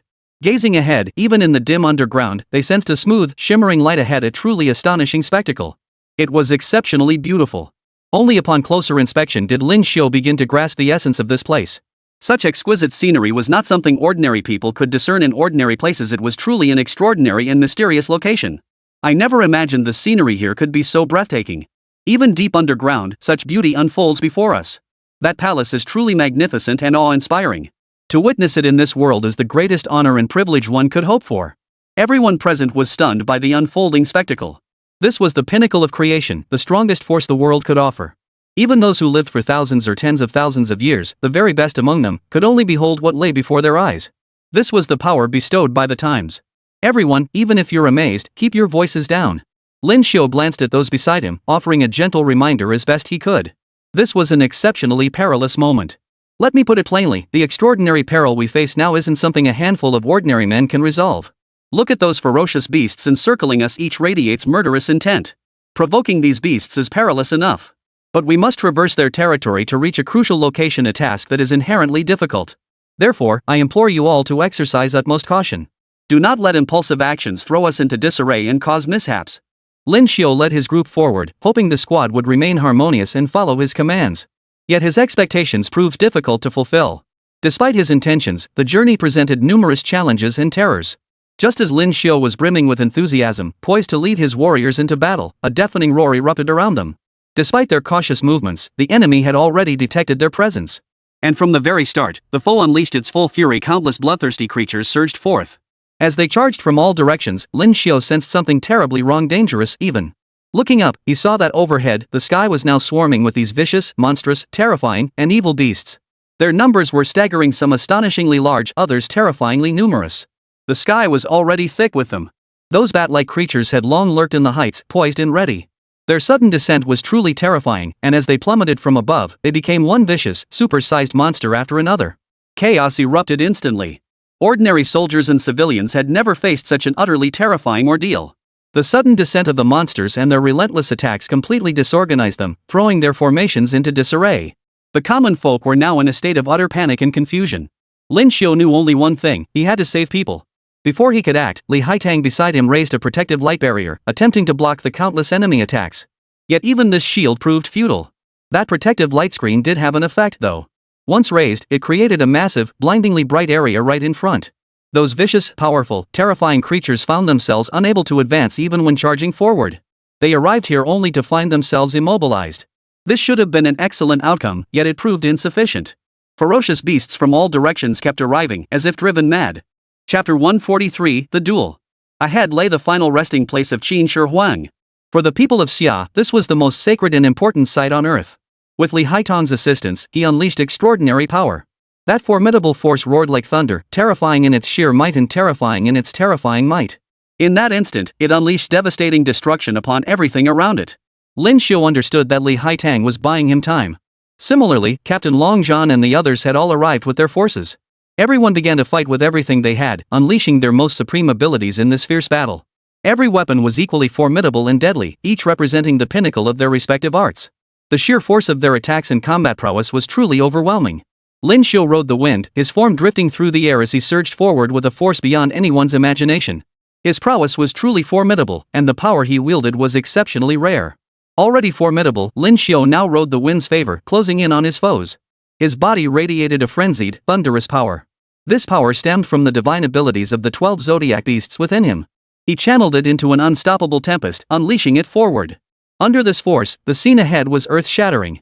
Instantly, countless things suffered the most devastating, most terrifying impact. Under his might, the area was nearly shattered completely. After all, when one is divinely empowered with godly strength, Lin Xiu made everything seem effortless. Lin Xiu halted, his gaze cold and piercing. His eyes now held a subtle, imperceptible aura of overwhelming power. I gazed at the palace ahead, only to encounter another formidable guardian before it, a towering, robust, and even bizarre beast. It sat there silently, uttering not a word, its aura slowly emanating yet carrying a terrifyingly overwhelming presence. This beast had sat there motionless for untold years, becoming as still as stone, scarcely moving at all. Such a state was utterly wondrous and eerie, a circumstance rarely witnessed. Lin Xiu stood beside the stone monster, suddenly recalling its name. Its entire body was made of stone, yet upon closer inspection, it was utterly unique. This stony form radiated an intensely bizarre and twisted power. It was indeed a stone giant, a sight both unsettling and formidable. After all, stone giants were legendary beings of immense power, figures that seemed to exist only in ancient tales. The stone giant slowly turned its gaze toward Lin Xiu, its eyes filled with hostility, though perhaps it didn't even possess eyes to begin with. The moment it fixed its gaze here, it carried a hint of bloodlust, a touch of eeriness, a sense of solemnity and icy coldness.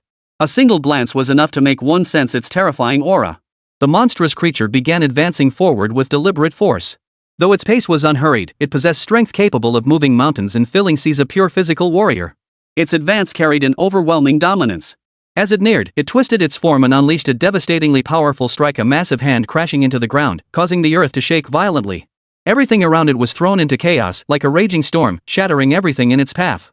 Several companions who had just approached were knocked flat by the shockwave. Some spat blood and died instantly, a death as absurd as it was tragic. "Stay back. You're no match for this monster. Don't approach it," Lin Xiu shouted to the others, urging them to retreat and stay clear. But as the earth trembled and the monster advanced toward him, its aura radiated an intent to slaughter everything in its path. As it approached, one of its massive hands spread wide. Each finger of that giant hand was thicker than his own thigh. Even in motion, the monster possessed such unnatural strength. This creature was truly terrifying. Lin Xiu raised his hand to block the monster's obvious threat. He knew he could stand his ground against it, unafraid of death and holding his own. Here, Lin Xiu remained calm and composed, steadfast in his resolve.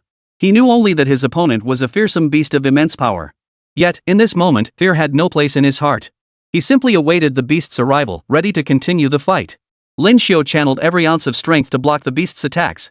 This creature was truly terrifying. Its massive, exceptionally robust frame was something ordinary humans could never withstand. Merely looking at it made one sense the overwhelming energy radiating from its body. Long Zhan arrived at this critical moment. He too was a formidable figure, driven by unwavering resolve. His presence offered crucial support, and together they could accomplish much. Long Zhan charged in from the opposite flank, wielding the most advanced weaponry available, a rocket launcher capable of firing artillery shells. The projectile struck with devastating force upon impact. One shell struck the monster squarely on its head, exploding upon impact. Immediately following was a frenzied barrage of attacks, tearing a large gash across its skull and dealing a devastating blow. What a terrifying attack! Lin Xiu handled it with ease. As the monster closed in, he had his own countermeasures ready, responding with even greater speed and precision.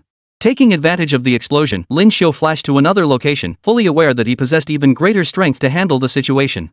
In that instant, Lin Xiu's body radiated an iron-like strength, holding firm against the onslaught. He stood his ground against the enemy, not yielding an inch. He seized the opportunity to move elsewhere, his swiftness during the transition proving unexpectedly formidable to the enemy. Li Haitang, meanwhile, had already slipped in with a large group of people from the side during the fierce battle. Her mobility was exceptionally formidable. With a flash, she entered the dangerous area from the side, her speed as swift as light and shadow, unparalleled in its speed. Everyone, enter the palace. There are too many monsters outside. Inside the palace, you'll be safe. At Li Haitang's shout, no one dared linger. One after another, they rushed over, and in that instant, everyone scrambled inside. They poured every ounce of strength into their steps, moving with swiftness and determination. A large group surged forward. Though their journey had been arduous from the start, they now pushed themselves to their absolute limits, moving at their fastest pace and exerting nearly their full strength. Lin Xiu seized the moment to approach the stone giant, delivering a kick to its head. The force behind that single strike was unleashed with 120% intensity, 120% ferocity. It seemed more devastating than anyone could have imagined. The single kick sent the opponent's head flying clean off. This was the strike of a true powerhouse. After delivering the kick, Lin Xiu witnessed a shimmering light slowly rise around the palace. As if sensing the arrival of its comrades, the structure seemed to glow brightly in welcome. Chapter 144, The Emperor's Awakening. Within this palace, the most formidable and towering figure was none other than the legendary first emperor of Qin, a ruler unmatched in the world, truly peerless in his era. Western figures like Caesar and Alexander the Great paled in comparison to this Qin Shi Huang. The might and aura of the world's foremost emperor, observed in this tranquil setting, revealed glimpses of his boundless power in the presence of countless other formidable beings. At this moment, cunning schemes unfolded, revealing supreme power and overwhelming prowess.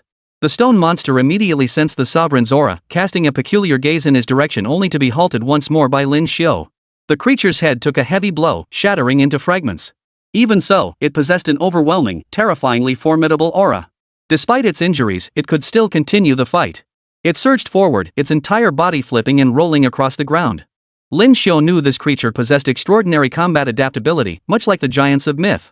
Yet in certain Western mythologies, giants and the legendary titans belonged to the same system. Both were malevolent mythical beings. Thus, the mighty stone giant's rolling attack displayed an unparalleled, overwhelming, and domineering aura. Its combat prowess was indeed formidable. The stone giant was indeed a titan monster from legend, possessing a fearsome reputation and formidable combat prowess. Though it now advanced toward the palace, Lin Xiu remained unconcerned.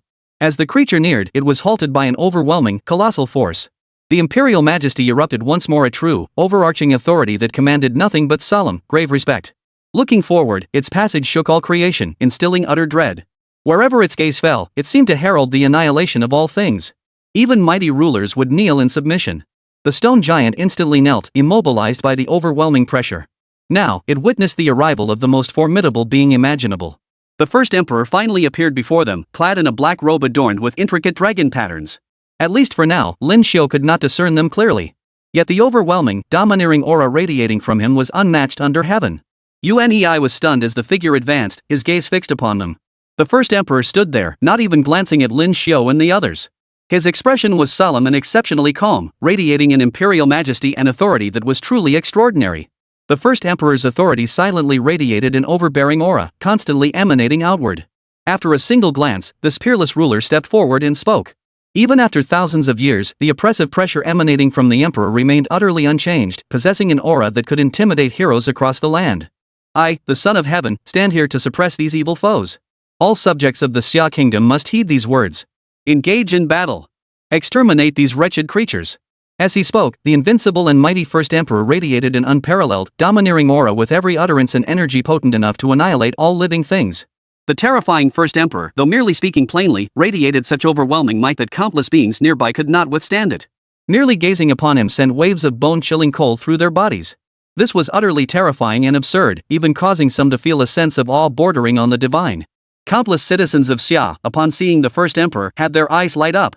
They held him in profound reverence. Facing the idol of their dreams, the object of their boundless adoration, astonishment was inevitable. Not to be moved, not to be awestruck, that was utterly impossible. Merely gazing upon him ignited a flame within their hearts, a flame of profound reverence and awe. This powerful flame ignited the courage to fight to the death. To serve the emperor, these warriors fought valiantly, charging forward with blinding speed. Their figures flickered, yet they radiated overwhelming heroic spirit.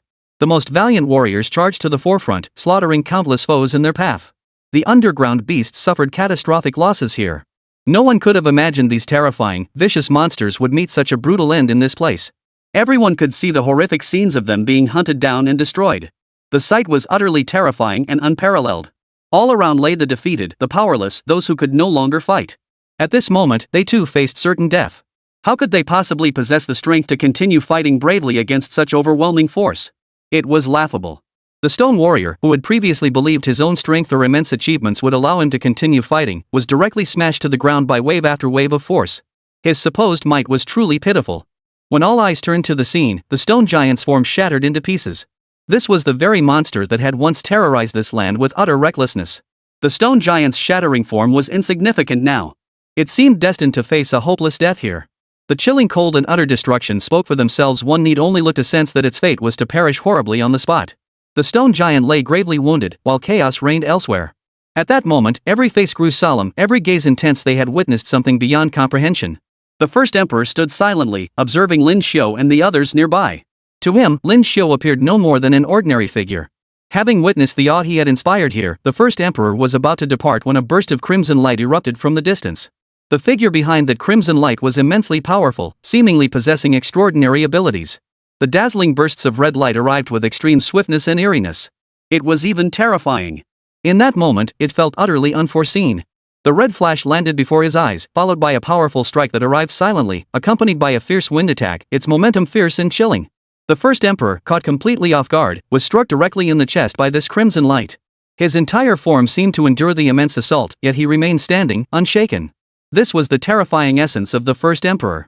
Standing still, he radiated an overwhelming, peerless aura of dominance, as if capable of suppressing all things and intimidating the ages. A mere child dares challenge this sovereign here? How laughable, how laughable. The mighty sovereign looked down upon the creature before him.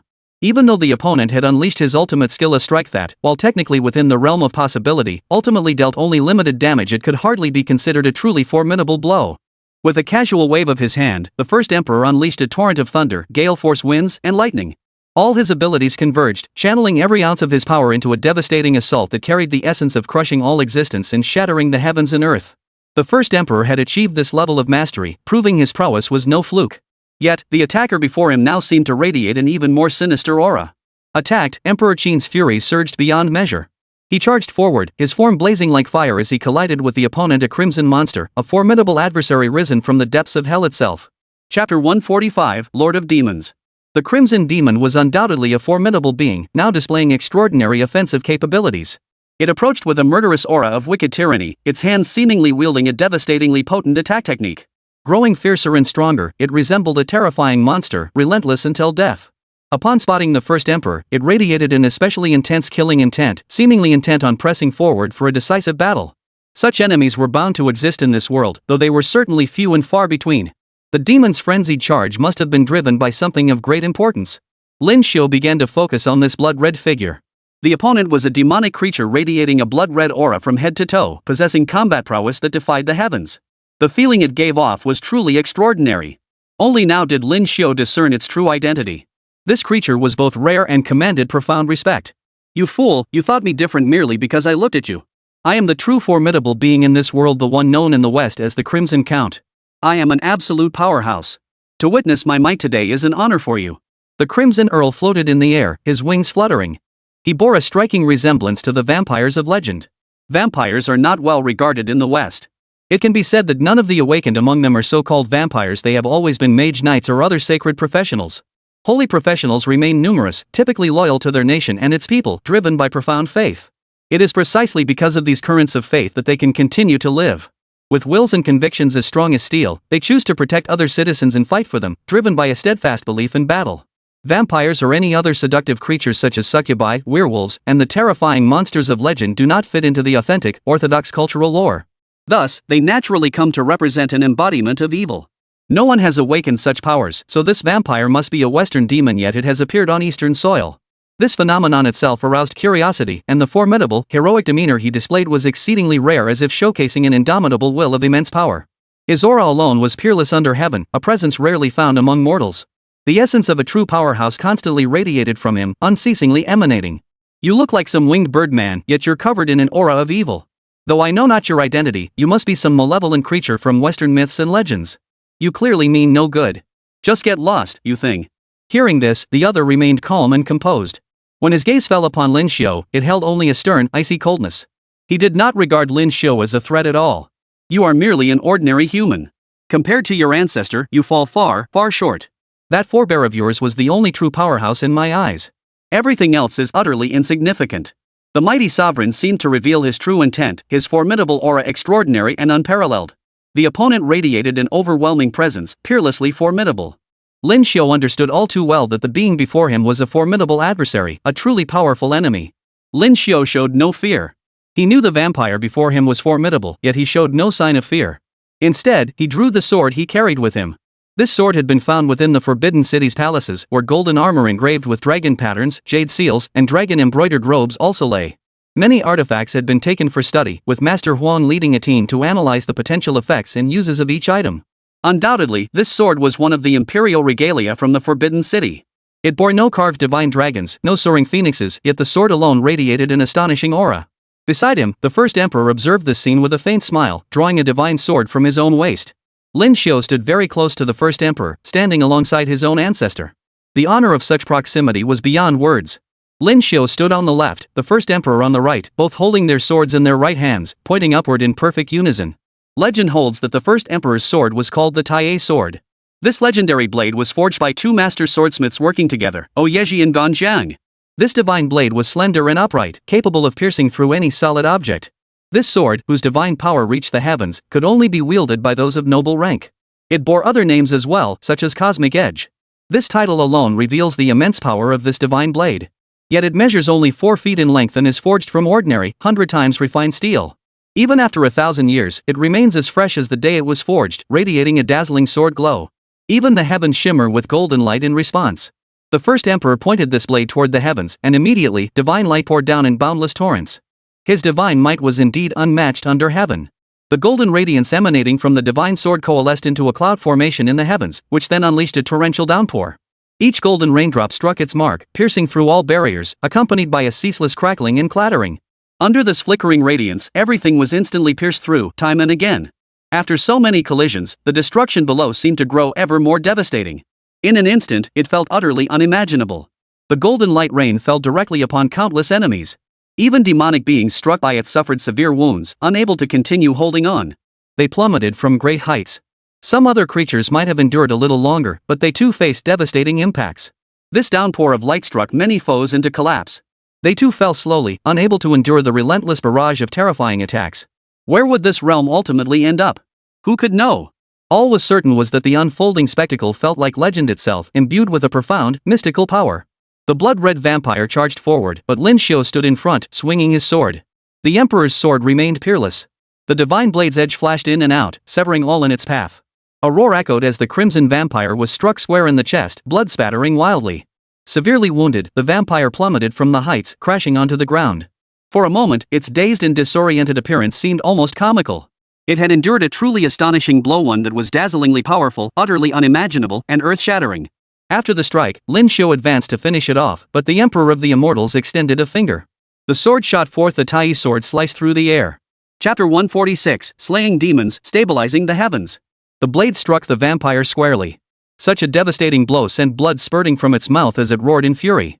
Of course, it wasn't without feeling. It had suffered the most dreadful damage. In that moment, it roared and bellowed incessantly, driven by a hatred so immense it could tear everything to shreds. As the demon's overwhelming hatred erupted, Lin Xiu saw clearly this creature, struck by such a heavy blow, was no longer as powerful as before. Its aura had weakened considerably, making it look even more ridiculous and pitiful. After enduring so many powerful attacks and injuries, the opponent was indeed no longer what he once was. He still had the capability to fight, but, after all, having suffered such horrific injuries, his attacks lacked any formidable force. Lin Xiu charged forward. As the enemy's blood spattered, he swept his sword across, aiming for the throat. Yet the blade was caught by something within the neck, as if something lay hidden inside. Lin Xiu looked again and saw a palm extending from within, catching the blow. This was utterly revolting. Who would ever have a hand protruding from their own throat? Upon closer inspection, it became clear, countless bats were surging within the creature's body, its blood transformed into blood-red bats.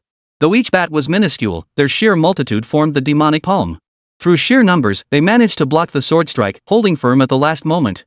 Though rare to witness, the outcome was undeniably astonishing. Though revolting, the creature did indeed block the next moment. That palm continued to stretch outward, as if another monster was crawling out from within its body. To accomplish such a feat would be terrifying indeed, to crawl out from the dreadful shadow of death itself.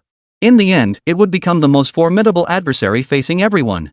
Lin Xiu, fearless and willing to sacrifice his life, was determined to fight the opponent to the bitter end. Just as he thought he could still do something, he saw the first emperor beside him, his expression grave, as if he had suddenly noticed something amiss. The first emperor's power was formidable indeed. With a single reach, he yanked Lin Xiu back. When he paused, the mighty first emperor gazed leisurely at the scene before him. Immediately, the blood-red monster exploded, shattering his body into fragments. Countless crimson sparks shot out in all directions, each carrying a terrifying, cursed aura.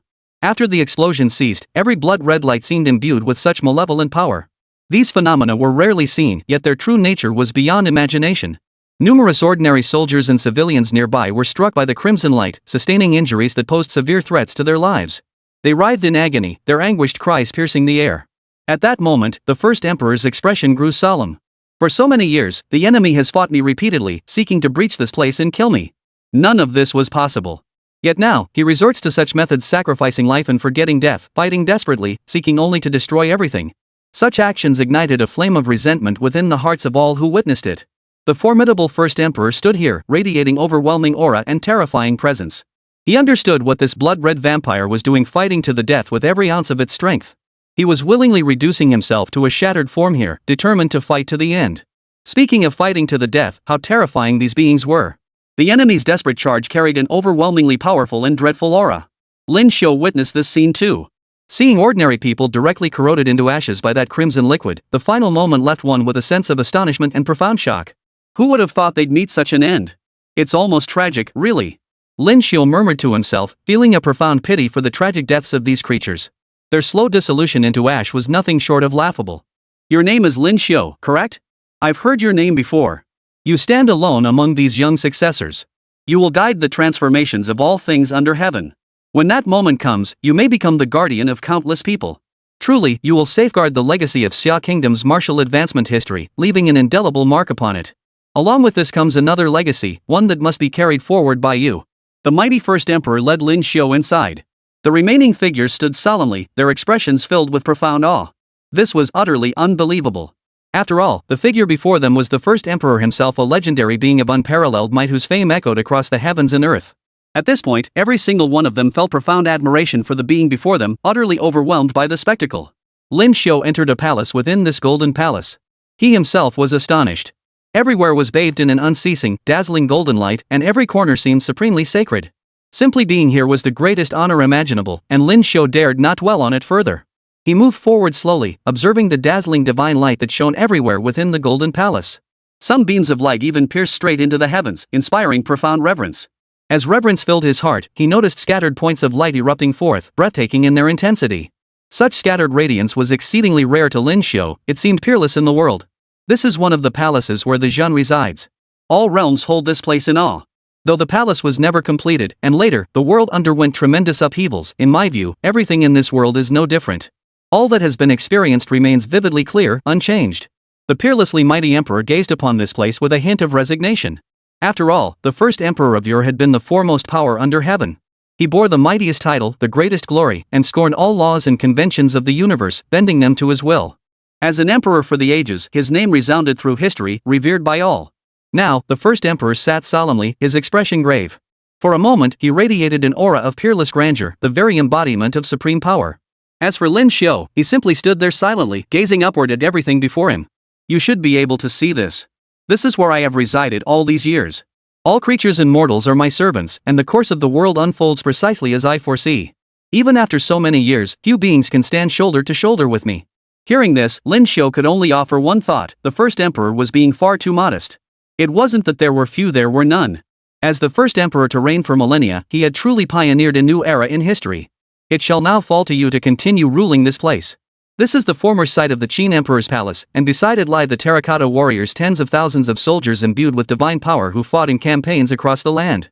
Though they have lain dormant for a millennium, even if some have perished, they remain unmatched in battle. Chapter 147, Imperial Succession. First Emperor, you are the progenitor of us all. To behold your presence is an honor beyond measure. Through these countless millennia, you have endured to this day. I believe you can continue to protect the Xia Kingdom. I only ask that you continue to lead me into battle, using your supreme divine power to crush the formidable demonic foes approaching from afar, so that the entire Xia Kingdom may be preserved and remain safe. In this way, the natural order of all things under heaven and the grand scheme of the cosmos shall suffer no harm. With your protection, true peace shall reign. Grant us this sliver of hope. Upon hearing these words, the first emperor chuckled softly. As the supreme ruler of the realm, a figure of infinite authority, he would never resort to the clamor of common folk, lest he lose his majestic bearing. Yet this man was different. He seemed utterly ordinary, his face and form devoid of any extraordinary radiance. In his ordinary state, he appeared profoundly serene, showing no sense of transcending the present moment. He simply observed everyone and everything. You are my descendant, possessing extraordinary power and drawing special attention. From this day forward, you shall receive greater blessings. Moreover, I bestow this sword upon you. With that, the mighty first emperor handed the legendary divine sword directly to Lin Xiu before him. The instant Lin Xiu grasped the Taiyou sword, he felt the flickering sparks of light dancing along its edge, and a profound reverence welled up within him. Though not heavy, this divine blade represented a responsibility, something profoundly significant. He looked back at the first emperor, only to find the figure vanished from the spot before him. All that remained was a stone tablet bearing an inscription. Strangely enough, the first emperor himself lay within it. It turned out the first emperor had long since passed away. Though the last remnant of his soul still lingered, even after more time passed, he would never revive. Only the final legend remained here. Lin Xiu gazed upon the emperor's skeletal remains, a sigh rising in his heart. Even the first emperor, the peerless ruler under heaven. In the end, he too would perish. His body would crumble into the last decaying grains of earth, for nothing in this world lasts forever. This time, he had awakened another ancient sight. He felt no need to share this with others, only the overwhelming sensation of heaven collapsing and earth shaking, as if the entire Qin Shi Huang mausoleum along with the terracotta army was ascending upward. The entire structure covered an astonishingly vast area, and as it ascended, no living thing could stand in its way. The sheer scale of this upward surge was astonishing, awe-inspiring, and terrifying. Anyone witnessing this spectacle would find it utterly unbelievable. As the earth split open, the structures re-emerged into the mortal realm, surrounded by endless light and dazzling brilliance. It was a marvel of the world, a place of rare and extraordinary beauty. A mere glance was enough to take it all in, and perhaps this was only the beginning. Amidst the blazing sunlight, the area that had once been scarred by an earthquake now revealed a deep canyon. Yet this chasm no longer stood as an obstacle. Other features became clearer and more distinct, allowing one to see far into the distance. Lin Xiu shrugged here, gazing into the distance. To say he felt nothing would be a lie. After all he had endured, he felt profound awe and astonishment at the transformation of this world. Is this the entire world now? Everything in this new world has changed beyond recognition. Lin Xiu murmured softly as he gazed out.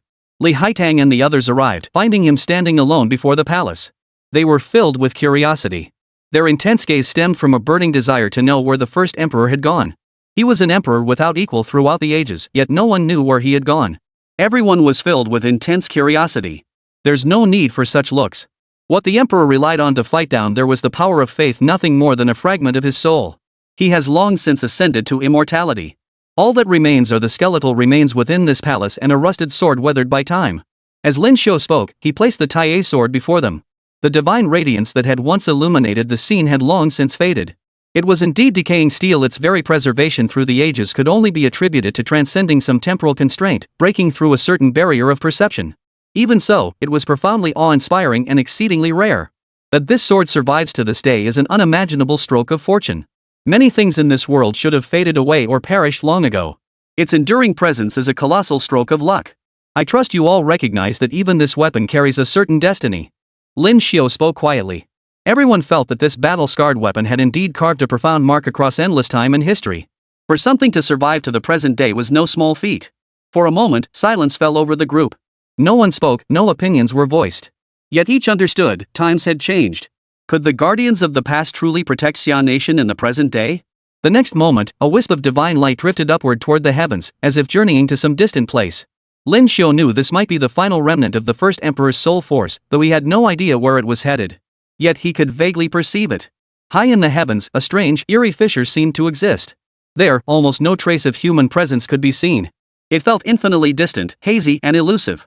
This place was absolutely extraordinary, utterly magical. It seems our ancestor has departed.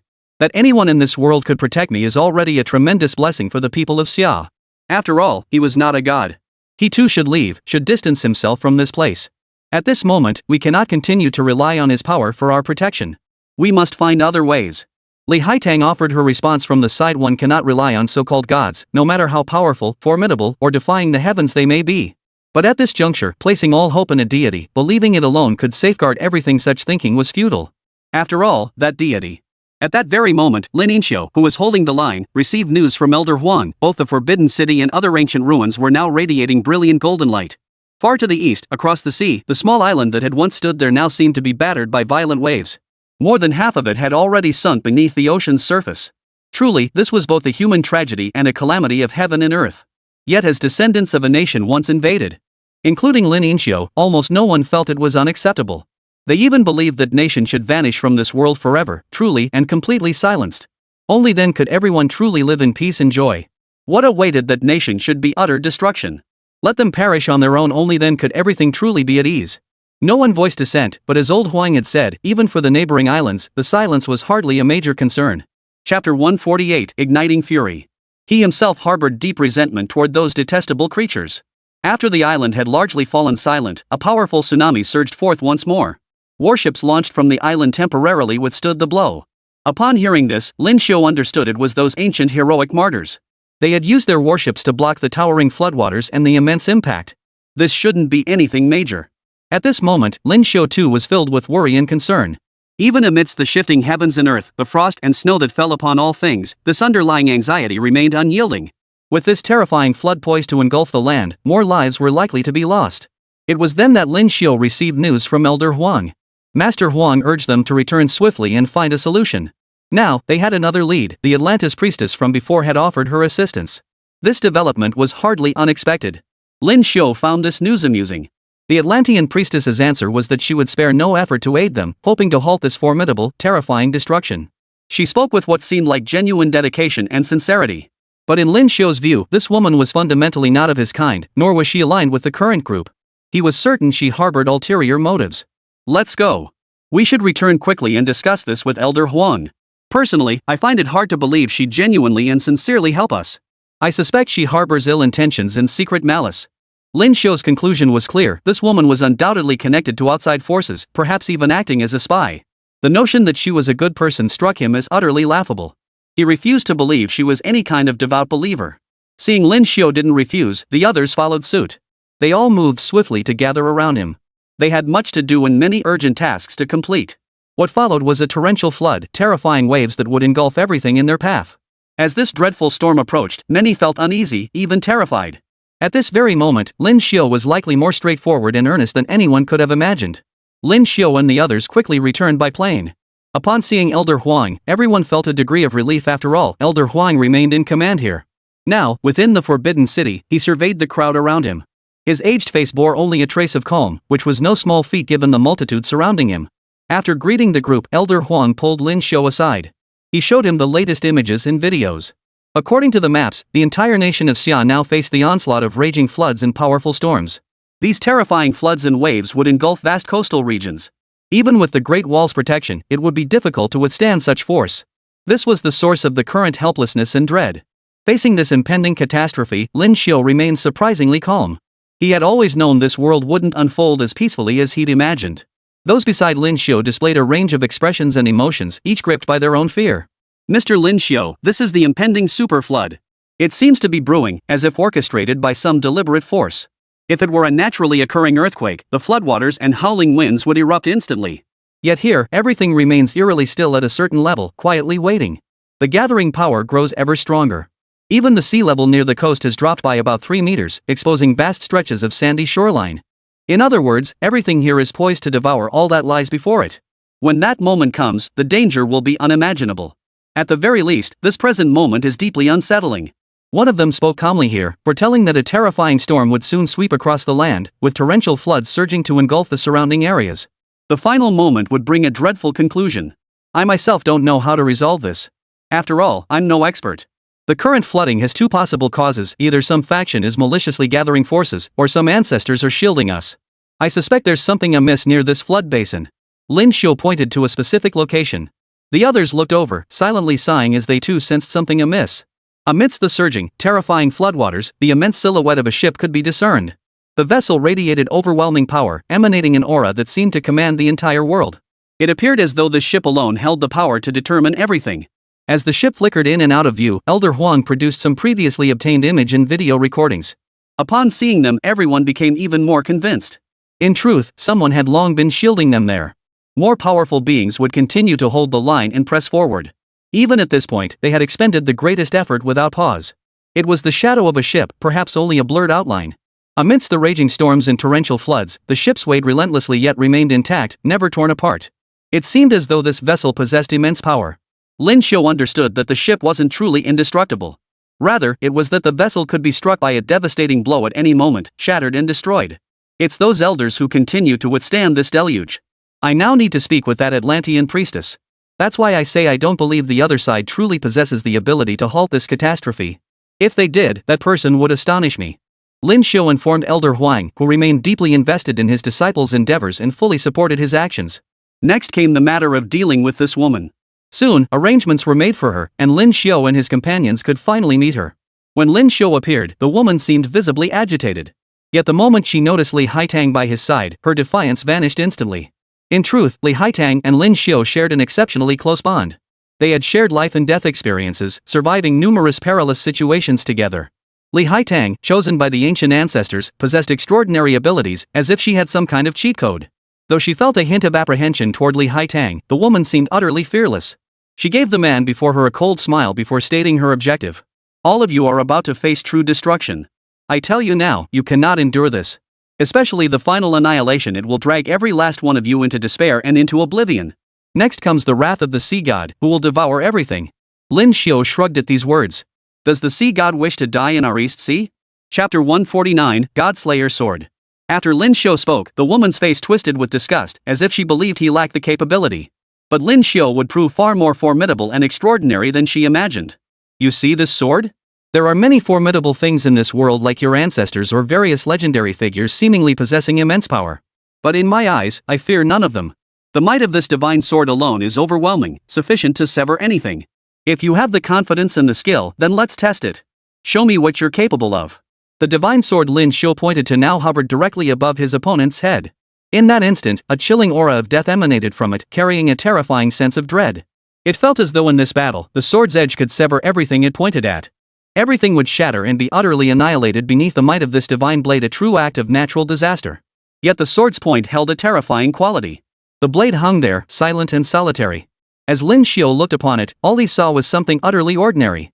Yet after a brief moment, he seemed to perceive something different. You are indeed formidable, but it is futile. The true divine is far more powerful than you could ever imagine. The majesty and might of the divine are incomparable to any living being in this world. What is about to come is a colossal tidal wave that will engulf the entire Xia Kingdom, obliterating everything here. Nothing will be left behind. Lin Xiu heard these words without fear, finding the woman's words rather amusing. She seemed overly confident, convinced of her own exceptional nature, yet he also found her deeply pitiful and utterly foolish. If that's the case, you may try. I shall awake you at this very moment. Lin Xiu smiled and sat down quietly. Where conversation had flowed moments before, now only silence remained. Li Haitang, standing nearby, felt helpless. He hadn't expected this outcome. He'd hoped to use mind reading to extract more information, but now knew it would be extremely difficult. Li Haitang, there's no need for mind reading now. Look at her expression, she shows us no fear whatsoever. She clearly believes she's already reached the pinnacle, radiating overwhelming confidence. People like this are so full of themselves, always convinced they're special. I honestly can't see what makes them any different. Li Haitang sat quietly as Lin Xiu faced off against the opponent. Though it sounded absurd, nothing changed. After a moment, a flicker of anger flared in the divine maiden's eyes. If you're here just to show off your skills, then shut up. I don't want to waste any more words on you lot. The woman adopted an air of supreme arrogance, as if convinced of her own greatness. But Lin Xiu knew exactly what she was thinking. In that moment, his eyes flickered with disgust, and he soon witnessed her true intentions. A fiery aura seemed to radiate from her face, rare and formidable. After a moment, the woman grew visibly anxious, but Lin Xiu merely smiled. She then turned to leave, her steps unsteady with unease, unsure what this man intended to do. Her abilities, of course, could not be restrained. Lin Xiu dragged her directly onto an aircraft. As the so-called goddess, she naturally possessed heightened perception of the sea, yet now she was helplessly confined. Lin Xiu kept dragging her forward relentlessly, unwilling to stop regardless of her resistance. On this aircraft, I'll show you something astonishing. Since we're heading far away, we'll get there in one go after this battle. I want you to see what this world will truly become. Lin Xiu finished speaking, his voice thick with murderous intent and a hint of brutal power. In that moment, he seemed capable of ignoring any resistance in the world. After all, he possessed formidable combat prowess. With fearless resolve, he led his group aboard the aircraft. Surrounding them were constant monitors. Should any incident arise, they would act immediately. This woman held immense importance. She had previously negotiated with Sunset Nation, though those talks ultimately failed. Given her critical status, she might still be needed for certain tasks. Thus, her survival now carried profound and unique implications. Lin Xiu brought the woman to the southern highlands, the so-called coastal region, where violent storms raged. It was a terrifying place, with relentless gales sweeping everything in their path. In the distance, waves piled up like mountains, silent yet terrifying and spine-chilling. Under normal circumstances, how can a mountain formed of water exist, especially upon the sea where currents surged ceaselessly? This towering mountain possessed a powerful current, seemingly responding to the impact, yet everything abruptly halted upon reaching its base. The torrential rain and fierce winds ceased instantly there, with no further dramatic shifts. Lin Xiu pointed toward the water-like mountain before him. Though he couldn't see its true form, he understood that amidst the distant storm, an enemy lurked like a beast roaring in the shadows, a monster poised to strike at any moment. One of your companions is within this current, isn't he? Though I don't know his exact location, his abilities must be extraordinary, his skills truly terrifying. This time, I'm determined to slay the god. No matter how powerful this so-called god may be, I fear him not. I will cut him down, so that everything can truly cease. I won't tolerate anything standing in my path, nor will I permit the troubles this brings me. Lin Xiu spoke with murderous intent. He would bring everything to a complete halt, the raging storm, the destruction of all things and silence it all. Nothing would stand in his way. As he spoke, he leaped directly from the aircraft, parachute deployed. By the time he finished his words, he had already activated a camera on his body, transmitting the entire sequence live back to the plane. Though such measures were unnecessary. The moment the Atlantean priestess arrived, the surrounding currents grew violent, surging upward multiple times as if a giant hand sought to snatch her back. After all, Atlantis was a kingdom sunk beneath the sea. Who knew what other marvels might still lie hidden there? To incur the wrath of the gods was, in itself, an unfathomable feat. Amidst the terrifying storm of torrential rain and howling winds, Lin Xiu plunged downward with all his fighting spirit. Like a cannonball, he plummeted at breakneck speed. Before long, he had closed to within striking distance. With a single swing of the Emperor's sword in his hand, a sweeping blade cut through the surrounding space, severing everything in its path.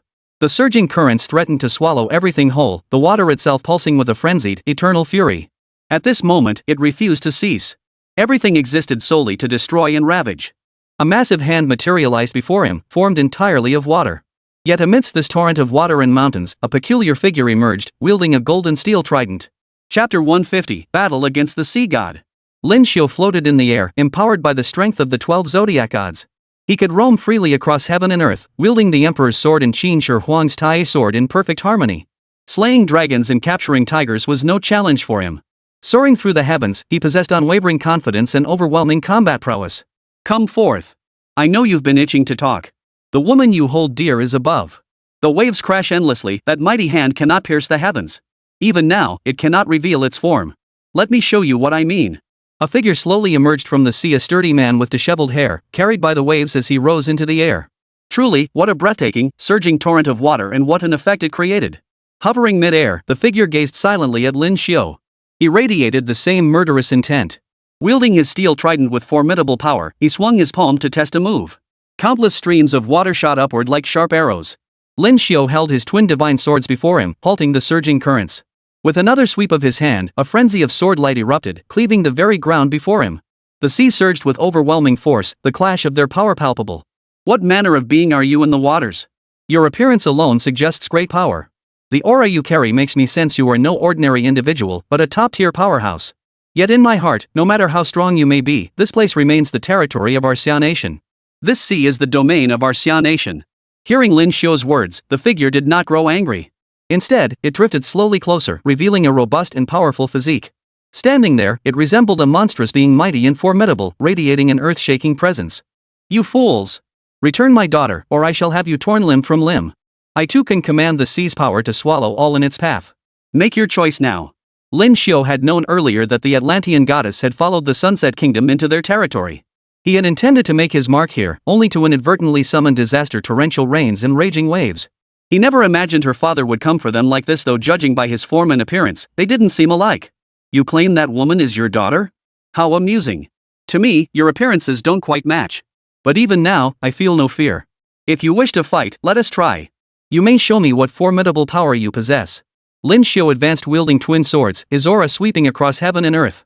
His cultivation realm ranked among the strongest in this mortal realm, with few worthy opponents. His very presence radiated terrifying might, a force capable of obliterating the heavens and earth at a glance. His hands danced with twin blades, conjuring serpentine dragons that coiled and twisted through the air. His relentless assaults left his opponent momentarily paralyzed. The sheer force of his strikes left the adversary gape-mouthed. A mere mortal possessing such prowess was a rarity in this world. Though astonished, the opponent remained the weapon wielded by the Sea King. A casual swing carried god-tier power, already formidable before, now erupting like thunderous might. Wave after wave of churning energy surged forth, enveloping everything in its path. Beneath this churning force, the platform shook violently, sending countless spouts of water skyward. These droplets collided with the towering waves surrounding them. Even fighting from this lofty height, this monstrous entity possessed the might to challenge the heavens. To counter its foe, the creature seemed to accelerate, employing supreme skill to grant itself boundless mobility. Does a mere mortal truly believe wielding some weapon makes him my equal? Watch as I tear you to pieces this time. In a blur, the opponent moved with lightning speed, its overwhelming might seeming to pierce the heavens. As it shifted positions, it had already closed to the closest point. That massive hand swung forward, its colossal, godlike power instantly revealing its divine realm. Lin Xiu had faced god-tier opponents before, but most had only reached the 8th tier of heavenly extreme, already nearing godhood. Those who truly attained divine status were 1 in 10,000, the very pinnacle of their kind. The two continued their bloody battle in the air. Lin Xiu's sword grew faster and faster, as if crossing through a raging storm, surpassing all limits. His relentless, icy strikes followed one after another. The intensity of their clash left the passengers on the plane utterly transfixed. Li Haitang withdrew her astonished gaze only to find the young girl beside her mesmerized, as if in a trance. What's that look on your face? Do you think the one who saved you will surely rescue you from here? You're merely indulging in foolish daydreams. Even if he is powerful, saving you would be as difficult as climbing to the heavens. Stop clinging to that empty fantasy that you can be saved. The words carried a heavy dose of sarcasm, yet they failed to achieve their intended effect. Instead, the young girl burst into laughter. I wasn't looking at my father. I was looking at how someone in this world could reach such heights alongside the top-tier gods. That man is truly formidable. So it was Lin Xiu she was watching. Indeed, Lin Xiu was a figure many revered in their dreams. He appeared to be just an ordinary young man, yet possessed astonishing abilities. His extreme intelligence allowed him to strategize from afar, commanding battles thousands of miles away. Such power alone was already at its pinnacle. Are you out of your mind? Or is this typical Western behavior? If you want to stare, why not look at your own father sitting right beside you? The look in the woman's eyes held a hint of admiration, which deeply annoyed Li Haitang. What gave these foreigners the right? Who were they to express any feelings toward Lin Xiu? We're different from you. We worship strength and revere the mighty. Besides, he isn't my true father, merely a figure of my lineage. His combat prowess is formidable, ranking among the highest in the sea gods, which is why he sustains so much of this world. But I dislike him as a person. His heart is heavy with calamity. If he isn't dealt with, disaster will surely arise in the future. The woman clenched her jaw, deep in thought, as if she could discern the opponent's life or death in the current situation. Though they possessed entirely different mindsets and dispositions, Li Haitang was nonetheless startled by the woman's words. She almost called her cold-blooded, but then remembered the woman had no familial ties to speak of. Perhaps that changed everything. She had no right to judge such a situation. Silence was best. An explosion erupted below, causing the aircraft to shake violently. Glancing down, they saw the battle had abruptly ended. Li Haitang and the others, flying high above, suddenly witnessed the fighting cease. Speculation swirled among them. Then, a figure descended slowly. Lin Xiu carried himself with imposing presence and pride. The hero facing him was no less formidable, radiating an aura of dominance. Chapter 151, Sea Deity, Land Warrior. During his battle with the sea god, Lin Xiu recognized the opponent's formidable prowess. Yet, the moment they strayed from the sea's vicinity, that power diminished drastically, their greatest weakness. No matter how vast their strength or divine abilities, once removed from the ocean's embrace, their power could not be sustained. Whoever you are, that woman is indeed important. But at this moment, I absolutely cannot let you take her away. After all these years, our Xia Kingdom has finally captured a crucial figure. If you truly take her away, it would be utterly humiliating. Lin Xiu's words radiated an overbearing, domineering aura. As he glared at the opponent, he exuded a sense of power beyond the other's imagination. Seeing Lin Xiu's refusal to release the woman, the other party grew visibly irritated. Never before had any human dared to display such audacity in their presence. This provoked an extraordinary fury within them, causing their face to darken with rage. Human, this is your final chance. Look around you. I can command the waves to rage endlessly in these waters. Soon, towering tidal waves will engulf your nation. Even with the aid of your warriors, you cannot defend against this final assault. Your country will be swallowed by the sea, everything utterly consumed. Is this the outcome you desire? Lin Xiu certainly did not desire such an outcome.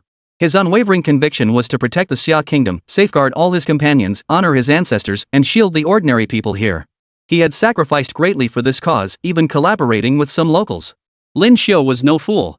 He understood the need for flexibility. Seeing the other party's predatory gaze, he merely gave a cold smile before turning away. It's not that I refuse to let them go. There is actually a chance. Withdraw immediately and remain elsewhere. If you heed the command, we can release that woman. Lin Xiu offered terms, though whether they'd be accepted was another matter.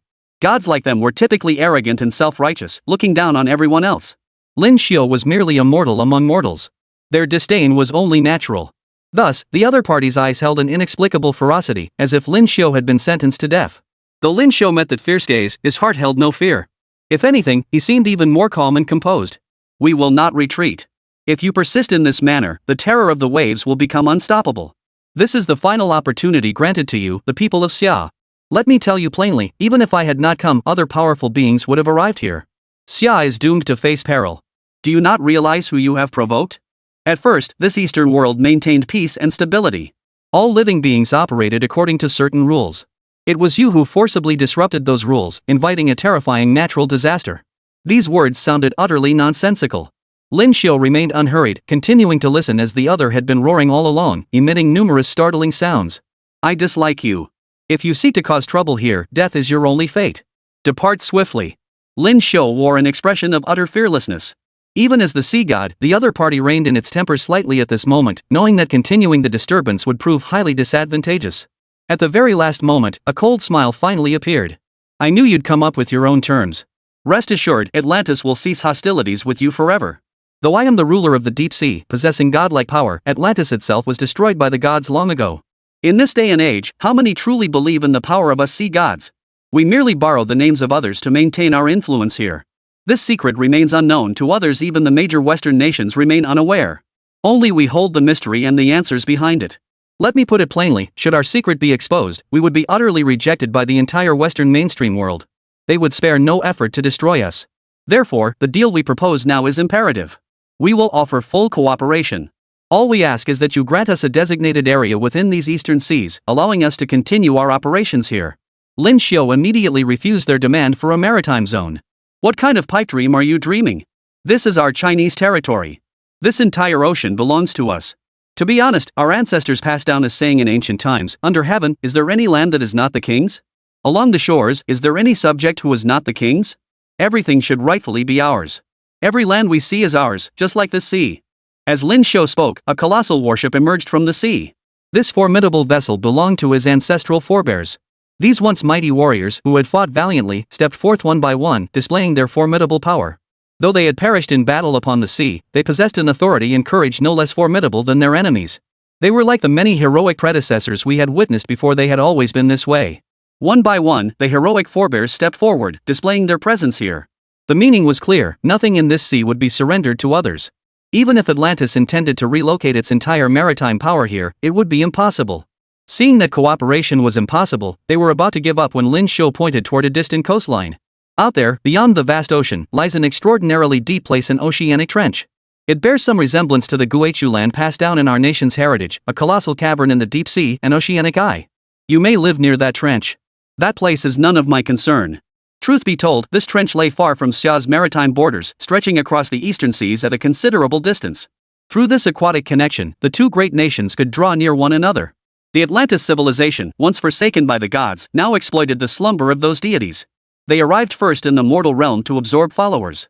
Even the high-ranking officials of the entire Sunset Kingdom had been deceived by them.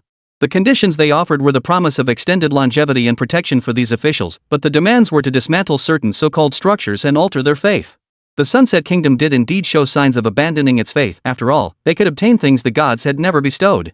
Typically, for an individual within a nation to awaken, they must possess unwavering loyalty to that nation, harboring not the slightest hint of defiance or betrayal. Only through absolute loyalty to the nation could one possibly earn the fortune of divine blessing and protection, a circumstance that was, in truth, exceedingly rare. Chapter 152, a bit of an excessive demand. Without profound reverence for the nation and its civilization, one cannot receive divine favor or awaken ambition. Families had tried every method, yet they held little faith in the nation as a whole. Thus, they resort to other means to enhance their combat prowess, including special, even forbidden potions or scientific forces. Yet none could compare to awakened relics. Each possessed unique utility. A Western cathedral might channel faith energy. Or a specific Western relic, an imperial tomb, might enable certain individuals to discover fragments of legendary battle armor. Through forging, they could even recreate such superweapons. In other words, only those with unwavering faith could wield such power, making it difficult for opportunists to exploit. Atlantis offered an ultimate temptation. If their faith remained steadfast, they would protect almost anyone. This very allure gave rise to entities like the Sunset Nation. In the new era, the land of the setting sun no longer resembles its former self. Once a leader among Western powers, its glory has been completely overshadowed by the dominant New Age superpower, the Eagle Nation. It's not that the land of the setting sun lacks strength, it's that the Eagle Nation is simply too powerful. Not only do they have divine aid, but they also possess technology and countless other unimaginable forces protecting them. Due to the sheer number and variety of these advantages, the Eagle Nation has become the undisputed leader of the West, far surpassing the expectations of other nations. In its desperate attempt to catch up, the land of the setting sun resorted to such outrageously unnatural methods and thus fell into the trap. Well, I'm sure you discovered that place while controlling the seas. You probably even claimed it as your territory long ago. As Lin Xiu spoke, his counterpart fell silent. Lin Xiu knew he had likely struck a nerve, touching upon crucial points and answers that perhaps they understood even better than he did. Fine.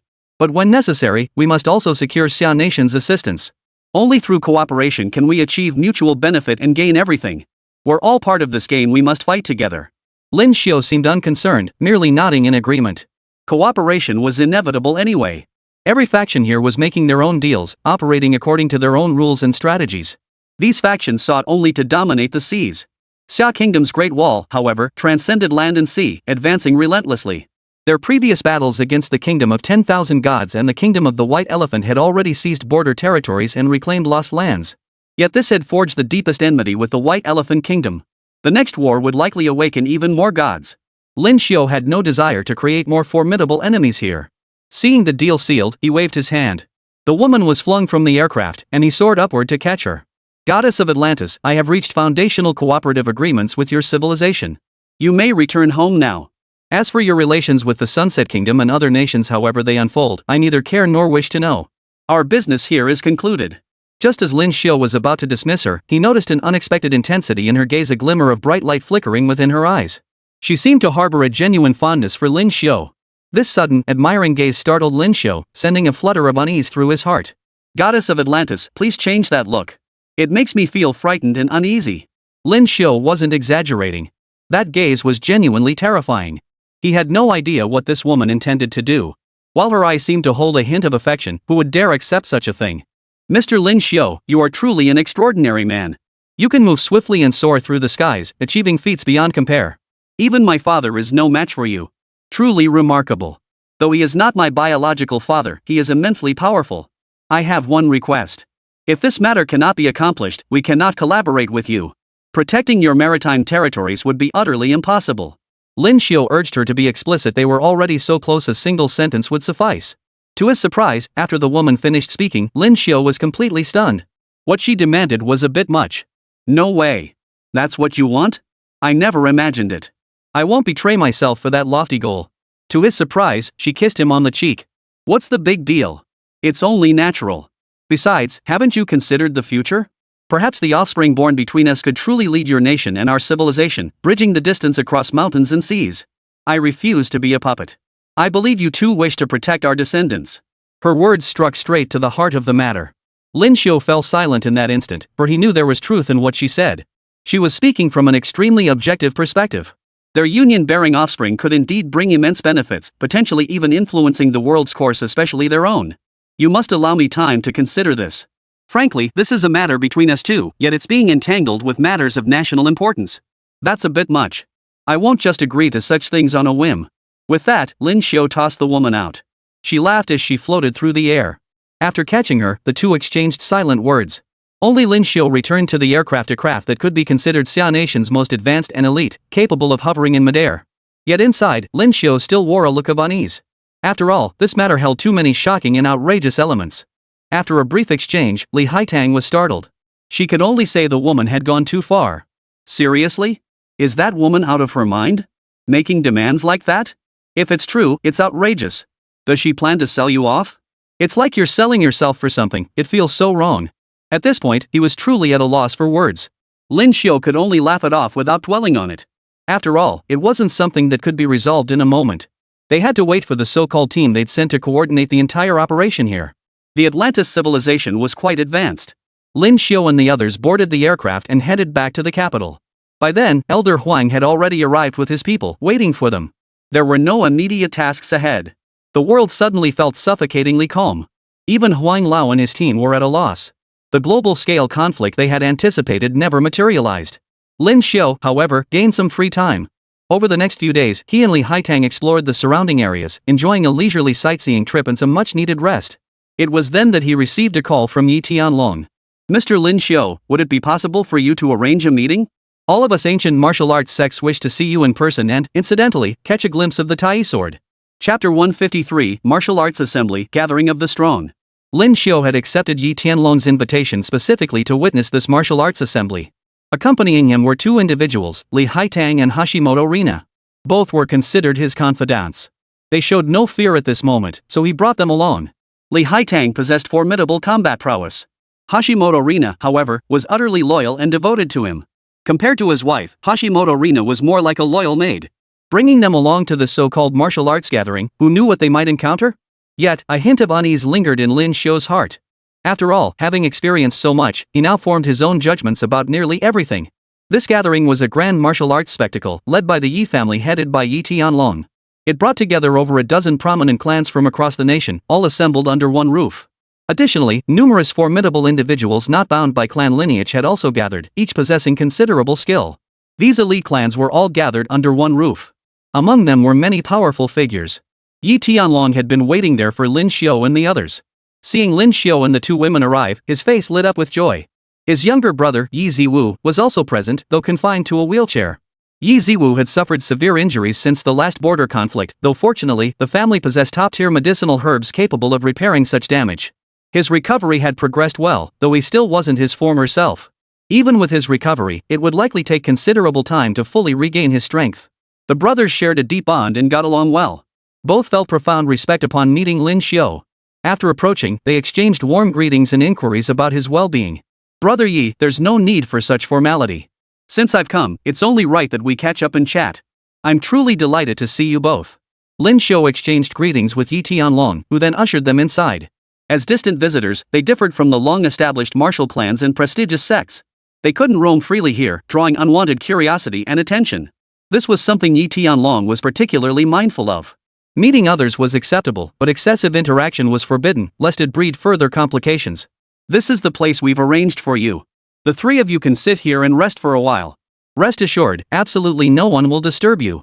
How should I put it? This territory is, after all, connected to our Yi family. This place is completely safe, and no one will bother you.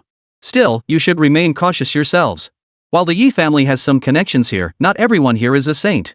Some individuals harbor ulterior motives and act recklessly according to their own whims. Over the years, the martial arts lineage hasn't been passed down solely by virtuous and kind-hearted people. Yi Tianlong offered this warning, for the so-called masters and clans gathered here were indeed unlike ordinary folk. Thank you for the warning, Brother Yi. We won't wander off recklessly here.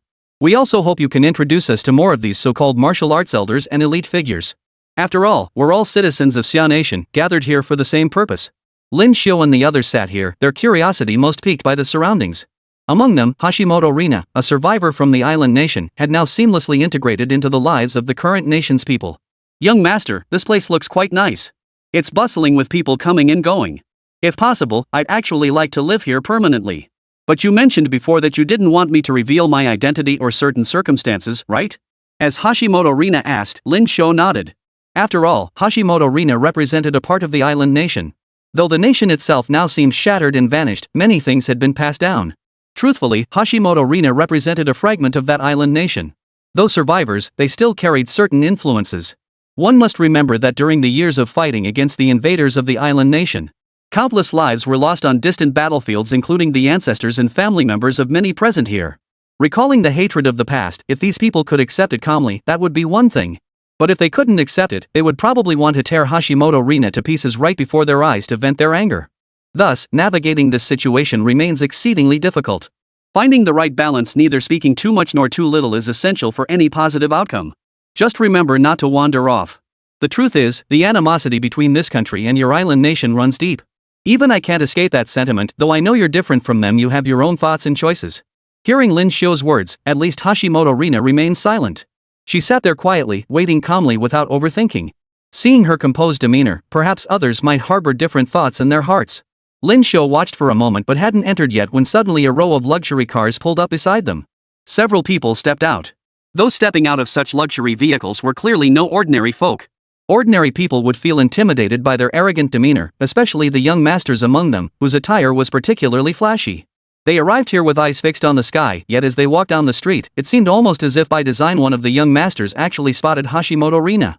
His eyes widened instantly, and he approached her proactively. I think I've seen you before. Where are you from? Seeing him initiate conversation, Hashimoto Rina replied in her somewhat unpolished Xia language. Hello, I'm from far away. His speech remained somewhat halting throughout, as you had instructed him to deliberately speak this way, lest it invite unnecessary trouble. Hearing this, the person across from her grew quite pleased. You're quite a girl. Care to take a walk and chat? Let me put it this way, I could offer you considerable assistance. The man chuckled, but his expression clearly betrayed ulterior motives. Likely just another lecherous scoundrel. Lin Xiu knew such types well. This wealthy young master was fundamentally different from ordinary people. With wealth and status, he was never an ordinary figure. His actions here weren't particularly vicious, but truth be told, while everyone might fancy so-called beauties, one must still uphold principles and follow the rules at the very least. Now, even Lin Xiu couldn't find the words to respond. Sorry, I don't like you at all. No interest. I like the young master over there. He's clearly more outstanding, more handsome, and more attractive. He's also the one I like best in my heart. If you want to compare yourself to him, that's a bit much, because you can't compare to him. Not everyone in this world can be compared to each other. Unexpectedly, the young lady's words left the wealthy young master utterly stunned. This was a bit much. He couldn't even fathom what this little girl was thinking. Chapter 154, A Gathering of Characters. She was certainly a young beauty, at least in appearance and figure, but her words were unpleasantly sharp. You're quite the character, young lady. By the looks of it, you hold no regard for this young master. You should know that countless women in this world would kill to be mine. Well then, if you don't fancy me, that's fine. I'm not one to force myself on anyone. Just don't regret coming here, or else I can't guarantee you won't end up begging me later. The man showed no grace whatsoever, laughing haughtily before departing with his sycophants. To Lin Xiu, however, this man was clearly trouble. He didn't know the man's background. But just by looking at his demeanor, Lin Xiu sensed this fellow harbored ulterior motives and schemed for something else. People are like that. At least this man had his own rules for doing things and being a person. His methods were certainly different from others. Young master, do you think this guy might do something terrible? I get the feeling he's up to no good. Even Hashimoto Rina could tell the man wasn't trustworthy, but Lin Xiu patted her reassuringly, telling her not to worry. Rest assured. While he may have some family background, this place is ultimately where major sects and clans coexist. Everyone still adheres to certain rules. I don't believe he'd dare to do anything too outrageous. Besides, in this country, I may not be afraid of anyone, but I certainly have the capability to protect those close to me. Speaking thus, Lin Xiu radiated confidence. With so many people by his side, wouldn't it be utterly ridiculous if even they couldn't protect him? For a powerful individual, this was an absolute, inviolable line that must be upheld. At that moment, Yi Tianlong stepped forward to handle the situation, leading several people inside. The earlier incident remained undisclosed to him, maintaining an air of mystery. Yi Tianlong was particularly cheerful, chattering non-stop as they walked. I truly apologize for what happened earlier, Brother Lin. After all, this is your first time attending such a grand gathering. Our nation's decline stems from a collective awakening. Many clans and powerful figures have surged in strength. Though these ancient families remain among them, they no longer hold the pivotal influence of old. Your very existence has altered the landscape. While some harbor grievances toward you, true patriots hold you in profound respect. Lin Xiu understood the origins of these conflicting sentiments. On one hand, each of these ancient clans possessed formidable strength, heritage, renown, and countless untold treasures that had sustained their might to this day. Yet the legacies of these great houses often held little relevance to ordinary people. Now, with Lin Xiu's assistance, once awakened, even many ordinary people made rapid strides, advancing by leaps and bounds and increasing their combat strength extremely quickly. After all, awakening in the ruins depended on one's personal belief and devotion to the nation, and not all of these martial families were truly loyal patriots. I can only say I played a small part in this matter. The greater credit lies in everyone's collaborative efforts and joint dedication, which ultimately led to this level of advancement and growth. Lin Xiu showed no arrogance in taking credit. In truth, it was the relentless dedication of each individual. When it came to merit, every patriot had contributed immensely. Thus, he saw no reason to feel exceptional. United in purpose and hatred for the enemy, they had achieved today's success. Indeed, everyone should rejoice all the more. Entering the inner conference hall, it wasn't as Lin Xiu had imagined, filled only with martial arts practitioners clad in ancient robes. Instead, it resembled a highly modernized business meeting. Many wore Western suits, though some elders retained the traditional robes, a nod to cultural heritage. Everyone behaved distinctly differently here, yet it was obvious they were divided into factions. Some were already seated together, chatting and laughing animatedly. Others stood out like lone wolves, drawing attention. In short, a diverse array of characters had gathered under one roof. Their attire gave off an aura entirely different from what one might imagine. As Lin Xiu walked through the crowd, he felt that each and every one of them was unique. At the large table in the center, representatives from various factions, both young and old, were already seated, chatting away. Their conversations mirrored the factional divisions outside. The divisions were clear and distinct, no one sat or spoke casually. Seeing so many people seated together, Lin Xiu was momentarily unsure where to sit. Yet Yi Tianlong led him to the front and introduced him. Uncle, this is Lin Xiu, whom I've told you about. Many have seen him on live streams. He's a truly formidable figure. Numerous relic awakenings in our country are connected to him. The man addressed as uncle was an elderly figure with hair and beard long turned white. Upon seeing Lin Xiu, he displayed a hint of admiration. Rising to his feet, he extended his hand. Lin Xiu shook his hand, and the two shared a knowing smile. The uncle then proceeded to introduce Lin Xiu to the surrounding figures, members of certain prominent families or powerful elders from various sects. Each was supposedly renowned in their own right, though Lin Xiu felt no particular connection to any of them. Young man, you truly are a rare gem among men. I've watched your live streams before. Admittedly, you still seemed a bit green back then, not quite at the pinnacle of your craft. Yet your contributions and actions remain unforgettable to us all. It's precisely because of individuals like you that so many have been genuinely helped. You shifted the course of events in several nations. Now, the awakening of these ancient ruins is of paramount importance to us all. Hearing this praise, Lin Xiu showed no trace of arrogance or self-importance, merely offering a faint smile. Uncle, you said it before. I, Lin Xiu, am just an ordinary man. What I've done is for the sake of all Xia Nation. Now that Xia Nation stands head and shoulders above the rest, even with many new strong individuals emerging, we must never forget the countless years when warriors from all walks of life and noble families fought tirelessly to defend our homeland. That sacrifice alone is something we will never forget. Lin Xiu's emphasis on the most crucial duty of these so-called families sacrificing their lives to defend the nation during wartime earned him considerable admiration from the crowd. Yet, as always, there was a troublemaker, none other than that young master from earlier. His tone carried a hint of hostility as he spoke. So it's Mr. Lin Xiu. I wondered who that capable man near the gate was.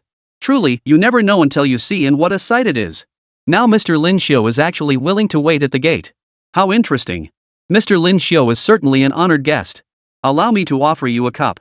With that, the other poured Lin Xiu a cup of tea. This tea substituting wine gesture was no big deal. Lin Xiu smiled and accepted it. Though it was merely tea, the other man's face bore a peculiar expression. Chapter 155, The Transformer. Thank you. I'm just an ordinary person striving to achieve more for the benefit of our Xia nation. If given the chance, I'd help more people. Meeting everyone now is for the future. Lin Xiu replied with a smile. These words stemmed more or less from his genuine convictions. As for how many people he might influence along the way, that remained an unknown. The other person handed him a cup, its contents boiling hot. This fellow's abilities were truly extraordinary. Like these ancient martial arts masters, some had cultivated incredibly profound skills. Almost like possessing superpowers. Even if it wasn't the overwhelming power of an awakening, it still possessed immense intensity. Thus, the cup of tea he offered carried a distinct hint of provocation. The liquid within radiated a warmth akin to flames, as if the surrounding air itself had been scorched by intense heat, a place of burning. When Lin Xiu accepted the tea, the warmth transformed into a tranquil stream the moment he turned. This was a realm of mastery only he could achieve. The effortless execution of this feat was itself a manifestation of his realm. Lin Xiu harnessed the power of the 12 zodiac gods. These deities possess diverse abilities, extraordinary combat techniques, versatile movement skills, and astonishing battle methods, each truly awe-inspiring. They even possess the ability to create clones, fly through the skies, burrow through the earth, conceal their tracks, and spew intelligent flames, all formidable in themselves. Transforming the object before him into frost was no challenge at all. At that moment, the old man stepped in to smooth things over. Young brother Lin Xiu, I heard from Tianlong that you've brought an ultimate treasure this time. This old man is getting on in years, and I've been hoping to catch a glimpse of it today. I wonder if I'm blessed enough to see it. Seeing their earnestness, Lin Xiu showed no hesitation. He simply reached for the sack on his back. Inside lay none other than the famed sword of legend, the Taiyou sword. This Taiyou sword was none other than the divine weapon wielded by the first emperor of Qin. Alongside it lay an imperial artifact from the Forbidden City. The moment these two divine blades appeared, they radiated blinding brilliance and an overwhelming aura that left onlookers stunned. After all, these were two peerless, indescribable ultimate divine weapons. A single glance filled everyone with excitement and awe, their hearts already yearning to possess these treasures. Only Lin Xiu remained remarkably composed. These two swords hold profound significance for our Xia Kingdom. One is called the Taiyou sword, the very divine weapon wielded by the first emperor. It occupies a prominent place in Xia's heritage, an unparalleled divine blade. The other is the legendary emperor's sword. Originally displayed in the Forbidden City, I have also brought it here. Its edge remains as sharp as ever. For many of the elders present, witnessing these two divine blades was an immense honor. A crowd gathered around them, offering appraisals and critiques, though their words were always tinged with profound reverence. These were, after all, sacred treasures passed down from their ancestors. Yet some remained unimpressed from the start. While these ancestral heirlooms were undoubtedly fine, they couldn't compare to the power they themselves wielded. They're merely two swords. No matter how sharp they may be, they're still just ordinary weapons incapable of great deeds. While some voiced such opinions, Lin Xiu remained unperturbed upon hearing them. He felt no particular emotion, merely recognizing such remarks as the typical deliberate dismissals from certain quarters. Young friend, I am truly grateful. For me, Shishanha, to witness these divine weapons truly fulfilled the dream of my life. You must understand, countless theories exist in this world, and countless mighty beings roam the heavens and earth. Some possess unparalleled abilities to traverse the cosmos. These imperial swords are the true historical legacy of the celestial emperors, trumpet the pinnacle existence that cannot be abandoned among all things of the realm and the nation. Shishanha already held this sword in the highest regard, yet he continued to speak these words. But at this moment, an odd atmosphere settled over the surroundings. Bingxiu sensed something amiss. Though Xia Kingdom wasn't entirely unified, with various factions and individuals vying for influence, even in this gathering place of martial heroes and noble families, divisions were inevitable. True to his suspicion, a sudden commotion erupted. Someone lunged forward, hurling a bomb that hurtled straight toward Kishan. Who could have imagined such a weapon being used? Fortunately, Lin Xiu possessed astonishingly keen senses. He caught the bomb instantly and hurled it far away. The next moment, an earth-shattering explosion erupted. Within a second, everything around seemed to roll and surge like a tidal wave, stunning everyone present. No one understood what had happened, only that the blast had nearly obliterated everything nearby. Panic gripped the crowd as they witnessed the powerful blast wave, which, accompanied by the explosion, nearly reduced everything around them to a sea of decaying debris. Worse still, the terrifying explosive force seemed poised to repeat and spread further. Suddenly, flames shot skyward, filling the air with screams. In that dazed moment, they saw a figure charging toward them, face twisted in fury, none other than the wealthy young master from before. His target was clear, those two divine swords. If he couldn't possess them, he'd stop at nothing to destroy them. His face twisted with malice, his intent to annihilate the treasures already set in stone. Lin Xiu would never let him succeed. As the young master approached, Lin Xiu met him with a thunderous fist, sending him flying through the air, spitting blood. Truth be told, though formidable, the young master's innate abilities were severely lacking. After taking that palm strike that nearly killed him, he spat blood and crashed to the ground far away. Yet, with what little strength remained, he stubbornly forced himself to advance once more. His persistence baffled Lin Xiu. Had everyone here lost their minds? Their expressions were terrifying, utterly horrifying. Yi Tianlong stepped forward, unleashing a barrage of powerful claw strikes into the air. Each strike carried immense force, demonstrating his formidable prowess like a raging storm. Chaos erupted across the entire venue. No one knew who the attackers were or where the formidable foes lurked. All they knew was that everyone was using every ounce of their strength to fend off the enemy's onslaught. For a moment, they couldn't even identify the enemy unit, let alone figure out what to do. Brother Lin Xiu, what happened? Yi Tianlong arrived through the thick smoke, shouting the question as darkness swallowed the surroundings. Visibility was nearly zero, obscuring everything. Yet Lin Xiu remained utterly composed. As soon as Yi Tianlong reached his side, Lin Xiu delivered a crushing blow to his opponent. Stop pretending. I see right through you. You're too green to fool me. Lin Xiu's punch sent the man flying through the air. Mid-flight, the figure shifted, changing form into an utterly bizarre shape. His entire body seemed encased in some kind of metal. When Lin Xiu struck him, it was his own fist that absorbed the immense shock, sustaining damage. This was a modified being, a powerhouse enhanced by advanced technology and super-mechanical augmentations. Chapter 156, Peril in the Deadly Abyss. Only Eagle Nation possessed the technology to create such formidable enhanced warriors in this world, or perhaps they transferred it to others. Either way, these powerful soldiers were exceptionally brave and formidable. The Eagle Nation possessed the world's most advanced scientific technology, having long pushed their technological prowess to its peak, truly terrifying and dreadful. Any modified warrior could possess innate power, like those formidable awakened ones. Awakened warriors wielded the formidable powers bestowed by their ancestors' glory. Beyond that, the forces of technology, genetics, and bloodlines also empowered these enhanced warriors. Thus, they forged a top-tier, technologically advanced legion. Lin Xiu was not very familiar with these tech-powered legion warriors. Yet he could clearly see their combat prowess was formidable, terrifying, and utterly dreadful. At least in this moment, he had truly witnessed something extraordinary. His heart was filled with profound admiration and a deep sense of awe. The mechanized warriors had but one target, the two divine swords in Lin Xiu's hands. One was the legendary Taiyou sword, the imperial sword of Qin Shi Huang, while the other was the emperor's sword from the Forbidden City. Even if these swords did not possess the legendary might of the wind, their immense historical significance made them treasures the people of Xia absolutely could not abandon. Within moments, 7 or 8 individuals charged forward. They charged forward fearlessly, driven solely by the desire to reclaim these supreme treasures. Among them, Lin Xiu was particularly focused and deeply invested. Such supreme treasures absolutely could not fall into enemy hands. If that were to happen, he would become the eternal traitor of the entire Xia Kingdom, something he could never bring himself to do. Lin Xiu moved with lightning speed, swift as a flash of light, striking with the precision of one who had reached the pinnacle of his craft. Yet even so, he still encountered resistance. Beyond the formidable steel-enhanced monster, several other powerful figures among the spectators, whether driven by perceived gain or not, they had directly intervened, making Lin Xiu the target of multiple attacks. Among them were several ancient martial arts masters. His hands transformed into steel claws, lunging forward with each attack as relentless and powerful as a tidal wave, shattering everything in its path. It was clear he wielded the pinnacle of martial arts skill. The power in this man's hands was truly formidable. As he relentlessly clawed forward, Lin Xiu fought while retreating, narrowly avoiding the steel claws. Upon closer inspection, the technique he used seemed to be the legendary Eagle Claw Fist. The Yi Tianlong clan's Dragon Claw hand bore some resemblance to this flying eagle technique. Both were supreme martial arts. Yet today's opponent demonstrated masterful skill. Moving like thunder, sounding like thunderclaps. With a swift strike, the speed was astonishingly fast, the impact profoundly shocking. Clearly, he had reached a formidable realm, possessing a powerful aura and reputation. His prowess was undeniable. Lin Xiu and his opponent clashed fiercely. At this moment, Lin Xiu unleashed his own techniques. His hands moved like thunder, his strikes like a raging wind. In an instant, he closed the distance, seized his opponent's shoulders, and hurled him away.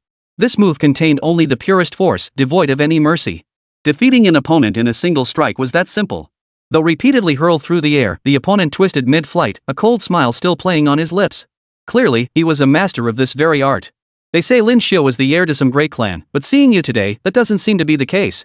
I truly believed you had already reached the pinnacle of ancient martial arts. If it weren't for you, I wouldn't have resolved to work for others. Lin Xiu still couldn't fathom his own connection to this, but he could see this man was filled with pride and arrogance. Lin Wei, what exactly are you trying to do? Yi Tianlong arrived and shouted at the man. Although Xinglin and Lin Xiu were like relatives, they weren't particularly close. There was absolutely no reason for him to kill someone here. And the target was Lin Xiu. The current Lin Xiu had captured the attention of numerous sects and figures. Calling him a symbol was no exaggeration. Many held him in awe, treating him like an idol in their hearts. What I'm doing here is what I choose to do. Do you really think anyone will come to save us? In the past, we had divine protection and genuine patriotism. Even my neighbors sacrificed their lives for the country, so many died, yet to this day, they remain unrecognized.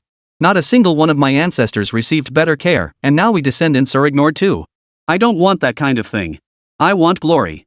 I want more benefits and advantages, not empty promises.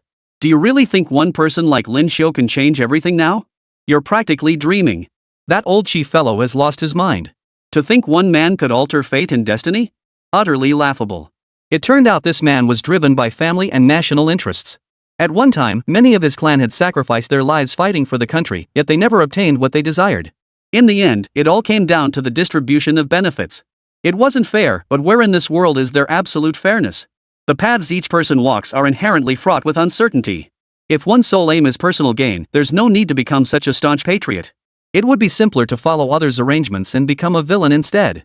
Perhaps that way, some people find it easier to pursue their ambitions and accomplish their goals. Lin Xiu felt no pity for the other party, nor did he find their actions particularly justified. It was simply human nature. Lin, though we share the same surname, your actions now fill me with rage. My name is Lin Xiu. The Lin family are also descendants of the Xia nation. I can access more information and locate the ruins of our ancestors, yet you, blinded by greed, serve a foreign power. Under these circumstances, I cannot tolerate you standing in my way today. Prepare to die. As Lin Xiu spoke, he advanced toward Yi Tianlong and launched a preemptive strike. This man of the Lin clan had some connection to him, yet seeing someone once close to him fall so low was something Yi Tianlong simply could not accept. Thus, he unleashed a fierce assault, his momentum surging like a torrent as he attacked with frenzied intensity. He didn't believe the other would suddenly see the light, but at this moment, he had to settle the score for what had happened in the past. The wealthy young man who had stood beside them earlier reappeared. Truth be told, this rich kid was a particularly amusing character. The moment he spotted Hashimoto Rina outside, his lecherous eyes had betrayed his intentions. He'd been scheming to take advantage of the young girl, though ultimately failing. Clearly, this man was a lecherous and greedy individual, far from any kind of pious or virtuous soul. That was one matter, but now he appeared even more frenzied than usual. His bloodshot eyes seemed possessed by some poisonous control, his movements growing faster and more frantic as he gasped for breath. Chapter 157, The Assassin Organization. He had sustained some injuries himself, indicating he was likely being manipulated by someone else. In that case, he couldn't truly be considered a villain of the highest order. Lin Xiu approached him, swiftly twisted his arm to subdue him, and was about to restrain him before locking him up. Suddenly, the man leaped up. His entire body began to swell, likely the effect of some toxin. Simultaneously, the system blared an alert, seemingly detecting something terrifying. Host, exercise extreme caution. Current unit has been infected with a virus. System analysis indicates this pathogen inflicts exponentially greater damage upon all Xia citizens, directly compromising both life and combat effectiveness. Hearing this, Lin Xiu understood. It seemed these foreigners, whose desire to destroy Xia knew no bounds, had resorted to their most extreme tactics. Their sole purpose was to harm and kill, to destroy more Xia citizens. These vicious criminals had been utterly despicable from the start, employing utterly evil and sinister methods. Now that they were targeted, having them fixated on him felt like thorns in his back, unbearably uncomfortable. Yet what did Lin Xiu have to fear? Risking poisoning, he strode forward. He seized the man firmly and shouted loudly, "Do not approach me. This man is poisonous. You could be poisoned at any moment." Lin Xiu's warning startled the crowd, leaving them momentarily helpless. Fortunately, the seventh elder had kept the two divine swords safely guarded, preventing them from being unleashed. The modified machine, which had been relentlessly attacking with various deadly techniques, was forced back by his martial arts. In the end, it failed to gain any advantage. Old Master Qi proved to be far more powerful than anyone had imagined. Truthfully, witnessing the descendants of these ancient martial arts masters was a rare privilege in life. Yet today, chaos had erupted. Moreover, the individual beside Lin Xiu carried a terrifying virus. Merely approaching him risked injury. For a moment, everyone truly found themselves helpless. "Lin Xiu, what's going on?" Li Haitang was the first to approach, but Lin Xiu warned him not to get too close to the restrained young man, who was clearly not in his right mind. If the virus on his body were to be released, who knew how many more would suffer? Lin Xiu didn't want anyone else to get hurt in the process. He had come to save lives, striving once more to do good. He absolutely did not want others to meet a dangerous end. This man carries a virus. The true source of the virus must be that foreigner over there. Speak. What does your country intend to do? The mechanically enhanced warrior, seeing Lin Xiu standing motionless with the virus source while keeping him restrained, felt immense admiration. He gave a cold laugh and stepped forward. Don't assume I'm from some eagle nation. There are many formidable organizations in this world, and I'm one of them. I didn't come to your Xia nation for these two weapons. No matter how powerful their wind force, they can't compare to our weapons. The man spoke with deliberate disdain, and Lin Xiu felt a surge of anger at his words. Cut the useless chatter. I only want to know your objective. You've come here, so you must have some sinister plan. Lin Xiu gripped the man tightly, his composure unwavering as he pressed for answers. Seeing that Lin Xiu had truly grasped the crucial point, he revealed their purpose with surprising candor. Mr. Lin Xiu is quite straightforward. I'll tell you plainly, there are many so-called organizations in this world, and the one behind us is the largest group of mercenaries available for hire. To put it bluntly, we're a band of mercenaries, valued and sought after by all factions. As long as the benefits are sufficient, we'll work for anyone and accomplish anything. In essence, they were a greedy bunch and scrupulous individuals who'd stop at nothing for profit. Lin Xiu had never had much interest in such people. But seeing so many of them gathered together, each with a menacing look, they must be a formidable force, certainly not ordinary. Then I'll be blunt, Mr. Lin Xiu. We were hired by others to come here. Our purpose isn't these two weapons, but to eliminate potential threats in this area. The second important matter is inviting you to join us as a guest. You remain in grave danger. Seeing you unable to move or resist, don't blame us for employing more force. I advise you to join us. These men were brimming with confidence, convinced Lin Xiu was now helpless, caught between two fires, and that victory was already theirs for the taking. While such overconfident individuals were common in this world, how many truly possessed the capability to back it up? Sorry, I don't intend to go with you. Initially, I wanted to uncover your motives, but it seems you neither plan to reveal who's behind this nor wish to expose more here. My capture was entirely my choice. I didn't want this monster harming others. Lin Xiu's cold demeanor betrayed no hesitation, his aura commanding and formidable. Had he truly chosen to act, ordinary men would have stood no chance. Yet he remained unmoving, his gaze serene. At this moment, Lin Xiu resembled a still pool of water, utterly serene and unruffled. The more composed he appeared, the more it seemed he could perceive the subtle shifts in all living things. Lin Xiu exchanged a glance with Li Haitang. At that very moment, as Li Haitang deployed her energy barrier, Lin Xiu flung the young nobleman away. Mid-air, the man's body ignited with intense heat, exploding into fragments. Though he was a debauched rogue, this death was rather excessive. After that single blow, he was reduced to nothing but a pile of flesh. His transgressions didn't warrant such a fate, but he had chosen to engage with his opponent and ultimately allowed himself to be controlled. Such was his luck, such was his destiny. The young master met a gruesome end, undeservedly so, yet this was his final fate. However, the viruses he released in his death throes were effortlessly contained by Li Haitang, preventing any further catastrophe. Witnessing this outcome, the mercenaries across the field visibly lost their composure. This defeat was indeed bitter. For them, the mission came first. Any sacrifice was acceptable as long as the objective was achieved. But this was a crushing defeat before the mission was even completed. For them, that was utterly unacceptable. Lin Xiu, I must admit I'm genuinely impressed by your astonishing capabilities. You're truly formidable. But capturing me won't be easy. With fires raging throughout the city, many areas will suffer damage. Don't think you'll emerge unscathed. Wait for your deaths. The people backing us are powerful. It was typical of such people to spout grand principles at the brink of death, insisting on lecturing others. Lin Xiu had little regard for this sort of behavior, utterly tedious and baffling. Explosions and destruction continued to erupt throughout the city, flames already reaching the heavens. He never imagined that stepping out for a brief tour would lead him into such a terrifying situation. Lin Xiu scratched his head helplessly, then immediately instructed Yi Tianlong to make arrangements. Chapter 158, The Legendary Book. Chaos reigned everywhere now. With such terrifying natural disasters, he had to find a way to resolve this quickly. Lin Xiu didn't have any brilliant solutions, so he could only rely on everyone pooling their wisdom. People worked together to see what could be accomplished. This was a simple, resilient resolve born from the heart, devoid of any other emotions. The group immediately dispersed to different areas. Lin Xiu handed the two swords directly to Old Master Qi, hoping he would keep them safe for the time being. After the task was completed, the group paused here to discuss the many matters ahead. Yet at that moment, Rina Hashimoto sat in the room, her eyes fixed intently on Lin Xiu. Those eyes held a profound intensity. In that moment, he seemed to see far more clearly than anyone else. Young master, something is definitely wrong with you. I can see it in your aura, it's chaotic and quite poor. Something must have happened. You don't need to hide it from me. I could tell at first glance. Having spent considerable time by Lin Xiu's side, Hashimoto Rina immediately sensed something amiss. Lin Xiu offered no concealment, merely responding with an open smile. I knew I could hide it from others, but not from you. To be honest, I was poisoned the moment I came into contact with that young master.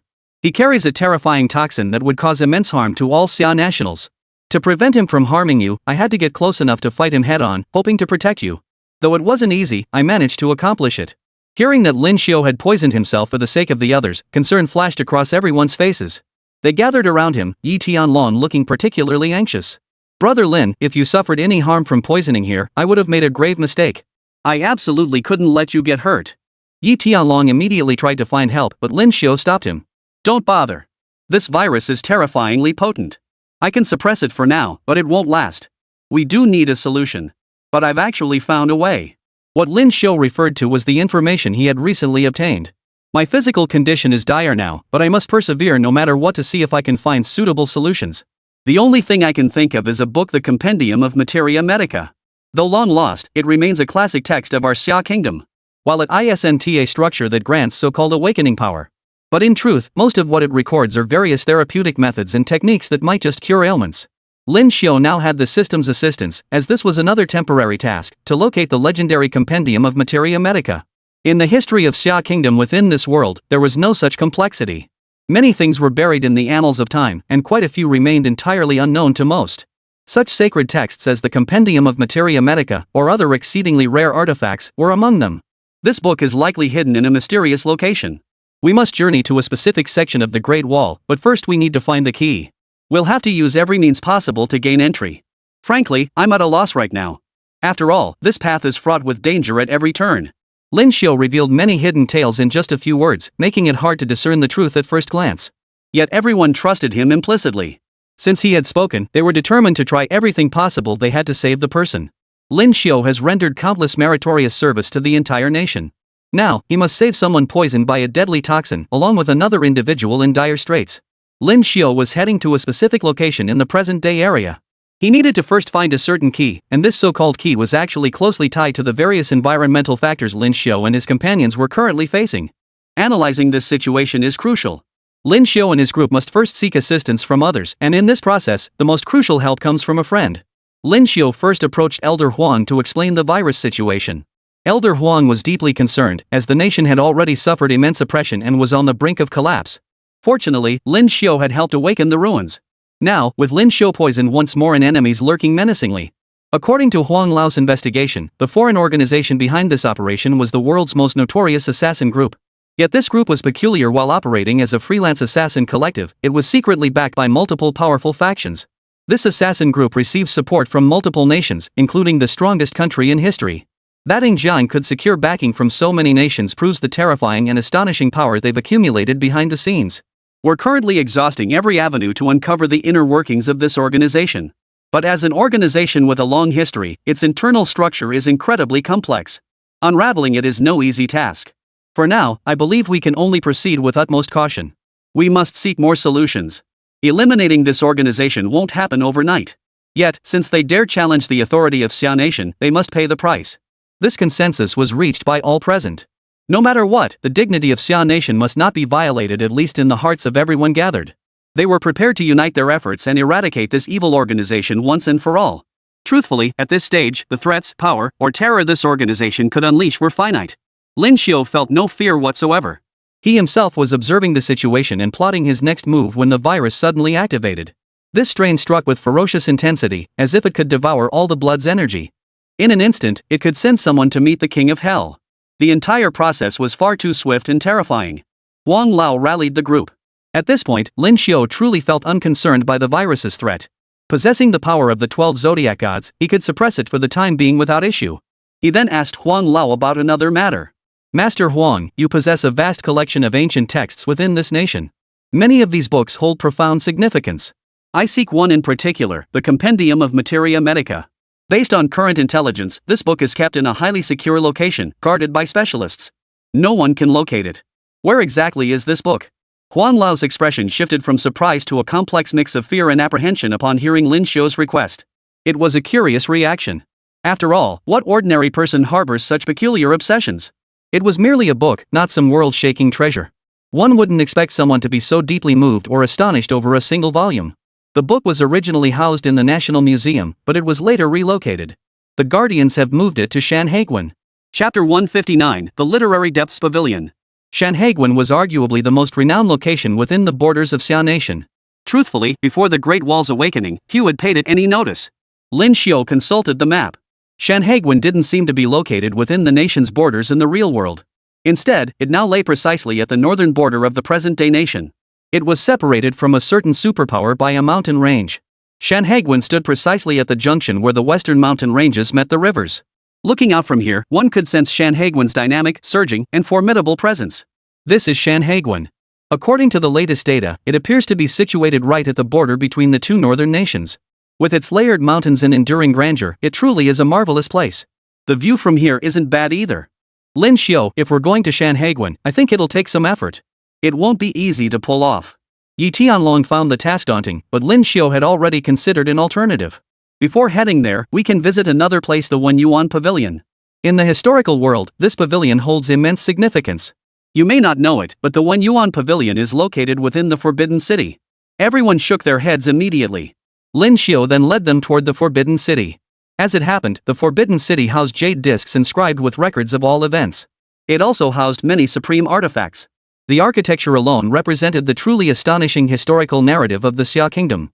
Every single object here occupied a remarkable and special part within this profound, near-eternal history. A special part of it, one might say that everything here represents the truth and essence of history. At least from this perspective, each item seemed to carry profound significance. For many present, reaching the Wen Yuan Pavilion was an immense honor. Yet they knew their glimpse would be limited after all. The texts housed within held pivotal positions in history itself. Lin Xiu swiftly led the group to the Wen Yuan Pavilion, a palace within the Forbidden City whose very appearance radiated opulence. Surrounding it was an area bustling with visitors from all corners, many eager to explore this place further.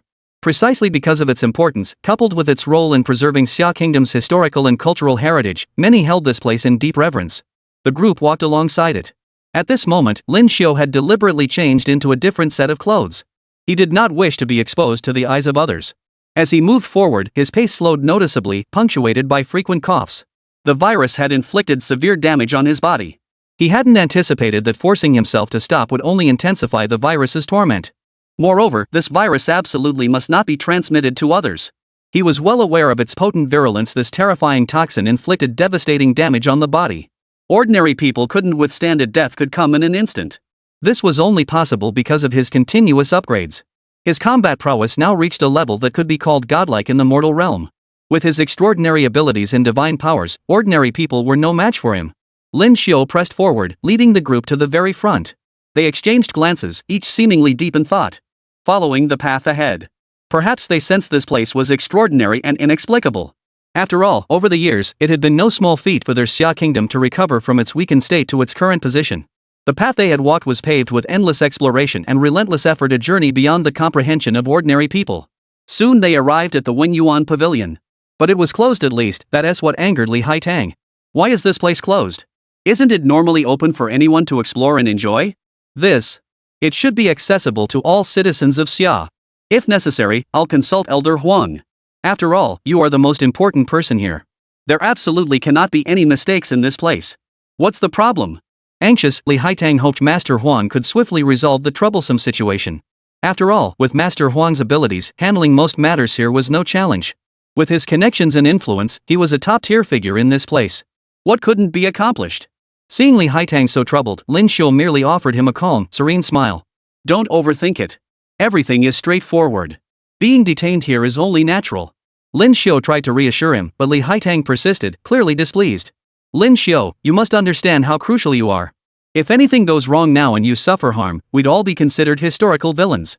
We absolutely cannot let anything happen to you. This place is poorly managed, and there's no one else keeping watch. This place doesn't look legitimate at all. If that's the case, wouldn't we just be courting trouble? I absolutely refuse to agree to this. Li Haitang was about to ask if anyone actually managed this place when someone slowly approached. Though his gait was unsteady and clearly aged, Lin Xiu sensed this man was no ordinary figure. His pace was deliberate, marked by a steadfast determination bordering on obsession. Soon, he reached his destination, offering a faint smile. His expression remained as still as water, not a flicker of emotion. Have you come to the Literary Depths Pavilion? While this place does host exhibitions, few venture here ordinarily. Most assume it holds only books obscure and difficult to comprehend, surely beyond the grasp of most. That you have chosen to come here fills me with profound admiration. He spoke slowly and deliberately, as if genuinely interested in each of them, though the reality was far from it. "Sir, we simply wish to enter and search for some materials and books. We heard that some important texts were sent elsewhere, and clues might still be found here. Preferably medical texts. I personally seek medical books to treat my ailments. The ancient healing methods passed down in our Xia Kingdom are beyond the reach of many foreigners. I believe our ancestors' ways can cure illnesses." "That's my own conviction." Lin Xiu's words captured the old man's full attention. The elder possessed considerable wisdom. Though his demeanor bore the weight of years, when Lin Xiu spoke of ancient cultural traditions, the old man chuckled softly, seeming to agree wholeheartedly. "Young man, you're not a bad fellow. It's just that you have such unwavering faith in the cultural heritage of Xia. Truth be told, our nation has no shortage of patriots, yet few possess your level of understanding. Most feel they must cherish the country, unaware that the very essence of this land itself holds its true treasures and riches. Meeting you today has brought this old man great joy. If you wish, feel free to explore and wander about here. I won't stop you, but please take care of yourselves." Chapter 160, The Imperial Physician of Antiquity. Lin Xiu didn't quite grasp the full meaning behind these words, but after listening for a moment, he understood the gist. He thanked the man and led his companions into the Wenyuan pavilion. By now, the main gate had opened. Once inside, they began searching the halls, hoping to uncover ancient texts and treasures. But how easy could that be? Ancient texts and treasures were rarities, 1 in 10,000, nearly impossible to find. For so many years, the Xia Kingdom had seen no awakening of ancient ruins nor built any formidable military power. Consequently, few in Xia truly pursued scholarly research into its literature. Over the years, most of Xia's books had become mere historical legends and cultural lore. Everyone assumed they held significant weight, but the reality was far bleaker than imagined. Lin Xiu hoped to find some useful texts here, but it was no simple task. Searching through this place felt like looking for a needle in a haystack. Books were piled high on one side, densely packed together. After a thorough search, Lin Xiu quickly found what he was looking for. Amidst the countless volumes, he discovered a so-called treasure, one that proved genuinely useful. "Everyone, take a look around here. If you can find the books I was looking for earlier, many things should be resolved easily. Even if we don't find them, we can still proceed with the subsequent actions without any problems." Lin Xiu instructed everyone to search freely, and they dispersed. Among them, the one most concerned about Lin Yu's condition was. Soon, Li Haitang made a discovery. The group gathered around to see what it was. A register. To Lin Xiu, however, it seemed remarkably significant, for this register contained records of ancient books. In ancient times, some emperors had also contemplated compiling books, but this task was by no means easy. It required locating texts preserved by countless predecessors, revising them, and organizing the materials. After compiling all the revised texts, after carving them, they were passed down to future generations. Yet each revision and compilation demanded an immense amount of time. Even officials skilled in this craft required considerable effort to complete the task. This book seems to have been carved by some emperor. It contains quite a bit written about ancient Xia Kingdom memories and history, not exactly authentic, but it should be somewhat useful. Lin Xiu, did you discover anything in it? Li Haitang asked anxiously, eager to know if Lin Xiu had made any discoveries. Lin Xiu scanned the contents, then smiled faintly. His confidence seemed written all over him. His heart filled with a special sense of purpose and trust. The information Lin Xiu uncovered proved exceptionally valuable. Through analysis, he pinpointed the location of Shanhaiguan Pass and uncovered crucial details about the keys. These keys, it turned out, were truly extraordinary artifacts in this world. These so-called keys were not merely one or two simple objects. It seems we've found the key this time. It was actually hidden within the imperial palace itself, likely left behind by some predecessor. As for Shanhai Pass, it exists solely as a place for exploration. Since our ancestors have already left such a key, let's go retrieve it first. Lin Xiu was already bursting with impatience. They all headed toward the location together. Soon, Lin Xiu's toxin began to take effect once more. This poison weakened his body, leaving him in a far worse state than before. In short, it was a cruel and terrifying toxin, one that caused significant harm even to a healthy person's body. As Lin Xiu walked forward, silently watching ahead, he suddenly began to feel dizzy. This dire situation filled him with worry. Yet in that brief moment, Lin Xiu managed to steadily restore his energy. Suddenly, he felt as though his spirit had multiplied several times over. It was as if he had been summoned by some force. Upon stepping outside, he noticed a palace shimmering with light. Inside, a flicker of light drew him closer. Upon entering, he saw an elderly man dressed in authentic official robes. Yet, the figure was clearly nothing more than a vessel for a spirit, not a living person of this world. Even Yi Tianlong, startled to encounter such an elder, immediately knelt and bowed. "Greetings, venerable elder." Yi Tianlong's movements were earnest. He knelt with profound reverence. Ling Xiu and the others followed suit, their actions reflecting the deep respect they held for their ancestral predecessor at that moment. The figure seemed startled as well, then chuckled softly. This old man had long sensed that destined souls would arrive at this very moment. To find it so is truly gratifying. I have waited for you all for a very long time. Meeting you today brings immense joy to my heart. This elder's identity remained unknown, but his self-reference as this old man revealed his advanced age and deep connection to this place. Though Lin Xiu didn't know who he was, he could sense the subtle implications in his words. Elder, who are you? Why are you here? And this palace has only recently awakened. A newly awakened palace should be uninhabited, guarded only by specialized personnel. Yet you appear to have been here for quite some time. Might you share a bit of insight so we may understand? Lin Xiu spoke calmly, seeking only a clear answer. The old man merely smiled. He seemed to hold many secrets, refusing to speak plainly, yet he was clearly a pivotal figure in the story unfolding. You young ones are truly extraordinary. Among all I've encountered over the years, you rank among the finest. Since you are all here, I shall speak plainly. Truthfully, much concerning you cannot be concealed in this world. There are always those bound by destiny, and you are among them. Yet the concept of fate is elusive and fleeting, never to be taken lightly. Countless souls share this world's threads of destiny, but today, you stand as its most significant threads. The old man's words were strange and baffling, leaving everyone perplexed, but then he revealed his true meaning. I'll tell you the truth, within these palace walls, the souls of many officials, corrupt officials, no less, still linger. Though they died long ago, their lingering spirits play vital roles here, acting as pivotal figures within history itself. Moreover, these so-called lingering spirits are almost unparalleled in this world. Every memory and story left behind by each individual exists in this very moment. They influence future generations and affect countless people. I have lingered in this palace for an immense span of time. After my physical death, I became a guardian spirit here, hoping to aid those who would come. And you are such people. Within this imperial palace, I am responsible for matters of medicine. I was an imperial physician. What luck! Just as Lin Xiu was writhing in agony from the poison, a physician appeared who could not only aid him here but also assist the entire group. Naturally, everyone's spirits soared, and they urgently pleaded for his help.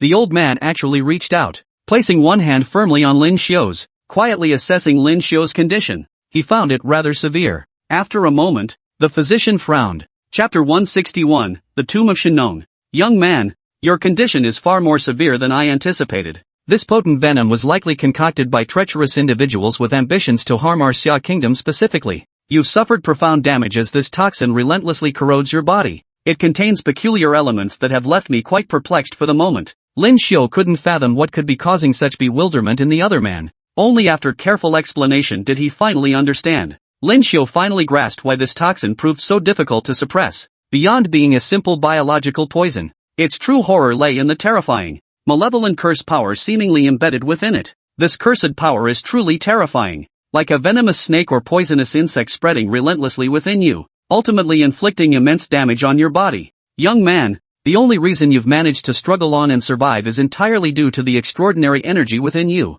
You must have acquired immense power and the ability to protect both your body and spirit. But such things are finite. Mixed with biological toxins and this strange curse power, they will eventually inflict the most severe damage upon your body. Lin Xiu knew this wouldn't be easy. It seemed the inventions of their Xinjiang kingdom were truly formidable. It seems I have no choice but to seek out the legendary medical texts. You must know where to find the compendium of Materia Medica. Elder, if even that book cannot solve this problem, I fear I am truly doomed. Lin Xiu remained remarkably composed. Even if he couldn't find the book or a solution, he seemed to have nothing left to fear. Seeing Lin Xiu's remarkable composure, the other party couldn't help but feel a deep sense of admiration. Young man, you're remarkably composed. Most people would panic upon hearing such dreadful news, yet you remain utterly calm. It seems you've reached a state of enlightened detachment. To be honest, that book isn't here, and the various formulas and techniques recorded within it are meant to protect many people. They won't work well on you. If you want to save yourself,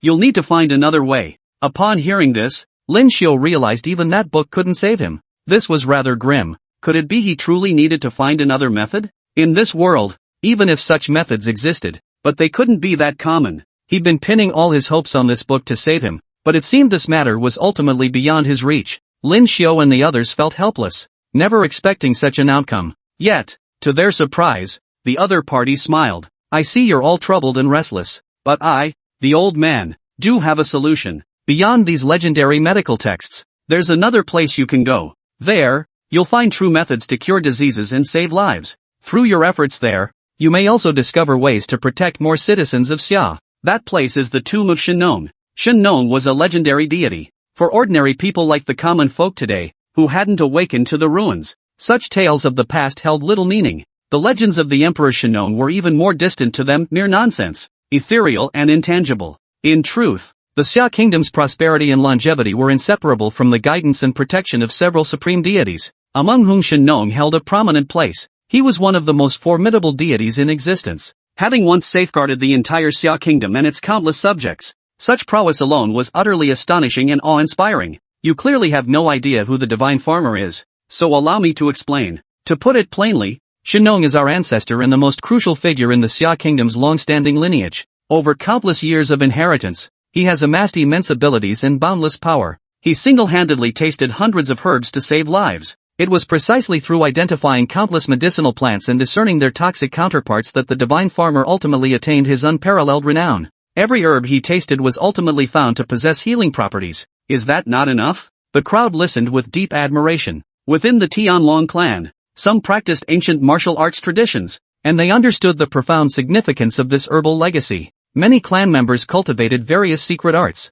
and it was precisely this heritage that allowed them to advance their cultivation with half the effort and twice the results, progressing in an orderly manner. So it was our ancestors who laid this groundwork. When cultivating our arts, we inevitably consume medicinal herbs and elixirs to gradually enhance our prowess and protect ourselves from greater harm. To think such foundational work was already accomplished by our most esteemed predecessors, it is truly our honor. Seeing the other party speak with such earnest devotion, everyone finally grasped the importance of Shenong. It seemed he was the very foundation protecting countless common folk and ordinary citizens. Only such a figure could be called the true, supreme ancestor of the Xia Kingdom, the genuine progenitor who bestowed blessings upon all. Though enlightened, the group could do little to resolve the matter. After all, the legendary tomb of Shenong remained an unreachable dream. Shenong, also known as the Yen Emperor, may be absent from your historical records, but with the young man's assistance, it shouldn't be too difficult. Once there, you may receive aid from ancient deities, granting visitors formidable powers. As for how much fortune you gain from it, that truly depends on yourselves. You young people, do your best. With that, the old man vanished as swiftly as he had appeared. He had indeed offered some assistance, and the group realized there was no point in continuing their quarrel. They exchanged glances. Lin Xiao, do you truly know the location of the tomb of the venerable Shenong? It seems we might find a way to cure you through him. No matter what, we must save you and restore you to health. We absolutely cannot let you suffer any further harm. With that, Lin Xiao shared what he knew about Shenong. He truly did possess this knowledge after all. With the system's assistance, locating a place wasn't difficult, but actually getting there was another matter entirely. This Shenong is considered our ancestor. In ancient times, he was also known by another title, the Yen Emperor. Since we're seeking out our ancient ancestor, we must approach this with reverence and solemnity. Above all, we must not cause him any trouble. That is essential. Since everyone wishes to join me in this endeavor, let us try. Ultimately, it depends on fate. Moreover, I am more eager to find the antidote beforehand. Otherwise, once these foreigners begin using this drug against our Xia Kingdom, we will be in dire straits. Now that they have been stopped, who knows what might happen next? Lin Xiao's words resonated with everyone's sincerity. After all, these foreigners harbored relentless intentions to destroy us. Without preparing an antidote in advance, future consequences would be dire. Chapter 162, Two-Pronged Approach. Lin Xiao was determined to find the antidote quickly, though the task was far from easy. His only lead at present concerned the legendary Shenong, the historical figure known as the Yen Emperor. Even with the existing records, he had identified some possibilities, but actually locating the place behind it? That was no easy feat. In the days that followed, everyone immersed themselves in studying ancient texts while simultaneously pursuing this quest. Perhaps because everyone's actions depended on locating the so-called site. Compounding the situation, the entire world was trapped in a suffocating stalemate, with no one knowing what lay ahead. Huang Lao and others dispatched specialized scholars to travel and operate in various regions. They were quite skilled in rhetoric, constantly analyzing the international situation. But this was merely to stabilize public sentiment, the most normal approach imaginable. For Lin Xiao, public sentiment was the most elusive thing to control, and ordinary citizens had little understanding of so-called international affairs. Expecting ordinary people to grasp international affairs was not only difficult but nearly impossible. Moreover, the masses tended to be blindly obedient. They possess little understanding or perception of genuine historical culture and the underlying forces at play. Put plainly, they lack the knowledge and experience to comprehend the profound actions undertaken by elite groups behind the scenes. Figures like Huang Lao had also fought tirelessly for the nation, employing methods that kept the common people in the dark. On the surface, everything appeared favorable, but who could truly know what lay hidden behind the scenes? That's why Huang Lao has recently dispatched scholars to continuously interpret and explain matters to the people, helping them understand that while the world's situation isn't good, it's not as dire as it seems. I think we should leave as soon as possible. Finding the antidote is imperative. Even with ancient texts like the Compendium of Materia Medica, we must seek what the Yin Emperor left behind. In ancient times, Shinnon tasted hundreds of herbs and knew many mysteries, especially in the study of medicinal properties, which far surpassed anything before or since. Even in modern times, foreign research in this field remains remarkably weak and inadequate. Thus, a wealth of records had been preserved within the opposing faction's tomb. Huang Lao had specially assembled a team to retrieve them. This was Lin Xiu's first encounter with them. The visitors belonged to the Xianyuan clan. The name Xianyuan was familiar to Lin Xiu. The Xianyuan emperor was considered the true progenitor of the Xia dynasty. Now, members of the Xianyuan clan had arrived. Though descendants of the nation's founding ancestor, after so many years of evolution, they no longer held that unattainable position. After all, cultural continuity persisted through subsequent dynastic changes,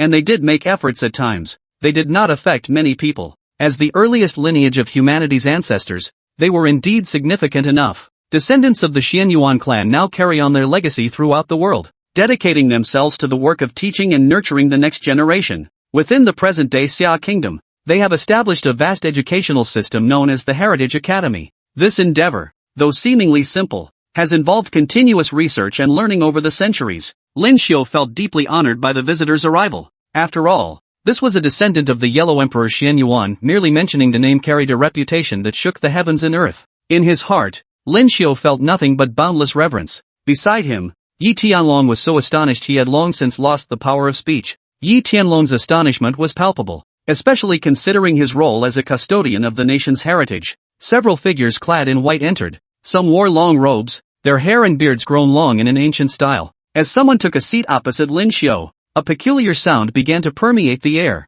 It was an eerie sound, like the relentless echo of a heartbeat, a mystical resonance that seemed to shake the soul, as if emanating from an ancient, timeless legacy. Our apologies. We were merely disseminating a mystical sound within our organization. Essentially, it allows us to scrutinize others when observing them, enabling a form of connection through this ability. Truthfully, our Xianyuan clan hasn't passed down any extraordinary abilities to this day. If we had, we would have used them long ago in battles against powerful foes. After all, the Xia Kingdom once suffered attacks from formidable enemies, resulting in heavy casualties. This matter weighs heavily on our hearts, and we yearn to protect the common people. Alas, we lack the means to aid them, so we remain a powerless group. Mr. Lin Xiu, you are the truly extraordinary being who has changed this world. Know that Xia Kingdom's transformation owes much to your immense contributions. You have aided countless people. As Lin Xiu spoke, he held genuine respect for these members of the Xianyuan clan. The Xianyuan clan indeed regarded Lin Xiu with respect.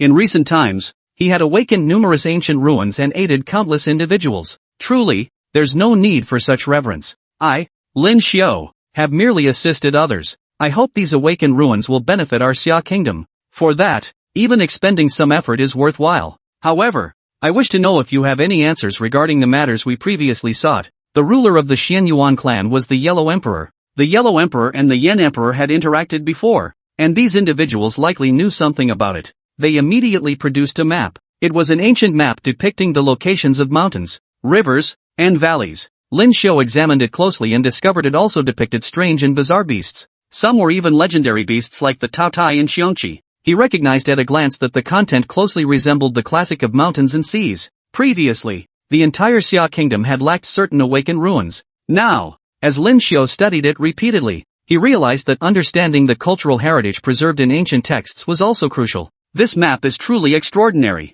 To have so many monsters depicted on it is remarkable indeed. Yi Tianlong marveled beside him, seemingly captivated by everything depicted in the map. Lin Xiu, however, immediately corrected him. Don't get too caught up in all that. Much of what's depicted here actually aligns with the classic of mountains and seas descriptions of the entire land. The cardinal directions, and the various monsters inhabiting these regions all coincide perfectly with the classic. At the mention of the classic of mountains and seas, Yi Tianlong's eyes widened in confusion. With all his knowledge and experience, he had never heard of such a thing. He was the heir to an ancient martial arts lineage. It was hardly surprising he knew nothing of such mysterious lore. Lin Xiao, seeing his confusion and about to explain, was interrupted by the even greater astonishment of the Xianyuan clan members across from him. One of them spoke up. Mr. Lin Xiao, you are truly extraordinary to know of the classic of mountains and seas. This scripture has long been lost to the world. Even within our Xianyuan clan, only a few fragments remain.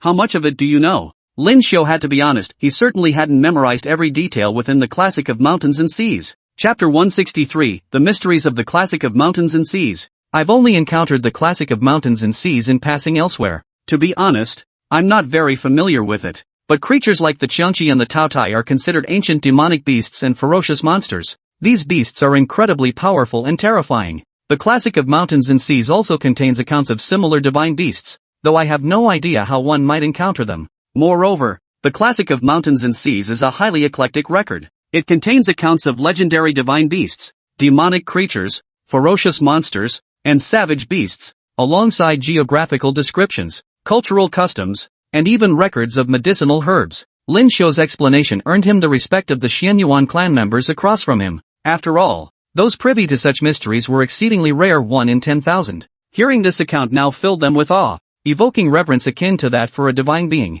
Mr. Lin Xiao, though you possess this knowledge, we can offer little assistance. All that remains is this map detailing legends of Shenong. It likely marks the location of his final resting place. As for that mysterious place at Shanhaiguan, it is actually a treasure vault. It is documented, and we have searched extensively. We are well aware of this treasure trove. If you wish to find the various texts within, we can assist. However, the other site, the tomb of the Yan Emperor, is far more difficult. At this point, even knowing all this makes it incredibly difficult. Finding the places and uncovering the truth recorded there is as hard as climbing to the heavens. Lin Xiao, however, was intensely focused at this moment, his eyes gleaming with a mysterious light. Truthfully, I already possess a map revealing its exact location. It merely adds wings to a tiger. The world may seem tranquil now, but a storm is brewing. I wonder if the Xianyuan clan could lend their aid. Lin Xiao sensed something extraordinary about Xianyuan Yusu, yet she shook her head without hesitation. They were the true inheritors of the Xia Kingdom. The earliest clans, it was said, bore a heartfelt duty to protect the common people. Yet now they all shook their heads in unison, one of them looking particularly helpless. Mr. Lin Xiao, it's not that we don't wish to help. We are those who cannot obtain any divine power. We simply don't know how. This piqued Lin Xiao's curiosity. What special circumstances must exist within the Xianyuan clan? Each appeared remarkably calm. Their physical prowess was merely average, devoid of any overwhelming divine power. Earlier, only a faint fluctuation emanated from them, but afterward, no further energy radiated, proof that this Xianyuan clan possessed a unique quality. For a moment, Lin Xiao couldn't fathom what was going on. I wonder if I could assist you. Perhaps I could help awaken some of the power within you. Once awakened, it would benefit everyone. Lin Xiao voiced his thoughts at this moment, waiting to see if they would agree. Truthfully, he was willing to lend a hand here now, hoping they could discern the deeper meaning from his actions. If it's possible, Mr. Lin Xiao, you could achieve greatness. We are quite ordinary now, possessing neither extraordinary power nor earth-shattering abilities. We can only offer our wholehearted support. The other party spoke with remarkable candor, seemingly unconcerned by the matter. Perhaps after so many years, they no longer believed they possessed any power worth mentioning. After all, so much time had passed. Everything from the past had vanished without a trace in this foreign land. Precisely because of this, they were uncertain of what they could accomplish now. Lin Xiao placed a hand on the shoulder of one of the Xianyuan clan members, a man named Xianyuan Longcheng. The name was intimidating, yet Lin Xiao detected no discernible power emanating from him. Within his perception, there seemed to be a fierce, surging force within the man's body. All power lay sealed within, not a shred revealed, not a bit altered. This was peculiar, possessing such formidable power yet being unable to wield it. Lin Xiao probed again and sensed that the power within him seemed to be sealed, completely intact. Judging by this level of strength, it was at least heaven grade or higher. This left Lin Xiao deeply shaken. No one in this world had truly reached heaven grade or above yet. Beyond heaven grade lay the realm of the divine. Even he himself was only at the 9th level of heavenly grade, and that was thanks to the continuous enhancement of various powers. First came the divine power of the 12 zodiac beasts, already formidable and potent, each possessing unique techniques. Even with these additional powers, Lin Xiu's growth was limited. Later, he obtained the true inheritance of his ancestors. For instance, the location of the twin swords, and the imperial edict obtained from the White Elephant Kingdom. The imperial edict of the Great Tang Emperor appeared blank, yet it carried the majesty of an emperor. When Lin Xiu enshrined this edict within the Forbidden City, a golden radiance enveloped the entire nation once more. This radiant aura merged with the golden dragon already present within the altar. Despite all these advancements, Lin Xiu had only reached the 9th tier of the heavenly realm. While he faced few rivals in the current world, he had not ascended to higher realms. This matter itself weighed heavily on Lin Xiu's mind. After pondering for a long time, he attempted to break the seal binding the other party. Yet when a surge of power struck, it was effortlessly dispersed, revealing the formidable strength of the seal. Xianyuan Longcheng merely smiled. Mr. Lin Xiu, you see, we possess this power yet cannot wield it. I wonder what our ancestors were thinking. Moreover, this power is inherited from ancient times, and our descendants possess even greater strength. The Xianyuan clan has long suffered from a dearth of talent, yet our power possesses an exceptionally high numerical value. Whenever a clan member passes away, this power transfers to another descendant. Now, with barely 1,000 members remaining in our clan, nearly everyone possesses the same level of strength. Facing over 1,000 heaven-tier powerhouses, Lin Xiu sensed this might be a strategic move left by their ancestors. It seems I cannot grant my brother this power's aid either, but I have an idea. Why not join me, brother Xianyuan Longcheng, in visiting the tomb below? Perhaps we might find some assistance there. Even if it fails, that place holds countless medicinal formulas and rare herbs. We might gather some to replenish our bodies and nourish our souls. Lin Xiu's suggestion wasn't bad. As members of the Xianyuan clan, they hadn't awakened peak combat potential and hadn't truly reached heaven-grade strength.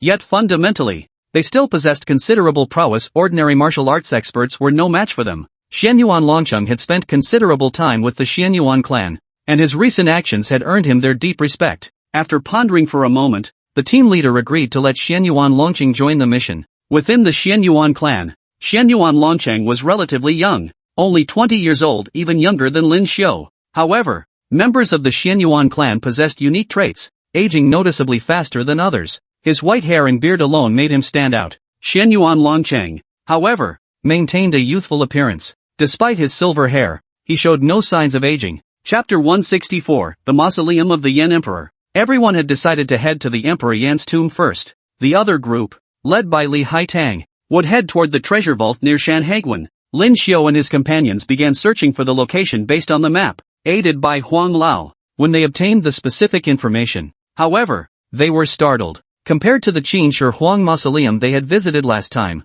this time, the Emperor Yan's tomb was somewhat peculiar. The Qin Shi Huang mausoleum was situated deep within a mountain gorge. The place had been abandoned for years, showing no signs of human presence whatsoever. Frankly, as the tomb of an emperor, and one that suppressed countless demons and monsters, its desolation was understandable. Yet this Yan Emperor's tomb was right in the middle of a bustling city. What's more, recently it has become even more significant, with numerous people filming there. The Xia Kingdom had once been extremely weak, plagued by constant instability and surrounded by powerful enemies. During that era, traitorous figures emerged in droves, many thriving within the entertainment industry. The films they produced were overwhelmingly sycophantic toward foreign powers, utterly laughable. Nearly every production either sang the praises of the outside world or depicted it in the most exaggerated terms, portraying it as a realm beyond mortal comprehension. The reality, however, was quite different. The outside world was in utter chaos and turmoil, far from being the so-called divine realm of universal peace.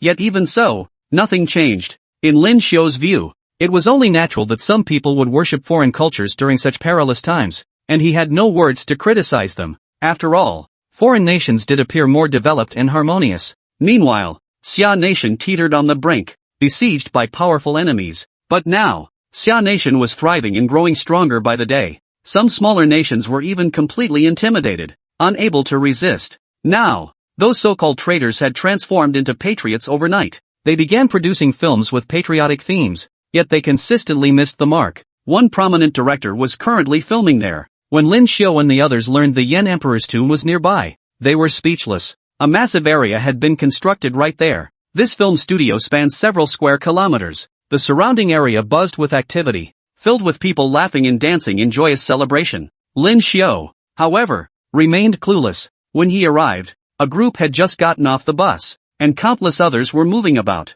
they couldn't completely seal off the area. After all, tens of thousands of people were inside. The rumors about the Qin Emperor's tomb were neither confirmed nor denied. Currently, Huan Lao and the others had allocated substantial resources to counter foreign attacks, sieges, or threats, leaving them unable to do anything about this situation. In any case, he found the situation quite bothersome. As soon as Lin Xiao and the others stepped off the vehicle, each donned masks and altered their appearances. Naturally, no one paid them any mind. Yet as Lin Xiao approached the inner area, he was stopped. A man in uniform lay sprawled there, his expression dripping with contempt. "Did you buy tickets? You need tickets to enter the film studio." The man was arrogant, but seeing the ticket booth nearby, Lin Xiao held his tongue. However, the tickets were divided into several price tiers. "See this? Different price tiers. The highest ticket costs 5,000 yuan. Before Lin Xiao could respond, Yi Tianlong sneered in disdain. After all, his family was incredibly wealthy.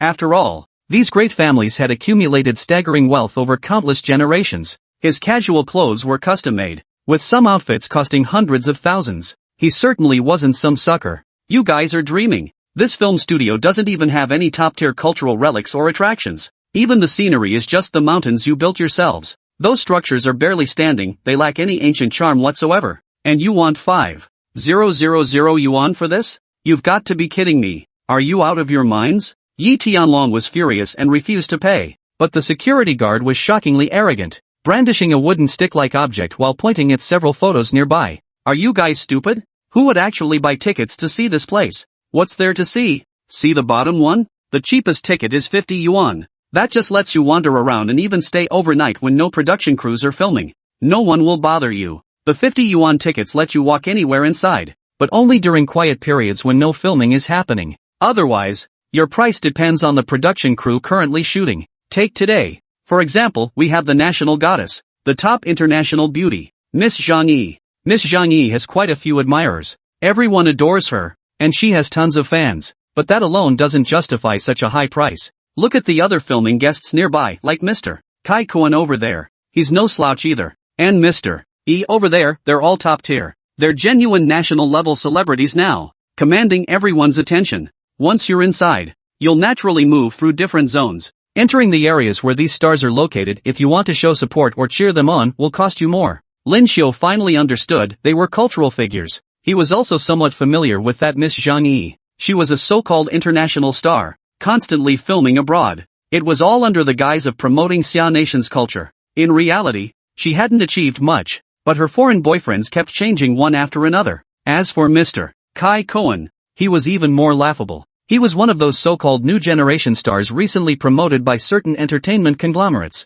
In truth, he was effeminate and lacked the commanding presence of a typical man. Beyond that, there was Mr. E, rumored to have powerful connections that propelled him to his current position. Each of these so-called stars believed themselves exceptionally outstanding. Their fans have gathered here in droves, creating this chaotic scene. The fan effect is incredibly intense. So these are the celebrities? I couldn't care less about them. I'm not here for the money. Can you let us in? Would buying the cheapest ticket suffice? Lin Xiao said this, but the security guard looked thoroughly unwilling. What are you talking about, buddy? You might not want to, but who knows if you're here to support your favorite star once you get inside. If that's the case, we'd lose a lot of money. Are we supposed to just trust you? You must be dreaming. Lin Xiao realized the security guard had a point. Just as he was about to argue, a car pulled up beside them. A young girl hurriedly got out and rushed forward. Lin Xiao recognized her immediately. Lin Yanyan, a genuine domestic star he'd recently grown fond of. Compared to the new generation of capital-backed stars and those so-called international-style celebrities,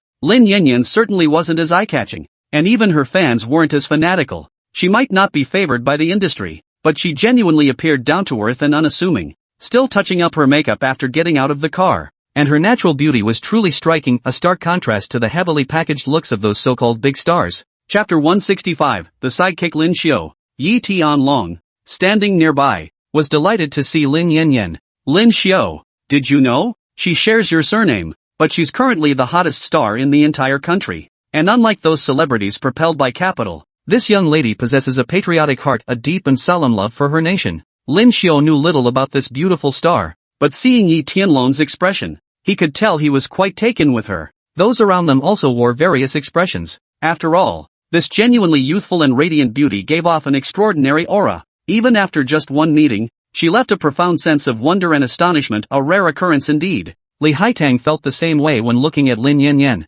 Rumor had it that this superstar was now quite famous, having earned numerous so-called flattering titles at such a young age. Everyone had their own opinions about this star. Many considered her an exceptionally outstanding figure, which is why she had garnered so much praise recently. Lin Xiu found this rather speechless. He hadn't truly interacted with this Lin Yanyan, yet from what these people were saying, it sounded as if this woman was exceptionally formidable and extraordinary, someone everyone felt compelled to treat with reverence and care. Li Haitang, do you feel the same? I've never met this Lin celebrity. Lin Xiu waved his hand dismissively. Lin Yanyan, standing nearby, seemed to have overheard the exchange, yet instead of anger, she looked curiously at the person who had just appeared beside her, almost certainly her agent, who was glaring at her with obvious displeasure. What took you so long? What were you thinking? You know you've wasted valuable time. Lin Yanyan tried to explain. Sorry, boss. I ran into something on the way, someone had fallen on the road, so I took them straight to the hospital. This response was quite admirable.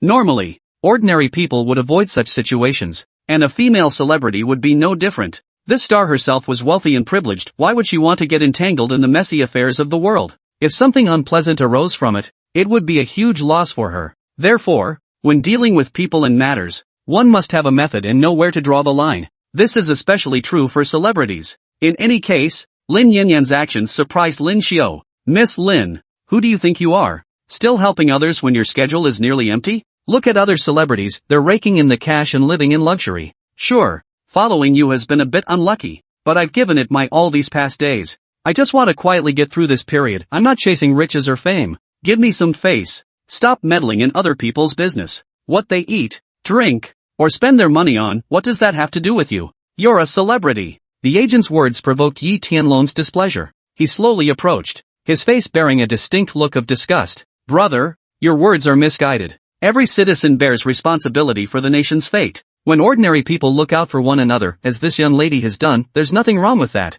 In times of crisis, mutual support is essential. We are all children of Xia Nation, we should dedicate ourselves to fighting for our country. Yet you dare advocate selfish isolation? That's utterly ridiculous. It only exposes your own shortcomings. Yi Tianlong's sudden outburst infuriated the man before him, who now glared at him with a cold, menacing expression. Who the hell are you? Why did you suddenly jump in? Especially with such remarks? If you want to help others, go ahead and help them. But right now, we're here to properly perform the script we've been assigned. We're here to do what we're supposed to do. According to you, should an actor like you also meddle in saving lives? That's ridiculous. If you want to save people, go do it yourself, don't drag others into it. There was some truth to that. For a moment, Yi Tianlong, this burly, rough and tumble guy, didn't know how to counter. He glanced at Lin Xiu and the others, then burst out laughing. Look at your pathetic, penniless faces, can't even afford to get in. Ha, a ticket is all it takes. Do you really think this place is some kind of den of dragons and tigers?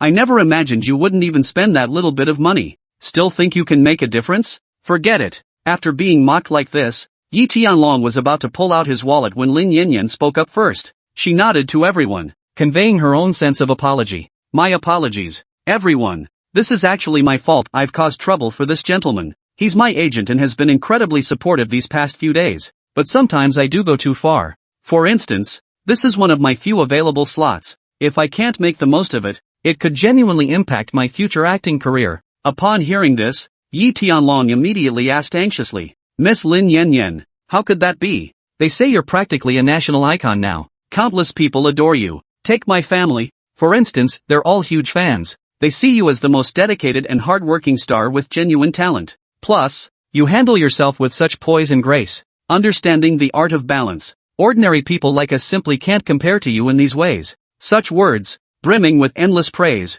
sounded lovely enough, but to Lin Yanyan, they held little weight. Thank you so much, sir, for such kind words. I see myself, Lin Yanyan, as just a minor star, nothing special, no great achievements. My only hope is to protect others and shine where I belong. But my acting range is quite limited, especially when it comes to truly great productions. I'm more drawn to roles in plays that express a deep, profound love for our country. But because the roles I truly love are few, and I'm quite selective myself, I've had fewer opportunities lately. It can't be helped after all. I'm no divine being, and I can't control everything. Hearing these words from this petite beauty was genuinely touching. though she isn't a peerless figure, nor does she possess breathtaking beauty. In this moment she stood firm in her convictions, holding on to certain things in life that makes her far superior to many others. You all wish to enter? Then let us go in together. Since Lin Yanyan had spoken, entering posed no difficulty. Yet her actions left an indelible impression on everyone present, Lin Xiu included.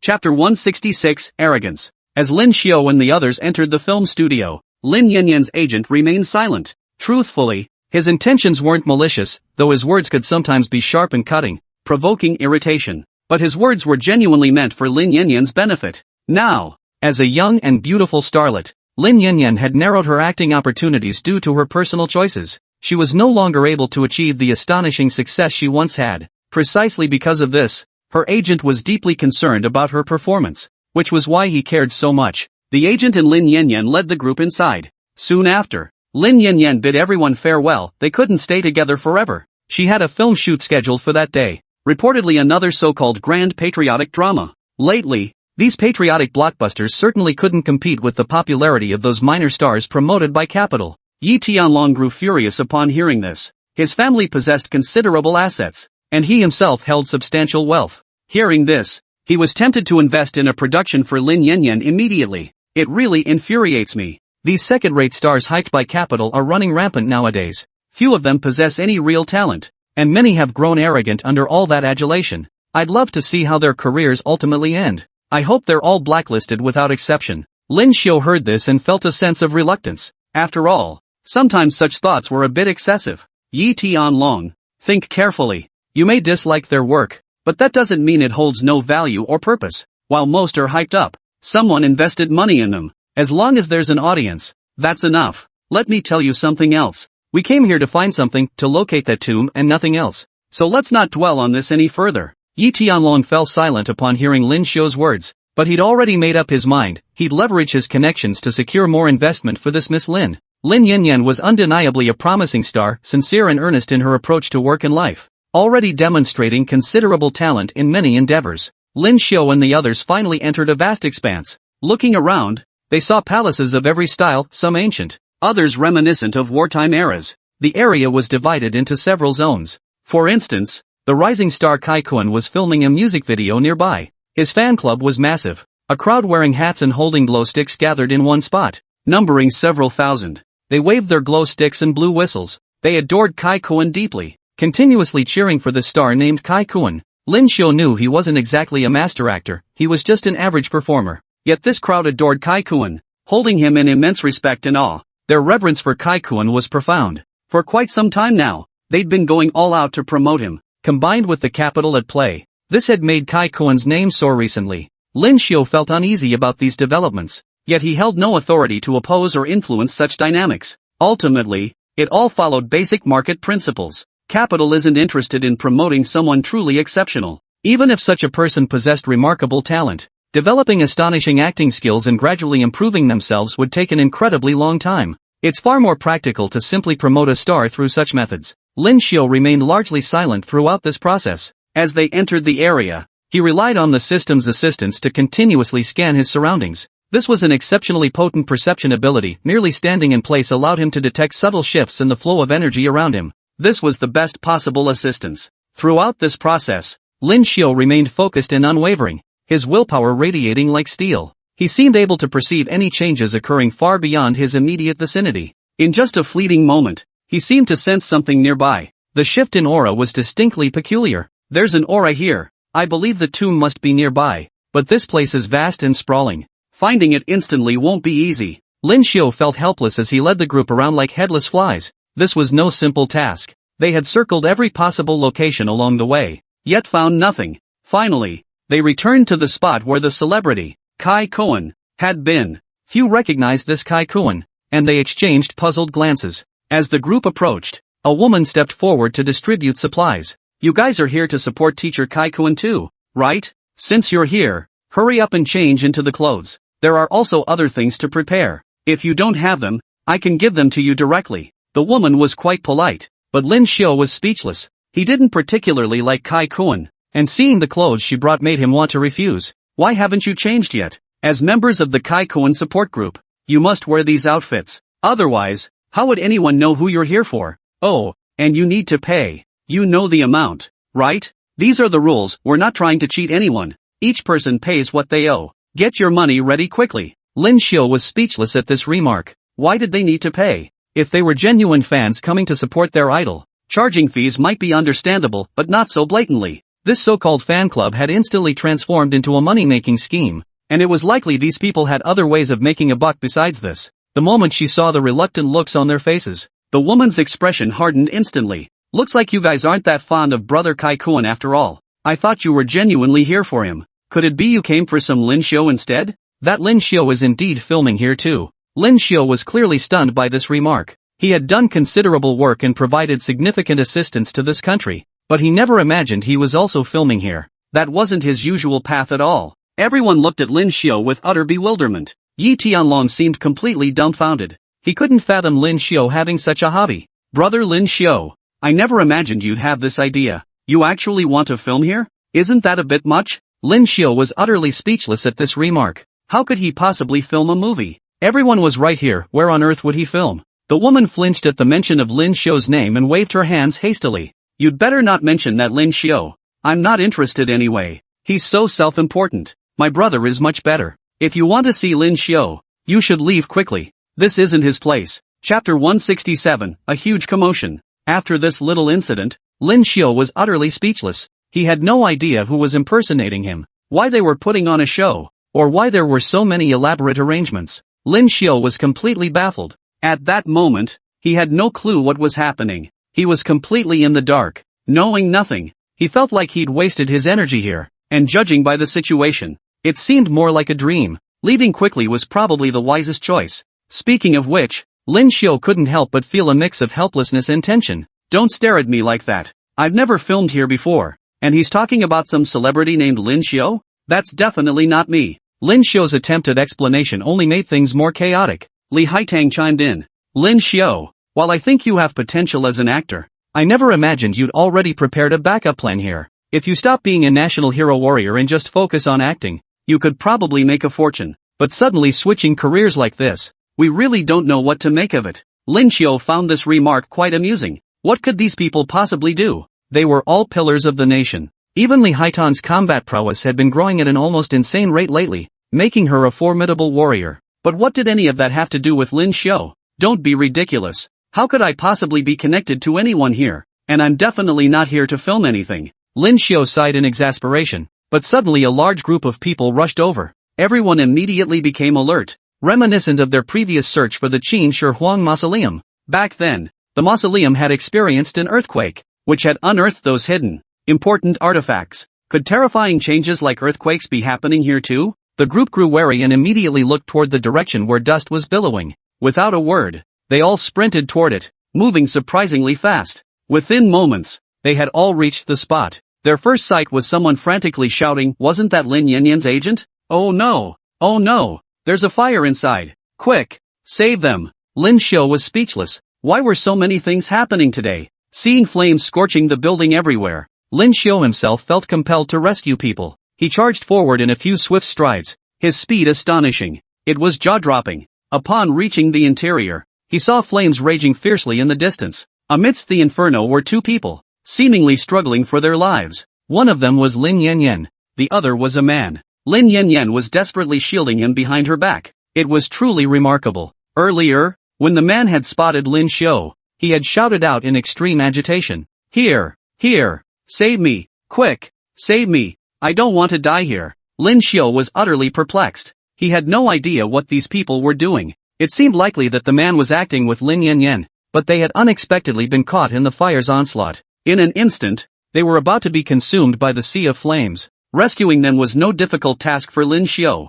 He dashed over in a few strides, then swung a palm strike to the side. The powerful palm wind generated by this strike blew everything around it. It felt like a raging storm accompanied the blow, unleashing immense force. In an instant, a fierce wind swept through the area, accompanied by tremendous thrust. At the very least, this move proved immensely powerful and exquisitely subtle. With a single, light strike, Lin Xiu had already set everything before him in motion. As the sky darkened, he glanced helplessly to the side, where it seemed many people stood. Their expressions varied greatly. Good heavens, this man is incredible. He actually went in and rescued someone. He's truly capable. Those must be the awakened ones. I've only heard about them, never seen any in person. There are so few in our country. I thought they were useless, but it turns out they can actually make a difference. While these people gossiped and speculated, Lin Xiao handed Lin Yanyan and the man over to Li Haitang. Li Haitang possessed a unique energy. After just a few seconds of contact, she determined neither had suffered serious injuries. Essentially, it was just a fire that had left them with some smoke inhalation. Their overall condition wasn't too bad. Seeing this, everyone was astonished, but more people were fixated on Lin Xiao. Brother, I really can't thank you enough. I was rude to you earlier, my bad. Lin Xiao, the agent who had come this time, hadn't expected the other party to be so moved that he seemed ready to kneel. He quickly pulled him back. There's no need for that. It's only what should be done. All children of our Xia nation should possess this kind of spirit when there's an opportunity to save someone. We shouldn't hesitate. Saving as many people as possible is the way to protect more. If I hadn't acted, someone else would have stepped in. The man kept expressing his gratitude. Lin Xiao had spoken the plain truth after all. If he hadn't acted, Li Haitang and the others would have stepped in. He'd just been faster and more decisive. They held Lin Xiao and his companions in the highest regard. With their assistance, the outcome was nothing short of perfect. Just then, Lin Yanyan regained consciousness. Seeing Lin Xiao assisting her, her eyes filled with deep emotion as she hurried over to express her gratitude. Thank you, sir. I never imagined it would be you who saved me. I thought this was all just an accident, that we'd perish in the flames. But you made the decision to rescue us right here, risking your own life. I'm truly, deeply moved. What could Lin Xiao say? He merely nodded. Li Haitang, standing nearby, felt a pang of jealousy. It seemed Lin Xiao was about to charm another young lady. Yi Tianlong shook his head repeatedly beside them. He hadn't even managed to seize the chance to be the hero who rescues the damsel in distress. Who could blame him? Lin Xiao was simply faster. Perhaps he simply had better luck with women. As his lover shook her head, the man beside them approached. His assistants had already cleaned him up somewhat, revealing a rather handsome figure. There was something peculiar about him. What surprised Lin Xiao even more was that this guy bore a striking resemblance to himself. For a moment, an uneasy feeling washed over him. Greetings, sir. I hadn't expected you to rescue her before I could act. Quite impressive. Rest assured, I, Lin Xiao, am one who repays kindness. Even without your help, I could have escaped safely. But you've earned your stripes this time. I'm quite fond of capable individuals like you. Why not join me? Hearing this, Lin Xiao froze. This guy was also named Lin Xiao? He had no idea what was going on. After hearing this speech, Lin Xiao stood frozen in place, speechless for a long while. This story was a bit strange.